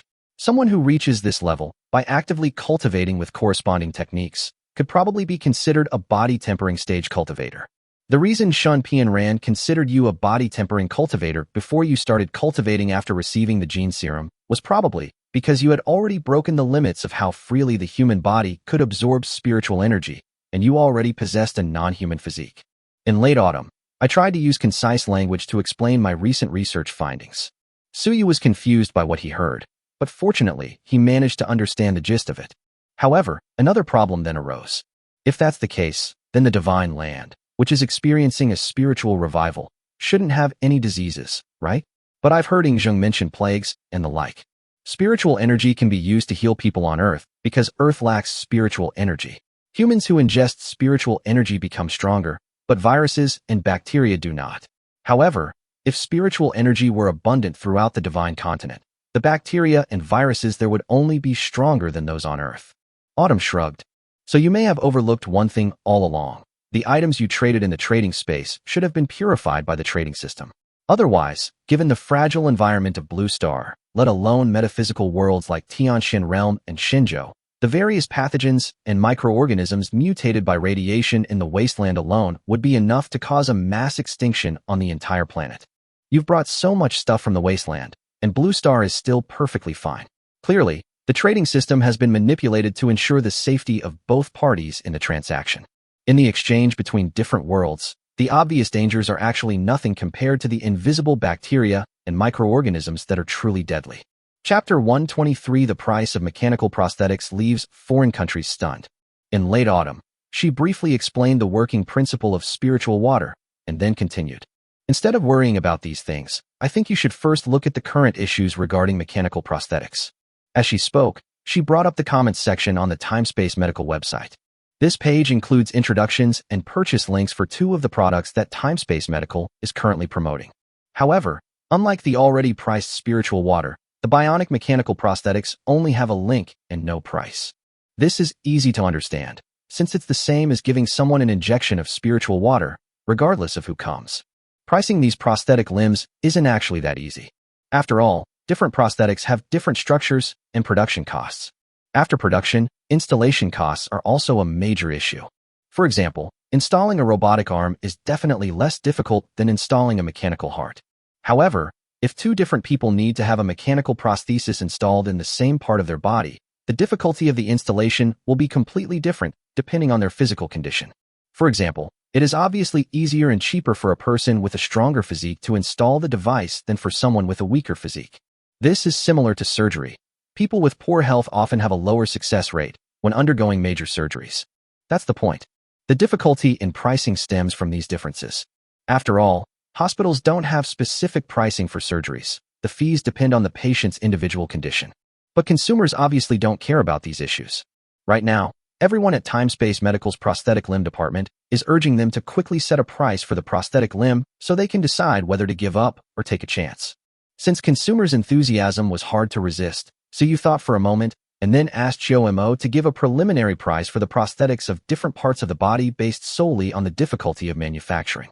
However, this price does not include installation fees. It only covers the price of the prosthesis itself. For the specific installation, it will be necessary to come to the headquarters of Timespace Medical for installation based on the specific circumstances. Of course, Spacetime Medical will also open branches across the country and train a group of doctors to operate the equipment to install prostheses. If you only need to get a prosthetic limb installed in the short term, you'll have to come to the Time and Space Medical headquarters. The specific price of the prosthetic limb is robotic arm, priced at 28,000 renminbi in Kyushu, tentatively priced at 128,000 renminbi overseas. Mechanical legs, priced at 36,000 renminbi in Kyushu, with a tentative overseas price of 156,000 renminbi. The most expensive of these mechanical prosthetics is actually the mechanical eye. Even in Kyushu, the price is over 50,000 yen per unit. In fact, one unit is usually enough for a blind person to use normally after installation. However, if you want to pursue aesthetics and more functions, it is best to install two. That's over 100,000. Abroad, the official price of this pair of glasses from Timespace Medical is over 1 million Kyushu dollars. This only covers the cost of purchasing the prosthesis. As for the installation cost, if you have it installed at Time and Space Medical or at one of Time and Space Medical's designated partner hospitals, you will only be charged the cost price. The price of this prosthetic limb is neither high nor low in Kyushu. Most disabled people don't come from wealthy families, and this price is already enough to deter many people. However, before Suyu announced the price on the official website, the Kyushu Medical Insurance Department had already contacted him, intending to discuss including mechanical prostheses in the Kyushu Medical Insurance Program. Currently, the negotiation team of Timespace Technology is arguing with people from the Medical Insurance Department about this issue. The price was already low in Kyushu, plus it's covered by medical insurance. When the time comes, the final price that disabled people in Kyushu who truly need prosthetics will receive will certainly not be too high. Suyu originally intended to do this as a public service and didn't plan to make money from it in Kyushu. For Timespace Medicine, Reiki water is the real money-making product. As for mechanical prosthetics, there's a huge market to be tapped overseas, and domestic companies just need to make sure they don't lose money. Of course, if more advanced production equipment could be imported from the wasteland to increase production, the price of these mechanical prosthetics could be even lower. But there's no need for that. With the technology Chomo currently possesses, producing these prosthetics shouldn't be a problem, as long as the equipment is improved a few more times. It's no different from the equipment in the wasteland. There's no need to make a special trip to find Frostar just for this. The price of Timespace Medical's mechanical prosthetics caused an uproar online as soon as it was announced. For people in Kyushu, this price isn't too expensive. In fact, it's surprisingly cheap. Before the price was announced, almost everyone imagined that this cutting-edge technological product would be extremely expensive. But now that it's been announced, most people have discovered that even if they're not well off, they can still afford it if they grit their teeth. They were overjoyed. Countless people who themselves or whose relatives and friends have disabilities immediately spread the word. As soon as the price of Time-Space Medical's mechanical prostheses was released, the number of pre-orders on the official website exceeded 1 million. To Su Yu's bewilderment, according to the big data, many of these people who made reservations were actually able-bodied and had no disabled relatives or friends around them. These people mainly ordered things like robotic arms and robotic legs. Simply put, they want to change themselves. These people account for at least half of the reservations. Forehead.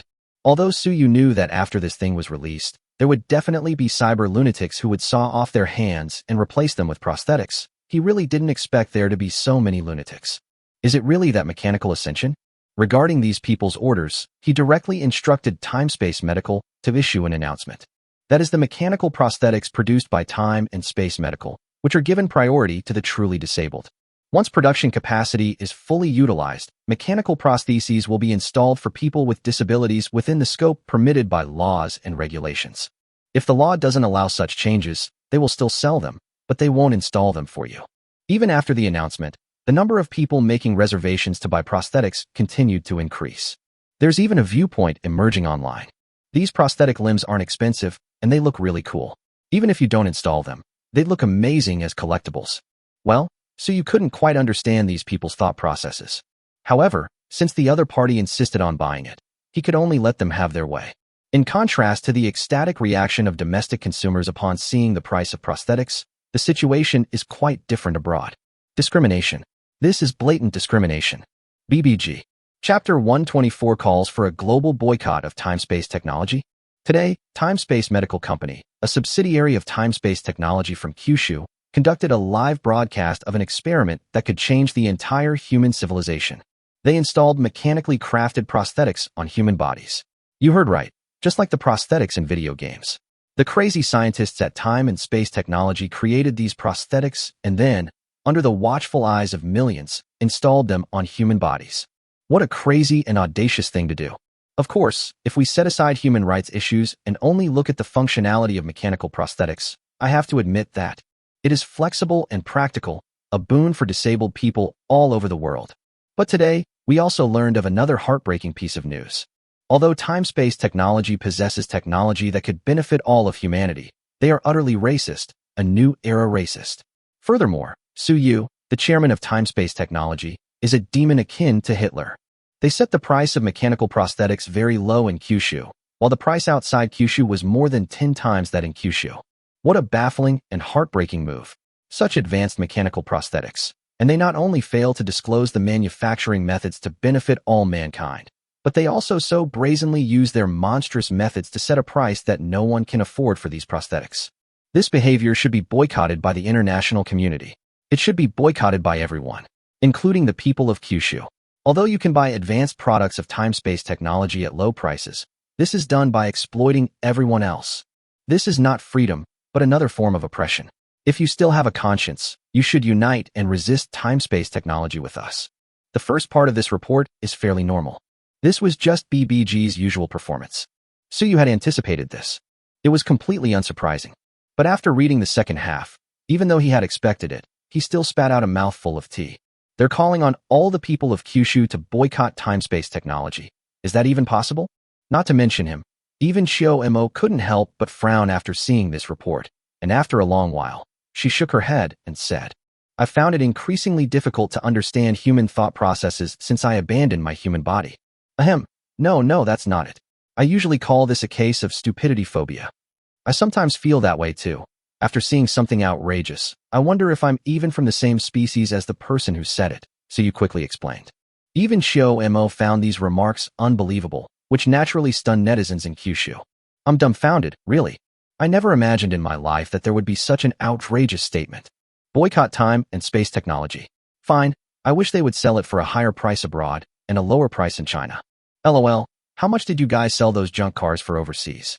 How much did you sell them for in Kyushu? Now you're getting all worked up because you're being fleeced?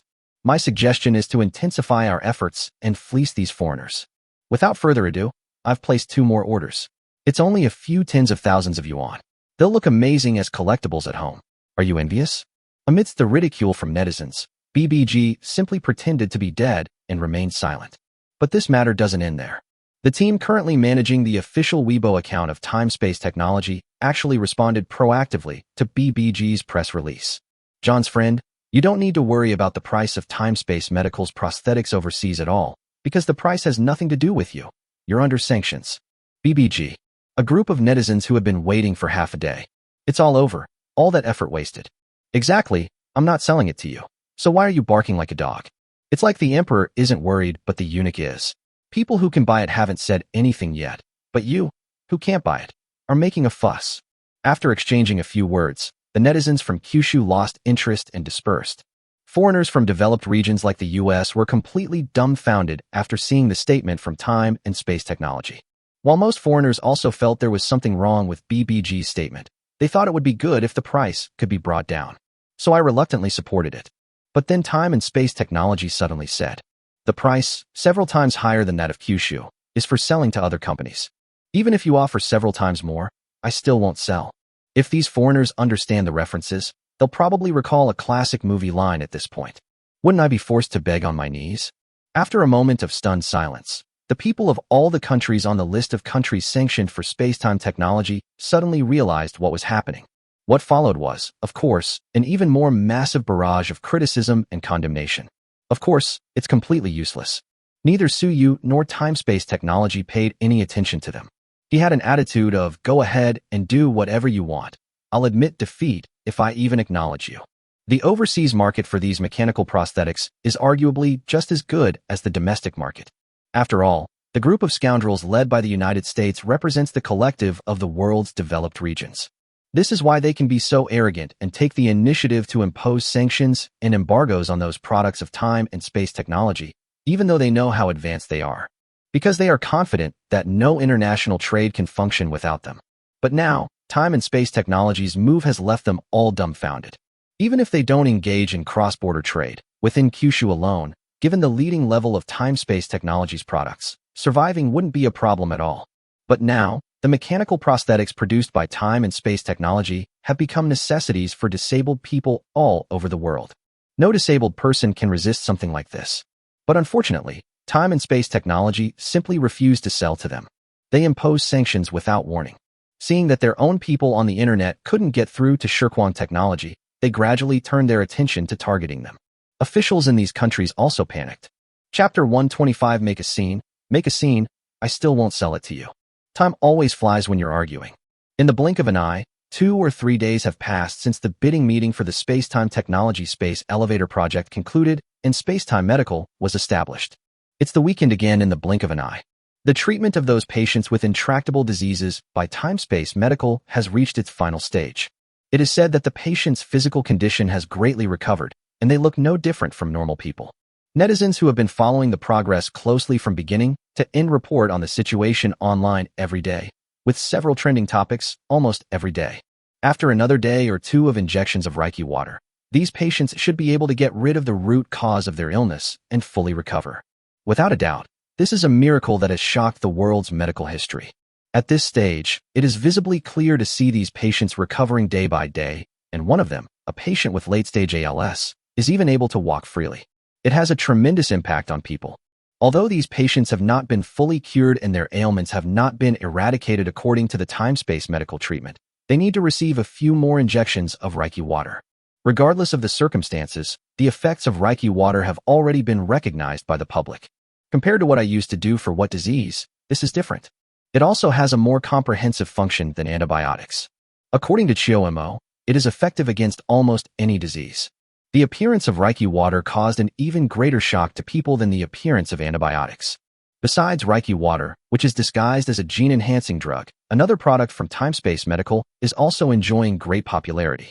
After the experiment ended that day, the order backlog on the Time-Space Medical website was already overwhelming. Because it was Suyu's idea to establish Time-Space Medical Center on a whim in order to deal with the sanctions imposed by the United States.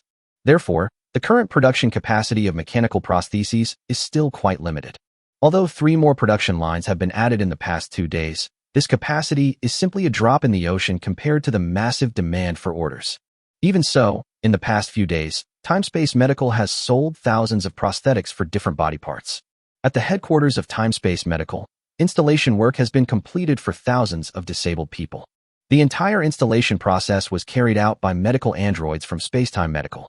In addition to these medical androids, Spacetime Medical has also recruited a large number of medical professionals to train them in installing prosthetics. With the help of sophisticated instruments, even ordinary doctors can successfully install prostheses into the human body. One point that must be mentioned here is, the mechanical prostheses produced by Timespace Medical require specific instruments to be installed on the human body. These devices can connect the electrical signals in the prosthetic limb to neurons, which is the key step in making the prosthetic limb fit the human body and allow the user to use it as if it were an arm. If this step is omitted and a prosthesis is fitted to the body using current common surgical methods, it is actually of little use and can only serve as a decoration. Therefore, Timespace Medical allows anyone to purchase mechanical prosthetics and is not afraid that anyone will smuggle these prosthetics to sanctioned countries. Since there is no professional equipment for Timespace Medical treatment installed, the biggest use of these things is probably as figurines. As for mild gene-enhancing drugs, also known as Reiki water, Timespace Medicine does not offer them for purchase except through a few official organizations, at least not at present. If you want to get the injection, you need to go to a location designated by Time and Space Medical. This will minimize the risk of the technology being leaked to places sanctioned by Time and Space Technology. Of course, this only applies to large-scale outflows. Small-scale smuggling is definitely unstoppable. Putting everything else aside, just considering the spiritual water sold to Wagner, given the mercenaries' profit-driven nature, it's clear they wouldn't honestly keep it for themselves. It's certain that it will be quietly resold. However, as long as they don't want to be included in the sanctions list by Time and Space Technology, this kind of thing can't be carried out on a large scale. Selling a few or dozens of bottles privately is just a drop in the bucket. It's only for those top elites to use. For ordinary people in regions sanctioned by Timespace Technology, it's useless, and they'll still make trouble. It won't affect his plans at all. So you naturally turned a blind eye. Oh, I heard that recently the US and its allies have started to hold protests and demonstrations. After failing to break through the space-time technology barrier, some genius suddenly remembered that they were willing to sell space-time technology products to them. Their authorities have also imposed an embargo on time and space technology. The goods still couldn't be sold to them. Therefore, some people believe that as a commercial group, Timespace Technology could not possibly be willing to give up such a large market as the United States. What they call counter-sanctions is nothing more than a show of defiance after being sanctioned by the US.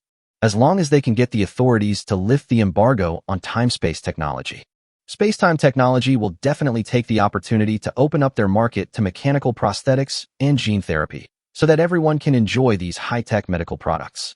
No more worries about illness. Everything will be all right.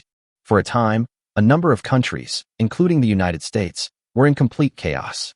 Protests, vandalism, looting, and free shopping, traditional skills have reappeared. This has caused headaches for officials in various countries.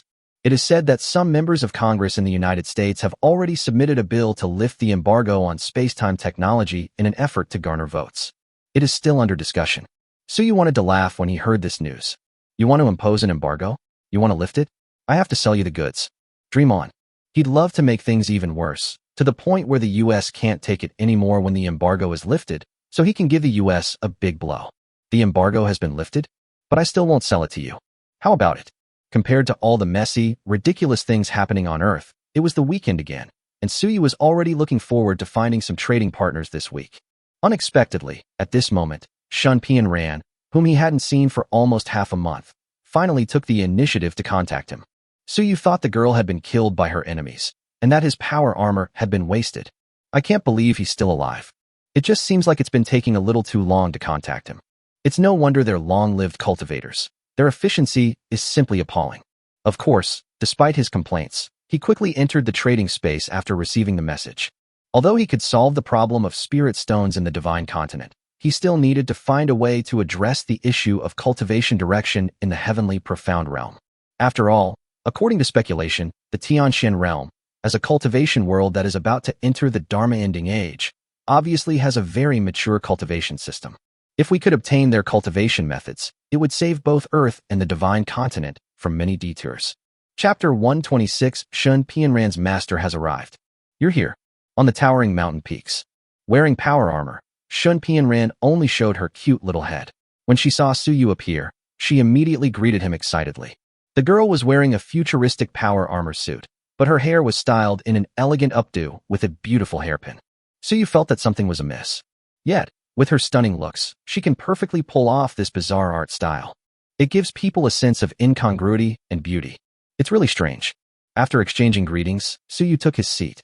After thinking about it, I couldn't help but say, after we completed the transaction that day, did something unexpected happen to you on your way back? An accident? No. Shun Pianran blinked. With the Foundation Establishment stage magic weapon you gave me, how could anything go wrong? As soon as I went out, I killed all those who were chasing me. Why did it take so long? Could it be that the journey back to find your master was too far? It's not far, less than 500,000 li. It would only take me 7 or 8 days to get back on my own, but with your armor, it will only take less than a day. Shin Pianran said easily. Yes, the maximum speed of the Storm-class power armor can reach over Mach 20. It can fly more than 24,000 kilometers in an hour, and at most 250,000 kilometers in 500,000 miles, so it really takes about a day. Suyu nodded, but before he could ask any more questions, he heard Shun Pianran say proudly, "You want to ask me why it took so long, right? You might not believe it, but I personally killed the Foundation Establishment stage ancestor of the Sun family.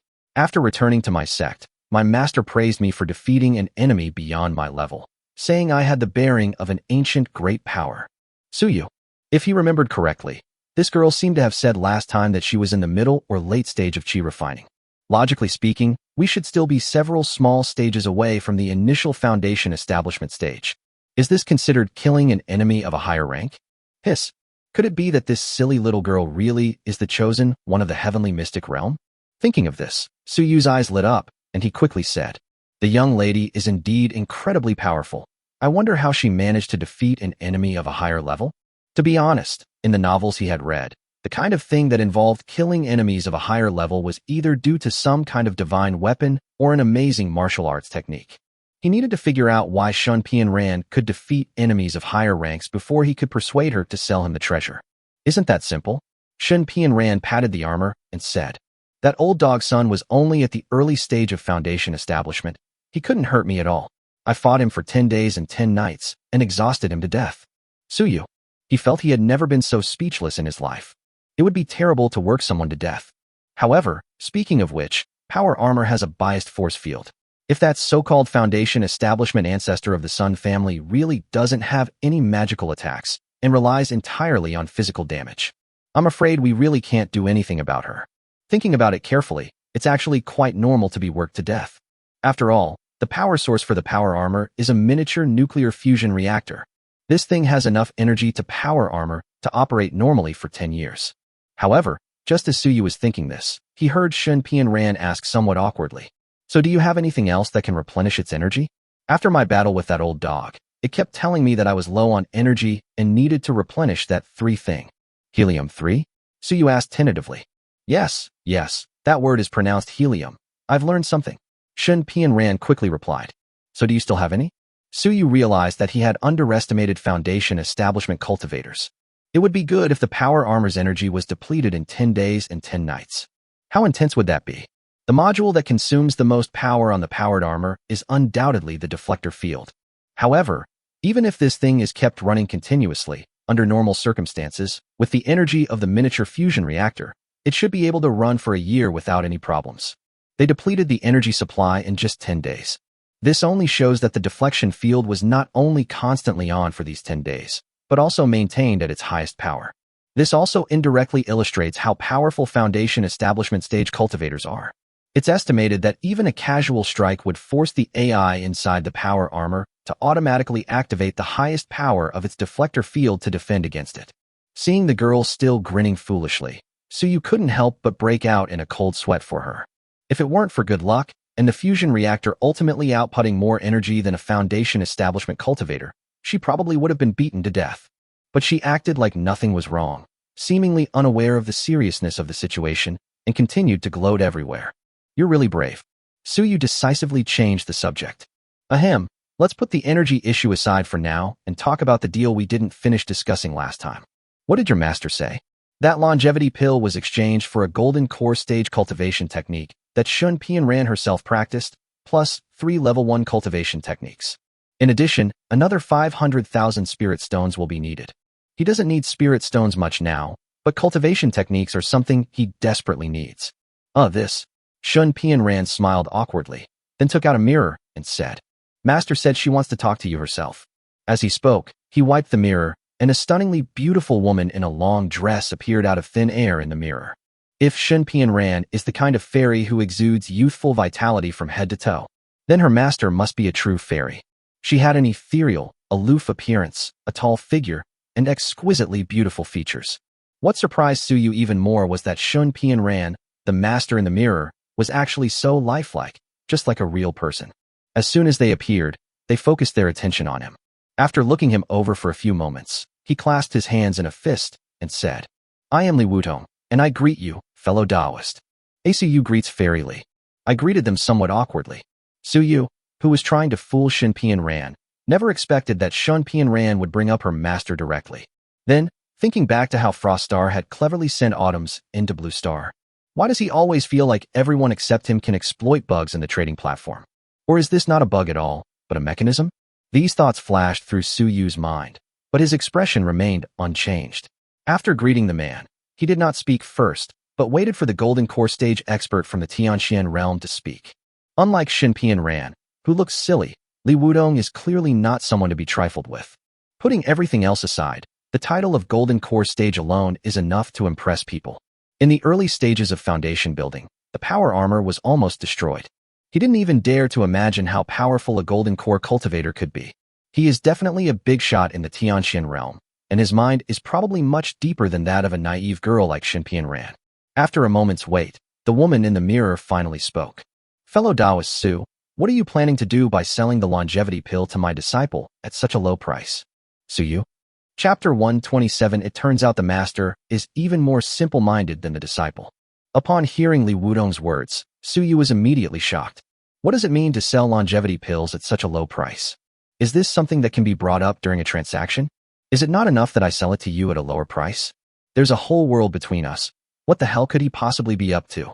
After a moment of surprise, he looked at Li Wudong again and saw that she looked righteous and was not being sarcastic. A feeling of happiness suddenly rushed straight to the top of my head. Goodness, the master seems even more simple-minded than the apprentice. So all that aloof and wise fairy-like demeanor was just an act? It's true what they say, birds of a feather flock together. After a moment's thought, he quickly apologized. If you could teach the fairy, you would know that the people of this small world are unaware of the prosperity of the heavenly profound realm. How dare you ask for such an exorbitant price for a mere crudely made pill? Having heard Fairy Shin speak of the prosperity of the immortal path in the heavenly profound realm, I have long yearned to visit it. I only wish to obtain some cultivation methods so that we can avoid some detours. As for any other motives, of course, I have none. Upon hearing this, Li Wutong, reflected in the mirror, frowned slightly, pondered for a moment, and then nodded, saying, That makes sense. Your elixir was indeed crudely made, a waste of the precious natural ingredients. As she spoke, she shook her head with some regret, then added, However, we cultivators value integrity and a clear conscience. Even in transactions, we must not mistreat our fellow cultivators. Let's void the conditions we discussed earlier. In exchange for this longevity elixir, I'll offer you 10 cultivation manuals and 1 million spirit stones. How about it? Suyu. How? That would be perfect. Who would complain if you gave too much? He readily agreed. He immediately signed the contract that the system had revised. However, before he could ask when he would receive these cultivation techniques and spirit stones, he saw that Shun Pianran, the tool person holding the mirror, had already sent 10 different cultivation techniques to his trading space. As for spirit stones, there wasn't a single one. Suyu looked at Shun Pianran in surprise, but before he could ask, he heard Li Wutong, with a taut, delicate face, say, seemingly a little embarrassed, These 10 cultivation manuals will be temporarily handed over to you, fellow Taoist. As for the spirit stones to follow up, we can give them all to you within 3 years. What does that mean? Buying on credit, is that right?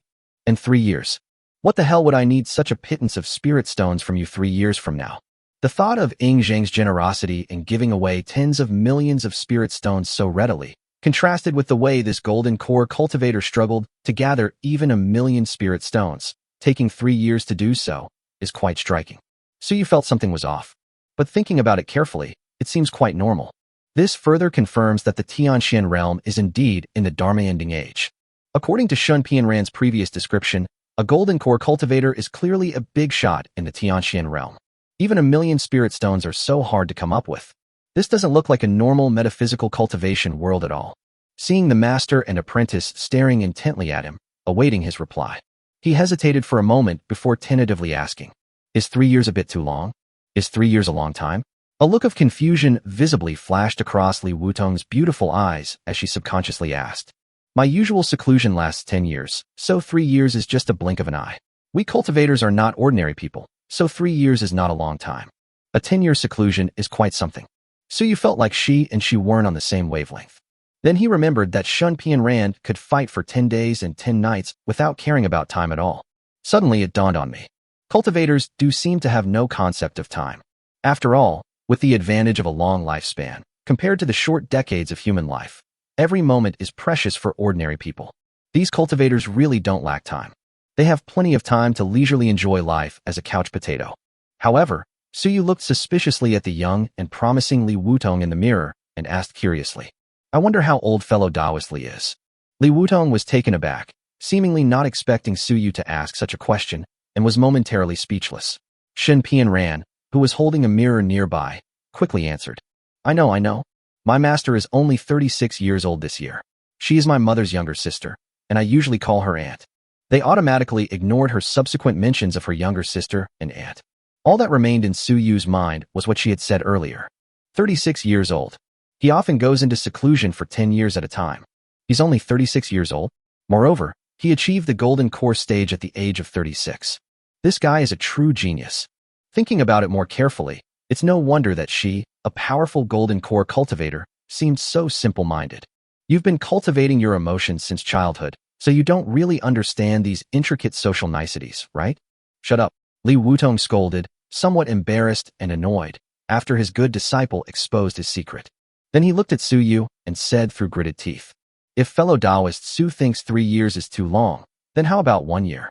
Upon hearing this, Suyu breathed a sigh of relief, his expression finally becoming more serious, and said solemnly, "Let's forget about the spirit stones. I think we can exchange them for something else." "For example?" Li Wutong asked, puzzled. "For example, magical treasures, alchemy techniques, or weapon crafting techniques can all be traded." Li Wutong automatically ignored the cultivation techniques Suyu mentioned later. In her opinion, those things were utter garbage and not worth the price of such a longevity pill.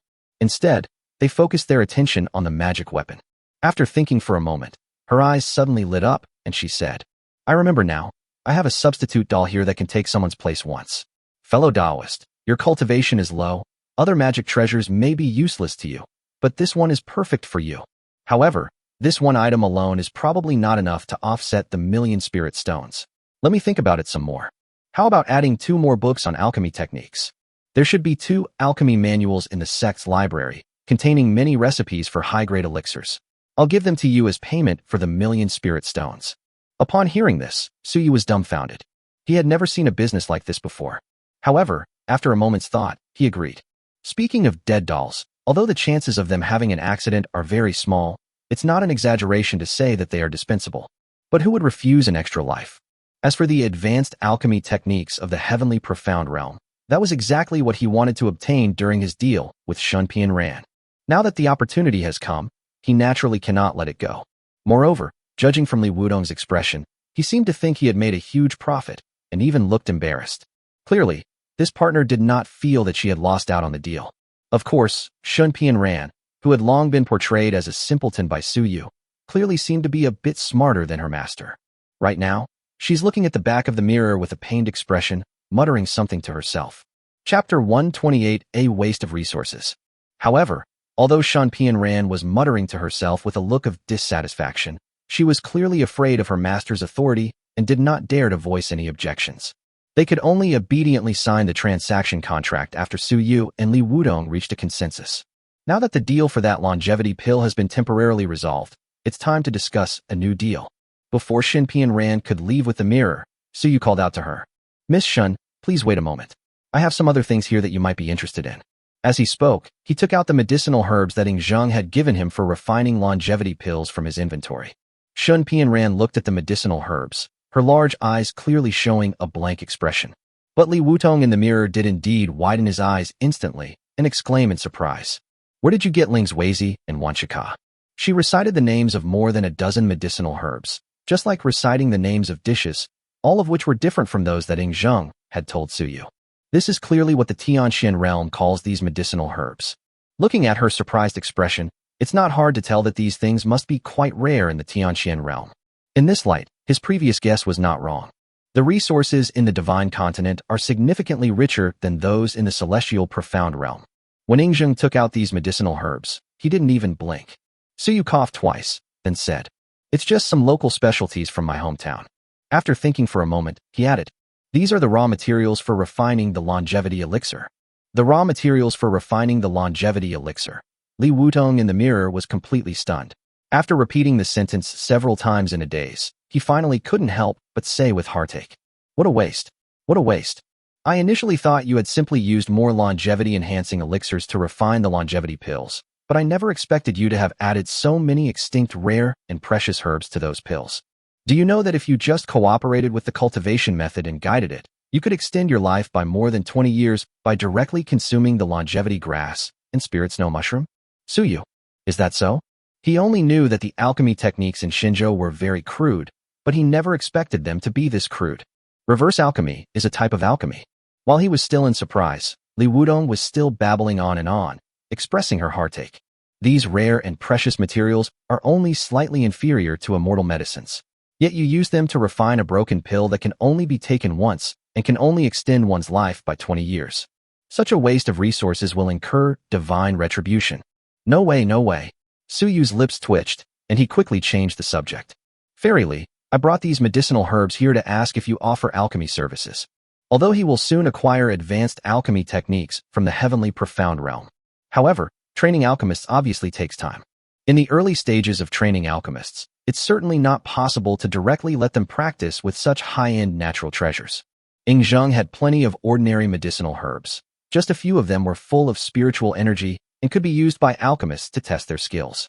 As for these high-end medicinal materials, it would be better to entrust them to experienced alchemists in the Tianxian realm for refining.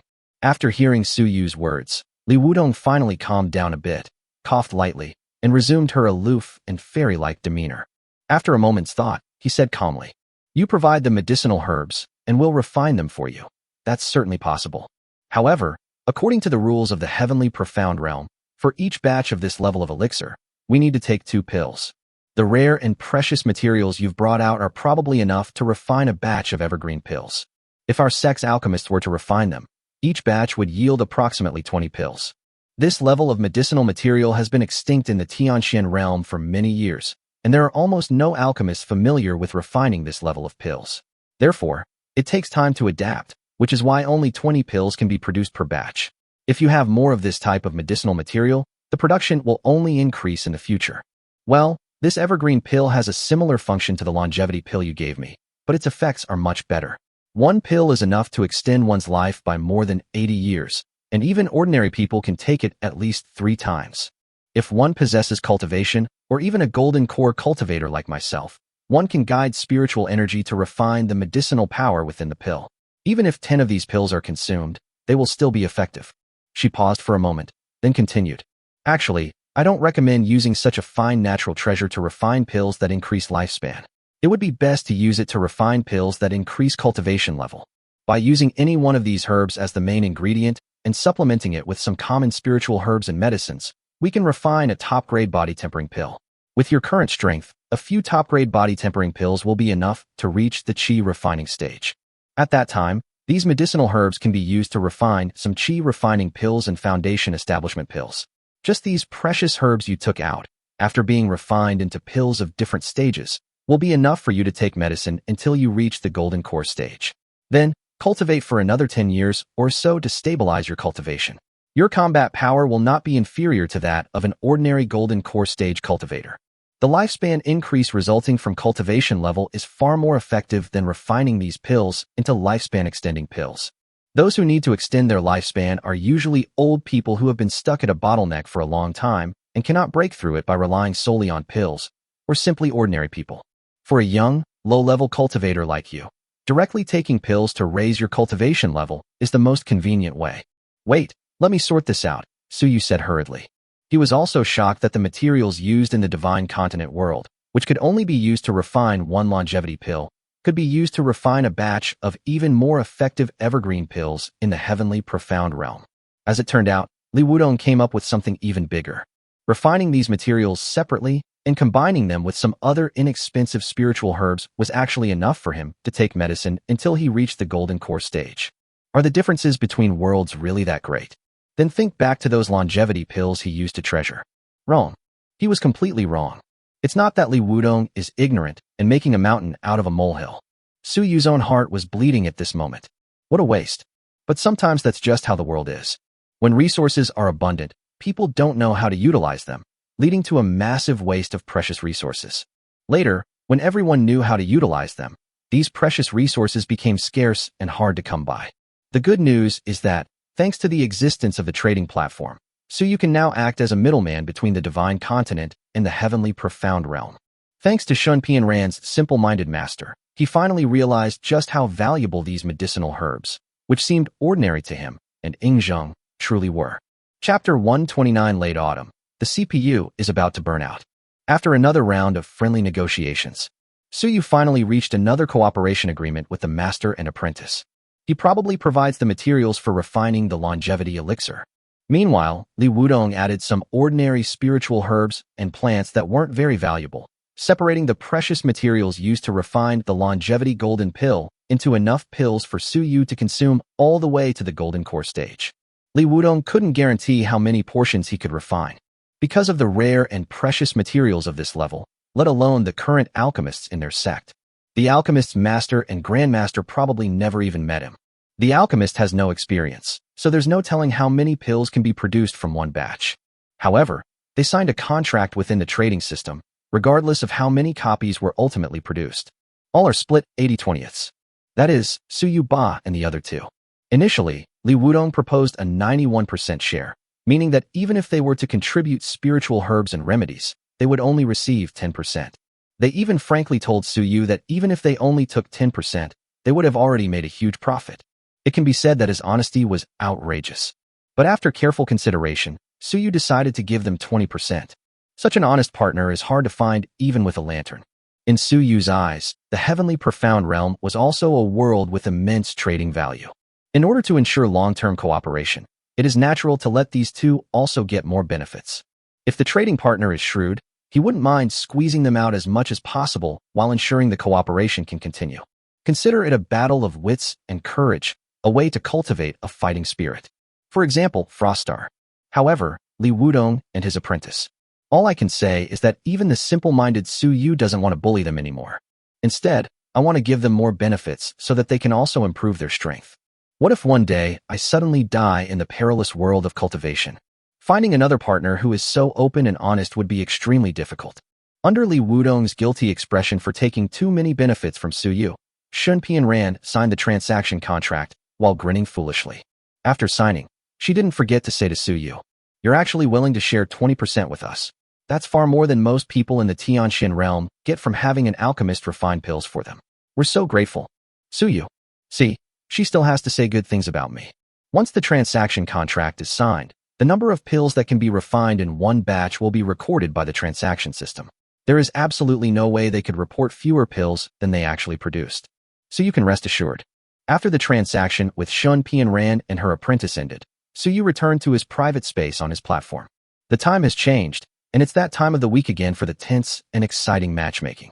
Based on the previous situation where the first match was with the tentacle monster, the next match was with Shun Pianran. He is quite confident about this match. After all, he was matched with a goblin last time, so he should be matched with a normal person this time, right? However, it turns out that this so-called pattern clearly does not exist. After matching for a long time, and after waiting for a long time, he finally got to know the match. The entries matching trading partners on the wall of the private space suddenly went dark. Then it became, match failed. He never expected that there would be a match failure. He was annoyed but could understand why he hadn't made a deal with the non-humans he had encountered twice before. After all, the world is different, and it's normal that trade is not possible. But this match failure is just too ridiculous. It's unbelievable that we couldn't even find a non-human match. After repeatedly protesting to the trading platform without receiving any response, he had no choice but to go back. It was past 1 a.m. when we got back to Earth. In late autumn, she was skillfully preparing a late-night snack for him. Suyu leaned against the kitchen doorway, watching her busy figure, and the slight frustration from the failed match instantly vanished. For some reason, after spending a lot of time with Mo, I always felt that she had a kind of magical power that made people feel at ease. You're back? How did the talks go? As if she had eyes in the back of her head, Mo noticed Suyu's footsteps immediately, even though she had already moved very quietly. The talks with Shunpi and Ran went well. Suyu sighed, feigning melancholy. He briefly explained the deal he had made with Shunpi and Ran and her apprentice, then quietly walked into the kitchen. Taking advantage of Mo's back being turned to her, he reached out and took her arm, saying, however, the matching of trading partners failed, so Aunt Chiu was needed to comfort him. Autumn's movements froze. An electric arc flashed from her fingertips without her even realizing it, but she quickly withdrew it. After a moment of stunned silence, she pushed Suyu's head off her shoulder with a hint of annoyance. I'm cooking, stop fooling around. So what if we fail? There's plenty of time. We'll eventually succeed. Ignoring what she said next, Suyu tentatively asked, so you can make a scene after you finish cooking? Autumn's end glanced at him with a surprised expression. You don't actually have some kind of special fetish, and you want to do something to androids, do you? That's not something I can't give up. Suyu rubbed his hands together, eager to try. To be honest, he was fine with other androids, but he really wanted to see just how realistic this specially made android from Mo really was. No way. Mo refused righteously and firmly.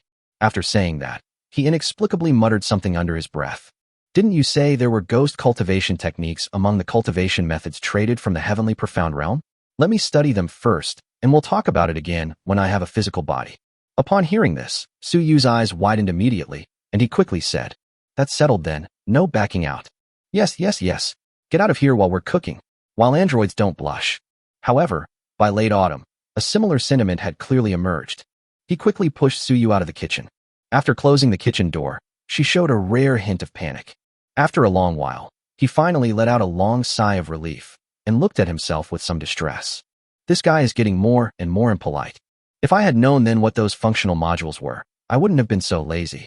As a female engineer who has lived for 200 years without ever touching a man, she naturally wouldn't design any specific features related to that aspect when she's making her own figurines.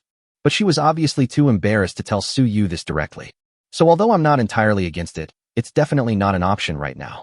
We should wait until we have a physical body before talking about it. However, her unfocused blue eyes betrayed the fact that she was not so calm inside. A short while later, why does such a small thing take up so much computing power? She muttered something slightly irritating, feeling like her CPU was about to burn out, and decided to get busy with something else to distract herself. Let's cook first. This kid has so many things to do. Chapter 130, Bia's press conference and probing. The next day, it's Monday again. However, Suyu didn't get up until noon. The company is now on the right track, and there's nothing major that he needs to handle right now. It doesn't matter whether I go or not. After obtaining those cultivation techniques, Mo plunged headlong into the laboratory. Suyu strongly supports this behavior. He couldn't wait until late autumn to figure out that damn cultivation technique so he could further enhance his soul cultivation. Then all we need to do is get some late autumn gene samples from Froststar, and we can create a body for her using cloning technology. With the abilities of a ghost cultivator, possessing the body of a soulless clone should not be a problem. Although there are probably many drawbacks, isn't this a way to cultivate immortality? Over time, they will naturally become no different from normal people. This was a solution that Mo came up with during a late-night snack last night. Whether it will work or not depends on her further research. As for Suyu himself, he originally planned to stay at home like a couch potato today. However, they received an invitation from BYD Group. They said they would give him a car. It was developed based on BYD Group's original technology and metallic hydrogen batteries, as well as the reserve technology from the Spacetime Technology Reserve Company. It is said to be capable of outperforming all other cars in the world in terms of functionality. Since Suyu had nothing better to do, he agreed. While picking up my car in the afternoon, I also took the opportunity to attend BYD Group's new car launch event. It is said that they will release a total of 6 models this time. Prices range from 100,000 to 1 million. It covers all models from low-end to high-end, and all of them are pure electric vehicles built on metal hydrogen batteries. This shows just how ambitious they are. Following the release of Spacetime Technology's metallic hydrogen battery, sales of all cars in China have plummeted to rock bottom. Whether it's electric cars or gasoline cars, sales in the past month have dropped by almost 99% compared to last month. Everyone who has recently been planning to buy a car is now waiting for vehicles equipped with metallic hydrogen batteries to be released. Kyushu was originally dominated by a group of new energy vehicle companies in the gasoline vehicle market, as well as by joint venture vehicles. They were almost completely wiped out in just 1 month. However, this is different from the situation where almost all oil cars were sold off and stocks have fallen to their lowest point. Those companies that originally produced electric vehicles saw their sales plummet after news broke that they were collaborating with Spacetime Technology on metallic hydrogen batteries, even though their sales have been virtually non-existent recently. But the stock price remained strong. It may even increase instead of decrease. Everyone is waiting for the metallic hydrogen electric vehicle to be launched. However, not all electric vehicle companies have benefited from this wave of growth. For example, Tesla Group, whose sales were originally comparable to BYD's, and whose reputation was even greater than BYD's. They had originally reached some cooperation agreements with Spacetime Technology on metallic hydrogen batteries. Although the terms of the agreement were different from those with BYD, a portion of the profits from metallic hydrogen battery vehicles sold overseas had to be shared with Spacetime Technology, requiring higher pricing. Ultimately, Tesla has already gained a significant advantage over most other automakers by reaping the benefits of the revolution in metal hydrogen batteries. Suyu did not initially intend to eliminate these foreign companies. To be honest, he was genuinely prepared to develop the business together. As a result, the U.S. imposed sanctions on Spacetime Technology, and Tesla, being a U.S. company, had no choice but to follow suit. And now almost all of them have been sent. If cars aren't selling now, and the U.S. doesn't lift the embargo on metal hydrogen electric vehicles when they become available, they still won't dare use Timespace Technologies batteries. Even then, the cars still won't sell. Of course, even if the U.S. lifts the sanctions and embargo, Suyu will not lift them. So you heard that Tesla Group seems to have closed down its super factory in Shanghai. Those experienced technical workers were all recruited by BIA. I don't know what to say. You can only say that if you don't court death, you won't die. It's the people who suffer because of Tesla's electric cars. These days, if you want to resell a nearly new car, you have to offer it at half price. Resale value? What is that thing? However, this matter cannot be blamed on Suyu at all. Of the 6 models released by BYD Group this time, the one given to Suyu was naturally the most expensive one. It is said that the current price is $1.28 million for the lowest configuration. The one given to Suyu is naturally the highest spec version. I heard that if you wanted to buy it, it would probably cost at least $3 to $5 million. It is a limited edition.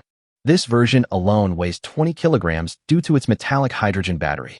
It uses material technology derived from the exoskeleton, making the entire vehicle stronger than the ultra-high-strength steel used only in key parts like the A, B, and C pillars in luxury cars. As for horsepower, the vehicle is equipped with 4 advanced motors produced by BYD Group, each controlling one of the 4 wheels. At full power output, it can reach 2,300 horsepower. This horsepower isn't too outrageous. After all, the Bugatti next door has a sports car with a horsepower of 1,000. For an off-road vehicle weighing nearly 3 tons, having over 2,000 horsepower isn't actually that exaggerated. Of course, the reason this vehicle weighs 3 tons is because BYD deliberately crammed in a bunch of fancy and miscellaneous features to increase the counterweight. After all, metallic hydrogen batteries are lightweight, and the car body materials are also lightweight. Without adding extra features or counterweight, a car with 2,000 horsepower would weigh less than a ton. This isn't a car, it's practically a ground-hugging aircraft. Who the hell would dare to drive that? In short, after seeing the actual car and taking it for a test drive, Suyu was quite satisfied with it. It's way more impressive than the beat-up G-Wagon he drives now. In addition to the one BYD gave him, he ordered an extra 100 BYD vehicles for company use. In the blink of an eye, another 300 million yuan was casually given away. This price was reduced to zero after BYD's chairman personally offered a discount. Otherwise, these 100 cars would have cost over 370 million. Although they can definitely still make a profit, they are not like Suyu, who owns the company and can do whatever he wants. The shareholders' opinions should be taken into consideration to some extent.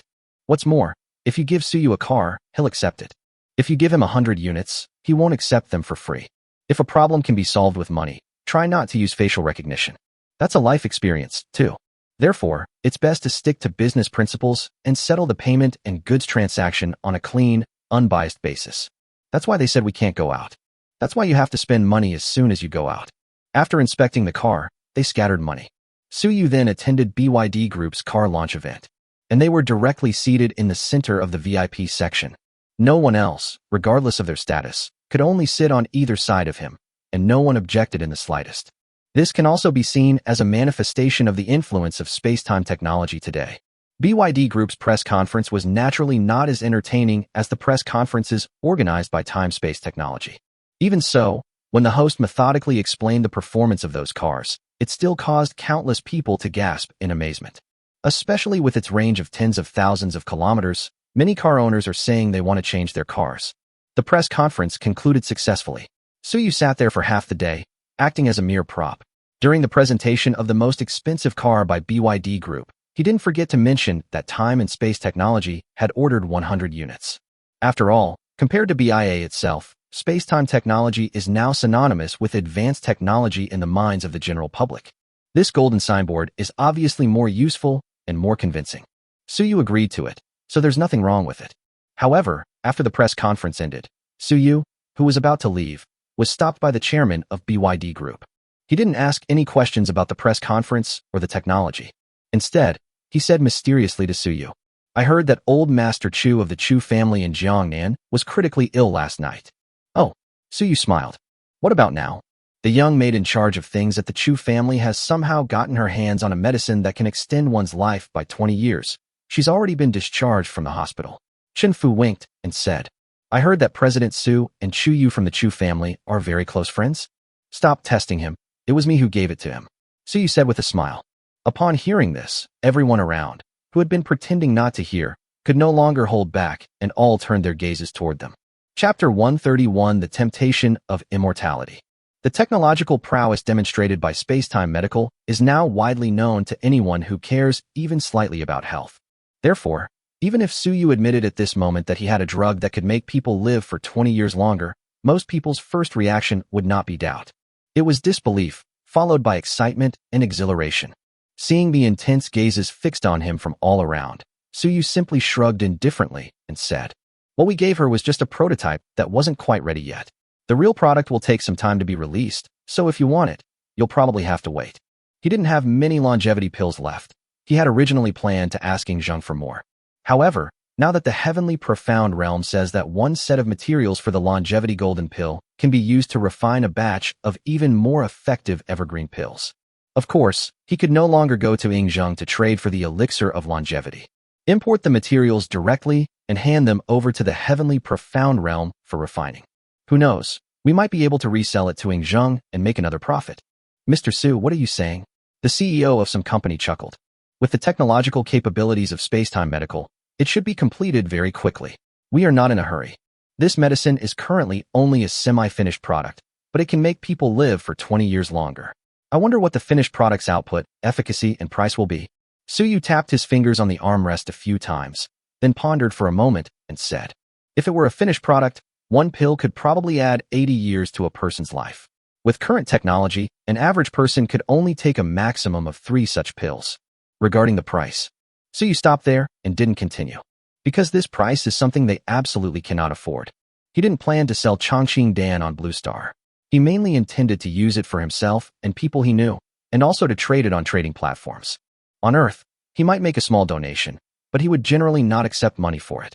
Instead, it would be used as a bargaining chip in an exchange of benefits, or given to people he admires who have a positive impact on the progress of the world.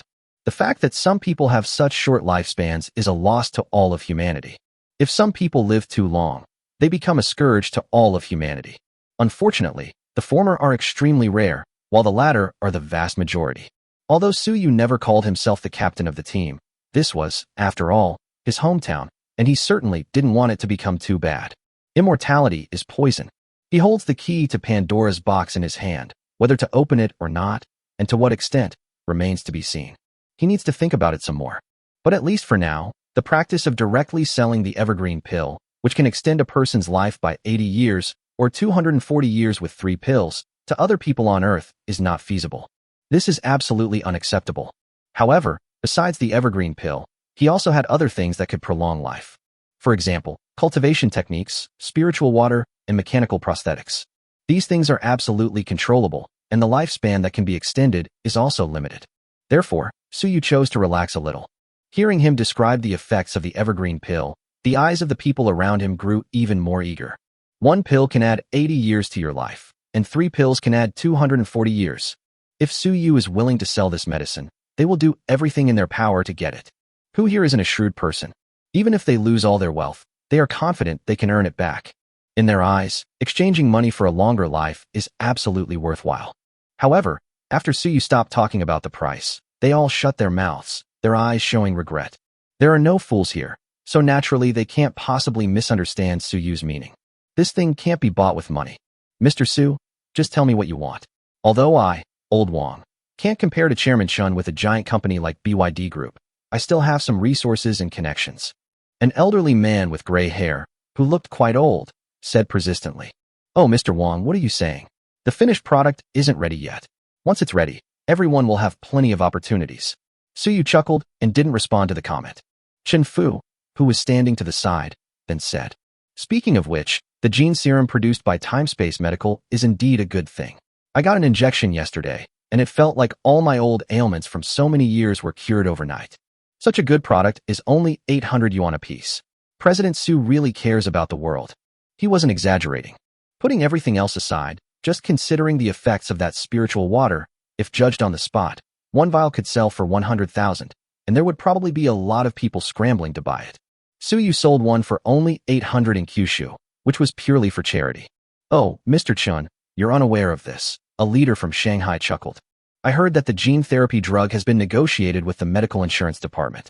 After medical insurance reimbursement, it will probably cost less than 100 yuan per dose. President Su and Time and Space Technology are truly conscientious companies that benefit the country and its people. After another round of flattery, Chun Fu casually asked another question that he was concerned about. Mr. Su, the report from Spacetime Medical states that this gene-based drug can be injected indefinitely until a certain threshold is reached, at which point the body can no longer absorb it, and injections become ineffective.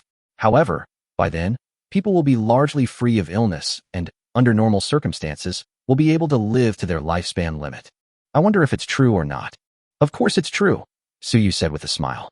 The body has reached its limit in terms of the spiritual energy it can naturally absorb, and it is only one step away from the body tempering stage.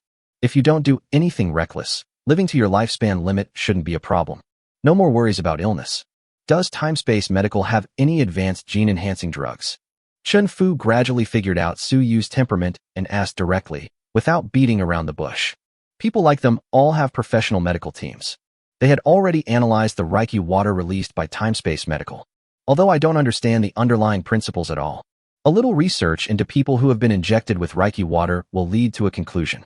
This thing can unlock the full potential of the human body. If time and space technology has even more advanced technology and develops higher-level gene-altering agents, it might be able to break this limit. At that time, it will be obvious without even asking that lifespan will definitely increase even without taking the life-extending medicine. Since Su Yu seems to be saying he won't give us the medicine that directly extends lifespan, what about the more advanced gene serum? Even more advanced. That's a cultivator in the body tempering stage. Su Yu's lips twitched slightly. After a moment's thought, he picked up an exquisite glass.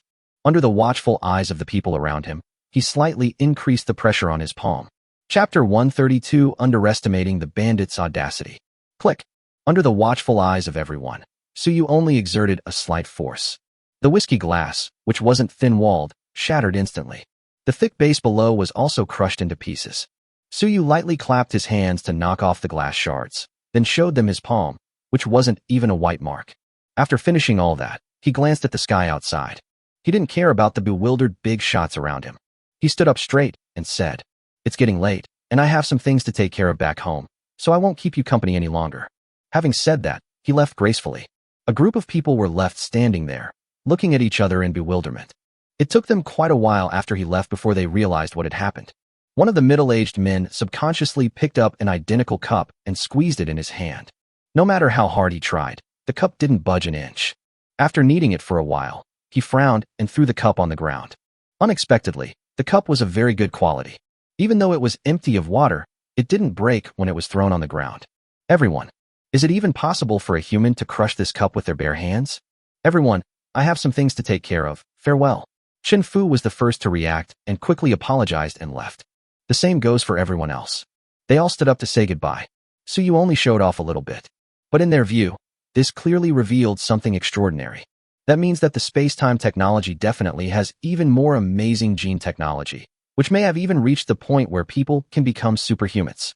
While it's a bit of an exaggeration to say that Suyu is a Superman just because he crushed the cup, but Suyulu's move was clearly more than just crushing the cup. Instead, after crushing the cup, his hands were covered in glass shards, yet he wasn't injured at all. This level of skin resilience is clearly not something an ordinary person can achieve. Some people in special industries have calluses on their hands that prevent them from being cut by glass shards. In fact, there are even extraordinary people who can catch blades with their bare hands, let alone glass shards.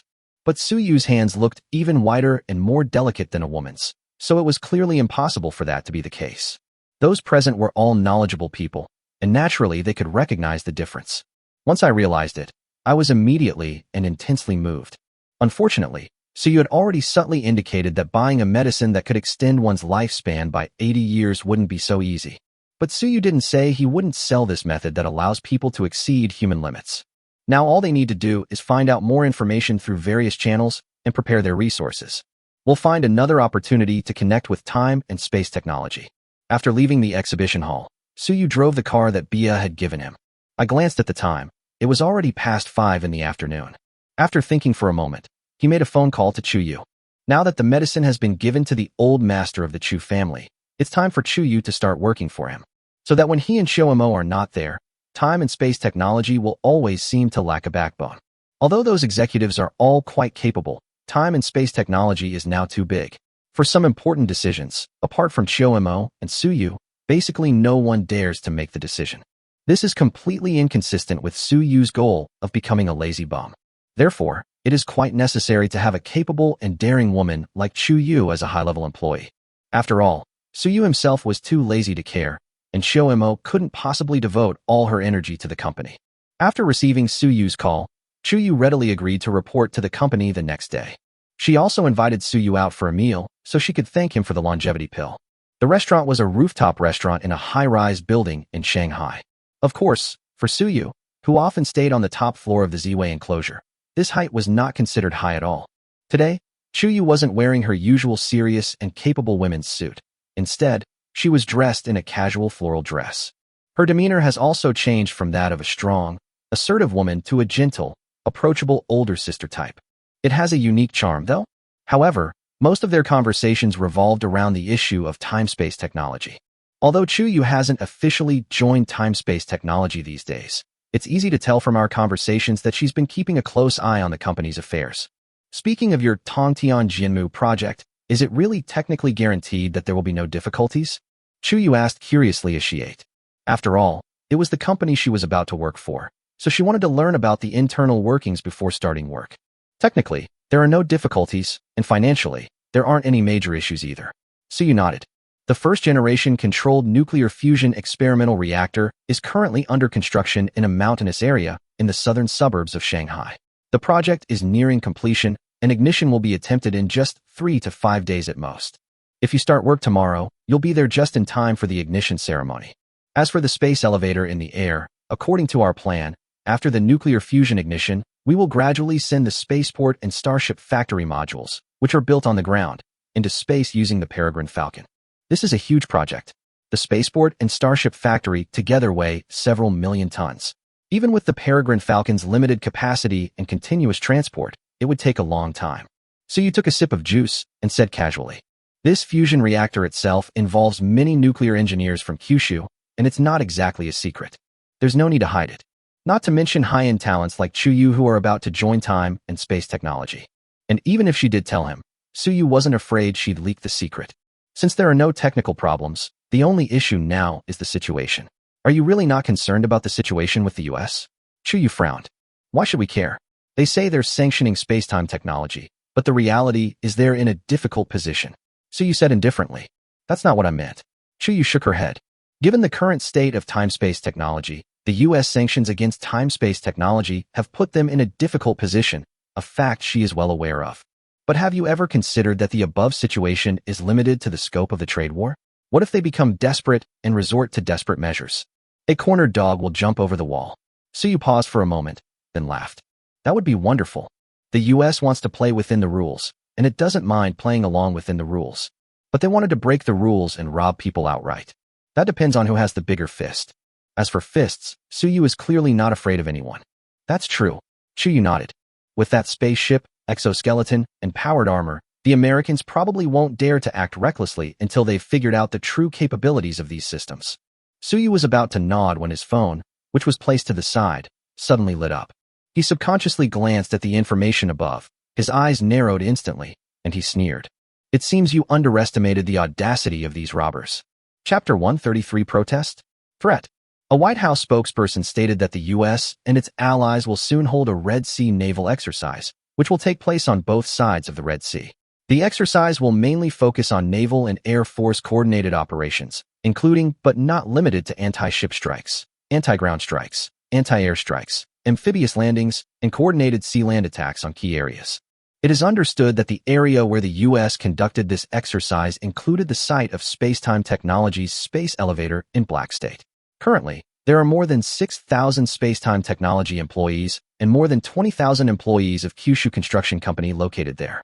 The U.S. did not release the specific coordinates of the strikes, but only issued a notice asking all civilians in the area to be aware of their safety and to stay home as much as possible during the exercise.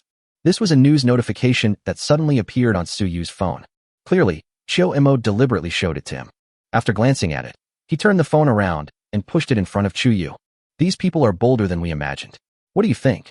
Chuyu squinted as she finished reading the consultation, then shook her head and said, Sima Zhao's intentions are obvious to everyone.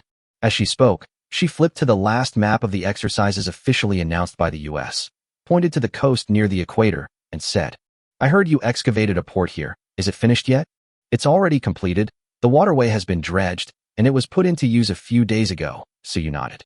So their exercises have covered ports, including shipping lanes. You can use that as a starting point. Chuyu zoomed in on the map and said, They absolutely dare not open fire directly. To put it bluntly, they are just engaging in empty rhetoric to divert attention from the current domestic conflicts. Their biggest problem right now stems from the negative impact of the sanctions on Spacetime Technology. If you take some extreme actions, or even sink a few of their warships, they can use that to persuade their restless domestic population to resolve their internal problems. Since they have no intention of opening fire, my suggestion is to seize upon their blatant violation of sovereignty by directly designating the exercise location as a port of a sovereign state and retaliate against them. While it's normal for military exercises to cover shipping lanes on the high seas, it's definitely not normal for them to cover other countries' ports and coastlines. Upon hearing this, Suyu thought for a moment and originally wanted to say that her reaction was a bit conservative. But after a moment's thought, he nodded and said, Okay, let's do it your way. As he spoke, he made a phone call to the publicity department. Soon after, Timespace Technology officially responded to the scope of the U.S. military exercise. The title is Protest. Of course, the content wasn't as mild as Chuyu described. After several previous experiences, the team operating the official account had basically figured out Suyu's temperament. It has now completely taken on the shape of Suyu. The article was relatively polite at the beginning, but the tone became increasingly off as it went on. I don't even know what that genius writer was thinking. In a protest article, he ended by publicly denouncing the U.S., and then added a final, incoherent sentence. A robber is a robber. Even when cloaked in the guise of civilization, his ways remain those of a robber. Openly covering other countries' ports and coastlines with exercises is tantamount to aggression, which is something the U.S. has always done. It also stated, the shipping routes and ports of time and space technology will not be closed as a result. The construction of the space elevator will continue, and shipping vessels from time and space technology and Kyushu will pass through the exercise area normally during the exercise. If any cargo ship encounters any accident in this area, the U.S. will pay the price. It was less of a protest and more of a blatant threat. Chuyu, who was still with Suyu, couldn't help but twitch her lips as she looked at the announcement. Is this how all the articles in our company are written? Is there something wrong with this? Suyu asked, puzzled. If it were up to him to write it, he wouldn't even bother typing. Let's send the Peregrine Falcon out for a drill first, and film a video of it dropping a tungsten rod into space to show those robbers what a dimensional reduction attack looks like. If it weren't for Chuyu's suggestion, he wouldn't have bothered arguing with the U.S. at all. I might need some time to adjust to the company's style. Chuyu rubbed her temples. Her original intention was to retreat in order to advance, to to first reason with the people and gain the upper hand. At that time, I will have both reason and power, and the Americans will only have themselves to suffer. But now that this provocative announcement has been released, there's no going back. Although time-space technology still holds sway, the fact that the US has been the world's superpower for so long has instilled a certain arrogance in its people, much like that of the celestial dragons. How could I stand this insult? Even if they are wrong now, it's enough to calm the restless emotions at home. Of course, all of this is based on the premise that if a conflict really occurs, the US can win. If, by some chance, a conflict were to break out and the US were to lose, that would be a huge problem. Chuyu thought about it carefully and felt that this seemed like a good idea. However, if things really get out of hand, we'll have to control the scale. Don't let the US really provoke us into throwing mushrooms at us. That would be going too far. If a conflict really happens, do you have a general expectation, for example? How large should the scale be controlled? Chuyu asked with some concern. Expectations, Suyu shrugged and said.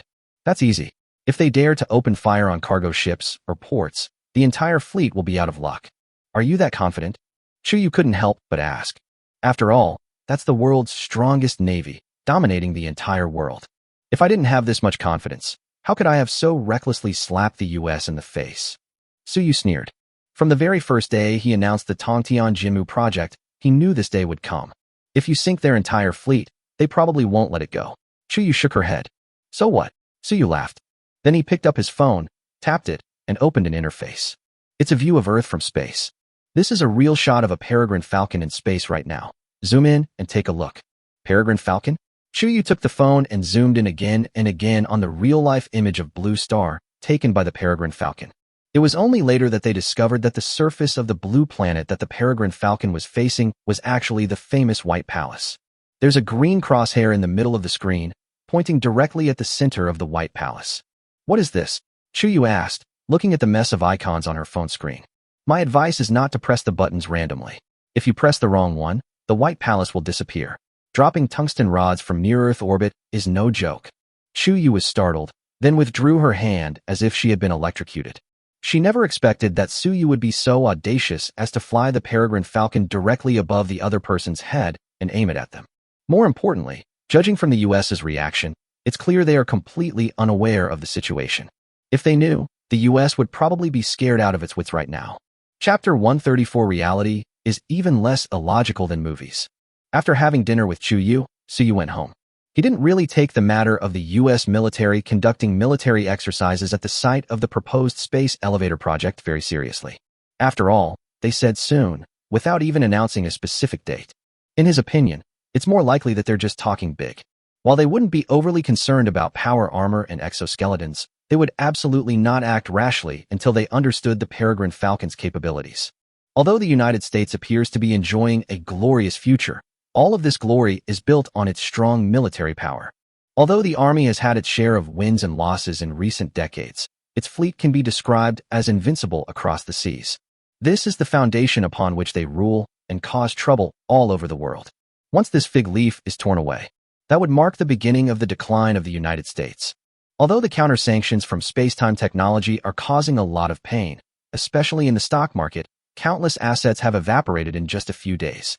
Ultimately, this will continue as long as the US dollar oil system exists. Even if time-space technology actually achieves nuclear fusion, they can still use the US dollar to leech off people all over the world.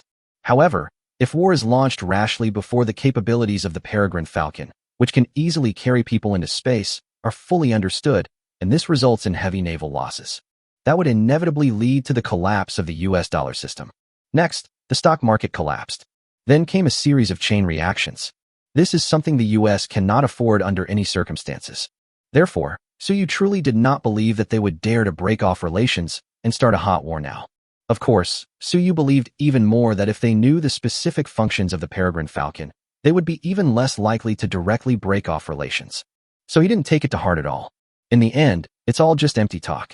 However, the US itself won't take action, but the matchmaking system in the Black region is excellent, and it's hard to guarantee that there won't be people who are willing to risk their lives for money and are instigated by the US to cause trouble. Therefore, it's best to strengthen your defenses recently. Suyu drove home, preparing to go to the company tomorrow to arrange for another batch of androids to be in charge of security. But just as I got home, another message came from Chiyomo. Things are changing in Black State. Suyu paused as he entered the room. He then took out his power armor, put it on, and flew straight towards Ziwiyuan. With the speed of the powered armor, he traversed dozens of kilometers in less than a minute and quickly arrived at Ziwiyuan's laboratory. Chiao Mo was conducting an experiment, staring intently at the glass box in front of him. The box was surrounded by a visible layer of distorted space, and inside the box lay a small white mouse lying silently. Above the white mouse, there was a pale blue shadow. It seems to be a spirit? At this moment, Chiao Mo was staring at this spirit, observing it while occasionally making notes. Noticing Suyu enter, he didn't turn around, but instead multitasked, taking notes while saying, "You're here?" Something happened in Black State. There was unrest in that small country.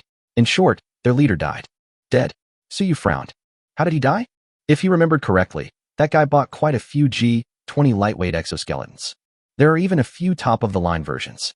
The above features are very comprehensive. With a little effort, selecting a few loyal subordinates to wear these exoskeletons would be enough to protect him, wouldn't it?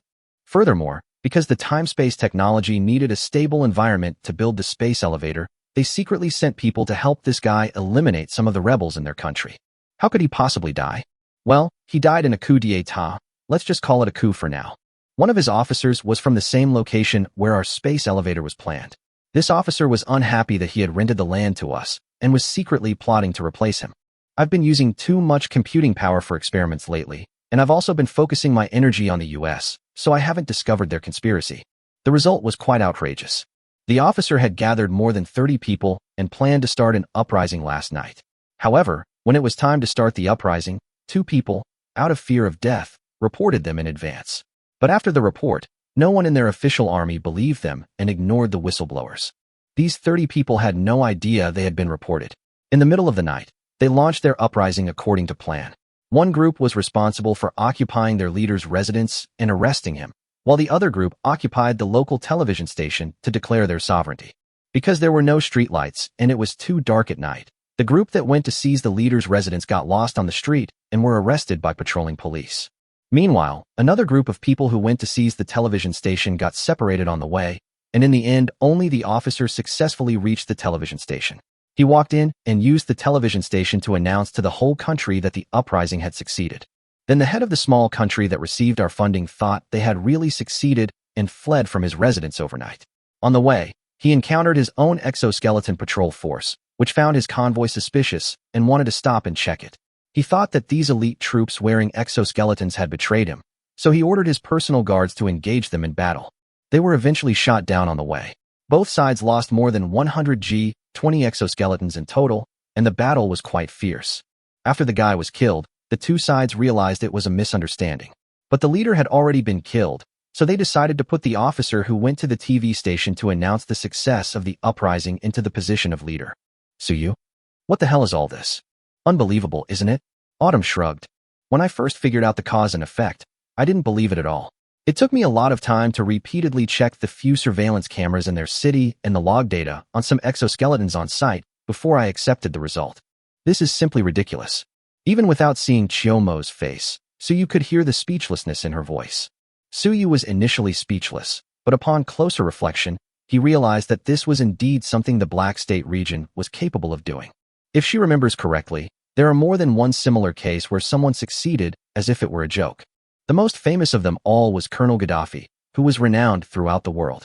That guy was even more hasty when he started his rebellion, but he actually succeeded. It just goes to show that reality is sometimes more fantastical than fiction. This is not made up. If you're interested, you can go and see how Colonel Gaddafi seized power. It's absolutely outrageous. That's the real value of the Black State region. Chapter 135, the Virtual Cultivation Era? So what's the situation over there right now? Taking a deep breath, Suyu forced himself to accept this absurd fact, then rubbed his head and began to consider how to clean up the mess. Well, in short, the situation isn't good for us, Chiyomo said calmly. That area was originally Gaul's backyard. After the officer succeeded, he immediately contacted Gaul, who then contacted the United States. In short, they have sent emails to our staff and security personnel stationed at the proposed space elevator site, ordering us to leave within 3 days. They have also extended invitations to the U.S. and its allies, proactively requesting that the U.S. military station nearby assist them in forcibly expelling time technology and Kyushu personnel if necessary. Yeah, That's roughly how it is. Does that mean they're trying to renege on their debt? Suyu, on the other hand, was no longer emotionally affected at this point. Aside from the fact that the incident itself seemed a bit too absurd to accept for a while, he was otherwise unable to accept it. He was mentally prepared for a similar situation long ago. After all, that's Black State. Such things happening are quite normal. What integrity? It doesn't exist at all. Almost there. Then he demanded that we return the remaining $40 billion that the former leader had deposited in our bank as compensation for the illegal development of their territory by time-space technology during that period. After finishing, Chiomo added, they also said that if we didn't comply, they wouldn't guarantee the safety of the local time and space technology employees and the people of Kyushu. Does that mean not only will they default on their debts, but they'll also rob us? Suyu scoffed. I remember the previous leader had a son, right? Where is he now? Oh, he was on vacation in the US, and he's already been arrested, Chiomo said, shaking his head. Suyu, what a bunch of incompetent teammates they have. Given the already tense relationship between time-space technology and the United States, his father is the force that time-space technology has supported in Black State. He actually dared to go on vacation to the US? Forget it. I'll just find any local tribal chief. Suyu rubbed his temples, feeling a bit weary. Let the tribal chief come out and say a few words, then just let the android army crush them. Autumnzen nodded, then added, do we need to open the back doors for those lightweight exoskeletons? They have several thousand lightweight exoskeletons, plus the fighter jets and tanks supported by the US, so their firepower is quite good. If we don't open the back doors, it would take at least a week for the 200 heavy exoskeletons in the area to solve the problem there. All of the lightweight and heavy exoskeletons sold by time-space technology have back doors. The highest authority is held by Suyu and Chiomo. With just a thought, they could turn these battlefield-dominating exoskeletons into a pile of useless metal cans. However, Suyu thought for a moment and then shook his head, saying, don't open it. Let's just send 2 power armor units over there. The reason for not using a backdoor is quite simple. For him, solving the problem of thousands of lightweight exoskeletons would be too easy. But once a back door is opened, the meaning changes. The weapons you sold to others had back doors that they couldn't detect and were completely unaware of. Who would dare buy your stuff in the future? If this gets out, it will be counterproductive. Autumnzen had clearly anticipated his choice. Upon hearing this, she simply nodded without saying more, then asked, so how do you plan to handle things over there afterwards? Given the chaos in Black State, even if you support another tribal chief this time, there is a high probability that other troubles will occur in the future. Ideally, we should come up with a solution that solves the problem once and for all. We don't need to worry about that now. Suyu shook his head and smiled. Just wait and see. Someone will take care of this dirty work for us. Putting everything else aside, the US still has a military base there, and he wouldn't mind having the tribal chief demolish it later.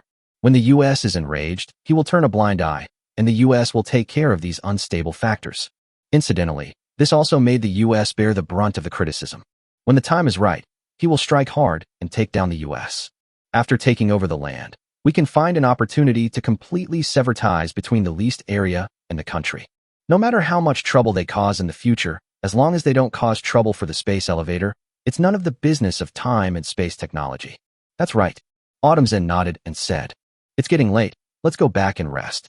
I'll arrange for the power armor to be sent over tonight. Well, whether it's the US's planes or warships, if they dare to interfere in this matter, just shoot them down or sink them. Suyu gave a word of advice and was about to leave the laboratory.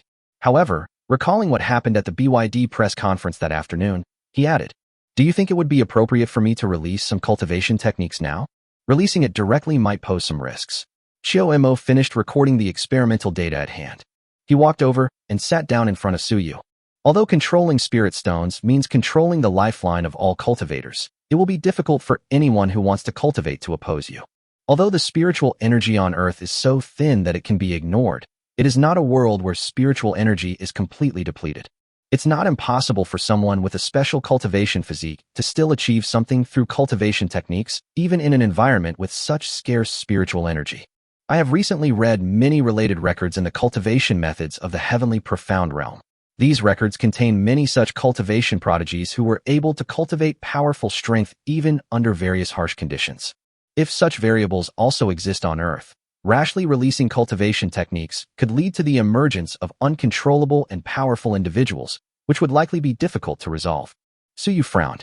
Actually, his desire to popularize cultivation techniques wasn't out of concern for the common people or anything like that. Rather, He felt that if he became an intermediate agent and could trade living creatures, and had a number of cultivators under his command who possessed extraordinary powers, then trading would be much more convenient. For example, if Frost Nova were to encounter any trouble and ask for help, he wanted to send people to support the wasteland, but sending armed personnel wearing exoskeletons and powered armor would obviously not be very useful. The wasteland has no shortage of such people, and they are even more experienced. If he had a large army composed of cultivators, he could directly send them into the wasteland world through trade. While helping Froststar, we can also acquire more advanced technologies from the wasteland to give back to Earth. But the problem that Xiao Mo mentioned does indeed exist. After all, who can say for sure about the Chosen One? Don't say that because the spiritual energy on Earth is so thin that no one can achieve anything in cultivation without Su Yu's spirit stones. That's referring to ordinary people. If someone is considered a Chosen One by common sense, would they still be called a Chosen One? But before he could say that it was okay, Xiao Mo continued.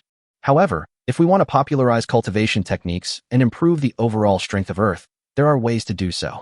Chapter 136 solved in one night, shocking the world. Oh, you have a way. Su Yu's eyes lit up. It wasn't difficult. Xiao Mo reached out, and a holographic screen appeared in front of him. After a few simple clicks, something resembling a helmet appeared on the screen. Brain-computer interface devices. Xiao Mo casually spun it around and showed it to Su Yu before saying, "This thing can directly connect to a person's brain nerves. In Earth's terms, it's a brain-computer interface. If you want to make your cultivation technique public, you don't necessarily need to use the normal method of writing it down and spreading it out.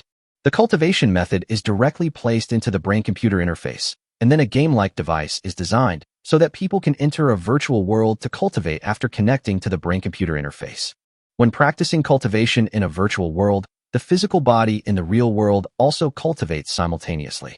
With a simple program design, it's possible to make it so that after leaving the virtual world, the person forgets the principles of the cultivation techniques they practiced, retaining only their strength and some related spells and skills.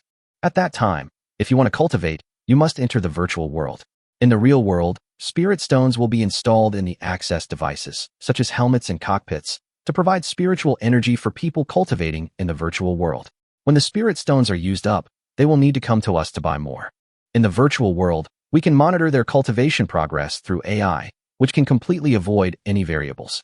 After obtaining the cultivation technique, they can gain extremely strong power even without our resources.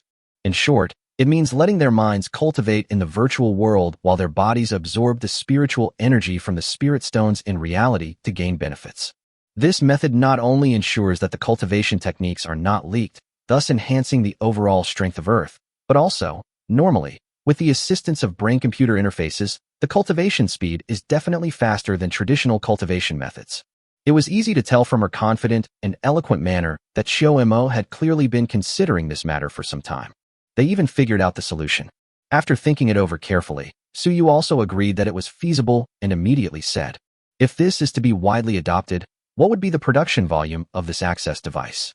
Production can be increased at any time. That's not difficult. The problem lies in the supply of spirit stones." Xiao Mo shook his head and said, "After using this equipment, even someone with poor aptitude should have no problem cultivating to the chi refining stage. If cultivating solely with spirit stones, it would take at least 1,000 spirit stones for someone to go from having no foundation to the foundation establishment stage. Even just reaching the chi refining stage would require hundreds of spirit stones. If we want at least 50% of the people in Kyushu to reach the chi refining stage, we would need at least 70 billion spirit stones, which is close to 4 million tons of spirit stones. This is just the most basic requirement for widespread cultivation.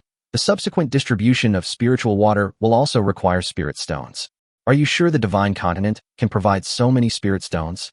Su Yu shook his head upon hearing this and said, "I estimate that they could provide hundreds of millions of tons, but we don't need that much for now. 5% of our people participating in cultivation would be enough. If it's several 100,000 tons, there shouldn't be any problem with China supplying it. After all, it's not something that can be done overnight. It's clearly a long-term investment.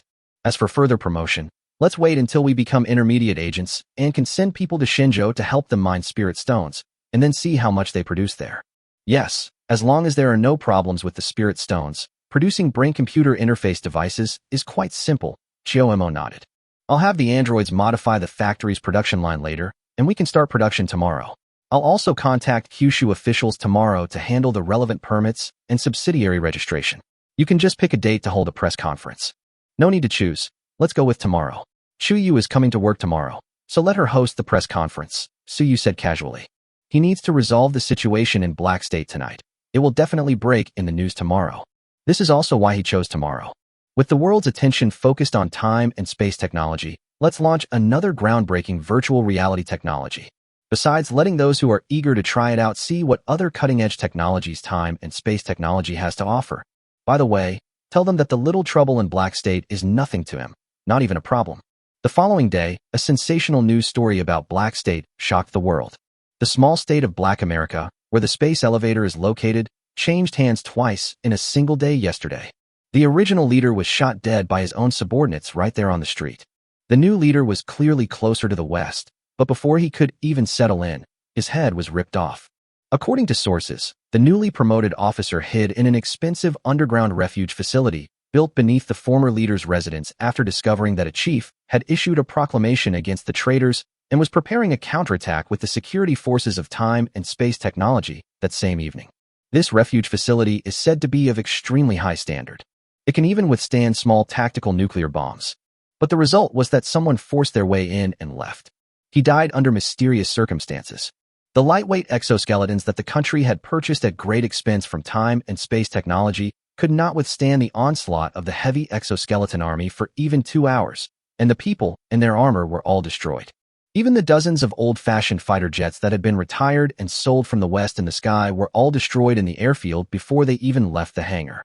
Before the Allies, led by the United States, could even react, the entire army of that small country was wiped out, and all its land, sea, and air forces were swept away by the Security Department of Time and Space Technology. Now, the tribal chief who stood up to accuse the school officer of treason has become the head of the country. Throughout the entire process, Time-Space Technology only deployed 200 heavy exoskeletons, plus 2 powered armor units. The results achieved are more than 3,000 lightweight exoskeletons, more than 60 jet fighters, 7 ships of various light and heavy types, and more than 100 tanks and armored vehicles. Meanwhile, their own casualties were almost negligible. Many of these soldiers and equipment were far from the battlefield, but it was all cleared out overnight. The combat effectiveness demonstrated by Time-Space Technology's security department is undeniable. Chapter 137 Achievements that refresh war history. When this news was released, the whole world was stunned. For those who don't understand military affairs, their first point of focus is that Shirkwang Technology dared to do such a thing. Those with even a slight understanding of military affairs immediately pulled out a map and carefully examined it against the battle details exposed by the accompanying reporter from the Time and Space Technology Security Department. Then, military personnel from all over the world broke out in a cold sweat. Of course, the Kyushu military is an exception. This marks the first time that heavy exoskeletons and power armor have been used on a large scale in combat. While the results were impressive, it was still a small country in Black State. For the military leaders of those major powers, it wouldn't be difficult to wipe out the disorganized Black State army overnight with their own strength. What truly shocked them was, this refers to the number of troops deployed by Spacetime Technology in this battle. 200 G, 60 heavy exoskeletons, and 2 Storm-class power armors. Overnight, it swept across almost the entire territory of the Kingdom of Solomon. Although the Kingdom of So is only a small country in the Black Continent, it is small in terms of national strength. In fact, the country's land area is not small. The country covers more than 600,000 square kilometers, including complex terrains such as plains, swamps, jungles, deserts, and plateaus. The location that Time-Space Technology leased for the construction of the space elevator was in the southernmost part of Somalia. Troops were dispatched from the southernmost part of the country, spanning dozens of kilometers from south to north. Overnight, they swept across the entire country, wiping out all of its armed forces. This mobility, combat effectiveness, and information gathering capability are what make it so terrifying. It was so terrifying that not a single fighter jet deployed at any of the airports in the country had a chance to take off before they were all wiped out in the hangars. To be fair, for those major powers, it wouldn't be difficult for them to command their troops and achieve this result overnight. However, the prerequisite is that the Army, Navy, and Air Force coordinate their attacks and launch simultaneous attacks from all directions. Overnight, under the cover of the Navy and Air Force, a large number of ground mechanized troops simply rolled over them. The number of participants, if not more, must be at least around 100,000. Even in Kyushu, after conducting a sand table exercise, the general staff believed that, without the G-60 heavy exoskeleton, achieving this level of capability overnight would require at least an army group, with units of battalions, or even companies, deployed in dispersed formations. Only with the combined advantages of sea and air can it be accomplished. What is the configuration of an army group in Kyushu? That consisted of 6 combined arms brigades and 6 specialized brigades, totaling around 80,000 personnel. One of the heavy combined arms brigades alone has 112 main battle tanks. A fully equipped army group is undoubtedly an iron torrent. Dealing with a country like Somalia is like using a cannon to kill a mosquito. Even so, they still have strategic depth, and it would be very difficult to dismantle all of their armed forces overnight. It's not that we can't beat them, it's just that we're in too much time and don't have enough time to run over there. However, time and space technology accomplished this with just 200 heavy exoskeletons. After deducing this result, the Kyushu military leaders glanced at the nearly 10,000 G-60 heavy exoskeletons they had equipped themselves with and couldn't help but swallow hard. Although they knew this thing was awesome, they really didn't expect it to be this awesome. This is pure dimensional reduction in power on the battlefield. Putting aside everything else, just look at some of the battlefield images released by time and space technology itself. The warriors wearing these heavy exoskeletons all work in pairs, and a pair can wipe out an enemy battalion of hundreds of soldiers in just over 10 minutes. Even the soldiers wearing G-20 light exoskeletons look like kindergarten children in front of these soldiers wearing heavy exoskeletons. His head could be crushed with ease. Compared to the shock of the Kyushu military, Wagner on the Russian side originally thought that he was invincible with so many G-20 light exoskeletons. Who knew this thing would be nothing more than a toy compared to the G-60? They wouldn't even be able to take a single punch from them. However, since they maintained good trade relations with time and space technology, after being shocked, they were thinking about how to get some G-60s. This thing looks better than a tank, no matter how you look at it. Apart from a few who have trade dealings with space-time technology, those who followed the U.S. in sanctioning space-time technology were even the U.S. itself. Amidst the shock, a sense of unease also arose. The combat capabilities demonstrated by the heavy exoskeleton are simply outrageous. In addition to the heavy exoskeleton, although the specific combat footage of the power armor was not released, time and space technology released the combat route of the power armor. They even marked the route from Kyushu to Kuroshu for those 2 power-armored vehicles.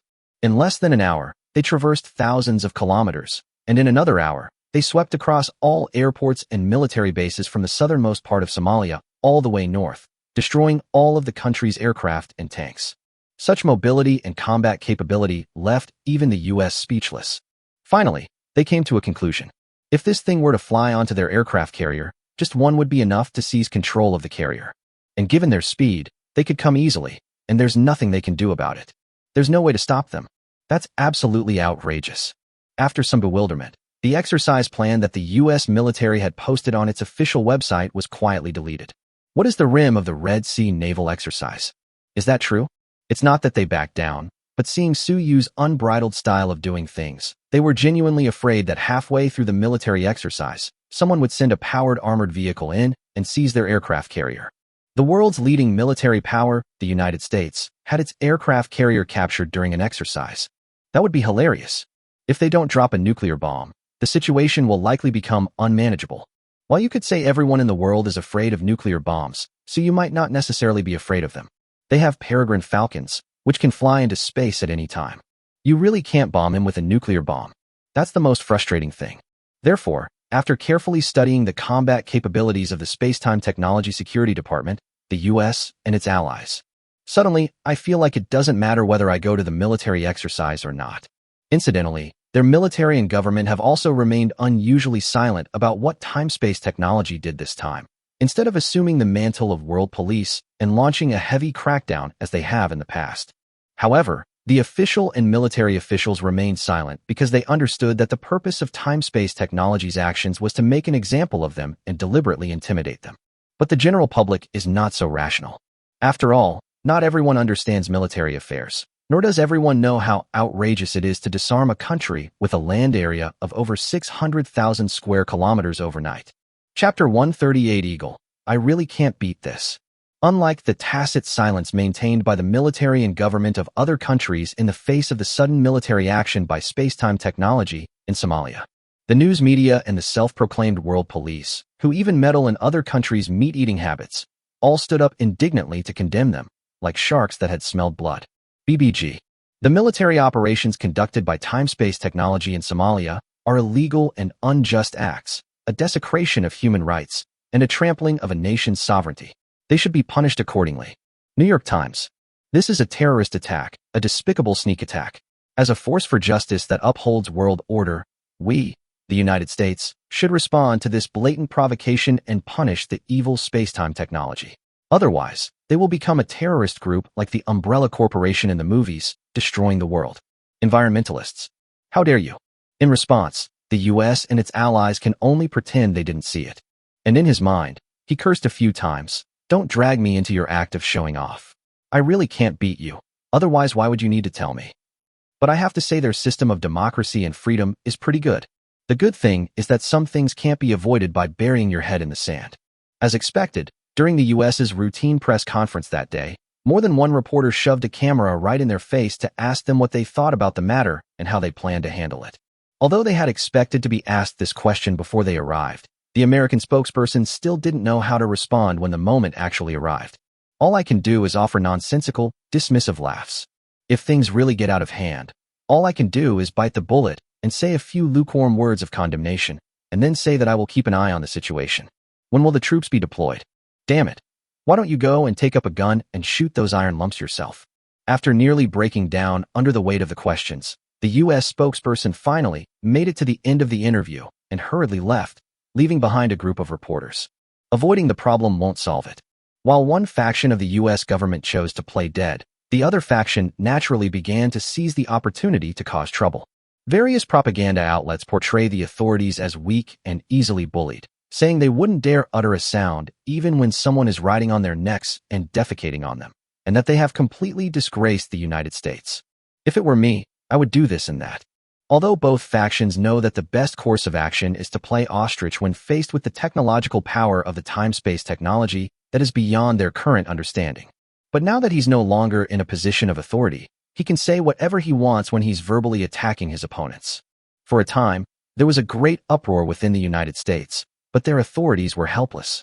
In the past, they wouldn't have needed anyone to say that they had such a good reason to suppress Kyushu's companies. They would have already launched a heavy attack. But times have changed. What can I do if I can't beat him? Let alone going to confront time and space technology. Having witnessed their true power, the US is already considering whether to lift sanctions and embargoes. Of course, given the arrogance of the US, it would never admit that it couldn't win. According to their military, they simply haven't yet adapted to the super soldier combat mode of spacetime technology. Given some time to study and adapt, they will definitely find a way to cope. As for whether this certain time period refers to 1 or 2 months, or 10 or 20 years, that's unclear. In contrast to the US's embarrassing situation in terms of public opinion, Kyushu's situation was quite natural. When asked for his opinion on this matter at a routine meeting, Kyushu's spokesperson simply stated naturally, "This is a business dispute between time-space technology and local authorities overseas, and has nothing to do with the Kyushu government. We urge the authorities of Somalia not to forget to protect the lives and property of the people of Kyushu." What? The authorities are gone. There's also some kind of chief.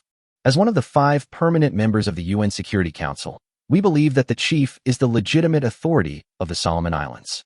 What do you think? In response, the reporter who asked the question could only say, "I'll just sit here and watch."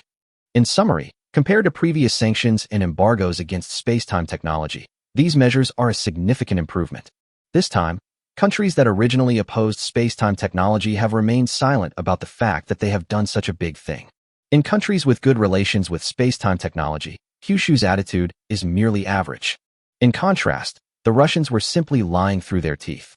This is supposedly a righteous act by time and space technology to protect its own property, helping the country quell the rebellion, and Time and Space Technology's security department is a backbone force in maintaining world peace, etc. Wagner's owner even publicly tagged Suyu on social media, saying, "Well done, bro. Look at that heavy exoskeleton." Suyu, of course, couldn't be bothered to pay any attention to this. However, his social media accounts are mostly managed by the operations team, who did interact with people on his behalf a few times. The world was thrown into chaos by Su Yu's sudden outburst. However, the space-time technology at the center of the vortex remained unmoved, and after releasing some battlefield videos and battle reports from last night's operation, it did nothing else. There wasn't even an announcement or anything. It's as if they didn't do such a shocking thing. Just as everyone was waiting for Time-Space Technology to give an explanation, Time-Space Technology's official website released a notice that was completely unrelated to the matter. The key to another world. Want to give it a try? The image below is a virtual helmet with a strong sci-fi feel. At the bottom of the image is the actual time. Virtual time in space. Major announcement tonight at 8 p.m. A simple post instantly diverted the attention of countless netizens who were waiting for an explanation from time and space technology. What does this mean? Space-time virtualization? Does space-time technology have a new subsidiary? Helmet, virtual, another world. Oh my God, could it be what I'm thinking? It should be correct. It's the virtual reality technology from Time-Space Technology. Metaverse, come out and take your beating. Tonight, I'll show you what real virtual reality is. If another company claimed to have this technology, I would just think that someone was trying to brag and fleece people. But this is time and space technology, so all I can say is awesome. By the way, how much does the helmet cost? Virtual reality, nuclear fusion, space elevators. It feels like space-time technology is aiming to provide for all of humanity. Wow, now that you mention it, it really makes sense. If the Tongtian Jinmu project succeeds, humanity will hardly have to worry about resources anymore. We'll have plenty of free time, and the virtual world can perfectly satisfy our spiritual needs. I'm getting more and more excited, but how come there are still 3 hours until 8 o'clock? Who just said that time-space technology is a warmonger? Step forward. I won't allow you to slander my father like that. Brothers, you've really done a great job. Chapter 139, Can Virtual Cultivation Solve Employment Problems? The plan is to sell virtual reality technology, then encourage a large number of ordinary people to cultivate immortality, increase the overall strength of Earth, and prepare for future exploration of other worlds. Su Yu and Xiao Mo discussed it in detail again during the day today. In fact, he had given this matter considerable thought. The biggest problem is that after the era of cultivation began, the world's most equitable issue of lifespan may no longer be so fair. However, the significance of cultivating immortality for a civilization is clearly positive. We shouldn't throw the baby out with the bathwater. All Su Yu could do was try to make the initial stage as fair as possible. If we want to achieve fairness as much as possible, it seems that the only way right now is through virtual cultivation. First of all, directly revealing the methods of cultivating immortality is actually not very useful. Because the spiritual energy of heaven and earth on Earth is insufficient for cultivation, one must spend money to purchase spirit stones from space-time technology if one wants to cultivate, and these things are unlikely to be cheap. This alone means that the wealthy have already won far more. That would be even more unfair. Virtual cultivation is different. When devising a plan on how to enable people to cultivate immortality in a virtual world, Su Yu and Xiao Mo discussed it for a long time and finally came up with a solution that seems suitable for the time being. Game. Using games as a medium, people are drawn into virtual games, where they can play as long as the spirit stones provided in their helmets or virtual cockpits have not yet been used up. You can cultivate and level up through the game, and then transfer your cultivation level to your real body. However, this only applies to the initial stage. Once the spirit stones are exhausted, no matter how much they cultivate in the game, it will no longer have any effect. But did their cultivation go to waste? Actually, that's not the case. This brings us to the so-called immortal cultivation proxy mode that Xiao Mo researched. Through the soul-based cultivation techniques from the heavenly profound realm, she further refined this technology. It is now possible to transfer the effects of one person's cultivation in a virtual network to another person when accessing the virtual network. To put it simply, if Su Yu wanted, he only needed to prepare a huge amount of spirit stones for himself, then connect to the virtual network and lie down inside, and he could transfer the cultivation effects of others in the virtual world to himself. Let everyone who cultivates in the virtual world work for me. Others cultivate in vain without the supply of spirit stones, but he has countless spirit stones, which can be supplied in unlimited quantities without regard to cost. In short, he can steal everyone's cultivation achievements. Of course, he had no intention of stealing it. Instead, they've transformed this model into a channel for talented, ordinary players to turn their fortunes around. After Xiao Mo digitized the cultivation progress data, as long as they reached each stage and contributed enough to Su Yu's cultivation progress, they could receive a certain amount of reward. And this reward is spirit stones. For someone with truly exceptional talent, His cultivation speed far surpasses that of others, after exhausting the spirit stone that came with the access device. As long as you work for Suyu, you can continuously obtain spirit stones. Suyu obtained a portion of their cultivation progress. In return, they received a supply of spirit stones, enabling them to cultivate to higher levels and gain greater strength. This enabled them to achieve upward social mobility. This is the fairest solution that Suyu and Xiao can come up with at the moment. After all, it's unrealistic to expect him to directly distribute spirit stones to everyone. The limit that time and space technology can achieve is that each person can obtain a spirit stone that comes with the device at a low price when purchasing the equipment. For those who truly have the talent for cultivation, this model can absolutely turn their lives around. Moreover, Suyu provided spirit stones, and he helped Suyu cultivate. It's actually quite fair. For ordinary people with average talent, 10 days of practice may not be as effective as 1 hour of practice by a talented person. But that doesn't necessarily mean they can't profit from it. For example, if they realize that they don't have any talent, they can choose to give up cultivation and sell the spirit stones they have obtained from cultivation for money. Under a financial mechanism designed in late autumn that is linked to spirit stones are definitely very valuable. While ordinary players may find it difficult to achieve anything significant in cultivation, they can still receive spirit stones as a reward for continuously helping Suyu cultivate. According to Chiyomo's estimate, under this reward system, even the most ordinary person, cultivating at the slowest pace, can obtain at least 1 spirit stone within a month. These spirit stones can be directly exchanged for cash through time and space technology, and their current value should be over 10,000 yuan. They can also be sold to wealthy people who need spirit stones for cultivation, and the price will only be higher. For true hardcore gamers, it's possible to acquire even 2 spirit stones in a month. That alone is enough to earn more than 20,000 yuan a month. It's higher than the income of most jobs I do now. This mechanism was also intentionally created at the end of autumn. In this way, while opening up cultivation opportunities, it can also provide employment opportunities.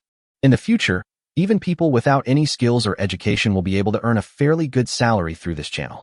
This can also be seen as preparation for the wave of unemployment that will result from the introduction of a large number of intelligent unmanned devices in the future space-time technology. This is a system based on virtual cultivation, spirit stones, and currency. The inherent unfairness of cultivation has been smoothed out to the greatest extent possible. Compared to the cultivation world of Tianxian realm, where cultivators can roam freely in high places, ordinary people only know that cultivation exists, but their actual lives are no different from those of cattle and horses. Under the system built by Suyu and Xiao, even ordinary people can enjoy the benefits brought by the era of cultivation. Although this benefit may not be related to cultivation, it can be material. Those with money and talent cultivate immortality in pursuit of longevity, while those without money or talent can also enjoy a relatively prosperous life through this path. It's unrealistic for everyone to cultivate immortality and achieve eternal life. This is the limit that Suyu can achieve. Of course, he himself also benefits greatly from this system. Once the virtual cultivation model becomes widespread, he hardly needs to think about it. With so many people around the world cultivating on his behalf, his own strength will definitely improve by leaps and bounds. However, there is still a problem here, which is the supply of spirit stones. Therefore, he made a special trip to see Yingzheng. After some friendly exchanges, they finally signed a stable deal with Yingzheng. Suyu provides a large number of industrial products and technologies to help Xinzhou world cultivate talent and usher in the era of industrialization.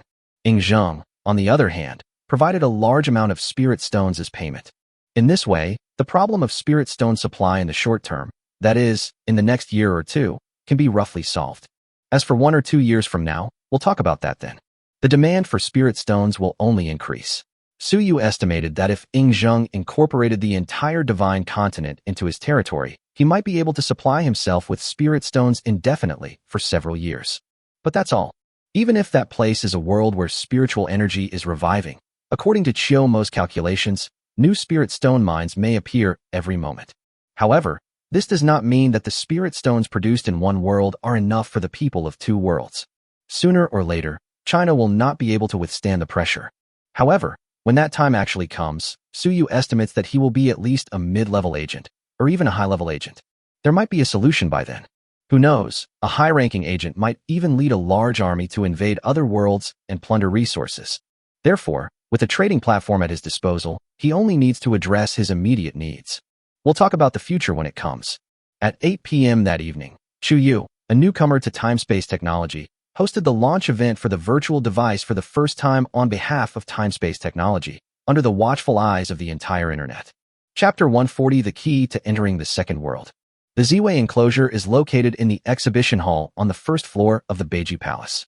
Because the entire press conference was streamed online, there weren't many audience members at the venue. The only outsiders were reporters from major news media outlets who had come after hearing the news. However, many employees of time-space technology heard that there was no limit to the number of attendees at this press conference and that anyone could go. As soon as they got off work, they filled all the seats in the exhibition hall, making it seem crowded for a while. For such an important occasion, Suyu naturally brought Shiomo with him. However, this time they were not required to host the event. Instead, the task of hosting the press conference was given to Chu Yu, who had recently joined the company. After all, neither of them bothered with the trivial matters of the company. For a long time to come, Chu Yu will be the steward who decides most of the affairs of time and space technology. Naturally, we need to let her get used to this kind of thing first. Fortunately, he was able to control most of the Chu family, so he was no ordinary person. After a quick look at the press conference schedule, I was ready. Once on stage, he spoke fluently and confidently, showing no signs of nervousness. The press conference went very smoothly. Spacetime Technology released a total of 4 virtual reality devices this time. These include 2 helmets and 2 gaming pods. In terms of price, the 2 helmets are priced at $39,000 and $59,000 respectively. The 2 gaming pods are priced at $89,000 and $129,000 respectively.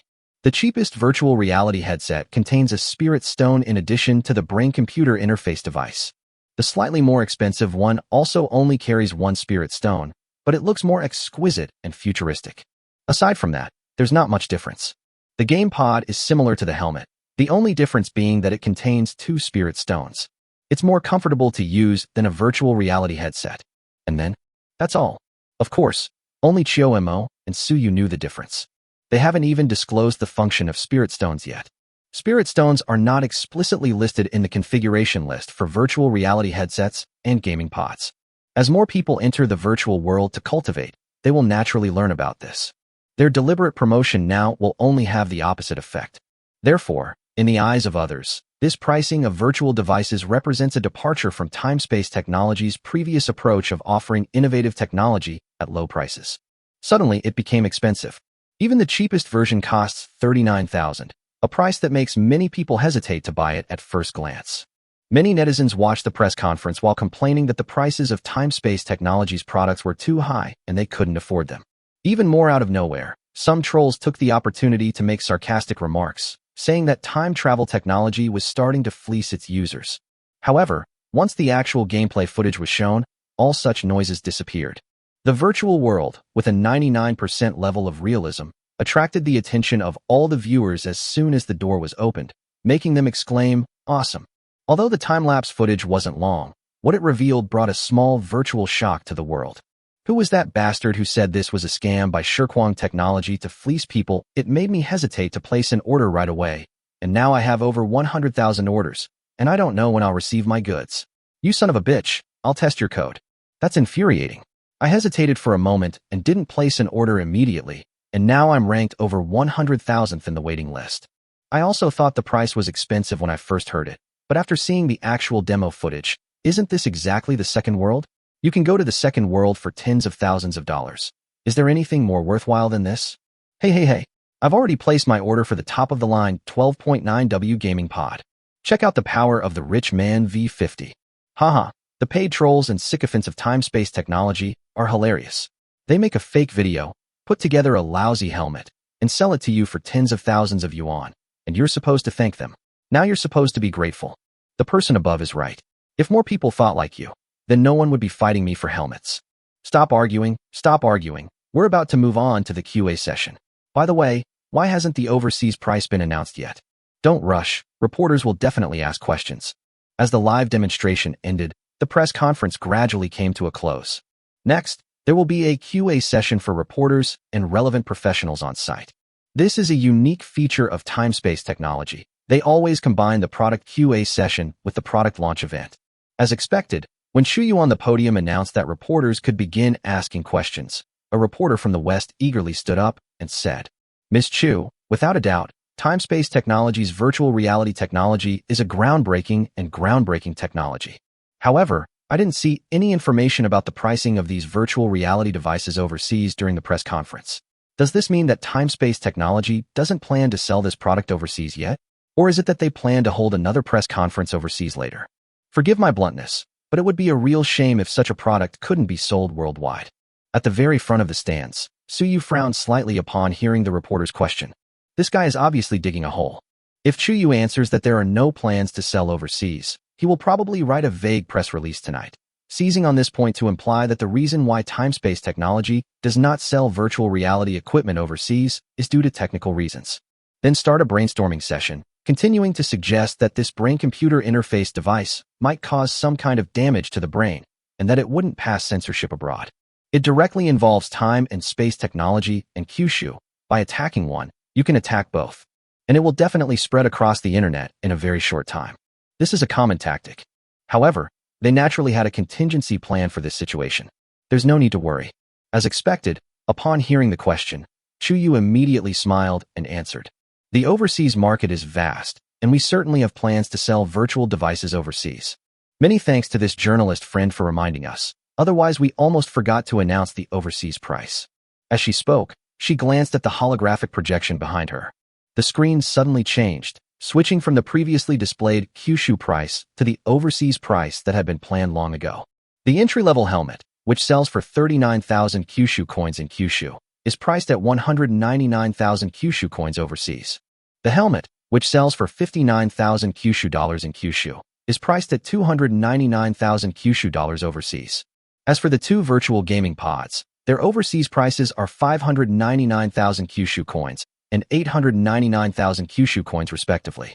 The same product costs 7 or 8 times more overseas than in Kyushu. Whether it's a reporter trying to stir up trouble or a spectator just watching the drama unfold. Looking at this quote, everyone was speechless and completely dumbfounded. Chapter 141, that's right. I'm here to rob you. Of course, they would know that these so-called identical products are actually different in essence. That would likely be more than just being dumbfounded. They're probably going to accuse time-space technology of robbing them. Suyu had no intention of equipping the virtual devices he sold overseas with spirit stones. It doesn't even have any built-in cultivation techniques. What they received was a simple and unadorned virtual headset. There are no additional features. Why did Suyu set the price of the virtual reality headset so high in Kyushu? The main reason is that spirit stones are too valuable. If you don't put spirit stones inside, the most basic virtual reality headset produced in Time and Space Technologies factory would cost no more than 200 yuan. Selling it for 2 or 3,000 is already a tenfold profit. He couldn't possibly set the domestic price so high. However, if the high price when sold domestically is due to spirit stones, if the price is higher overseas than domestically, then that's pure robbery. There's nothing we can do. They're rich. If he doesn't squeeze money out of these people, what will he use to pay the players of Kyushu when they work for him in the game to grind for spirit stones and exchange them for money? This is a very real problem. Suyu wants to build such a virtual economic system, so that while the entire Kyushu helps him cultivate, he can also pay wages to the people of Kyushu and solve the unemployment problem caused by large-scale automation. The wealth generated by the increased productivity from time-space technology alone is more than enough. However, it will be a bit slow to fully realize its potential. It will take at least a few years. So where will we get so much money to fund technologies like nuclear fusion and space elevators before they can be widely used to acquire resources, increase productivity, and generate revenue? Of course, it's those incredibly wealthy Western countries. Although we are still under sanctions and embargoes, the goods will definitely not be sold there in the short term. However, this situation is unlikely to last long. With the launch of more and more innovative products by Spacetime Technology, they cannot continue to hold out indefinitely. Of course, if they really want to fight to the death, what will happen when Suyu runs out of money? They wouldn't mind imitating some of the things their ancestors did to Kyushu 200 years ago. Suyu felt no qualms about using the guise of free trade to force open the country's doors with powerful ships and cannons. All I can say is that I hope they won't be ungrateful. I've gone off on a tangent. So that's the general situation regarding virtual devices overseas. The price is about 7 or 8 times that of Kyushu. The functionality has been reduced to only the most basic virtual reality features. Cultivation? There's no such thing. Even the Spirit Stone Kyushu coin exchange system established at the end of autumn is only useful within Kyushu. Compared to other players in Kyushu, who can not only improve their health with the spirit stone that comes with the equipment they buy, but also earn spirit stones by grinding their cultivation progress and exchanging them for money. Players in Kyushu can also improve their health by grinding their cultivation progress. For overseas users who want to enter the virtual world to play games, it's purely for fun. As for the high price overseas, will it cause a boycott and no one buy it? Suyu wasn't afraid at all. Things that are ahead of their time will inevitably find a market. Moreover, the function of this virtual reality device is not limited to playing games. 99% realism. It's incredibly useful. Countless things that are dangerous in the real world, or that require cost considerations and cannot be repeatedly tested, can be tried in the virtual world. It will be of great help to all walks of life. Putting aside other considerations, just look at its military applications. Modern military exercises are already trying to simulate real battlefield environments as much as possible. But an exercise is still an exercise. It's different from actually going to the battlefield. But what if we had virtual reality devices? What's the point of acting then? They directly transported the army into the virtual world, simulating terrain and inputting equipment parameters. Everyone set up their formations and engaged in a real battle. Isn't this a million times more effective than a drill? Moreover, with such a high degree of realism, the soldiers who emerge after the battle are truly all battle-hardened elites who have seen blood. Besides its military applications, it has even more uses in the civilian sector. For example, as mentioned before, after buying a house, you can create a virtual interior design style, live in it for a while, and then make changes to any problems or inconveniences that people might find after moving in. After making complete revisions to achieve complete satisfaction, we can then proceed with construction based on the design plan. Isn't this much more convenient than hiring an interior designer? All of these have countless uses. Therefore, even if Suyu sets the overseas price of the virtual device at a price that most ordinary people cannot afford, it is absolutely impossible for no one to buy it. A virtual world that allows for unlimited trial and error represents a more advanced level of productivity. For many professionals, if others buy and you don't, you're likely to be eliminated by your peers. That's the source of his confidence to sell this thing at such a high price overseas. Miss Chu, do you think this pricing is reasonable? The reporter was stunned for a while before asking incredulously. Although he also knew that, based on time and space technology's past practices, if these devices could be sold overseas, the price would definitely be higher than in Kyushu. He really hadn't expected it to be so much higher. This is absolutely outrageous. I think it's very reasonable. If you knew exactly what features it had, you would understand that this price is absolutely worth it, Chu said with a smile. Miss Chu, if I may be so bold, this has little to do with its intrinsic value. The huge price difference between Kyushu and other regions seems to me more like a form of consumer discrimination, the reporter exclaimed excitedly. However, Chu was clearly too lazy to argue with him any further. She didn't even glance at him and said indifferently, "Next one." A reporter from Kyushu immediately stood up and asked, Miss Chu, does time-space technology have any contingency plans to address potential issues such as smuggling and proxy purchasing that may arise due to price differences in the future? What about technology patents? I remember that time-space technology seems to have never applied for patents. If other countries purchase virtual devices or other high-tech products from time-space technology and then analyze and replicate the technology, is time-space technology prepared to protect its rights? Although his questions sounded like routine inquiries, they were actually saying, be careful that someone might smuggle domestically priced virtual devices abroad for profit, and also be careful that foreign countries might steal your technology after acquiring these devices. Chapter 142. You dare to ask? He really dares to say it. That's a very good question from the reporter. Chu smiled and said, for various reasons, each virtual reality device produced by our time-space technology can only be bound to one person. Once bound, it can only be unlocked using unique personal features such as fingerprint, iris, or voice print. Of course, one device can only be bound to one person, but one person can bind multiple devices. If a user wants to use the gaming pod at home and the more portable helmet outside, they can bind two or even more devices, and the data of these devices bound to the same user can be shared. If a user who has purchased the device is not satisfied and wants to resell it, that's fine too. After agreeing on a price with the other party, the device can be mailed to the branch offices of Time and Space Technologies' soon-to-be-established virtual companies in various locations. Professional technicians at the branch offices will help you clear your personal data and send it to the user you designate. There will be no extra fees charged, and Time and Space Technology will cover the postage. Of course, considering the price differences between virtual reality devices inside and outside Kyushu, Kyushu users who want to sell their devices can only purchase from Kyushu users. At this time, it is not supported for users to trade devices purchased in Kyushu to overseas users at a lower price. Regarding the technology patent issue you mentioned, Chuyu paused, then remembered what Suyu had said, and her smile widened. There's absolutely no need to worry about that. Because even if we give it to them, they won't understand it. What is self-confidence? That's confidence. And it's absolute confidence. Many people were stunned when they saw Chu Yu on the stage, whose expression was calm, but seemed to contain a hint of disdain. What followed was an overwhelming chorus of shouts of awesome. Most of the people present were employees of time and space technology, and they were quite taken aback when Chu Yu spoke such arrogant words in the most calm tone. Then he saw Suyu sitting in front of him, who seemed indifferent and didn't seem to care at all. I felt a sense of honor. It's amazing to work at such an awesome company with such great benefits and salary. It's hard not to make them proud. Wow, so arrogant? If others can't understand it, is that even possible? I know that time and space technology is amazing, but to be honest, is it really that amazing? Is there any knowledgeable guy who can share his insights? Here she comes. I used to research batteries, so I'm pretty qualified to speak on this topic. What she said might be a bit harsh for someone like me in this industry, but it's true. At least with that metallic hydrogen battery, we got a sample a long time ago, but our research has been fruitless. While metallic hydrogen is difficult to manufacture, there's at least theoretical support.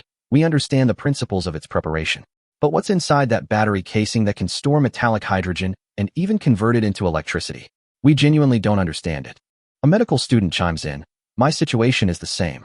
Those prosthetic limbs work better than the natural hands and feet. I don't understand the underlying principles either. I spent 5 years in medical school for my undergraduate degree, 3 years for my master's, and 3 years for my doctorate. I just received my PhD in clinical medicine this year, and I'm already 29. And then I'm unemployed right after graduation. It's truly lamentable. Poor guy? It's okay. Luckily, I've already been accepted by Time-Space Medical. After studying prosthetic implantation technology for a while, my salary should be higher than if I had graduated normally and become a doctor. If you can't beat them, you join them, right? If you can't beat them, why don't you join them? Are you just waiting to starve to death? 2. Suyu hadn't expected that Chuyu's arrogant words would immediately attract countless complaints from victims whose livelihoods had been taken away by time-space technology. However, this is not a big deal. Once virtual devices become widespread and their cultivation functions are fully revealed, there will be no need to complain anymore. All of you go to the virtual world and grind your cultivation progress for me, and he'll pay you a salary. What? You have liver problems? How about a mechanical liver? The QA session ended quickly. Apart from the first reporter who asked a rather pointed question, the remaining reporters, regardless of where they came from, have all learned their lesson. Elsewhere, they often enjoy asking questions that embarrass others. Then they would record and post the embarrassing or forced smiles of others to amuse the onlookers. If you can get someone to reveal some bombshell news, that would be even more lucrative. But Spacetime Technology is different. From the company's boss, Suyu, to the now supposedly vice president, Chuyu, each one is more outspoken than the last. If you dare to ask, they really dare to answer, and they are unscrupulous and lawless, completely disregarding what can and cannot be said. And after they said those things without restraint, no one could really control them.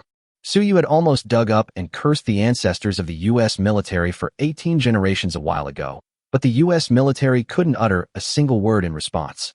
They just said a few bland words like stay on the scene and solemnly protest. By deliberately asking pointed questions, reporters not only fail to embarrass time and space technology, but also risk being thoroughly criticized themselves. We did have some big news, but it was mostly unfavorable to our side, so there was no point in taking it back. He would have to embarrass himself in front of everyone. There's really no need for that. Chairman Su, President Chiu, how is it? Chuyu stepped off the stage and immediately went to the front of the audience.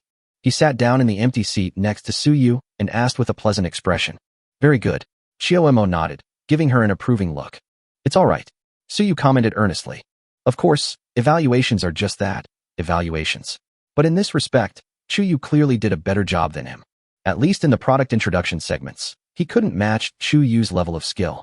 Although he has held press conferences more than once, his favorite part is still the QA session. There's no way around it. It's just so satisfying to publicly criticize someone. Chuyu pursed her lips, ignoring his opinion, and instead asked, This afternoon, I looked at the company's current personnel report. Although the first batch of recruited employees was quite a lot, Apart from the research departments of various subsidiaries hiring some special professionals, there has been no large-scale recruitment of employees since then, and now we are already a bit short-handed.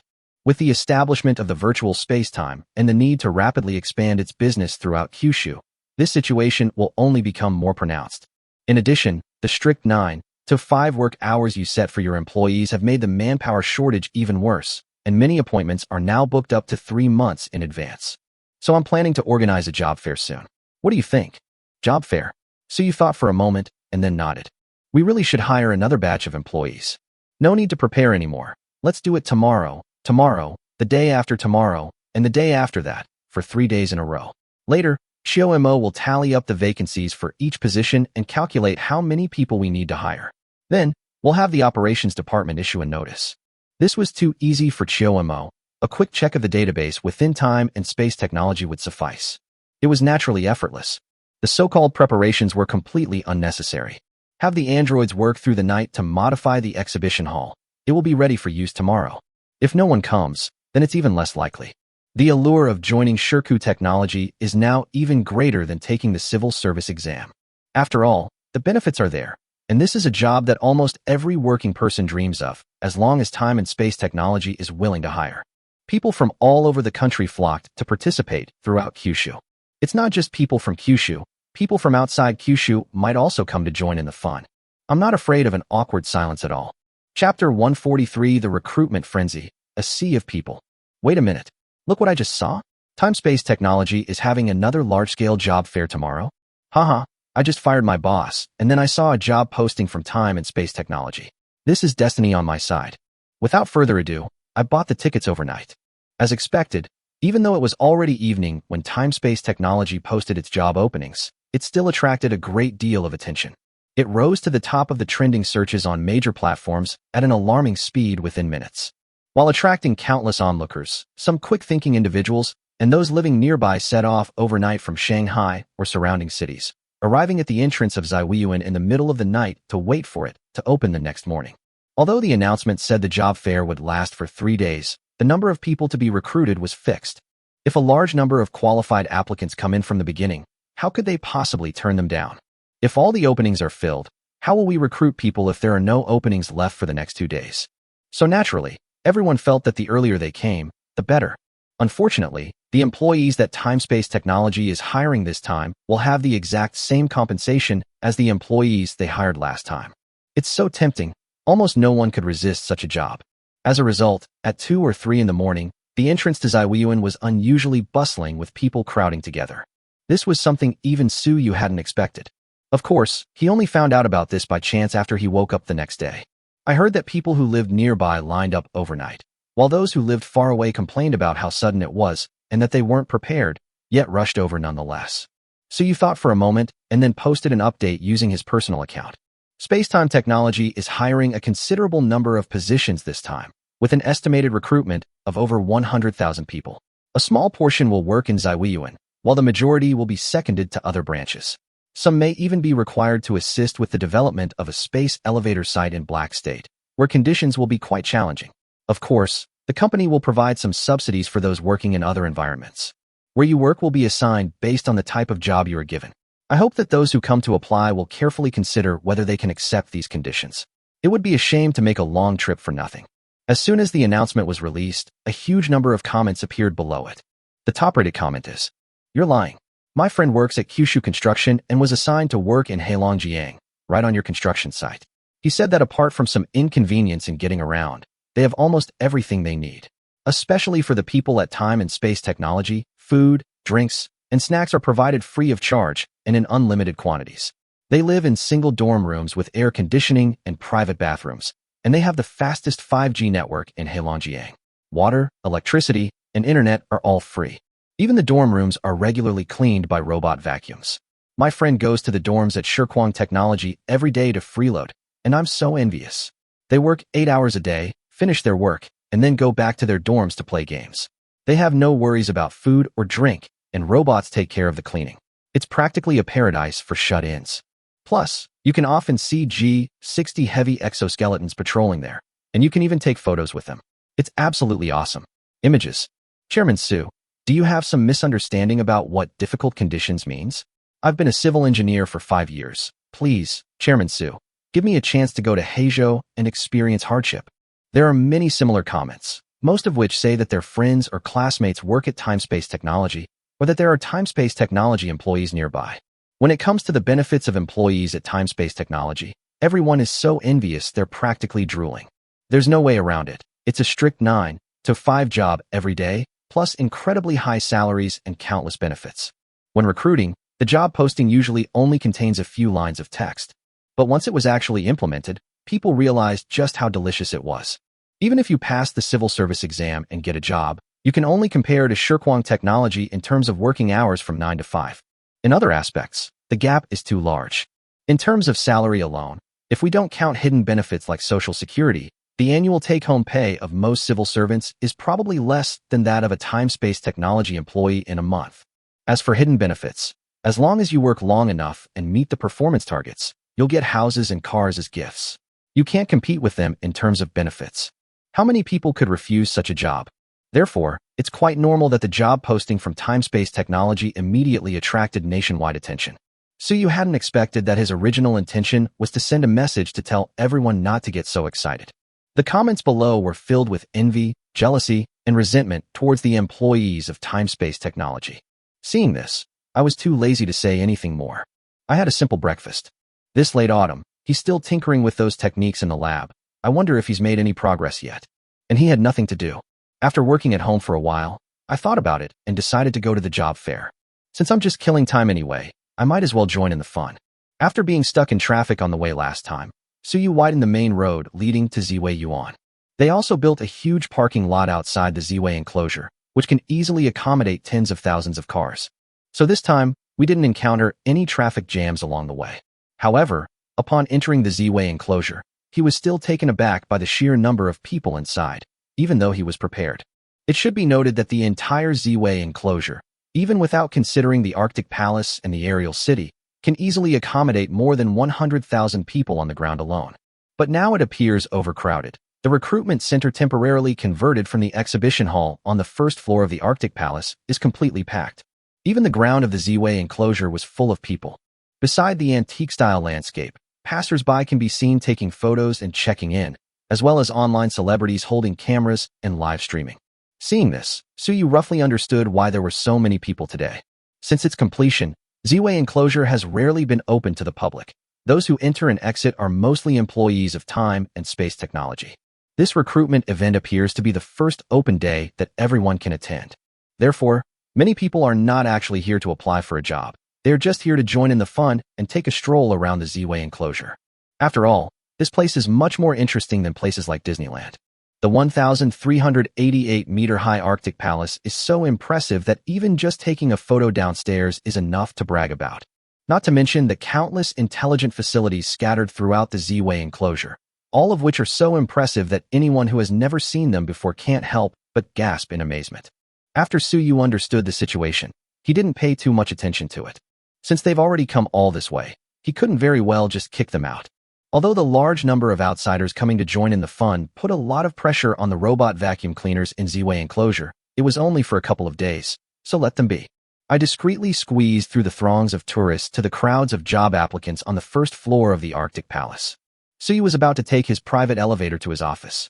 But at the end of a line in a corner of the job application center, I unexpectedly saw a familiar figure.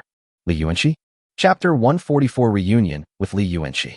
At the end of a line near the elevator, a petite figure with long, black hair reaching her waist, wearing a JK skirt. Although Suyu only glanced at the person briefly, he recognized their identity at a glance. Who else could it be but his former neighbor, Li Yuanxi? To be honest, he and this girl used to have quite a bit of interaction, but they've had less contact since he moved. Although we would occasionally chat on WeChat, our communication decreased as we stopped meeting in person. We haven't chatted much lately. After hearing that her family had stopped bothering her recently, and with work taking care of her at the company, Suyu stopped paying attention to her situation. Gradually, I forgot most of it. However, it hasn't been that long since he last met Li Yuanxi. It will only take a little over a month at most. So he could still recognize the other person at a glance. Hearing someone call her name, Li Yuanxi subconsciously turned around and saw Suyu by the elevator. Her eyes lit up, and she quickly ran over. However, Just as she was about to get close to him, she paused, maintaining a slight distance, and said softly. After stammering for a while, she still couldn't think of what to say, so she simply changed the subject and said, I'm here for a job interview. Applying for a job? Have you even graduated yet? And you're already applying? Suyu smiled and, seeing her timid appearance, couldn't help but reach out and rub her head. Li Yuanxi subconsciously tilted her head, but realizing she couldn't avoid it, she let him be. He answered seriously, Not yet, but my grades are pretty good, and I can apply to my advisor to start my internship earlier. Planning to intern in the legal department of time-space technology? Suyu smiled. Do they hire interns? Yes, I confessed. Li Yuanxi nodded. This isn't the place to talk. Let's go upstairs. Suyu put his arm around her shoulder and led her into the elevator without further ado. However, the interviewer was probably still waiting. Li Yuanxi subconsciously struggled a little, but her strength was obviously no match for Suyu's. Why would I intern in the legal department? How about becoming the president's secretary? Suyu asked with a smile. Huh. Li Yuanxi looked up in surprise, then shook her head repeatedly, saying, That won't do. The company has its own rules and regulations. Besides, there are so many people waiting to apply for the job. This is not appropriate. She knew Suyu's identity, of course. Even before time-space technology was as well known as it is now, people already knew he was the president of time-space technology. However, she didn't intend to use connections when she came here to apply for the internship. She just wanted to apply normally. Otherwise, there would be no need to queue at all. She has Suyu's contact information in her phone. Sending a message and arranging a job for her is a small matter that Suyu can obviously solve with just a word. It couldn't be simpler. The whole company belongs to me. What's wrong with that? Suyu shook his head dismissively, then added, Have your family members been giving you any trouble lately? No. Li Yuanxi honestly shook her head. I heard that my brother and dad had talked about something and they were planning to come to Shanghai to find me, but then my brother apparently recognized you online, so they didn't come.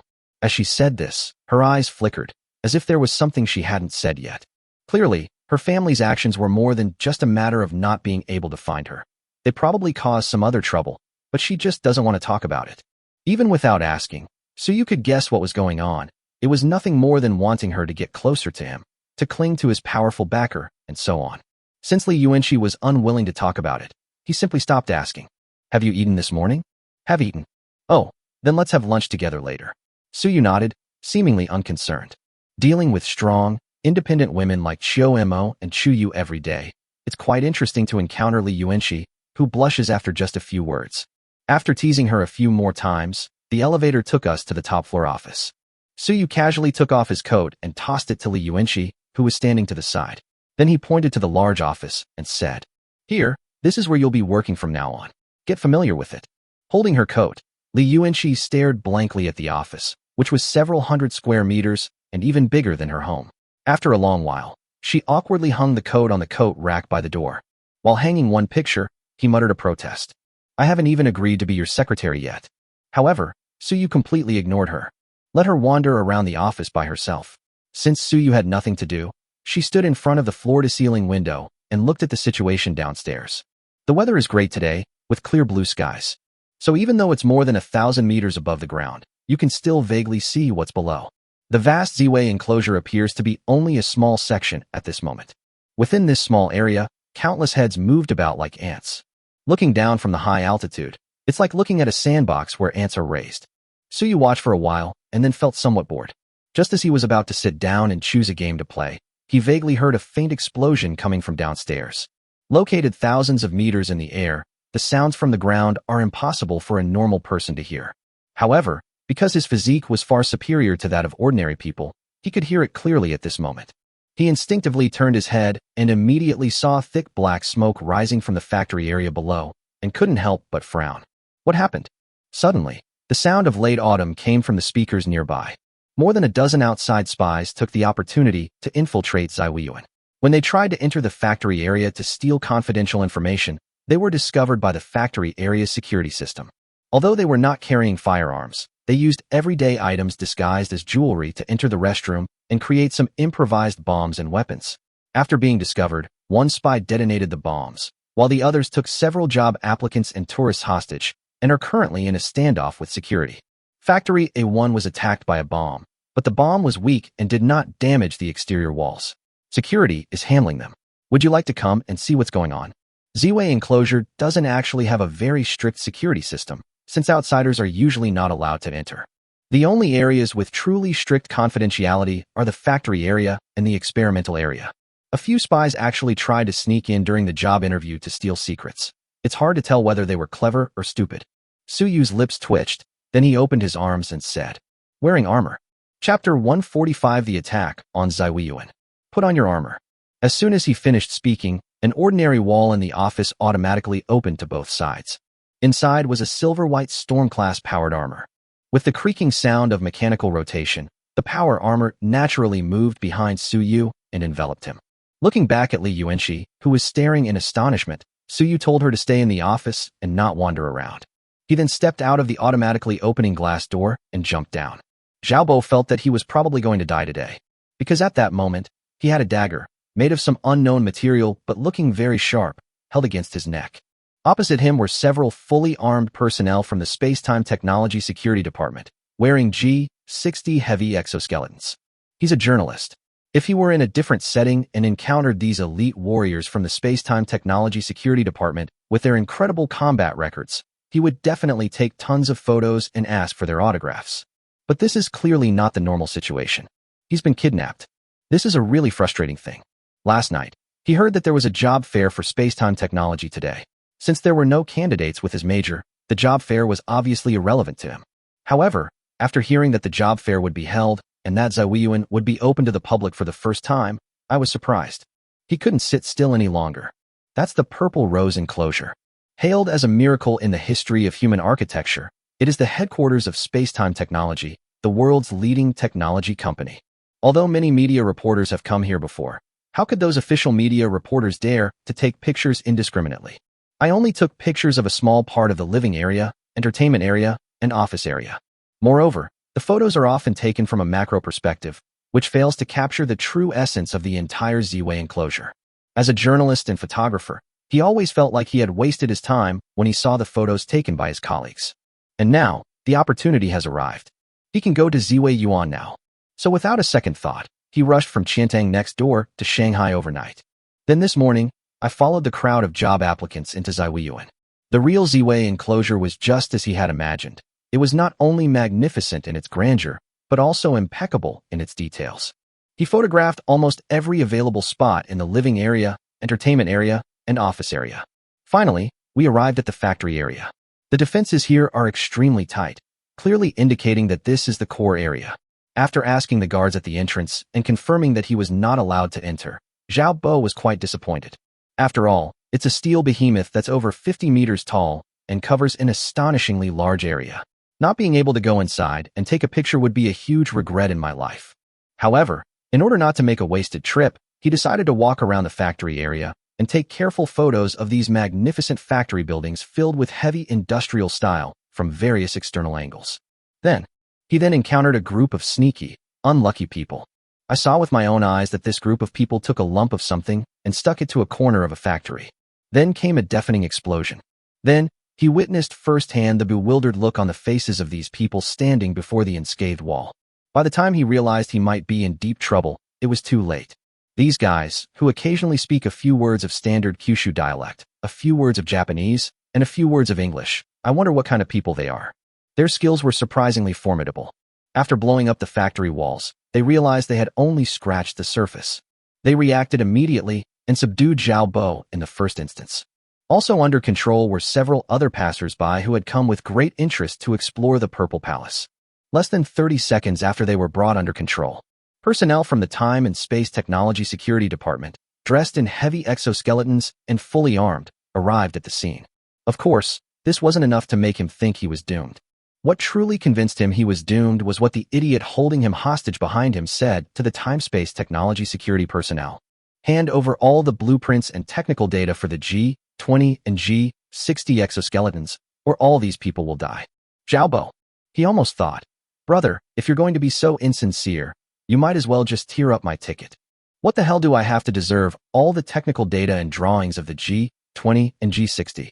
That thing was something even a random passerby like him couldn't possibly understand. Even if you kidnapped Suyu's wife, the chairman of Time-Space Technology, he still wouldn't give her to you. As expected, The security personnel on the other side ignored him completely after hearing his story, not even bothering to move. I just watched them quietly. The G-60 exoskeleton's heavy armor creates immense psychological pressure. Having reviewed the parameters of this exoskeleton, Xiaobo was already wondering if, with the speed of the G-60, it would be possible to kill all the robbers before they could slit his throat in a sudden attack. Thump! At that very moment, a heavy thud was heard as the plane landed. The robbers, the hostages, and the gradually gathering onlookers all turned their attention to the scene.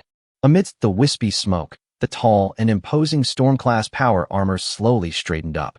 Under the sunlight, the silver-white armor gleamed with a dazzling light. Even though I've seen it countless times on various video websites, it's still amazing when power armor appears in front of me. Even as a hostage, Xiaobo couldn't help but breathe more heavily. That's fucking awesome. Upon seeing the power armor's visor open, revealing the pilot's face, Xiaobo paused for a moment, then became even more excited.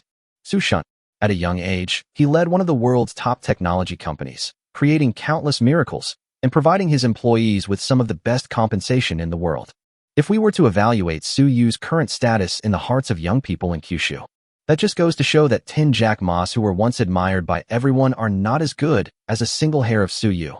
He had long been a national idol among young people. He just didn't realize it yet. Su Yu, who had just come down, twitched at the sudden shout, and his carefully cultivated aloof demeanor almost crumbled. I have male admirers now? What's this Su Shin nickname? It's so awkward it's making him dig his toes out of shape. Behave yourself, or I'll kill you first. We have plenty of hostages here, we don't need another one. The man behind Xiaobo shouted angrily. The knife in his hand moved even closer to his neck. Feeling the chill on his neck, Xiaobo forced himself to suppress his excitement at seeing his idol. Wait a moment. Su Yu nodded to Xiaobo, then looked at the robber, stared at him for a moment, and suddenly smiled. Japanese people? Chapter 146 Capturing the Submarine, Dead or Alive. Japanese people? What business is it of yours where I'm from? The man said fiercely. Hand over the technical data on the exoskeleton and let us leave. We can guarantee the safety of the hostages. However, Su Yu ignored him completely and continued speaking to himself. Ichiro Matsui, a Japanese. She received Kyushu language education in Japan from a young age and is fluent in both Kyushu and Japanese.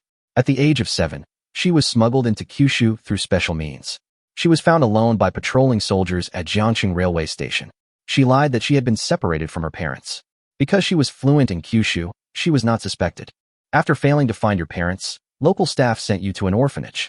You grew up there and obtained Kyushu residency, becoming a true Kyushu citizen. The old director of the orphanage gave you the name Chu Kangcheng, hoping you would grow up healthy and strong. For the next 20 years, you completed your education from elementary school to university with the help of an orphanage and the Kyushu government's support policies. After graduating from university, you married a girl from Kyushu and had a family and children. That girl's family treated you very well. After learning that you were an orphan, they not only did not discriminate against you, but also helped you a great deal. You have a stable job, a beautiful wife, and a lovely son in Kyushu. You were able to complete your studies thanks to the help of the Kyushu government and kind-hearted people in the community. I'm curious, what magic did you possess during your 7 years living in Japan that made you willing to give up everything and dedicate your life to serving them? Upon hearing his secret, Su Yu immediately exposed it. Chu Kangcheng, or rather Matsui Ichiro, twitched his cheeks, but still stubbornly insisted. I don't know what you're talking about. Do you want these hostages' lives or not? I'm giving you 1 minute to decide. If you take more than 1 minute, we'll kill one of them. A month ago, you lied to your wife, saying you were on a business trip, then came to Shanghai and had plastic surgery to change your appearance. Su Yu continued, seemingly oblivious. You might fool others, but this cheap trick won't fool me. Your wife's name is Wang Li. Shut up. Matsui Ichiro instantly lost his composure and shouted. If you say another word, I'll kill him. I really will kill him. Then go ahead and do it. Su Yu shrugged, looking nonchalant, then added. By the way, just a heads up, slitting his throat won't do any good. The Timespace Medical Lab is right next door. At worst, we can just give him a mechanical breathing system. Stabbing the heart won't help. I have plenty of mechanical hearts. I suggest you go straight for the brain. If you damage the brain, even a prosthetic limb from Time Travel Medical won't save you. Of course, that ceramic knife you're holding probably wouldn't be able to pierce a skull in a short time, right?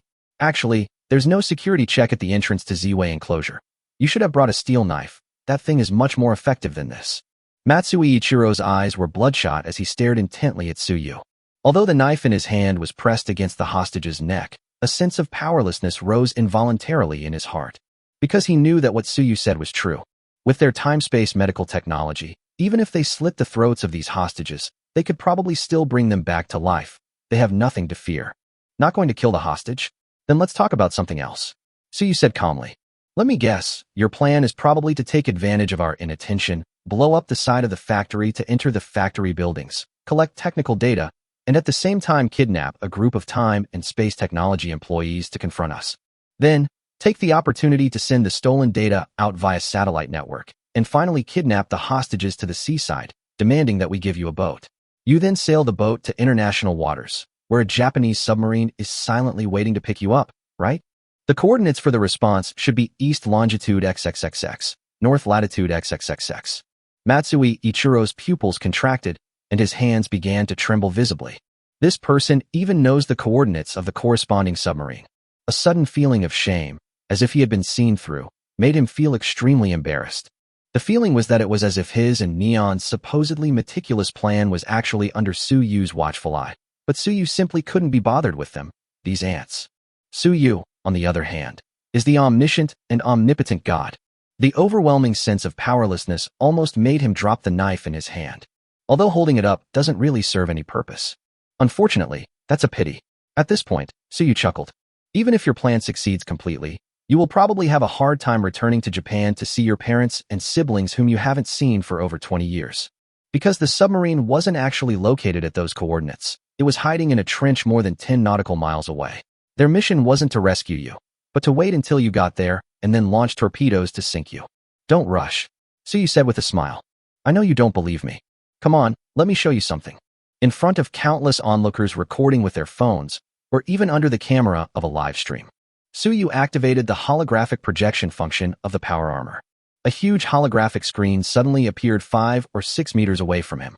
The screen displayed a vast expanse of sea, where blue and white met, clearly indicating a complex topography with varying depths. It's definitely a place that large ships wouldn't go. Suyu casually pointed to a spot on it. Look, this is the coordinate where you agreed to meet. A red marker lit up on a stretch of azure sea. Suyu then pointed to a point on the other side of the sea and said, this is where submarines lie in wait in silence, exactly 16 nautical miles away. This distance ensures both the torpedo's hit rate and allows for immediate retreat after firing, making it an excellent ambush location. However, they must have received news of your failure and seem to be preparing to flee. Impossible. Impossible. I am a warrior of the Empire. The Empire will not abandon us, another kidnapper shouted, breaking down in his guard. Oh, you admit it? Don't believe me? You'll believe me in a bit. Suyu's previously mocking expression finally turned somewhat cold. Bring the submarine back to me, regardless of whether the people inside live or die. Yes, Chairman. The next moment, the aerial view suddenly dropped sharply, and the image became less static and started moving irregularly. At this point, everyone realized that the camera wasn't shooting from a drone or satellite. It's another powered armor. And when the power armor is photographed from an angle that is directly overhead, the enormous, futuristic-looking peregrine falcon suddenly flashed by. Chapter 147. Is this an open declaration of war? Thump. The sound of a heavy object falling into the water can be heard in the footage, and then the camera and the power armor sink into the water. This powered armor is naturally piloted by a combat-type android. There's another one next to it. 2 Storm-class power armors, 100G, 60 heavy exoskeletons, and 1 peregrine falcon. This is the emergency response force of the Spacetime Technology Security Department established by Suyu after the last Black State incident. This force is stationed in low Earth orbit and can be deployed to any corner of the world within 10 minutes if needed. Immediately after the incident at Zaiwiyuan, Chio-Emo searched the internet for clues about the contacts these people had made. In just a few seconds, she pieced together their origins, purposes, and the entire process of their plan. In order to avoid being targeted by cybersecurity departments through keyword searches, people usually use code words to encrypt their online communications. Although this encryption method is very basic, it benefits from the large amount of information exchanged globally every day. Therefore, as long as the system's AI doesn't detect anything wrong by searching for keywords, it's usually difficult to be discovered. In late autumn, online surveillance will also only search for keywords. It's certainly possible to monitor her comprehensively, but that would require too much computing power and would affect her research speed, so it's unnecessary. That's why these people's petty tricks have led to this point. Of course, this small-scale use of the hidden agents buried in Kyushu for many years is already the limit. If they wanted to expand the scale and do something else, even if they used the most secretive means to move personnel, supplies, and equipment, Chiomo would definitely find out. Of course, this excludes places like Black State, which she wouldn't bother to keep a long-term watch on. Even if there's a huge disturbance there, it's just a trivial matter. It's better to save the computing power for experiments. After Chiomo spent a few seconds figuring out the ins and outs of what happened today, he immediately dispatched the Peregrine Falcon, an emergency response force, to land directly in the sea area where the submarine was hidden. That area of water is located on the high seas and is beyond the control of the Kyushu Navy. Submarines, once they dive into underwater trenches and enter a silent state, are very difficult to find. The Peregrine Falcon isn't exactly a weapon against the sea. If Chiomo hadn't found the coordinates in their coded communication, he would have simply flown the Peregrine Falcon to the bow of the submarine and used the sonic detector to scan the entire sea area. It's not necessarily possible to retrieve a silent submarine from the vast ocean. As for now, even if the Peregrine Falcon doesn't come, a submarine whose position has been exposed can be easily destroyed by any missile boat carrying torpedoes that comes out of the sea. Not to mention the 2 powered armor units. This sea area is actually not very deep on average. Although the trench where the submarine was located was the deepest part, it was still less than 200 meters underwater. Following the perspective of the powered armor, everyone soon saw the submarine lying quietly on the seabed. All engines shut down and radios kept silent. In this state, it is like a rock on the seabed. Even if sonar sweeps over its head, it is difficult to detect its existence. But it was spotted by a Peregrine Falcon in the sky. Knock, knock, knock. In the dead silence of the seabed, the submarine crew, who were quietly going about their duties, suddenly heard a knocking sound coming from the hatch above them.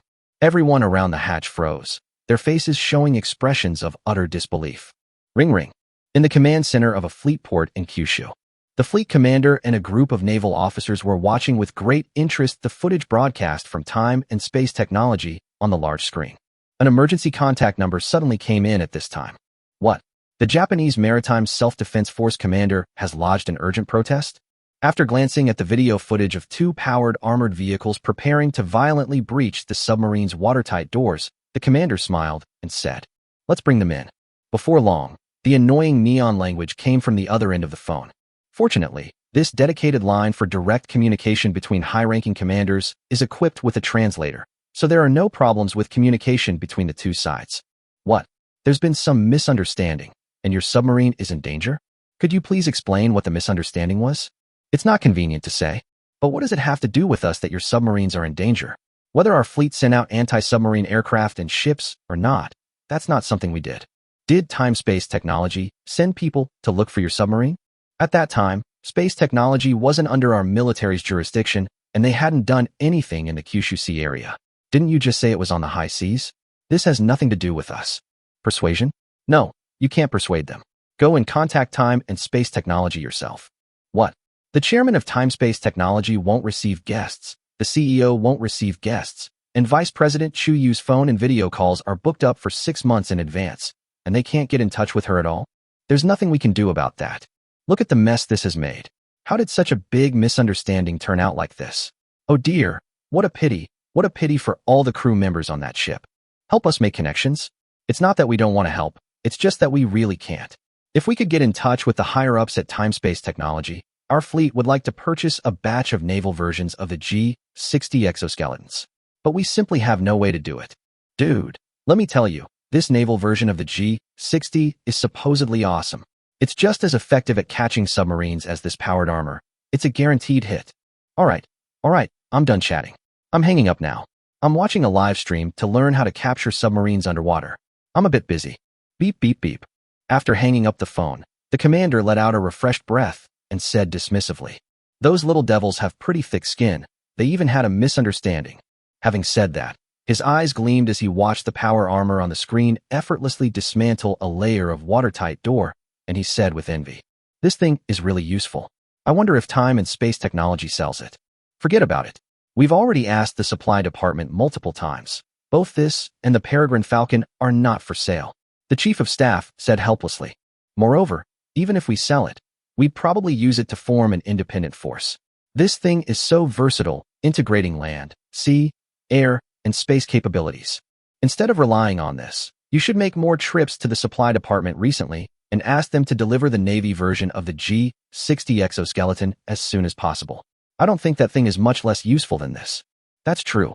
Just thinking about the G-60's terrifying combat record in the Black Sea, and then thinking about the tens of thousands of G-60s that the Army has already deployed, the commander couldn't help but feel a little envious. This situation is just a minor incident. Suyu broadcast live to the entire world that he had dispatched a peregrine falcon to openly arrest a Japanese submarine in international waters, and it now seems that the submarine being captured alive or sunk is a foregone conclusion. This is quite different from the last time, when time-space technology wiped out all the armed forces of a country in Black State overnight. Black State is Black State after all. A small country is, after all, a small country. From any perspective, its influence and strength are very limited. But Japan is different, even though they are the dog of the US. In this world, even one of America's dogs is stronger than 90% of the world's countries. Taking over the enemy's submarine directly is tantamount to an open declaration of war. Chapter 148 Neon. I have a plan. Boom. A muffled explosion rang out. The submarine's tightly sealed hatch was violently broken open by a powered armored vehicle. The crew members, who had been holding their breath inside, finally couldn't take it anymore and scattered in terror. Although the hatch leading into the submarine was opened and surging seawater rushed in, fortunately, there were still many compartments inside, each separated by watertight doors. The sea here is only 100 meters or so deep, so the water pressure isn't that great. These hatches can hold out for a while. The people inside are all fine. However, nothing's wrong refers to physical innocence. The mental health issues are much more serious. 100 meters below the sea, a metal lump broke through the door. This is too horrifying for anyone to accept. From initially holding their breath and listening intently to the sounds outside, afraid to move, to now hiding in the cabin and howling for their mother, it all happened in just a few minutes. Not to mention the ordinary crew members. The situation wasn't much better for the captain either. He remained silent, but then he took the initiative to turn on his radio and send a message to Japan requesting support. Of course, even if he doesn't post it, the people in Japan probably already know about the situation here. Just as the two powered armored vehicles violently broke down the door and entered the submarine, the internet in Japan exploded. There will never be a shortage of people in this world who enjoy watching the drama unfold. Suyu posted the entire video of the power armor breaching the door and even let netizens watch it live. Naturally, some enthusiastic netizens forwarded the video to neighboring Japan. At first, the Japanese didn't know what was going on. When they saw the power armor jumping directly into the water from the peregrine falcon, they all exclaimed how damn cool it was. By the time the powered armor had gone deeper and deeper and discovered the submarine on the seabed, they hadn't even had time to react. I'm just amazed at how powerful this thing is. It can go to such deep seabeds so easily. It wasn't until the power armor started breaching the door that anyone realized something was wrong. The chrysanthemum relief on the hatch looks kind of familiar. Then, Japanese netizens who are knowledgeable about military affairs came out to explain that the submarine in question is a submarine of the Japanese Maritime Self-Defense Force. This left the entire neon-lit country completely dumbfounded. It's like someone's gossiping about their own home. After the initial confusion, things will naturally start to get anxious. Countless Japanese people began to protest, initially online, and then gradually moving offline. Immediately, public sentiment surged. This has left Japanese officials scratching their heads, unsure of the best course of action. If they pretend to be ignorant about this, then it would be that the space-time technology attacked their submarine located on the high seas, which is an act of war. But things are clearly not that simple. Before taking action, Suyu had already explained the cause and effect.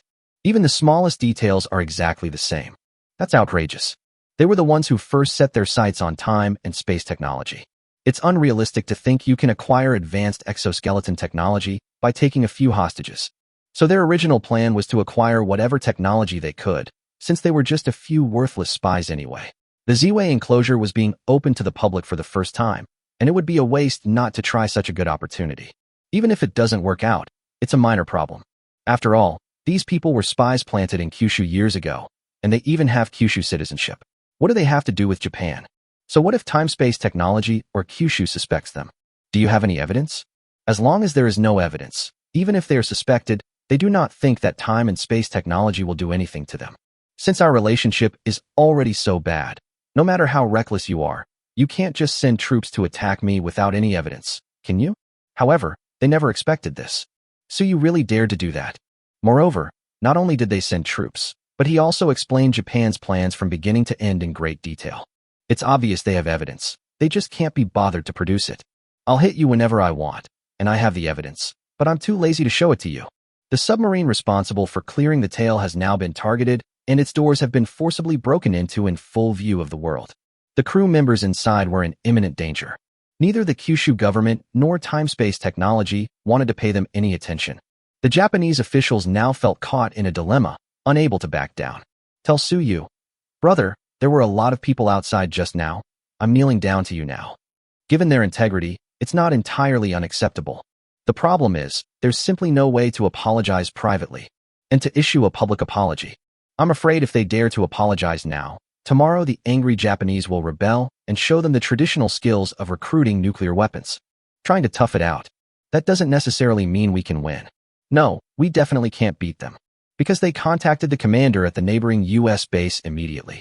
After all, he's the father we've been supporting with so much money. Having made such a huge mess, their first instinct was naturally to ask their American daddy for help cleaning up the mess. As a result, when the commander of the US military stationed in Japan heard that they had done such a big thing in secret, he gave them a severe scolding. Then he said he couldn't help it all. And then, I heard that a few minutes ago, a message was sent to the US military saying that he was unwell and had applied to return home to recuperate. Before the approval was even granted, the person had already boarded an American military aircraft. It highlights their eagerness to flee. Even the usually arrogant United States has this attitude, let alone Japan. It's impossible to win a fight. In the conference room, the Japanese leader, his face full of worry, brainstormed for a long time, but still couldn't come up with a good solution. They watched helplessly as their submarine's weapon systems were all destroyed by the powered armor, and then the Peregrine Falcon used a few steel cables to lift it from the seabed and fly it to Kyushu. He was in a hurry, but there's no use in being anxious. Suddenly, his gaze fell upon the Minister of Military Affairs, who was also scratching his head with a worried expression, and a thought flashed through his mind. Watanabe-san. Hey, the Minister of Military Affairs jumped up in surprise. The Great Neon has reached a critical moment of life and death. I am willing to lead all warriors to their deaths for the Empire. The Minister of Military Affairs immediately became solemn and proclaimed in a loud voice. Very good. The Japanese leader nodded in satisfaction, but then added, There's no need to lead all the warriors. We cannot let the lives of the Empire's warriors be wasted at the hands of those high-tech weapons. So what do you mean? I have a plan. I'd like to hear more details. It's quite simple. I just need to borrow something from you. On that day, the Japanese Minister of Military Affairs committed suicide at home out of fear of punishment. In his suicide note, he confessed to sending agents to time and space technology without authorization to steal technology and launch an attack. The Japanese government expressed regret and apology, claiming that the incident was entirely the personal act of the Minister of Military Affairs, who was completely unaware of it beforehand. They also requested that Kyushu return the captured submarine crew and offered to compensate time-space technology for its losses. The world was in uproar. Chapter 149 Prisoners. Send them to Black Continent to reclaim Wasteland.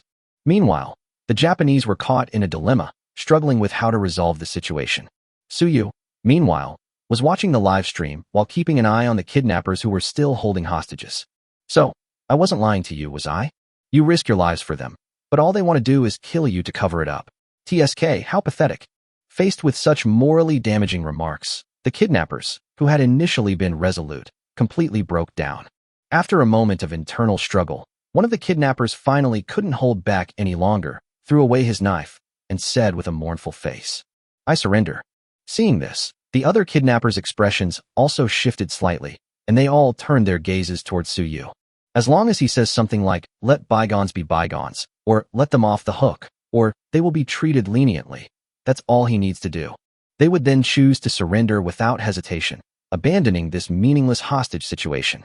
However, Suyu was stunned when he heard the words of surrender. Then, without hesitation, he raised his hand and shot out a scorching high-energy laser from the laser emitter in his hand. The arrow pierced right through the left arm of the man who was surrendering. The attack was so fast that no one had time to react. Even the man whose hand was burned by a laser didn't feel any pain at first. After a long while, he stared blankly at the wound on his hand and let out a miserable howl. The hostages he was holding reacted quickly, scrambling to hide behind Suyu and the group of security exoskeletons. Suyu then said in an annoyed tone. Surrender? Surrender what? I don't accept surrender. Pick up the knife. As he spoke, he looked at the remaining kidnappers who had not yet surrendered. What are you looking at? I'm talking to you. The knife's practically falling to the ground. You've all come here to be kidnappers. Can't you be a little more professional? You think you can just surrender after a few words? Don't you have any professional ethics? What exactly do you want? Matsui Ichiro snapped out of his daze, tightened his grip on the knife, and held it to the hostage's neck again, angrily demanding of Suyu. However, Suyu merely glanced indifferently at the submarine that had already been pulled from the sea by the peregrine falcon. He then looked with satisfaction at the kidnappers who had once again placed knives against the hostages' necks and laughed. What do I want? Of course. Shoot down the hostage-taker. Puff, puff, puff. Suddenly, a burst of gunfire erupted from behind the kidnappers. Before the kidnappers could even react, they were riddled with bullets and collapsed, convulsing. However, the hostages they took hostage were not injured at all. After realizing what had happened, he scrambled away from the kidnappers who were already lying in pools of blood. Later, medical professionals from the time-space region will take them for a medical checkup, so Suyu doesn't need to worry about it. Only then did the onlookers realize where the gunshots were coming from. It was a drone the size of a palm, and it made no sound when it flew. They somehow managed to sneak up behind the kidnappers. There was a small gun barrel on the bottom of the drone, which was still emitting smoke. Clearly, it was this creature that killed more than 10 kidnappers in an instant. Such a small thing has such power, which immediately excited the military enthusiasts around. They took a bunch of photos with their phones and cameras. The ordeal didn't end until the drone automatically flew behind Suyu and was stored inside his powered armor. This incident must have been quite a shock for everyone. Looking back at the increasingly large crowd, Suyu smiled and said, "As an apology, lunch for everyone today will be paid for by time-space technology." Having said that, without waiting for the reactions of the onlookers, he started the engine and soared into the sky. As for the mess on the ground, the security department and robot vacuum cleaners will take care of it later. He might have to coordinate with the Kyushu government on this matter, but Chuyu can handle it, so he doesn't need to worry about it. Back to the office on the top floor of the Arctic Palace. Chiyo had already left the laboratory sometime earlier and was now sitting in the main seat of the office, looking at some documents. Li Yuanqi sat somewhat uneasy on the sofa in the reception area, staring blankly at the expensive tea set in front of her. She certainly knew Chiyo, the CEO of Time-Space Technology. He is widely recognized online as the second most important person in Shirkwang technology, and his position in the company is second only to Suyu. With so many employees at Time-Space Technology, this kind of thing is certainly no secret. Rumor has it that she made many key decisions for time and space technology, and even Suyu himself didn't manage things much. Before Chuyu came, Chiyo was in charge of most of the company's affairs. Top-notch looks, plus top-notch abilities. She's definitely a goddess-level, powerful woman. Almost every young girl online admires her. Naturally, he is also Li Yuanqi's idol. Although Chiyo was not surprised at all when she came in and greeted her very gently, for some reason, she always felt a little guilty after seeing Chiyo. Besides the praise for Chiyo's abilities, the majority of online discussions revolved around the exact nature of her relationship with Chairman Suyu. Most people believe that the two are probably having an affair. After all, whenever they attended public events together, Chiyo and Suyu were either seated together or got out of the same car. Nobody would believe there's no special relationship between them. There are even CP fans on Weibo who specifically ship this couple, and Li Yuanqi has heard about it. And her relationship with Suyu is somewhat ambiguous. So when I see this legendary empress, I feel an inexplicable thrill of being a prostitute, and it's hard not to feel guilty. Sitting in the office feels like an eternity. I don't even dare to use my phone, and I have no idea what's happening down there. Seeing Suyu finally come up, they breathed a sigh of relief. But then he glanced cautiously at Chiyo and became somewhat worried.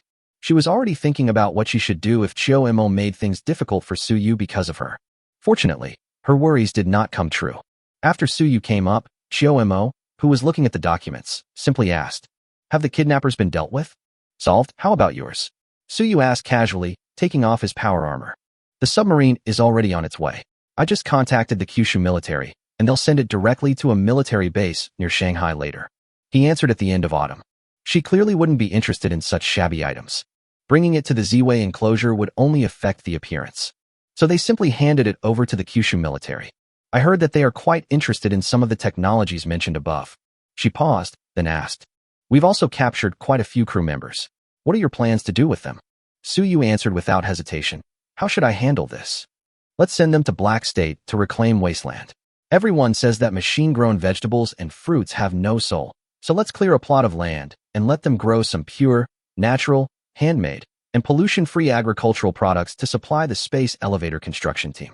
Chapter 150: Verbal and Written Criticism, Killing Without a Trace. In just a few words, the two of them decided the fate of hundreds of prisoners.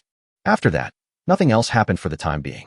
After spending some time in the office feeling bored, Suyu originally planned to ask Chio-mo to go shopping. However, Chio-mo said that there were still some research things to do in the lab, and he didn't have time. Suyu then had lunch with his secretary, Li Yuanxi, and spent the afternoon strolling around the entertainment area of Zaiwiyuan. He didn't receive the news until evening. Before he could even exert his strength, the Japanese soldiers had already confessed everything. They even found some Minister of Military Affairs to be a scapegoat and take all the blame. That's a pretty quick reaction, to say the least. After all, even if they didn't confess, Suyu had evidence to prove that these people were sent by them and that the submarine was also up to no good. There is not much evidence, but that was enough to give him a reason to destroy a Japanese submarine. As for their proposal to exchange the captured submarines and prisoners for compensation, Suyu didn't even bother to pay them any attention. They simply did not respond. You're kidding. Everyone's been sent to Heizhou to reclaim wasteland. Who's going to give them back to you? So, the Japanese side was caught off guard again, because they bowed, apologized, and tried to find someone to take the blame. After all that effort, they discovered that time and space technology was completely ignoring them. The Kyushu government only expressed extreme indignation at their provocative act of sending undercover agents into Kyushu. As for the captured submarine and prisoners, not a single word was mentioned. Don't ask. The answer is that the person was captured by time-space technology. Go find them. As for why people ignore you, what does that have to do with me? I took the blame and apologized. As a result, neither the submarine nor the captured people were seen. This incident has completely humiliated me. The Japanese high-ranking officials are fine. Politicians have the ability to swallow their pride and not feel embarrassed by such a small matter. It's just that I feel angry because I'm being ignored. But it's hard for ordinary Japanese people to handle. This is absolutely shameful. As a result, the public opinion, which had calmed down somewhat after someone stepped forward to take the blame, began to boil over again. Even the official offices of the Japanese government were surrounded. Even high-ranking officials have to sneak in and out through the underground passage if they want to hold a meeting. He was in a terrible state. And as long as time and space technology doesn't hand over the personnel, their situation will likely continue for another day. Unless they resign to take responsibility, they will never be able to shake off the label of the authorities being weak and easily bullied. This was naturally something Suyu did intentionally. He certainly couldn't just kill a few kidnappers and capture a submarine if anyone or any force dared to spy on his secrets. If he hadn't deliberately manipulated the online discussions in Japan, things wouldn't have escalated to this point. Suyu's purpose in doing this was actually quite simple. That is to use this as an excuse to force the Japanese authorities to step down and replace them with a new group of people. As long as there is an opportunity to replace someone, there is a lot of room for deliberate manipulation. Neon is a rather special place. For Kyushu, Japan used to be a major threat, but now it can only be considered a minor ailment. What Kyushu really needs to pay attention to is the large American army stationed in Japan. They used neon lights and surrounding islands to form several chains at sea, locking Kyushu inside. This is, of course, the famous island chain system. While Kyushu can defeat the US within the first island chain without relying on time-space technology, things might be different once they leave the first island chain. In peacetime, it's fine, but in wartime, the lack of naval control leading to the cutting off of maritime supply lines would be a real pain. Even with the existence of time-space technology, the so-called island chain effect is now negligible. The Peregrine Falcon could clear out all the US military bases around Kyushu within half an hour. However, things haven't reached the point of completely falling out yet. Blowing his mother up directly is obviously not appropriate. If we don't want to bomb it, then we have to start from another direction. Neon lights are undoubtedly a crucial entry point. This region boasts numerous excellent harbors and advanced productivity. It is sufficient to provide logistical support and personnel for all US military bases stationed along several island chains. It is the rear base of the United States in the entire Asia-Pacific region. If everything goes according to plan, Suyu and the Kyushu government can cooperate to give the current Japanese authorities a major reshuffle and replace them with people he supports. It will be very easy to decouple Japan from the US after that. With the loss of Japan, the so-called island chain of the United States has naturally become a mere shell. After all, We can't rely on transporting supplies from our homeland thousands of miles away to maintain our overseas bases. This is more complicated and difficult than firing directly, but it's interesting. After hearing Chiyo Mo tell him about the plan, Suyu agreed almost without thinking. What's the point of just blowing it up? This is where skillful maneuvering really matters. The requests for contact from Japan have been constant, more than 10 times a day. However, time and space technology has not responded. Just as the island's inhabitants were about to quiet down after their initial uproar, the true cause of death of the Minister of Military Affairs who had committed suicide was revealed online. It also revealed some of his deeds during his lifetime, such as how tough he was and how wise and capable he was. Even on the Japanese internet, at some point, a statement suddenly appeared that if General Watanabe were still alive, we would never be in such a humiliating situation now, and that the heroic general died because of a despicable conspiracy. These were all personas that the Minister of Military Affairs was marketed to after he took control of the fishing boats in late autumn. This guy's actual skill level is even lower than the current high-ranking officials in Japan. He's just a complete incompetent fool. After all, it's easy to backfire when praising a living person, but it's too easy to backfire when praising a dead person. No matter how much I boast, he's dead anyway, so you can't prove that what I'm saying is false. If those who oppose it present something to prove that this Minister of Military Affairs is just like any other politician, that's fine too. Do you even understand what it means to be smeared by despicable politicians who control fishing boats? The valiant military leader was pushed out by the higher-ups to be a sacrifice to quell the wrath of the spacetime technology. After the story of this military minister who committed suicide and took the blame was exposed, he was elevated to the position of Yufei by some Japanese netizens who are well-versed in Kyushu history. And the Japanese authorities, of course, became Wanyan-go. For a time, he was utterly speechless, unable to clear his name even if he jumped into the ocean. The Japanese leader sat in his office for 3 days without figuring it out. How did that good-for-nothing become Yufei? Of course, it's okay if you don't understand. Because he had already keenly sensed that something was amiss.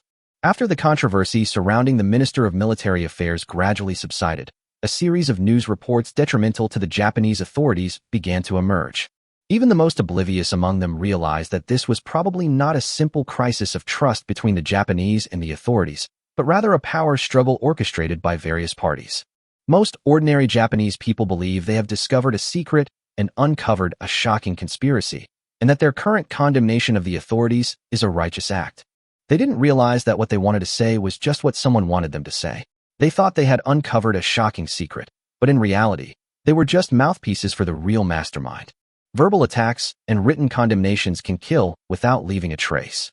Chapter 151 Nuclear Fusion Ignition Imminent. The matter on the Japanese side was clearly not something that could be accomplished overnight, and Suyu was not in a hurry at all. With Chiyomo's abilities, getting dirt on their official sources would be too easy for her. It's the kind of thing that can't be blocked even if you try. From now on, he would have to teach the Japanese devils what it meant for one wave to subside only to be followed by another. He wanted to see how long these people could hold out until they resigned. As for whether those who criticize the current authorities under Chiyomo's guidance will be better off after he achieves his goal, indirectly controls Japan, and sends the US away, they will be better off than they are now. Just kidding, he's not Megatron. The Japanese are all top-notch cattle and horses, and he doesn't like those people, so why doesn't he exploit them ruthlessly? Anyway, it was their own choice, so who can be blamed? The situation in Japan is now considered to be resolved. At least in Suyu's view, it has come to an end. Although the authorities there still request to connect and communicate every day, time and space technology has never paid any attention to them. As for the international opinion on this matter, it certainly won't be very positive. The international fishing vessel system is ultimately controlled by the United States. Its own ally was dealt a major blow by time and space technology, losing face completely. Although they dared not directly provoke them, they did not even publicly express their opinions on the matter. But they still engage in some underhanded tactics behind the scenes, writing press releases to portray the entire incident as the responsibility of time and space technology is certainly one of those underhanded tactics. Suyu simply couldn't be bothered with them right now. Of course, he can control the world's internet, and even send out powered armor and peregrine falcons to dismantle submarine cables and satellites in the sky for the US, cutting them off from all contact with the world. But things are still the same. No need. If this happens, war will likely be inevitable. He's not confident he can stop all the mushrooms in the world right now. These things are facilities independent of the network, and Chiyomo can't hack into them. After all, No matter how advanced a computer is or how high its computing power is, it is impossible to hack into an independent system that has no connection with the outside network. If a mushroom cloud were to be fired simultaneously, Suyu would certainly not be afraid, but many people around the world would probably die. People are also a kind of resource, and may even be one of the most important resources after reaching the intermediate agent level. This was Suyu's guess based on the intermediate goblin agent he had previously matched with. If my guess is correct, he is unlikely to engage in human trafficking or anything like that goblin in the trading space. But the human resource has more than just that function. Just as he had envisioned, after improving the overall strength of the people of Kyushu, he would lease them out as mercenaries to some worlds that were currently weaker, to help their agents fight wars or help them establish industrial systems and harvest materials from other worlds. If this idea comes true, then all the people on Earth in the future will be resources. Even disregarding humanitarian considerations, and solely from a self-interested perspective, now is clearly not a good time to act recklessly. After ceasing all involvement with the neon matter, Suyu received another piece of news that same day. The first controlled nuclear fusion reactor on Earth has been completed. In late autumn, they inspected the project and confirmed that there were no problems and it could be started at any time. Many nuclear physics experts from Kyushu's official government also participated in the construction of the fusion reactor, and they obviously received the news as well. Not long after Suyu received Chiyomo's notification, he received a call from Kyushu. Ask him when he plans to ignite the fire. His tone was incredibly friendly. After all, this is nuclear fusion. Moreover, according to the standards of Earth, it is definitely a third-generation controlled nuclear fusion reactor. It is also the perfect form of controlled nuclear fusion originally defined by the academic community on Earth. According to Blue Star's original vision for controlled nuclear fusion technology, the first generation of controlled nuclear fusion should be deuterium-tritium fusion, characterized by cheap fuel, which is abundant in Blue Star's oceans and can be easily obtained by simply scooping some up. The downside is that fusion produces neutrons, which are radioactive. Therefore, it cannot be considered a completely harmless clean energy source. The second generation of controlled nuclear fusion is the reaction of deuterium and helium-3, which usually does not produce neutrons or produces very few neutrons, with radiation levels so low that they can be completely ignored. Some scientists have joked that first-generation controlled nuclear fusion reactors need to be built in sparsely populated suburbs, while second-generation nuclear fusion reactors can be built in the city center. As for the third-generation fusion, which is the fusion reactor that Spacetime Technology is currently building, it uses helium-3 as the reaction material and does not produce any radiation. It is a truly pollution-free, clean energy source. Of course, this is just the classification standard on Earth. According to the Wasteland's classification of nuclear fusion, they categorized all radioactive nuclear fusion as first-generation nuclear fusion, while second-generation nuclear fusion was completely non-radioactive. In terms of standards, the pre-war Wasteland world standards were clearly stricter than those of Earth. By the standards of the Wasteland, their most advanced fourth-generation nuclear fusion reactor would probably be the seventh or even eighth generation on Earth. The fact that such a groundbreaking invention had actually been created naturally excited the Kyushu authorities. The most important thing is, although the experts in Kyushu did not have access to the construction of the core components of this fusion reactor, the specific principles are still unclear. But this fusion reactor was built in Kyushu. Those nuclear physics experts may not understand the principles, but they can do the math. Given the enormous size of this fusion reactor, a simple calculation reveals that once it is powered on, its power generation will likely be an unimaginable astronomical figure. Without further ado, supplying all the electricity needed for the most prosperous and densely populated area in Kyushu is not a problem at all, and there is even a surplus. This level of energy output is beyond the capacity of space-time technology to fully absorb internally. At that time, it will be inevitable that we will cooperate with Kyushu to integrate most of the electricity generated by this reactor into the Kyushu power grid. So when they received the news that the fusion reactor had been completed and only needed to be ignited to start, the people of Kyushu were naturally very excited. After all, this is something that truly benefits the country and its people and can be popularized in every household. It is no exaggeration to call it a national treasure. After a brief moment of thought, Suyu informed the officials that the ignition time would be set for this Saturday, which is the day after tomorrow. Regarding the specific cooperation between nuclear fusion energy and Kyushu can send someone to discuss it with time and space technology in the next couple of days. Suyu himself was too lazy to talk about it, but now he had Chuyu as a tool. This kind of thing can be left to her. As for the pricing of the electricity generated by the fusion reactor after it is sold to Kyushu, his bottom line is no less than 1 cent per kilowatt hour and no more than 8 cents per kilowatt hour. To what extent they can discuss this depends on Chuyu's abilities. Chapter 152, Controlling the Light of the Stars. The minimum is 1 cent, and the maximum will not exceed 8 cents. Even though Chuyu negotiated the price down to the lowest possible level, 1 cent per unit, Suyu will definitely make a profit. Last year, the total electricity consumption in Kyushu was over 8.6 trillion kilowatt hours. If this figure is entirely provided by the fusion reactor of Spacetime technology, then this deal isn't considered large, only around 80 billion. With such a large output of electricity, time-space technology should be able to keep the cost within 10 billion yuan.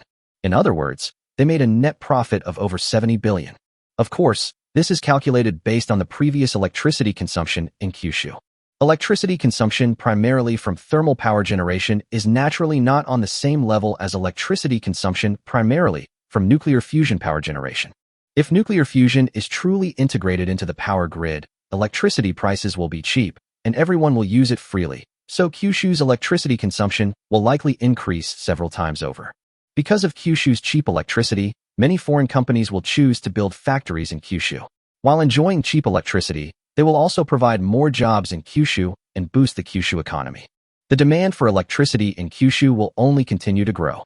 It is foreseeable that if nuclear fusion ignition is truly successful and cooperation with the Kyushu power grid is publicly announced, the profits from electricity sales within Kyushu alone will rise to at least 100 billion yen within a year at most.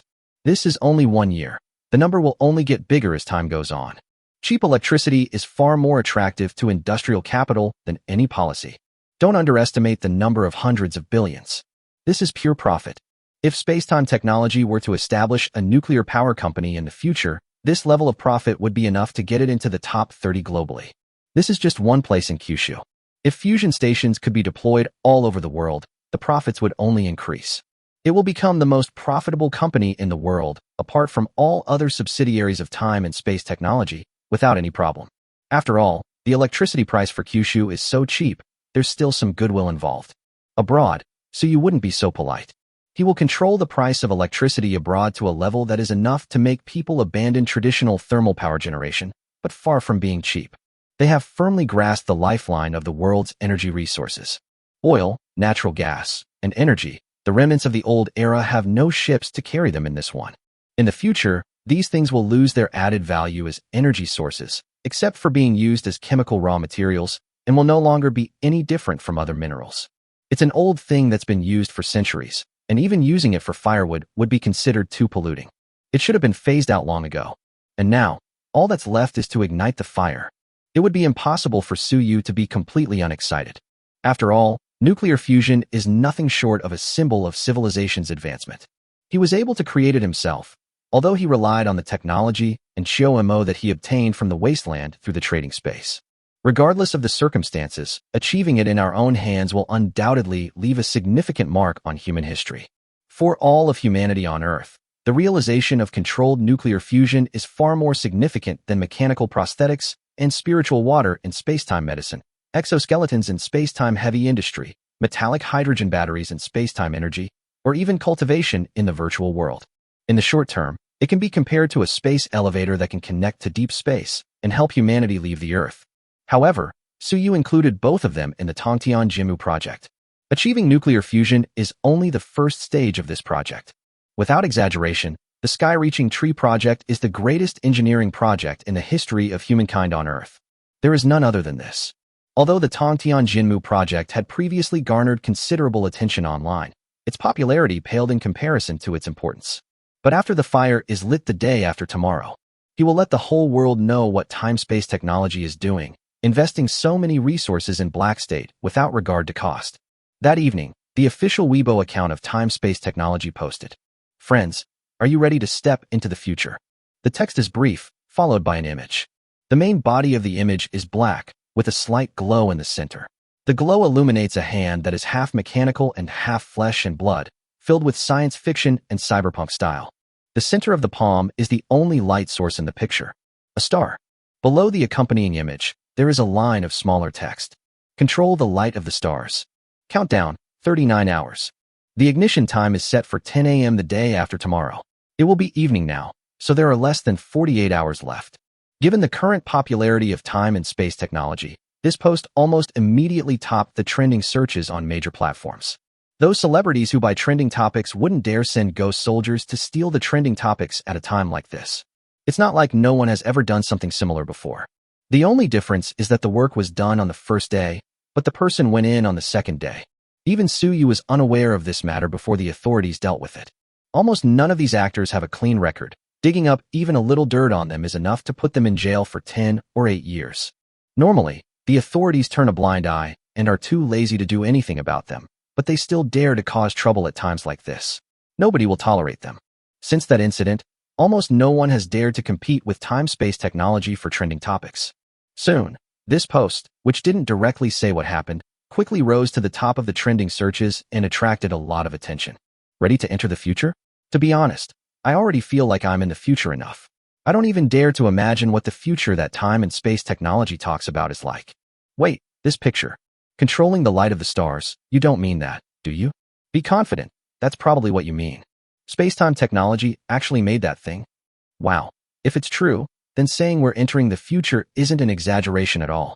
Nothing much to say, time and space technology is awesome, God Su is awesome, Goddess Chiu is awesome. No, what are you guys talking about?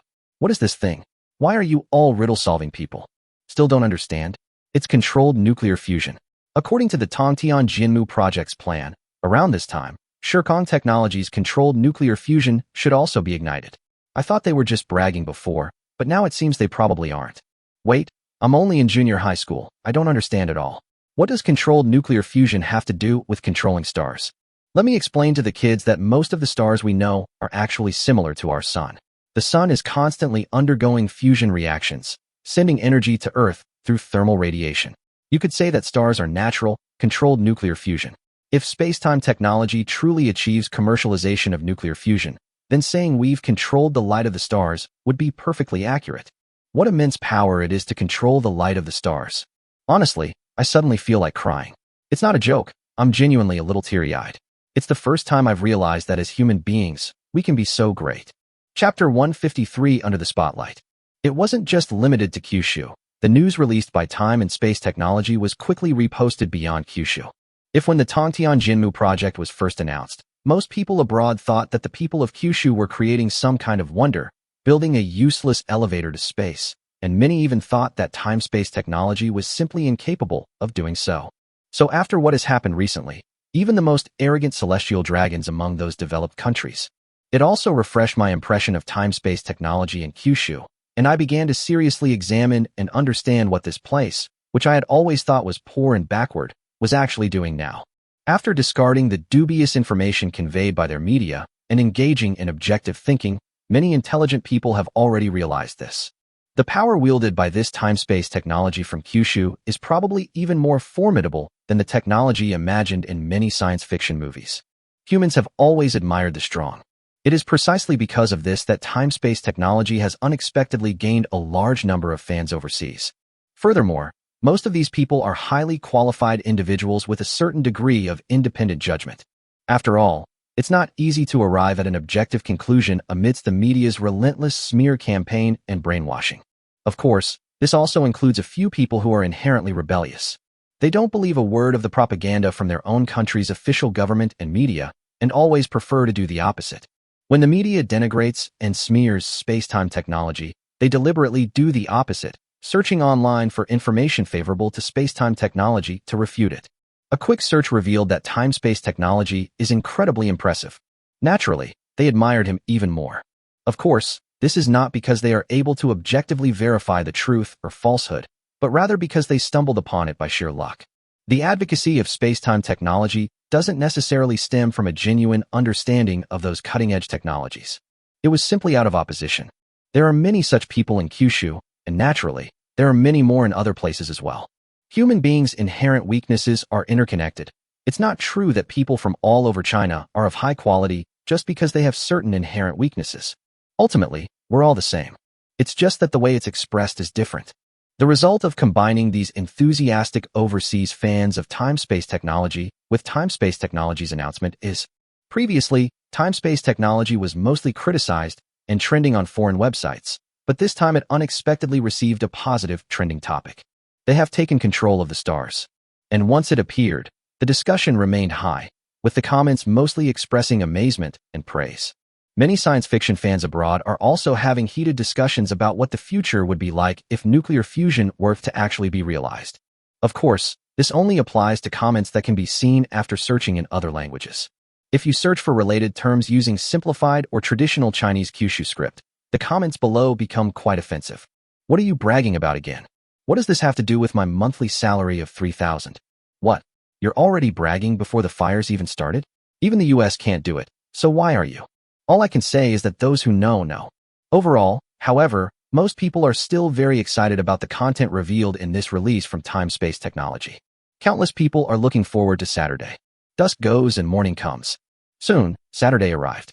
On such an important day, Suyu, unusually, got up very early again and changed into a proper Zhongshan suit.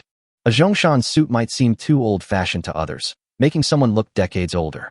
Despite her good looks and figure, Suyu didn't look old at all when wearing it. Instead, it added a touch of seriousness and solemnity. Previously, he always wore casual clothes when attending any important occasions, showing no sign of taking it seriously. The fact that he specially changed into formal attire today shows how much importance he attaches to this ignition. Today, Xiao Mo changed into a well-fitting sky blue cheongsam, which not only showed off her perfect figure, but also added a touch of charm to her, without appearing vulgar. On the contrary, it makes her appear even more dignified. The style was quite different from his usual attire of wearing a white coat in and out of the laboratory. Fortunately, with her looks, she can easily pull off any style. Although nuclear fusion was something she took for granted, and it wasn't even a particularly difficult technology. However, this is, after all, Blue Star, not the prosperous era of the sunset world. For Earth, this is a crucial moment to break free from the shackles of energy and soar into the sky. As one of the participants, she even played an extremely important role in it. It's natural to feel honored, and being a bit formal is perfectly normal. Compared to their sudden formality and unique style, Chu Yu and Su Yu's newly acquired secretary, Li Yuanxi, were more normal. They were all wearing women's blazers and high heels. After putting it on, Li Yuanxi, a student who hadn't graduated yet, actually looked a bit like a business elite.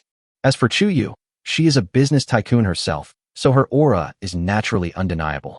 It was a little past 9 in the morning. Many senior executives from Time-Space Technology, along with some senior leaders from Kyushu who were sent to participate in the ignition ceremony, arrived at the fusion reactor construction site together aboard a peregrine falcon. This is Hainan Island, located at the southernmost tip of Kyushu, and boasts the most beautiful coastline in Kyushu. That enormous nuclear fusion power plant was built on a beach on Hainan Island. Just a month ago, this place was a wasteland covered with dense forest. In just 1 month, with the help of the J9000 module, a nuclear fusion power plant covering an area of more than 10 square kilometers was completed. Of course, the main reason why it took more than a month to use the J9000 was that the J9000 was good at building structures. However, the supporting experimental facilities require the cooperation of countless factories for production and nuclear engineers to be responsible for assembly. That's why it takes so long. Otherwise, such a small project could be completed in 3 days with the J9000 module. Meanwhile, the nuclear fusion power plant, which originally only housed construction teams, nuclear physicists, and spacetime androids, was unusually bustling with activity.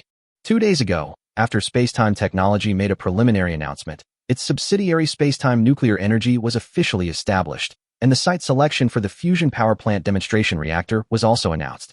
Furthermore, in collaboration with Kyushu Nuclear Energy, they jointly gave away 100,000 tickets online for entering the fusion power plant on the day of ignition. We invite all people of Kyushu to witness this epic-making moment.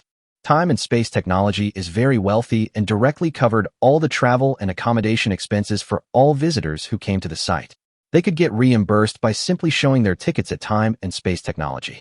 Kyushu, on the other hand, specifically allocated a brigade to handle security matters this time, in order to prevent a repeat of what happened at the Ziwei enclosure.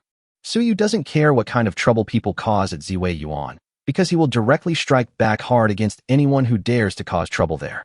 But the situation is different in Kyushu. Spacetime Technology is, after all, just a company. Suyu owns 100% of it, and it's his personal fiefdom. Of course, he can do whatever he wants. However, The authorities are responsible for the more than 1 billion people in the entire Kyushu region and cannot act as recklessly as he does. Therefore, it is best to take precautions to avoid any unexpected events that could have negative consequences. Chapter 154: The relationship between time-space technology and the government. In addition to the 100,000 people who were able to enter the nuclear fusion power plant site, there were also huge crowds occupying the surrounding beaches and ridges outside the fusion power plant. We eagerly await witnessing this exciting moment. From the Peregrine Falcon's perspective, the nuclear fusion power plant was teeming with people. The whole nation is watching us, and all eyes are on us. Beside Suyu at the porthole of the Peregrine Falcon, a dignified middle-aged man looked at Suyu with a serious expression. Mr. Su must be 100% certain that he is doing this.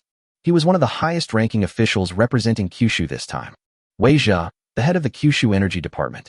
However, this was different from Suyu's impression that high-ranking officials were all quite old, in their 50s or 60s. The energy sector leader wasn't actually that old, only in his early 40s. He looks quite young. The fact that someone can hold a high position at such a young age indicates that their abilities are definitely extraordinary. As for background, without ability, no matter how powerful your background is, you could never reach this position. Don't worry, nothing unexpected will happen, Suyu replied with a smile. His relationship with Kyushu is currently quite delicate. In fact, under normal circumstances, Kyushu would never allow a private company to grow to this size. A dominant player means a monopoly, which is definitely not a good thing for a market economy. If a private enterprise gains a certain level of control over the economy, it could cause serious problems if it harbors any ill intentions. Not to mention that Kyushu has turned a blind eye to all the things that Time-Space Technology's security department has done both domestically and internationally, and has even intentionally protected them. Putting aside other things, what if time-space technology wasn't in Kyushu, but in some backward small country? Based on what Suyu has done, Zaiwiyuan was already nuked to a pulp. How can we expect the US and Japan to bow their heads and act like cowards?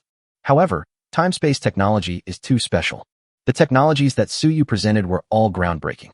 With these technologies alone, Kyushu would have no chance against time and space technology. Not to mention that the emergence of these technologies is completely contrary to common sense. Furthermore, during his previous negotiations with the Kyushu military, Suyu had intentionally implied that his technology did not originate from Earth. The Kyushu government still believes that Suyu may have reached some kind of cooperation with extraterrestrial civilizations.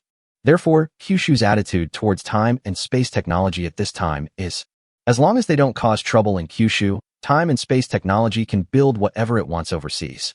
If they cause any trouble, they'll try to cover it up if they can, and if they can't, they'll distance themselves from it, saying the company's actions have nothing to do with Kyushu.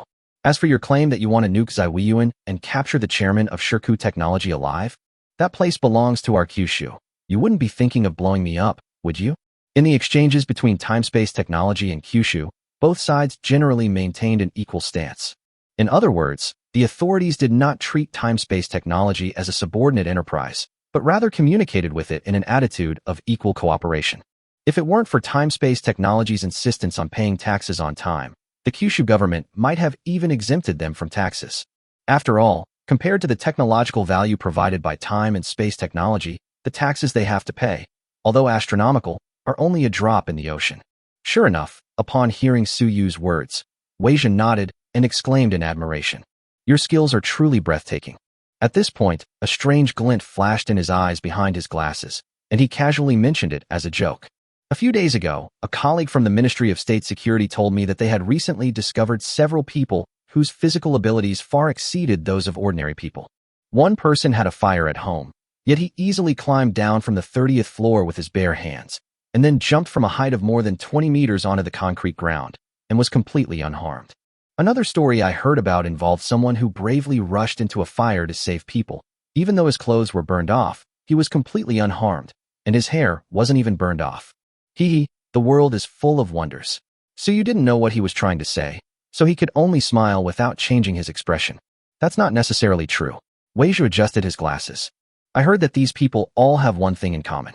All of them are players who recently purchased the time-space technology virtual reality headset.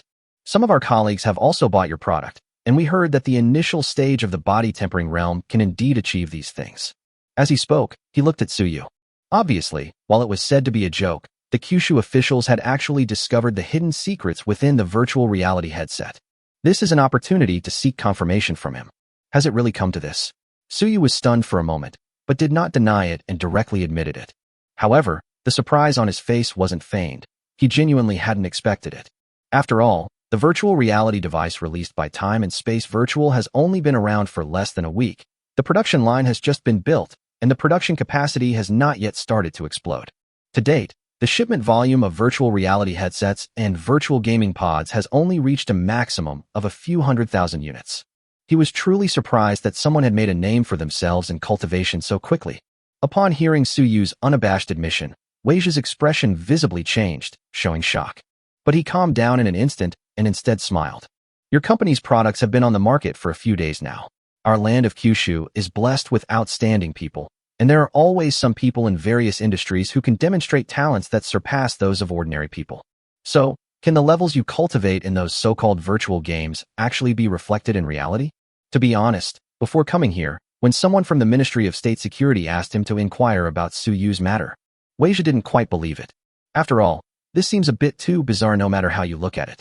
But after seeing Suyu's reaction, he believed it. Because he had specifically studied Suyu's deeds, he knew that Suyu was a man of his word. Many things that sound like boasting are actually things he can do. He rarely engages in empty talk. Now that Suyu has admitted that this was indeed the work of time and space technology, he naturally believes it.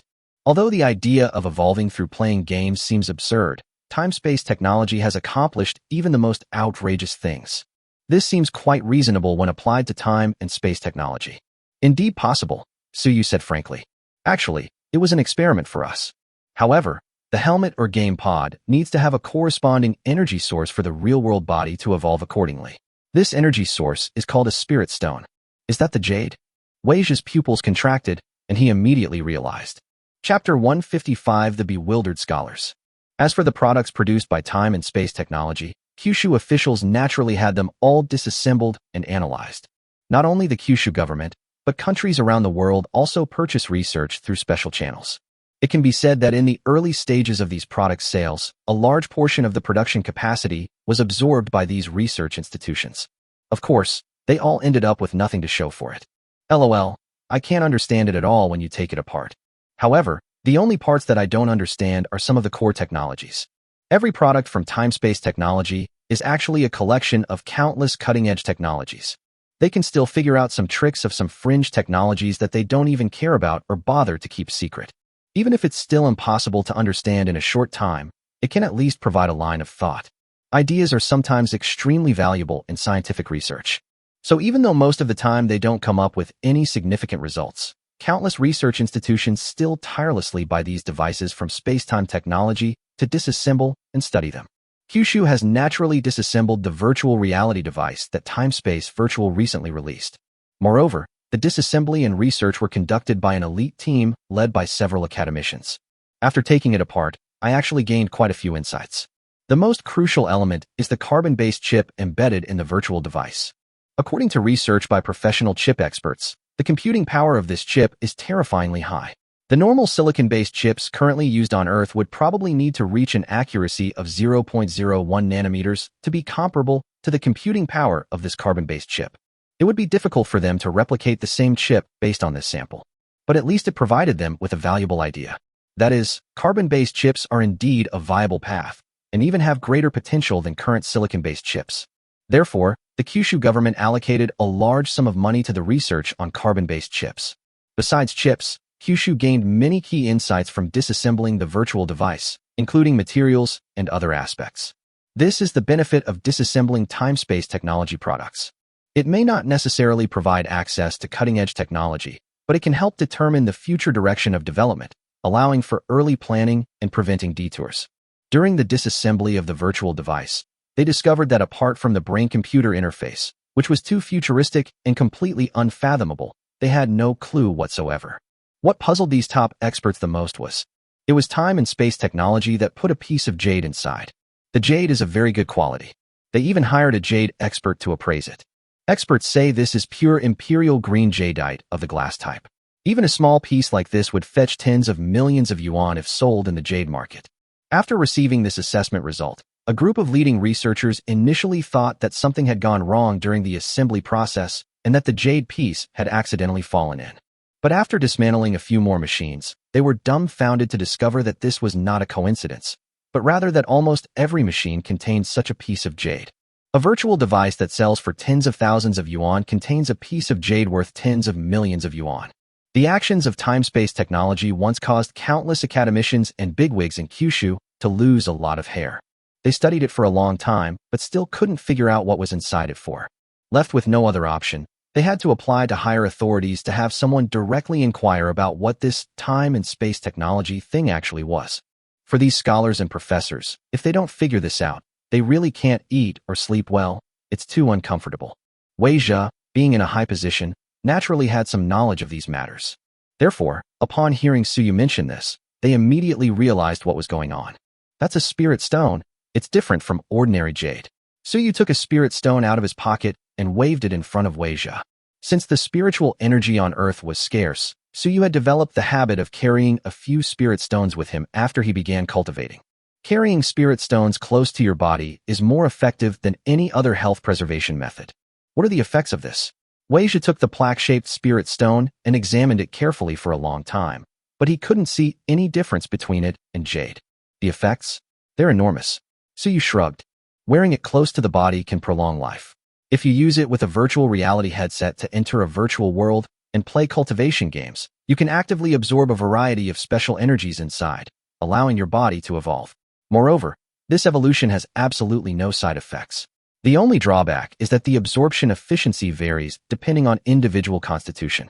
The people you mentioned earlier, who were able to demonstrate extraordinary qualities in such a short time, are clearly talented in this area. Without any side effects, Wei Zhe held the spirit stone, his eyes narrowing. He didn't press further, but instead sighed. Your skills are truly amazing. The official had previously speculated that the appearance of these special individuals was caused by the virtual game of time and space technology. The main reason for asking him this question was to see what time and space technology's attitude was, and whether they were aware of this situation. Now it seems there's not much to worry about. According to Suyu, if one truly wants to evolve a virtual game to the point where it can ignore modern firearms, a large amount of spirit stones would obviously be needed. Since time-space technology controls these spirit stones, there is no need to worry about the emergence of an uncontrollable individual who possesses extremely strong power. If the authorities can cooperate with time and space technology in this regard, they will be able to obtain a greater supply of spirit stones than most ordinary people, and they will not have to worry about some people becoming lawless after gaining power through virtual games. As for whether this cooperation can be achieved, and in what form it can be achieved, that's not a problem for Wei Zhe to consider. Naturally, people from other departments will come to talk to time and space technology. His main focus today is still on the ignition experiment of nuclear fusion. The two chatted for a few more minutes. Before long, the peregrine falcon, which had hovered in the air for a moment, slowly descended to the huge landing pad specially built for peregrine falcons. As soon as it came to a stop, countless reporters rushed to the cabin door, raising their cameras. The first to leave were naturally the android security team from time and space technology. Following them were senior executives from time-space technology and official representatives. Suyu and the others were the last to appear. Under the watchful eyes of everyone, Suyu, dressed in formal attire, appeared in front of the cabin door. Meanwhile, Chiu Mo, the CEO of time-space technology, stood side by side with Suyu, arm in arm with him. The man was tall and upright, with a calm demeanor, yet possessed the youthful vigor and high spirits of a young man. The woman has a slender figure, is quiet and reserved, and has a charming appearance without being seductive. Instead, she is dignified and elegant.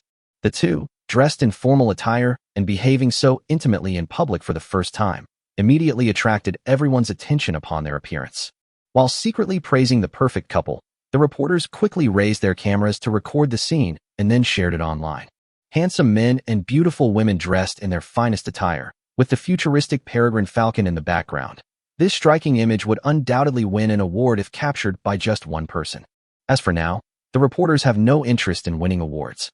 After the two stepped off the gangway, even though they were blocked by a wall of android soldiers, the reporters couldn't help but push forward frantically while loudly asking questions about the nuclear fusion ignition that day. Chapter 156 Codename, Swearin'. Mr. Su, why did you promote this project so extensively before the ignition and invite so many tourists to the site? Is it because your company has 100% confidence in this demonstration reactor of controlled nuclear fusion and believes it can succeed? Mr. Su, Your company seems to have not yet announced the code name for this nuclear fusion demonstration reactor. Is it because you haven't considered this matter? Mr. Su, recently there has been a lot of online attention regarding your company's construction of this nuclear fusion power plant and the space elevator project in Black State. Many netizens believe that this is a waste of money and resources and that it is completely unnecessary to build. What are your thoughts on this? Mr. Su and Ms. Chiu, are you a couple? Or are you married? As soon as Su Yu was approached by the Falcon, he was overwhelmed by all the questions coming from all directions. I initially intended to just walk away without a care, but after a moment's thought, I stopped. In order to maintain an air of mystery, very little information was released before. Apart from the senior executives of time-space technology in Kyushu, everyone else only knew that there was a nuclear fusion reactor here, which was to be ignited at 10 a.m. today. Then, that's all. Although the 5 words "controlled nuclear fusion" are enough to attract the world's attention. However, many details have not yet been released, which ultimately makes it seem somewhat rushed. Of course, the most crucial thing is, the reason he made such a big fuss about this ignition was to let the world understand what space-time technology is actually doing. If the ignition is done in an ordinary way, and the ignition is successful in an ordinary way, it will probably be some time before the electricity generated by nuclear fusion truly reaches every household and people can feel the benefits of fusion. He's too lazy to wait that long, so it's better to clarify some things now. They completely ignored the first question they had just heard. Regarding the question of whether success is 100% guaranteed, even Xiao only dared to say that the success rate was as high as 99.99%, without making a definitive statement that success was certain. After all, no one can guarantee that there won't be any problems with such a large-scale project. In fact, in this world, apart from mathematics, which is either right or wrong, everything else is either right or wrong. There's basically nothing that's 100% certain. Even though relativity can be used on Earth, it may not be useful in another world. Even for a Rolls-Royce worth millions, engineers can't guarantee that the engine will start successfully on the first try under all circumstances.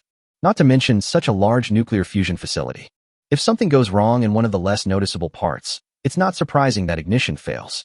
Even in the prosperous era of the sunset world, where nuclear fusion has been explored in countless ways, there are still cases of failed ignition. While major problems are unlikely, even if the first ignition fails, a quick search for the problem will resolve it and allow for another ignition attempt. However, with so many eyes watching, if he were to guarantee a 100% success rate now, it would be extremely embarrassing if he failed to ignite the first shot. So Su Yu simply bypassed that question and went straight to the reporter who asked the second question.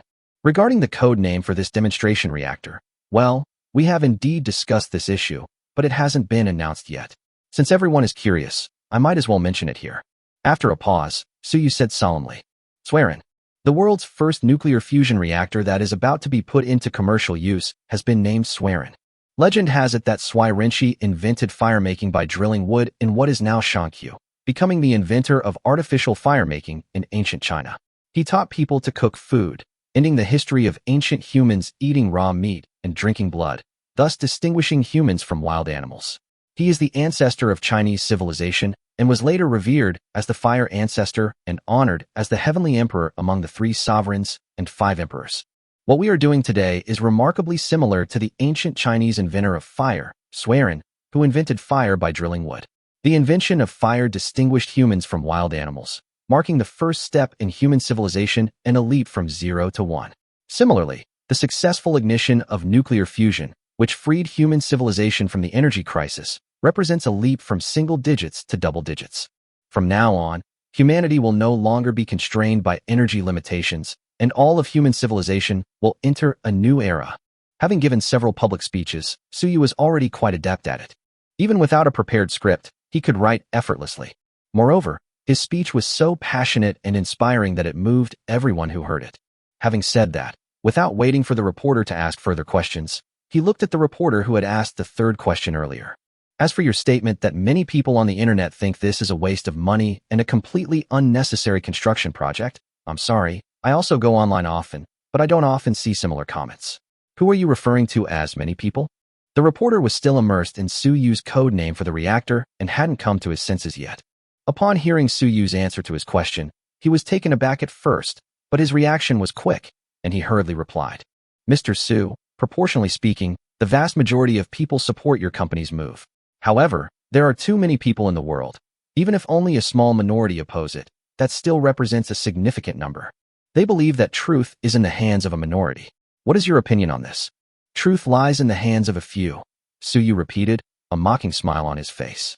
This statement was originally made by a great pioneer, and considering the environment and situation he was in at the time, there is nothing wrong with it. However, this phrase has now become a mantra for some self-proclaimed human elites who are ignorant and arrogant. I will not comment on their views. While I don't subscribe to social trends, they do objectively exist. For those who can't keep up with the times, refusing to embrace progress is the beginning of their elimination. I respect everyone's fate. Reporters nearby quickly recorded the incident and sent it out. After all, this is first-hand news, and news is all about timeliness, so the sooner it is released, the better. There are already professional writers waiting outside to write their articles. After Suyu's speech was urgently relayed, a reporter, seeing that Suyu didn't seem inclined to continue answering the previous questions, quickly raised his hand and spoke. Mr. Su, this power plant covers such a large area and uses nuclear fusion energy. Could you please disclose the total installed capacity of the power plant? How much electricity will it produce annually after it goes into operation? There are many different versions of who the three sovereigns were. Some say Swerin, Fuxi, and Shinnong, while others say Fuxi, Shinnong, and Huangdi. Basically, no one has definitively identified which three. The same applies to the 5 emperors. There are many versions, so there's no need to discuss them further here. In addition, the 3 sovereigns refer to the heavenly sovereign, the earthly sovereign, and the human sovereign. Another version says the heavenly sovereign, the earthly sovereign, and the Thai sovereign. In any case, the heavenly sovereign is always included among the 3 sovereigns, so please, little ones, don't get involved. Chapter 157 Annual Power Generation, 2.4 trillion kilowatt-hours. Good question. Suyu immediately nodded in approval. Judging from the lettering on the reporter's clothes, he was a reporter from a well-known science fiction magazine in Kyushu. It's no wonder that the questions raised were relatively professional. Compared to the previous naming and questioning, answering those questions was mostly just empty talk. No matter how much you boast or brag, it won't have any effect other than making people feel excited. But the initial excitement will eventually cool down, and things will return to normal. The most direct way to let people know the significance of this nuclear fusion reactor is through data. Suyu replied with a smile. In conclusion, the maximum designed installed capacity of this controlled nuclear fusion power plant is 300,000 megawatts. Of course, we have only installed 10 1,000 megawatt magneto-hydrodynamic generators inside for demonstration ignition. These are currently the most powerful generators we can find on the market. If we were to use all of these generators, we would need to install at least 300 more to ensure that the energy produced in the fusion reactor is not wasted. Fortunately, our researchers at Spacetime Technology have also made a breakthrough in generator technology after working day and night. Spacetime Technology has independently developed a generator with a power output of 5,000 megawatts and is currently ramping up production. 60 such generators are needed to reach the maximum installed capacity of this fusion power plant. At that time, the Suarindui will be incorporated into the Kyushu power grid and officially begin to output electricity. The installed capacity has reached 300,000 megawatts. Upon hearing this number, many reporters who had reviewed the material beforehand and were already familiar with the subject showed expressions of shock. This number was so large that it exceeded the computing power of their CPUs, and many people quickly took out their phones and opened calculators to calculate it. Installed capacity, also known as power plant installed capacity. This usually refers to the sum of the rated power of all generators in a power station. Simply put, it's how much electricity can be generated in 1 hour. 1 megawatt equals 1,000 kilowatts. With an installed capacity of 300,000 megawatts, that means this nuclear fusion power plant can output 300 million kilowatt hours of electricity per hour. Of course, this is only the result calculated based on the theoretical rated power. The actual result must take into account the generator's efficiency. The most advanced magneto-hydrodynamic generators currently have an efficiency of approximately 50% to 60%. However, that's not the key point. Even at the lowest rate of 50%, this fusion power plant can still output 150 million kilowatt hours of electricity per hour. What does this mean? From that perspective, it can produce more than 1.3 trillion kilowatt hours of electricity in a year. Kyushu's total electricity consumption last year was only over 8.6 trillion kilowatt hours. In other words, if we build 6 more power plants like this, we could completely supply the electricity needs of the entire Kyushu region, and there would even be a surplus. Moreover, This is calculated based on the efficiency of currently available magnetohydrodynamic generators. No one can say for sure how efficient the generator developed by Spacetime technology is. Given the technological prowess that time and space technology has demonstrated in the past, it wouldn't be surprising for anyone to develop some kind of high-tech generator with an efficiency of over 80%. In that case, the power generation would have to double again. Finally, the reporters, having calculated a rough estimate, stared at the long strings of numbers on their phones and calculators, momentarily unable to believe their eyes. Of course, those who can calculate these things are basically people who already know these things or who did their homework before coming. But clearly, not all journalists possess this level of professionalism. After listening to a long string of data that ultimately yielded no results, one reporter chose to ask directly, "Excuse me, Mr. Su, I'm a liberal arts student and not very good with numbers. I believe there are many people in the world in a similar situation. Could you put it more simply? For example, how many kilowatt-hours of electricity will it generate after production begins? This is closely related to everyone's life and is easier to understand." Suyu smiled upon hearing this. Sure, our self-developed generators at Spacetime Technology can not only reach a single unit power of 5,000 megawatts, but also have an actual efficiency of over 90%. In other words, if this fusion power plant successfully ignites and completes its installation and commissioning, it can generate 270 million kilowatt-hours of electricity per hour and output nearly 2.4 trillion kilowatt-hours of electricity per year. The electricity produced by this one power plant is enough to power the most prosperous and densely populated area of Kyushu with a surplus. Building just 5 such nuclear fusion power plants would be enough to supply the electricity needs of over 1 billion people in Kyushu. Upon hearing this, everyone was stunned for a moment. Those in the know are amazed that the generator developed by time and space technology can achieve an efficiency of over 90%. Although it was expected that time and space technology would come up with some kind of black technology generator, this technology is just too amazing. The more knowledgeable someone is, the more they understand how difficult it is to improve generator efficiency. The space-time technology has not only improved, but improved by countless orders of magnitude. If such generators had existed earlier, the scale of thermal power generation in Kyushu would have been reduced by at least half. Those who don't know anything about this will naturally be baffled by this enormous branch. If you say the installed capacity is 300,000 megawatts, they probably won't understand what you mean. But if you say that it generates 270 million kilowatt hours or 2.4 trillion kilowatt hours of electricity per hour, then they will naturally understand. After learning about it, it's naturally hard to believe. Although this power plant looks quite large, it seems inadequate compared to the entire Yangtze River Delta region. This tiny place is able to supply the electricity needs of the entire Yangtze River Delta region. This seems a bit too outrageous. Some people instinctively didn't believe it, but when they thought that it was said by Su Yu, the chairman of Time-Space Technology, in a public place, they had no choice but to believe it. Finally, after a long silence, a reporter spotted a blind spot and quickly asked, "Mr. Su, you mentioned earlier that if ignition is successful today, the nuclear fusion reactor will be officially put into operation and connected to the Kyushu power grid once the generator arrives. Has your company already reached a cooperation agreement with the Kyushu government? Could you disclose the specific terms of the cooperation? After the fusion power is connected to the grid, will we receive more favorable electricity rates than before?" These questions truly address the issues that viewers watching the live stream were most concerned about. What kind of high-tech generator is this? How many kilowatt hours of electricity does it generate each year? If electricity prices don't drop, even if this power plant generates 10 trillion kilowatt hours of electricity a year, what does it have to do with the average person? Chapter 158, The Era of Free Electricity. Upon hearing this question, Suyu immediately smiled and said, "That's a good question.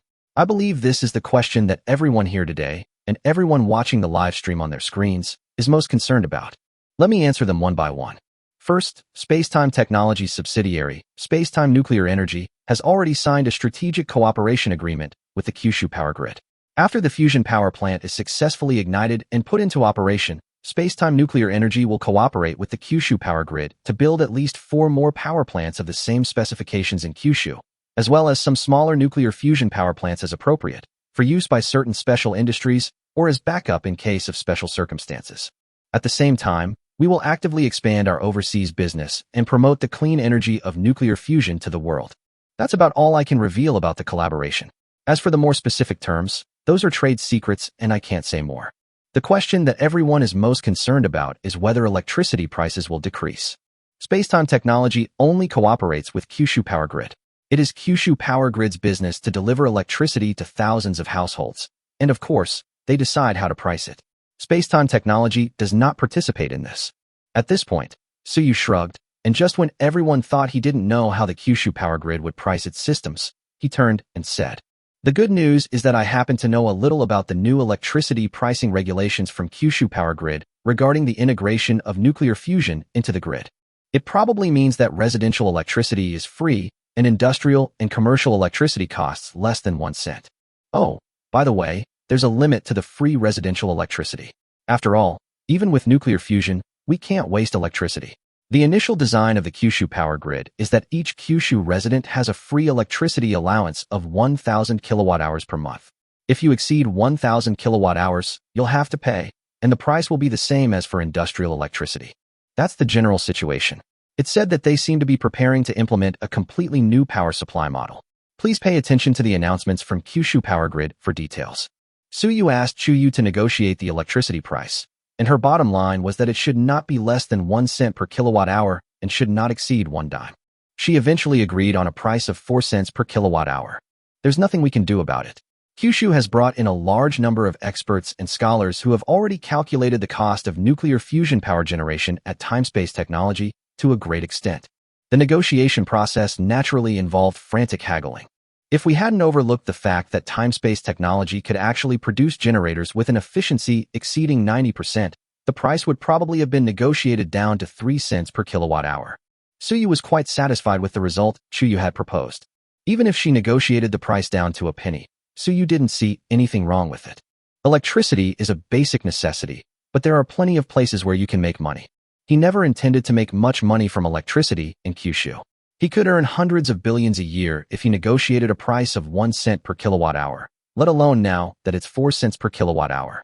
If the electricity that time-space technology sells to Kyushu is 4 cents per kilowatt-hour, therefore, it is only natural that residential electricity is free. After all, the total electricity used in Kyushu last year was more than 8.6 trillion kilowatt-hours. Of that, the electricity consumption of urban and rural residents is only slightly over 1.3 trillion yuan. Industrial and commercial electricity consumption is the real bulk of the cost. Kyushu Power Grid could easily obtain electricity from time and space technology at 4 cents per kilowatt-hour, and then adjust the price of industrial and commercial electricity to 1 mao, 10 cents, or 7 or 8 cents. Even so, that's already at least a 100% profit.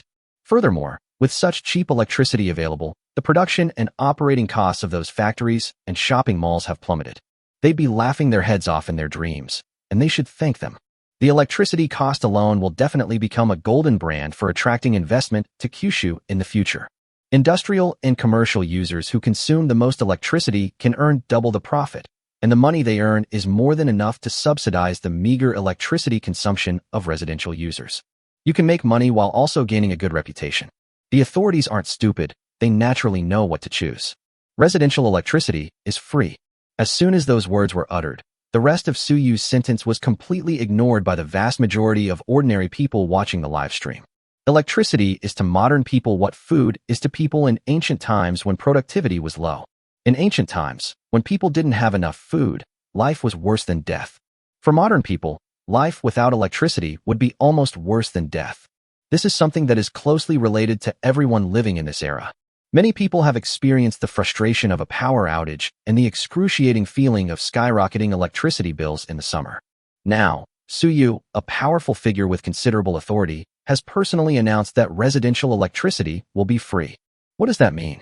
This means that even if your income is low, you can use the air conditioner without restraint when it's hot in the summer. One person gets 1,000 kilowatt-hours of free electricity. Even if a 1.5p household wall-mounted air conditioner is run continuously for a month, it might not use this much electricity. Not to mention that even if the free allowance is exceeded and the industrial electricity fee is reached, the electricity costing less than 1 cent per kilowatt-hour is practically dirt cheap. Although it's still winter, some of the otaku watching the live stream can already imagine the scene of eating ice cream in an air-conditioned room in the summer with the refrigerator and air conditioner on full blast, while the sun is blazing outside. While most people only care about the price of their own electricity, Some people who are more knowledgeable about industry and commerce focus on the second half of Suyu's sentence. Electricity for industrial and commercial use shall not exceed 1 cent. This level of electricity cost is a huge benefit for industries that require a lot of electricity in their production processes. Although only a small number of people are able to open factories, shopping malls, and do business. However, this does not mean that it has nothing to do with the general public. The most direct consequence is that the prices of some products that require a lot of electricity in their production process will plummet. As a result, the prices of all industrial and commercial products will decrease to varying degrees. When only some merchants or manufacturers reduce their production costs, they may secretly maintain the original price to make more profit and avoid suddenly lowering prices to affect market conditions. However, once everyone's production costs decrease, then product price reductions will be an inevitable trend. The fact that products manufactured in Kyushu have generally become cheaper means that the money in the hands of Kyushu residents is worth more than before. It's like giving money directly to everyone in Kyushu. Furthermore, under these circumstances, Kyushu currency has stronger purchasing power than before, representing a very healthy appreciation rather than a deflationary crisis with significant hidden risks. There were no reporters familiar with finance present today, so they didn't immediately notice this crucial point. However, at this time, some knowledgeable people in the live streaming rooms of various platforms had already started to explain the facts to the audience. Upon hearing that there were so many benefits, even those who were previously anti-intellectual now feel that nuclear fusion, which involves nuclear energy, is dangerous. At this moment, there was no longer any resistance, because this is a real benefit that can truly benefit everyone. If such a day ever comes, let alone opposition, people would be willing to kowtow to Suyu several times right now. It smells so good. Chapter 159. The three armies guard the front. Prepare for war. After answering a few more questions, it was already a little past 9:30 in the morning. Ignoring the increasing number of questions from reporters, Suyu apologized and then entered the reactor control room inside the power plant with Chio-mo and the others. All the control units for this massive nuclear fusion reactor are integrated here. It's no exaggeration to say that if the Earthlings were to try to figure out this central control system themselves, it would take them 3 to 5 years. The control room was not small, and apart from the necessary staff at different workstations, the empty areas of the control room and the entrance were already crowded with people. In fact, as the control room of the fusion reactor, this place is obviously of paramount importance. At this moment, it wouldn't be an exaggeration to say that no place in Kyushu is more important than it. Therefore, those who are allowed to enter here are naturally those who have been screened and considered qualified to enter. The selection criteria are extremely strict. Even the president of the neighboring BYD group, who wanted to attend the ceremony, was turned away. Those qualified to enter the control room, besides Chuyu and others brought by Suyu, as well as several senior executives of time and space technology, and some leaders sent by Kyushu to observe the ceremony, were also eligible to enter the control room. These were engineers and physicists who participated in the construction of the project. Although the core technology came from the wasteland, without their help, the power plant could not have been completed so quickly when there were many other things to do in late autumn. Among them are several academicians, elderly people with full heads of white hair. They dedicated the best years of their youth to this country, and even now, with their hair turned white, they readily agreed when the authorities summoned them to cooperate with time-space technology in building a nuclear fusion reactor. During this month, they worked almost non-stop, reviewing blueprints and technical documents, and doing their utmost to complete the tasks assigned to them by time and space technology. The key to the rapid completion of this fusion reactor lies in the blueprints and technical data from the wasteland, and most importantly, in the mid-autumn central scheduling modification plan. Then these senior scholars and professors from Kyushu, who personally participated in the construction, should undoubtedly be ranked second in merit. Although Suyu had never been here before, he knew all these things. So when the authorities suggested to time and space technology that they reduce some of the leaders' attendance slots to give to these professors, they discovered that Suyu had already had their names added to the frontline attendance list in the control room. Besides these people, there were only a few reporters left. However, almost all the journalists allowed to enter here are from authoritative official media outlets in Kyushu. Because so many people were crammed in, the control room, which was originally quite spacious, now felt rather crowded. As for the tourists who obtained tickets outside and were allowed to enter the power plant, they all gathered in the stadium that was originally designed for employees to exercise in.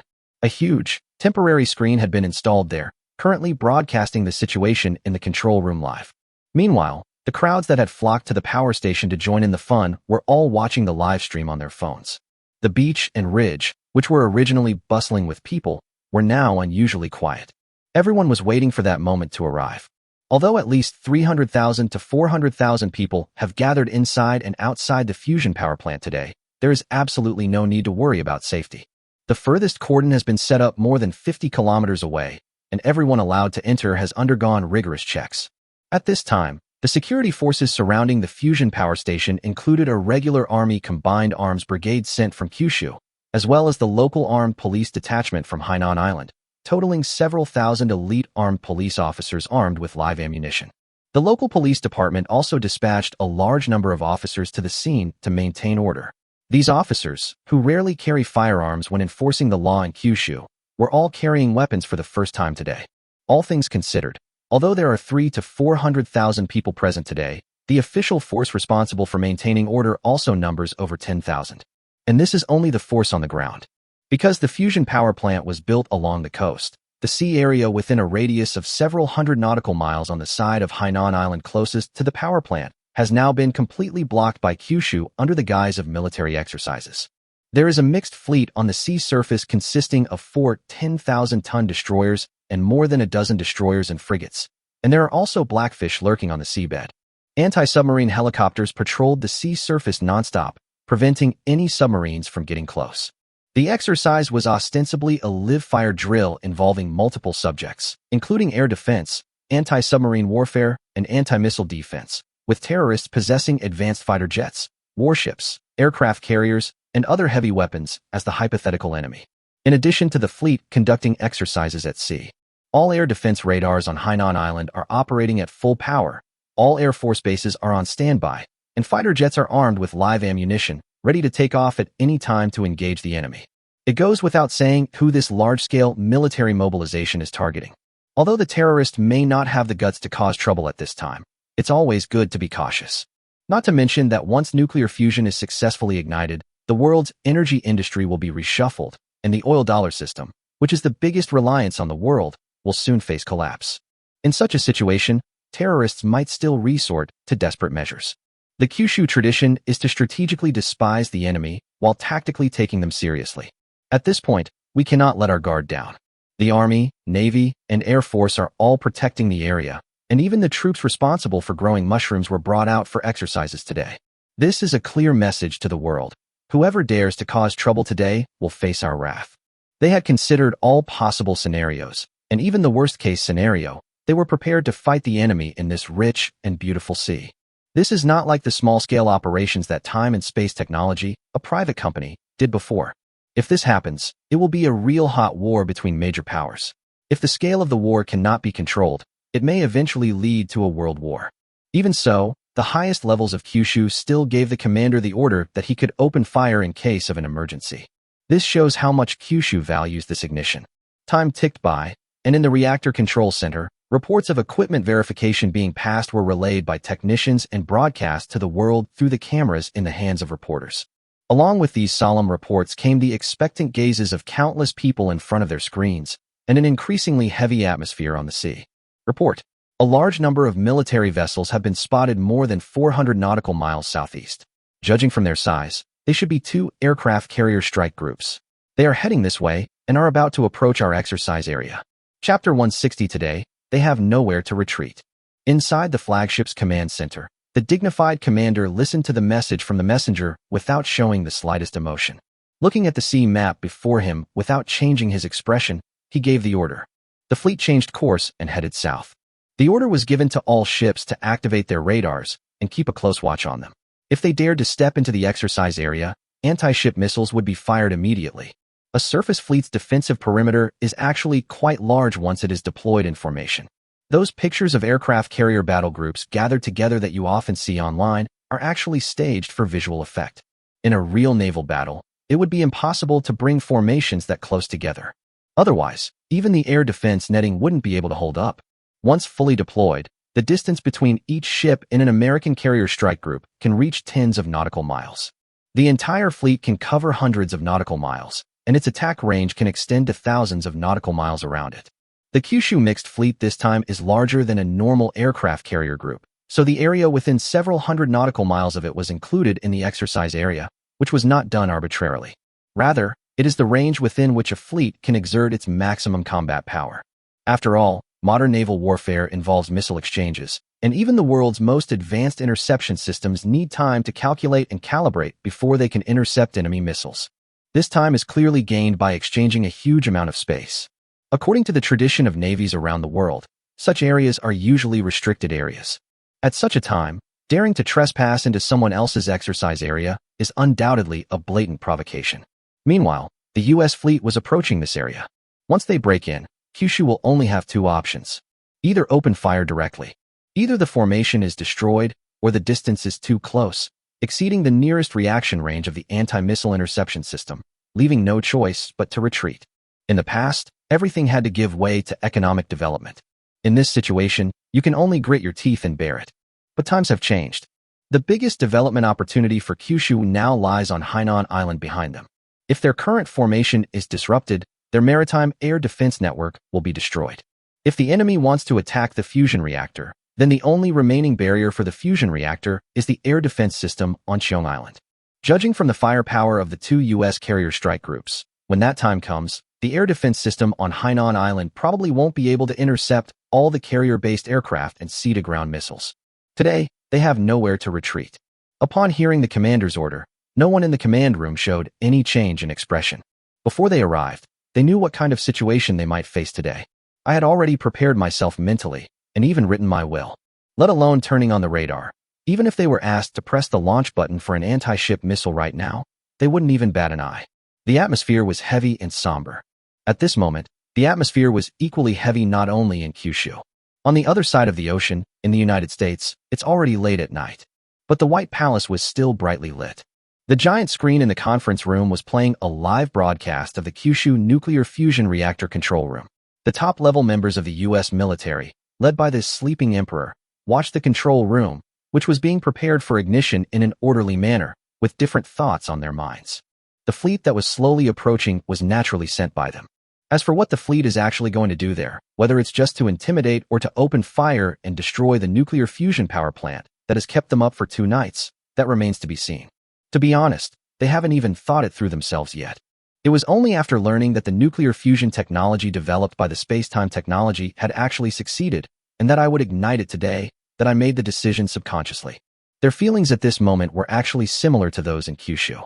In fact, after what happened before, they really didn't want to confront Spacetime technology head-on, face those completely unknown weapons, and fight a war that was likely to be asymmetrical and would probably result in defeat, unless absolutely necessary. However, the emergence of controlled nuclear fusion has suddenly seized their Achilles heel. Although everyone says the US is in decline now. In fact, compared to their peak decades ago, they have indeed fallen on hard times. But, as long as they firmly grasp the lifeline of energy, no matter how down on their luck they become, they can still comfortably bleed the world dry and remain the world's superpower for decades. Such a massive entity cannot collapse overnight, unless the energy sector becomes unplayable. While the high-tech weapons that Spacetime technology previously displayed instilled fear in them, their seemingly unbreakable oil and financial system, built upon a powerful military, had already begun to show cracks. It wasn't fatal at that time.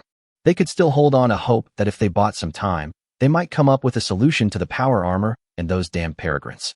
So they are not incapable of admitting defeat when the time comes. But what if those high-tech weapons and equipment only cause cracks in their oil and financial system? So, the nuclear fusion that Spacetime technology has developed this time is equivalent to overturning their game table.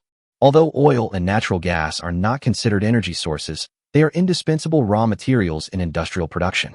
We won't have to worry about a lack of buyers then.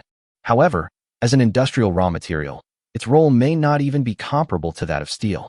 It's true that it can be sold for money, but if you want to continue to maintain the oil-based financial system that drains the world's resources, you're dreaming. Even steel, which is more important than oil in industry, cannot be developed into a steel metadollar system. Not to mention oil, which has lost its energy value and has been completely reduced to an ordinary mineral. They have too many internal problems, the biggest of which is the hollowing out of industry. Right now, we can keep printing money and sucking the blood of the world to cover up these problems through finance. But once we lose this fig leaf and can no longer use this method to harvest the world to make up for the deficit, Their current industrial capacity is completely insufficient to maintain their current size. When the U.S. government runs out of money, it will face a series of problems such as cuts to social welfare, military spending, and troop reductions. If the current financial system loses external funding, it will gradually collapse, resulting in the unemployment of a large number of related employees and the closure of related businesses. The public will be dissatisfied, and society will be in turmoil. If this happens, it is almost foreseeable that the enormous United States will rapidly decline in the coming years. Therefore, the situation is the same as in Kyushu. Today, they too have nowhere to retreat. Chapter 161, it's right above our heads. Sir, news has come from the forward fleet that our position has been discovered by the Kyushu people, and their radar has locked onto us. Should we continue forward? A secretary who rushed into the conference room broke the dull atmosphere. Upon hearing this, the sleeping emperor remained expressionless and did not reply, seemingly lost in thought. An elderly man, dressed in fine clothes and looking more like a nobleman than an official, heard this and pressed for an answer. How far is the fleet from the designated exercise area? Less than 50 nautical miles, sir. The secretary replied hastily. When the U.S. fleet was discovered, it was still more than 400 nautical miles away from the flagship on the Kyushu side, but it was not far from the exercise area.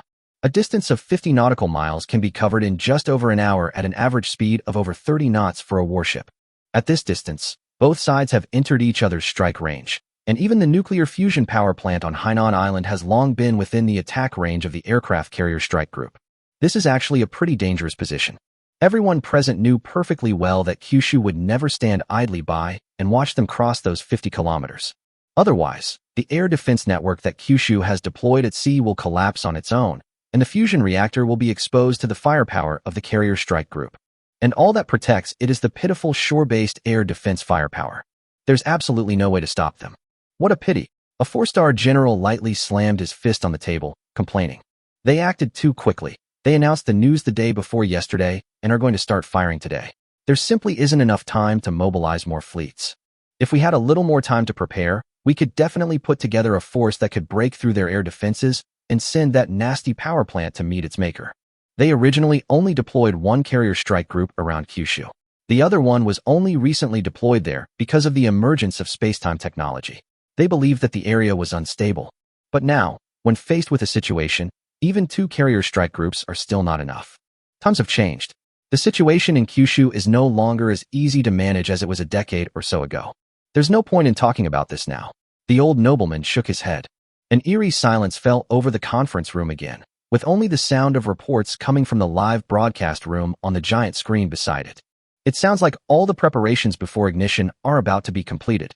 The secretary, who didn't dare to interrupt, remained silent for a while, but soon, he heard a message from the other end through his earpiece. After listening with a frown, he disregarded the awkward atmosphere and quickly reminded him. Gentlemen, the Navy commander is urging us to make a decision as soon as possible. The Kyushu fleet is moving south, and the atmosphere on the ground is already very tense. There is a possibility of accidental discharge at any time. Everyone gradually turned their attention to the sleeping emperor. If the nuclear fusion facility were to be blown up, it would undoubtedly be an unprovoked attack on the territory of a nuclear-armed superpower. This is no joke. No matter what, this battle will inevitably break out. Even if both sides exercise restraint and limit the battlefield to a certain extent. If you can win, that's fine. If you do win, you can always find an excuse later. But if you lose, 2 carrier strike groups suffered setbacks in Kyushu. They dared not even imagine what the situation would be like back home if such a thing happened. The person who issued this order will definitely be held responsible. Resigning to take responsibility is a minor matter. The real danger is that after resigning, one might have to face trial in a military court. According to the military's simulations, it is highly likely that the 2 carrier strike groups would be unable to defeat Kyushu in the waters near Kyushu. No one wants to speak up about an order that almost inevitably leads to them taking the blame. Anyway, there's someone higher up to take the blame, so nobody wants to be the innocent victim. Seeing that everyone was looking at him, Sleeping Emperor couldn't help but sigh helplessly. Others have something taller than him, but he doesn't. He couldn't avoid this decision. If war breaks out, regardless of victory or defeat, they will inevitably suffer heavy losses, and he will most likely have no chance of being re-elected in the next election. If, years after war, the United States begins to decline due to the advent of nuclear fusion, every American who remembers that day will condemn him as a coward and pin all the blame on him.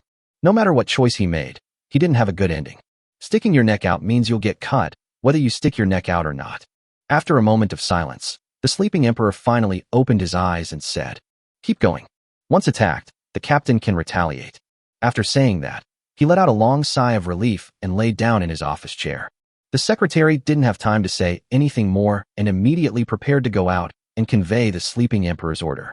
However, before he could even leave the conference room, the giant screen displaying the live broadcast of the fusion power plant suddenly flickered and then went black. It took quite a while for things to return to normal. Upon seeing this, the people inside couldn't help but frown and say, "What happened? Why did the broadcast suddenly stop?" The secretary, who had already reached the door, stopped and listened to the message coming through her earpiece, a look of shock flashing across her face. After hesitating for a moment, he turned around and said in a slightly trembling voice, "Gentlemen, NASA just sent us a message that just now, one of our satellites was destroyed in orbit. It was the Peregrine Falcon of time and space technology that destroyed it." "What?" The room full of high-ranking American officials were shocked and slammed their fists on the table, exclaiming in shock and anger. "How dare they do this? This is a declaration of war. They fired first. Let the Kyushu fleet open fire without any hesitation. This is a legitimate counterattack. Those with quick minds have already come up with a solution." The secretary was interrupted halfway through her sentence. Seeing the group of bigwigs instantly become agitated, she couldn't help but spit and shout, "Gentlemen, please let me finish. Is there anything else you haven't said?" All the senior executives turned their gazes toward them. Seeing this, the secretary could only bite the bullet and say, "After discovering that the satellite had been destroyed, our observation equipment captured this image. I think everyone should take a look before making a decision." As he spoke, he gestured with the tablet in his hand. A picture appeared on the giant screen in the conference room. The image shows a Peregrine Falcon with all its bottom weapon bay doors open, seemingly ready to launch a ground attack at any moment. Those tungsten rods, gleaming with a cold light, sent chills down one's spine at first glance. The emperor's pupils constricted sharply as he looked at his secretary, awaiting his explanation. "It's right above our heads," the secretary exclaimed, looking somewhat alarmed. To be precise, it was 100,000 meters above the White Palace. The entire conference room fell into a deathly silence. Chapter 162, Witnessing History. Gravity generator has been checked and is charging. Charging complete. Gravity field is forming. Gravity field power has reached critical value, successfully activated, and gravity parameters are being adjusted. The gravity field has been adjusted, and fuel can be injected. Fueling in progress. In the control room, after nearly an hour of preparation, all the pre-ignition preparations were completed. We've finally reached the last step. The fusion reaction will begin as soon as the ion cyclotron radio frequency antenna is turned on. The enormous energy generated by fusion will be converted into electricity under the constraint of the gravitational field, becoming the world's cheapest and cleanest energy source. Controlled nuclear fusion typically employs three methods: gravitational field constraints, inertial constraints, and magnetic constraints.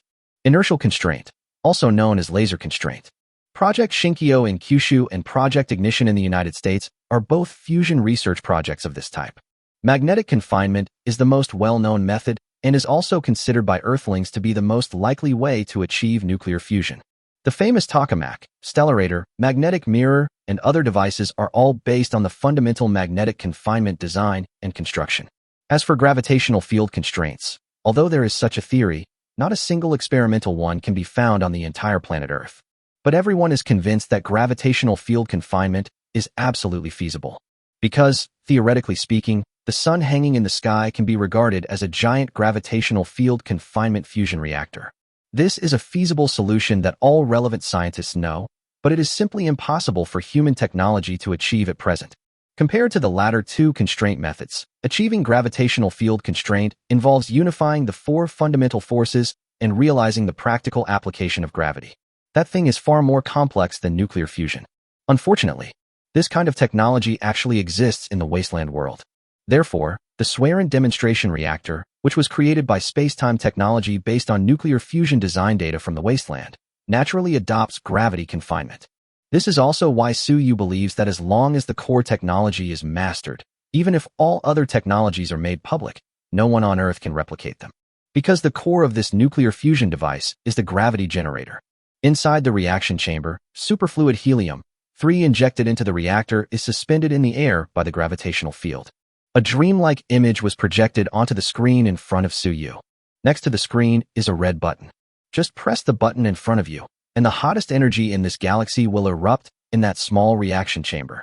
Suyu, who dared to recklessly fly his Peregrine Falcon over the head of the U.S. and even destroy U.S. satellites, hesitated as he looked at this small button. At this moment, all eyes of the Kyushu executives, scientists, staff, reporters, the cameras in the reporter's hands, and even Shio-mo beside him, were on him. But at this moment of great attention, Suyu inexplicably recalled the scene when he had just obtained the trading space not long ago. At that time, all he wanted was to make money and pick up girls. But now money is just a number to him. Instead of becoming a lazy bum after earning enough money, as he had previously predicted, he didn't become a walking, talking cannon, sleeping wherever he went. Instead, he's getting busier and busier, and lately he hasn't even been with a woman much. The things on my mind have changed from wealth, power, and lust to the vast universe and the boundless world. He realized that he had strayed from his original intentions without knowing when. He actually transformed from an ordinary, mercenary person into a pioneer who led civilization forward. Although there are more and more things to consider, for some reason, he has been living a very fulfilling life during this period. That's probably the significance of the existence of trading platforms. From the very first day he gained access to the trading space, he had already stood on the other side of time. No one is closer to the future than him. What he wants to do now is to hand over this key to the future to the world that gave him birth and nurtured him. Shouldn't we say something at a time like this? Shio-mo said softly from the side. Yes, we should say something. Letting out a soft breath, Suyu glanced around the control room and said softly, all preparations are complete. Press this button, and today's ignition ceremony will be finished. But at the same time, the door to a new era is about to be opened. This moment will be permanently recorded in the history of human civilization. Our descendants will see what we are doing today in their textbooks and remember the countless pioneers who have devoted themselves to the research of controlled nuclear fusion for more than 70 years since its emergence, paving the way for human civilization. We stand on the wheels of history. It is an honor to witness this great moment with you all. As soon as he finished speaking, he pressed the button in front of him without hesitation. In the dimly lit reaction chamber, the fuel, bound by the gravitational field, gradually began to heat up. A terrifying energy was gradually brewing within it. That light was even hotter than the sun. When the temperature reaches a critical value, the fusion reaction begins to occur. Endless energy was released from that tiny atomic nucleus like a tidal wave. Plasma at hundreds of millions of degrees was bound within the gravitational field, transforming into a dazzling sphere of light. Ignition successful. However, it's not time to celebrate yet. It is like a golden crow mythical beast about to hatch, with boundless power about to erupt from its body. The force that binds it is only the beginning. The real key lies in whether it can be subdued and its violent energy transformed into electricity that can reach every household and light up every home. After the initial successful ignition, the next step was a series of complex and meticulous testing procedures. After confirming that all equipment is functioning properly, the real highlight of the day, the final step of the ignition ceremony, will begin. Generate electricity. Connect all generators. Upon receiving the instruction, the staff responsible for connecting the generator immediately pressed the generator connection button that had been prepared for a long time. The 10 1,000 megawatt generators were connected to the thermal output port of the fusion reactor. Nuclear fusion may sound sophisticated, but in essence, it's just like boiling water. When not generating electricity, the reactor will release the heat generated directly into the sea through a water cooling system after it is started. When power generation is needed, simply add the corresponding fuel and connect enough generators according to the power generation requirements. There aren't any major technical difficulties involved. Soon, with the generator connected, the fusion reactor chamber, which had been shut down for maintenance after the first round of ignition, once again shone with dazzling light. Chapter 163 We Succeeded. The massive steel behemoth was awakened once more, its deep roar like a heavy drumbeat striking the hearts of everyone present. Countless eyes were focused on this, anxiously awaiting the final result. The temperature has reached a critical value, and the fusion reaction is underway. Generator set connection is normal. This time, the terrifying heat didn't encounter the coolant, but was instead sent into the generator set. The ionized plasma at high temperatures rapidly cuts through the magnetic field lines in the magnetohydrodynamic generator, continuously converting the massive thermal energy in the reactor into electrical energy. An elderly professor specializing in electricity in Kyushu could no longer sit still and went to the power control panel. Looking at the data above, the elderly man with gray hair couldn't help but exclaim excitedly. All generators are now operational. All 10 generators are running at full capacity, achieving the expected power output. At this point, he suddenly raised his head, looked around, and focused his gaze on Su Yu in front of the control panel. All eyes were now focused on this. Although everyone already knew the outcome, they all wanted to hear those words from Su Yu's mouth. Under the watchful eyes of everyone, Su Yu smiled and nodded. We succeeded. Boom. Inside the control room, everyone stood up at the same time, cheering loudly and expressing their joy. Even high-ranking government officials abandoned their usual composed demeanor and couldn't help but cheer loudly and applaud enthusiastically. As soon as Su Yu said this, the hundreds of thousands of people inside and outside the power station who came to witness this moment were all in an uproar. The cheers were like a tsunami, echoing across the entire coastline. Amidst the cheers of countless people, the military and police officers who were silently maintaining order at the scene, though still standing as straight as pine trees, couldn't help but tighten their grip on their guns, their hearts filled with indescribable excitement. Meanwhile, tens of millions of people in Kyushu who were watching the live stream online also learned of the news immediately. Although they couldn't be there in person, their tension and anticipation were no less than those of the audience. The moment Su Yu announced the success, the countless comments on the screen paused for a rare moment. What followed was an even denser barrage of comments, some of which could completely obscure the screen. At this moment, everyone only sent 5 words. We succeeded. Offline, even in places thousands of miles away from Hainan Island, cheers erupted like a tsunami. In countless dormitories, passionate young students were shouting, "Awesome!" On the bustling avenue, countless cars honked their horns in greeting. On this day, the whole country celebrated. On this day, the world's attention is focused on this. Compared to the bustling activity in Kyushu, the situation in the United States was rather quiet. Well, although some media outlets from the US were present at the scene, they were not allowed to report the news there, and the public had no idea that anything was happening. Because their official channels had already blocked the news when Time and Space Technology announced the ignition date. Even if someone occasionally bypasses the Great Firewall to access the Kyushu internet and sees information related to the ignition of nuclear fusion, without media coverage or platform traffic support, it will not spread at all.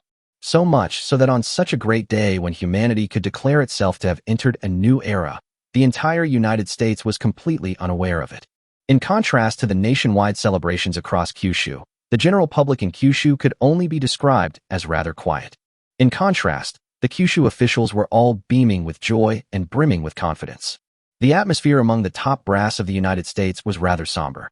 The huge conference room was as if it had been muted, not a single person spoke. The giant screen in front of me showed scenes of national celebration, filmed by Kyushu's official media after the successful ignition. It turns out that people's joys and sorrows are indeed not shared. Sleeping King only found them noisy. Despite the lively and cheerful atmosphere behind the screen, everyone in the conference room seemed completely oblivious. Several members of parliament, whose families have deep ties to the financial and energy sectors, even after the successful ignition and power generation proved that controlled nuclear fusion could indeed be fully commercialized, were among those who advocated for it. She fainted right there in the conference room. They have now been taken away for treatment. After a long silence, someone finally couldn't help but speak up. What do we do now? We can't just sit here and wait to die. A general in military uniform slammed his fist on the table and roared. Our fleet is only a few hundred nautical miles from that damn nuclear fusion power plant. Launch missiles and send out carrier-based aircraft now. We are fully capable of breaking through the Kyushu Navy's firepower and turning this thing into ruins. As soon as he said it, no one in the meeting room agreed with him. But no one objected. Everyone's eyes flickered, already considering whether or not to take this step. It is foreseeable that if they blow up the nuclear fusion facility now, they will face the wrath of the entire Kyushu. If it were only Kyushu, that would be fine. With the advantage of the Navy, even if a full-scale war broke out, the place where the war would start would only be Japan and South Korea. It is unlikely that they will pose a threat to their homeland in the short term. Trading the lives of 2 dogs for Kyushu's nuclear fusion facility is a worthwhile deal for them no matter how you look at it. Since time-space technology can build one nuclear fusion power plant, it can certainly build a second one. But that will take time. What all of you here lack most right now is time. Time-space technology acted too quickly. From announcing the ignition date to the actual ignition, the time in between was less than 2 days. Even if they realized something was wrong, 2 days was simply not enough time to sell assets, and extricate themselves from the industries that were about to be impacted. Even if they can delay for a month or two, the size of the companies behind these people is not enough for them to escape unscathed. But it won't mean losing everything overnight. They could have used this time to slip away, convert all their liquid assets into Kyushu currency, and then run away overnight. That's right, they're running away. The moment Tsuyu announced his success, everyone present understood that the so-called beacon of the world had already collapsed completely. Capital knows no borders. It cannot drown along with a sinking ship. As for whether these people will be retaliated against by Kyushu if the US and Kyushu actually go to war, just kidding. That's something the evil American government does. What does it have to do with us honest businessmen? Therefore, blowing up the fusion reactor now to buy them time and give them a chance to withdraw is, normally speaking, the option that best serves their interests. However, this only applies to the situation in Kyushu. If we add space-time technology to the equation, the numbers become much more complicated. Putting everything else aside, there's a peregrine falcon right above them, with its weapons bay open and aiming at them. If someone slips their hand, this palace, representing the highest center of power in the United States, will turn into a huge pit. The helicopters to pick them up are already on their way, and the fleet on the ocean is about to enter the exercise area designated by Kyushu. War is imminent. They need to come up with a plan as soon as possible. Blowing up the power plant to buy time? That's a great idea. Just as everyone was hesitating about whether to do it, an unfamiliar female voice suddenly came in. Those present were startled and turned to look in the direction from which the sound came. On the huge screen in the conference room, the live broadcast from Kyushu had disappeared at some point. Instead, there was a woman with blue hair and blue eyes, and an indifferent expression. At this moment, the other party looked down on everyone outside the screen like a high and mighty god. Chapter 164. The alien Japanese are not very friendly. The moment they saw the woman on the screen, they felt a chill run down their spines, as if they had fallen into an ice cave. Even though the people here are either political bigwigs or business tycoons, their mere presence can shake the world. Even after seeing the woman's face clearly, they were still filled with boundless fear. Late autumn, a name they knew all too well. They had, of course, thoroughly studied the time-space technology that had caused them so much trouble. Although the intelligence gathered was extremely limited, it was as if the vast space-time technology had suddenly sprung up from a crack in the rock. Even a month ago, not a single piece of relevant information could be found, which was extremely strange. However, they are still aware of some publicly available information online. Tsuyu, the chairman of time-space technology, is the true controller of time-space technology, but just a month ago, he was an ordinary person who was nothing special. Suddenly, he became the chairman of a company that controlled countless advanced technologies. When they first saw this intelligence report, they almost threw the intelligence officer into the sea to feed the fish. However, after confirming that this was true, they felt that Tsuyu was most likely an agent put forward by Kyushu. Although he was nominally the chairman of time and space technology, he was actually just a puppet. Then, as more and more technologies were revealed by the space-time technology, they saw more and more information. The claim of it being a puppet is essentially unfounded. It's very simple. If Kyushu truly possessed so many advanced technologies that even surpassed the understanding of American scientists, would it need to engage in verbal sparring with the US every day? They should have destroyed all those surrounding military bases a long time ago. It's even less likely that Kyushu would hand over these technologies to a single company, especially one that has even established a security department and is legally able to possess various weapons and cause trouble all over the world. Therefore, the origin of the technologies of time and space technology and why Tsuyu suddenly transformed from an ordinary person into the chairman of time and space technology have become unsolved mysteries. After giving the intelligence department a thorough dressing down, they finally set their sights on the publicly known number 2 figure at time and space technology. Late autumn, a person with no past. If time-space technology is a company that suddenly appeared, then Shomo is undoubtedly the person who appeared without any warning. The US mobilized all its intelligence resources in Kyushu and activated countless agents. No evidence was found that Shomo existed a month ago. It was as if she had left no trace in the world until she appeared beside Tsuyu. If Shomo were an ordinary person, that would be fine. Please report any errors or omissions. It's normal not to be able to find the past of an ordinary person. But she clearly wasn't. Putting everything else aside, her stunning looks and figure, which perfectly match any human aesthetic, are destined to leave no trace. Her appearance is so striking that passers-by can't help but take a few pictures of her when she walks down the street. So, after a brainstorming session, the top brass of the United States, while not making a definitive conclusion, had a guess about the origin of time-space technology. They acquired technology from extraterrestrial civilizations. After learning about Su Yu's situation, everyone in Kyushu quickly concluded that he had made a deal with aliens. Not to mention a UFO superpower like the United States. They are even more accepting of extraterrestrial interference than the people of Kyushu. After having this idea, they suddenly felt a sense of boundless freedom. It was as if all the fog had suddenly cleared up. Su Yu, an ordinary man from Kyushu who had just lost his job, accidentally encountered aliens, obtained their technology, and then suddenly rose to prominence. Looking at it this way, everything makes sense. As for who this alien is, it's far away, yet right before my eyes. Naturally, it was Chiyo-mo who had somehow infiltrated their White Palace. An alien would not have left any trace of her existence on Earth before she came to Earth. Although this statement sounds extremely absurd, it is the most consistent explanation with the current state of space-time technology. Even if Su Yu knew this, he could only marvel at their wild imagination. If they hadn't been so narrow-minded and unaware of the existence of trading platforms, their conclusion would have been the most logically plausible. However, after reaching this conclusion, they naturally changed Su Yu's identity from a puppet agent pushed out by Kyushu to a puppet agent of aliens. In short, it's impossible for someone as ordinary as Su Yu to be in charge of time and space technology. And in their view, the true master of time-space technology is undoubtedly. This is the woman right in front of me. This is the culprit that has kept them from sleeping well for some time now, and even now the spaceship is pointing at their heads. The meeting room fell silent once again. Fortunately, everyone present was a big shot, and their mental fortitude was generally quite strong. After the initial surprise and fear, they quickly came to their senses. The sleeping emperor immediately stood up, looked at Chiyo-mo on the screen, narrowed his eyes, and said in a deep voice, "Ms. Chiyo, although we are very happy to welcome you to the lighthouse on this planet, this is, after all, a White Palace. Is it inappropriate to come here so abruptly?" Although they were initially startled by Chiyo-mo's sudden hacking into their system. However, he certainly wasn't incompetent to have reached this position. They quickly realized what was happening. He was facing a representative who was very likely from an advanced extraterrestrial civilization, though he was a little nervous. Even if you feel guilty, you still need to try your best to maintain your composure.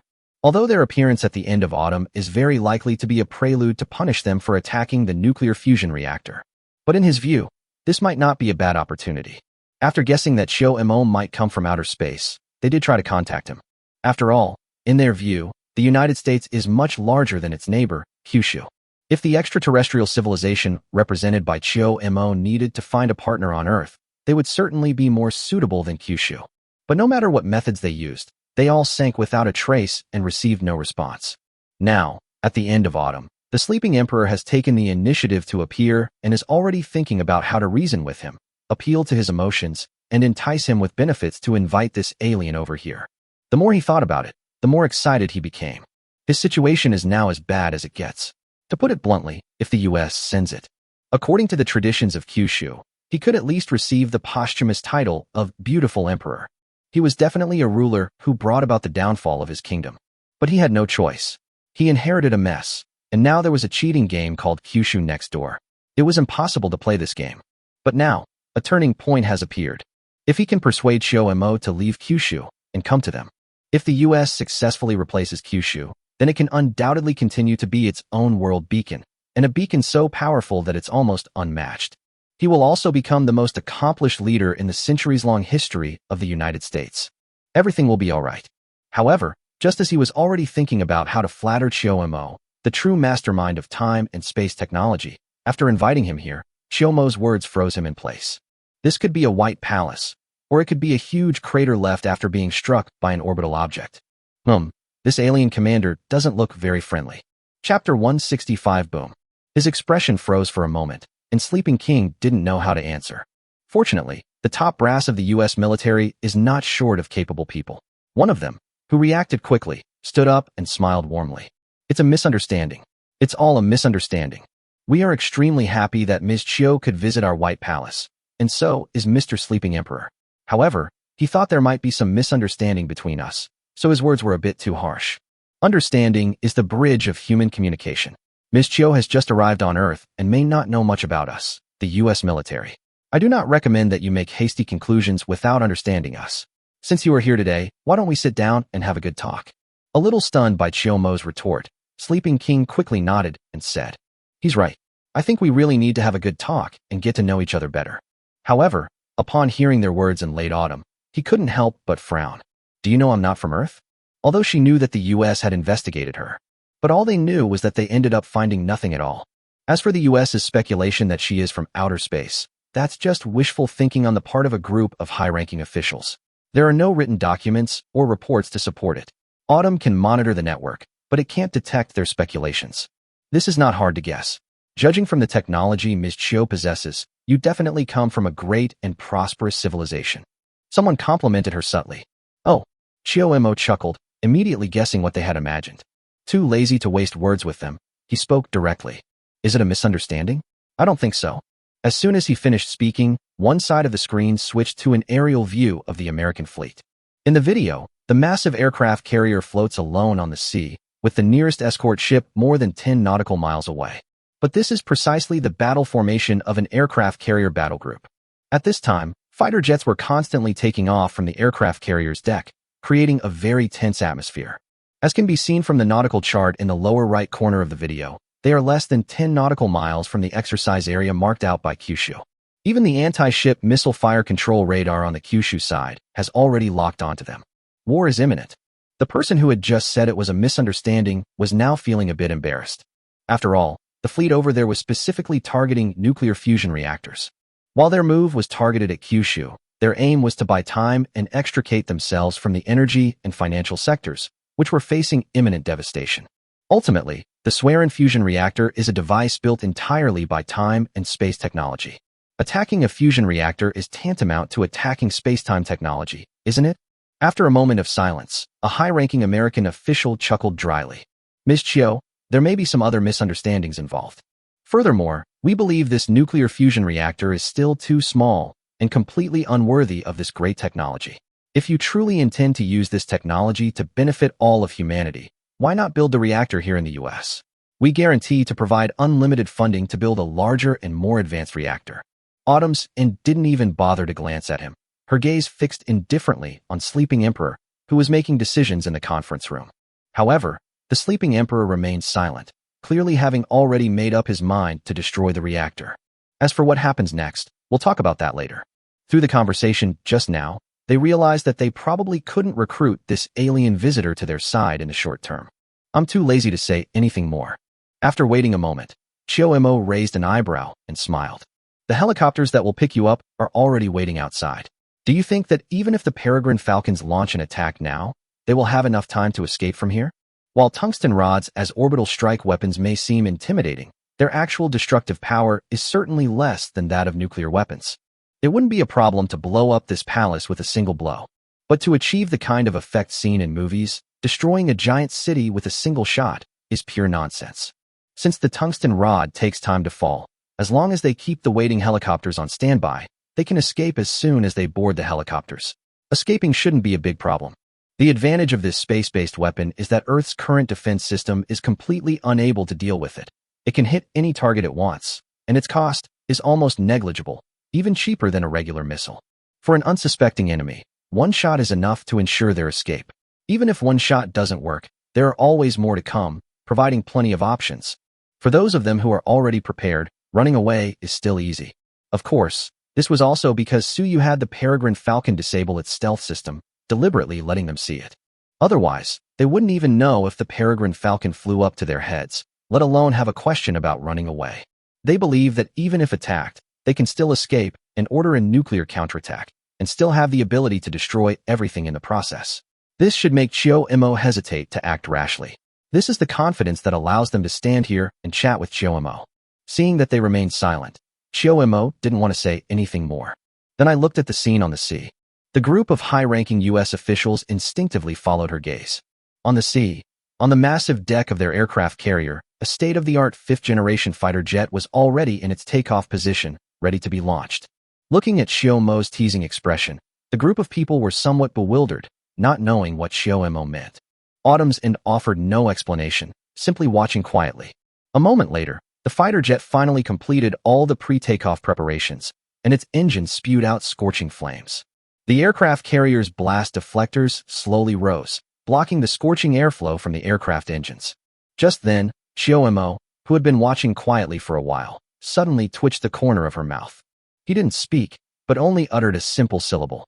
A syllable that can be understood by people who speak any language in the world. Boom. Boom. In the footage, a fighter jet preparing for takeoff suddenly bursts into intense flames.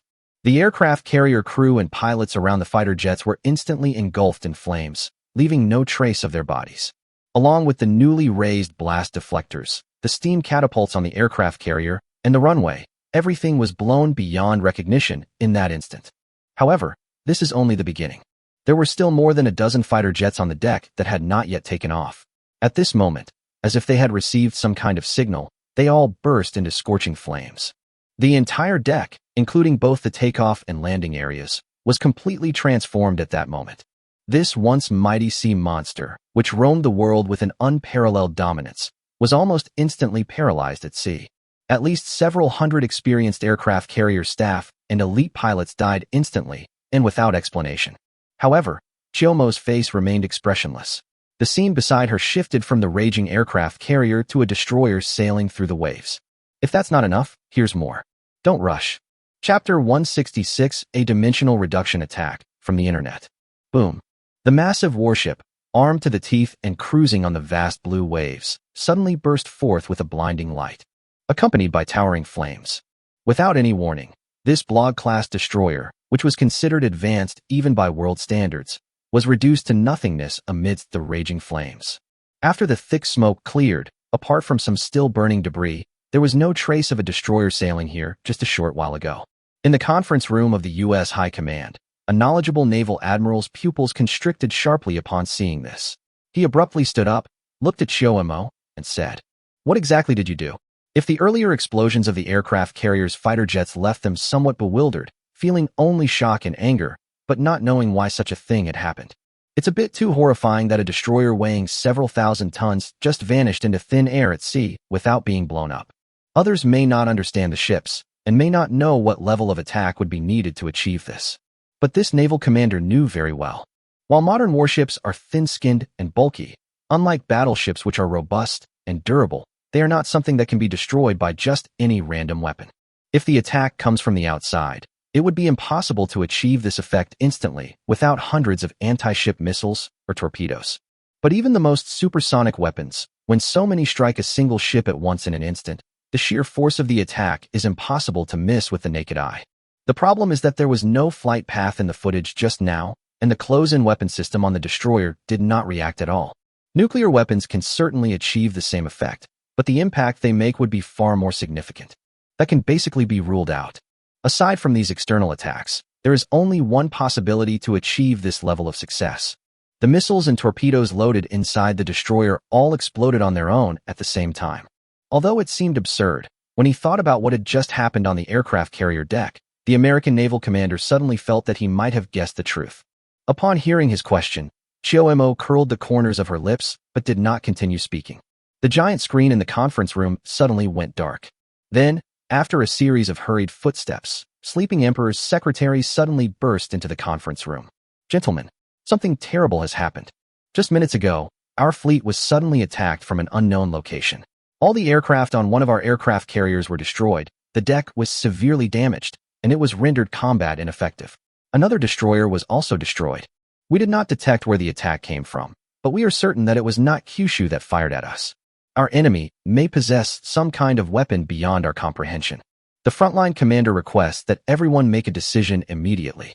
If he has not received a definite order within 3 minutes, he will order the fleet to retreat." The Sleeping Emperor's face shifted between pale and flushed, and after a moment, he slumped back into his chair, waving his hand weakly as he said, "Let him retreat. Also, I need the Pentagon to find out the cause within half an hour. At the very least, I need to know what attacked us." Soon, the orders were passed down from the top to the front lines. The frontline commander, who had been stunned by the sudden attack, felt as if he had been granted a pardon and immediately ordered the entire fleet to turn around and leave. At the same time, we sent people to the location where the destroyer was silent to salvage the wreckage as soon as possible and analyze what they had just encountered. Meanwhile, the U.S. military has begun a thorough investigation into the cause of the accident. Chiyomo did not encrypt his methods, so they quickly obtained the results after investigation. The naval officer in the conference room was right. Just now, whether it was the explosion of all the carrier-based aircraft or the sudden disappearance of a destroyer by an explosion out of thin air, it wasn't due to external attacks, but rather because their own missiles and other weapons exploded on their own. The cause of this accident was satellite. On the beach next to the nuclear fusion power plant, Suyu, having just presided over the ignition ceremony, lay comfortably on the sand, sipping an iced cola. Chiomo sat not far from him, intently opening a coconut, saying as she did so, using peregrine falcons in the sky as signal relay points, they could directly hack into their military satellites, making their so-called independent military network system no different from the normal internet. For missiles guided and controlled by satellite, all it takes is to turn on a few switches in the information network inside their aircraft or warships, and then transmit a few incorrect signals through the guidance satellite, and that's enough to detonate them. They do have quite a few anti-network intrusion facilities and are fairly vigilant, but they're not very effective. So, if you wanted, you could blow up all their warships and planes anytime? So you asked in surprise. That understanding isn't wrong, but it's not that simple. Autumn's and shook her head. In reality, there are quite a few mechanical safety devices in the entire process. These devices can only be opened manually. Under normal circumstances, even if I controlled their military satellites, I would not be able to detonate these missiles. However, they were in a state of combat readiness just now.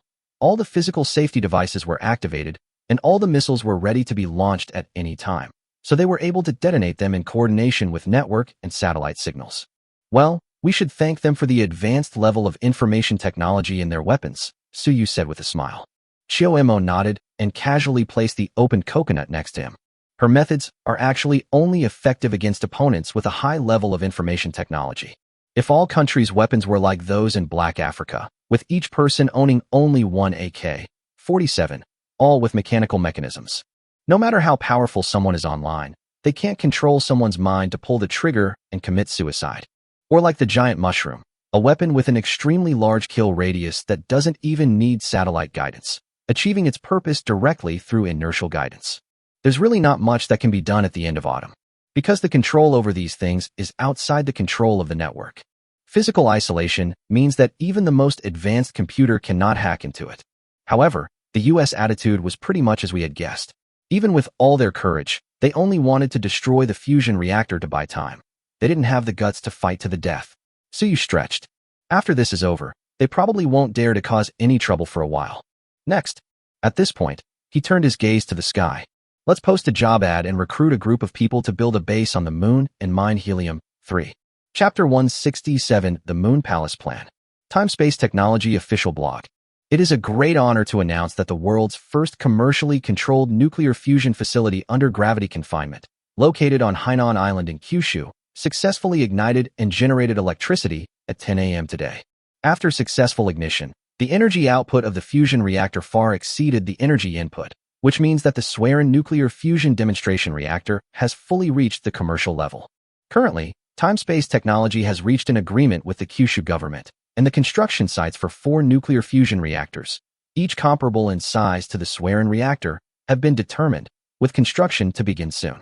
It is expected that all thermal power plants in Kyushu will be shut down within 3 months, and clean and cheap nuclear fusion energy will be integrated into the Kyushu power grid, completely eliminating thermal power and making it the main energy source in Kyushu. The era of free electricity for residents is coming soon. Let's cheer for this day. However, while we celebrate, we also have something else to announce. The main fuel for controlled nuclear fusion is helium-3, but because Earth has an atmosphere, there is not much helium-3 that can be mined on the surface. To ensure the fuel needs of future nuclear fusion energy, our Spacetime Technologies lunar base plan has been officially put on the agenda.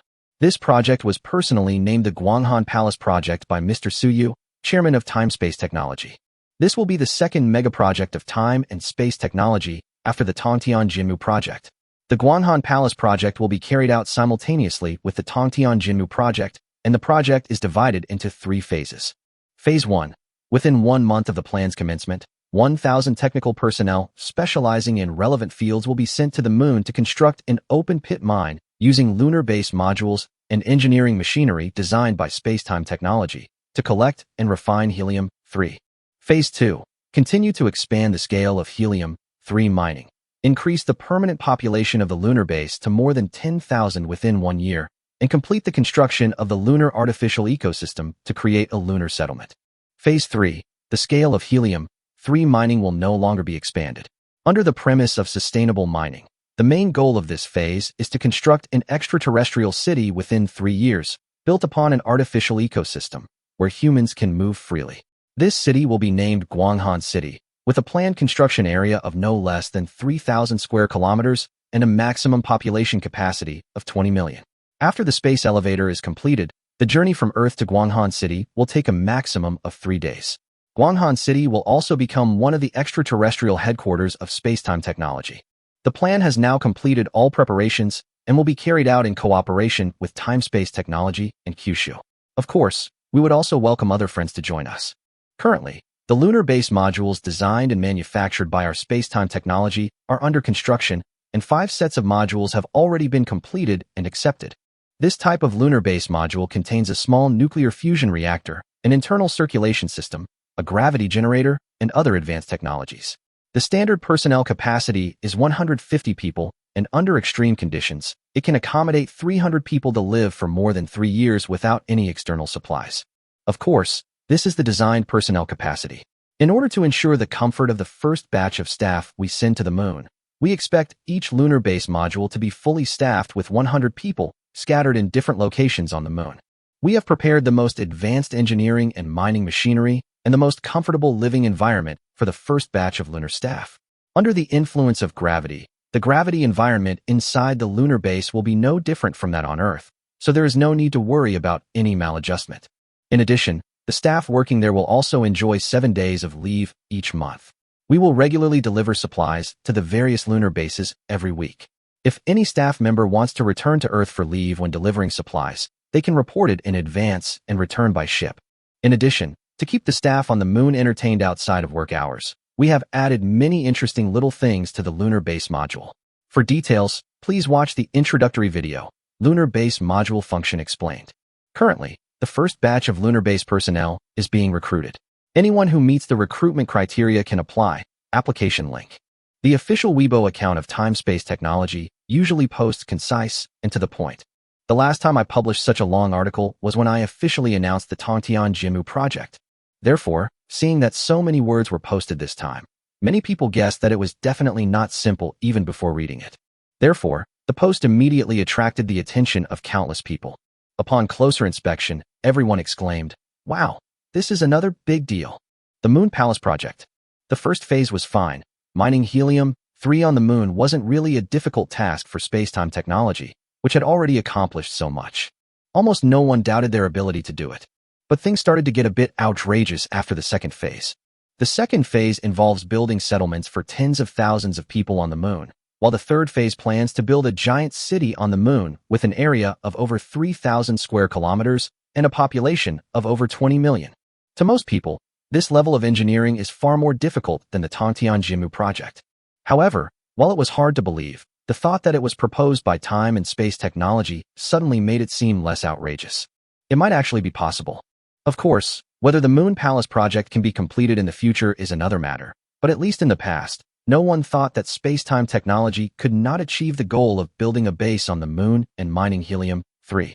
After seeing the benefits of working on the moon, within half an hour of the announcement by Time and Space Technology, the number of applicants exceeded 10 million. Please, stop trying to take this job from me. I've been an excavator operator for 10 years, and I never thought I'd ever have the chance to work for a high-end tech company like Time-Space Technology.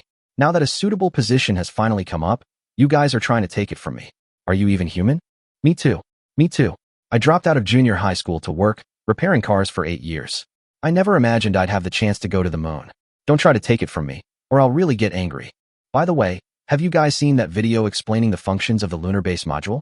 They also talked about some engineering equipment in detail, and it seems like this equipment can completely automate mining. So why is Time and Space Technology hiring so many people? You don't understand, do you? The environment on the moon is like that, with solar winds and such coming from time to time. These automated devices are prone to malfunctions. If you take a closer look at the staff they're hiring for, you'll see that they're mostly from mechanical engineering backgrounds. I bet their daily work involves repairing the equipment after it breaks down. That's true. But speaking of which, astronaut recruitment is so strict, but the standards for recruiting people at Time and Space Technology are so lenient. It feels like as long as you're a normal person with no history of serious illness, you can apply. That's strange. Because they have another technology that is far more advanced than nuclear fusion. Really? What could be more amazing than nuclear fusion? Force. Chapter 168: Gravity and Anti-Gravity.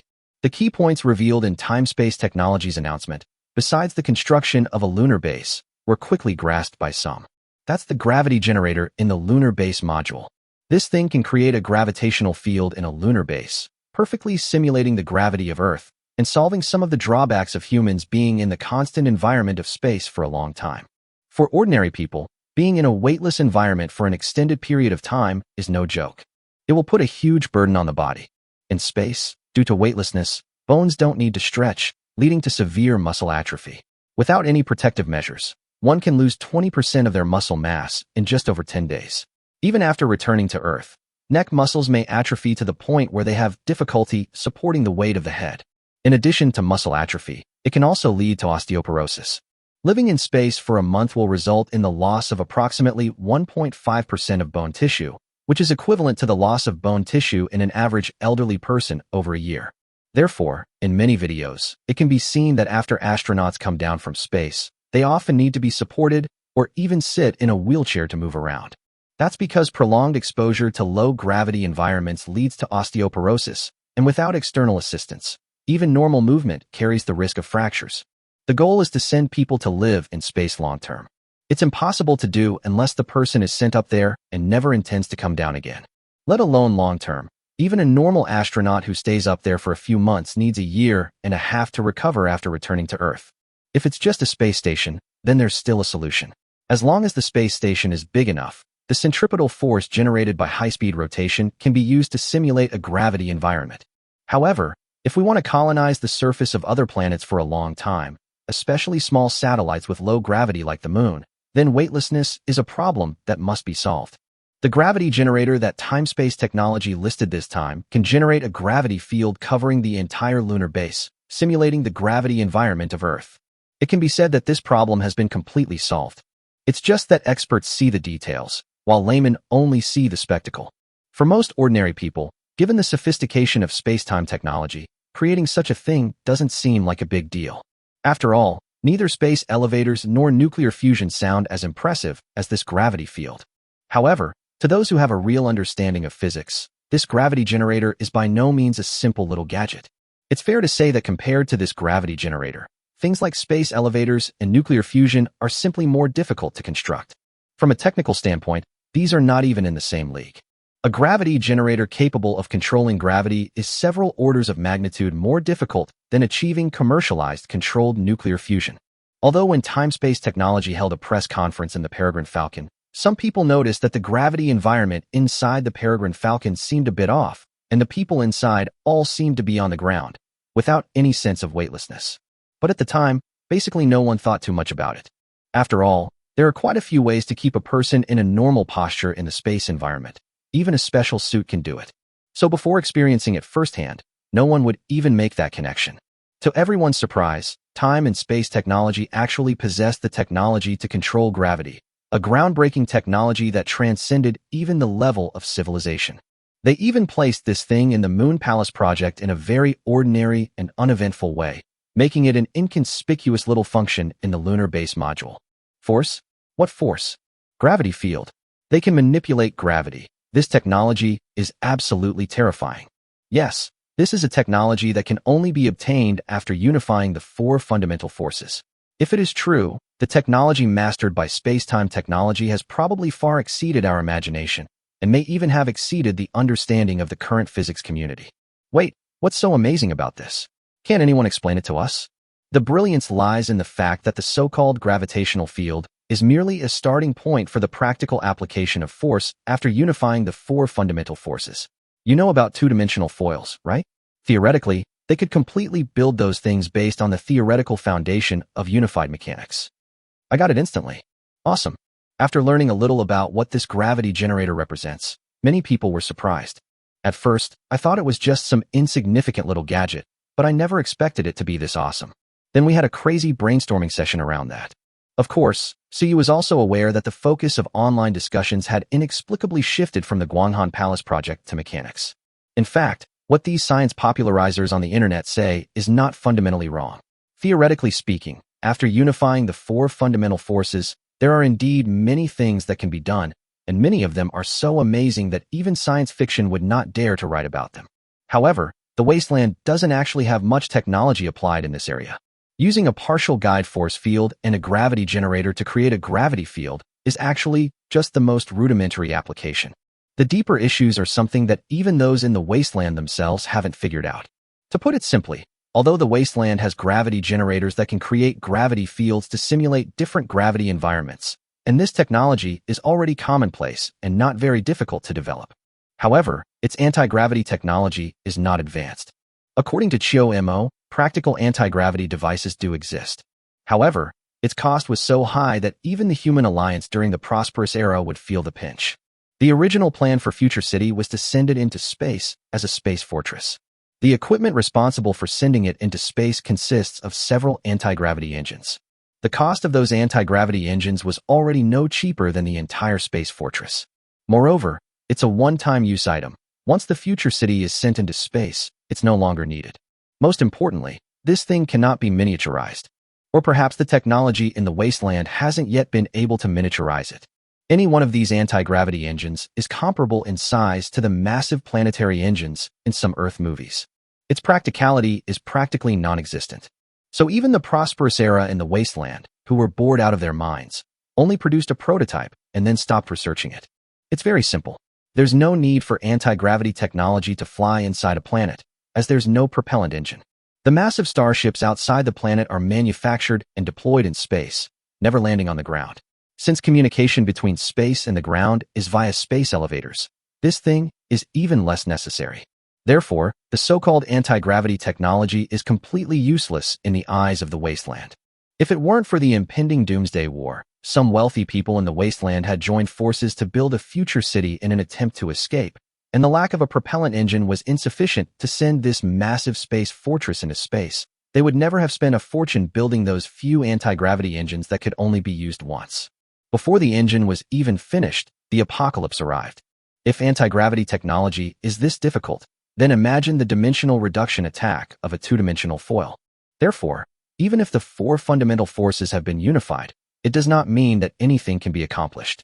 It's just that there's a theoretical basis now.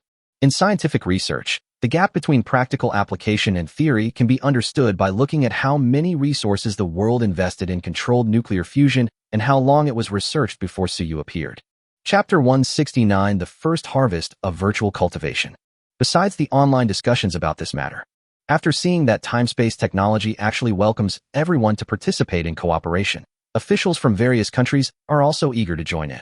They showed remarkable enthusiasm for joining the Moon Palace project and exploring space with time and space technology.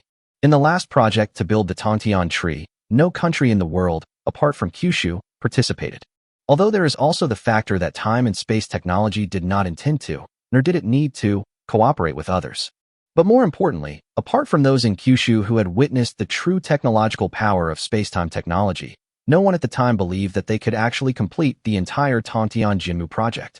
One Nobel laureate from abroad even publicly stated that this is a completely far-fetched technology, and that the first phase of achieving commercial controllable nuclear fusion alone could hold back space-time technology for at least 50 years. Of course, the result was quite a slap in the face. In just 1 month, space-time technology has mastered the technology for commercial controllable nuclear fusion and is already planning more power plants. This not only refuted the claim by that foreign academic giant who said time travel technology would be stuck on nuclear fusion technology for 50 years, but also proved their technological prowess to the world. Therefore, even if the announcement did not include a direct invitation from time and space technology, they would probably still proactively inquire about the matter, wanting to get on board. There's no way around it. In the eyes of high-ranking officials around the world today, space-time technology represents the future. The future in every sense. After all, what happened yesterday was not just the ignition of nuclear fusion. The U.S. suffered a great loss in the seas south of Kyushu. Although few ordinary people know about this, it's hardly a secret to the high-ranking officials of these countries. One destroyer was sunk, one aircraft carrier was rendered combat ineffective, and more than a dozen carrier-based aircraft were destroyed. At least 1,000 highly skilled elite soldiers were injured or killed in the incident. This might be a big secret to ordinary people, but it's certainly not a secret to world leaders. The once arrogant United States has taken such a severe beating without retaliating, and hasn't even uttered a few words of verbal sparring. Everyone knows that this is something that Kyushu could never accomplish. Although in that sea area, it would not be difficult for Kyushu to disable an aircraft carrier or sink a destroyer. Even if the US hadn't fought in yesterday's battle, it wouldn't have swallowed its pride. It would have uttered some harsh words, instead of remaining silent like it is now. Besides Kyushu, the only other technology on Earth capable of doing this is clearly time-space technology. While it remains to be verified how exactly time-space technology managed to humiliate and force the aggressive US to withdraw, this does not prevent smaller countries from receiving a clear signal. The United States' hegemony may truly be coming to an end this time. The future lies with space-time technology. If not now, when? So ultimately, whether or not one can actually participate in the Moon Palace project is not important. What matters most is expressing one's attitude and taking sides in a timely manner. Suyu accepted all offers without hesitation. They don't need to contribute any money. All they need to do is send someone. Suyu gave one or two, or even several, of the first batch of people to go to the moon to join the Gwanghwan Palace project. He didn't even stop the US from actively joining in, accepting everything, and allowing the US to send people to participate in the initial plan. Of course, they could only participate by sending a symbolic person. Everything else is handled by time-space technology. On the large sofa in the conference room on the top floor of the Arctic Palace, Suyu leisurely browsed forums on his phone. Beside her was Li Yuanxi, the secretary who kept stamping a huge pile of documents. I had read most of these documents by the end of autumn. After reading it, I sent it directly to Suyu's office, where the printing equipment will print it out. Then Suyu just needs to stamp it. This used to be his main job when he came to the company every day. Now, he can delegate this task to Li Yuanxi, which will naturally make him more relaxed. However, Chiyo-mo went to the office shortly after lying down. She glanced at Li Yuanxi, who was engrossed in stamping documents, then went straight to Suyu and whispered in his ear. The virtual technology team has accumulated about enough training time over this period. Oh, Suyu's eyes lit up immediately, and he put down his phone. Can we begin now? You can give it a try. Autumn nodded. The idea of cutting cultivation time in virtual cultivation was something he and Chiyo-mo had when they released the virtual technology. However, all the virtual reality devices that time and space technology is currently selling contain spirit stones. For most people, such a small piece of spirit stone is enough to support their cultivation for a long time. It is unrealistic to expect to harvest other people's cultivation time in the short term and make them cultivate for you. But there are geniuses in this world. According to Chiyo-mo, nearly 500,000 virtual devices have been sold so far, and 7 or 8 people have already fully absorbed the spirit stones in the devices. They've reached a point where, even if they continue cultivating in the game, they can't get any stronger in reality due to a lack of spiritual energy. They have already begun contributing their cultivation time to Suyu. Suyu made dumplings specifically for this vinegar, and now that it's finally harvest time, he naturally can't resist trying them out first. Soon, the two arrived at the laboratory in late autumn. In the very center of the laboratory, a specially made device had already been placed. The virtual device was surrounded by spirit stones, which were specially prepared for Suyu. He doesn't need to worry about anything. He just needs to lie down in the device and take a nap. The harvested cultivation time will temporarily take over his body and frantically absorb the spiritual energy from the surrounding spirit stones to cultivate in his place. This is the cultivation system that Chiyo-mo developed after studying metaphysics for so long.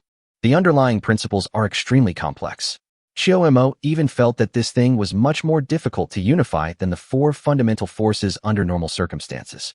It would take at least 100 or 200 years to figure it out. If she hadn't had access to advanced technologies in both the technological and metaphysical fields as a reference, and if these two completely different paths hadn't coincided and produced a wonderful chemical reaction, even she would have found it difficult to create this in such a short time. After Suyu had played in the virtual world for a while, it was an hour later when he came out and took control of his body again. The area around the equipment, which was originally full of spirit stones, has now been reduced to ashes after hundreds of them have had their spiritual energy absorbed. Suyu also clearly felt that he was different from before. Chapter 170. Beat up Frost Nova? Boom. Amidst the tremendous commotion, a visible fist print appeared on a thick steel plate. Suyu calmly withdrew his unharmed fist, and then heard Chiyo-mo say from the side. Bone density increased 9-fold, muscle density increased 11-fold, and strength increased more than 10-fold. With a single-arm strength exceeding 3,000 kilograms, he can sprint the 100-meter dash in under 3 seconds, and his brain activity is nearly 17 times that of the average person.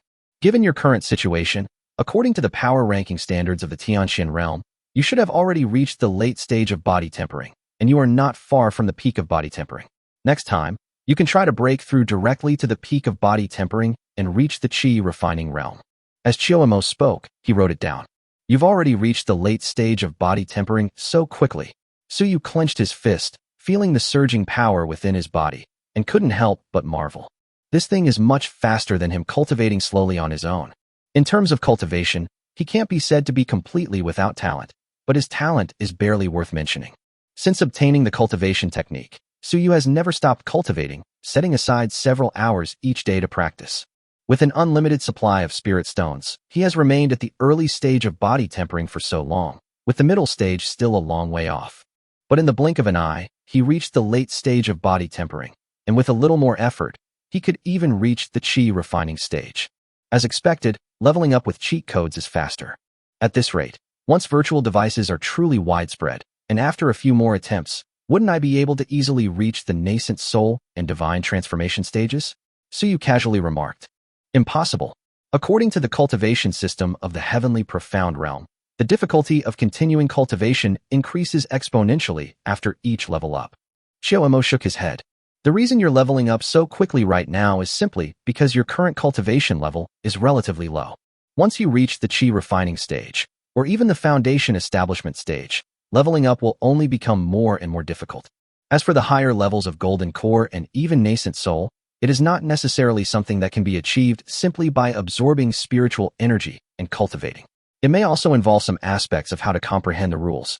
If my guess is correct, even if virtual devices become widespread by then, and billions of people around the world simultaneously provide you with cultivation time, you may still not be able to break through that realm. What a pity.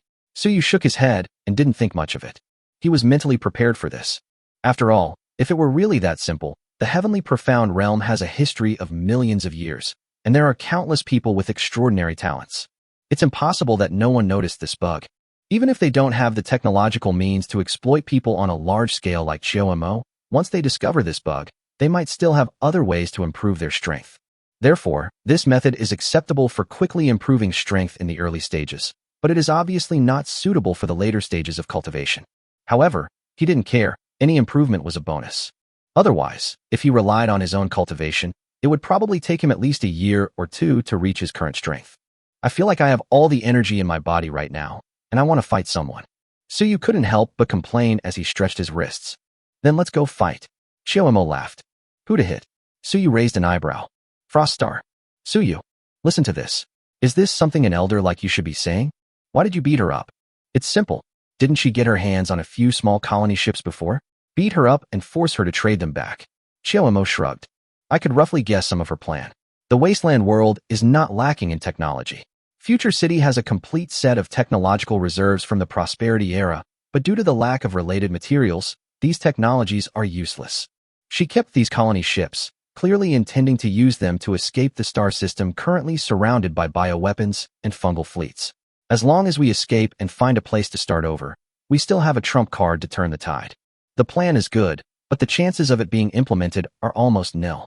It's better to. At this point, she looked at Suyu. Understood. Suyu nodded. You mean you want me to reveal that we've mastered a fairly comprehensive metaphysical cultivation system, and then let her trade it for a colony ship, right? In truth, it was a win-win deal. Colony ships aren't very useful in the wasteland, but they're very useful on Earth. Take the recent Guanghan Palace project, for example. Relying on these few small peregrine falcons to transport supplies is simply too slow. Not to mention that in the second phase of the Tongtian Jimu project, the space elevator space portion needs to be completed and sent up. This is definitely a huge project, and relying solely on peregrine falcons for transportation would likely significantly delay the completion time. Replacing it with more things isn't necessarily a bad thing. For example, the Heavenly Punishment class power armor I mentioned to you before, you should be quite interested in that.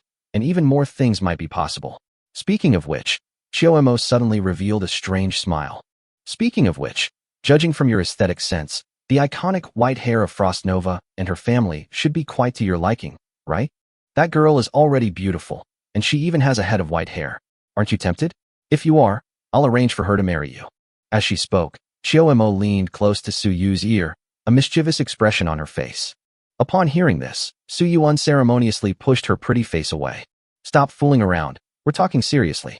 Reproduction is of paramount importance for the continuation of the race." Autumn's and showed no sign of embarrassment, and she said calmly, "You have the best genes I've ever seen, and your offspring will definitely be extraordinary. Having Frostnova bear you a child would be beneficial to both the wasteland and herself. Whether she's willing or not is irrelevant.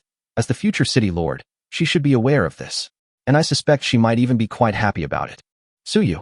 "No, isn't it a bit strange that you're saying this so seriously?"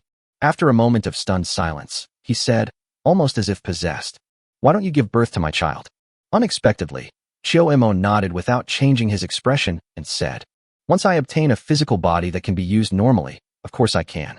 Where are you going?" "Go beat up Frostnova." Chapter 171 The Crisis of Future City. "Why are you in such a hurry to see me?" In the familiar classical-style conference room, Froststar sat at the other end. She was still wearing Storm-class power armor, but traces of gunpowder soot and dried blood were clearly visible on the surface of the armor. Clearly, things haven't been peaceful over there lately. "Aren't you the future city lord now? Why do you still have to go to the battlefield?" Suyu couldn't help but ask curiously. "There was no other way.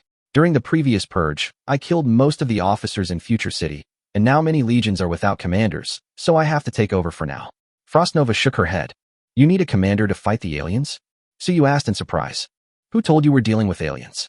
Frostnova gave him a strange look. "Dealing with those mindless monsters on the surface is too easy. They can only threaten small settlements. With Future City's equipment, if it's just about dealing with alien species, there's no need for an armed force organized into legions. The organization I'm currently fighting is called the Salvation Legion." "The Salvation Legion?" Suyu raised an eyebrow. "How so?" "They're considered one of the top powers in the wasteland, similar to our Future City." Frostnova explained. "You know the origin of Future City. It was built by a group of wealthy people as a space fortress to escape their home planet. Based on this, it has developed in the wasteland for nearly a century. Now Future City's influence covers an area of millions of square kilometers. We are powerless to do anything beyond that. Due to the chaotic magnetic field of the wasteland, long-distance communication is a big problem. If the distance is too far, we can't manage it even if we want to. Beyond these places, there are of course other top-tier forces. These forces have all inherited a large amount of the legacy of the prosperous era, and each of them is a force to be reckoned with. The Salvation Legion is one of them. Their predecessor was the last fleet of the Human Alliance, the 11th fleet of the Star Sea. The mission was to snipe the fungal fleet on the outskirts of the star system where our home planet was located. However, by then the two sides were already quite mismatched in strength. The 11th fleet was defeated, but in that battle they destroyed the last star-destroying warship in the fungal fleet, which saved our home planet from being destroyed by the fungi. You probably know what happened next, right? After the fleet's defeat, we released biological weapons. Faced with those monsters, even the fungi could only flee in terror. The remnants of the 11th fleet, piloting a fleet of starships, were forced to make an emergency landing on their home planet. The starship had no anti-gravity devices, and the power of its propellantless engine was completely insufficient to allow such a large object to escape the gravity of its home planet and fly away, so it was only natural that they could no longer leave. Although it was only a remnant, the 11th fleet still had nearly 1 million well-equipped soldiers. Although their supply ships could not fly into space, the equipment inside was still usable. These large supply ships were essentially huge heavy industrial centers. As long as they had raw materials, they could continuously manufacture weapons. If they could fly, they could even build some small starships. If it weren't for the rampant biological and genetic weapons that ravaged the surface, causing the world to fight each other for over a decade in the early wasteland, the Human Alliance could have wiped out all those with ulterior motives and integrated the entire wasteland world with just the remnants of the 11th fleet. This was supposedly one of the Human Alliance's alternative plans, but it was ultimately ruined by those out-of-control biological weapons. With such a background, the Saviors are naturally quite formidable, or it wouldn't be an exaggeration to say that they are one of the strongest fighting forces in the wasteland. Frostnova shrugged helplessly. Clearly, she would never have chosen to go to war with this Savior Legion if she hadn't had no other choice. Occupying over 1 million square kilometers would make one a top-tier power in the wasteland. Suyu thought for a moment, and Shoemo seemed to have mentioned before that the planet where the wasteland world was located should be about the same size as Blue Star. Its land area is even larger than that of Earth. In that case, a force occupying over 1 million square kilometers is roughly equivalent to the size of a province in Kyushu. Of course, even by the standards of a country like Oceania, it would be considered quite large. So you have a lot of forces similar to Future City and the Salvation Legion over there? Quite a few. Froststar counted on her fingers. There must be at least a dozen organizations, including Future City, Salvation Legion, Research Institute, Apocalypse Church, Vault 1, Starsea Chamber of Commerce, Doomsday Mutual Aid Association, Atomic Gene, and Human Alliance, etc. Suyu was stunned at the last moment and asked in surprise, "Is the People's Federation still around? What gave you the illusion that organizations like ours, which inherited a portion of the prosperous era's legacy, could grow so large, while a behemoth like the Human Alliance could disappear so easily?" Froststar replied matter-of-factly, "The Human Alliance not only exists, but is also the undisputed strongest force in the wasteland. The so-called top forces I just listed, including our Future City, are at least nominally subordinate units of the Human Alliance. However, although the Human Alliance is strong enough, it can only dominate a certain area at present and cannot control us." "Wait, let me sort this out," Suyu said, somewhat troubled. "Future City is already this strong, possessing a complete set of industrial technologies. All it lacks are some raw materials. And you have so many other forces similar to Future City. Even if you can't defeat those fungal fleets and bioweapons in space, you should at least have a chance to escape to another planet and start over, right?" "Of course there's a chance, and it would be easy to run away," Froststar said, pursing her lips.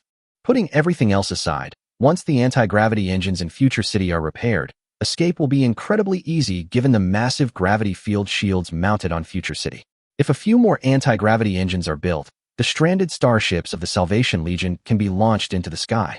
As long as some starships are left to cover the rear, and by some time, the main battleships can easily activate their warp drives and escape. However, those anti-gravity engines were destroyed en route to Future City, more than 6,000 kilometers away, within the sphere of influence of the Apocalypse Church. The production and assembly site for the anti-gravity engines was more than 10,000 kilometers away, within the sphere of influence of the Star Sea Merchant Guild. Furthermore, the manufacturing technology for the anti-gravity engines was not publicly disclosed and was held by the Research Institute. The vast amounts of materials needed to manufacture the anti-gravity engines were only available at Vault 1. Most importantly, even if this plan were to succeed, only our Future City, along with a few starships from the Salvation Legion, would ultimately be able to escape this star system and start over on another planet. Therefore, other forces would never agree to it. In fact, when Aunt Chio was still the Lord of Future City, she also mentioned this plan at the Human Alliance meeting. The result was, of course, that everyone except the Salvation Legion opposed it, and they all put forward their own plans. These plans have a high probability of getting us out of our current predicament, but they are not very useful because the biggest beneficiaries are mostly the people who propose the plans, but they require everyone's joint efforts, and no one else is likely to agree to them. Chapter 172 Wars Caused by Trade. Similar incidents have happened more than once or twice, Frostnova said with some helplessness. Although the Human Alliance is strong enough, it is not much stronger than other top-tier forces, and it has long lost its former authority. Each faction has its own plan that is most advantageous to itself. The end result is that every plan is opposed by someone, and it is impossible to integrate all the resources in the wasteland. Everyone can only barely survive in the wasteland together. Suyu fell silent after hearing this. That's just how people are sometimes. With so many factions, everyone has different interests and demands, resulting in them hindering each other and making it impossible to get anything done. In peacetime, things are all right. People don't have to tear each other apart, and they can sit down and have a proper talk. In a wasteland world where one wrong step could lead to utter destruction, even if the leaders of these forces care about the world and are willing to sacrifice themselves for humanity, they still cannot ignore the future of millions, or even tens of millions, of their subordinates. Resources in the wasteland are generally limited. If the starry sky does not belong to humankind, then they lose their external resource supply lines. There's only so much stuff on the whole planet, and every bit used is a bit less. If the Future City plan is adopted and ultimately succeeds, the Future City Space Fortress and the Savior Legion starships can certainly just pack up and leave. But what about the rest of the people? The wasteland already had few resources left, and now this project has consumed a large amount of them. Are the rest of us still alive? As for the idea of everyone pooling their resources to help a certain faction escape first, and then, after they've established themselves on other planets and developed rapidly for decades, returning to restore the glory of the human alliance. Even the person who said such nonsense probably wouldn't believe it themselves. The sheer size of those biological weapons in the sky would require the entire fleet to be mobilized to deal with them, even at the peak of the prosperous era human alliance. Decades of development? Don't even think about it for less than 200 years. 200 years later, several generations have changed. Who among those who escaped will still remember this home planet that has been turned into hell? Who would be willing to expend countless human and material resources to fight those biological weapons on a planet that has almost no value? Therefore, given that the human alliance is no longer able to integrate resources, it is simply unrealistic for the wasteland humans to want to restore the human alliance's glory. Of course, there is still a chance. At least Frostar now has a trading platform and an external supply line. Once resources accumulate to a certain level, Future City might be able to go it alone. Thinking about this, Suyu understood why there were still so many forces in the wasteland, but Frostar and Autumnmo rarely mentioned them to him. It's clearly impossible to count on that. So why are you fighting that Salvation Legion? Suyu steered the conversation back on track. Because of trade. Frostar scoffed. I took some of the food I received from you and sold it in exchange for a large amount of industrial raw materials. These raw materials can only be formed under special environmental conditions in space, such as supernova explosions or the vicinity of black holes. You probably can't find these things where you are, and we are using them up as little as we can, so they are very precious.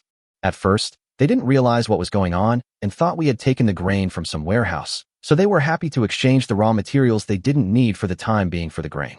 However, once the trade deficit reached a certain level, they sensed something was wrong and realized that we seemed to have an excessive amount of grain. By this time, we had essentially depleted most of the Salvation Legion's special material inventory. After suspending trade some time ago, they approached us again to negotiate a price, and we finally reached an agreement. However, they were unwilling to accept the loss they had previously incurred with the industrial raw materials and intended to have us return them, paying us at the price we had agreed upon. Of course, I couldn't agree to that request, so I had no choice but to hit him. At this point, Frostar paused, then came to her senses and said, "Wait, why are you asking so many questions about this? Didn't you call me? What's up?" "Ahem, I was just curious and wanted to ask. I'd like to learn about the customs and culture of the wasteland." Suyu coughed lightly, then paused for a moment before stating his purpose. "I'll come and beat you up when autumn comes." Frostar. After a brief moment of surprise, although she didn't know what Suyu and Shioemo were up to, she quickly realized what was going on. After glancing at Suyu from head to toe, she sneered. You look down on me?" Suyu immediately became unhappy.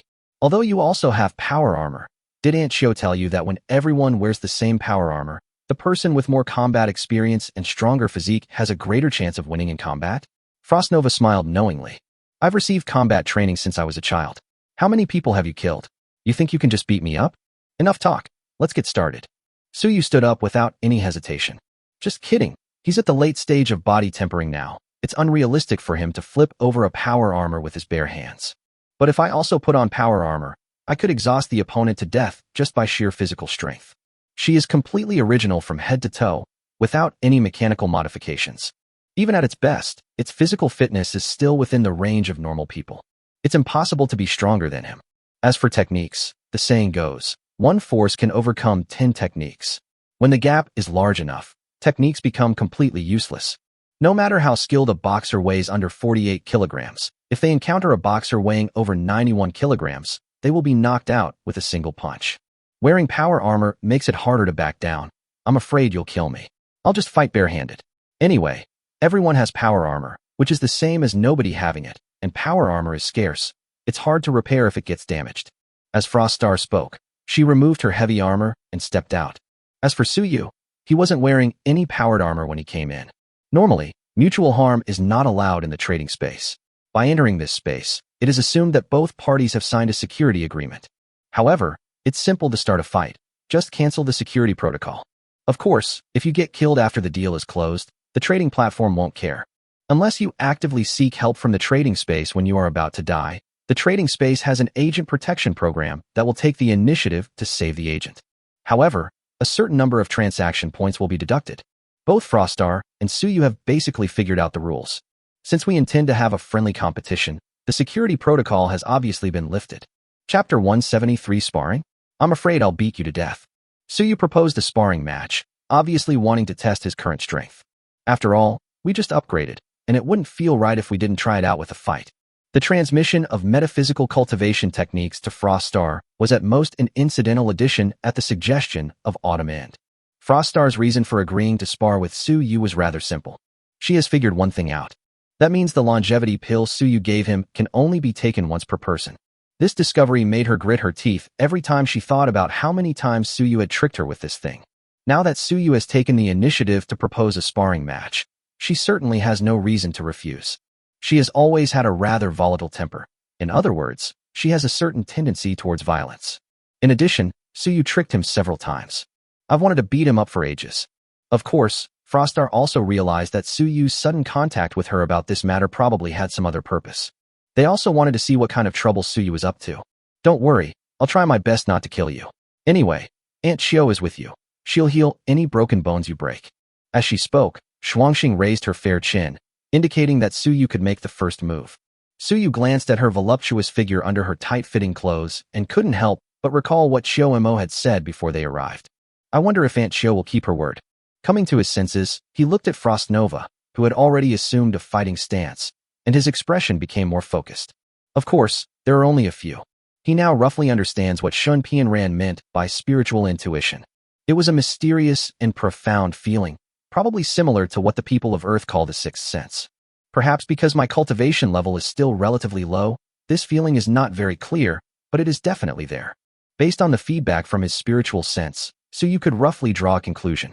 The frost star in front of me is indeed stronger than ordinary people, and most likely has the strength of the early stage of body tempering. It's likely that they've used the basic gene potions from the trading platform store. Before today, Suyu's strength was only at the early stage of body tempering, and his skills and experience were far inferior to those of Froststar, a warrior who fought against all kinds of people and monsters in the wasteland. Sparring with Frost Nova is mostly just asking for trouble. But times change. With his current strength at the late stage of body tempering, if he were to spar with Froststar, could I probably take her down with a flick of my wrist? Since it's a friendly spar, there should be some kind of prize, Suyu said after a moment's thought. So you've finally revealed your true intentions, haven't you? What do you want? Froststar laughed. She knew that Suyu's sudden challenge to spar with her must have some other purpose. A celestial punishment class-powered armor? Or your colony ship would also work. Impossible. Froststar's expression changed upon hearing this, and she answered without hesitation. There are only a few sets of the heavenly punishment class power armor, which have been stored in warehouses. I myself am reluctant to use them. As for the colony ship, it is of great use to me, but you can forget about it. Don't you want to know what I'm planning to use as a prize? Suyu asked back. As he spoke, he took out a scarecrow that looked rather simple. The substitute doll allows someone to die in place of another in a fatal attack, a product of the high-end metaphysical world. You're on the battlefield every day fighting to the death. You must really need this, right? You've matched with another trading partner who can be successfully traded, and the other party is still on the metaphysical side? Froststar narrowed her eyes, her gaze fixed on the substitute doll. A fleeting heat flashed in his eyes. No one could resist something like this, especially for her, living in a chaotic wasteland world. Its value is definitely no less than that of a celestial punishment level power armor. We've been matched for a while now, so is the prize I mentioned earlier okay? Suyu replied calmly. To be honest, it would be very difficult for him to die on Earth.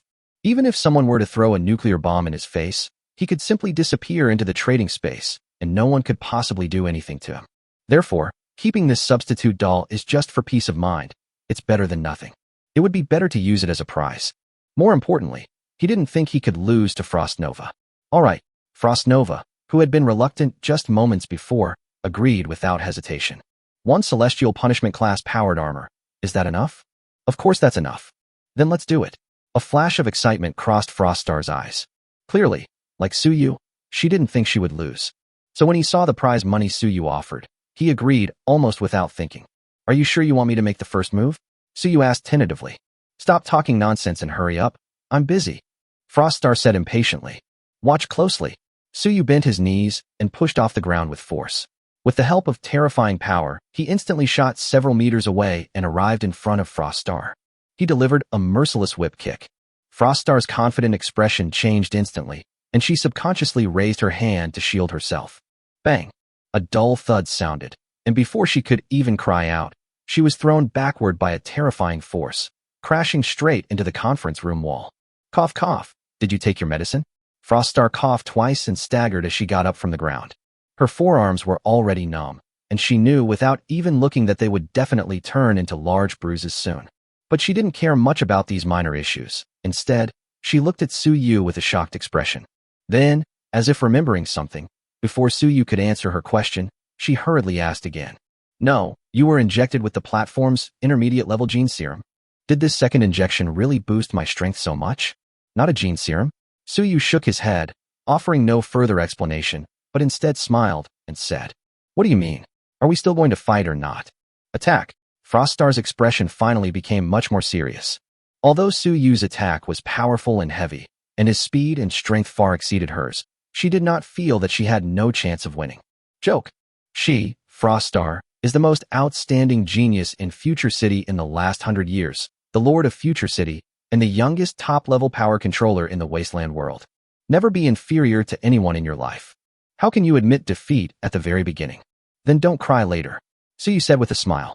That kick just now was less than 1/10 of his full strength. Having only recently mastered this level of power, he didn't know what the effect of his full strength would be, and was afraid that he would be killed by Frost Nova in one fell swoop. So try to conserve your energy. Since this guy is still alive and kicking and being stubborn, there's no need to be polite. Drink. This time, Froststar didn't wait for Suyu to make the first move. Instead, she seized the initiative. With a single step, he covered a distance of over 10 meters and arrived beside Suyu almost instantly. Just like before, the same whip kick came. However, when Suyu used this move against her just now, she could barely react. But now this trick isn't working very well against Suyu. Those swift steps seemed to Suyu as if they were in slow motion, with no speed at all. He gently reached out with his left hand and grasped her ankle. Suyu looked at Xuanxing, whose face showed a look of astonishment, and grabbed her neck with his right hand without hesitation. With a casual flick of his wrist, he grabbed her by the neck and slammed her against the wall behind her. Chapter 174 Starship Production Line.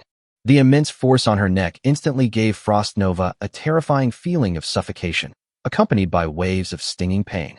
For a moment, she even felt like her neck was about to be crushed. As for the feeling of her body falling apart after her back hit the wall, she couldn't care less. Seeing this, Suyu loosened his grip slightly and put her down. You cough, cough, cough. However, Frost Nova was clearly badly beaten this time, and before she could say anything, she started coughing incessantly. He stumbled and almost fell. Fortunately, Suyu reacted quickly, grabbing her slender waist and pulling her into his arms. Seeing her flushed and disheveled appearance, I immediately felt a sense of relief. I've been tricked by this woman countless times before. So you finally met your match? So, are you convinced or not? Froststar instinctively wanted to protest, but remembering the feeling that her neck had almost been crushed, she snorted coldly and shut her mouth. Seeing her like this, Suyu figured that they wouldn't be able to properly discuss the next business deal without taking a break. He then helped her to her seat to rest. Some physical contact is naturally inevitable during the process. Well, I have to say, this guy has definitely got something going. At least in terms of figure, she was definitely the best woman he had ever seen. Froststar was naturally aware of this contact, but she didn't say much about it. After sitting down and resting for a while, she coughed lightly twice. Although her throat was burning, she could still speak. She immediately looked at Suyu in a slightly hoarse voice and said, Something's wrong with you.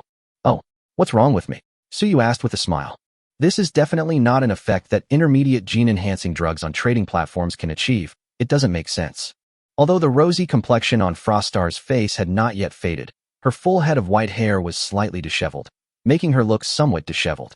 But his eyes were unusually bright. He looked intently at Suyu and said, Is this an improvement you gained from the metaphysical side? That's right. Suyu nodded frankly, then said nothing more and just quietly looked at her. After a moment's thought, Froststar gritted her teeth and said, What do you want? Didn't I just say?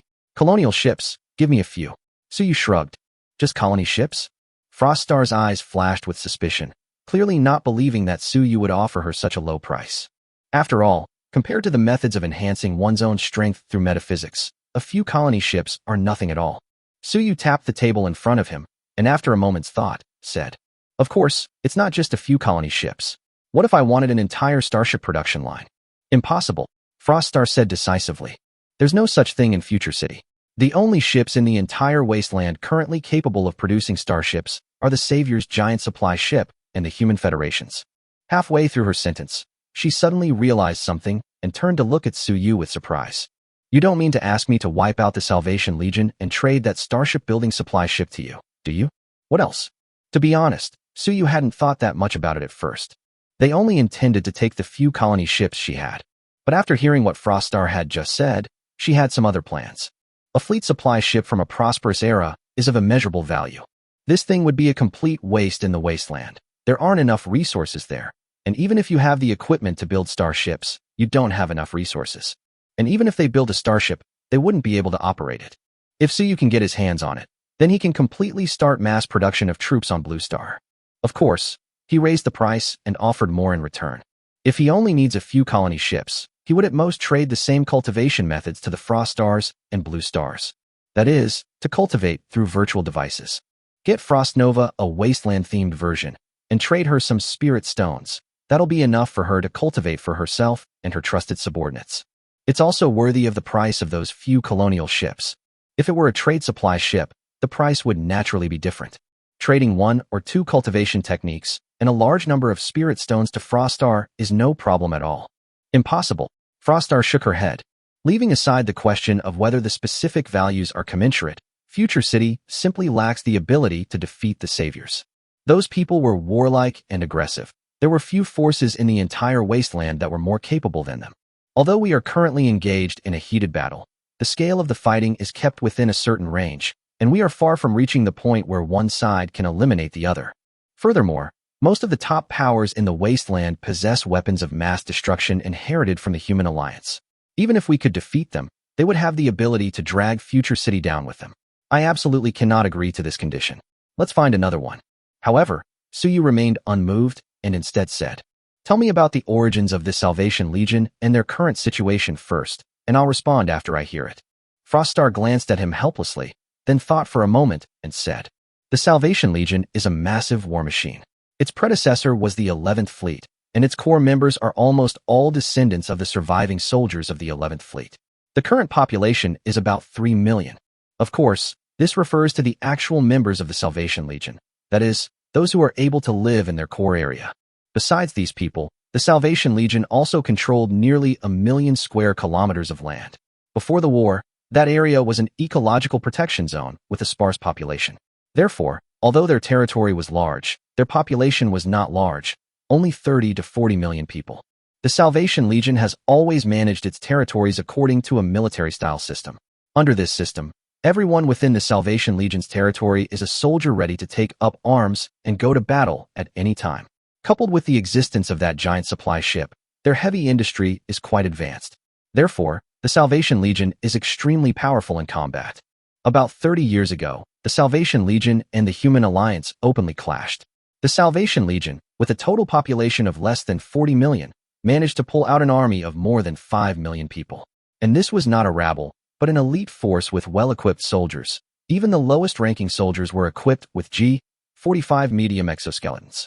Even the People's Federation suffered a great loss that time, marking the beginning of the complete collapse of the People's Federation's already precarious prestige. Even the Human Alliance has suffered at the hands of those lunatics, let alone Future City. Small skirmishes are fine, but forget about completely annihilating them. Chapter 175 Survival of the Fittest, the Cruel Wasteland. After listening to her description, Suyu had a general idea of the situation of this Salvation Legion. Then, as if lost in thought, he said, Wouldn't the people living under a completely military-controlled regime, who also govern tens of millions of people, feel very oppressed? Suppressed? Froststar asked strangely. Where in the wasteland is life not oppressive? No. Suyu shook his head and said, What is life like for ordinary people in your future city? This depends on whether it's inside or outside the city. Froststar thought for a moment. There are currently about 6 million residents in Future City, while there are nearly 100 million people outside the city that are within Future City's sphere of influence, distributed in large and small settlements across an area of hundreds of thousands of square kilometers. If we're talking about the interior of Future City, these millions of people are the earliest residents of Future City. Thanks to the abundant resources stored in the Space Fortress, life in Future City is much better than outside. Apart from the relative scarcity of food due to genetic and biological pollution, the overall lifestyle in Future City, while not as leisurely as in the pre-war prosperous era, is definitely not bad. The residents of the city only need to work 6 hours a day, and the wages they receive are enough for them to experience a wide range of entertainment activities within the city. It can be said that apart from the fact that there is really no way to get food, the residents of Future City have a very high level of happiness. It is the place in the wasteland that is closest to the lifestyle of the prosperous era. Now I have gradually started to distribute some food, and the residents of Future City have greatly improved their food situation, except for the nutritional paste that is hard to swallow. Outside of Future City, residents of other settlements that are nominally under Future City's jurisdiction do not receive such good treatment, but there's nothing that can be done about it. Future City has limited carrying capacity. Its current population has reached its limit, and I cannot allow more people to enter. Outside Future City, the environment alone is extremely harsh, not to mention other aspects. It's difficult for people outside the city to survive, let alone live comfortably. Even for many settlement leaders, their lifelong goal is nothing more than to join Future City.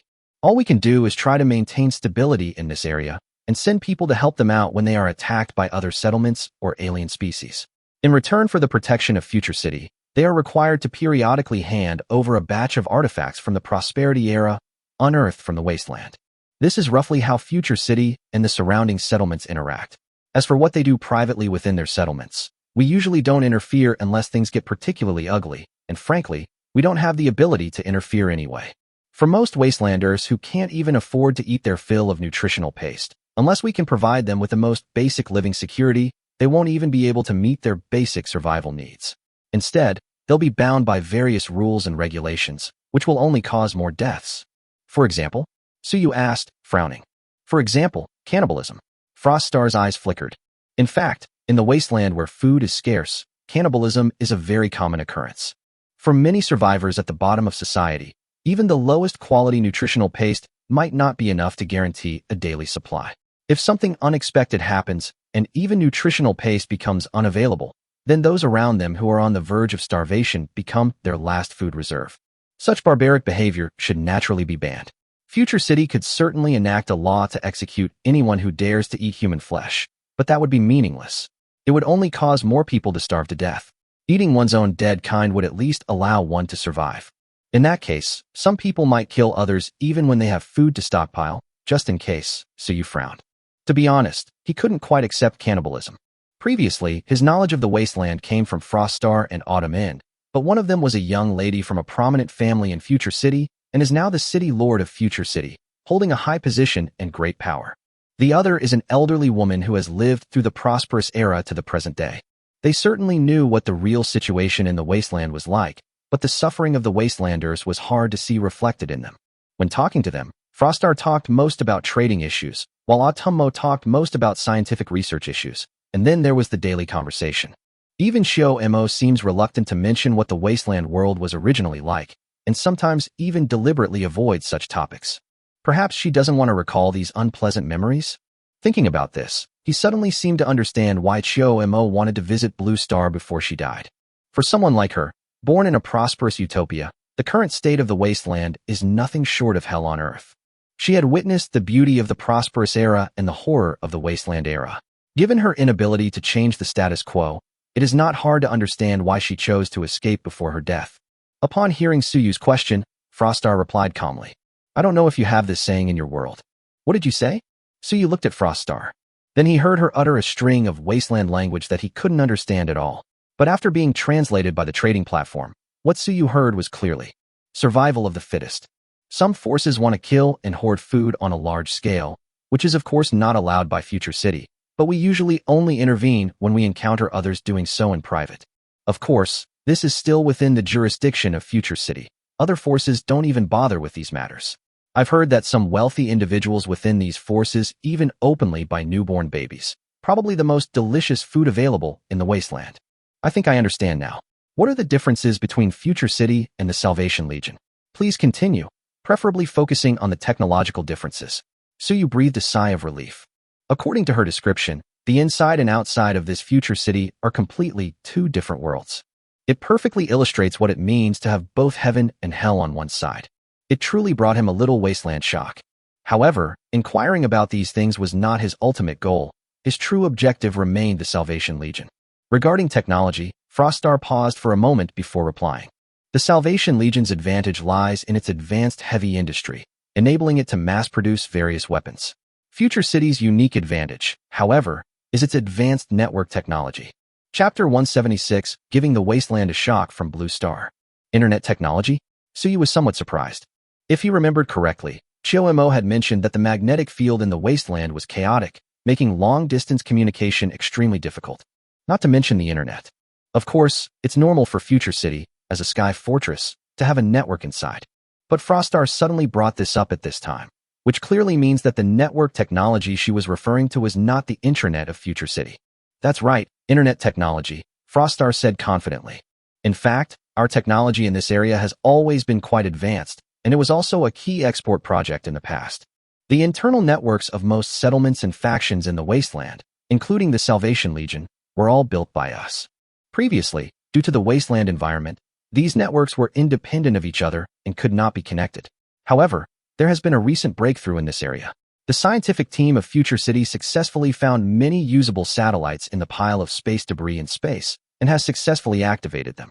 These satellites from the prosperous era are extremely resistant to interference and can fully function as communication satellites in the chaotic electromagnetic environment of today's wasteland. Moreover, because they have been floating in space for a long time, they will not attract the attention of those biological weapons and be destroyed. After being connected, their coverage area is enough to encompass the entire wasteland. We in Future City are gradually promoting the network. It is estimated that in the near future, all settlements in the wasteland will be connected online, at least in terms of network connectivity. Frostar gave a brief explanation of the internet. Suyu's eyes grew brighter the more he listened. After she finished speaking, he immediately said, "Since it's unlikely we can defeat the saviors in a head-on confrontation in a short time, let's try a different approach. I have a plan that might allow us to take them down without bloodshed." "Oh, tell me about it," Frostar asked, somewhat curious. "It's very simple. Controlling the internet is equivalent to controlling the mouthpiece," Suyu said confidently. "If you're willing, you can completely throw them into chaos." Imagine that before this, the Salvation Legion members were under military control, with limited supplies and entertainment options, leading to a very oppressive life. Compared to the miserable state of the survivors outside, most people probably wouldn't complain too much. But once the network is connected, you can allow the people of Future City to appropriately showcase their lives online, of course, in a positive way.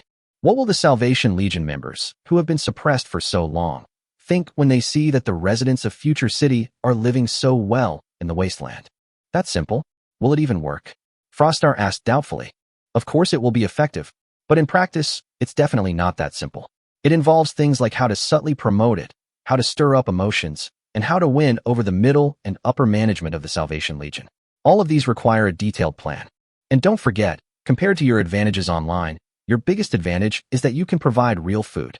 In life, once basic needs like food and clothing are met, what people pursue is nothing more than eating, drinking, and having fun. Even the middle and upper echelons of the Salvation Legion have completely lost the option of eating and drinking, and their entertainment options are extremely limited compared to yours. As long as you promote your cause effectively and take the initiative to reach out to them, they might very well be tempted. Suyu's tone was very confident. Just kidding. Tactics like fishing ship wars and exporting values are practically impossible to defend against. Even in a world like Earth, where countless nations are locked in chaotic conflict, everyone knows about the existence of fishing boat wars, yet there's still no good way to deal with them. Not to mention the wasteland people who have experienced hundreds of years of prosperity and unity among humankind and hundreds of years of wasteland era. Compared to Earth, their experience in interpersonal conflict is clearly too rudimentary. They're still at the stage of physical destruction. At times like these, giving them a little blue star shock will definitely show them what true experts in internal strife are all about. But can this really bring down the saviors? Frostar was still somewhat skeptical that such underhanded tricks could have such an effect. Of course you can. Never underestimate the foolish things people might do when driven by selfish desires.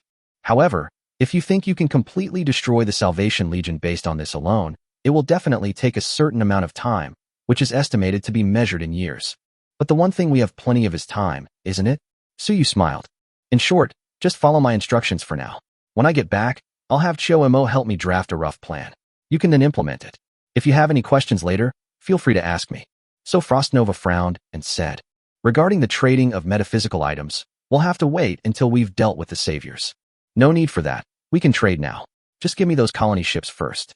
Suyu then explained to her the difference between cultivating using virtual devices and being given cultivation techniques directly. As he had expected, Frostnova quickly agreed to his proposal. He readily took the 3 colony ships he had on hand, as well as the set of Heavenly Punishment class power armor that he had lost the sparring match with. In exchange, they would acquire the virtual equipment that Suyu possessed, which allowed him to cultivate in the virtual world. They also received 1 million spirit stones in return.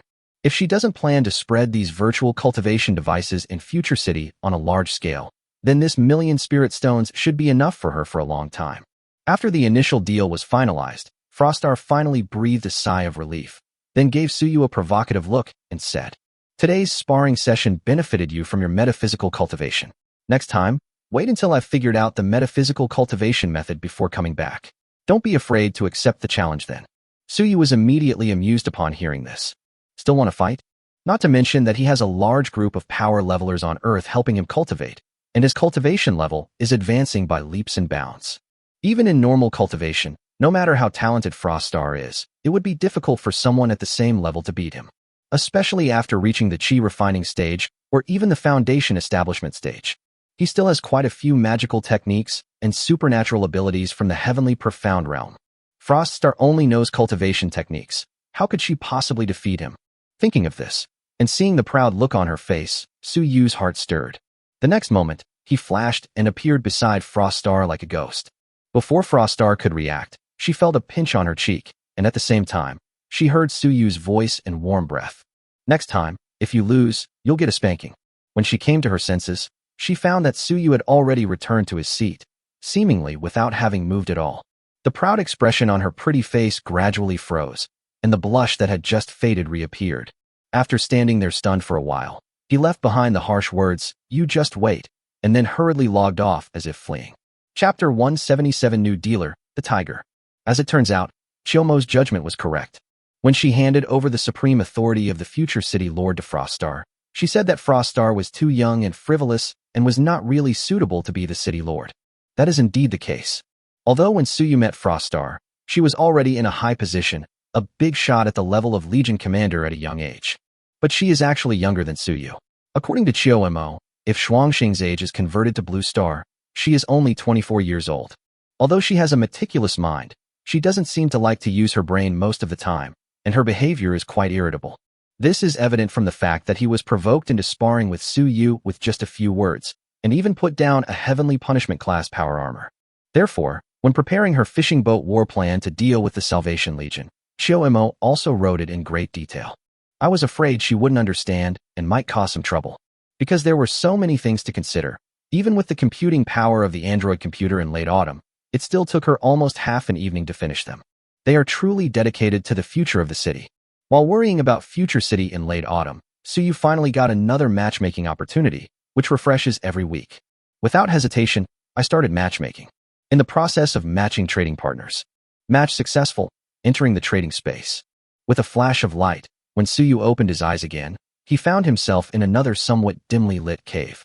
The cave was surrounded by various bone vessels, which looked quite eerie. Suyu roughly understood why the different positions one was in when trading with different counterparties were related. Basically, the trading platform will proactively adapt to the cultural customs of both parties to create an environment that both can quickly accept as the trading space. It doesn't mean that Suyu traveled to someone else's world. Therefore, once Suyu entered the trading space, he would take a quick look at the environment, and if he felt comfortable, he would assume that the probability of a successful transaction was high. This proves that he and the trading partner he was matched with have at least a lot in common and should be able to communicate normally. The environments he was previously matched with, like the tentacle monsters and goblins, were so challenging that he couldn't stand them once he entered them. This illustrates that even if the trading platform tries to adapt, the significant differences in culture, values, and other aspects between the two parties still prevent the creation of an environment that both sides can adapt to.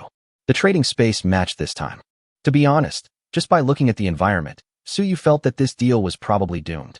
Putting everything else aside, the sheer number of white bones filling the cave, even though he didn't seem to see any human bones or anything like that, was enough to deter anyone from entering. This proves that his trading partner this time is probably not so easy to communicate with. As expected, after taking a quick look around, Suyu finally fixed his gaze on the trading partner standing on the other side of the cave.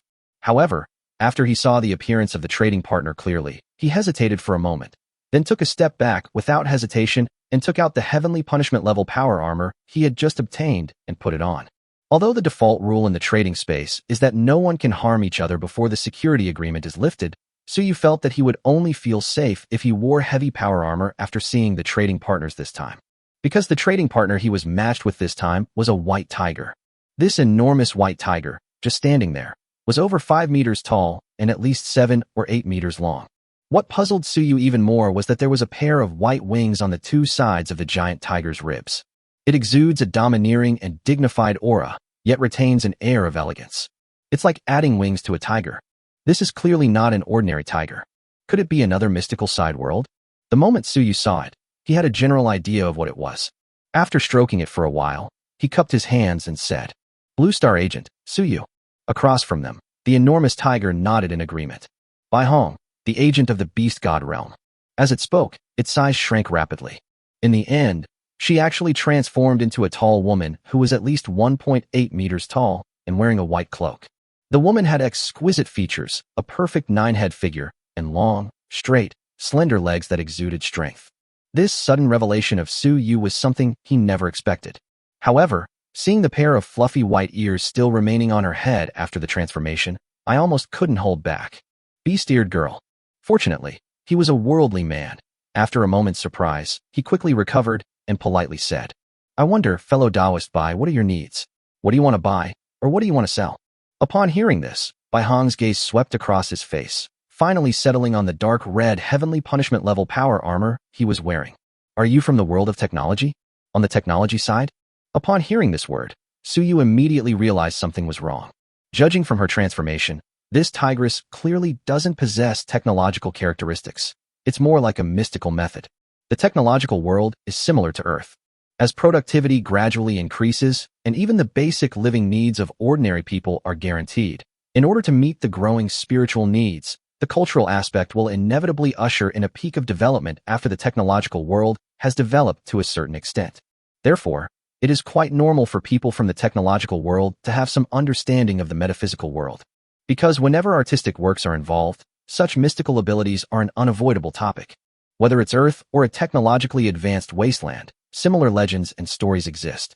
Conversely, a metaphysical world where the strong are so powerful they possess the ability to govern the world, while the weak struggle to even survive, clearly lacks this characteristic.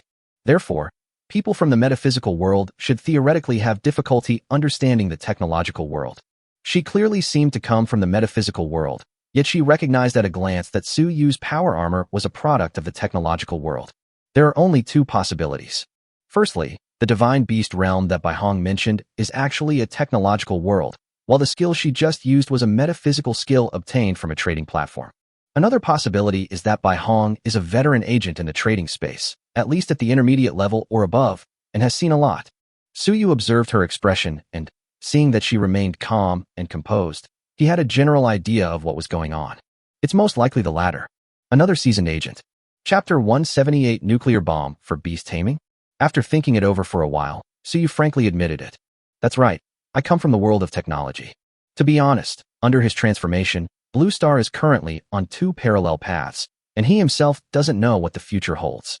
But for now, it's definitely more technology-oriented. Bai Hong walked to a stone bench, sat down with his legs crossed, propped his chin on one hand, and lazily asked, "What is the general level of technological development in your world? I've heard that the weapons on the technology side are quite interesting. If I want a batch of powerful weapons, can you provide them?" "Weapons?" Suyu's eyes lit up, and he quickly said, "Of course we can provide it." As he spoke, he swiped a few times on the platform panel in front of him, found the advertisement for local specialties that he had prepared long ago at Shiomo's suggestion, and sent it directly to Bai Hong. To increase the success rate of transactions, Shiomo specially produced a series of videos from different angles, which can perfectly showcase almost all the items that Suyu currently has that he can sell. This is to facilitate display when matching new transaction objects.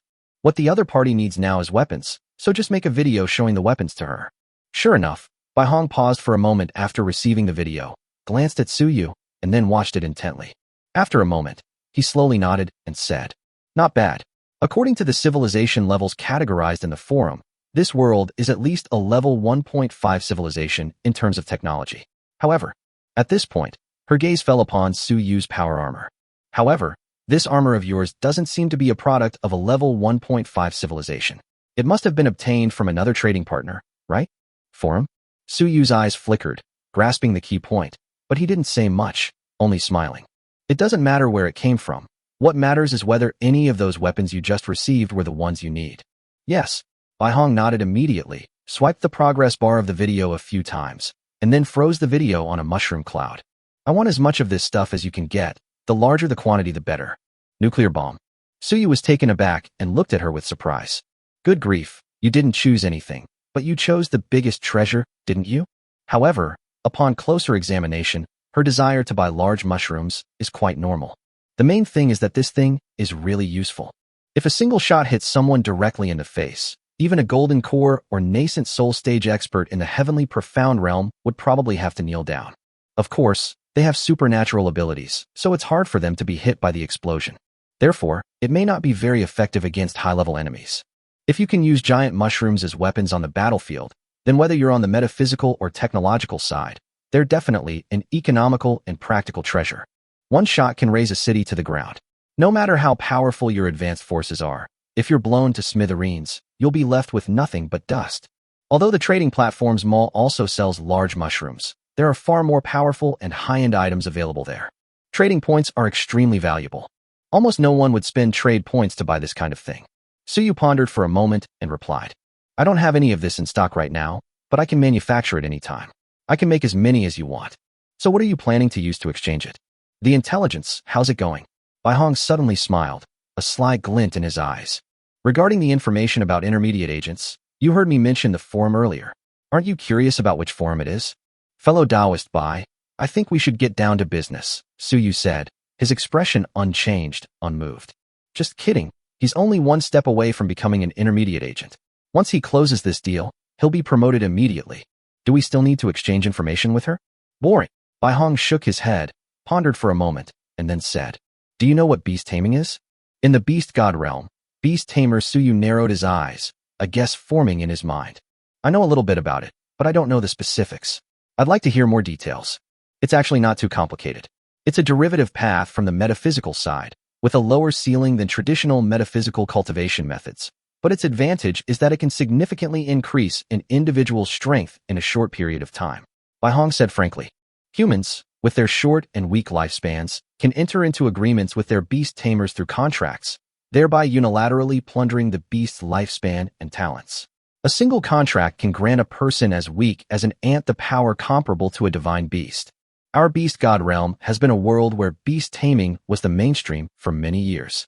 Of course, humans have now been wiped out by us, and this place is now the domain of beasts. Therefore, Su Yu hesitated. So I have the methods of beast taming used by humans in our world before, and a large number of beasts for you to choose from, including some with the bloodline of divine beasts. How about using this as a bargaining chip? Bai Hong stated his price. I need to understand the specific process of beast taming and whether anything else is needed besides the taming itself and the contract, Su Yu replied after a moment's thought. After all, this is a completely unfamiliar territory for me. He couldn't possibly agree to something so casually without understanding anything. 3 nuclear bombs with a yield of 5 megatons each. I can give you a divine beast cub and the beast taming technique first. You can take it back and study it yourself. After you've studied it, we can continue trading later. After all, for people like us, time is plentiful, isn't it? Bai Hong laughed. Su Yu thought for a moment, then agreed to the 3 5-megaton nuclear bombs. Sure, but I need to prepare, so I can only deliver it to you tomorrow. No problem. Bai Hong waved his hand readily. A wooden cage emitting a faint glow appeared on the table in front of her, with a thick parchment book on it. Inside the cage was a pure white fox dozing off. This is a spirit fox. This race possesses the bloodline of the 9-tailed celestial fox and is a descendant of divine beasts with extremely pure blood.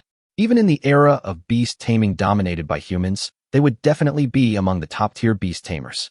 The book above is a method of beast taming, which, as far as I know, is one of the most advanced beast taming methods used by humans in the era of beast taming.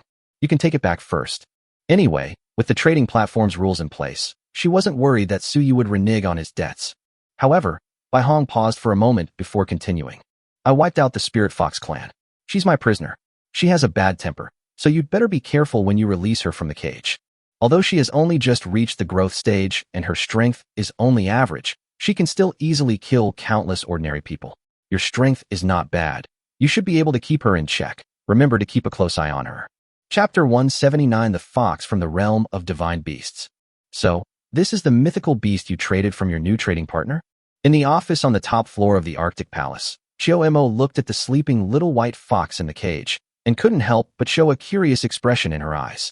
Animals can develop intelligence after being nurtured with sufficient spiritual energy. She has already proven this in the laboratory. But that's merely the emergence of intelligence. To evolve into the kind of divine beast described in myths, legends, and game novels, capable of swallowing clouds and spitting out mist, possessing the power to reach the heavens and the earth, is a different matter. We don't know how far the road ahead is. But now a real-life example is right in front of her, which naturally makes her want to study it carefully. It can't really be considered a divine beast. At most, it's just a cub of a divine beast's offspring. Suyu shook his head, then recalled Bai Hong's appearance before its transformation. He still vividly remembers the suffocating sense of oppression that emanated from afar. If he had to say something, he thought that this newly matched trading partner was actually very likely a real mythical beast. Of course, Bai Hong wasn't as naive as Shan Pianran and her apprentice, so he didn't manage to extract much information from Bai Hong during their previous conversations. He doesn't even understand how to distinguish between divine beasts and non-divine beasts. Whether someone is a divine beast or not, he judges it entirely based on his intuition. Well, regardless, she has extremely high research value. Remember to collect some hair and bodily fluid samples later. I'll study them. At this point, Chio-mo looked at the fox in the cage and couldn't help but praise it. Even disregarding her special abilities, her appearance alone perfectly matches the aesthetic preferences of most humans for pets. She's truly beautiful. If it weren't for the cage, she would have been tempted to take the little fox out and give it a good rub. Let's find a room and release her first. After I subdue her, I'll make her cooperate with your research. This cage is probably something like a seal. The little fox was sleeping the whole time in the cage, which is a sign that it was sealed away. Once she is taken out of the cage, the seal will dissipate and she will wake up. According to Bai Hong, this little thing might not be very friendly once it's released. Letting her out here directly is definitely not an option. It's best to find a safe, enclosed space. After Suyu used violence to subdue her, he used a method from the beast taming techniques to imprint a mental mark on her, which would be considered as controlling her. Of course, this control does not mean that he has become a beast tamer. It simply means that after leaving this mark, he can control her life and death. Unlike the beast tamers Bai Hong described, who could share the lifespan and abilities of their tamed beasts, such tamers needed to form a complex contract and the tamer's own consent. It couldn't be done by force or violence. Soon, they carried the cage to the emergency shelter deep underground in the Arctic Palace. The emergency shelter is located more than 500 meters underground and was built to nuclear protection standards. Even if a nuclear bomb with a capacity of tens of millions of tons were to explode in Ziwiyuan, the people hiding inside would be safe and sound. However, this situation is unlikely to occur, so apart from Suyu and Chio-mo, almost no one knows that there is such a facility underground in Ziwiyuan. The daily maintenance of the shelter is also handled by 2 androids. There is no one else inside. The seal will be broken here, so even if the little fox has some unexpected tricks up her sleeve, there's no need to worry about her escaping. Suyu entered empty-handed, while Chio-mo wore the Heavenly Punishment class power armor. According to the Tianxian Realm's level classification system, this little fox's strength is roughly at the mid-stage of body tempering, but not quite at the late stage. Suyu already possessed the cultivation level of the late-stage body tempering realm, so this little fox posed no threat to him whatsoever. This is the content written into the transaction contract when he and Bai Hong made the deal. It cannot be fake. So it doesn't really matter whether he wears power armor or not. As for Chio-mo, her android body actually has a certain combat capability. In fact, if Suyu is not careful, she might even electrocute him while using the hand stun gun. But she has a fatal flaw. She only has a soul, not a body. Her soul is currently still reliant on the nourishment of the soul-devouring jade, making it quite fragile. Bai Hong also specifically mentioned that the spirit fox's forte is mental attacks that directly target the soul. Suyu's level was higher than hers. The soul strength of a cultivator in the late stage of body tempering was far beyond that of ordinary people. The little fox's tricks are unlikely to affect him. But Chio-mo was different. Her soul was not as resilient as Su Yu's, who had already begun his cultivation journey. But the main reason she dared to follow was that heavenly punishment class-powered armor. It's safe to say that it lives up to its reputation as the strongest medium-sized power armor capable of easily defeating storm-class power armor. In addition to its standard biased force field that grants immunity to physical attacks, it also incorporates a large number of advanced technologies that were still classified during the Prosperous Era and whose principles were not even clear to Chiyomo. One of them, called the Energy Conversion Shield, is actually immune to energy attacks. It can absorb and convert incoming energy into usable energy for storage, or it can be used as an energy attack to launch it back out. In addition, there is a device called the Mindset Stabilization Field, which, when activated, can isolate mind contamination to a certain extent. Mind pollution is the term used in the wasteland.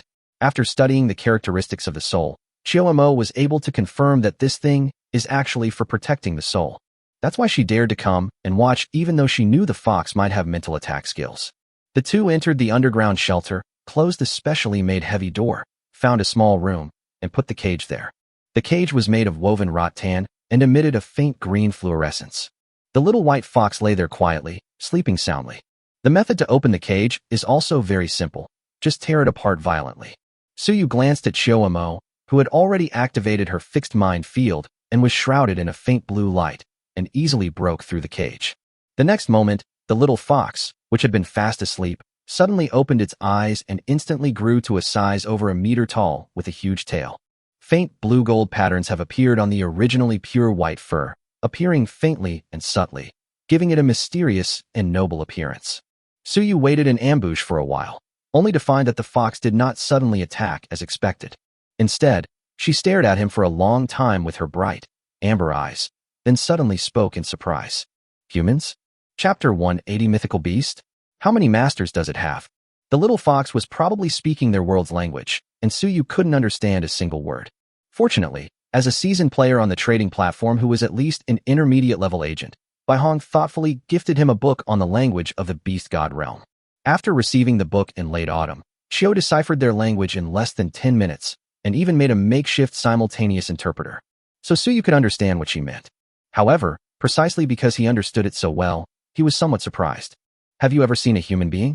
According to Baihong, the humans in the beast god realm should have been wiped out by those beasts many years ago. This spirit fox seemed to be quite young, yet it was able to recognize a human who had been extinct for many years at a glance. However, the fox did not answer.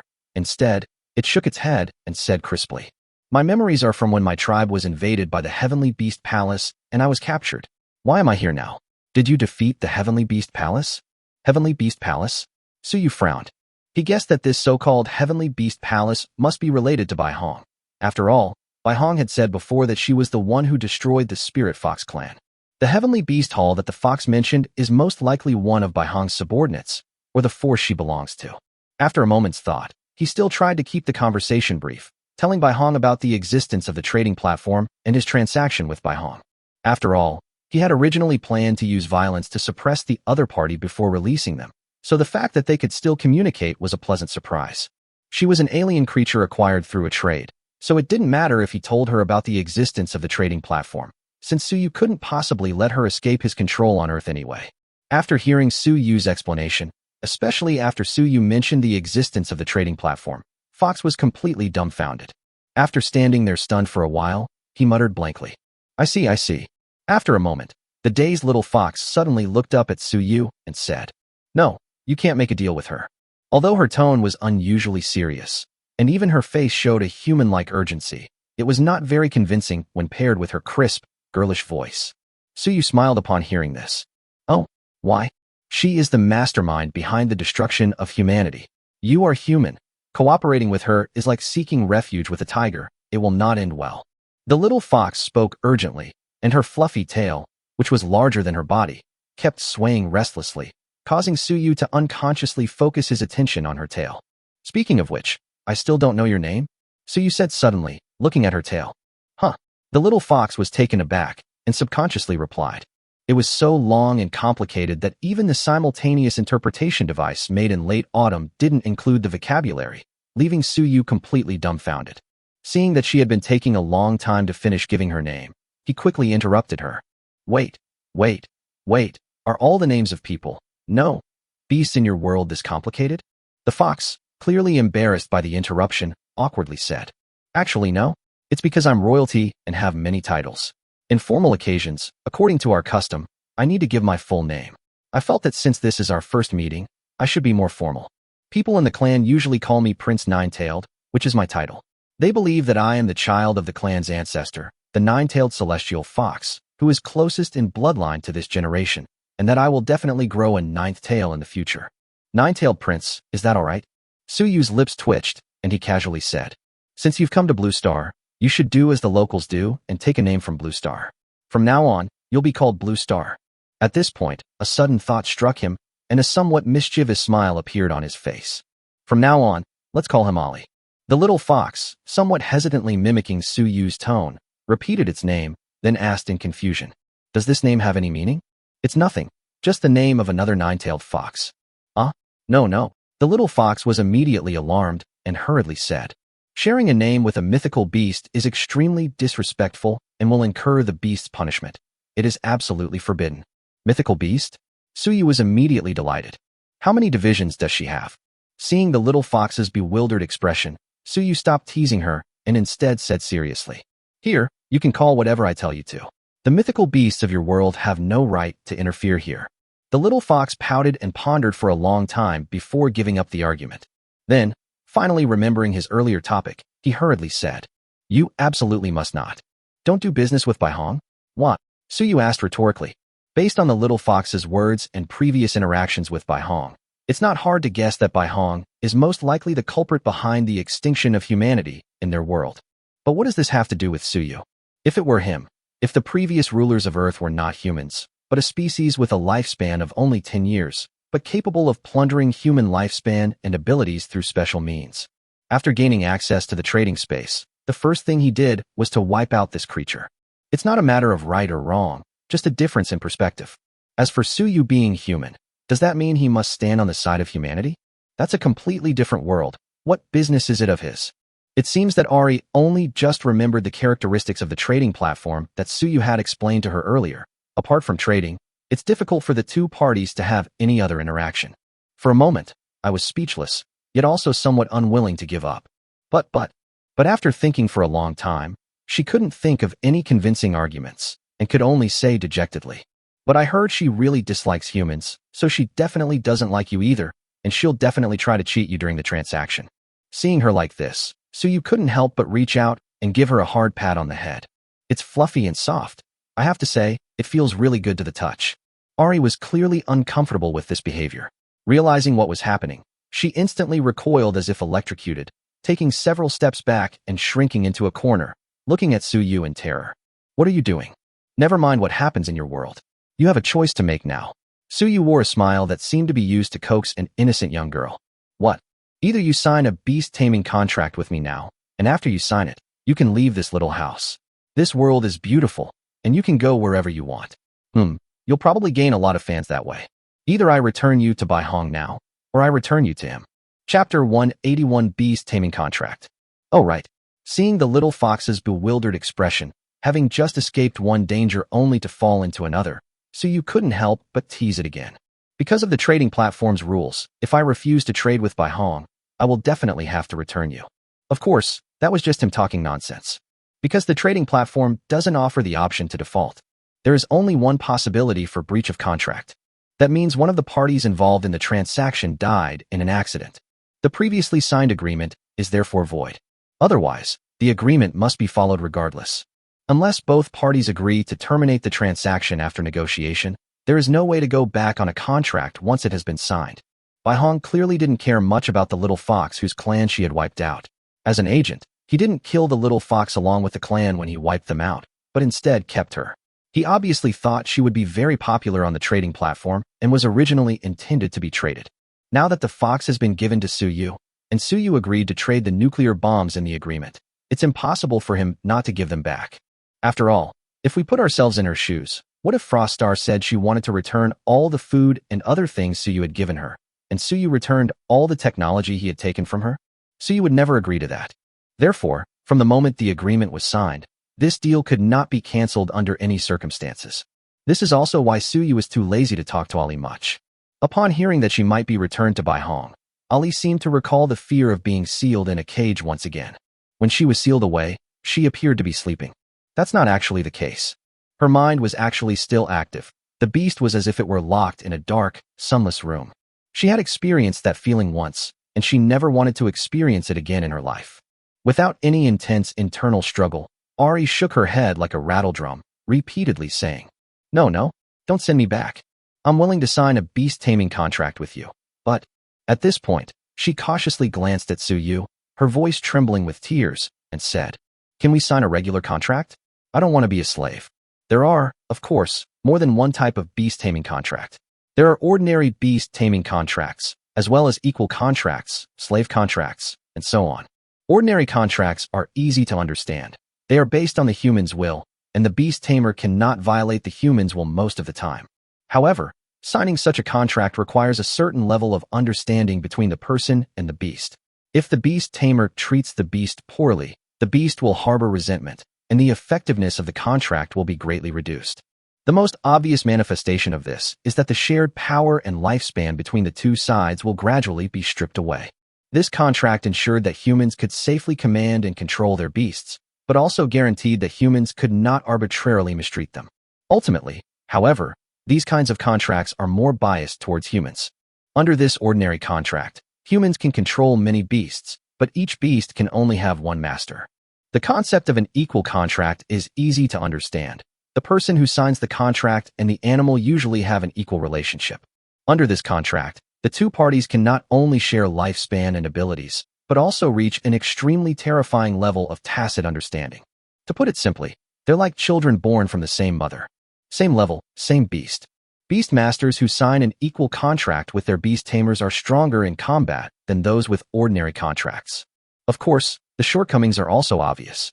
That is, under the equal contract, the two parties can only have each other for the rest of their lives, and the beast tamer cannot control multiple beasts at the same time.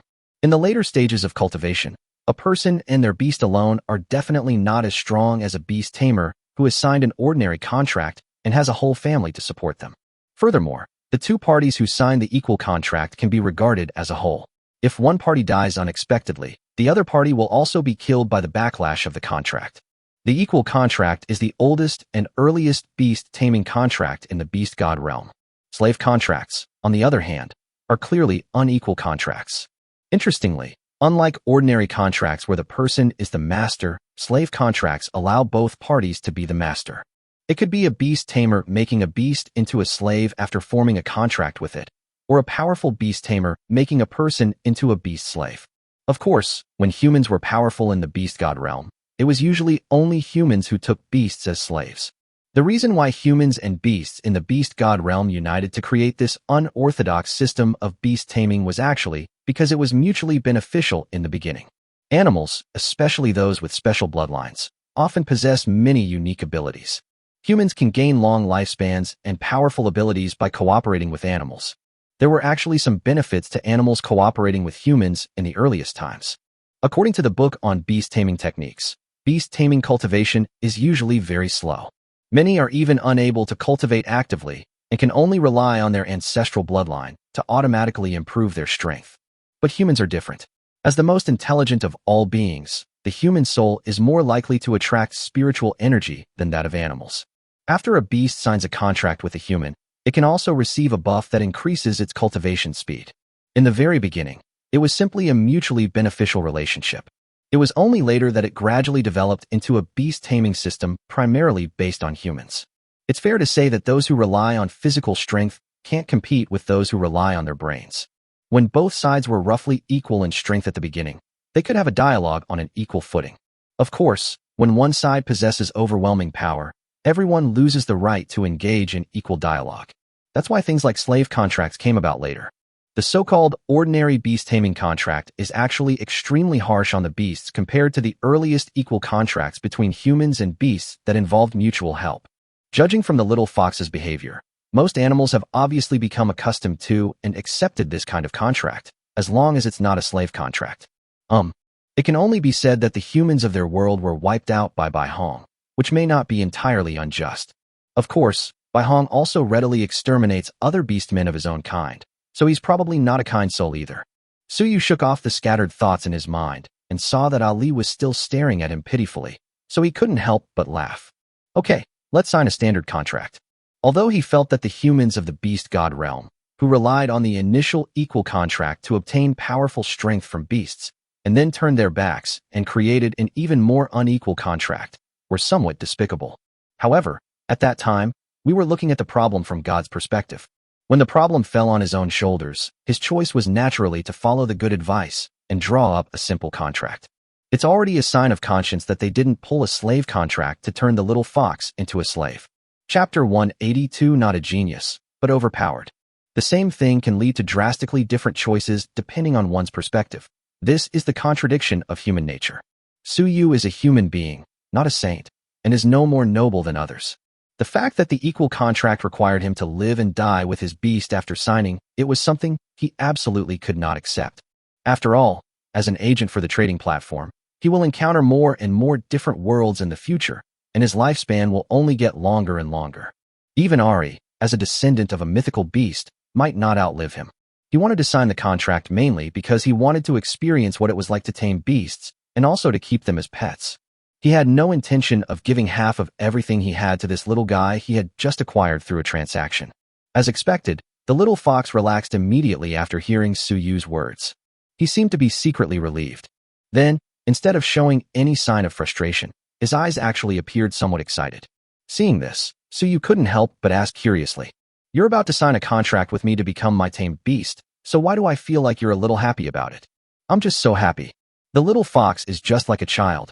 Its emotions come and go quickly. The little guy, who had just seemed terrified, was now very excited and quickly said after hearing Su Yu's words, "Humanity in our world went extinct before I was even born, so I haven't even experienced what it's like to sign a contract with someone. I heard from the elders of the clan that after signing a contract with a human, one's cultivation speed can be greatly increased. They also said that if humans were still around, I would say that if we could sign a contract with a human genius, he would definitely become a nine-tailed celestial fox divine beast in the future." As she said this, her large amber eyes stared intently at Su Yu, full of anticipation. "Are you a genius?" "No." Su Yu's lips twitched. "Ah." The little fox visibly slumped down in disappointment. Su Yu thought for a moment and then added, "But I'm a cheater." "What is it?" the little fox asked, looking puzzled. Children shouldn't ask so many questions. "Oh." After settling things off with the little fox, Su Yu left her in the underground shelter while he and Shou Mo went to prepare the contract. Sitting in the elevator, Su Yu looked at the beast taming techniques translated by Shou Mo and couldn't help but ask in confusion. Could this kind of beast taming contract be effective only under specific rules in their world and then become useless here? No. Shou Mo immediately shook her head and said, "While you were talking to that little fox, I took the time to do some research.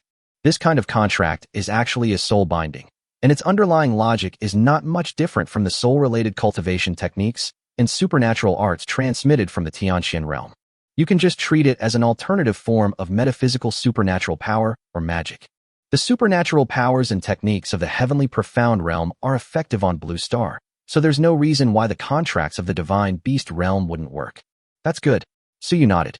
Although it was already past 3 a.m. on Monday, neither of them showed any sign of going to sleep. After some attempts and spending some spirit stones, they quickly replicated the contract from the beast taming technique. It was basically a piece of parchment, and the contract was written on it in a special way using spiritual power converted from spirit stones. Thanks to some metaphysical knowledge they gained from the heavenly mystic realm, the two were able to finalize the contract so smoothly. If it were people from other technologically advanced civilizations who knew nothing about these things, they would probably have to go back to Bai Hong to ask him how to do it. Furthermore, it can't be done without spirit stones. I'll probably have to ask Bai Hong for some related materials. It can only be said that he is a seasoned agent. He quietly set a trap for Su Yu in their very first transaction. This is essentially the same strategy Frostnova used when she sold power armor, but not batteries. However, Frostar was quite straightforward and set it on the spot. Bai Hong, on the other hand, clearly understood the situation well. After giving the item to Su Yu, she didn't say much, intending for Su Yu to run into a wall before going back to beg her. Fortunately, Su Yu was more skilled, and Shou Mo, who was studying the Tianxian realm techniques, was able to understand this thing by analogy. Otherwise, even with the cultivation methods of the heavenly profound realm as a reference, it would be difficult for him to handle this matter on his own. After finalizing the contract, the two returned to the underground shelter. Having just broken free from the seal, Ari was like a curious child, sniffing and touching everything in the small room. They seemed to have a strong curiosity about everything. So much so that she didn't even notice when Su Yu and Shio Mo returned, as she was carefully fiddling with a large-screen TV in the room. It contains a simple introduction to Earth. After Su Yu put the simultaneous interpretation device on her, he played some music for her to familiarize herself with Earth so she could adapt quickly. Clearly, the little fox wasn't very interested in what was in the video. Instead, they were extremely curious about the television that hung on the wall, which could emit light and shadow and also produce sound. As she was touching it, she accidentally touched the power button. The TV screen went black instantly. The little fox paused for a moment, then cried out in alarm and quickly retreated. Only then did she notice Shio Mo and Su Yu, who had entered the room at some point. She immediately pointed her paw at the black screen television and said, "It's broken." Seeing that neither of them spoke, and they were just silently watching her, Ari endured for a while before slumping to the ground in dejection, saying, "Okay, I broke it." Seeing this, Su Yu couldn't help but chuckle as he walked to the TV and pressed the power button. The television immediately turned on. Upon seeing this, the little fox's eyes widened immediately. "It's fixed again." After thinking for a moment, Su Yu decided against explaining the TV switch to her. Instead, he patted her head twice and chuckled. "Why did you seem so scared just now?" Although Ari wasn't used to being petted, she felt guilty upon hearing this and forcibly stopped her instinctive urge to shrink back, letting Su Yu knead her as he whispered, "Because I broke your treasure." In her view, television, being such a magical thing, was clearly an extremely rare treasure. Su Yu smiled and then asked, "Do you like it?" I'm referring to electricity, this precious thing." Ari subconsciously said, "I like it. If you like it, I'll give it to you." The little fox's eyes widened instantly, and it looked up at Su Yu in disbelief. She seemed completely surprised that Su Yu would give her such an extraordinary treasure. Before she could react, Su Yu continued, "I have many more similar treasures." As he spoke, he produced the contract. "Sign this contract, and you can have as much as you want in the future." Chapter 183 Mind Control? Autumn's End. I'll give it a try. Although the little fox had already agreed to sign a regular contract with him. However, there is a certain possibility that such a contract may fail. Especially when a beast tamer signs a contract under duress or coercion, the chances of failure are quite high. Therefore, in order to increase the success rate and ensure that nothing goes wrong, Su Yu still chose to cater to her preferences, making her truly willing to sign the contract, rather than being forced into it by Hong's intimidation. Sure enough, after hearing his words, the little fox's big eyes gleamed with a greedy light. Without the slightest hesitation, she bit her own paw, leaving a bloody plum blossom paw print on the contract. Having already figured out the process, Su Yu stretched his hand to the side, and Shio Mo, wearing the heavenly punishment level power armor, immediately controlled the armor to eject a chainsaw sword. With a gentle stroke, a perfectly deep and shallow scar appeared on Su Yu's palm.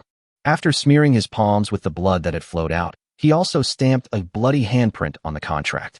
The instant the handprint was placed, the parchment contract, beginning with 2 bloody handprints, ignited a crimson flame. It burned out in no time. Strangely, after the fire was finished, there was no smell of burning leather in the small room. Instead, there was only a faint fragrance. At the moment it burned out, with Su Yu's current cultivation level, he could clearly see 2 beams of spiritual light, invisible to the naked eye, flashing out from the contract. They disappeared into their own foreheads and Ari's foreheads, respectively. Then, he clearly felt that he and Ari seemed to have a certain tacit understanding, and he seemed to have an epiphany in an instant, gaining some special ability. "How do you feel?"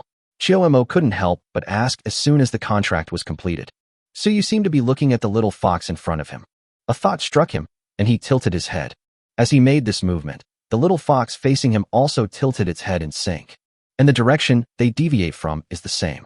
Magic. After trying a few more times, Su Yu was amazed to find that the little fox could perfectly synchronize its movements with his. If the phrase telepathy was previously an abstract adjective for him, he now understands its meaning better than anyone else in the world. Ari knows almost instantly what she wants to do. This feeling is amazing. Of course, this is actually one way. Su Yu could sense that the initiative was in his hands, and he could cut off this connection at any time. After the contract is completed, both parties possess an extremely high level of tacit understanding, capable of comprehending each other's meaning without verbal or physical communication. This seems to be a more advanced and sophisticated method of information exchange. Is it information transmitted via brainwaves after the contract is established through soul binding? Or is it an information exchange accomplished in a special way through some unknown spiritual bridge? Chiomo rubbed his chin and wrote it down, not in a hurry to study it now. Instead, he said to Suyu, besides having an extremely high level of teamwork, are there any other feelings? For example, gaining greater strength, longer lifespan, or special abilities? I can't really feel her lifespan, and as for strength, she's not as strong as me, so I don't feel anything significant. It seems to have special abilities. I'll have to try it out. Is it a mental health-related one? Chiomo pressed. That's right. It seems it can not only attack a person's soul, but also control it. Suyu nodded. Give it a try? How do I try it here? Suyu glanced around. Aside from Ari, who also possesses this skill, only he and Chiomo were present. Let me try it. Chiomo immediately said. As she spoke, she turned on the switch of the heavenly punishment level power armor and stepped out. With a hint of excitement in his eyes, he said to Suyu, you can try controlling my soul. I can record this feeling, which I think might be of great help in my research on soul-based cultivation techniques in the heavenly profound realm. Are you sure? Suyu looked her up and down. There's no real danger involved. When he acquired this ability, he already roughly knew how to use it. However, the soul is the very foundation of a person's existence. Controlling the soul may trigger some special effects, such as seeing the memories deep within someone else's soul, which is somewhat disrespectful. So he never intended for Chiomo to test his skills. He was originally planning to go out later and find some fugitive or something to test them on. Of course I'm sure. You wouldn't let anything happen to me, right? Chiomo blinked. All right then, let's change rooms. Suyu glanced at Ari, who was obediently squatting on the ground watching the two of them. With the little thing nearby, he was afraid it might cause some trouble later.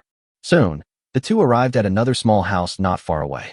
Looking at Chiomo sitting on the bed with her eyes closed, seemingly ready to let him do as he pleased, Suyu was still somewhat uncertain and said, this is my first time using this skill, so I might not be very proficient. Are you really sure you want to try it? Could there be irreversible harm? Chiomo asked rhetorically. No, that won't happen. It's just that there's a possibility that because I don't have enough control, I might lose control after taking control of your soul, leaving it in a state of disarray. It might act on instinct and cause you to die. This process won't last long, at most a few minutes, or even a few tens of seconds, and you'll return to normal. Suyu explained somewhat awkwardly. So what? It's just the two of us anyway, come on. Chiomo said nonchalantly. There is no scientific experiment without risk. If you don't even dare to take this risk, how can you expect to achieve results? Here I come. Suyu said no more. Quietly watching Chiomo sitting on the bed, a faint silver light gradually emerged in his black eyes. After signing a contract with Ari, the skills Ari shared with him were like etched into his DNA, making them as easy to use as his own limbs. With a thought, his skill was released almost instinctively. As autumn faded before him, his azure eyes slowly lost focus, gradually becoming lost in thought. Even Chiomo's true form within the soul-devouring jade lost consciousness in that instant. She had become Suyu's puppet. What he wanted her to do was entirely up to Suyu at this moment. This strange feeling was even stronger than when I signed the contract with Ari earlier. However, barring any unforeseen circumstances, something unexpected is bound to happen. Chapter 184. You've gone too far, so this is what you're like. Just as Suyu was trying to control Chiomo's soul to issue commands to the android, making the android move and take a look. But they found that the process seemed a bit too complicated. Only then did he remember. The way the soul controls the body at the end of autumn is completely different from that of ordinary people. For ordinary people, the soul controlling the body is as easy as using their own limbs. Suyu himself is a normal person, so of course he wouldn't feel uncomfortable with the feeling of his soul controlling his body. Therefore, for him, if he were to control an ordinary person, getting the controlled person to move would definitely not be a problem at all. But it's late autumn that's being controlled right now. To make the android move through her soul, a large number of extremely complex brainwave commands need to be input. Suyu, a normal person with flesh and blood, how could he understand these things? No doubt about it. He went too far. Fortunately, just as he said before, even if things went too far, it didn't have a huge impact. For a certain period of time, Chiomo's soul will be in a state of wandering, which he cannot control, nor can Chiomo himself control. They just do things instinctively. Realizing he had gone too far, Suyu figured there wouldn't be any serious consequences, so he didn't panic. After thinking for a moment, he glanced at the several cameras in the room that Mo had activated to record this scene, and decided to use his own permissions to turn them off first, to prevent the scene of the death of the community at the end of autumn from being recorded. But he hadn't even had a chance to speak. The man sitting on the bed in front of him, Mo, suddenly stood up. A pair of deep blue eyes stared straight at him, lacking their usual liveliness, yet not the emptiness one would expect from an android completely taken over by AI. Rather, it's a state of bewilderment. Clearly, it is now Mo, acting on instinct after losing control, who is now in control of the androids. Seeing her staring intently at him, Suyu sensed that something was amiss. Before he could figure out what was wrong, he saw Mo on the bed look at him with a sudden, burning gaze. Then, she took a few steps off the bed and buried herself in Suyu's arms. What? Suyu was completely shocked. This doesn't make sense, does it? Although he realized he was losing control, he was somewhat looking forward to what kind of good things Aunt Shio, who was always dignified and elegant, would do. But he never expected that Mo's instinctive reaction after losing control would be to hug him. There were only him and Mo here. In fact, no matter how crazy Mo went after losing control, it was still nothing special. Since no outsiders knew, it couldn't be considered a social death. But if I hugged him directly now, that would be absolutely outrageous. She was able to accurately find the only way to die among countless options, something Suyu never expected. After a moment of stunned silence, to prevent Aunt Shio from becoming enraged and trying to take him down with her, Suyu thought for a moment and decided to pull her off him first. However, he underestimated how crazy Mo, who was usually so dignified, could be after losing control. She wouldn't let go at all. Although with Suyu's current strength, it wouldn't be a problem to forcibly break it off for her. However, considering the difficulty in manufacturing this android, it would probably be difficult to repair if it were damaged. He abandoned the idea of violently pulling her down. Despite his struggles, Mo held on tighter and tighter. He even used his hands and feet to pin his entire body against Suyu. The most deadly thing is that this bionic body is so realistic. If you don't take them apart, you can hardly tell the difference between them and the real thing. You can clearly feel the soft skin, the gentle breath, and even the jasmine-scented body fragrance and the temperature of the skin. Suyu is a normal person. A normal young man who hasn't been with a woman for almost a week. How could I possibly withstand such stimulation? You're using this to test your cadres? After struggling a few more times, and realizing that he was not confident he could pull her off without damaging the android, he realized he had no chance. Suyu then gave up struggling. Ellipsis. After an unknown amount of time, Mo's bewildered pupils suddenly brightened and regained their clarity. Just as Mo regained consciousness, her brain crashed again. Looking at Suyu so close to her, she was unusually stunned for a while before finally clearing away a large amount of redundant data and restoring her computing power. However, instead of immediately pushing away the reckless Suyu, she quickly accessed the data to check what had happened in those few minutes. After watching, at the end of autumn, I experienced what it felt like to be socially dead for the first time in my life. She never imagined that she would do such a thing to Suyu after losing control of her soul. The flawless goddess instantly transformed into a lovesick woman. For a fleeting moment, she even had the urge to live on another planet. After telling herself countless times in her heart that it was okay and that only he knew, Mo finally managed to calm herself down. This also ruined Mo's original plan to calmly push Suyu away, reason with her, and seriously discuss academic issues to smooth things over. When was the last time you felt nervous? 100 years ago? Or perhaps during the youth of 200 years ago? Autumn has faded from memory, but she is certain that this is probably the most stressful time of her life. Her blue eyes opened and closed again. The atmosphere gradually improved, and everything seemed to fall into place naturally. 10,000 words omitted here. Chapter 185 The Talkative Fox. The following day, Monday. Suyu didn't wake up until the afternoon. Looking at the dimly lit little room in the underground shelter, he was stunned for a while before he remembered what had happened last night. Then, looking around, I realized that Mo had disappeared, leaving only a note on the cabinet next to me. I picked it up at random and saw that it said, "I have an important research project to do, so please don't bother me in the lab for the next few days." Well, at your age you're still shy? Suyu shook his head and let her be. A smart woman wouldn't cause so much trouble. Mo is certainly a smart woman among smart women, so naturally she wouldn't let this little thing affect her. Moreover, this matter came about naturally. The two had been together for so long, and there had been times when they were somewhat ambiguous and had quite a few intimate moments. This time it's just a step further. Stretching, Suyu glanced at the surveillance cameras in the room and couldn't help but chuckle. Aunt Chiyo, did you delete the surveillance footage from last night? If not, show it to me. Roll. From a speaker placed in some corner of the room, Chiyomo's voice, filled with shame and anger, rang out. I'm leaving now, I'm leaving now.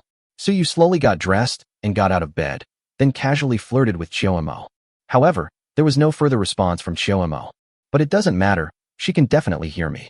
He was planning to go up to his rooftop office to take a shower and change his clothes. But when he opened the door, he found an android already waiting outside with clothes in hand. Without a doubt, this was arranged at the end of autumn. He casually thanked him and then went back into the bathroom in the small house. When I came out again, I was refreshed and fully recovered. It was only then that he remembered there was a little fox locked up next door.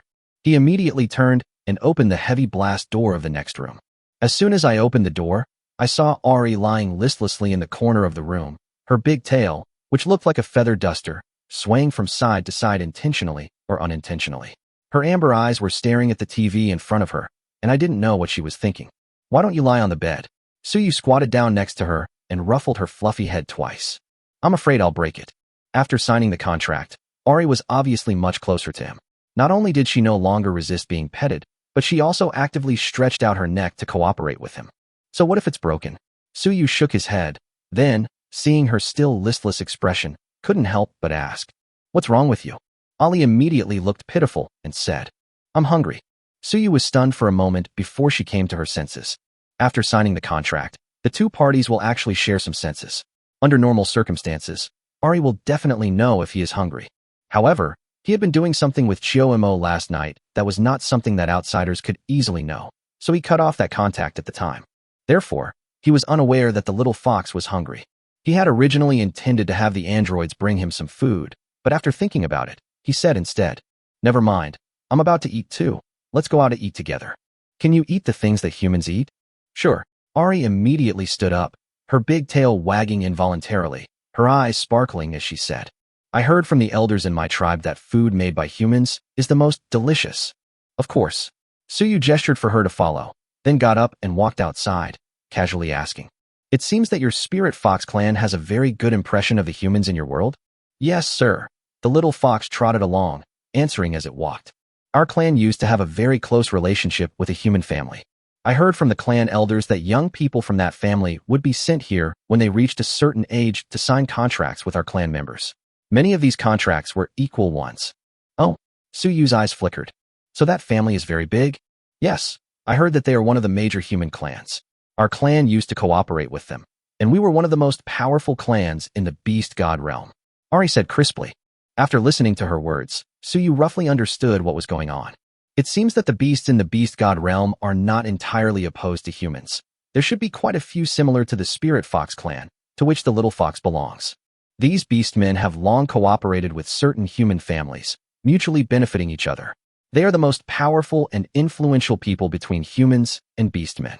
Regardless of whether the so-called beast taming system is a system of humans exploiting beasts or a mutually beneficial relationship, as long as this system exists, both the beast races and the major human families will be the biggest beneficiaries. No wonder Bai Hong wiped out the Spirit Fox clan, which was also a beast. However, Ari's mind was clearly still at a child's level, and this kind of topic was obviously too profound and heavy for her, so Suyu did not intend to talk to her any further.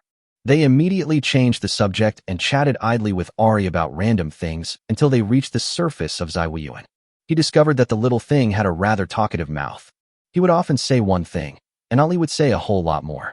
Although Suyu doesn't particularly like talkative people, it depends on the person. Ari's childlike, clear voice kept chattering in his ears, which not only didn't annoy him, but also brightened his mood considerably. The elevator quickly reached the ground floor, where the bustling lobby of the Arctic Palace was just outside. Suyu thought about it for a moment, but still didn't order Ali to shut up in front of outsiders. Go ahead and talk about it, it's no big deal. Compared to the shock a chattering fox brought to the people of Earth, it would be such a pity to make such a cute little creature hold back its urge to speak and keep its mouth shut. Besides, no one on Blue Star except him and Shio-Mo could understand the language of the mythical beast realm she spoke. I heard a sound. It sounds like there are a lot of people outside. Just before the elevator doors opened, Ari twitched her ears and said. Her big eyes held a mixture of nervousness and anticipation. It's clear that this little creature, under the guidance of its tribe, is indeed very close to humans. The people in this world are different from the people in your world. They might be very surprised that animals can talk, and they might even react a little exaggeratedly later. Don't worry about it, Suyu reminded him. As soon as he finished speaking, his private elevator door opened. Upon seeing him emerge from inside, the time and space technology employees who were hurrying by stopped and were about to greet the chairman when they saw Ari behind Suyu. They were all stunned and stood there dumbfounded. Chapter 186, Is your tech company serious? Although Ari behaves and acts like a child of a few years old, she is not physically large. When on all fours, this fox is over a meter tall, not counting its tail. Its body length is almost 2 meters. Add to that her huge tail, which is even bigger than her body, and the visual impact is quite significant. And when it grows larger, the faint fluorescence on its pure white fur and the mysterious blue and gold interlacing patterns on it are so captivating that you can't help but be drawn in at first glance. Therefore, when Suyu brought her into the hall, the originally noisy hall suddenly became quiet. Everyone was looking at Ari, who was following behind Suyu.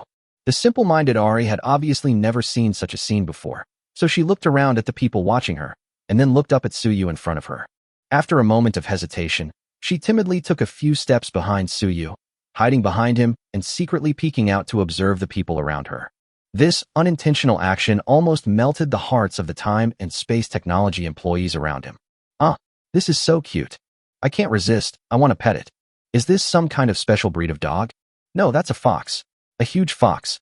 At this moment, all the employees even forgot about the existence of Suyu, the big boss, and stared at Ali, their eyes almost turning into hearts. There's no way around it. That's the allure of alien beasts with special abilities from another world. Of course, Ari's ability to be liked by men, women, young and old at first glance is not solely due to her appearance. Before signing the contract, Suyu didn't think much about it. He just felt that the little fox was so beautiful that it perfectly matched human aesthetics for pets, so it was normal for everyone to love it. But after signing the contract, he realized it wasn't that simple. This effect is largely due to the Spirit Fox clan's spiritual talent giving her a buff. This is not something Ari can control herself, it's a passive skill. She makes even those with no ill intentions unable to resist liking her upon seeing her. It's similar to a skill like an affinity aura in online games. That's why she was able to captivate everyone the moment she appeared. Without such skills, this effect would be impossible, since not everyone loves these furry pets. However, in that case, it's best not to take her to crowded places in the future. Chairman, is this a dog? Just as Suyu was about to leave with Ari, a girl who seemed to have just joined the company mustered up her courage and came over to ask a question. Ari, who was hiding behind him, had a simultaneous interpretation device in her ear. Upon hearing this, she immediately expressed her dissatisfaction. I'm not a dog. I'm a spirit fox. A spirit fox, a descendant of a divine beast. However, she had a simultaneous interpretation device, which others did not. The bird language of the beast god realm was naturally incomprehensible to others. Upon seeing this, the girl exclaimed in surprise. Wow, Chairman, your dog's barking is so strange. Suyu rubbed his temples and said helplessly, This isn't a dog, it's a fox. By the way, aren't you guys busy? A fox? A chorus of exclamations erupted from the surrounding crowd, with two older men quickly saying, I told you it was a fox. Upon hearing this, the girl's eyes lit up as she stared at Ari, and she didn't forget to reply. Chairman, it's afternoon tea time now. Suyu frequently visits the Z-Way enclosure and is generally quite approachable, so the employees aren't particularly afraid when interacting with him. Some of the bolder employees might even joke around with him. Go enjoy your afternoon tea. What are you doing gathered here? Move along. Suyu waved his hand. The employees looked regretful, but they made way for Ali and quickly took out their phones to take pictures of him.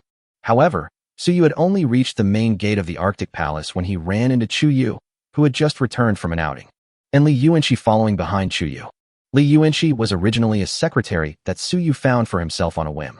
Later, he discovered that this girl was a complete novice in many areas outside of her professional field. I might as well just hand her over to Chuyu and let Chuyu train her. Where have you two been? Seeing the two people hurrying by, Suyu casually asked a question. Oh, let's go talk about a foreign fusion reactor. Xiang Chuyue was halfway through her sentence when her gaze fell on Ari behind Suyu, and she froze. Oh, let me introduce you. This is Ari. Suyu said with a smile. Little brat, isn't this enough to seduce you? When Ari heard Suyu introduce her, she immediately raised her head proudly and said in a crisp voice, I am Ari. Of course, others won't understand it either. This is too much.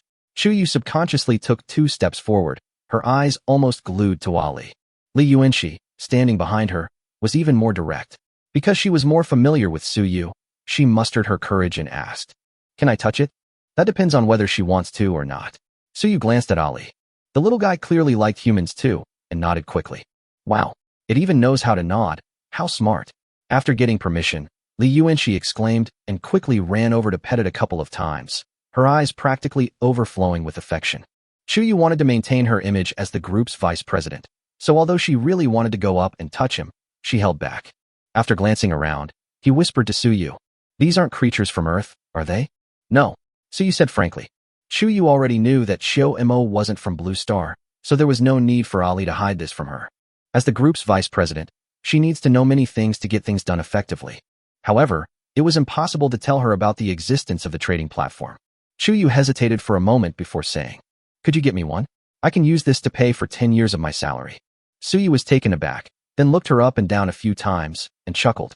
"I'll send you one in a while. You don't need to use it as payment for your salary. The company isn't short of that little bit of money. However, she might be even more capable than you imagine." As he spoke, Yu handed the simultaneous interpretation device from his pocket to Yu. He had already signed a contract with Ali, so he could understand what Ali meant even without a simultaneous interpretation device. Yu paused for a moment, then hung it on her ear. Then his eyes widened instantly, staring intently at Li Yuanxi and Ali, who were half squatting. Little fox, what's your name?" "But now my master calls me Ali, so you can just call me Ali too." "You're so cute." "Of course. I'm the most talented fox in the clan." To outsiders, this was naturally a case of talking past each other, with Li Yuanxi talking to the fox on one side and the fox making some incomprehensible noise on the other. But when Yu put on the simultaneous interpretation device, it sounded like the fox was actually answering Li Yuanxi's question. The fox is talking. In broad daylight, Yu almost thought she was seeing a ghost. Staring dumbfounded at Yu beside him, he glanced at the magnificent and futuristic Beiji Palace of the Purple Star enclosure. She wanted to ask a question. Is Next Time Technology, this tech company, a legitimate one? Chapter 187. I've come to borrow a few mushrooms. Do you still want it now? Yu asked with a smile. Yu was stunned for a moment. Then her eyes widened immediately. Of course. That's a talking pet. I'll let you know if there's anything suitable, and there might be other surprises too, Yu said mysteriously, not elaborating on the topic. He then turned to Ari and said, "They're gone." "Oh, sister, I'm leaving with my master now." Ari greeted Li Yuanxi very politely, and then, regardless of whether she understood or not, followed Yu with small, quick steps. "It's so cute, President Shu. It's just that its cry sounds a little strange." Li Yuanxi looked at Ali with shining eyes and said to Yu beside her. Yu couldn't help but smile upon hearing this. No girl can resist such an adorable creature as Ari, and even a career-driven woman like her is no exception. Not to mention that such an adorable creature can actually talk and has its own thoughts. So when she heard that Yu actually planned to give her one, Yu didn't show it on the surface, but she was actually quite excited inside. The minor incident didn't affect Yu's mood at all. He took Ali for a stroll to the entertainment area of Ziwiyuan and had a light lunch at a restaurant. Along the way, we were naturally amazed by countless sights. Ali's photos were also taken by many employees or their family members and posted online, which once again drew praise from countless netizens. Just as Yu had predicted, the little guy quickly gained a large following. After all, there are too many people in this world who are obsessed with looks. As a pet, Ali's appearance is divine, and it also has an inherent friendliness buff, making it impossible for it not to attract attention. After eating something, it was time to get down to business. To develop nuclear weapons. After all, the little thing following behind is worth 5 million ton yield mushrooms. This thing is not easy to handle. With the equipment in the lab, it wouldn't be a problem for Mo to just hand-roll a few pills. But Mo is currently focusing her energy on researching metaphysical techniques related to the soul, and Yu doesn't want her to waste her time on something that doesn't involve much technical skill. In comparison, it's more appropriate to just ask someone else for it. There are currently 9 countries on Earth with these giant mushrooms. Of course, only the mushrooms belonging to the 5 philanthropists were legal, the other 4 were illegally possessed. Of course, as long as you have this thing, whether it's legal or not doesn't really matter. When you don't have mushrooms, the US would dare claim you have weapons of mass destruction even with just a can of laundry detergent. But if you actually possess weapons of mass destruction, the US can only offer verbal condemnation. Of the 9 nuclear-armed nations, for were illegal and were directly excluded by Suyu. Aside from the fact that he is a law-abiding citizen and has no intention of trading illegal items, Suyu honestly doesn't trust the quality of these 4 mushrooms. Suyu wasn't sure if what they were making was a mushroom or a firecracker. He was afraid that the one they traded over would be a dud, and then he would be complained about by Bai Hong. Of the remaining 5 philanthropists, the 2 who were just there to make up the numbers were obviously excluded. Therefore, the only 3 countries to consider are Kyushu, the United States, and Russia. The number of mushrooms in Kyushu remains a mystery, and related information seems to be carefully preserved by the Kyushu authorities using paper documents. There wasn't much information available online at the end of autumn. Another point is that the largest mushroom bomb ever tested in Kyushu had a yield of only 5 million tons of TNT equivalent. Suyu wasn't sure if Kyushu could produce 3 mushrooms weighing 5 million tons each, given that they needed to be produced at once. After all, mushroom preservation is very expensive, and apart from Russia and the United States, nuclear-armed countries do not have a large normal stockpile of mushrooms. Under the current intercontinental ballistic missile strike mode, with multiple independently targetable re-entry vehicles, MIRVs, the yield of a single Mk-1 missile is generally not very exaggerated, mostly ranging from 200 to 300 kilotons. After all, a single missile can carry multiple warheads, causing damage in all directions, which is far more destructive than a single high-yield warhead. Single high-yield mushrooms are basically no longer played by anyone. It's highly likely that Kyushu doesn't have any in stock. Building one on the spot would be too troublesome. Therefore, Kyushu can basically be ruled out. That leaves only the Russians and the American. After much deliberation, Suyu finally chose the Russians. After all, he and the US don't get along. Although the US seems to be much more low-key now and doesn't dare to make a fuss, Suyu felt that if he went to the US for help, he was afraid that if he kept asking, it would turn into robbery. He prides himself on being a civilized person. It's best not to do such things. After making up his mind, he immediately had someone contact the Russians. It just so happens that Russia has recently been cooperating with Spacetime Nuclear Energy on nuclear fusion, and it seems that they are preparing to build a power plant in Russia. After briefly expressing his intentions to someone influential on the Russian side, Suyu, the Russians, who were extremely poor but still managed to cultivate thousands of large mushrooms, immediately agreed to the deal. Of course, the entire transaction was kept top secret. Apart from a few high-ranking Russian officials and Suyu, no one knew the specifics of the transaction. All we know is that Time-Space Technology and the Russians seem to have made some kind of deal. Time-Space Technology agreed to help the Russians build 2 nuclear fusion power plants, and at the same time, it purchased a lot of Russian oil and natural gas resources at a bargain price. Then the Russians used this money to purchase a large number of weapons and equipment, such as the G-20 lightweight exoskeleton produced by Time and Space Technology, as well as a lot of medical equipment, such as mechanical prosthetics and spiritual water. Overall, it was a deal that both sides were quite satisfied with. With the successful ignition of the nuclear fusion reactor by Spacetime Technology on Hainan Island, preparations have even begun for its integration into the power grid. Aside from the white-hatted rich people in the desert and the Americans, the Russians were the most affected. Oil and natural gas are the lifeblood of the Russian economy. They were already suffering from the sanctions imposed by the US, but oil and natural gas are hard currency, so they weren't worried about not being able to sell them. At least they could still survive. But with nuclear fusion doing this, it's really impossible to live now. However, faced with this technologically superior attack, the Russians had no good options and could only accept it. Then, relying on their previous trade relationship with Time-Space Technology, they chose to join forces with Time-Space Technology to develop the construction of fusion power plants on the Russian side. However, those oil and gas resources that were previously easy to sell are now useless, and they are now worried about how to resettle the large number of people in related industries who have lost their jobs. Just then, Suyu came to us to buy nuclear bombs, and coincidentally, Time and Space Technology was willing to take over a large amount of oil and natural gas at a low price. Therefore, they had no reason to refuse. Chapter 188, Shun Pianran's Crisis. For Suyu, although oil and natural gas have lost their function as energy sources, they are still very useful as industrial raw materials. Even if he doesn't need it, he can always keep it and trade it to Frost Nova in the wasteland. This stuff is dirt cheap on Earth now, and the Russians begged him to buy it at rock-bottom prices, so he just bought it without thinking. It's no big deal. Everything was settled the next day, and Suyu drove his Peregrine Falcon directly to the Russians to pick up the goods, obtaining 3 large mushroom bombs with a yield of 5 million tons each.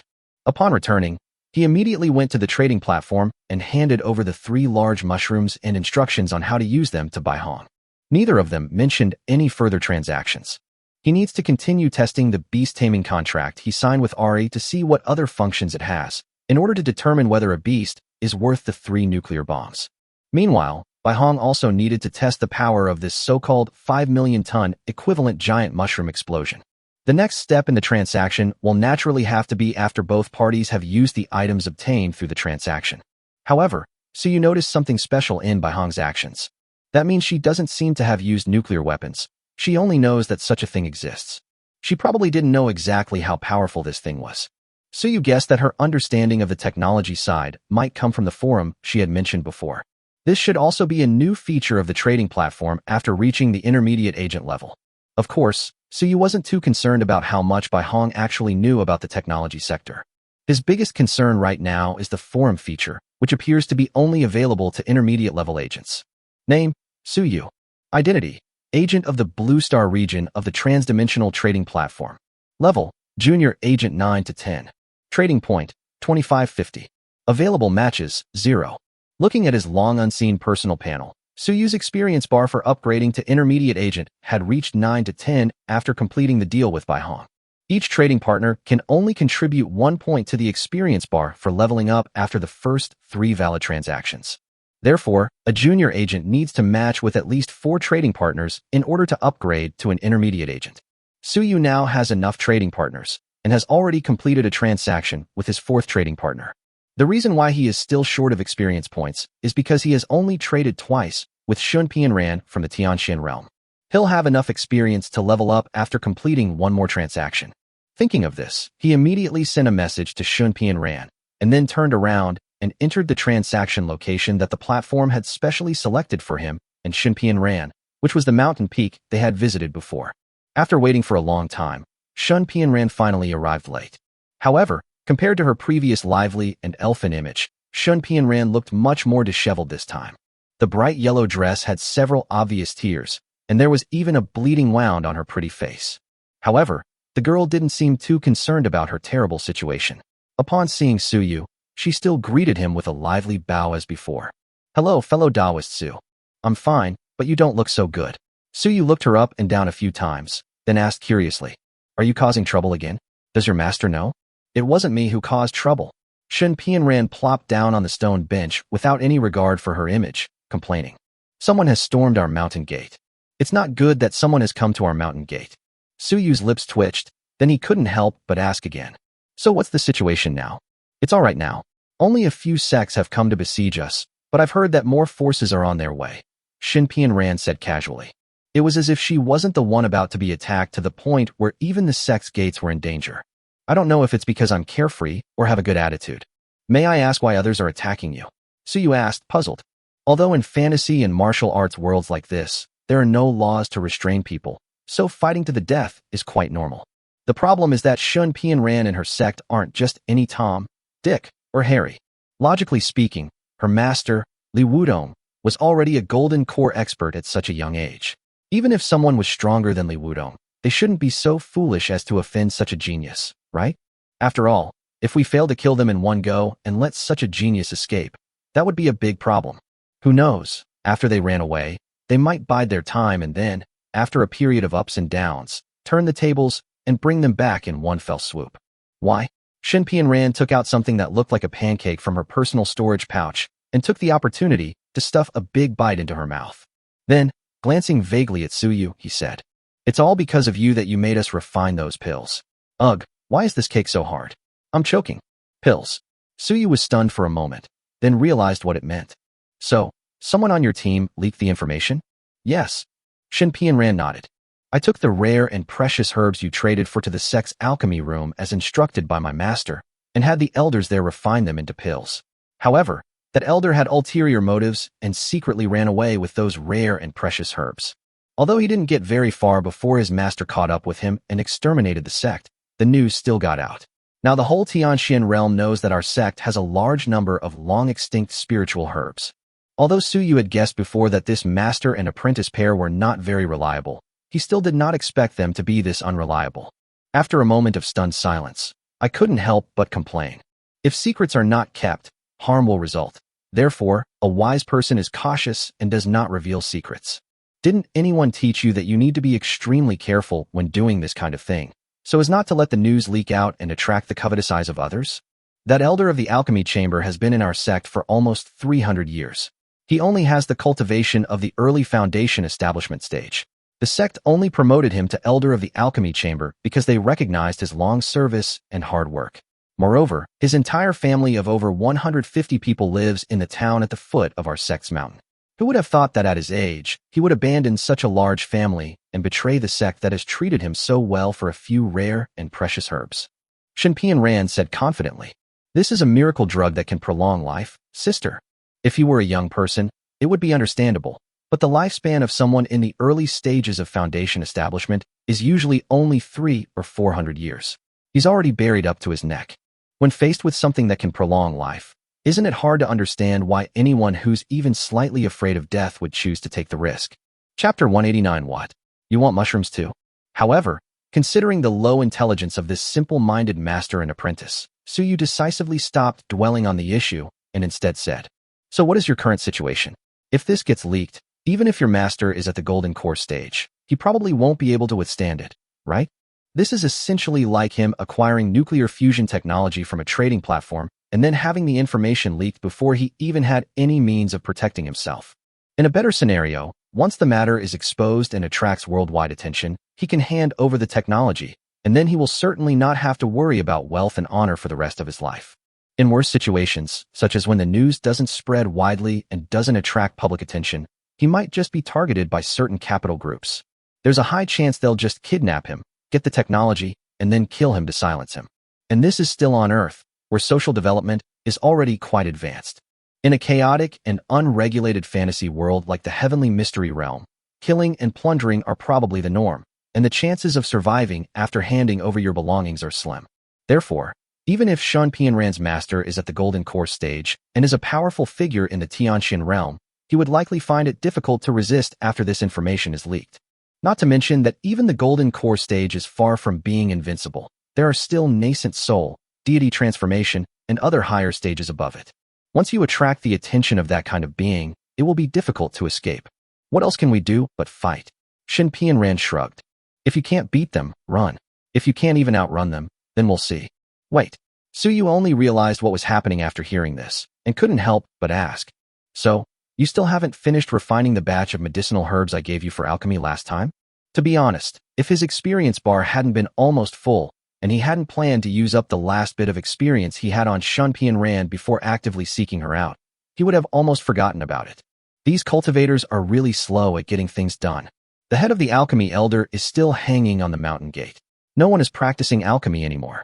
Shin Pianran glanced at him guiltily and explained in a low voice. Never mind, let's not talk about that now. Is there anything you need right now? Suyu waved his hand. These medicinal herbs weren't actually that important to him. Ingzheng had plenty of them. It's not a big problem if this one is missing. The most urgent thing is to make some trades and gain experience to level up. Upon hearing this, Shin Pianran's eyes lit up, and she quickly pulled out her Storm-class power armor from her inventory. Do you have any more of these? I'll take them all. Name your price. Suyu looked at the battle-damaged Storm-class power armor and couldn't help but twitch his eye. He truly hadn't expected that the power armor could be damaged to this extent. What surprised him even more was that Shun Pianran actually wanted to buy a few more, as many as she could get. This is a technological achievement from the prosperity era that even the wasteland cannot produce now. It's a super black technology that no one on Earth can understand. Do you think this is a cabbage? No. Suyu refused decisively. That's all. Shun Pianran asked with a regretful expression, then cautiously inquired. If this is broken, can you fix it? I don't know. I need to take it back and check it out first. Suyu glanced at the power armor, feeling somewhat uncertain. The most heavily armored part of this powered armor, the chest area, had been punched through a large hole and was completely transparent from front to back. Some traces of blood could still be faintly seen around the cave entrance. After noticing this, Suyu subtly glanced at Shun Pianran's not-so-small chest. Apart from some bloodstains on her clothes, there seemed to be nothing different. Your power armor has been pierced through both the front and back of your chest. How come you're still acting like nothing happened? Adhering to the spirit of asking questions when in doubt, Suyu decisively asked his question. After all, Judging from the cultivation techniques that Shun Ran and her master gave him, this kind of injury would be considered fatal even for someone in the foundation establishment stage. Not to mention a weak qi refining cultivator like Shun Ran. They just escaped using some protective magical artifacts. Shun Ran explained simply, not pursuing the matter further, and instead said, "If you don't have power armor anymore, what powerful magical artifacts? No, I should call them weapons. Do you have any weapons you can sell me? I heard you mention before that there are powerful beings in your area who can shatter stars with a single blow. Is that true?" The Power Armor's onboard computer also contained many offline files, which Shun Ran read when she was bored. Therefore, we now have a certain understanding of the technological world and know that Power Armor is not a magical artifact, but simply a technological product that everyone can use. There's no one that can shatter stars with a single blow, but there is one that can level an area within 100 miles with a single strike. Do you want it? Suyu subconsciously thought of the giant mushroom he had just acquired. Since he planned to continue trading with Bai Hong in the future, he naturally took more than just the 3 tokens he needed for the trade when he went to the Russians. A single strike could raise an area of 100 miles to the ground. Shun Ran's eyes lit up immediately. Such powerful weapons could probably easily deal with late-stage foundation establishment cultivators, and even golden core cultivators could be severely injured. Thinking of this, she quickly said, "How many of these kinds of things do you have there?" "You can have as many as you want." This isn't bragging. Suyu still has over a dozen high-yield missiles on hand. If that's not enough, he can get some from the Russians. If the Russians don't have enough, he'll borrow a few from the US. It's not a problem to easily collect tens of thousands of rounds. "Give me 100,000 of them first," Shun Ran said quickly. "Suyu, no, even if your world is big, you can't build things like this, right?" Thinking of this, he had to explain the side effects of the giant mushroom to Shun Ran. When Shun Ran heard that this thing could actually leave the blasted area barren for many years after it exploded, she immediately gave up the idea of buying 100,000 giant mushrooms to use as bombs. After a moment's thought, he said, "How about we try 10 first? "That's fine. What are you planning to offer in exchange?" Shun Ran looked troubled. Suyu was not surprised to see this. They had already attacked the mountain gate. What else could they possibly have to exchange for it? After looking Shun Ran up and down, Suyu noticed the exquisite hair accessory on her head and immediately had an idea. "Here's what we'll do. I'll give you one to try, and you give me the jade hairpin from your hair as a bargaining chip." Chapter 190 Suyu. I have a plan. Trading platforms have certain special rules. For example, neither party in a transaction can get something for nothing. Simply put, both parties have to give something in return. There's no standard definition of what this thing is. You can trade it for a stone or even a drop of water. However, one cannot simply take other people's traded items without contributing anything oneself. So, since Shun Ran obviously couldn't come up with anything, Suyu decided to let her just bring something as a token. The giant mushroom that Suyu planned to give her wasn't even worth 5 million tons. It was a special treasure made by the Russians, a super giant mushroom with a yield of 50 million tons. Only the Russians have this thing on Earth. Once the attack is launched, Suyu estimates that if cultivators in the early stages of the Golden Core realm are not careful, they will likely all die. A jade hairpin? Shun Ran was stunned for a moment, then subconsciously raised her hand to touch the top of her head. But it's not some kind of magic weapon. It's just an ordinary jade hairpin. What do you need it for? I think it's quite pretty. Can I give it away as a gift? Enough with the fuss. Hurry up and sign the contract. Suyu said, slightly impatiently. No way. You'd be at a huge disadvantage if you traded such a common item for your treasure. Shun Ran frowned. After thinking for a moment, she suddenly clapped her hands. Got it. You're giving the jewelry to someone, right?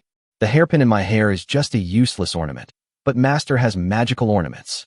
If I remember correctly, my master happens to possess a magical hairpin that is said to have the effect of calming the mind and nourishing the soul.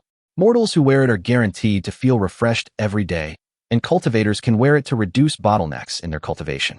Especially for ghost cultivators, if they wear that hairpin, their cultivation will surely advance by leaps and bounds. Suyu originally planned to just ask for something random and complete the transaction. While we're at it, let's see if we can lend a hand to Shun Ran and the others from this high-level metaphysical side world. After all, it wasn't easy to match someone from a mature metaphysical world. Shun Ran's cultivation experience was quite advanced. Even if it was for the sake of more metaphysical knowledge from the Tianxian realm, he didn't want to see Shun Ran and the others die like that. Therefore, when he heard Shun Ran still rambling on, he actually wanted to interrupt her directly at first. But after hearing her describe the various wonders of that magical hairpin, and how it was even very friendly to ghost cultivators, he immediately shut his mouth. Well, he originally bought the hairpin as a gift for Chiyomo, but he didn't expect there to be an even better one. It is very useful for ghost cultivators. Isn't that exactly what we need at the end of autumn? Wait a moment, I'll be right back. Seeing that Suyu agreed, Shunpi and Ran immediately left the trading platform excitedly. It took them quite a while to return, and this time when they came back, they had an extra exquisite wooden box with them. Upon opening it, there was indeed a hairpin inside, neither gold nor jade, made of some unknown material. The hairpin was exceptionally beautiful, and Suyu knew without a doubt that it would look great on Chiyomo. He readily accepted it. The two quickly signed a contract and exchanged the goods. However, Shunpi and Ran was stunned for a moment after seeing the enormous nuclear bomb that weighed several tons. How do I use this? As a native of the metaphysical side, the powered armor with built-in AI assistance is not difficult to use, but the big mushroom has no idea how to use it. After all, there was no spiritual energy fluctuation here. It just looked like an ordinary lump of iron. This is the remote control, and this is the insurance. You can do this or that when the time comes, and then you're good to go. Suyu handed her a remote control and briefly explained how to use it. For those on the other side of the metaphysical side, it would certainly be difficult to use a nuclear bomb once it's taken back. After all, there are no satellite-guided missiles or intercontinental ballistic missiles over there. Even if they did, given the speed of a missile's flight, it might not be able to hit the opponent. If you fly over and throw it manually, by the time you drop the big item and run to a safe distance before detonating it, your opponent will have long since disappeared. After all, cultivators have spiritual senses and can probably sense danger approaching from a great distance. It's impossible that those who are about to drop a nuclear bomb have all run to a safe distance, while those who are about to be bombed are left behind waiting to be bombed. Moreover, they don't need to go too far. For cultivators with slightly higher cultivation levels, such as those in the Foundation Establishment or Golden Core stages, as long as they avoid the center of the nuclear explosion, they are unlikely to die. Therefore, this thing is actually quite useless whether it's taken to the heavenly profound realm or the beast god realm. However, this problem does not exist for trading platform agents like Bai Hong and Shinpian Ran. They could use nuclear bombs in the simplest and most brutal way. Just transform into a bomber, carry this thing, and go find your opponent. After pressing the detonator, some components inside the giant mushroom also need a moment to detonate. At this time, all they need to do is dive into the trading platform. Previously, if a large mushroom was hidden in the inventory of a trading platform, it was highly unlikely that the opponent's intuition would detect the danger in advance. Once this thing is taken out and detonated, probably no one will have time to react before they get blown up. Whether it's because she has a natural talent for explosives in her genes or not, Shunpi and Ran's eyes lit up when she heard Suyu's method of detonation, unlike Bai Hong who pondered for a long time before. He was clearly very tempted, and even wished he could go back right now, carry a giant mushroom, and blow up his mother's house. Especially after hearing Suyu say that once this thing is fired, it can probably melt even rocks within a radius of several thousand meters. They became even more excited. Imagine, in a time of crisis for the sect. Shinpi and Ran. The sect's top young genius stepped forward and annihilated all the invading enemies in one fell swoop. Etc. Thinking about this, Shinpi and Ran finally realized. That's not right. I'm only at the chi refining stage.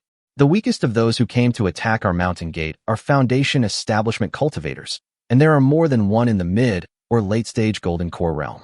How can I get close to them? Although the trading platform is a cheat, the face-to-face detonation method obviously has a lot of room for manipulation. The problem is, how does she get close to them? Trying to sneak in during the chaos of battle is definitely not an option. Otherwise, if it explodes, wouldn't the enemy, her fellow disciples, and even her master all be wiped out together? You can't betray your teacher and ancestors. If they don't sneak in during a battle, then getting close becomes a major problem. They're not stupid. They wouldn't let someone like her, an adversary, infiltrate. I do have a plan for how to sneak in.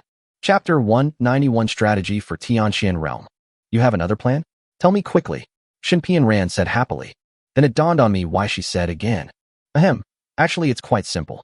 So you said confidently. Feign surrender. What does that mean? Shinpi and Ran's little head was filled with big question marks. Listen to me. When you get back, have your master convene a meeting of the entire sect to discuss what to do. Then, in front of everyone, you should advocate handing over those rare treasures to save the sect. Your master will disagree, so you will publicly defy him. Then, your master will be so angry at your lack of resolve that he will break your legs in public.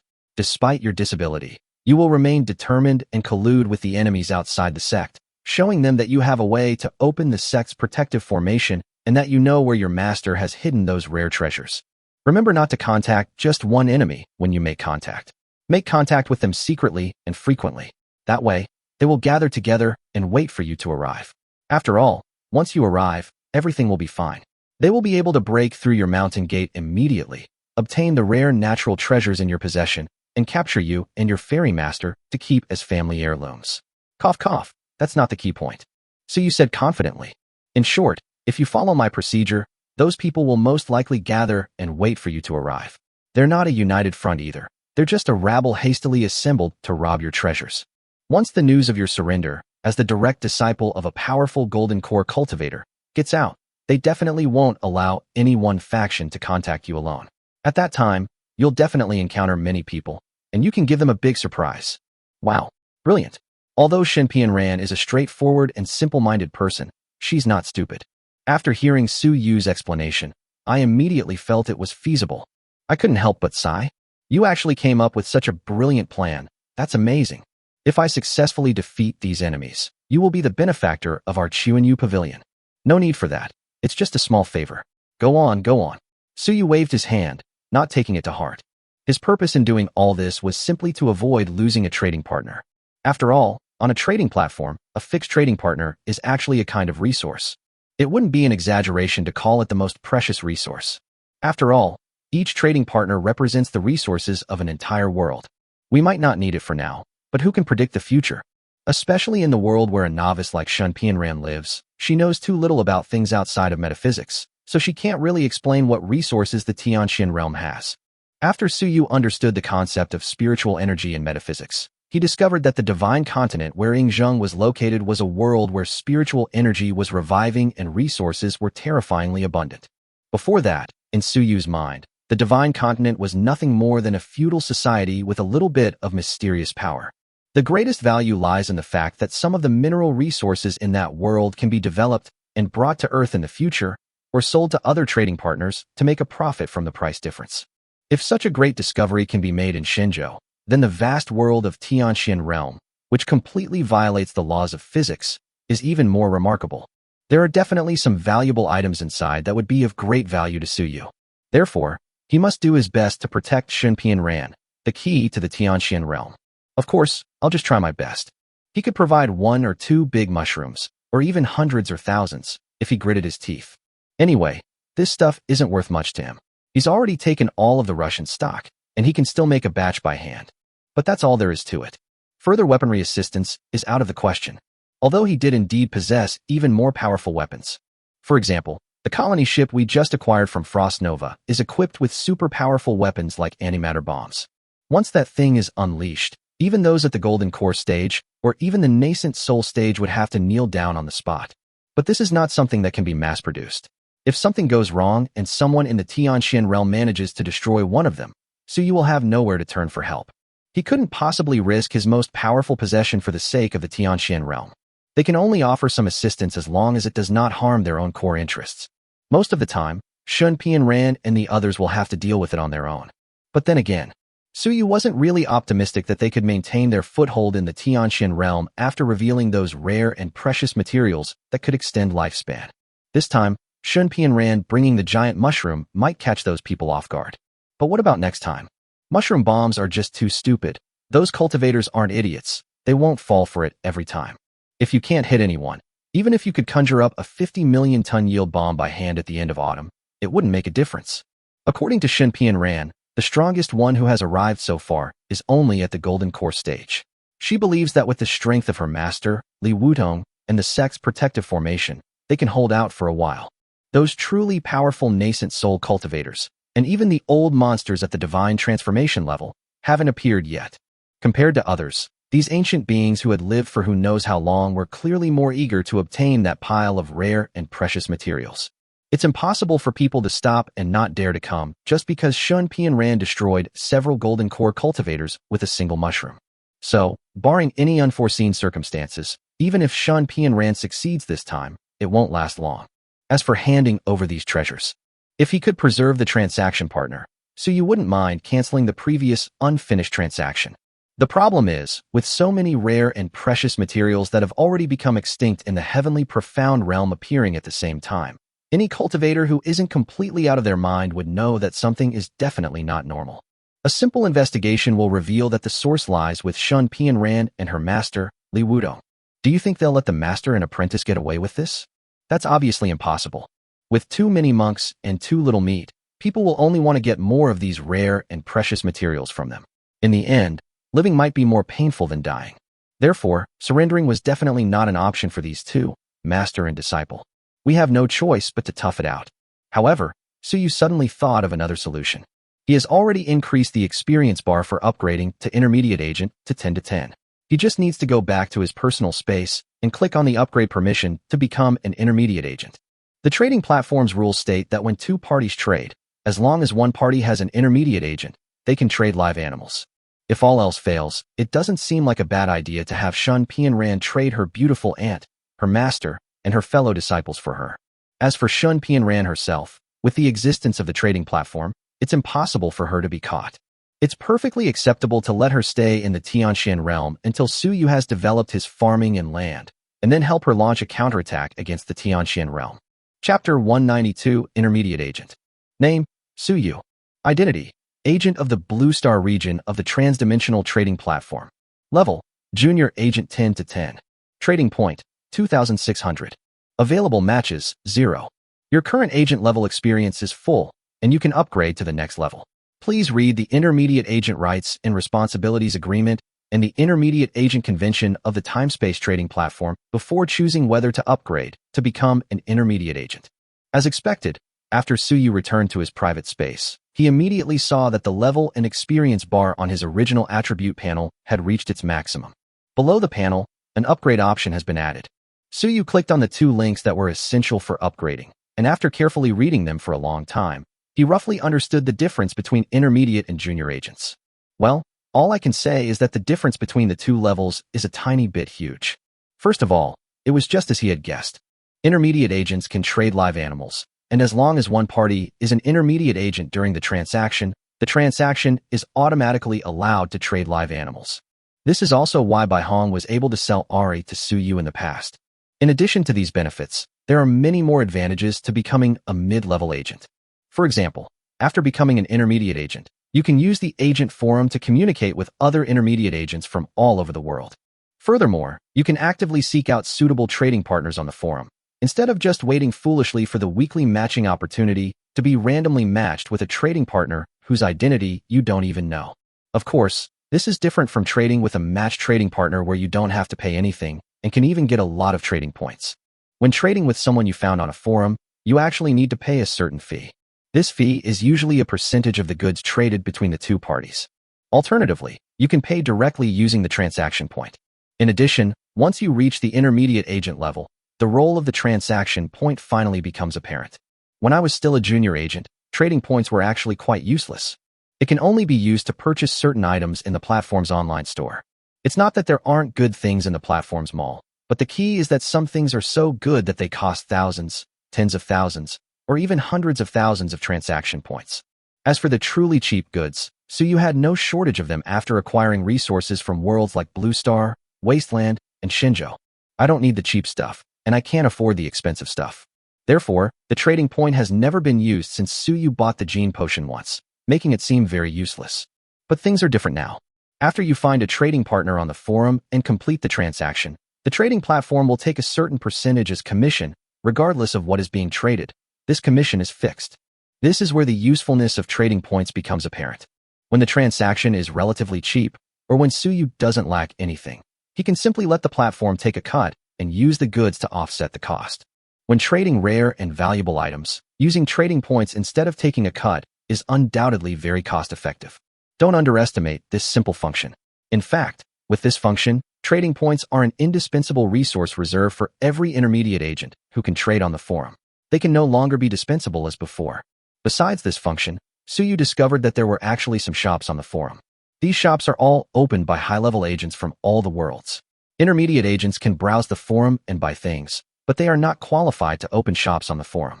The prices of almost all the goods in these shops are listed in units of transaction points. Suyu wasn't quite sure what the requirements were for an intermediate agent to be promoted to a senior agent, but it certainly couldn't be simple. These high-ranking agents each possess resources from at least 10 different worlds. Therefore, the store has an extremely wide variety of goods, so much so that they make people's mouths water. Just open any store, and you'll find it full of great stuff. The key to helping a technologically advanced civilization upgrade from level 0 to level 1. A complete set of controllable nuclear fusion technology. Price: 588 trading points. The key cultivation technique that helps the metaphysical civilization upgrade from a chi cultivation civilization to a cultivation civilization is the Tai Chu Xian Jing Primordial Heart Sutra. Price: 888 trading points. Warp drive technology: 5,000 trading points. Refinement stage cultivation technique: 5,000 trading points. A dazzling array of goods, everything imaginable.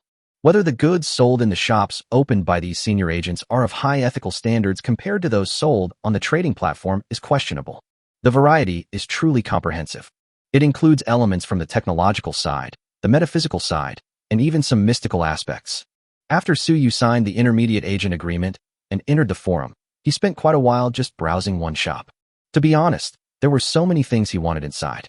Unfortunately, the number of trading points is extremely limited. His current source of trading points is only the 50 points he received as a reward for each previous transaction, and he has only accumulated 2,600 points so far. There are quite a few things he can buy, but he can only buy things he doesn't currently need. If you want to buy the higher-end ones, you'll need to work harder and find ways to accumulate more trading points. The reward of transaction points for a successful transaction only applies when trading with a matched trading partner. Furthermore, regardless of how many transactions you make in a day, you will only be rewarded with transaction points for the first transaction. Simply put, each trading partner can only earn a maximum of 50 trading points per day. The more trading partners you are matched with, the more trading points you can earn. Previously, Suyu was not quite aware of the importance of trading points, so he didn't use up all the trading points each day and often only traded once in a long while. They traded a large number of items at once, fulfilling all their needs for the next period of time. Looking back now, I realized that I definitely suffered from information asymmetry back then. After becoming an intermediate agent, he could clearly feel the importance of trading points after just a few glances at the forum. This thing is definitely hard currency. In particular, intermediate agents who trade privately on forums can barter, but senior agents who can open shops seem to only recognize the trading points. Therefore, it is clear that this thing must have other, much more uses than just replacing platform commissions during transactions and shopping in the trading platform's mall. I need to start accumulating trading points. I need to make sure I get at least one guaranteed trading point per day. With a sigh of relief, Suyu turned his attention to the real priorities after becoming an intermediate agent. Forum. Chapter 193 Trading Platform Forum. The forum isn't fancy at all. It's just displayed on the panel, a very simple setup. It is estimated that this is because the agents of the myriad worlds come from civilizations with different levels of technology, and many even come from the metaphysical side, whose understanding of technology is limited to the level of prenatal education. Therefore, the design is relatively simple and easy to understand. Clicking on the forum entrance from your personal panel will immediately take you to a simple section. The forum is divided into 4 sections: Technology section, Metaphysics section, Trading section, General section. Simple and clear. The Technology section naturally focuses on the technology aspect, while the Metaphysics section focuses on the metaphysics aspect. The Trading section is full of various trading information, including requests to buy certain items and offers to sell certain items. The General section is a hodgepodge. It has everything. As soon as Suyu clicked in, he saw the 2 most popular posts at the top. One is, how does the technology side completely outclass the metaphysics side in the same category? The other one is, how does the metaphysical side completely outclass the technological side in the same category? It lists the advantages and disadvantages of 2 different directions within the same level. It's worth mentioning that the agents on the forum actually gave both the technology side and the metaphysical side a rough classification. For example, in terms of technology, those who can achieve controlled nuclear fusion and solve energy problems are considered to be level 1 civilizations. Civilizations that can leave their home planet and establish long-term colonies on other planets are classified as level 2 civilizations. A Type 3 technological civilization would need to fully develop the resources of the entire star system. Level 4 requires the ability to travel faster than light and control at least one star system. According to this standard, the prosperous era of the wasteland is roughly equivalent to a level 4 civilization. Suyu couldn't understand what technologies a more advanced civilization needed to master. The concepts of spatial folding and time freezing sound more mystical than anything else. The first-level civilization standard in metaphysics is the ability to master the method of using spiritual power to modify oneself and break through the limits of the human body. Level 2 civilizations need to master more ways to use spiritual energy, such as alchemy and array formation. A level 3 metaphysical civilization needs to master spiritual power to its fullest extent. At level 4, you'll start to learn about the laws. Suyu calculated based on the cultivation method he obtained from the heavenly profound realm that the so-called 4th-level metaphysical civilization probably requires top-level combat power to reach the nascent soul stage or above. According to the classification standards of the heavenly profound realm, only those at the nascent soul stage or above can initially come into contact with the laws, thus meeting this standard. Suyu wasn't sure who set these standards or how much of them were true or false, but it also provided him with a great deal of reference. It's something you learn as soon as you join. Besides that, the content inside is also very interesting.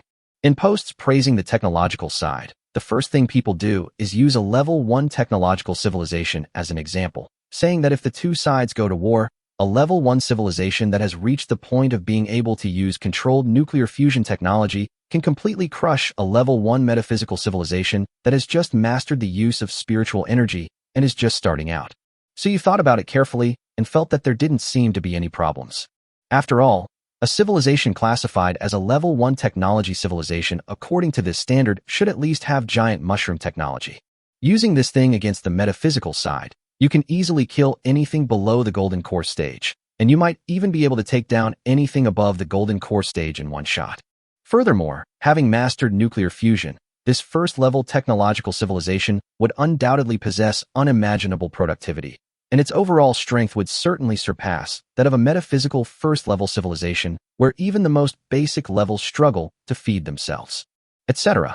Thinking about this, he suddenly realized a problem. The technological side and the metaphysical side are two completely different paths. The technological side's approach is to unite the wisdom of the majority and make ordinary people comparable to gods. The metaphysical side, on the other hand, is purely a personal path. As for personal paths, that means both the upper and lower limits can be quite outrageous. Comparing overall strengths proves nothing. Even in a level 9 metaphysical civilization, the top experts have all become great Luo golden immortals who live as long as heaven and earth and shine as brightly as the sun and moon. The living conditions of the lower-level people are probably not even as good as those of a level 1 technological civilization. However, if war breaks out, a powerful figure from the metaphysical side could emerge and easily crush an entire low-level technological civilization. So that's not how you calculate it. The standard for a first-level metaphysical civilization is mastering the methods of cultivating spiritual power and breaking through the limits of the human body. In other words, someone has to reach at least the body-tempering realm within the heavenly profound realm. If this metaphysical civilization only has the cultivation level of body-tempering realm, then it will naturally be easily defeated by a first-level technological civilization. But what if there's more? It is important to understand that individuals with intelligence and desires are the most difficult variables to control. In a first-level metaphysical civilization where the average person is at the body-tempering stage, it's possible that some chosen one might emerge and level up to the golden core stage without even needing cultivation techniques. However, even with a certain understanding and precautions against a first-level technological civilization, a golden core cultivator would find it completely impossible to deal with such a terrifyingly powerful monster. In other words, one person can really defeat an entire civilization. Suyu has the authority to speak on this matter, as he has expertise in both metaphysics and technology. As for what technological civilizations might possess, just look at Earth now. Its most powerful weapon is nothing more than those giant mushrooms. Shun Pianran had to use trickery to have a chance of succeeding in using the giant mushroom Suyu gave her to blow up someone else. This thing is definitely not enough to deal with golden core cultivators. Under normal circumstances, it won't hit them at all. Therefore, the claim that the technology side is superior to the metaphysical side is a complete misrepresentation. It can only be said that they each have their advantages and disadvantages. Even if war breaks out, in such a vast world as the metaphysical realm, there are bound to be some powerful chosen ones who might just give you a big surprise at any time. So there's no such thing as one person completely dominating the other. Suyu then opened another page that said the metaphysical side completely outclassed the technological side. Sure enough, The reasons given on the other end were similar to what Suyu had expected. After all, the metaphysical side is all about individual strength. To defeat a metaphysical civilization, you only need to look at the civilization's top-level strength, not their average strength. That's actually not very useful for reference. Of course, this post praising metaphysics isn't exactly objective either. They constantly spout nonsense about how a golden core cultivator can easily defeat everything, and how a golden core expert can wipe out a level 1 technologically advanced civilization as easily as drinking water. Suyu also disagreed with this argument. If they don't have the power to eliminate you at all, then saying that is fine. But some people do have them. If the big mushrooms are placed properly, even a golden core cultivator might not be unable to kill them. A first-level technological civilization has the means to kill a golden core cultivator. What it lacks is the method. Technological civilization has never lacked methods. Chapter 194 What the hell is metaphysical technology and civilization? After glancing at both sides' remarks, Suyu not only learned a lot, but also couldn't help but sigh with admiration. Even in a trading platform forum full of intermediate agents, there are creatures like diodes. He saw very few objective comments under the two posts. Almost all of them were mutual mockery and insults. For example, an agent of a level 2 metaphysical civilization mocked an agent of a level 4 technological civilization, saying that without metaphysical elixirs, one could only live for 200 or 300 years, a complete short-lived ghost. For example, an agent from the first-level technology side mocked a super big shot from the metaphysics side who had reached the Tao integration realm. Despite his immense power, he couldn't even feed his people and had to buy food from the technology side. He also claimed that the person was ignorant of this and that when negotiating business, and was a complete novice. Anyway, this is a trading platform forum, which is worlds away from here. They aren't afraid that someone might come through the internet and slap them to death. When they started spraying, they were completely unrestrained. The forum on the trading platform was designed by some genius who even marked the civilization level of the agent. Seeing the posts from level 1 and 2 civilization agents mocking level 3, 4, and even level 5 and 6 agents of other civilizations, so you almost couldn't hold back anymore. What do you mean by fighting monsters above your level? Everyone's Xiaoyan, right? However, while watching the agents from the metaphysical and technological sides arguing on the forum, so you also accidentally discovered some inconspicuous, low-profile agents. For example, after searching for a long time, he finally found a relatively objective review, and then he looked at the tags above the person's head. Mysterious side level 3 civilization agent. So you looked at this special category, which had been separated from the metaphysical and technological sides by the platform. I don't quite understand what kind of civilization this is. However, he always made good use of search engines, so he immediately opened the forum and searched for it. Sure enough, I quickly found many posts explaining the mystical aspects of the world, which were quite detailed. The so-called mystical side is actually a civilization that belongs neither to the metaphysical side nor the technological side, but has some characteristics of both. The characteristic of this type of civilization is that its methods are unpredictable, completely beyond the imagination of normal technological and metaphysical civilizations, and there is no discernible pattern to them. However, the drawbacks are also obvious. This is not a mature development direction. The highest level of civilization is only level 3, which means it cannot go very far. Upon seeing this, Suyu was stunned for a moment, almost thinking that the blue star he had modified belonged to the mystical side.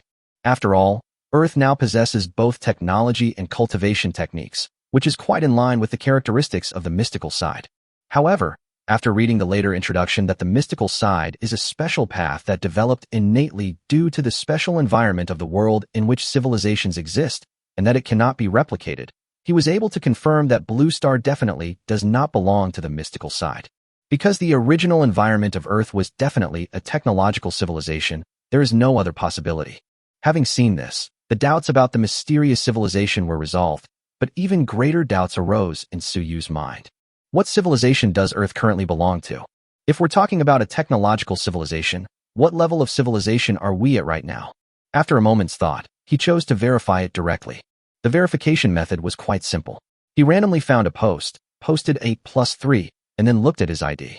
Blue Star Agent, Suyu, Level 1 Metaphysical Technology Civilization. What is this thing? Metaphysical civilization is metaphysical civilization, and technological civilization is technological civilization. What the heck is this metaphysical technological civilization? The post that Suyu randomly selected had hundreds of replies, and he quickly went online to read them one by one. After scrolling through the list, I couldn't find a single agent whose ID had the same tag as mine. Other civilizations are either advanced technological civilizations or advanced metaphysical civilizations, or at most, mysterious civilizations. You really can't find one like him who stitches things up directly. So you thought that there were relatively few people in this thread, so he specifically went to the two threads above where the metaphysical and technological sides were arguing. Each of these two posts had hundreds of thousands of replies. He searched through these countless comments for a long time, but couldn't find one that matched his own. Something's not right. Suyu immediately realized the problem and subconsciously wanted to go back and delete the comment she had just posted. But it also feels like it doesn't really make any sense. After all, even if he wanted to find trading partners on the forum in the future, he couldn't possibly not post on it. As long as he posts, the special suffix after his ID will eventually be noticed. After a moment's thought, he abandoned his plan to delete the comments and instead created a new thread. Is it possible to integrate one's own world into a world where technology and metaphysics coexist by leveraging the characteristics of a trading platform? There are quite a few agents who are bored out of their minds, so the platform forum still has a lot of traffic. Suyu's post had only been out for a short time when it attracted a lot of comments. However, most of them were complaints. What kind of pipe dream are you having? There's no such thing as a free lunch. It's hard to imagine that such a newbie could be promoted to intermediate agent. What incredible luck did he have? No, brother, you must know that because the rules of the worlds are different, many advanced things in the metaphysical and technological worlds are incompatible, right? Even a first-level civilization in the technological world produces nuclear weapons that are unusable in most metaphysical worlds. And some elixirs and spiritual medicines in the metaphysical world are ineffective in most technological worlds. Furthermore, even within technological worlds, some advanced technologies differ due to variations in the physical rules governing them. Otherwise, why do you think those high-level agents dare to sell a warp drive for 5,000 trading points in their shops? It's because they not only sell warp drives, but they also customize them to work with your world's rules. The same goes for some of the mystical elixirs sold in those shops. They're commonplace in mystical worlds, but the reason they dare to sell them at such high prices to technological agents is because they also need to be customized according to different world rules, a very complicated process. Worlds where everything operates under the same rules and can be used readily are not uncommon, but they are extremely rare. Moreover, under the same world rules, the civilizations that emerge are basically of the same type, either technologically advanced or metaphysically focused. Therefore, most of the time, the trading partners of technology-based agents are agents from other technology-based civilizations, while the trading partners of metaphysical agents are agents from other metaphysical civilizations. Occasionally, there are cross-type transactions, but these are usually for the most basic and unsophisticated items, such as living creatures, food, or minerals, basic resources that can be traded across different worlds. After being bewildered for a while by this guy's long-winded explanation, Suyu read it carefully several times before finally confirming that he hadn't misunderstood what he was trying to say. This doesn't make sense, does it? Is that true? He didn't feel it at all. After pausing for a while, he replied to the comment from the science enthusiast. So what's going on with me? What the heck is metaphysical technology and civilization? Chapter 195 The Boss was actually me. Metaphysics, technology, civilization, etc. I remember. Don't wait any longer. I've seen this thing before. Last time, a high-level agent made a statement on the forum, and the suffix after his ID was mystical technology civilization. Yes, it said that the conditions for becoming a senior agent are extremely stringent. One must integrate the advantages of both the metaphysical and technological civilizations, develop a metaphysical technological civilization, and then raise the civilization level to level 3 or higher to obtain the qualification of a senior agent. Of course, this is just hearsay, and I don't know if it's true or not. Are you kidding me? Integrating two completely different routes? That's too difficult. No wonder the trading platform doesn't even say what the requirements are for becoming a senior agent. Apparently, most intermediate agents simply can't meet the requirements. It is indeed difficult to integrate two different paths. If the initial civilization is technological, then at least one must be matched with a metaphysical world with completely identical rules, but a completely opposite development direction to have a chance. In addition, this metaphysical world cannot lack resources, must have a long history of development in metaphysics, and must be willing to cooperate with you to integrate the two worlds. Otherwise, even if a world that meets the conditions is matched, it will be of no use. With so many prerequisites, it's like hellish difficulty. It's hard to imagine what kind of genius or incredible luck it would take to achieve that. Look, the big boss is right here. Aren't you going to grovel and fawn over him? Huh? A newbie from a first-level civilization. I bet he's only just joined the forum. What's with all the licking? That's a case of looking down on people. They've already integrated resources on both the metaphysical and technological sides, and becoming a high-level agent is only a matter of time. Why are you making such a fuss? Now aren't you afraid they'll come through the internet and kill you? Come on. I have a level 5 civilization behind me. What are you afraid of? Suyu watched the conversation of these people and quickly jotted down some key information. Upon seeing the last sentence of the second-to-last comment, I immediately realized my blind spot and quickly replied below. Dude, what do you mean by using the internet cable to kill someone? Does a senior agent have that kind of authority? He asked out of curiosity, but he didn't expect the other party to reply instantly. Wow, the expert actually replied to me. Boss, high-level agents have the authority to descend to other worlds. As long as they obtain the world's ID number, they can forcibly descend.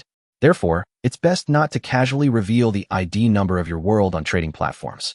Hey bro, I bet you're new to this forum and don't know much about it. If you have any questions, feel free to message me. I'm known as the forum's all-knowing expert. There's no publicly available information on the trading platform that I don't know. I won't charge you trading points. Consider it making friends. High-ranking agents can travel to other worlds. Suyu was completely astonished when he saw this guy's explanation. Moreover, such arrivals do not need to bypass the equal trading restrictions of the trading platform. They can directly approach someone using their world ID and even rely on the trading platform as an intermediary. This is definitely a privilege granted by the trading platform. This constitutes a privilege that has already violated the principle of fair trade. Then consider the hellish difficulty of becoming a senior agent. Suyu finally understood why there were so many intermediate agents on the forum, but he had never seen any senior agents speaking on the forum. From any perspective, the proportions of these two are probably not even in the same league. Judging from the number of active forum users alone, the number of intermediate agents is at least in the tens of millions, and that's after screening out a batch of junior agents and senior agents. Suyu counted the shops opened by senior agents on the forum. There are probably only 100 or so places that have discovered this thing.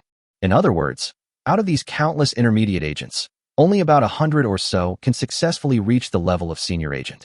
But if what these people say is true, then becoming a senior agent requires integrating the strengths of both metaphysics and technology, two directions of civilizational development.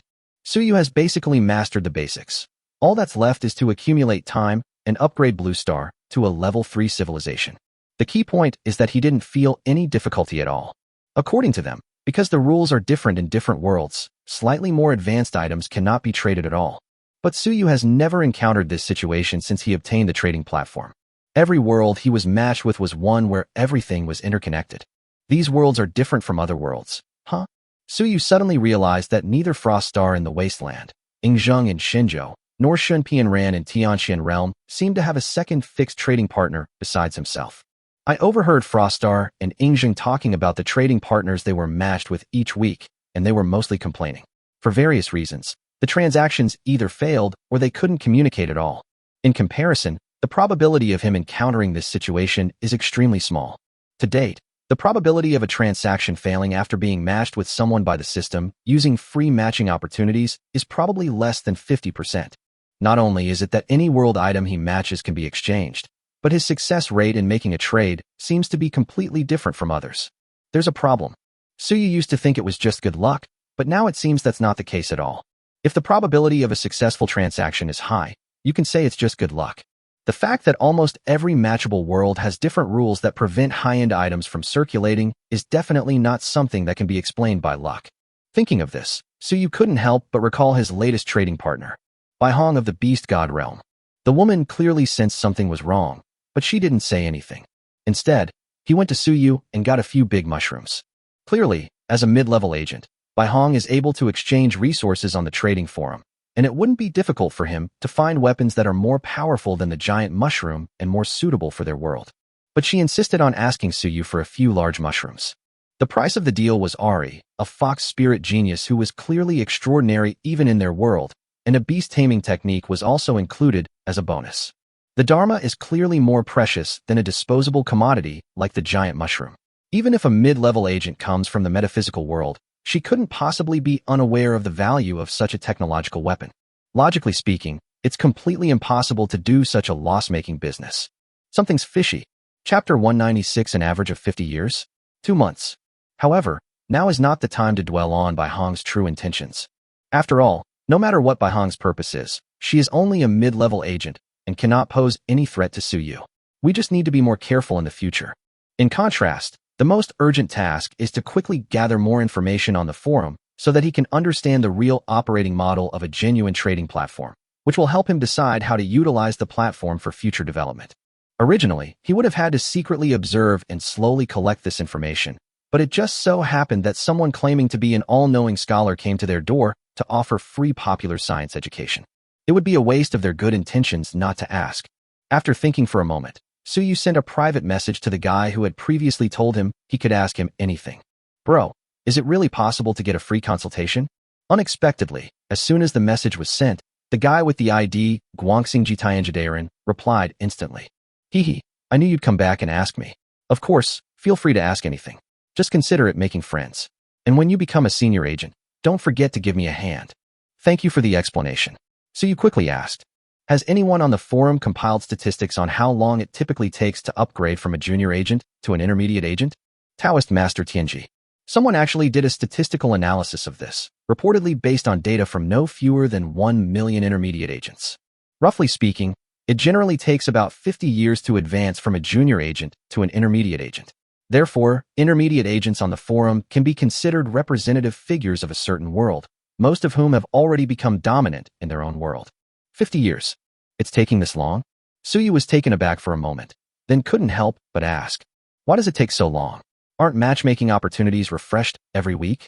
He added that once a transaction is successfully completed with a match partner, the partner becomes a permanent trading partner, and 3 experience points can be easily gained. You only need to match with a maximum of 4 people you can trade with to reach the level of a senior agent. It makes no sense that it takes this long. If 2 agents who have used the trading platform for a certain period of time are matched together, even if neither of them has anything to trade, they can still get 3 match opportunities for each other if they have a little understanding. However, he thought about the last sentence and didn't send it. That's long? Boss, 50 years is already considered short. The heavenly mystery Taoist opposite seemed a little surprised that Suyu would ask such a question. He remained silent for a long while before answering. First of all, there are actually a lot of junior agents. The vast majority of junior agents are completely unable to communicate with each other due to differences in worldviews, ideologies, and so on. According to statistics, most junior agents need to match with a trading partner hundreds of times before they can communicate normally. Even if they can communicate, whether they can complete the transaction is a big problem. Junior agents are different from intermediate agents. Intermediate agents are basically at the top of their respective worlds. Junior agents are likely to be ordinary people who have just acquired the trading platform. If the interests involved in some transactions are too large in their world, it can easily lead to problems in their own world, such as being killed and robbed, which will cause the mission to fail. This further reduces the probability of success. Furthermore, the platform doesn't award experience points for successful transactions. Instead, it has a different set of criteria. Even if a transaction is successful, you may not necessarily gain experience points for leveling up. Therefore, for the vast majority of junior agents, gaining even a little experience is extremely difficult. Upgrading from a junior agent to an intermediate agent requires a full 10 experience points. This means you must successfully complete at least 10 transactions with different trading partners, and the platform must determine that the transaction is worthy of experience points in order to upgrade. With so many restrictions, 50 years is normal, right? How long did it take you, sir? Suyu remained relatively calm while reading his previous replies. But after reading what came next, I started to question the meaning of life. A successful transaction doesn't necessarily provide experience. Doesn't he give experience points for any random trade? And what's with the idea that 10 experience points require matching with a different trading partner? Isn't this something that can be obtained by spawning 3 points on one person? Suyu was shocked. He suddenly felt that he had been using the trading platform for so long, but it was like he had been playing for nothing. This isn't exactly unlike his understanding of trading platform rules, but it's completely unrelated. The key point is that if it were just him, he could understand, but from what he knows so far, at least Frostar and Ing Zheng are in the same situation as him. It seems that you can get 3 points on one person, etc. Suyu suddenly remembered that neither Frostar nor Ing Zheng seemed to have ever traded with him more than once. Frostar seems to have traded with other traders before, but it appears that only one trade was successful. Ing Zheng, on the other hand, never completed any transactions with any other traders besides himself. So the problem might still lie with him. After sorting through the information, Suyu saw the question from the heavenly mystery Taoist, thought for a moment, and then said, 2 or 3 years, I guess. The label he has now is already eye-catching enough. If you said it took him decades, he probably wouldn't believe it. Therefore, he gave what he considered a relatively conservative number. It takes an average of 50 years for an ordinary agent to advance from junior to intermediate level, and many of them are simply caught in this average.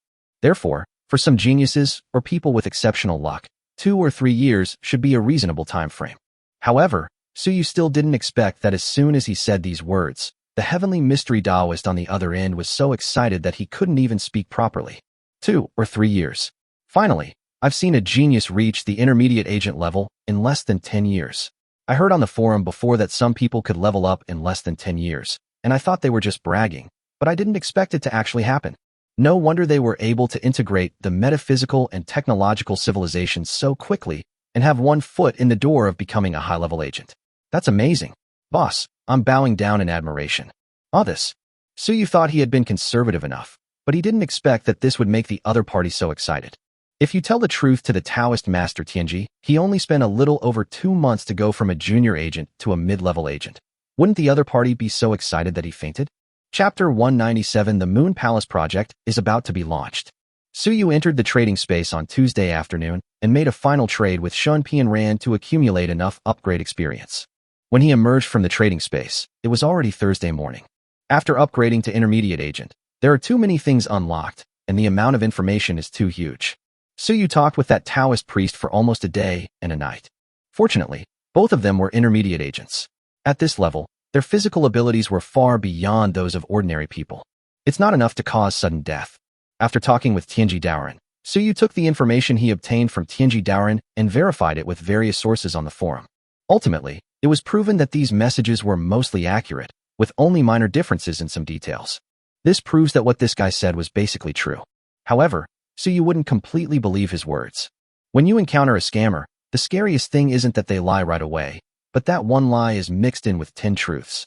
Suyu had a feeling that the Taoist priest's enthusiasm for him might not be as simple as he claimed, that he just wanted to curry favor with someone powerful in advance. This guy knows the rules of the trading platform almost by heart. His self-proclaimed know-it-all title on the forum is no exaggeration. Suyu didn't believe that this kind of person only had sucking up to powerful figures in his mind. Of course, whatever his purpose may be, even if someone is a high-ranking agent, they can still assault someone through the internet. As long as you don't reveal your world coordinates, no one can find you. There's no need to be overly fearful or paranoid. Just pay more attention in normal times. Regardless, after nearly 2 days and 2 nights of exploration, Suyu was able to confirm his findings. My situation is indeed somewhat different from other agents. The reason why the trading partners he encountered, such as Froststar and Ing Zhong, behaved differently from other agents was, Suyu guessed, due to his own actions. Suyu is currently unsure whether it is his own unique characteristics or the uniqueness of the Blue Star world. But so far, this situation is generally positive. His rapid rise to intermediate agent level was clearly due to this advantage. Suyu has no clue what caused this peculiarity, and it is also his biggest headache. He didn't know whether this situation was replicable. If it's not replicable, then starting an uprising is fine. With the myriad worlds so vast, it's not surprising that a few unusual worlds occasionally appear. That would be interesting if it were reproducible. If handled well, this could very well become his biggest asset in establishing himself on the trading platform in the future. However, this is still too far off, or rather, he has too little information to find out why his trading platform rules are different from others. Therefore, there's no need to rush to figure out the reason behind it. In the future, when we have more information and leverage, or when we have more power, we will naturally solve the case. No rush. The most urgent thing is to take this information we just received and think carefully about how to extract more benefits for ourselves. In this regard, it would be most appropriate to consult with Chiu Mo, who has a supercomputer installed in his brain. Therefore, as soon as Suyu came out of the trading space, he planned to go find Chiu Mo. However, as soon as he appeared in his own villa, Ari, who was strolling downstairs, smelled the scent and rushed into his room, staring at him with her big, watery eyes. What's wrong? Didn't the androids at home feed you? Suyu asked, assuming she was hungry again. No, I want to go out and play. Ari pleaded pitifully. These past 2 days while you were away, several bad women have come to the house every day.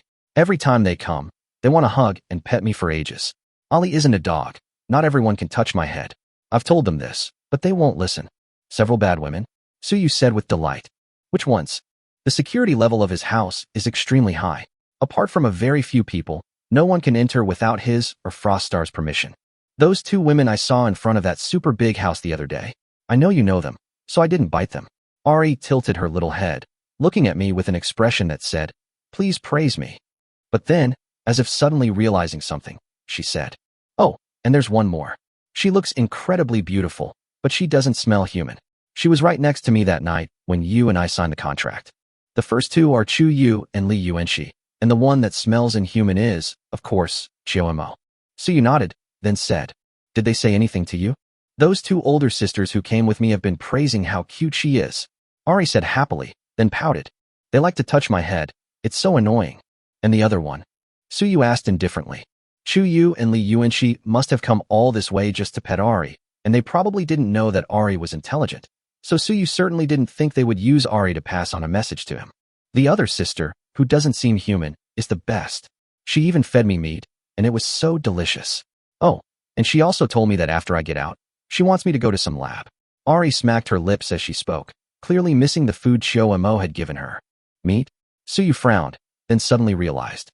With Ari by his side, there was no shortage of various kinds of meat on Earth. And this little guy is quite picky about food.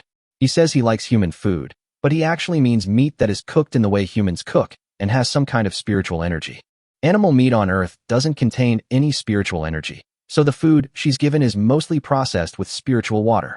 Actually, no matter what kind of meat it is, the concentration of spiritual energy inside is about the same and equally low. In Ari's words, it's at an edible level. The creature she called delicious was clearly the Tianlin beast that Suyu had acquired during his first transaction with Shinpian Ran. This thing is definitely a spirit beast from the heavenly profound realm, and the spiritual energy in its flesh is certainly much richer than that of something processed with spiritual water later in life. Suyu initially kept most of the heavenly Tianlin beast for himself to eat slowly, but after discovering the virtual cultivation method, he became too lazy to level up by eating it. All of it was left to the late autumn research. After all, it is a living specimen from the celestial mystery realm, so its research value is extremely high. Therefore, the only thing Chiu Mo can currently produce is the heavenly scale beast meat. After Ali said that, Suyu guessed the general idea. That being said, now that we can trade live items, it's certainly possible to buy some spirit beasts from the Tianxian realm from Shunpian Ran to race. Whether for personal consumption, for display, or even to sell as pets, there's likely to be a good market for them. The thought flashed through Suyu's mind, but he didn't think too much about it, and simply wrote it down. Then he petted Ari a couple of times and took her out the door. If he remembered correctly, the first batch of astronauts planned to be sent to the moon by the Moon Palace should be departing in the next couple of days, and the colony ship is still in his inventory. I need to go to the company to make arrangements. I'll also talk to Chiu Mo about the information I just got from the forum. Chapter 198. Surely no one is just all talk and no action. When I arrived at the company, Chiu Mo was in the office processing some documents. After all, Suyu had been gone for 2 days. Some major decisions that even Suyu dared not make were naturally only for Chiu Mo to make. A few days later, Chiu Mo had clearly accepted her social death that night. When she saw Suyu again, she acted as if nothing had happened, glanced at him, and said indifferently, "I have another file here. I'll finish it soon." Seeing this, Suyu glanced at Ari, who was scurrying along beside him, then grabbed the fur on her neck and tossed her back into the elevator. "I have something to discuss. You can go downstairs and have some fun." Before Ari could react, Suyu pressed the button to go directly to the first floor for her. Chiu Mo, who was processing the documents, showed no change in expression and didn't even raise his head. He simply said, "Her current situation is actually not suitable for her to be exposed to the public eye." "Oh," Suyu replied perfunctorily and walked straight to her desk. "Most of these documents are about the Moon Palace project. The first batch of people to be sent to the moon are all in place and will depart at 8 o'clock tomorrow morning." Chiu Mo said quickly, "Uh-huh." As for Project Skybridge, the construction of the surface base in Black State is on track. With the assistance of the J9000 module, the construction of the surface base is expected to be completed within a month. We also need to start preparing for the construction of the space elevator in space. Good. We've almost fully digested the carbon nanotube technology from the wasteland area, and the factory should start construction the day after tomorrow. Do you want to go and take a look at the site then? We'll talk about it later. As they were talking, Suyu had already arrived behind the boss's seat. "What are you going to do?" A hint of emotion finally crept into Chiyomo's voice. What do you think? Suyu casually picked her up, sat down in a chair, and let her sit on his lap. Let's get down to business. Chiyomo's calm demeanor finally crumbled, and she struggled twice in embarrassment and annoyance, seemingly trying to run away. However, Suyu's current strength was far beyond what her android body could compare to, leaving her no room to struggle. He easily pressed her down, and smelling the faint fragrance on her neck, Suyu couldn't help but smile. I remember someone once said that reproduction is the most important thing for the continuation of the race. Surely no one talks the talk, but doesn't walk the walk, right? As he spoke, he gave a light tug, and all the buttons on Chiyomo's expensive suit popped off. You seemed surprised that Suyu would use your words against you in late autumn, and after a moment of stunned silence, you stubbornly replied, I can't reproduce right now, so telling me that is useless. Can we do a rehearsal? Suyu had already anticipated her answer, but her hands continued moving. Wait, this is the office.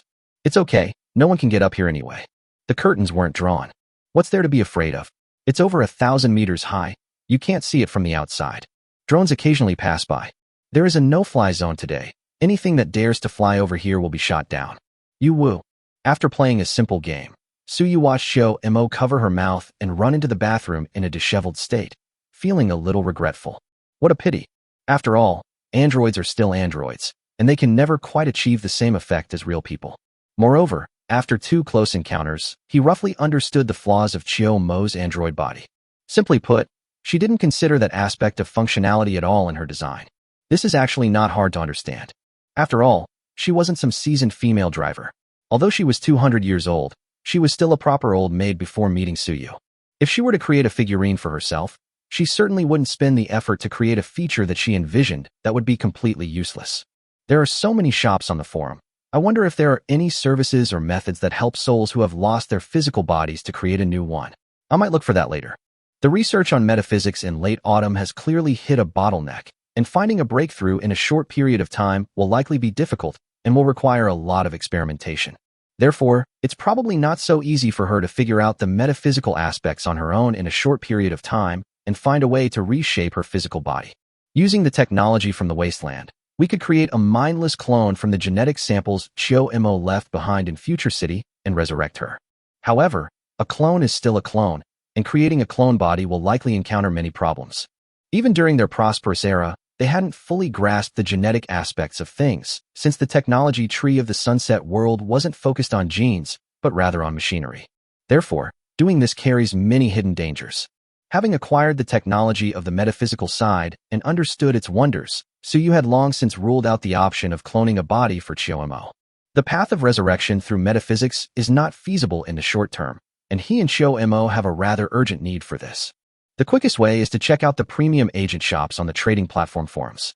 Furthermore, Suyu also wanted to try purchasing some items from these stores to verify some of his conjectures. Before long, autumn arrived.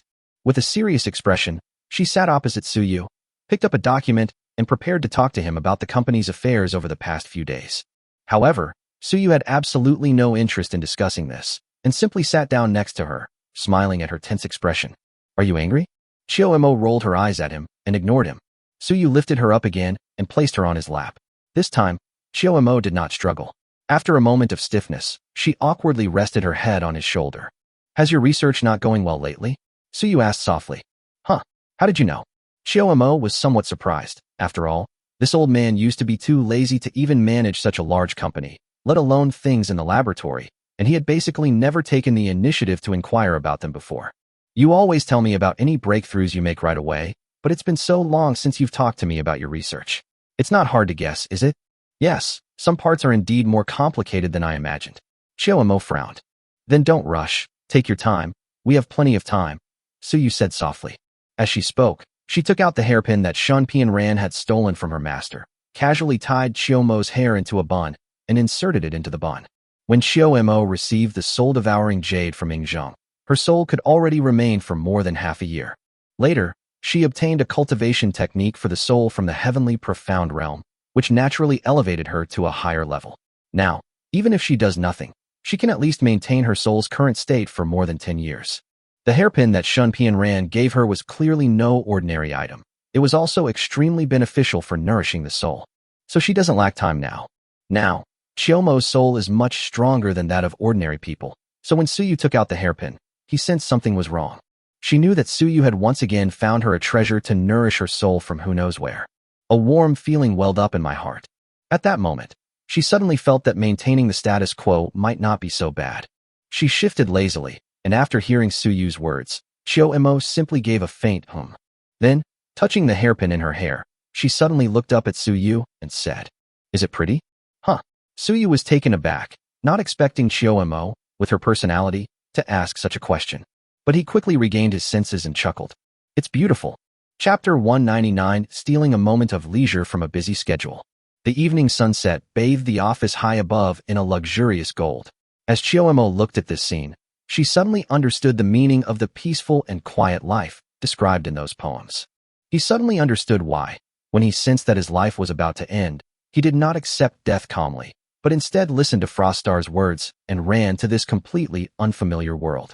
At the time, she only knew that she felt regret, but she didn't know exactly what kind of regret it was. Is it that we can no longer see blue skies and white clouds? He still failed to lead the people of the wasteland to restore the glory of the prosperous era. I've been thinking about this question for a long time since autumn ended, but now I suddenly understand it. Neither. There are many things that are beyond human control, and she can only do her best and leave the rest to fate. Although saving the wasteland was her wish, even if she couldn't achieve it, as long as she had tried her best, there was nothing to regret. What she truly regrets is that, from a young age, she became engrossed in those complex formulas and blueprints, neglecting the simplest beauty that the world bestows upon everyone. At this moment, on this ordinary evening, she truly felt a sense of peace and happiness. The two snuggled together in the office for a long time, and Suyu naturally took the opportunity to tell Chio-emo about what he had seen and heard on the trading platform forum, asking her to help analyze it. Because the information provided at once was too much and too varied, including many images that Suyu had captured while browsing the forum, Chio-emo needed some time to organize the data. No advice was given immediately. Seeing that it was getting late, Suyu had originally planned to go to the beach with Chio-emo to enjoy the breeze. Unexpectedly, as soon as the elevator door opened, they saw Ari waiting pitifully inside. Suyu was taken aback for a moment, then asked in confusion, "Didn't I tell you to take the elevator downstairs to play? What are you doing here?" He remembered pressing the button to go to the first floor for Ari. "Oh dear, I was so engrossed in the sounds coming from inside that I forgot to go out when I opened the door. Then I tried pressing the button like you did, but it wouldn't open the door," Ari said, looking aggrieved. The sound? Suyu glanced at the elevator and immediately guessed the reason. The distance from the ground to the top floor office is over 1,300 meters, but it actually takes only 1 or 2 minutes. Suyu sometimes thinks about things inside, so he asks the elevator to play some soothing music while it's running. I guess that's why the little guy forgot to go out. As for not being able to get out afterward, that's also very simple. This is his private elevator. Apart from him and Chio-emo, only a few executives, such as Chuyu, occasionally use it, and they need to verify their identity before they can use it. Other people cannot use this elevator. This is actually a security measure. This ensured that no unauthorized personnel could possibly sneak into the top floor of the Arctic Palace. After failing to get out the first time Ari opened the door, she naturally couldn't get out anymore. Silly fox. Suyu chuckled and tapped her head. "Let's go. I'll take you out to play." "Really? Where are we going?" Ari, who was pouting just a second ago, suddenly lit up and became fully energized, her drooping tail wagging involuntarily. "Let's go to the beach and have an outdoor barbecue." Suyu's last sentence was clearly directed at Chio-emo. "Then I'll have someone send over some Tianlin beast meat from the lab. She should like it." Chio-emo ruffled Ali's hair twice. The little guy's eyes widened when he heard there was more good food, and he nodded quickly. Yes, yes, yes, that's what Ari loves to eat. I love my older sister the most." As it spoke, it rubbed its fluffy head against Chio-emo's body a few times, looking like a lapdog. This amused Suyu. After the J9000 module was used to upgrade the beach at Ziwiyuan, the seawater became clear and clean. This is a rare sight in Shanghai, which is located at the mouth of a major river. Even many tropical islands may not have such a beautiful coastline. Therefore, this place has naturally become one of the most popular places for time-space technology employees. People often come here to take photos and check in, which makes their friends and family on social media extremely envious. With the weather warming up recently, it's time to enjoy water activities, so there are still quite a few people on the beach right now. However, when the beach was being renovated, the J9000 module reserved a small section of the beach specifically for Suyu's vacation. It was a peninsula structure extending from the coastline, with several small houses and beautiful green plants. So he doesn't need to fight with his employees for the beach. However, when passing by, Ari's big tail, which was always wagging around, was so eye-catching that it still attracted the attention of many people. At this moment, Chio-mo had changed into a more refreshing dress and was intimately linking arms with Suyu. This was the first time the two had been seen behaving so intimately in private, which immediately attracted countless gossipy employees who took photos and discussed the matter. One by one, they all showed expressions of "I knew it." There is never a shortage of people in the world who have too much free time. In fact, there are countless rumors about the relationship between Suyu and Chio-mo, both online and within time and space technology. Even when they attend events and are interviewed by reporters, they are often asked about this. The two of them just haven't brought it up yet. This appearance of Ari with her at a resort like this is practically confirmation. For the general public, this is undoubtedly a major juicy story. Not to mention the entire internet, at least within the internal employee network of time-space technology, the news quickly spread like wildfire. Neither Suyu nor Chio-mo cared about this situation before, let alone now. Naturally, no one would discuss it. However, neither the parties involved nor the onlookers cared. But that doesn't mean everyone is indifferent. The two had only been at the beach for a short time. Chio-mo was barbecuing, while Suyu chatted with Chio-mo about random things while directing Ali to go into the sea to catch fish. Then Chuyu arrived. Li Yuanxi, who also had a tail-like appearance. As the group's vice president, Ziwei Yuan could, of course, go to most places except for a few areas such as the laboratory. This resort beach is no exception. The reason she came here specifically was not because she had heard that Suyu and Chio-mo were out having fun in a close relationship, but because she had serious business to report to Suyu, the chairman. As for why she wore a perfectly figure-revealing beach dress to report on company business, Suyu had no idea. But it is certainly pleasing to the eye. In terms of looks, this woman is really not much worse than Chio-mo. She's definitely top tier on Earth. Chapter 200 Mind Control, Chuyu's Shock. Actually, if you really want to say something, Chuyu is definitely one of the most beautiful women Suyu has ever seen on Earth. She was even comparable to the women he had met in the other world. If we're just talking about looks, without going too far, Li Yuanxi's looks aren't much worse than Chuyu's. But once you're good-looking enough, there's not much difference. It's all about the overall vibe. As the heir of a 1,000-year-old family and having long held a high position, Chuyu's temperament is actually perfect. Confident, but not indifferent. This is actually the normal image of a strong woman. Some literary works portray women with a sullen, coffin-like face, euphemistically called cold and aloof female CEOs. Putting aside everything else, this kind of personality has obvious flaws and it's difficult for them to achieve anything great. Of course, it's also possible that they inherited the business. Chuyu's way of dealing with people is mostly like a gentle breeze, but she also gives people an invisible sense of distance, making most people who come into contact with her feel admiration, but dare not try to pursue her.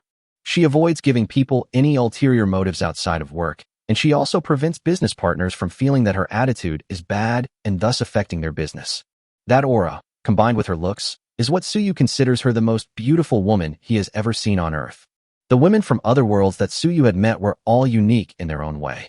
Take, for example, the end of autumn around us. Calm, wise, and meticulous in her thinking, she always considers everything very thoroughly. In front of outsiders, she often displays the domineering and uncompromising nature of the future queen of the city. As the successor to Chio-mo, the current city lord of Future City, Frost Star, has a personality and temperament that are completely opposite to Chio-mo's. She takes the word reckless to the extreme and demonstrates what it means to take action instead of talking nonsense. However, she is not purely reckless. She is just shrewd despite her rough exterior and doesn't want to use her brain most of the time. She's a fierce yet delicate white-haired beauty with a rather likable, carefree personality. Shun Pianran and Li Wudong, the master and disciple duo from the Tianxian realm, give off a kind of beauty that seems to lack a brainstem. Actually, these two have the most unique temperaments. Shun Pianran's ethereal and lively quality, and Li Wudong's otherworldly elegance. These were all qualities that Suyu had never seen on Earth. If they weren't so simple-minded, this master and apprentice would definitely be at the top of Suyu's list. As for Li Yuanxi, she may not be much different from them in terms of looks, but she is not as good as them in terms of temperament. This is related to the environment in which one grows up, and it cannot be made up for by later efforts. While Suyu was mentally evaluating Chuyu and the others, Chuyu was already chatting and laughing with Chio-mo while grilling meat. As for Li Yuanxi, This girl obviously didn't have as many thoughts as Chiyo and Chuyu. After greeting them, she went to find Ali to play in the water. Although there are occasional moments of sentimentality in late autumn, rational thinking dominates the majority of the time. In addition, the customs and habits of Blue Star are different from those of the wasteland, so she didn't really mind Chuyu's sudden arrival. Even after guessing Chuyu's thoughts, they were willing to take the initiative to help Chuyu. From her rational perspective, superior human genes should be widely disseminated. Suyu has now surpassed the limits of human potential, and the cultivators of the Tianxian realm have also proven that this is a completely benign evolution without any side effects.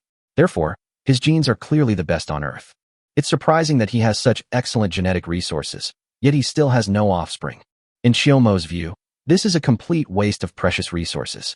It would be wonderful if a woman as outstanding as Chuyu could marry Suyu and have children. The offspring of a cultivator who surpasses the limits of ordinary humans and the most outstanding human woman. It can not only optimize the human gene pool, but also has great research value. In late autumn, when rational thinking was dominant and her mind was full of research, this kind of topic was obviously very tempting to her. Therefore, she not only did not reject Chuyu's arrival, but even intentionally or unintentionally expressed her attitude to Chuyu during their conversation. This caught Chuyu off guard, and she felt like something was wrong. As for Suyu, as the pure beneficiary, he naturally wouldn't have any objections. And Chiyo is right, that's all. So things quickly progressed to Chiyo going to the beach to play with Li Yuanxi and Ali. Chuyu stayed by Suyu's side, chatting casually and grilling some meat as she went. However, her cooking skills were clearly not very good. After grilling a few skewers and finding that they were either burnt or undercooked, she simply handed the task over to the android chef next to her. She then lay down on the beach chair next to Suyu, gracefully displaying her perfect figure to him. After a few perfunctory words about company matters, they quickly switched the conversation to family matters. By the way, my great-grandfather is recovering quite well recently and has been saying he wants to thank you in person. I wonder if you have time to visit my home recently? So, you're going to meet my parents? Suyu accepted the grilled meat from the android and casually ate the skewers. Although Chuyu hadn't expected him to say that, she didn't show any surprise. Instead, she smiled and said, "If you'd like, that's fine too." In fact, the people of Blue Star, and even the people of Kyushu, have the most contact with Suyu on a daily basis. Both the Chu family and the Kyushu government actually hoped that something would happen between her and Suyu. Of course, she herself also had this idea. Suyu smiled, neither confirming nor denying, but instead pushed the plate of grilled meat towards her. "Try it, it's good stuff." Seeing that he didn't answer directly, Chuyu didn't feel embarrassed. Instead, she generously picked up a skewer of grilled meat, took a bite, and her eyes immediately lit up. This texture doesn't seem to come from Earth, does it? She had eaten all sorts of high-end ingredients on Earth, but none of the meats tasted as good as this. The heavenly Chilan beast, a kind of demonic beast that can shatter that rock with a single claw, right? So you pointed to a reef on the beach not far away. The demon beast Chuyu glanced at the reef, then at Ari, who was playing in the water and was soaking wet, but whose blue-gold patterns on her fur were emitting a faint glow. And her? Can she smash a reef with a single claw? So you thought for a moment. The Fox clan, to which Ali belonged, was clearly not a race that excelled in physical strength, but rather focused on mental magic. Moreover, she is clearly still quite young, and her skills are rather ordinary. Most likely, they didn't possess such supernatural strength and immediately shook their heads. She's not good at that. What she's better at is mind control. Mind control? Chuyu was taken aback. This topic was clearly outside her knowledge. For example, when Suyu glanced at her with a half-smile, Chuyu froze for a moment, and then felt her body stand up uncontrollably.